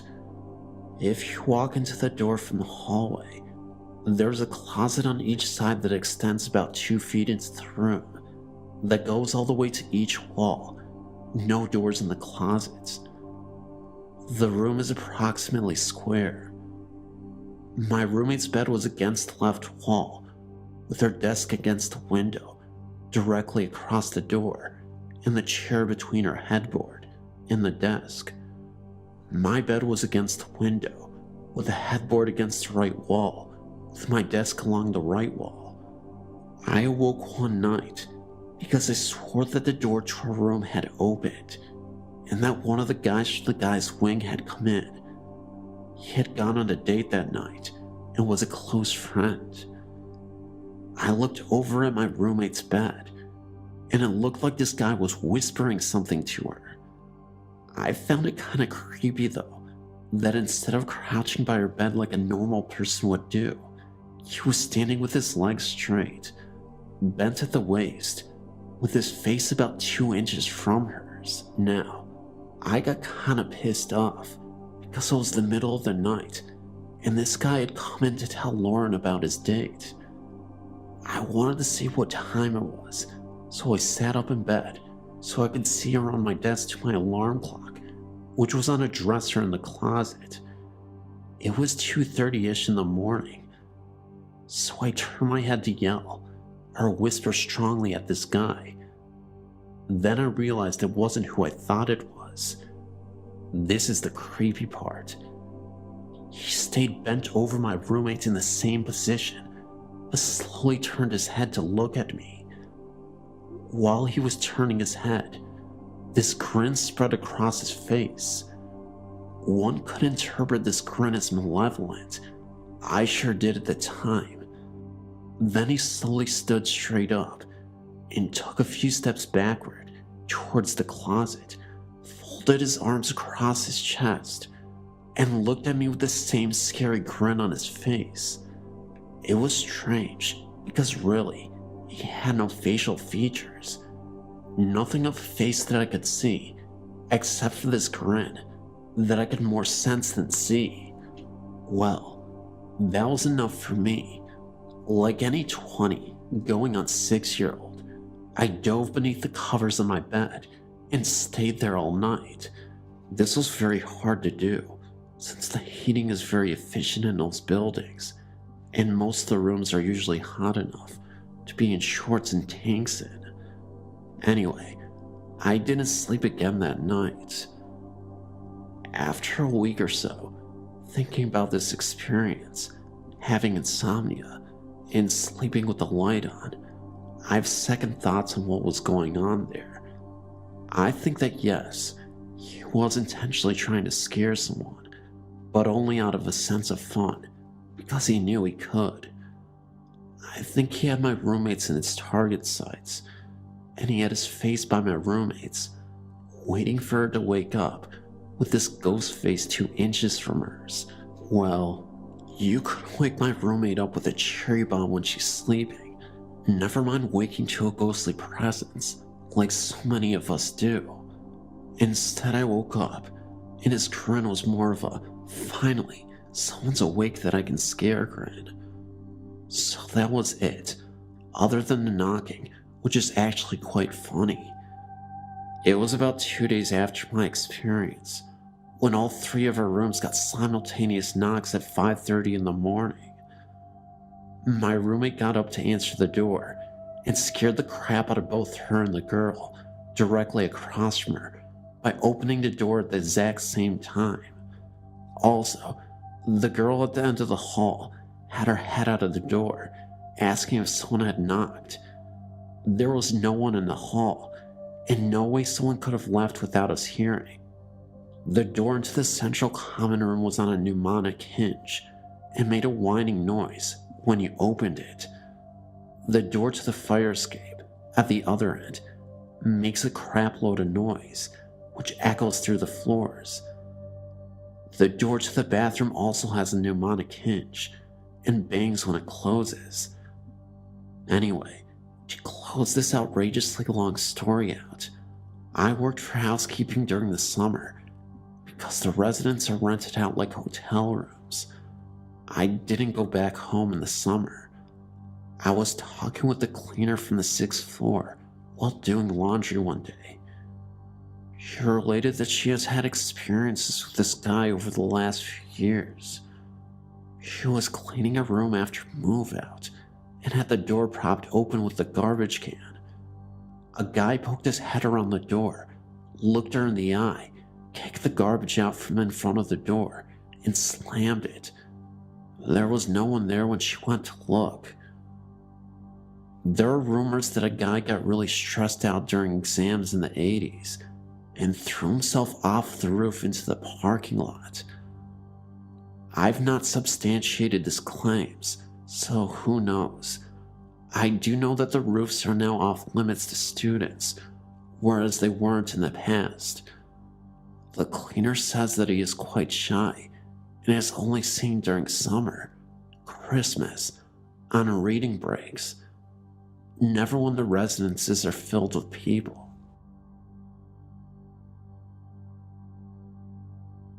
This isn't the first time I've told someone this. Normally people don't believe me because I'm only 14, but I swear that everything I'm about to say is the honest truth. My first experience happened 6 years ago. My friend was sleeping over at mine. We couldn't sleep, So we were just talking in the dark. Well, it wasn't that dark because I had the curtains open. I remember it being a few minutes past midnight. I also remember thinking my friend had stood up because there was a shadow on the wall opposite us, but she was still lying down. But she too had seen the shadow. It had no features and was only head and shoulders. It was where my light switch was. We both looked outside to see if anyone was there. Nothing. So we started to really freak out and close the curtains as quick as possible. And when we reopened them a few seconds later, it was gone. I have no explanation for this. I definitely wasn't dreaming, and neither of us had imagined it. Later on that year, I was alone in the house watching a video. I stopped the video to get something to eat downstairs. When I came back, the video had been took out from my video player and was on my bed. My next experience happened maybe about 5 or 4 years ago. I was on the computer, and I was the only one in the house, as my brother was out and my mom and dad were out working. I didn't have any music on at the time, and the TV wasn't on either. Basically, things were silent. I heard this voice coming from downstairs calling my name. It was definitely a woman's voice, maybe in her late 20s. I wasn't sure at this time. I really started to freak out. It lasted for around 5 minutes, and then it stopped. The next couple of times I heard it really scared me.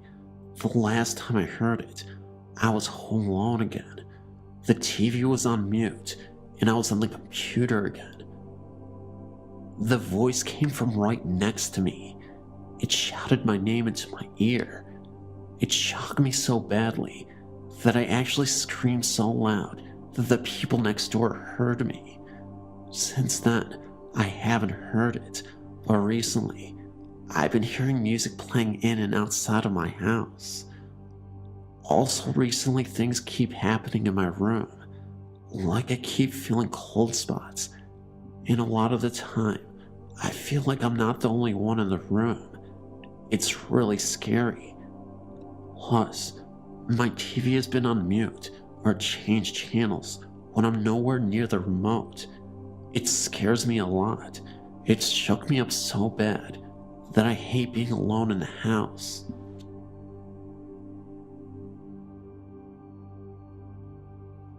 This occurred roughly 20 years ago when I was 19 or 20, and I was sleeping over at my boyfriend's apartment in Spring Valley, California. My boyfriend left for work by 4 a.m., and I was alone in the apartment. This one morning after he left, I awoke on my back to a heaviness in the room. It was still dark, but becoming dawn. I looked to my right, and standing next to me by the bed was this tall black shrouded shadow entity. I was terrified. I could feel its presence surrounding me. Then it spoke. I was lying there wide-eyed and in shock. I'm not still sure how I heard it. Was it audible or just in my head? The voice was deep and gruff and asked, "What are you doing here?" I'm familiar with some experiences with the paranormal, just never had it been so terrifying. I closed my eyes and began the Lord's Prayer. By the last words, "Deliver me from evil. Amen." The room had cleared. I felt the change immediately, and when I reopened my eyes, all was normal again. I told my boyfriend later that day, and he thought it was his deceased grandfather being curious. My boyfriend's grandma was recently staying with him, and she would tell him stories of the grandfather visiting her. Possible, I guess, but I still wonder what the black shrouded entity was, and what its intentions were.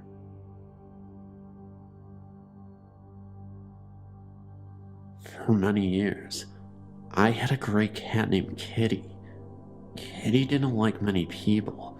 She mainly only liked me. She always slept up against my legs at night, on the outside of the covers. She loved to be close to me. After she died, I was absolutely miserable. I missed her so much. After a few days, I started getting a glimpse of her walking around the house, out of the corner of my eye. I didn't say anything to anyone for a while. One day, my aunt said that she didn't realize that we had gotten another cat after Kitty had died. I told her that we didn't have any other cats, or any other pets for that matter. She was absolutely convinced that she had seen a cat walk across the doorway in our living room. One night, just as I was going to sleep, I felt Kitty jump up onto the bed and cuddle up against me. I could feel her pressing up against my legs. I tried my best to convince myself that it was just my imagination, but my husband felt her jump onto the bed also. Over the years, she has gradually stopped coming around us so much. She still shows up whenever I'm upset or sick.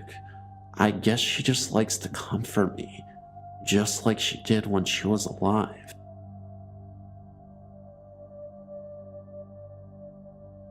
Hello. I grew up in an old apartment building in the Fordham Hills section of the Bronx. When I was about 14 years old, I was speaking on the telephone to my best friend, who lived upstairs on the 5th floor of the building. My apartment was on the 2nd floor. My friend said that she was going to go down to my apartment in a few minutes. As soon as I hung up the telephone, there was a knock on the door. I wondered how my friend could have possibly made it down 3 flights of stairs so quickly. As we hung up the phone that second, I went to the door and looked out at the peephole to see if it was her. There, at the door, stood a tall, young-looking man wearing a ruffled white shirt, a thick black belt, black pants, and black boots that went almost to his knees. Hanging from the side of his belt was a sword or a saber. As I stared at him, it appeared as though he was looking right at me with piercing blue eyes, even though the door was between us. I then noticed that I could see the number on the apartment door across from mine through his shirt. I quickly ran from the door, realizing what I had seen, thoroughly frightened, and called my friend, asking her to hurry and come down as I was alone in the house. I will never forget it for as long as I live. I did some research and learned that there was Revolutionary battles on and among Fordham Hill. I came to the conclusion that the ghost was a Revolutionary War soldier, probably British from the clothing. I only wish I could learn more. Nothing occurred for the rest of the time that I lived in that apartment. Thanks for having a great site where people can share their experiences.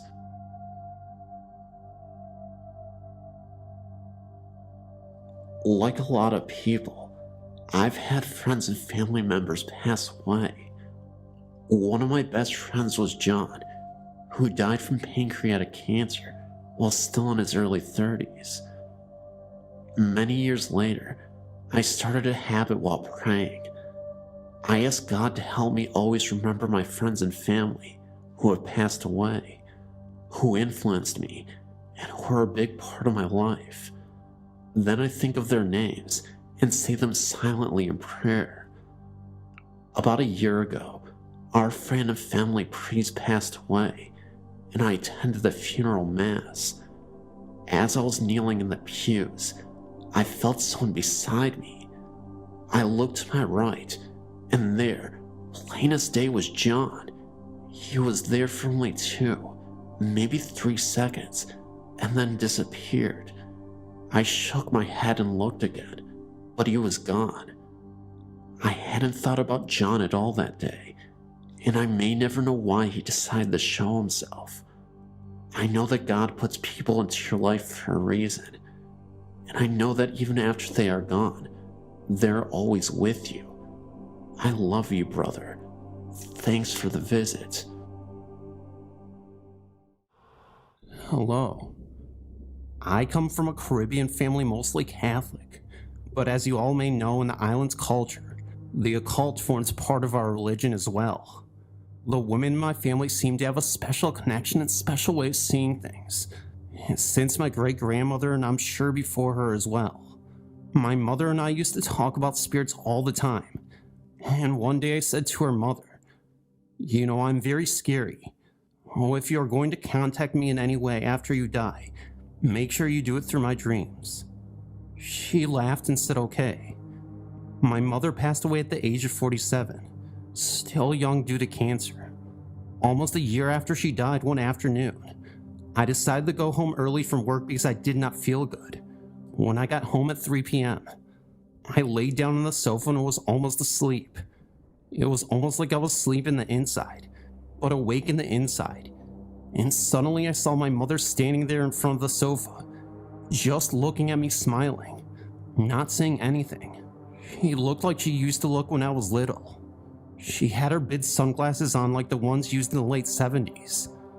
And she was giving me two things. One was a triangular rock with a symbol on it, and a red, white, and turquoise feather. At the same time, I knew she was dead, but I was crying and trying to reach out for her from the couch. Suddenly I woke up. When my body slammed on the couch, I was suspended on the air. It was a very weird experience. All I could think of was that she wanted to contact me, and she did not want to scare me. But till this day, I don't know the meaning of my dream. I have had several dreams of past relatives that have passed, but this dream was reoccurring. Let me start from the beginning. My father-in-law and brother-in-law were fishermen for many years, and their boat was lost out at sea long before either my now husband were married. My husband, in fact, was in high school at the time. The boat or the bodies were never found. Oh, it left a lot of questions for the family. My husband never got over the guilt of not meeting them at a harbor somewhere down the coastline to make sure they got there, because before they left, they had to replace the fuel pump. Just keep in mind that even though I and my husband were married, I had never seen a pic of either of them. My mother-in-law kept them packed away. Well, years later of being married to my husband, I started having a dream about a man standing on the shore above the boats. He looked grotesque, and I knew he was not of the living, because his skin was green and slimy looking. He was wearing a black stocking cap, jeans, a flannel and fisherman thick jacket. I would get frightened and wake up. The same dream kept on happening, until finally through fear, I asked him what he wanted.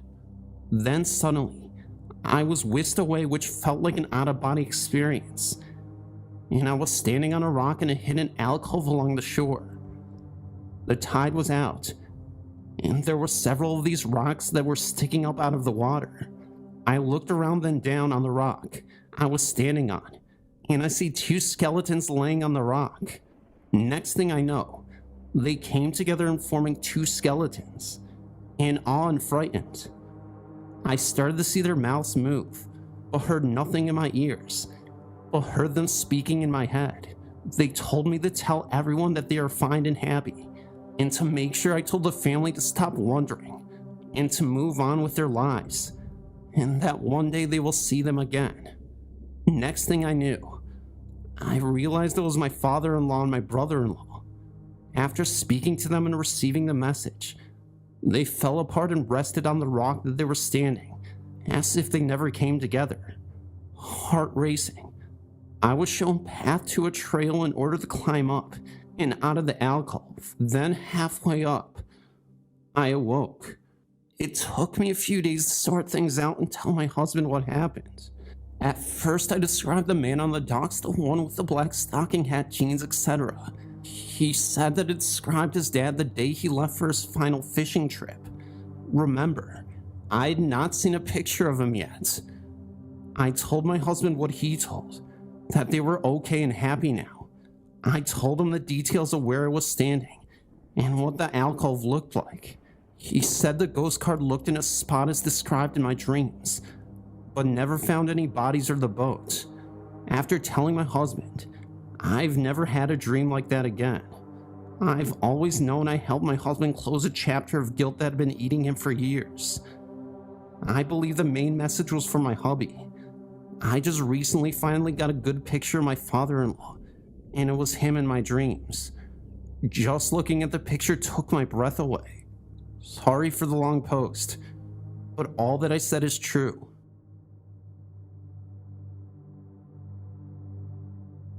This is an absolutely true account of what happened to me, my brother Darren, and our friend Lee at Shipley Road in Loudsborough, UK. We were all sleeping on the floor of my room as Lee was staying over, because our moms were working at the local pub together. It was about 1 a.m. Darren and I were just getting to sleep when we heard the scraping coming from the bedroom of the adjoining house. It was like someone was digging a spike high up into the plaster on the other side, then dragging it down in the arc to the floorboards. This would just happen again constantly, to the point where you thought it might actually come through. Like I said, we were awake, but Lee, who was sleeping at our feet, was out cold. We tried to wake him by shaking him, but nothing worked. Then the smashing started. It was like a grown man throwing dinner plates at the wall, one after another. Then banging and crashing started. All the time the other noises continued, until it all built up to the crescendo of the noise. The next thing that happened would haunt me even to this day. We heard a very loud, piercing scream. The only way I can describe it is a scream that was in the film Trainspotting. In it, a woman's baby dies and it's cut, and when the mother finds it, she screams. Well, take that scream and times it by 100. Lee would still not wake up through all of this, which was strange on its own.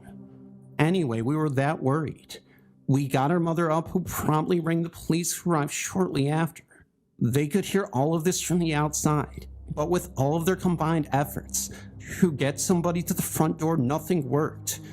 They ended up breaking the door down, and that's when all of this got super spooky. They found nothing. The house was empty, and there was no smashed cutlery, no mark down the wall, nothing. The police left, and it all started again. This time Darren and I were terrified, and still Lee would not wake up. We just laid there wide awake waiting for sunrise. When it finally came, as if on cue, the first bird we heard that Sunday morning, all the noises stopped instantly, and at the very same time Lee woke up, wondering what all the fuss was about. This story is 100% true. Thanks for reading. I live in an old house in Lisbon. We occasionally hear strange noises. One person will hear other people having conversations when no one is around. We also have cold places in the house. On occasion, the living room or the downstairs bedroom will be 4 or 5 degrees colder than the other rooms of the home. And sometimes, my husband claims that he sees strange blurs and movements out of the corner of his eye. If we do have ghosts, I don't feel that any of them are threatening. The other day I was sitting in the living room watching TV, when I swear I heard someone yell from the kitchen. They said, "I'm waiting," as if someone was in the kitchen and waiting for someone to finish getting ready to go. And they weren't moving fast enough, and they were getting fed up with waiting. I said, "What's your problem?"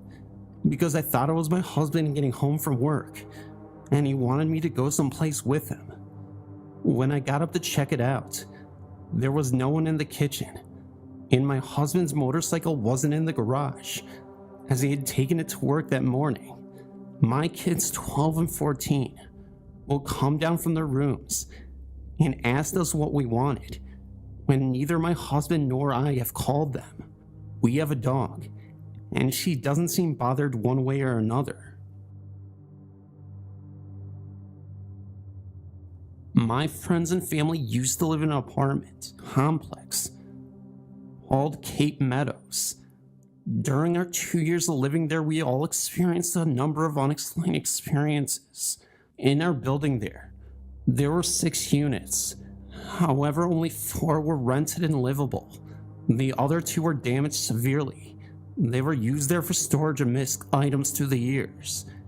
In my particular apartment, my little girl started doing strange things. She was talking to her closet one night.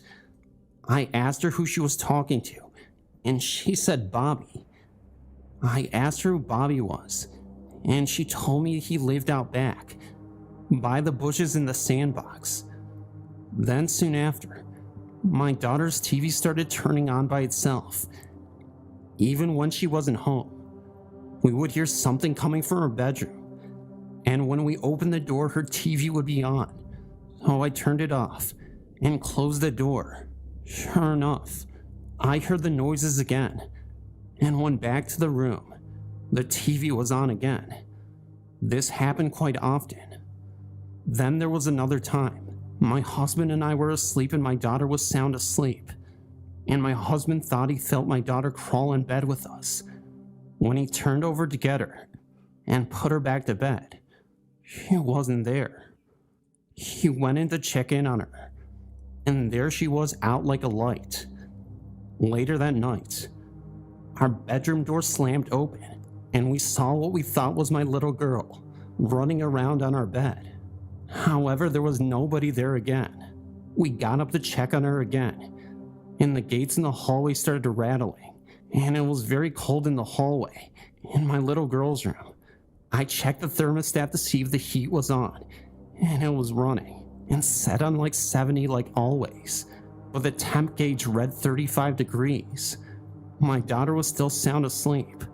Another incident was my husband was sitting in the living room with the front door wide open. He saw out of the door in the hallway a smoky figure of an old man wearing torn overalls. He turned to me and said, "Check this out." When he turned back, he was gone. That same night, we went down to our neighbor's apartment and told him what my husband had seen and described the same man sitting in his computer chair. At that time, at that same neighbor's apartment, my family and friends from across the hall were visiting, and on the keychain holder next to the door was a keychain floating in the air, as if someone was taking it off the hook, but you couldn't see anyone. My neighbor said, "Hi, Bobby," and the keychain fell. At my neighbor's apartment below me, she was sleeping one afternoon when her bedroom started knocking back and forth, and the door handle was shaking. That's when she thought the wind was circulating through the apartment causing this. But when she got up, on the outside of her door was what looked like little wet handprints, but you couldn't wipe them dry, and they never went away. At my other neighbor's apartment, it was a basement apartment, and the 2 apartments above them were the damaged apartments, but quite frequently we would hear footsteps and what sounded like people moving furniture up there. These apartments were always locked and never got into by anyone. At my apartment, we would sometimes leave for the weekend and then go to my parents'. When we leave, we turn out all the lights except for a lamp in the living room. When we would return home, all the lights would be on, except for the lamp we had left on, and we never locked our deadbolt because we had trusting neighbors. We would only lock the handle lock. However, when we returned, the deadbolt locked every time. I was babysitting my neighbor's daughter one day, and when her parents came to pick her up, we were looking for her shoes she took off in my daughter's bedroom. That's when she pointed to the middle of the floor by the bed, where she had left them, but they were not there. We looked under the bed, in the closet, all over the apartment. No shoes. I told them I would keep looking. They would turn up somewhere, and I would bring them down when I found them. Oh, they left and went home. I started looking again for her shoes in my daughter's bedroom, and sure enough, they were in the middle of the floor. They were not there 10 minutes prior.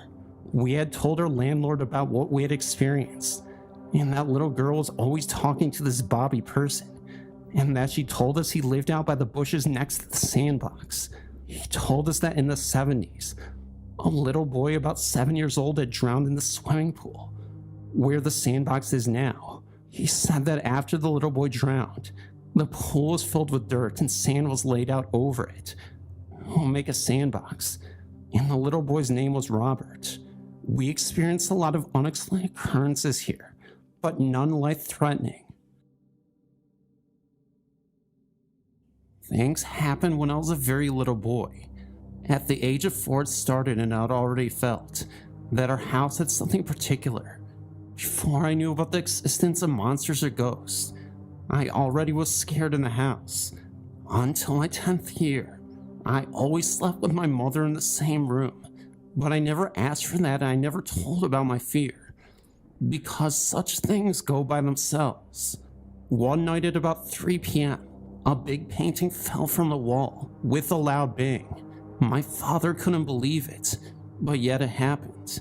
In the dark, I spotted that the ceiling corners in the room that we slept in were not always in the same. In one of the 4 corners, once I spotted something having the shape of a human head with a cap.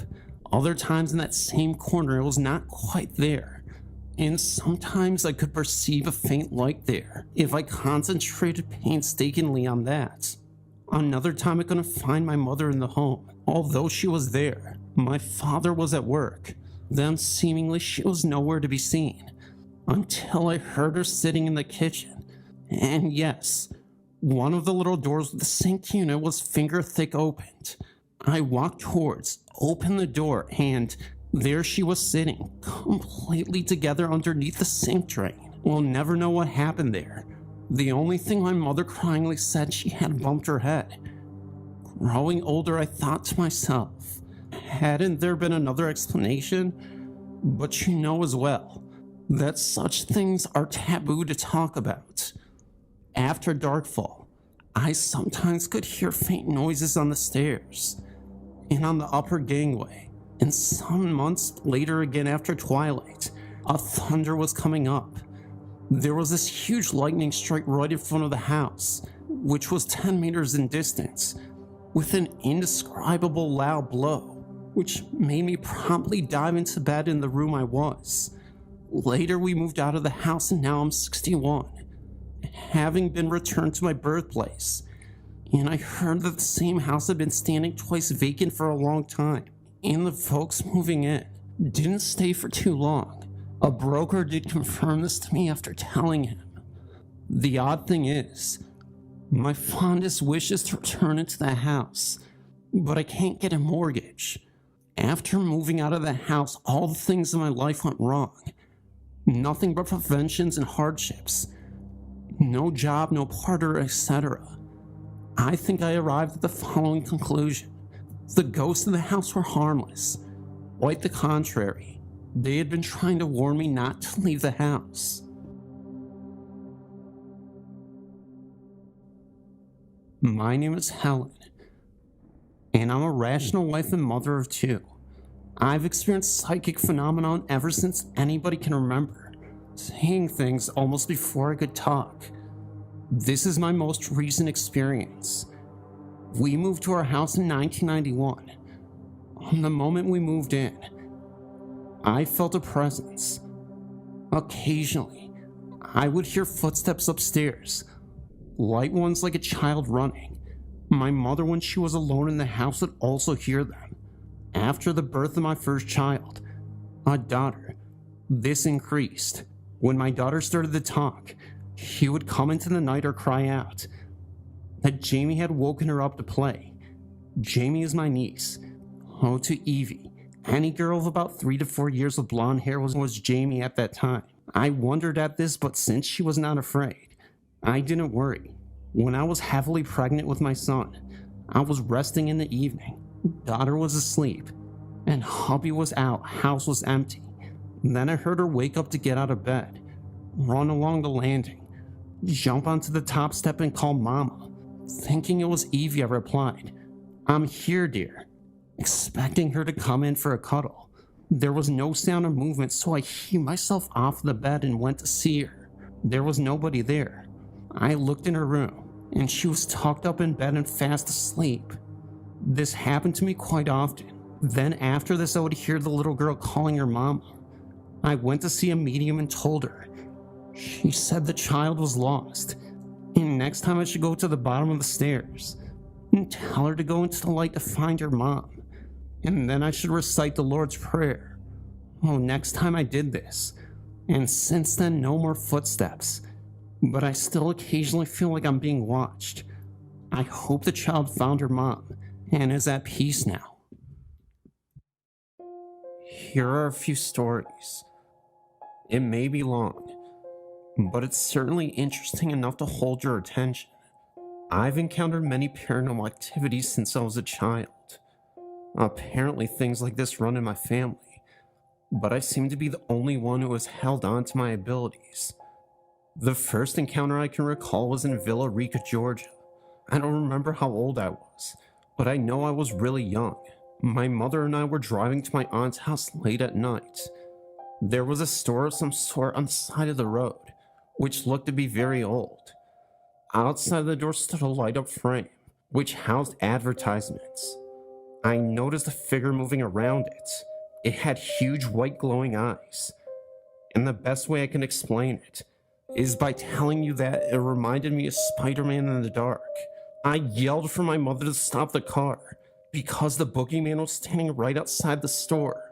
She told me I was seeing things, but to this day, she wishes she stopped the car. I saw things throughout my childhood so much that most nights I'd wind up sleeping on my mother's floor. We moved to Texas when I was about 9. The hauntings seemed to follow. I could tell that there was something wrong with the house the second I entered the doorway. I guess you could call it a feeling that I had. I always had trouble falling asleep. I would hear the sloshing of boots on the wet carpet, voices that I knew were not my parents. Those things didn't seem to bother me that bad, but what did bother me was when I did fall asleep, I'd wake up and could see an apparition floating above me. It had no recognizable shape to it. I'd stare at it and watch it move for a while.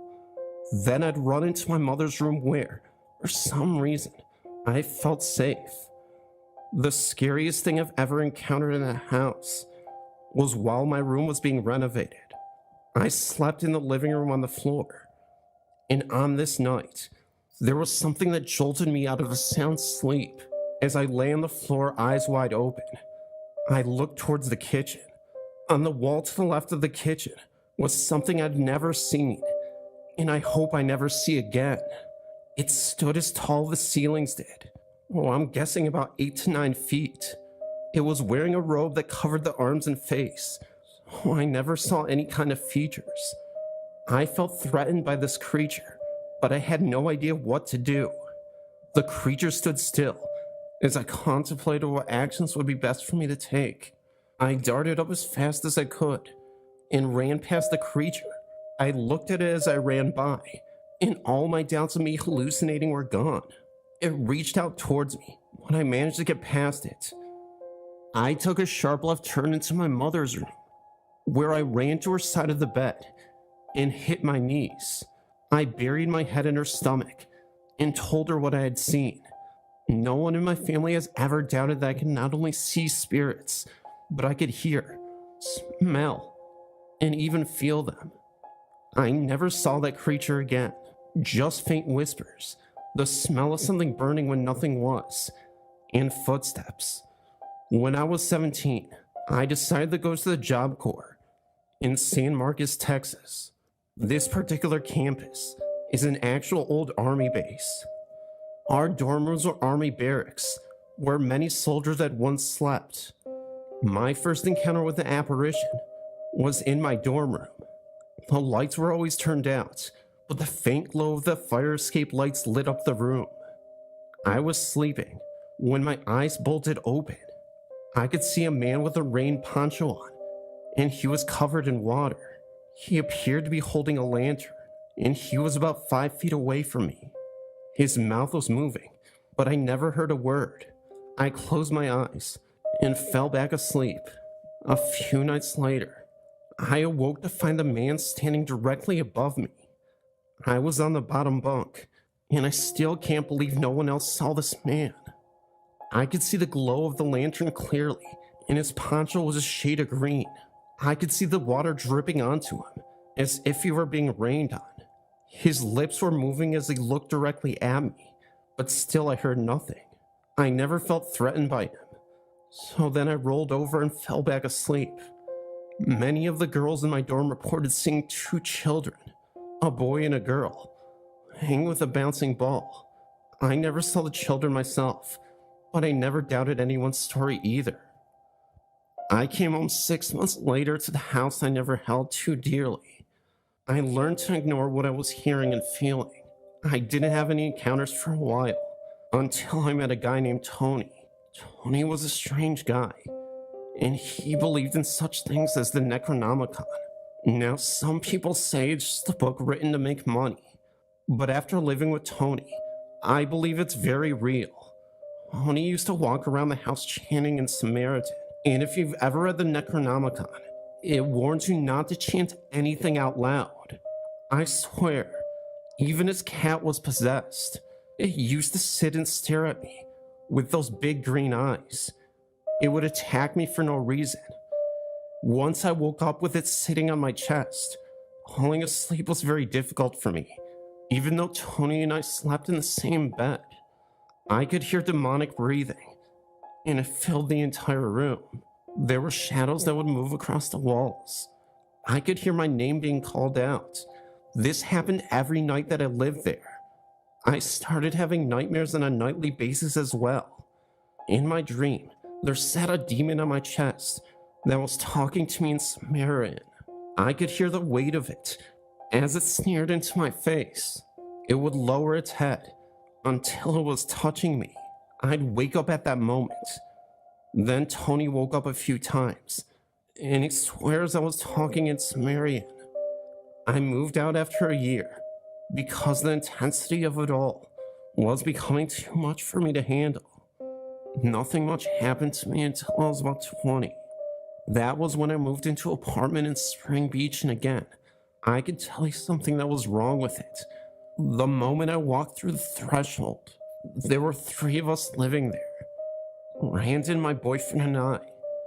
Brandon took the bedroom, and Wes and I slept in the living room on a small mattress. The first weird thing happened a few nights after we settled in. That was when all 3 of us would be in the living room, and Brandon's TV came on. Just a pitch black screen. It happened all the time.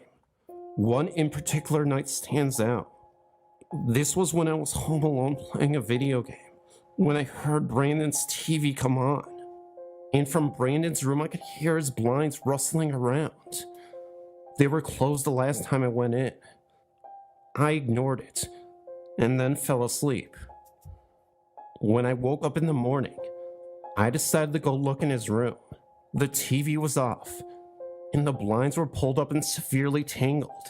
That freaked me out really bad. It only happened once, but still, I'll never forget it. There would be a number of times when I would be in the bathroom, and I'd be fixing my hair, and I'd see someone walk by the door, even though I was alone. Once I even heard the front door open, and I heard a man call out my name, thinking it was one of the boys. No one answered back. I heard the door close, and I went to see what was going on. There was no one in my living room, nor was there anyone on my porch. My phone rang, and it was Wes, saying he and Brandon would be home in a few minutes. I moved out shortly after. I'm now 22, living in Blanesville, Georgia. I've learned to ignore the spirits that follow me. There are times when I see things, or even smell something funny, and I still hear my name being called out. I've started having extremely weird, but lucid dreams. Nothing really exciting is happening to me in this house, but if it does, you'll be the first to know. After my encounter one late night in August with my sister, I found out that we'd always been around ghosts. My family has moved around 5 times, and in every place, there have been at least one ghost there with us. When I lived in Texas, I moved from Houston to San Antonio. In that move, A ghost that we'd had for a year followed us to our new apartment. After living there for about a year, we discovered a new ghost. This one would hold the bathroom doors closed and knock over our memorabilia items we had on display. The event that completely changed my view of the paranormal happened in August of 2001. It was the early hours in the morning, about 4 a.m., and for some reason I couldn't sleep. My older sister was on her computer, and she found a bunch of old music files she had downloaded for her history of rock class. Then she came across a Britney Spears parody song, downloaded from a radio station's website. Well, the song itself was actually only a clip, about 30 to 40 seconds long. We played it, and the file for some reason was corrupt. The words were garbled, playing in a slow, deep, incomprehensible voice. I had chills listening to it play, and when I looked at the corner, it had been playing for over a minute. My sister finally turned it off. She was just as spooked as I was. We moved on, laughing about the look on the other's face. Then about 5 minutes later, we heard 3 soft, solid pounds on the back wall, in the far back of the apartment. Neither of us said a word. We just listened, trying to explain away in our minds. We lived on the 2nd floor and shared only one wall, and that was not it. Another couple of minutes passed by, and the banging jumped to the one long wall we shared. Still towards the back of the apartment, but getting closer. We couldn't help but stare at each other. After that one, we finally decided to ask the other if she'd heard that. Of course we heard the same thing, and not a minute later the banging jumped to the room next to us. On the same wall, 3 solid bangs escalating in amplitude. My heart was racing, waiting for the next set, afraid of where it would jump next. A couple minutes passed, and just as I began to calm down, and blamed the banging on the maintenance worker that we shared the wall with, the banging suddenly jumped forward to the wall behind the computer. I looked above me to see the ceiling light shaking. Moments later, the banging shot across the room to the balcony. It sounded as if the entire wall was pounded on with one giant fist. 3 echoing pounds later, everything stopped. I checked the sliding doors, and thankfully they were locked. We both ran into my mother's room, where she was still sleeping. He hadn't heard anything. That is something I will never understand. My baby brother was in the same room with her, door closed, and he heard a soft rumble and my mother heard nothing. After that experience, I've always been a little on edge. I always think about what would have happened if I'd left the sliding doors unlocked that night, and what was the thing trying to get in. One thing I know for sure is that my ghost from Houston left that night, and the one already there seemed to get more active. Everyone started to hear their name being called, even when there was nobody around. No one ever attempted to communicate with whatever it was. As a matter of fact, we rarely began to answer unless we saw the person who was calling us. 2 years later, after I finished high school, we moved to Iowa when I was accepted to college, and so far, we have not had any strange occurrences. The same thing followed me around until I finally left your father. My mom told me, after I'd finally told her about the strange experiences I'd been having. Since I was 13, something had been terrorizing me. Negative energy had latched onto me and followed me for years whenever I went. It is said that at that age, as a female, your emotions are so unstable. You become very vulnerable to the negative entities that sadly roam the earth in search of company. This entity was particularly depressed and angry. It was smothering and possessive, and sometimes lashed out at me for no apparent reason. It started one night when I awoke to breathing in my ear. It was hard and heavy, like emphysema patients sound when not on a breathing apparatus. Naturally, I was startled and tried to get up to run, but I couldn't move. I was paralyzed. No matter how hard I tried, I could not move a single muscle. The paralysis apparently affected my whole body. I couldn't even open my eyes to scream. By now, the breathing had stopped, but I still couldn't move. Finally, after what seemed like hours of malfunctioning, I jolted upright in bed, gulping in air. That was when I realized that I hadn't even been breathing during that episode. I was determined to stay up the rest of the night until daylight, but sleep took over and eventually I was knocked out. I awoke again to the same scenario. This time I fought back even harder, and it lasted only less than a second. When I told my dad about this, he had assured me it was a night terror, but suggested I sprinkle holy water in the corners of my room and carry a cross. I later found out that he only said that to avoid scaring me. He actually believed that I was being followed by a supernatural force. From then on, although I had not experienced an attack, I continued to see a shadow of a very, very tall with wide man in my closet. I had a rough childhood from 13 until I moved out at 17. I endured a lot of emotional and verbal abuse by my father and hadn't spoken much to my mother in years. I felt very abandoned by both of my parents. I was rebelling to the extreme. I was at an all-time low in my life when I met my boyfriend Maurice. He gave me a reason to be happy again and I fell in love. I moved in with him when I was 17 to get as far away from the abuse as possible. I still saw this shadow figure standing in my closet at night in our new apartment. I refused to sleep alone. I became very dependent on Maurice's company. Maurice, being a skeptic, thought I was just seeing things. One night, as I sleepily crawled out of bed to go to the bathroom, I opened my eyes only to see blackness. Pure blackness. I panicked, thinking I had gone blind. When I realized this blackness was swirling, I looked way up and saw that the shadow was standing right in front of me. I screamed and jumped back onto the bed on top of my sleeping boyfriend. I was crying and covering my eyes. He panicked as well and was doing the best to console me without knowing what was wrong. I tried to explain it to him over my sobbing. He became angry and yelled into the thin air for the shadow to leave me alone. Then he turned on the light for me so I could complete my earlier mission. I didn't see the shadow for the rest of the night. On another occasion, I had made the mistake of sleeping alone. My boyfriend was playing video games with a friend. When I awoke, I noticed the room was lighted red. I tried to turn on the light, but it didn't work. I suddenly felt an overwhelming, impending doom that scared me so badly. I proceeded to run from the room. That's when I suddenly awoke again. Okay, it was suddenly a dream, I thought. Thank God. But again, I noticed the room lighted red as in the dream. This time I ran without attempting to turn the light on. I got to my boyfriend and lay down to sleep on the couch. I awoke later back in my room, in the same exact scenario. Finally, I started to cry, and I ran to my boyfriend, asking him to hold me until I fell asleep. I awoke again, this time for real. I was back in my room, and noticed that the room was dark now, as I remembered it when I fell asleep. I slept on the couch in the living room with my boyfriend, until he came to bed with me. We moved into another apartment a few months later, in a nicer neighborhood.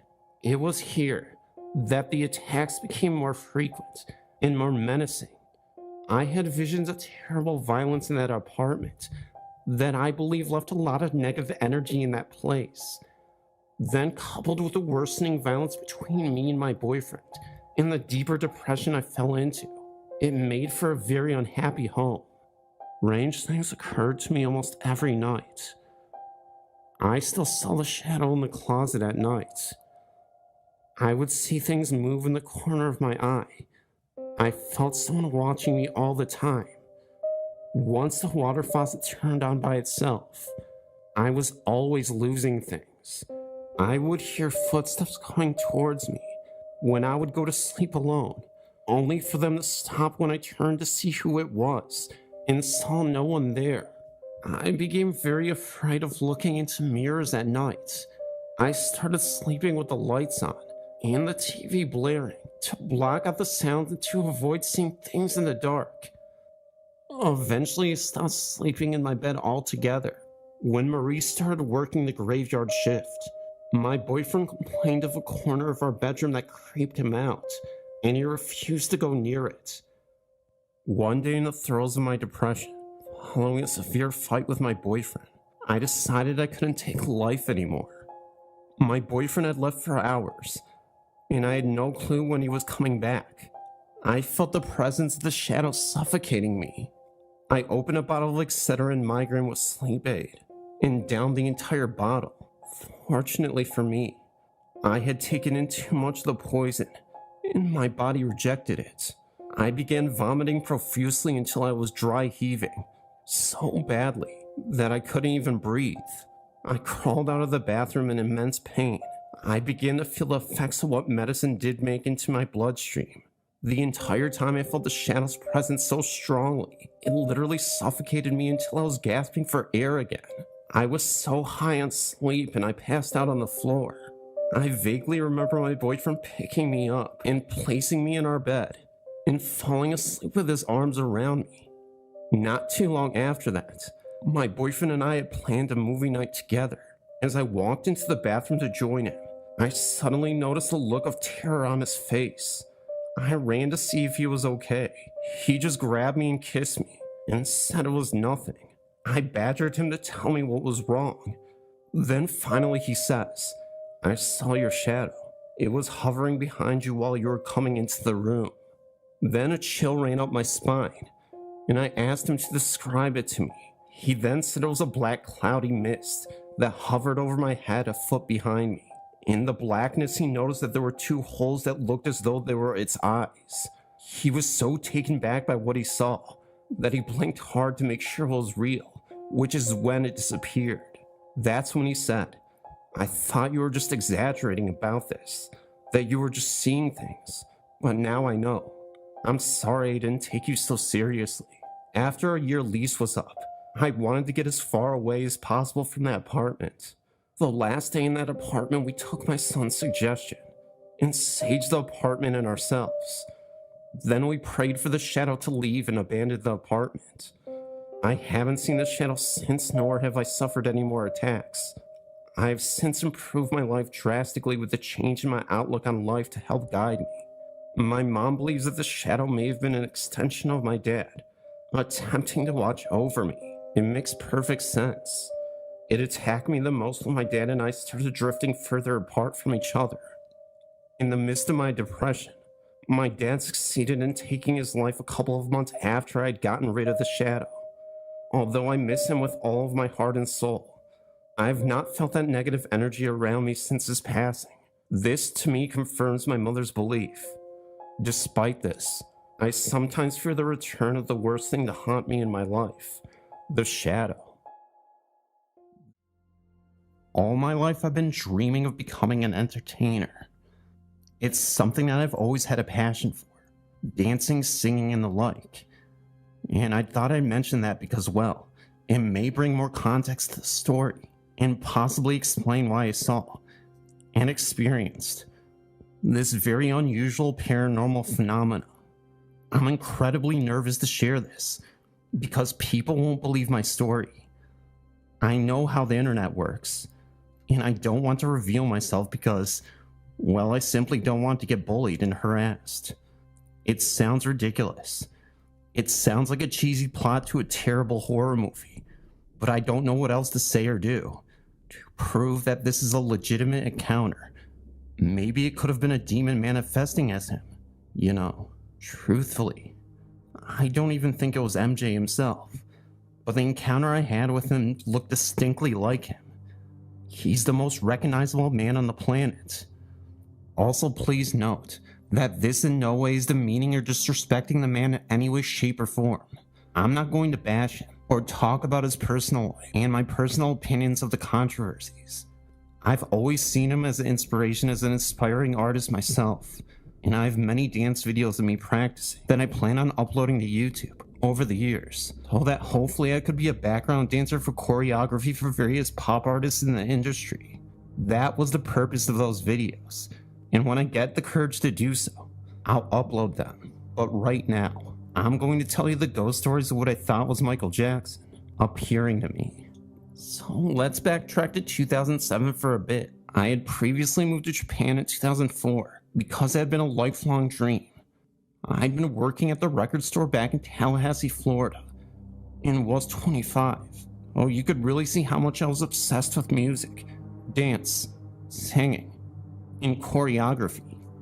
I had decided I was going to take the plunge, save up as little amount of money as I could, and get myself to Japan. So this was the first real experience to get out and get a real feel of foreign culture. Also, let me just say that there is no place in the world quite like Japan.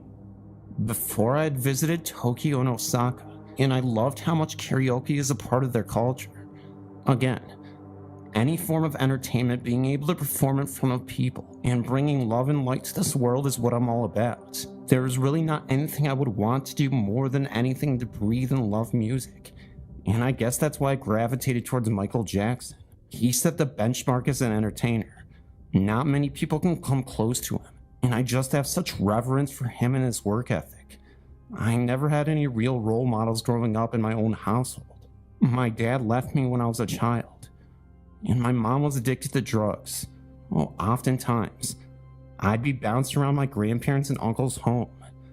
I remember my uncle first introduced me to Billie Jean, and I'd play down a cassette and watch videos of MJ in action. It was magic, and I was mesmerized. I figured no matter what he went through, if I could push myself and be who I wanted to be, I could make it in life, just like MJ. So back to Japan in 2007. It was announced that Michael Jackson would be making an appearance in Tokyo. I was absolutely gobsmacked to hear that he would be landing in new Tokyo International Airport in Chiba Prefecture. At the time, I had been working at a cafe in Kyoto, and I decided to skip work that day so I could head to the airport to get a glimpse of the man in action.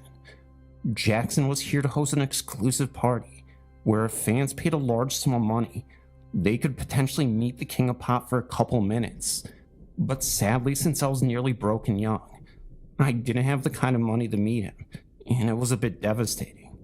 This was a big deal for Jackson, because of his acquittal in June of 2005. This was his first public appearance since the trials.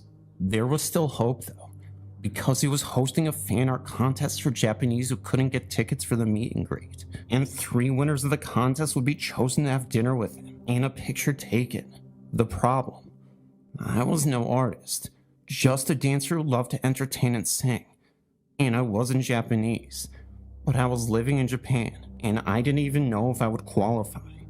Needless to say, I tried my best to paint a piece a few days before the party.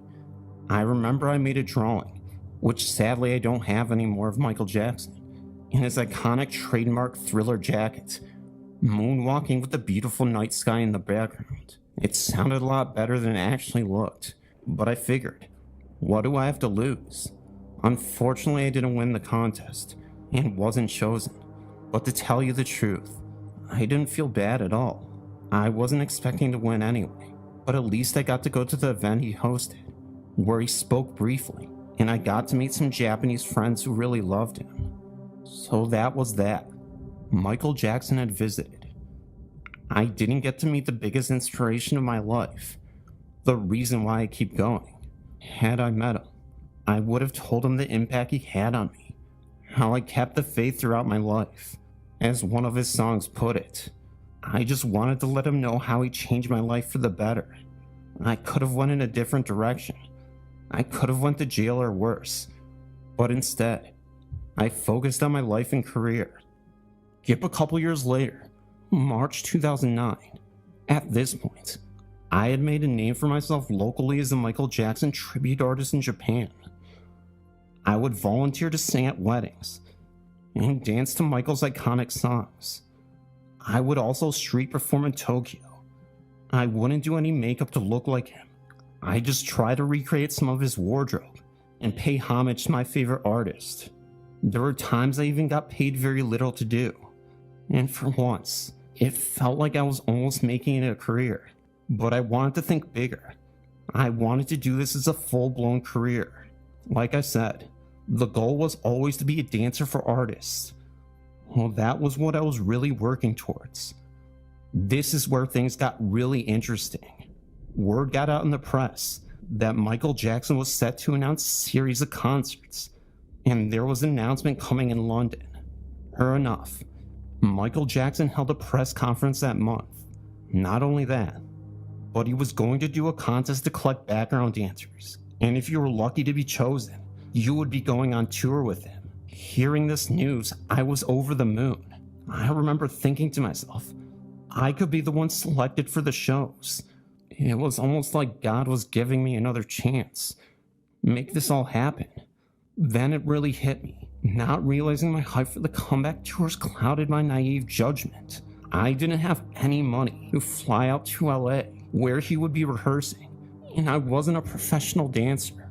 I was gutted, because here I was, so desperate to get close to my favorite entertainer, so I could finally work with him and all the others. But I wouldn't have been given the time of day. I rationalized in my mind, thought how much it sucked that even though I had the money for a plane ticket, there's no way I would have been able to go to rehearsal for an audition. I know this sounds crazy, and I sound like a wild fan, but this plummeted me into a deep depression. I was spiraling, and at a dead end career-wise. Yeah, I was doing the gigs, but I really felt I wasn't getting anywhere to advance myself. I had this huge full-body mirror in my apartment that I used to practice dance with. I mean, I converted my entire room into a dance studio essentially, and months on end, I'd always be in there when I wasn't at my day job, working tirelessly. But after the concert tour's announcement, I sort of stopped practicing and doing so much. I had ended up becoming burnt out from all the MJ stuff because I had lost hope. I needed to wake up to reality and understand that no matter how hard a person worked, sometimes certain goals don't go the way you planned, and life doesn't work out the way you want it to. Maybe I'd become too obsessed and possibly insane, but that was truly the darkest moment of my life. I just considered giving up my goals and just focused on my day job. I just lost all the motivation to do much of anything. I couldn't even listen to Michael's music anymore. I was that lost. Then skip to June 2009. I will never forget this day for the rest of my life. One of my closest friends, Jenna, had traveled all the way from Florida to visit. She was my ex-girlfriend, but we became friends after. This was the week of June 20th. She was talking to me and had asked me if I was still into dancing, and I told her I couldn't do it anymore because of the tour auditions and other life problems. Even worse, I got the worst message from my brother on Facebook. June 23rd, 2009. My uncle passed away. Remember, my uncle was my inspiration and love for MJ. He's what got me into it. That message from my brother wrecked me. I was a mess, and Jenna had to console me the next couple days. It was like time froze for a moment, and the light in the world went out. I was in shock, and there was nothing I could possibly do to make myself feel better about the situation. I practically went numb. Jenna, though, was awesome. She knew how much I loved MJ, and of course the concerts were coming up in July. She had secretly bought tickets to see MJ live, and that really made me feel good for a moment. I remember it like it was yesterday. Jenna told me she would try to help me pay for the ticket to London. Was really excited, because I had never been to England before. But as we all know, this story doesn't end well. June 25th was the ultimate dagger. Not only was I still suffering from the loss of my uncle, but the news to follow sucked the soul out of me. The nail in the coffin. I just remember not being able to go to sleep the night before, until maybe 4 a.m. And I slept in until about 11 a.m. Japan time. 4 a.m. is about 12 p.m. Los Angeles time. And I just looked that up. Oh, that means that when I woke up at 11 a.m. that time, it would have been 7 p.m. But I'm not terribly sure. So all I remember was waking up. Jenna was in the kitchen. She didn't mention anything, but her face looked of concern. I thought she was upset for me. Told her, please, my uncle's death shouldn't destroy your health too. I don't want you worrying or something. Then I just remember heading onto Facebook to check up with family. Jenna tried to stop me. She said, Craig, please don't go on the internet. And I remember asking her why. She tried to tell me that if I spent too much time on there, it would trigger my feelings for my uncle and make my health worse. Seeing pics of us together, etc. Although she was trying to protect me from the MJ news. Then, there it was.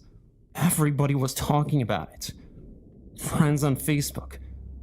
Family all with the news. MJ dead at 50. I just didn't know what to think anymore. I didn't even think, really.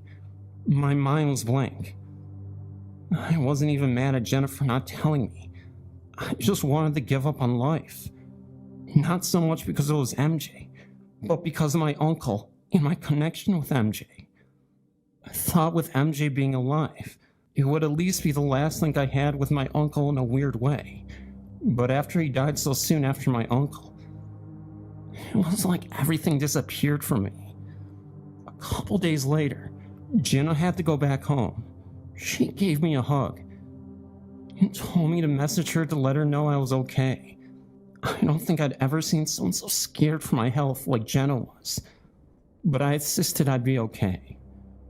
Now here comes the part of the story where it gets incredibly creepy. The ghost parts, if you will. Again, I don't know if the reason this happened was because of my uncle, and I began to lose my mind due to all the grief. But I had some really strange dreams after Michael Jackson died. Dreams that I never previously had before, even when he was alive. Never once dreamt of him before. Then skip to January 2010. I found myself standing alone on a desolate stage. The harsh glare of a single spotlight bearing down on me. The air was thick with the eerie silence, broken only by the faint echo of my own heartbeat. It was pretty foggy, and then, from the darkness beyond the reach of the light, he emerged. It was MJ, dressed in normal clothes. As he came out of the fog, he just stared at me for a couple minutes, not saying a single word, no blinking, nothing. I looked away for a second and looked back. Then he was gone. I awoke drenched in a cold sweat, my heart pounding in my chest. The dream had felt so real and so vivid that it took me a moment to gather my bearings and reassure myself that it was just a figment of my overwrought imagination. But as I lay there in the darkness, the memory of that dream lingered like a shadow, casting a pall over my restless mind. What's weird is, I was thinking more about my uncle than I was MJ, and I had another dream where he was there. This time I was at a family reunion inside this huge mansion. We were talking about my uncle, but I just see Michael Jackson sitting in this chair, almost like he was just watching and observing me. It was getting really creepy. I thought about seeing a therapist, but I don't know if I was comfortable telling her about my dreams, even though they're used to hearing the craziest things. My story would have sent me to the mental asylum. I also didn't know how mental health programs worked in Japan. Oh, I just sort of put it off for a while. But things took a weird turn in the coming months. I remember one night, after a long day's work, I decided to clear my mind as best I could and go walking in the park.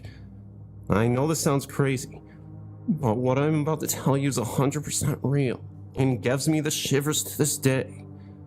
The park was eerily quiet, the only sound being the rustling of the leaves and the gentle breeze from me walking over them. At this point, it was autumn 2010. The dim streetlights cast long wavering shadows, creating an atmosphere that felt both tranquil and unsettling. I was lost in thought, barely aware of my surroundings, when I noticed a figure standing by the swings, barely illuminated by the distant light. At first I thought it was just another late-night wanderer, but as I drew closer, there was something about the figure that seemed off. He was dressed in a familiar outfit, a black hat and a leather jacket, but I wasn't entirely sure because it was so vague.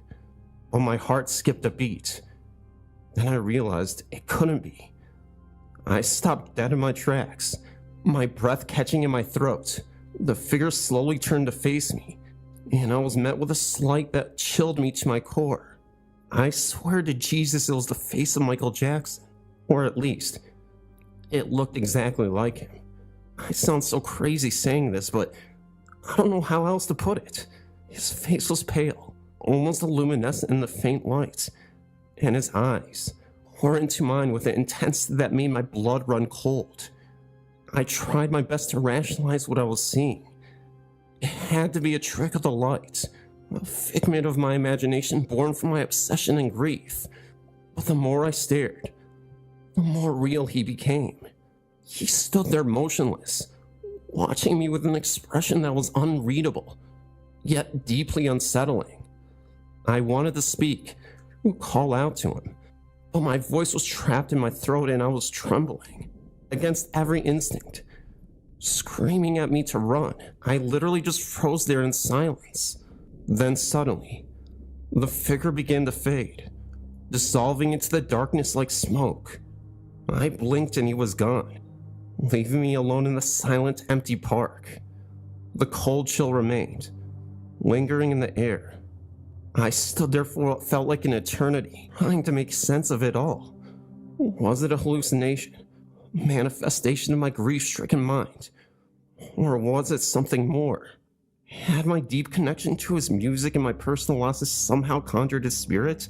Or was I simply losing my grip on reality? The encounter left me shaken, questioning everything I thought I knew about the world and the boundaries between life and death. Whether it was truly Michael's ghost or some figment of my imagination, it was as if, in that fleeting moment, I'd been given a glimpse into the realm beyond our understanding. I don't know if I'll ever fully understand what I saw that night in the park, but one thing is for certain: this event changed me. The fear, the awe, the inexplicable connection, the things I felt in those moments lingered with me, urging me to keep going, to push through the darkness and find its meaning. It had been months since the unsettling encounter in the park. The weight of my grief had lessened, but I carried a lingering sadness. I had avoided dancing, feeling disconnected from the passions that once drove me. My dance studio with its full-size mirror had become a place I rarely visited. One night, after a particularly restless evening, I decided to return to the studio. It was late. I turned on a single lamp, casting a soft dim light across the room. I stood before the mirror, feeling a mix of nostalgia and sorrow. The reflection staring back at me looked tired and defeated. I began to stretch, trying to reconnect with the rhythm and movements that had once brought me so much joy. The mirror reflected my every emotion, and for a moment, I almost felt like my old self. I then closed my eyes, lost in the music playing softly from my phone, trying to lose myself in the familiar routines. When I opened my eyes, I froze. There he was again, the unmistakable face of Michael Jackson. His expression was somber. Michael's face was subtle, almost like a shadow, but undeniably there. My heart pounded in my chest as I stood rooted to the spot, unable to tear my gaze away from the mirror. Michael didn't move, didn't speak, just watched me with an intensity that made my skin crawl. I don't even remember how long it was that I saw him for, but he was there. I stood there for a long time, just staring at my reflection, trying to make sense of what just happened. The encounter was brief but deeply disturbing. It was as if he had returned one last time to remind me of something important, that there was something that I yet had to fully understand. My honest feelings about this whole situation is that it was a demon taking the form of Michael Jackson. That's my gut instinct. I heard that negative spirits tend to attach themselves to you during your weakest moments. So for me, I think that the demon took the things that I looked up to the most and tried to scare me with it. One last encounter that I will share. There was one night when I drifted off to sleep. I found myself in a dream that felt so different, more vivid and unsettling. I was back in my childhood home, the one where I'd spent countless hours with my uncle. The home seemed like everything was normal. In the living room, there was a soft glow of the TV illuminated in the darkness. A Michael Jackson concert was playing, one of those classic performances my uncle and I used to watch together.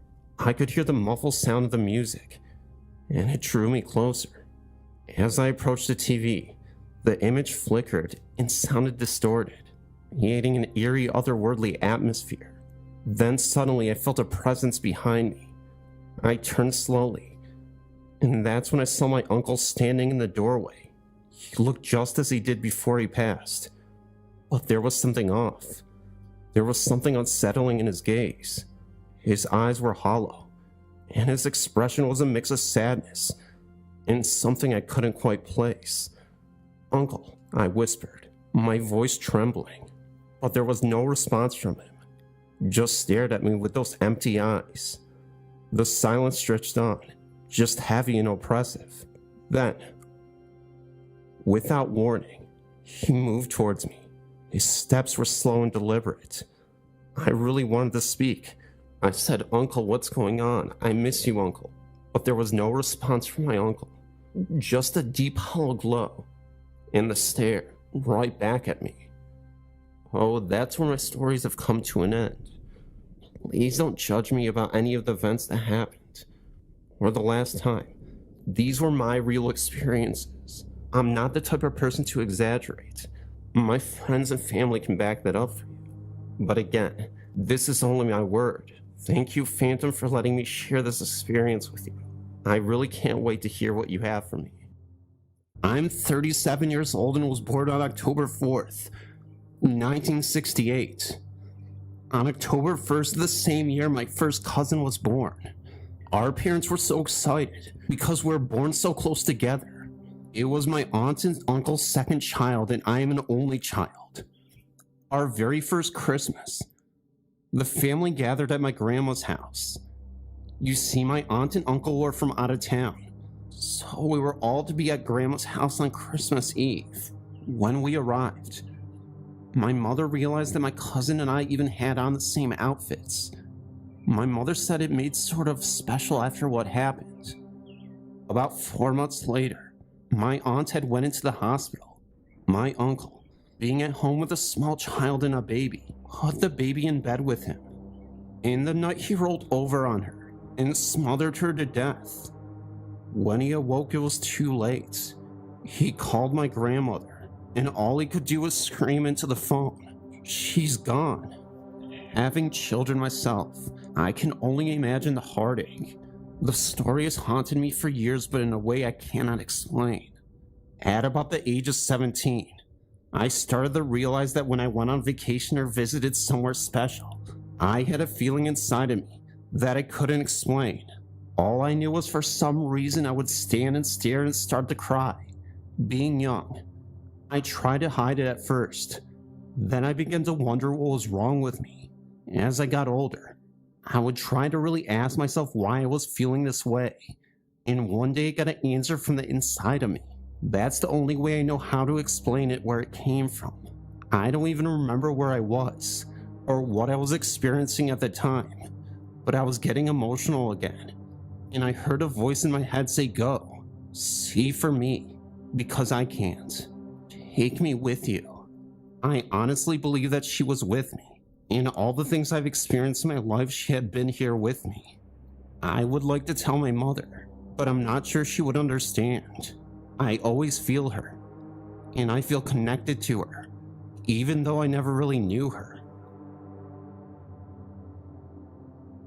This paranormal event happened at the Royden, Arizona House State Park. This is my testimony of the haunting. When the Roydens lived in that mansion, they had a rather large garden not far from the house. Where that garden used to be now stands a large entertainment superstore, Hastings Entertainment. Not too long ago, I was the assistant manager of this store. One night, another associate and I braved the attic to retrieve some DVD lock boxes. I was standing on the ladder with half of my body inside of the attic, while my associate held the ladder for me. I started to throw down some locked boxes when I suddenly heard a little girl's voice. I stopped, as I just thought I was hearing things. My associate informed me at this moment that I looked like I was about to vomit. I took a deep breath and continued my duty. Then I heard it again, but this time it was unmistakable. The little girl's voice said, "Get out." I was down that ladder faster than you could say white as a ghost. Because we had a duty to complete, I had my associate climb the ladder to retrieve the rest of the locked boxes. She positions herself just as I had when suddenly both of us heard it again. Get out. It was so loud I heard it from where I was standing below the attic. She instantly said, "I'm out," and shot down the ladder just as fast as I had. We exited the stockroom and decided to make do with what lockboxes were retrieved. Being paranormal enthusiasts, we discussed what happened at great length. Of course, when we told other employees, most of them stated, "I'm not going to encourage your quest for adventure," whatever that means. This incident sparked my curiosity about the house. I had heard Hastings used to be the location of the Rundens Garden. But rumors tend to fly around Flagstaff like undergarments at a Rolling Stones concert. I decided to look into it by taking the Royden Mansion tour, and the tour guide confirmed the rumor. He stated that the garden is where the daughters used to spend a lot of time. He also confirmed rumors of hauntings in the mansion. Shortly after I took the tour, I heard from a book department associate at Hastings that she heard the pitter-patter of feet in that area at night when no one was around her but her. The books department is just below the attic where the lockboxes are held. Months later, a stalking associate went all the way up to the attic and stood as he sorted through the locked boxes. He fell through the sheetrock and barely missed injury. Perhaps the little girl was right for trying to warn us.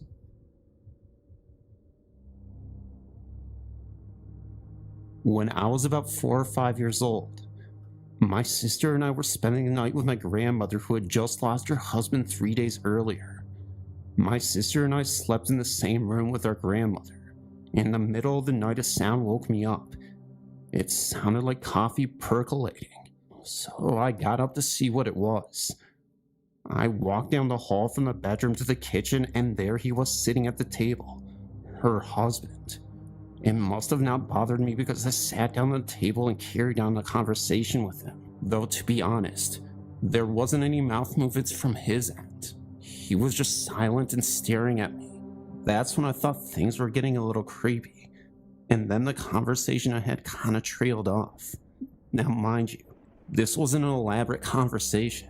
This was just me saying a couple words or something. My grandmother said she woke up and heard me talking to someone, but didn't know who it could have been. Well, I got up from the table and walked down the hallway to the bedroom door and told her that he wanted to talk to her.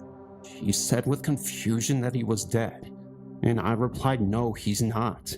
He's in the kitchen." And I turned to walk down the hall, and he was standing at the end of it.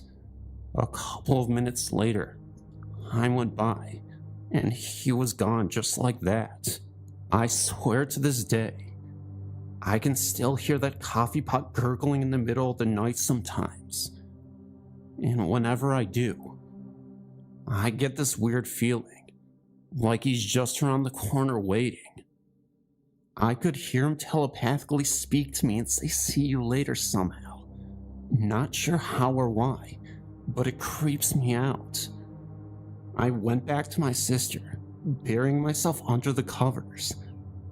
The warmth of flimsy shield against the sudden cold that seeped into the room. But sleep couldn't come.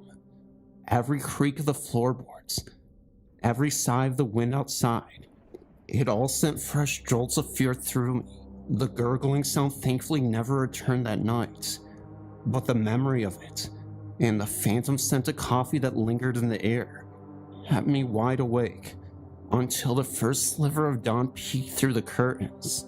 My grandma, pale and drawn, had at the kitchen table a cup of untouched coffee growing cold beside her. She didn't mention Grandpa that morning, and neither did I, but a heavy silence hung in the air, a silent acknowledgement of what had transpired the night before. Years passed. The memory of that night faded, becoming a hazy anecdote I'd occasionally share with friends, always met with a mix of skepticism and amusement. But then a few months ago, something happened that sent shivers down my spine and unearthed a long dormant terror. I was visiting my grandma again, this time alone. She'd aged considerably, her once vibrant eyes now clouded in distance. One evening as we sat sipping tea, a sudden gust of wind rattled the windows. A flicker of movement caught my eye in the hallway leading to the kitchen. My breath hitched. There for a fleeting moment, I saw a figure standing in the doorway, an old man hunched slightly, his features obscured by the dim light. My heart pounded a frantic rhythm against my ribs. Would it be? Grandma, I croaked, my voice barely a whisper. Did you see that? She turned to me slowly, a flicker of recognition crossing her face. See what, dear? She asked, her voice raspy with age. In the hallway, I stammered, my gaze fixed on the empty doorway. A man. Did you see him? A long, heavy silence followed. Then tears started to roll down her cheek. Sometimes, she whispered, her voice barely audible. He comes back, just to say goodbye again. I wanted to share a story with you regarding ghost contact through dreams. On June 1st, 2006, one of my best friends and fraternity brothers passed away due to sudden burst of capillaries in his brain. My best friend and I, a great friend to him, found him in his room without response after he had been complaining that evening of a horrible headache. After calling 911, he went through 2 brain surgeries to save his life, but sadly the efforts failed. His death has been extremely hard on me. I've been thinking about how good of a friend he was to me, and whether or not he knew it. It has really bothered me. This afternoon after class I took a nap, because I was exhausted from staying up late the night before. In my dream I was in a hallway. Now I cannot decide whether it was a school or a hospital, but in my dream I was aware that Richie was dead. He appeared in the hallway to me, and I remember being dumbstruck and unable to speak. He appeared anxious at my difficulty, and I finally blurted out to him, I loved you, and you were my second best friend. He looked perplexed and said no. We were brothers. In his life, being fraternity brothers meant more to him than anything, and he hated how many of us had best friends. That is all I remember from the dream. I really feel that Richie visited me in my dream to soothe my mind about our friendship. We were brothers, and he was confirming that he knew what that meant to both of us. I woke up in chills in awe at what happened during my dream. I love your site and I'm happy to share my story with you. I'm 15 years old, and when I was about 8, I saw something I will never forget.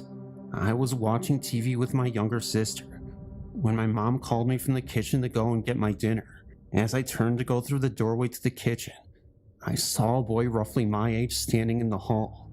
The thing is, I could see straight through him. I was a bit freaked out and turned to look at my sister to see if she had seen anything, but she just went straight through to the kitchen. So I turned around, and the boy was gone. I thought nothing of it, and just figured I was seeing things. Later that day, my mom asked me to go and fetch something from the upstairs bathroom. The bathroom was right next to the door to my bedroom, and as I walked by for some reason, I looked into my bedroom, and I saw the same transparent boy standing in front of my dresser. I was really scared, and refused to go upstairs for the rest of the day. I haven't seen the boy since, but sometimes I feel him about. This is not the only weird experience I've had. A few years ago, I had a friend over on Halloween, and we were talking with only a candle on, while we could see each other. In the middle of our conversation, the candle went out. I got up to turn the light on, but when I did, the candle came back on again. Later that same night, a glass jar full of glass stones threw itself at my friend's head. We were really badly shaken up and didn't sleep well that night. I really believe in ghosts. I know that they are real and walk this earth. I admit, I've never seen one face to face or anything, but I have a feeling that they are always around me. Well, my first encounter was when I went to sleep over my cousin's house. I was sleeping in the middle of both my cousins, hence I was the smallest and all. That night I woke up wanting to go to the bathroom. I was about to wake up my oldest cousin to tell her to go with me, because it was dark and didn't want to go by myself. I stopped and decided not to, thinking she was going to think I was some kind of a high Ken, or would get mad at me for waking her up in the middle of the night. Well, then I get out of bed and went into the hall. My heart was pounding because I was really afraid of the dark, and I couldn't turn on the hall light because my aunt would get mad. Hence they had trouble with the electricity bill. Well, anyway, the bathroom was all the way down the hall. Well, then I walked as fast as my little chubby legs would walk. When I got into the bathroom and turned on the light, I was so happy. I did my business. The worst part was opening the bathroom door and turning off the light, because then everything will turn pitch black all over again. Oh, I took a deep breath, turned it off, and started walking. That's when I heard the little rustling and the little footsteps. I was about to call out who is there when I saw a little person peeking around a corner of the hall. I stopped dead in my tracks.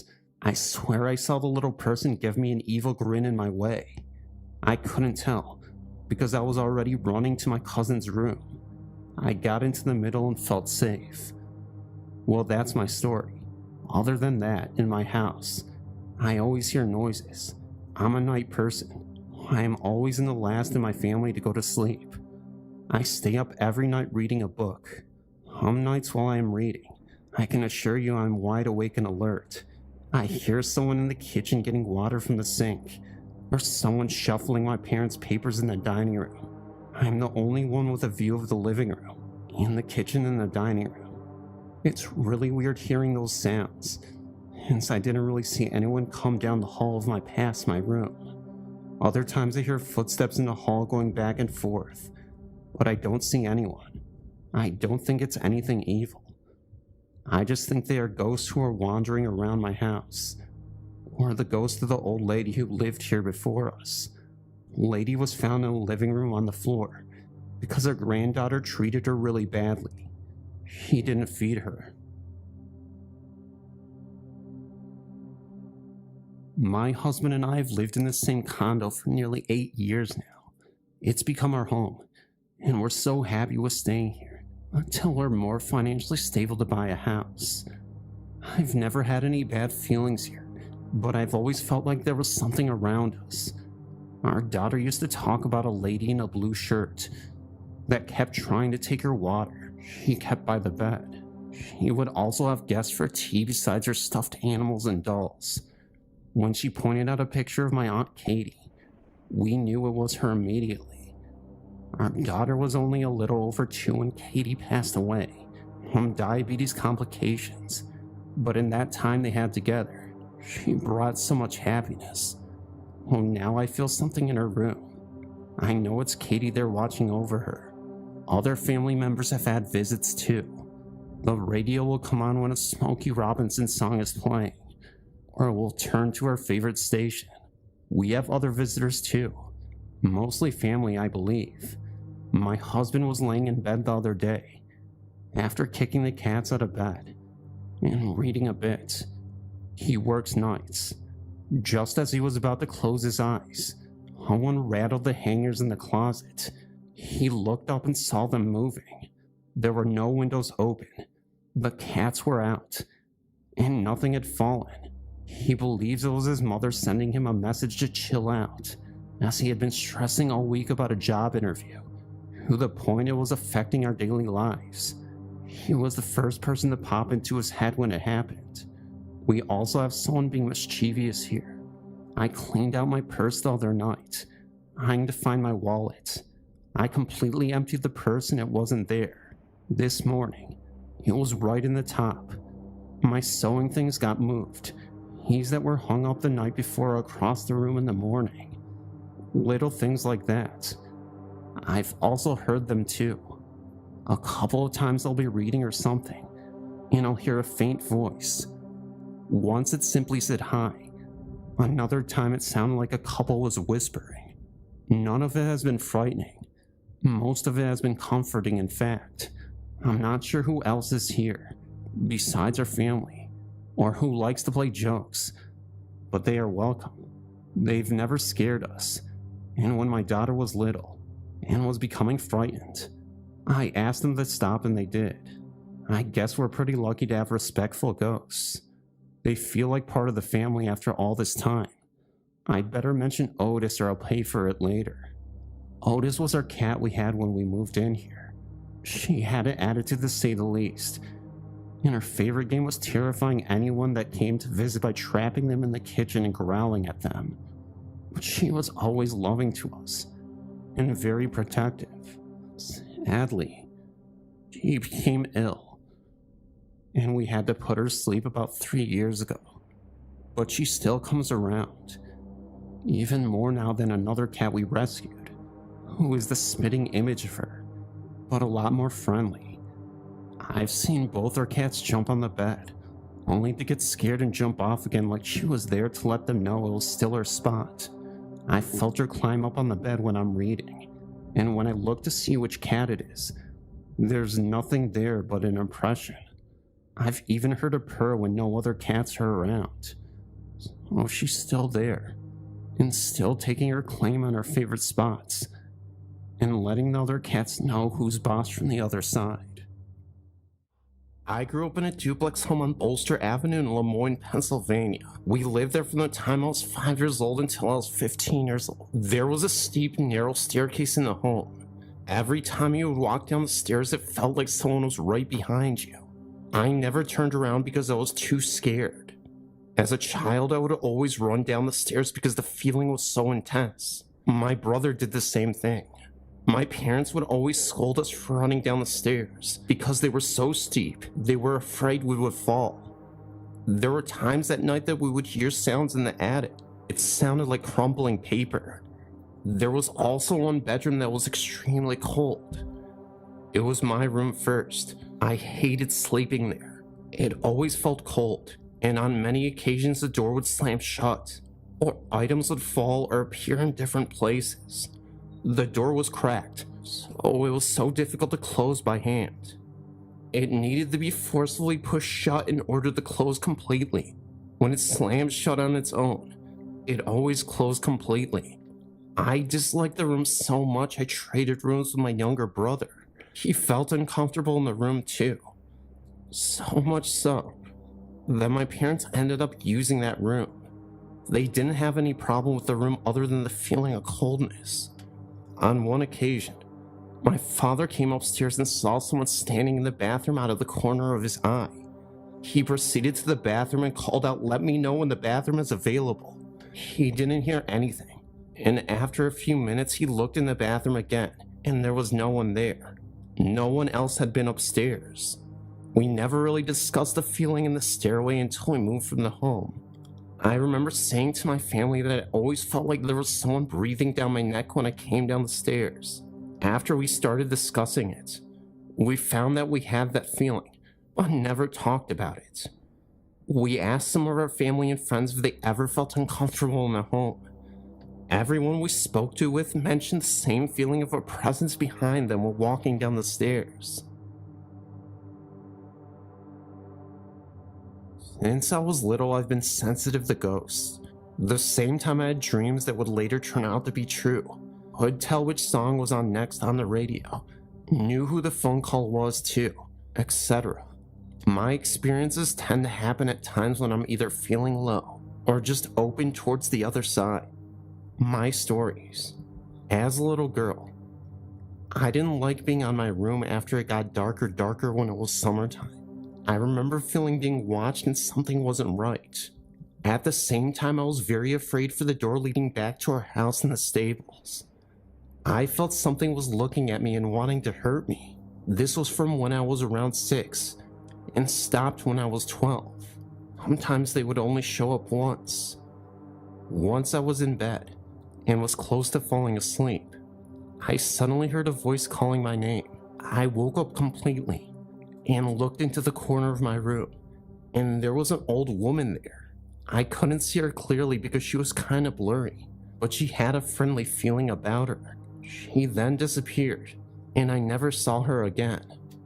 When I was 17, my dog died, and I was absolutely devastated. A few weeks later, I heard him coming up to my room from the kitchen and saw him enter my room. He then jumped up on my bed, walked around 3 times before sighing, and got down. I could feel him on my bed and against my leg. When I tried to touch him, that's when he disappeared. It did, however, make me feel a lot better after he came and visited me. My parents' farm where most of the events happen is old. It burnt down once there, and there seems to be quite a lot of ghostly activity involved. In the barn, my parents got their car, and since I was little, I was afraid of being there alone. I felt something was wrong, and that something was hanging in the dark. I always felt uneasy there, until a few years ago that my mom told me that someone had hanged himself there. My worst experience I've ever had was when I was 15 to 17 years old. My room was connected to the kitchen by a little hallway. From the kitchen, you can go directly to the living rooms. The last one I've never felt easy in. There was always something feeling unnaturally cold and just weird. One night I woke up, and my room was ice cold. I heard someone open the door from the hall to the kitchen. It was a man I somehow knew, and he was going directly to the last of the living rooms. Somehow I was there when he went there. I saw him take his rifle and mess with himself. It was feelings more than actually seeing him do it. I then was back in my body, but heard him fall down on the floor, moved a bit, and moaned before he died. The second that happened, the coldness disappeared, and I could breathe again. I told my friend at the time about it, but I was too afraid to ask my parents. One day, sort of jokingly asked if anyone had hurt themselves in that room. My dad turned around and looked at me with a strange look. Yes, your godmother's father hurt himself there. They hadn't told me because my godmother didn't like me to know. I found his grave, and it happened the exact day he hurt himself. I've had nice experiences though. A friend of my parents and their friends hurt herself. My friend was really devastated about it and couldn't get over it. One day we were in the kitchen. I saw a sort of fog that turned into a ghostly hand. It stroked her head as it soothed her. After it disappeared, my friend looked at me and said she was here. My friend then told me that she felt peace, and that the friend had told her that she was happy now. To both of us, that meant a lot. The latest year the happenings happens without any real pattern. Last year when I was at my parents' and sleeping in my old rooms, I didn't get any sleep for at least 4 days I was there.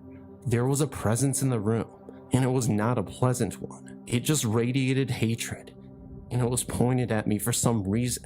The next time I got home, it wasn't in there, but then I had to sleep in my mom's bedroom. I was woken up by someone slamming their hands into the bed very hard. I looked at the end of the bed, and I saw a shadow standing there, but then disappeared. Since then I haven't felt it. For some reason I knew it was male, but I don't know why it felt so badly about me. When I'm home at my parents' now, there's a young girl there. Something I can't feel what is in a man. None of these are evil, but just looking out for me. I've seen the girl from the corner of my eyes, and seen her reflected in the mirror. I think they are protecting me, and just looking out for me. Sometimes I can enter a house and know that there's more than just what the eyes can see. I felt the presence of family or just passerbyers. I think that my parents' house and me makes an energy field where they can enter, and some stay, and some do not. I got one in my room where I live now. Just a little prankster, really. Turns on my computer, opens all the cupboards. I did have an old man who loved to watch me shower. I told him that it was rude, and that I didn't like it. But since then, he hadn't been there. At the same time, there's a girl running every night on the upper floor. My brother is sensitive too, but apparently never experienced the same as I have at my parents' house. Seems I'm the only one that they get attracted to. Also felt being pushed. But that happened in my parents' house too. I don't mind having this ability, but I have to learn to control it, because sometimes it can get too much.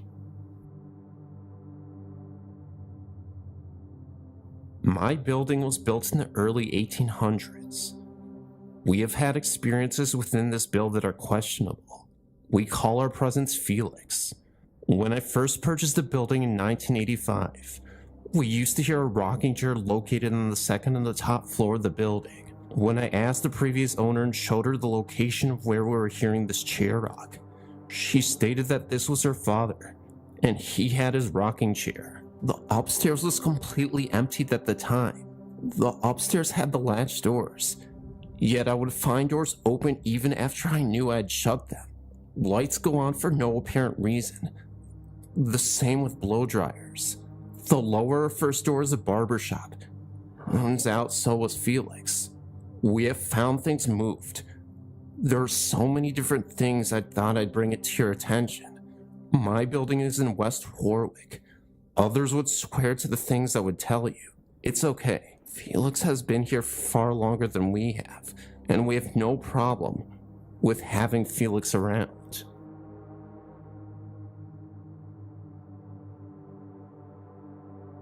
Well, my first experience of ghosts was when I was about 12 years old, and I had gone on school to Swanage in Dorset. I'm from England. The bed and breakfast we stayed in was beautiful. It was an old house with a giant sweeping staircase, high ceilings, and so on. After we had stayed there a few days, the whole class complained of someone knocking on their doors. It was a really quick knock-knock. It happened to our room a few times, and once we actually waited behind the door for the knock-knock to occur. When it happened, we instantly opened the door, and to our surprise, there was no one there. There was no way you could hide anywhere either. Our room was the first room as you stepped in from the front porch, of which the doors were transparent. Oh, there was no way anyone could get outside and hide quick enough. Our bedroom door opened out into a huge empty reception area. There were doors all around the edges with nothing in the middle of the room. There was literally nowhere for anyone to hide that quickly. Thinking nothing of it, the teachers took us out one evening to the beach to wear us out. When we got back to the bread and breakfast, however, there were some of the girls returned to their rooms to find that all their lights were on, with the covers thrown back from their beds, and their door wide open. Nothing wrong there, you think, but every time we went out, our teachers made sure that all of our rooms were spotless, beds made, clothes away, all lights were turned off, and so on. All the doors were also on their spring hinges, so that every time you opened them and let go, they would automatically spring shut. The door had been found wide open, and the owners insisted that no one had been around either. This is about the poltergeist ghost.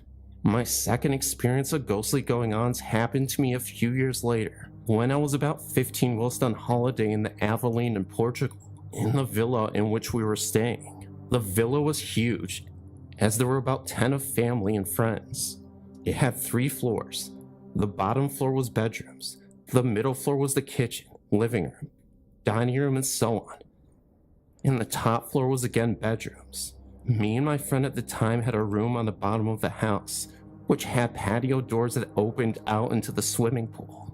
Lying in bed at night and on more than one occasion, we could hear the water breaking as though someone was swimming in the pool.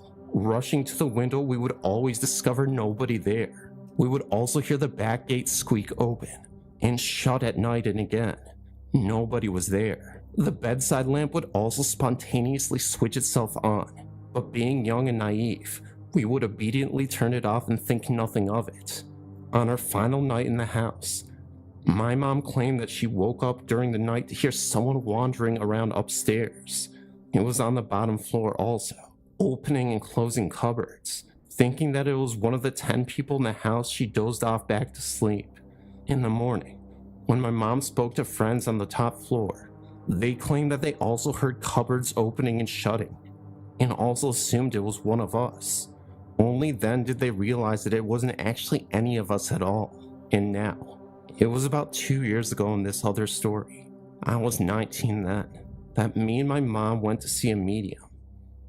Derek Akura, for those of you in the UK. Not sure if he's known in the US.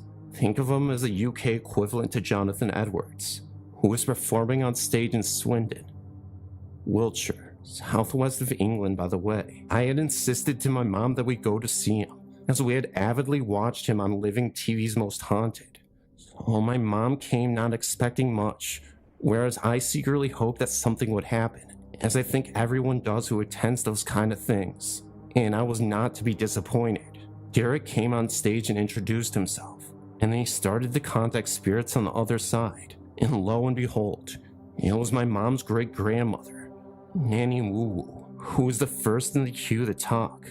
I won't bore you and go into great detail with what Derek told us, but everything he mentioned was so accurate, and it was just amazing. This man who I'd only watched on TV was now standing a few feet away from me, and my mom in person, telling us personal things that had gone on within the four walls of our home that only we knew. He knew that my granddad, Nanny Woo Woo's son, was a bit down at that time, that he was on medication.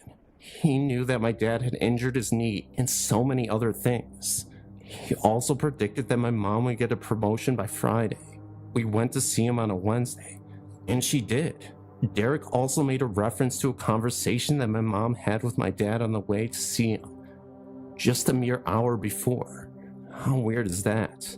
Just knowing that my mom's great-grandmother, although I never knew her, is around and watching over our lives is a comforting thought. Anyway, I think I've rambled for long enough.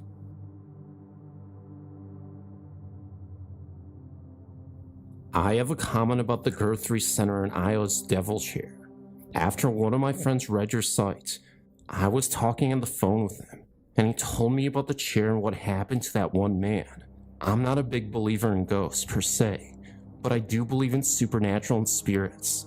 When I first heard it, I laughed and told him that we were going there the next night.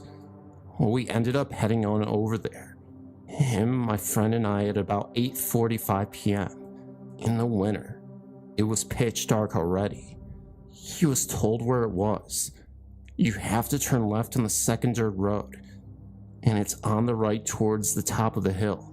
So then we went over there and I saw it. Momentarily I started getting chills, not just because of the story, but because of what it looked like, all in the cemetery. It's in the shape of logs with a drape or something over the top of it. Looked like Jesus' robe draped over the broken down cross. Along the bottom it appears to be the shape of ferns, although at first it looked like alligator tails in an old-fashioned cushioning looking seat. The second we got out of the car, the wind seemed to have picked up, because my hair was whipping around. Just being around it was creepy, but soon enough, none of us would sit in it. So we got back in my car and drove around to the front to study it. After we sat there for a while, we soon found out we were all too scared to go sit in it. So we headed back to Paranormal, 7 miles east of Guthrie. This is the scary part.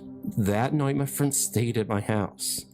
Above my bed is a window, and on either side are 2 1-foot-1 mirrors, and many sharp pieces of broken mirror in between art, stuck on by mirror stickers. Very strong ones. I tried to pull them off, and they just ripped through the middle, if they even come off at all. Anyways, they've been on there for a few weeks. We finally went to bed around 12 a.m., and she fought and won the inside of the bed, near the windows and mirrors. We finally fell asleep about 2:30 a.m., and at some time in the night, the top mirror, approximately 5 to 6 feet from my bed, fell down, hit the inside corner of the bottom mirror, right above my friend's head, but ended up to the right of the bed. Weird, huh? Anyways, the alarm went off at about 6:45 a.m. She woke up and started getting ready. I fell back asleep and then woke up at 7:30 a.m. As I was lying there, I heard a weird sound and looked up at my wall to find the top mirror off the wall. The stickers unlatched themselves, They didn't even rip. And all of these pieces of broken mirror were laying on my friend's pillow. Ironic, I think not. Those stickers were like they were promised to stay on the wall. Luckily, we didn't sit in the chair. When we first saw the house, I loved it, but I was pregnant with our third child, and there was only 2 large bedrooms and 1 small bedroom. It was an old farmhouse, and it was built in a T-shape, much like most of the houses built in the 1800s because of the central fireplaces. When we told the owner we needed something with more rooms, she said we probably wouldn't want it anyway, because it was haunted. She then went on to tell us that her husband was away on a business trip, and she was alone in the house except for her little dog. They were asleep one night when the dog started to bark. She then opened her eyes, and at the foot of her bed was a woman standing looking at her. When she rised up, the woman turned and went out the door. That incident frightened her so badly that she swore she would not stay in the house alone again. She eventually sold the house, and the new owners built a large addition onto the back of the home and did so many so-called improvements on it. After living there for several years, they went bankrupt. The house sat empty for many years. I happened to drive by it one day and saw the for sale in the yard. We went to the bank and bought it. The neighbors told us it was haunted, that they saw people in the windows and heard things coming from the home. I had a little lady that babysat for me full time. She would not go upstairs alone, and she said she felt like someone was watching her. He never went into the basement even if someone else was going. Heard people talking, and saw 2 men in the parlor. My daughter had a rocking chair in her room. One day she went into her room, and it was rocking all by itself. I found out later that a young woman had died during childbirth in that same room. We guessed she was rocking her baby, my grandson. At age 4 was sleeping in the small bedroom, and told us that there was a lady in a long dress in the room during the night. No one gets too upset from these sightings. We figure that they were here before we were, and they feel comfortable with us too. They have apparently accepted us as well. I've been reading all the stories trying to find something similar to what happened when I was about 9 to 10 years old. I'm not sure what it was that I saw, but I haven't been able to explain it. Let me start by saying that when I was a kid, I slept with an old baby blanket that I had forever. One night I went to sleep with a small blanket spread out over the comforter as well. I remember waking up in the middle of the night when everyone else was asleep. My bedroom door was closed, and the foot of my bed was about 3 or 4 feet away from the door. I laid awake, then staring at the door, when 2 flat spots of light started swirling on the door. It sort of looked like when the cable goes out on the TV, that snowy effect. Anyway, it sort of looked like that, but not as bright as an actual TV, and the light was just spinning. Then it was swirling around in a circle. I thought at first I was seeing things, and tried to tell myself that it was car lights or something, but it didn't look like that, and there was no sound of passing cars outside. Everything was quiet outside. Then suddenly, the 2 flat swirling circles seemed to pop off the door and become like little men and creatures standing near the end of the bed. I don't remember too well what they looked like anymore, but I remember them being about 2 feet tall, no necks, fat little bodies. They seemed to have faces, but I couldn't tell you what they looked like, just sort of a suggestion of facial features. And they were made out of this weird light. I sat up in bed frightened out of my mind and clutched the blankets up to my chin. They walked towards the bed and started climbing up the bed by holding onto the blankets. I could feel them tugging the blankets. When they got to the top, they began pulling on my favorite blanket. At first I tried to pull it back away from them, but they kept pulling, and I seemed to go weak and just let it go. They climbed down the end of the bed and back up onto the floor, this time with my blanket that they spread out behind them flat on the door. It made me think of them having a picnic on it. All the while I remember they made small sounds like they were talking to each other, but very faintly. I couldn't make out any words. They became flat, swirling circles of light again, and then seemed to vanish through the door. I pulled out the comforter over my head and just cowered there, then shaking until I guess I just eventually went back to sleep. The next morning I had breakfast and was going to head out the door when I suddenly remembered what happened and thought, wow, what a weird dream. I went upstairs to look for my blankets. I looked everywhere in my room but couldn't find it. I even checked between the sheets and under the mattress, but it wasn't there. I asked my brothers if they'd taken it as a joke, and they looked at me like I was crazy and said, why the heck would we take your stupid blankets? I asked my mom if she took it to the wash or something. Then she said no. I checked all over the house and couldn't find it anywhere. The last place I looked was the basement, which I'd always found creepy, and whenever mom asked me to go get her anything down there, I beat it up the stairs as quick as I could. I found the blankets hanging in the middle ceiling of the basement. It was not hanging there with any kind of fastener. One edge was just stuck flat on the side of the beams, the floor joist from the room above, with the rest of it dangling down. It looked like they put it there in plain sight to be sure I'd see it. I'd grab one corner, pull it down, and ran up the stairs. That was the only time I've personally experienced anything strange like that. I've heard many stories of unexplainable things from different people that I know. I remember once my roommate and her boyfriend were in our basement apartment, and both of them heard what sounded like someone heavy in boots coming down the stairs and knock on the door sharply 3 times. They thought it was the landlord because he lived upstairs and had the only other key to the outside door at the top of the stairs that was locked. They said just a minute, but got no answer. And when they opened the apartment door, no one was there. I don't normally tell these stories to anyone because they sound outlandish, but I'm a professional as an MBA in English, and I've had some of the strangest things happen to me. The most memorable one was in the fall of 1990. I was a senior in high school, and my boyfriend and I were out with our best friend. Being a stupid teenager, I was riding on my boyfriend's lap in the front seat because we were just going to the park, which was only about 3 miles from where we were, and we lived in the middle of no man's land. There was a forest of trees in the middle of the fork. We were talking and carrying on, and my friend, Mike, took the left fork instead of the right fork. I looked up, fussing at him for taking the wrong road, when we saw this guy in a gray sweatshirt and blue sweatpants walk out of the trees right in front of the car. Of course, I thought we were going to wreck, so I braced my arm on the dashboard and ducked my head, preparing to be thrown through the windshield. I was screaming, but I felt no impact. When I looked up, we were on the right road going towards the park, and there was no one in front of the car.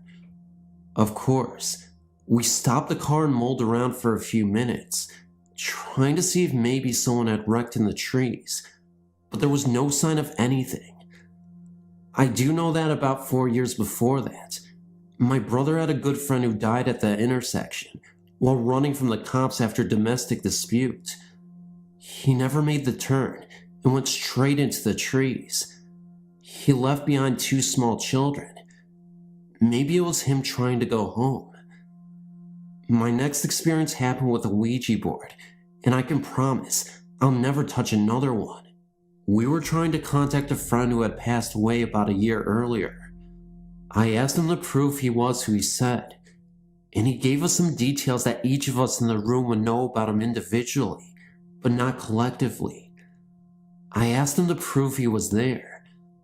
I heard something happening in the laundry room, and I threw the board into the hallway and went to look. All the cabinets above the washer and dryer were open, and all the storage sheets were laying all over the floor. My cat's food and water had been pushed to the opposite side of the room. It was too scary for all of us. We camped out together in sleeping bags on the floor, as close to one another as we could. And this is my final story, because this one is happening presently. I had a daughter 2 years ago.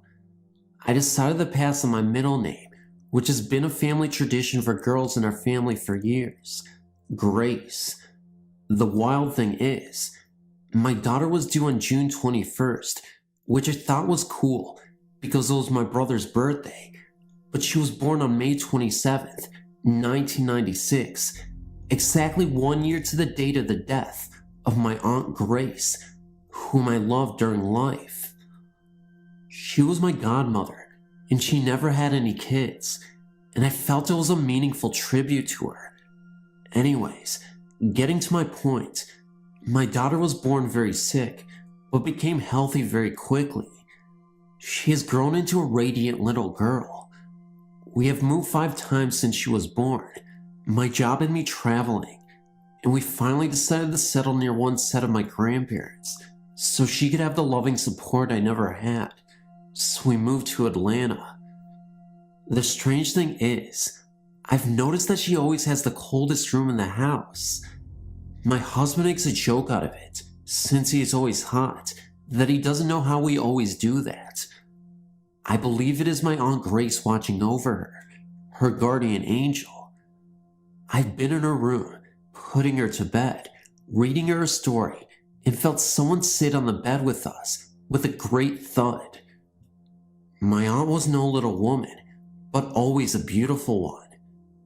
The strangest thing that has happened recently is that an old makeup case with a camo on it, with the powder still in it, has appeared in my home. I know I did not get this from my mom because we do not speak. It sits in my bookcase. When my husband and I married, I decided to use her wedding band, but it causes blisters on my fingers and always appears in the jewelry box that I keep in my daughter's room. So now I know. My Aunt Grace wants my daughter to have it instead of me.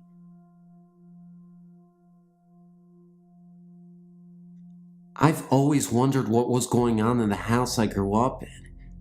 It was only 20 years old when we bought it. We knew the builders. It had only one owner since then, an old woman who kept cats. My mother bought the house when I was 4, and from day one, I was terrified to be in there. It just felt wrong.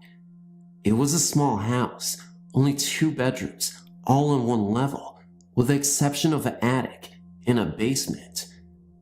There were definitely sections of the house that felt safe, and sections that did not.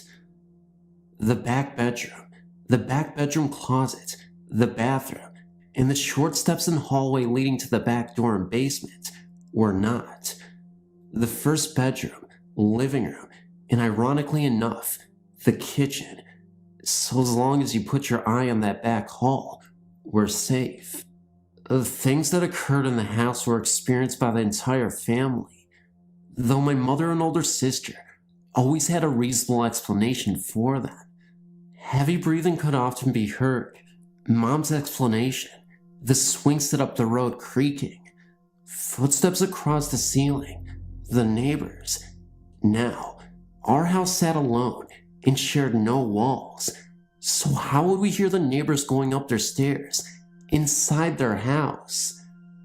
Items that were set down would suddenly vanish, only to reappear after much frantic hunting. But worse than that was the feel. People were loath to do anything that would make a loud noise. Vacuuming, showering, flushing the toilet, frying food, anything that made a cover-up noise. It always made you want to spin around and run when you couldn't hear past the noise you were making, as if for allowing something to sneak up on you. When anyone went down to the basement, which housed the washer and dryer, they inevitably ran down the stairs. Those stairs, you just didn't want to be caught on them.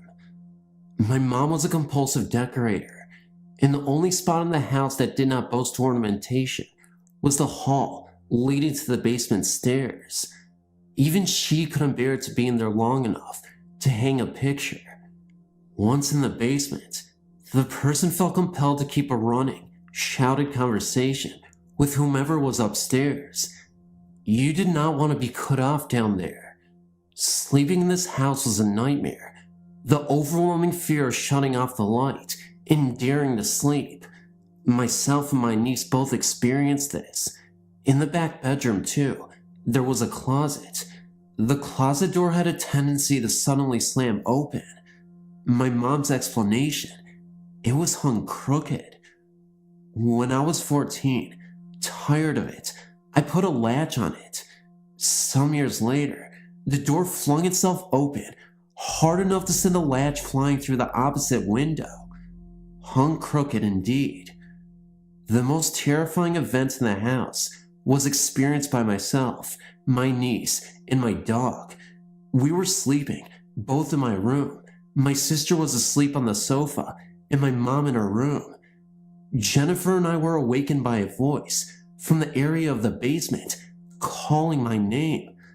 I thought it was my sister and asked her what she wanted. I woke her up. It had not been her.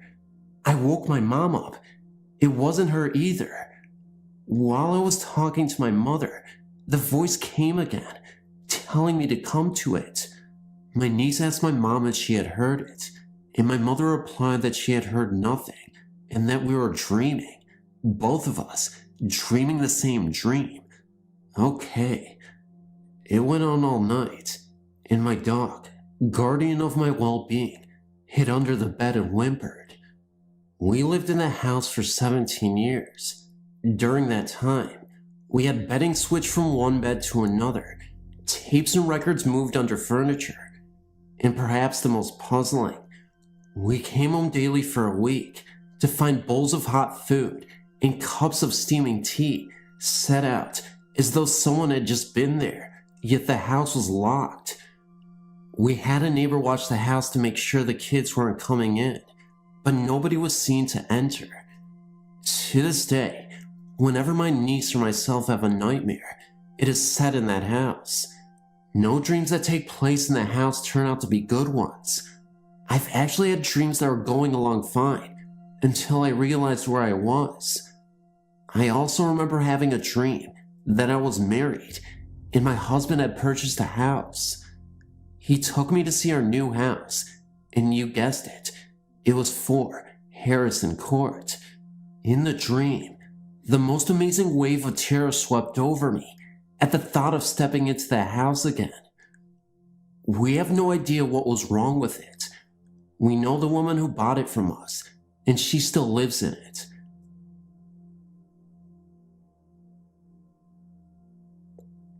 My children and I had a very bad experience with a demon in a house that we lived in.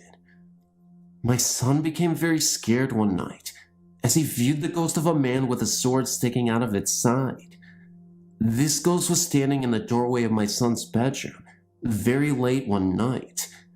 He said that this thing was just giving him the feeling of such terrible hatred and dread. It made my son feel like it was going to kill us.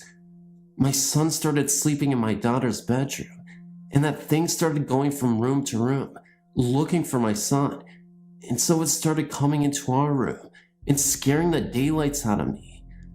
I had felt the hatred and anger. I know that it would have killed us if we had not gotten our pastor out there. When our pastor pulled into our drive, he said he felt the anger and hatred just emanating from the house to the outside. He knew what we were up against, and we immediately started saying prayers and his army of saints to fight for us. Ultimately, it worked. So while we were living there, we had no more problems. But whenever we drive by, we cannot even look at the house.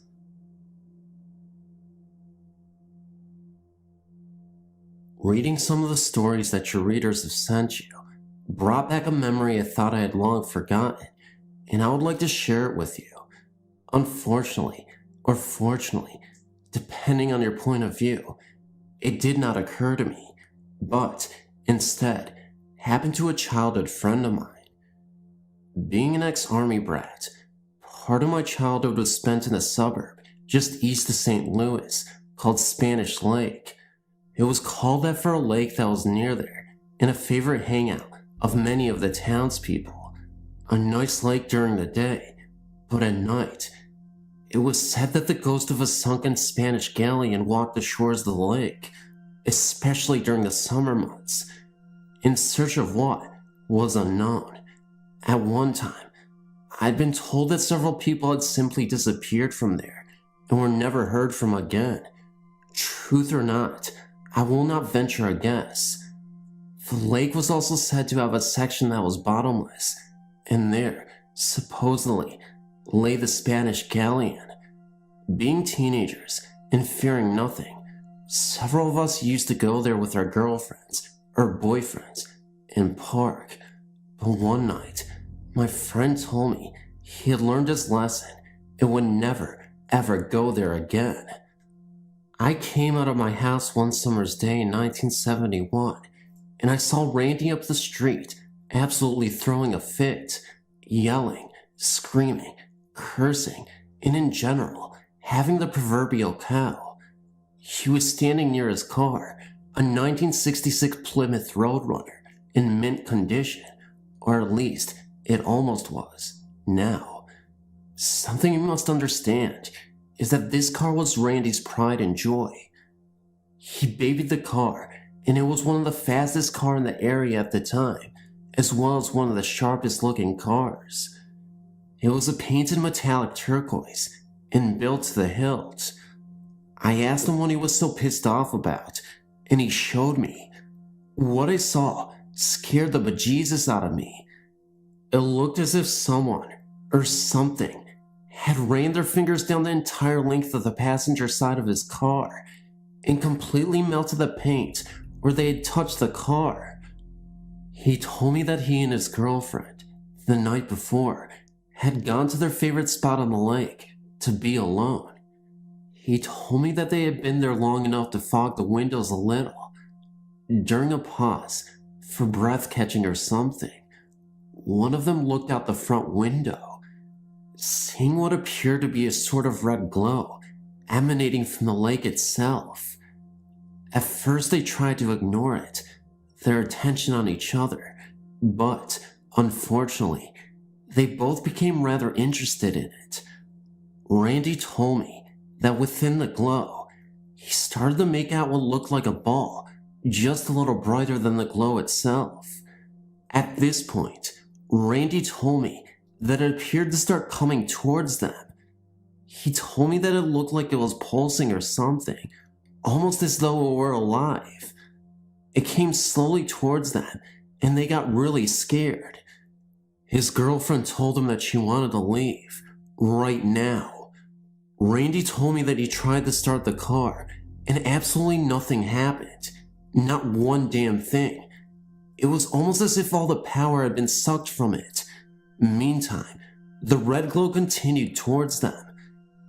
He said his girlfriend became near hysterical, wanting to leave, but he told her that, try as he might, there was nothing he could do, and he was not about to get out of the car to find out either. All they could do was make sure the doors were locked, and the windows were up as far as they would go, and wait. He said that after a short time, the red glow completely surrounded them, and his car began a slow rocking motion at first. Then, without warning, Randy told me that the car began to rock more violently, and he said he and his girlfriend could hear a growling or something of the sort anyway. Then he told me that he could hear a scraping sound down the passenger side of his car. He said the best way he could describe the sound was like someone scraping their fingernails down a chalkboard. Randy said this went on for several more minutes. He wasn't sure for how long, and all he and his girlfriend could do was sit there and hold one another. She, of course, in tears, and Randy very nearly there himself. Suddenly, he said, the growling stopped, the scraping ceased, and the glow was gone. It simply wasn't there anymore. Shaking, he reached for the ignition switch and tried turning the key. He said the car started right away, and they got the heck out of there, not looking back once, and were grateful when they were back up on the main road and heading into town. By the time Randy had been able to calm his girlfriend down, and get her home. It was very late, so he decided to just go home and try to get some sleep, but not before trying to see what kind of damage had been done. Randy told me that after he had gotten home, he went into the house, got his flashlight, and went back outside. He said that at the time, he saw absolutely nothing, and after very careful examination too. But the next morning, his brother had wakened him, wanting to know what happened to his baby. That's when he discovered what he had. He tried several times after to fix the problem, but within a few days, the fingerprints would reappear, just as if they were fresh. Shortly after that, I left Spanish Lake. I was told that Randy eventually got rid of his car, and I heard nothing more of it. But to be honest with you, I've not been too awfully curious either.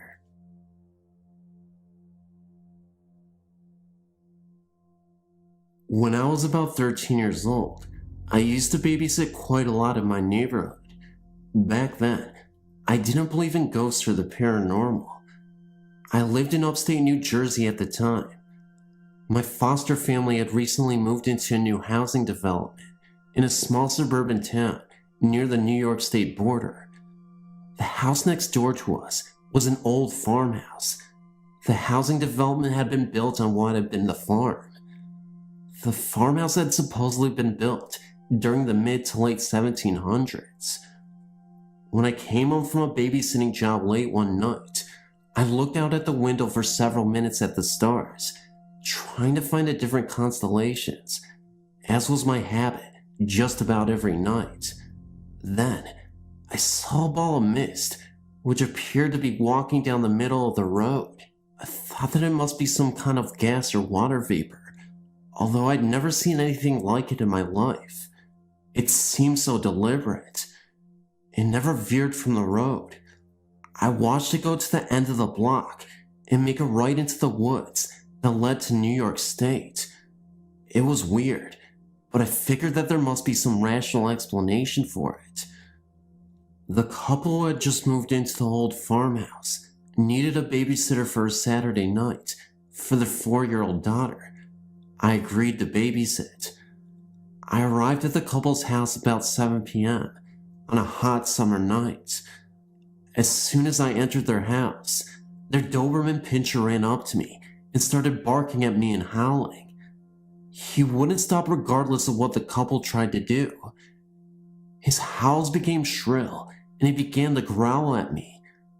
I'd never been afraid of animals, as I'd grown up around dogs and I like animals very much. This dog really scared me just the same. The husband put the dog down in the garage, where it finally stopped howling. I met the little girl, and then the mother put her to bed in her upstairs bedroom. When the couple left, I turned on the TV. Despite the hot night, there was not even as much as a fan in the house, yet the house was comfortably cool. At about 10 or 11 p.m. that night, the TV began to have interference, and the lights dimmed noticeably. The television began to get so much interference that it became impossible to watch. The lights dimmed even more. I thought that there must be something wrong with the electrical wiring in the old house. I sat by the light and began to read. The house was becoming cooler. Despite the hot night outside, this house was becoming cold. There was an Afghan on the back of the couch, which I wrapped around me. I went to the window, wondering why it was suddenly becoming cold. The window pane was warm. It was certainly warmer than the house was at the moment. I tried to open the window to let the warm air in, but I could not budge any of the windows. The outside world looked so strange from inside the house, as though you were looking at something far away, or looking at a picture of something rather than reality. Then I began to hear what sounded like a light footfall at the top of the stairs. I could only hear them coming down, but not up, on about the top 1/3 of the stairway. I looked to see if this little girl had gotten up, but she was sound asleep, with her sheet tucked in around her. As I sat reading, The footfall became closer and got louder. I stood by the stairway and watched. I saw nothing, but could still hear the footfall. I thought that this old house must be still settling to be making all this noise. Then, the footfalls began a pounding and seemed to reach the end of the stairwell. They were closer together, loud and insistent, but always only descending the staircase, never ascending it. Then, I heard a loud bang from the room, directly in line with the stairway at the top. I raced to the room, thinking that I might find the little girl there, or a small animal which might have gotten into the house and knocked something over. I turned on the light to the room. The room was very cold, and the light was very dim. The child was not there, and nothing was out of place. I recalled promptly from the small frigid room. The hairs at the back of my neck were standing up, and I felt a strange sensation, as though a current of electricity was coursing through my spine to the base of my skull. I checked on the little girl, who was sound asleep despite the racket, and still tucked her snugly into her bed. At this point, I was getting scared, but figured that there must be some rational explanation for what was happening. The footsteps continued their pounding, but now they descended all the way to the foyer. There was a deep shag carpet runner along the foyer. I could hear creaking floorboards beneath it and indentations in the carpet as though someone were pacing on it. I thought that there must be some really small animal on the carpet and decided to try to catch it. I planted myself in the middle of the carpet when something came over me. Everything went dark for a second. I felt as though someone had thrown something over my head, and for a few seconds, I couldn't breathe. This was no small animal. I was petrified. I ran up the stairs to check the child, and she was still fast asleep. After the incident on the carpet, the foothills started making their way up the staircase. It was like a playback of what had been going on most of the night, only in reverse. By the time the foothills reached the top third of the stairwell, they'd stopped the incessant pounding and were only slightly stepping, yet still only descending the stairway. Finally, they disappeared entirely. The lights resumed their brightness, and the television was no longer bothered by the interference. By this time, it was about 2 a.m., and the stairwalking had gone on for several hours. All through this, there had been not one peep from the dog in the garage. The couple returned home about 4 a.m. They asked me if everything had been all right. I had felt as though I had been losing my mind. I just told them that everything had been okay. The next day, my foster sister made a point of asking me, how did the babysitting go? I told her, the house is really weird. Then she told me, I didn't want to tell you before you went babysitting because I didn't want to scare you. She proceeded to tell me that the former owners had told her that the house was haunted. They told her that all the members of the family had seen the ghost many times. They explained that one of the original owners of the house, a Mr. H, had committed suicide by hanging himself from the attic door, which was directly above the top landing of the stairwell. They had taken my sister for a tour of the house. When they had been renovating the house, they had discovered that the house beams and studs had been joined together by wooden pegs and not nails. This was a very old construction technique that was used because making wooden pages was easier than having to make nails. They took my foster sister for a tour of the cellar, which consisted of a maze-like collection of windowless cubicles. In each of the cubicles were manacles for hands and feet. Had Mr. H bought slaves to use as farm workers? In that area, the growing season is short and the winters are long and cold. Buying slaves would hardly have been cost-effective for such a short period of time. Long ago, the land there had belonged to the Rampo Indians. Had Mr. H taken these people as seasonal slaves and dispensed with them after harvest time? My friends went down to the town city hall to check the records of the house. The records show that the house was considerably newer than had been thought, about mid-19th century. This was after the slavery had been discontinued in the Northeast.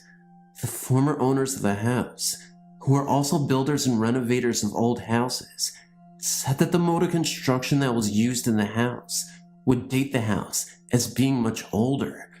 I guess we'll never know who was kept manacled in those airless little rooms in the cellar. We'll never know why Mr. H was driven to suicide, or if his death was indeed a suicide. Was the ghost that of Mr. H, or of someone else? Perhaps there is more than one tormented spirit in that troubled household.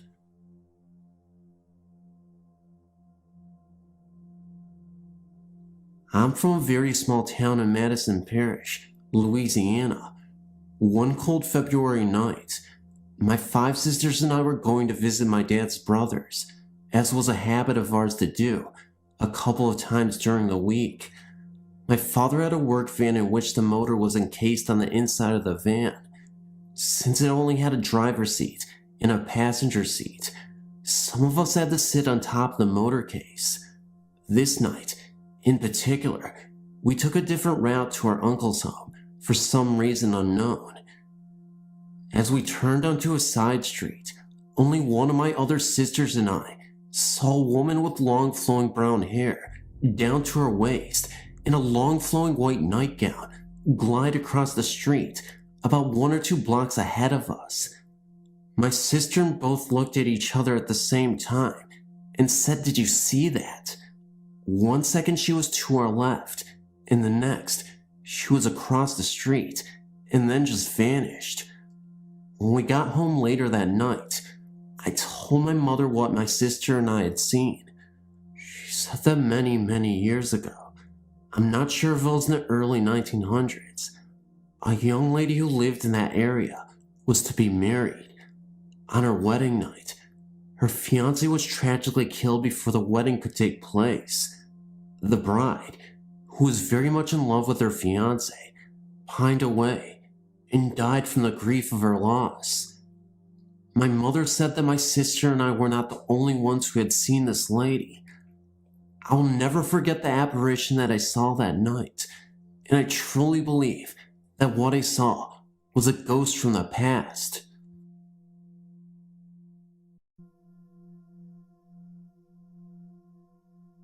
I suppose that every kid imagines a monster in a closet or under the bed at one time or another, and I had in fact began to believe my experience to be the result of a young fertile imagination. You see, my room was located in the basement of my parents' home.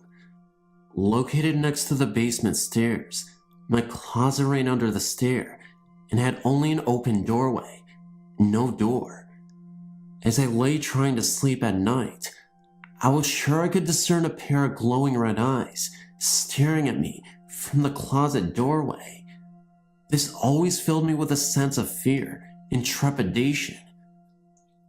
I could never quite make out the body of the apparition, more like having an idea of the shape and size, but never really seeing it. I also had the strange feeling that the apparition indeed wished me ill. Furthermore, there was some force that restricted it to the closet. However, as I said, I'd begun to doubt the evidence of my own experience. Until years after I'd left the family home, my cousin came to stay with my mom and dad due to family difficulties. She stayed in my former room. Mom informed me that she was having trouble sleeping. However, she could not seem to get her to give any reason as to her apparent insomnia. My mother asked me to talk to her, fearing her difficulties stemmed from the problems in the family. She further believed that being closer in age might make it easier for her to open up. She described to me exactly the same manifestation I had imagined when I slept in that room. After a room change, she was once again able to sleep comfortably at night.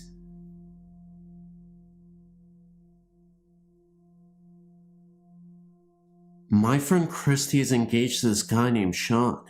Sean has lived for most of his life at his parents' house in Cincinnati, Ohio. Sean's house is very old and just happens to be in a development that is situated over an old Indian burial ground. For as long as Sean can remember, there has been a ghost in the house. It imitates the voices of people who live in the house. There are many instances of Sean or his sisters being alone in the house and hearing one of their parents begging for help downstairs, only to go to the parent's aid and discover that the parent is not in the house. Sean even recorded it once while he was recording himself playing drums. In addition, there is a spirit that follows them and visitors around the house. It is a tall, dark figure wearing a hooded cloak. It has never harmed anyone, but merely made them feel uncomfortable. About a year ago, Christy made a trip out to Cincinnati to meet Sean's parents for the first time. He didn't want to tell her about the house because he didn't want to spook her. Sean's parents invited her to stay in the guest room, and Christy accepted. The first night of the visit, Christy was sound asleep when she woke up suddenly and felt something icy slide over her and felt like something was watching her. She got spooked and went over to Sean's room and slid into bed with him and stayed there for the rest of the night. Sean didn't tell her at the time, but the hooded figure followed her into the room. The same thing happened the next night, and Sean finally told her. She refused to stay in the house another night.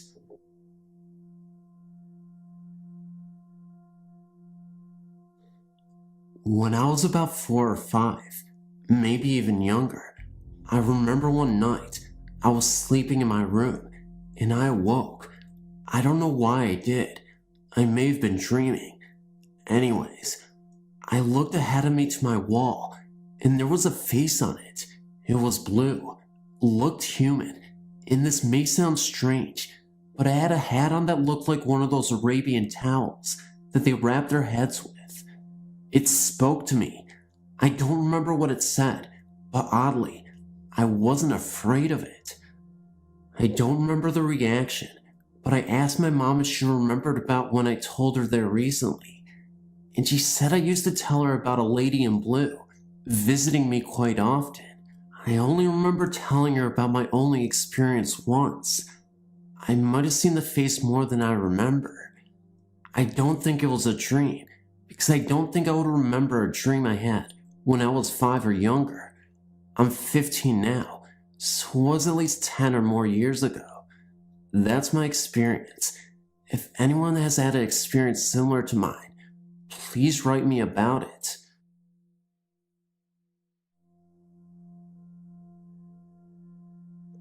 I've only had one paranormal experience. It happened last October when my boyfriend had temporarily rented a trailer. We had lived there for almost 2 months and nothing out of the ordinary had happened. One afternoon, he decided to take a nap and I was in the living room watching TV. I started hearing this really strange continuous screeching noise. It sounded like it was coming from inside the wall beside his bedroom door. When I walked over there, it stopped. I sat back down and started watching TV again, and it started back again. This time, I walked into the kitchen. The bedroom was right beside the kitchen, and I started opening the bottom cabinets, and once again, the screeching stopped. I never said anything about it to my boyfriend because I didn't think about it at the time. A couple of days later, we were in the kitchen eating breakfast, and he told me that the day before, when he was there by himself, that he had heard a weird, loud, screeching noise. He said he tried to find where it was coming from, and it would stop when he'd look. I told him that the same thing had happened to me while he was asleep a few days earlier. We both talked about ghosts and laughed about it, pretty much dismissing it as a joke. A few nights later, his mom came and stayed the whole night and was asleep on the living room couch. This particular night, we were sleeping in the bedroom on the opposite end of the trailer. It was really late, probably around 3 a.m., and we had been laying there talking when I started hearing this noise. It was kind of like the screeching, but much quieter, and screeched in intervals, like footsteps. I thought my boyfriend had dropped over the side of the bed, making that noise with his hand against the plastic on the mattress. I said, "Brian, quit making that noise." He said, "I'm not making that noise," and held up both of his hands. He looked at me as scared as I looked back at him, and he said, "Get up and get dressed." As soon as he said that, you could actually tell where the screeching was moving through the room to the corner beside the bed and feel this undiscernible presence, and all of a sudden, the screeching just went crazy and so loud. It was right there. Needless to say, within a split second, it was the only one there. Now you can imagine two grown adults running into the living room to wake up his mom. She said she hadn't heard anything, but that we had scared her to death, running through the living room at 3 a.m. in the morning like we were on fire. We sat up in the living room for the rest of the night and moved back to my mom's house within the week. So far, that's the only experience that I've had. For a while now, my sister has lived in a house a few blocks away from my parents' house. I live with my parents. I would go over there to babysit my nephew when my sister had plans. Some nights I would sleep over there. Her house always had a creepy feeling to it, a thick feeling to the air. My sister had just had knee surgery and wasn't able to take care of her son, so I was spending the weekend over there. The first couple of nights were fine. I didn't mind at all. But the last night I stayed there, I was in the living room watching TV when I caught something out of the corner of my eye. It looked like a shadow. Before I say any more, I better tell you the layout of my sister's house. When you walk in, you go to the left and down a hallway. The open doorway to the left leads to the kitchen. The kitchen has another entry as well. The first door on the left is my sister's bedroom. The only door on the right is the bathroom, and the door at the other end of the hallway belongs to my eldest sister, when she's there, that is. On the other side of the kitchen is a set of French glass doors and let out into a game room, an add-on to the house. The doors are always kept closed and locked at night. The only people in the house that night were myself, my sister, the one on the mend, and her son. So anyway, I saw a shadow. At first I thought maybe it was my sister getting up to ask me to get her something. But the shadow simply vanished before I could get a closer look at it. I shrugged it off as me being tired. I lay down to go to sleep. I woke up a couple minutes later. It was around 5 in the morning. I didn't know what had woken me. I was sweating badly, and I felt like someone was sitting on my chest. I was propped up enough to see the French doors, which were across the room from the sofa. What I saw that night is engraved into my brain. There was an old woman outside the doors. She had her hands pressed against two of the glass panels and her face against another. Her mouth was open in a scream. I was scared beyond belief because I couldn't move, I couldn't speak, I couldn't do nothing but lay there. And then the door began rattling. The woman was shaking it. A shadow came out of the kitchen and the woman vanished. The shadow vanished after that, and I could breathe again. I don't know what the shadow was, but it did make the woman go away. I like to think it was my guardian angel. Who knows? That's my story. Anyway, and yeah, it is true.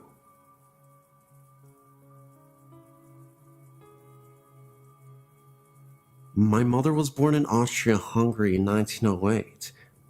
When her parents immigrated to the US, they left their 3 children behind in the care of their grandparents. It was 5 years until her parents were able to return and bring the children to the US. In that 5 years, my mother became very close to her grandfather and went everywhere with him. She arrived in the US as a 13-year-old, grew up, and married my father. They were a young farm couple living in rural Ohio. One night, my mother awoke to see her grandfather standing at the foot of her bed. He was smiling at her, but did not speak. She relayed that she pulled the covers over her head and then looked again, and he was still there. She then tried to wake my father, but when he awoke, her grandfather disappeared. She had the overwhelming feeling that her grandfather had died. This happened in the mid-1920s, and at that time, international long distance was only a thing for wealthy folks. Her only contact with her grandparents was via mail, which would take a couple of weeks to arrive. Sure enough, 2 weeks later, she received a letter from her grandmother verifying that her grandfather had passed away on the same day and approximately the same time that he appeared in her bedroom. My father attested to the entire happening. This was always our family ghost story that no one ever had a reason to doubt.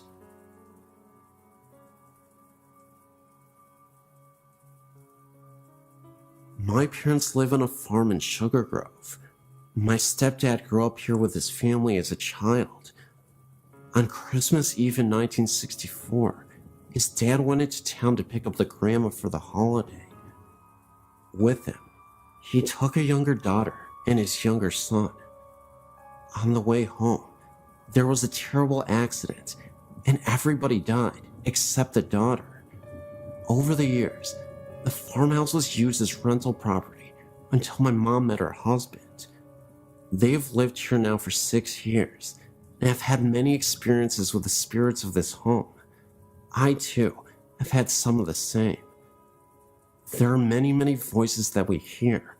Marbles rolling down the hallway upstairs. Foot noises walking up and down the stairway. Clouds of light and dark smoke throughout the entire house. Doors open and close. Things come up missing, then are returned within days. If you are alone in the house and stand by the sink, you will soon hear a voice that asks you to go away. It will repeat until you walk away from the sink. Standing outside, if you look up into the window upstairs, sometimes you will see a vision of a woman standing in the window. This is believed to be Grandma. I have an 11-year-old daughter that has walked into the downstairs bathroom and ran out, stating there is a man standing at the bathroom sink. He will only turn his head and look at you, and then turn back to the mirror. He hasn't spoken yet. When my parents first came here, they slept upstairs. They had to move to the downstairs room in the winter, because no matter what room you are in up there, it is ice cold. We have used electric heat sources to try to generate heat, but it doesn't work. There are also apparitions of faces, white in color, etched into the door of the master bedroom. These appear darker at times and lighter at other times. They appear to be stuck in the wood of the door. It's believed by everyone here that the spirits and happenings of this house are all those family members that were killed in the crash. After all, they all did reside here, and I think they still do.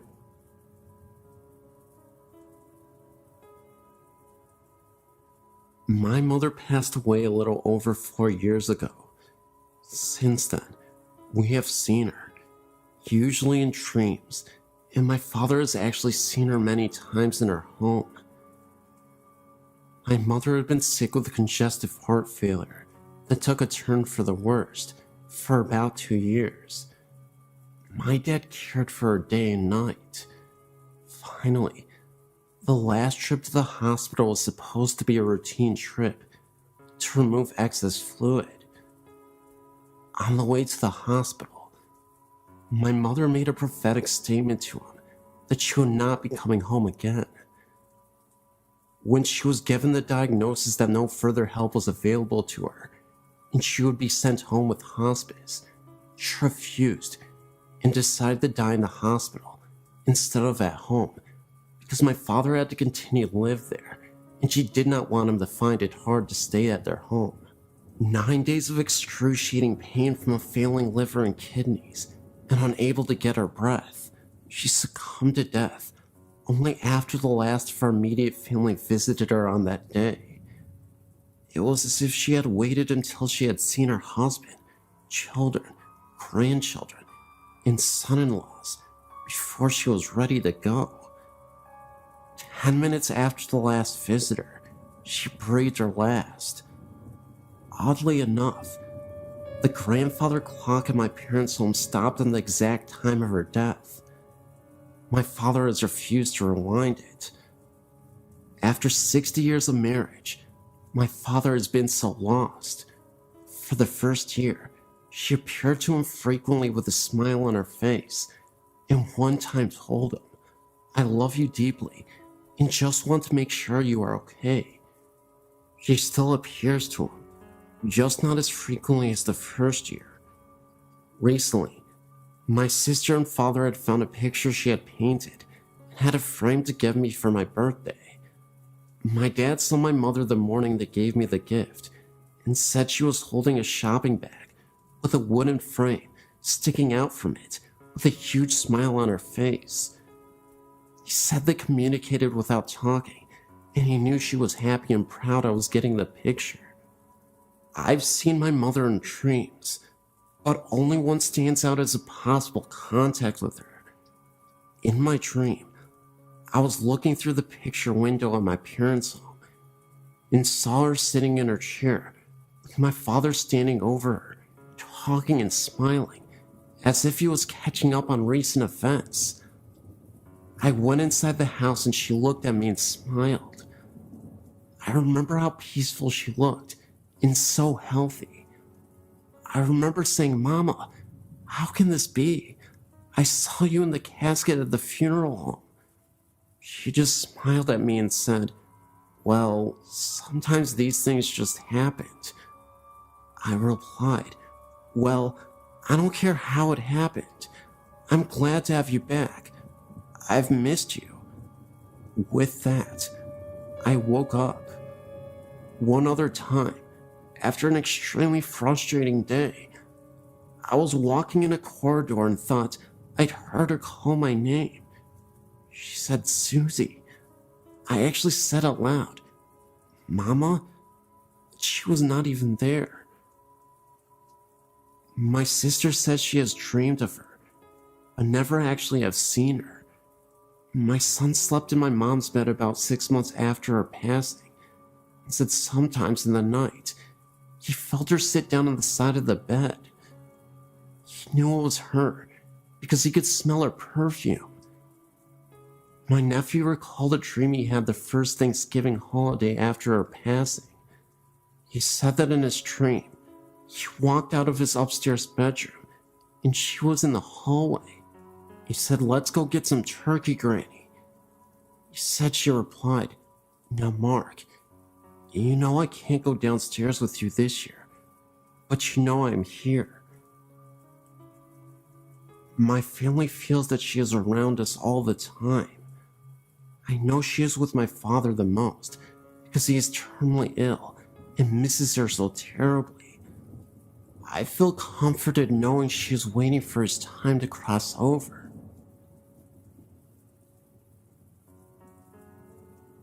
My mother is a current janitor working at Rockford College, and one of the buildings she is assigned to claims happens to be the Burpee building. There, she and some of the other ladies that work with her have lunch in that specific building every work night. A while back, she told us that during her lunch break, she saw what was a female figure walk past the room they were in. She said she wore a blue dress and had blonde hair. The room has a mirror that faced the only door of the small area. She said, and I quote, "I glanced at the mirror, a habit of doing when you're in that room a lot, and saw this thin, transparent figure walk past the door. I thought it was one of the other girls that was walking by, but it wasn't until I realized that no one that night was wearing a blue dress or had dyed their hair blonde. I walked out to see if it was a trespasser, but saw no one in the hall. I called security and asked them if they allowed any blonde, blue-dressed girl on the property. They denied doing so, confirming my suspicions that it was possibly a ghost. This is just one of the stories that she has told us during the last 2 years of her encounters with the Burpee ghosts."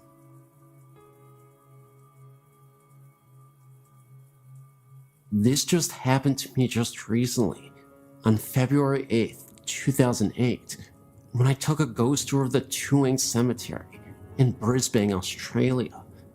First of all, I'd like to keep this to myself anonymous. Secondly, what I saw is true, for I did some research to see if anyone else experienced what I saw that night, and, as it turns out, a few people over the years saw it too. It was cold and partly windy that night when I turned up at the ghost of the Tuang Boneyard, Brisbane's oldest and biggest graveyard. There's a lot of strange stories connected to this boneyard, like a vampire. There's only 2 boneyards in the world that got fair dinkum vampires, Highgate in London and Tuang in Brisbane. The Bleeding Grave and Walking Statue. Yes, a wandering statue. Anyway, the tour barely began as our hostess was introducing herself when I saw something standing amongst the trees. It was solid and black. It was standing there watching us. I saw it, but I thought I was seeing things. Excitement that might have sparked off my imagination.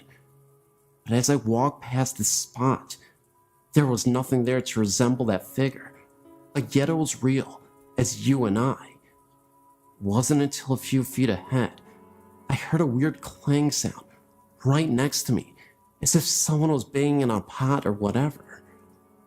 I thought it was the signpost rattling, but there was no signpost anywhere.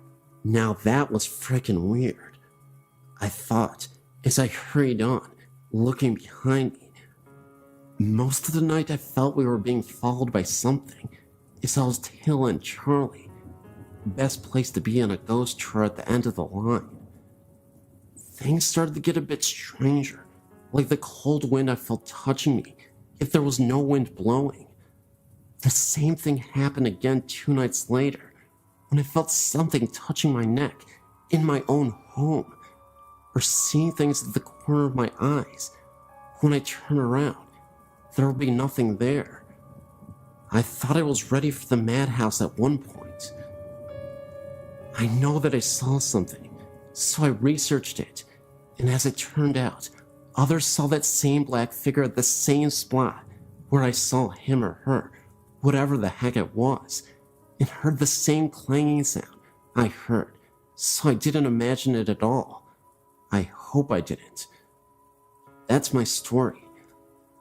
I've got other great spine-chilling tales, which I'll put up ASAP, but this was the first experience I had in years, except for the ghost of my dog who came back for a few nights to bark goodbye to us.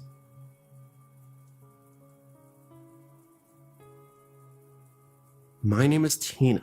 I'm 33, and I have a story I would like to share with you and your readers. I've been experiencing strange things for many years now, but I've only been sharing them for just a few people who don't believe always have the need to find something wrong with the ones who do. My mom was one of those people. She would roll her eyes and say I was crazy or I had been drinking. The day she became a believer was one of the most beautiful moments we've ever shared. This is our story. My mom had surgery in her foot and was using a walker to get around. I was at her house helping her with her laundry and such, and had laid my son down in the bedroom down the hall for his nap. Mom was kicked back in the recliner and decided she would also take a nap. All my chores were done for the time. Everybody in the house was sleeping, so I went out to get into the pool. I turned on the baby monitor at the room where my son was sleeping and brought the other piece outside with me. My mom lives out in the country. No neighbors close enough for monitor to pick up any other signals from a phone or another baby monitor. It was so quiet in my mom's house, I could hear the tick-tock ticking of the clock in the room where the monitor was. All of a sudden, I heard a woman's voice so clear and loud. It sounded like she was speaking into the monitor. It sounded like peep, as in P-E-E peep. I'm not sure what that means. Maybe it was just gibberish. That's what I heard. At this point, I start to run to the door to see if my mom is still in the chair in the living room. I got to the door, snatched it open, and there was my mom, still reclined back in the chair with a really strange look on her face. I guess I had a strange look on my face too, because she said, "What? What's the matter? Who's here? Who are you talking to?" I just looked at her and couldn't say anything. She asked again who I was talking to, and I said nobody. Why? She said that she heard a woman talking. She thought she was dreaming. She opened her eyes, and the woman was still talking, so she knew she wasn't dreaming. Having to always have an explanation for things, she then assumed I was on the phone, but looked around and saw the phone and my cell phone were on the kitchen counter.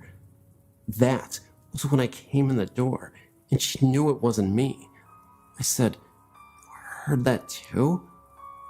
"Yes," she said, with a very strange look on her face. So I went down to the hall to the room where my son was still sleeping and looked around. Nothing out of the ordinary, nothing out of place. I came back down the hall and told my mom he was fine, still sleeping, hadn't moved an inch. She was a little freaked out, but she started asking me questions about my great-grandmother, who often visits me, and the places that I go.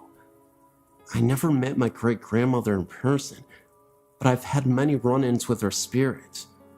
My mom didn't want to believe that Grandma visits her too, but after that day, she started to believe, not only in ghosts and spirits, but in me too. Thanks, Grandma Daisy. Welcome to August 2024. I hope you like this 22-hour video. You can like, you can subscribe, you can share.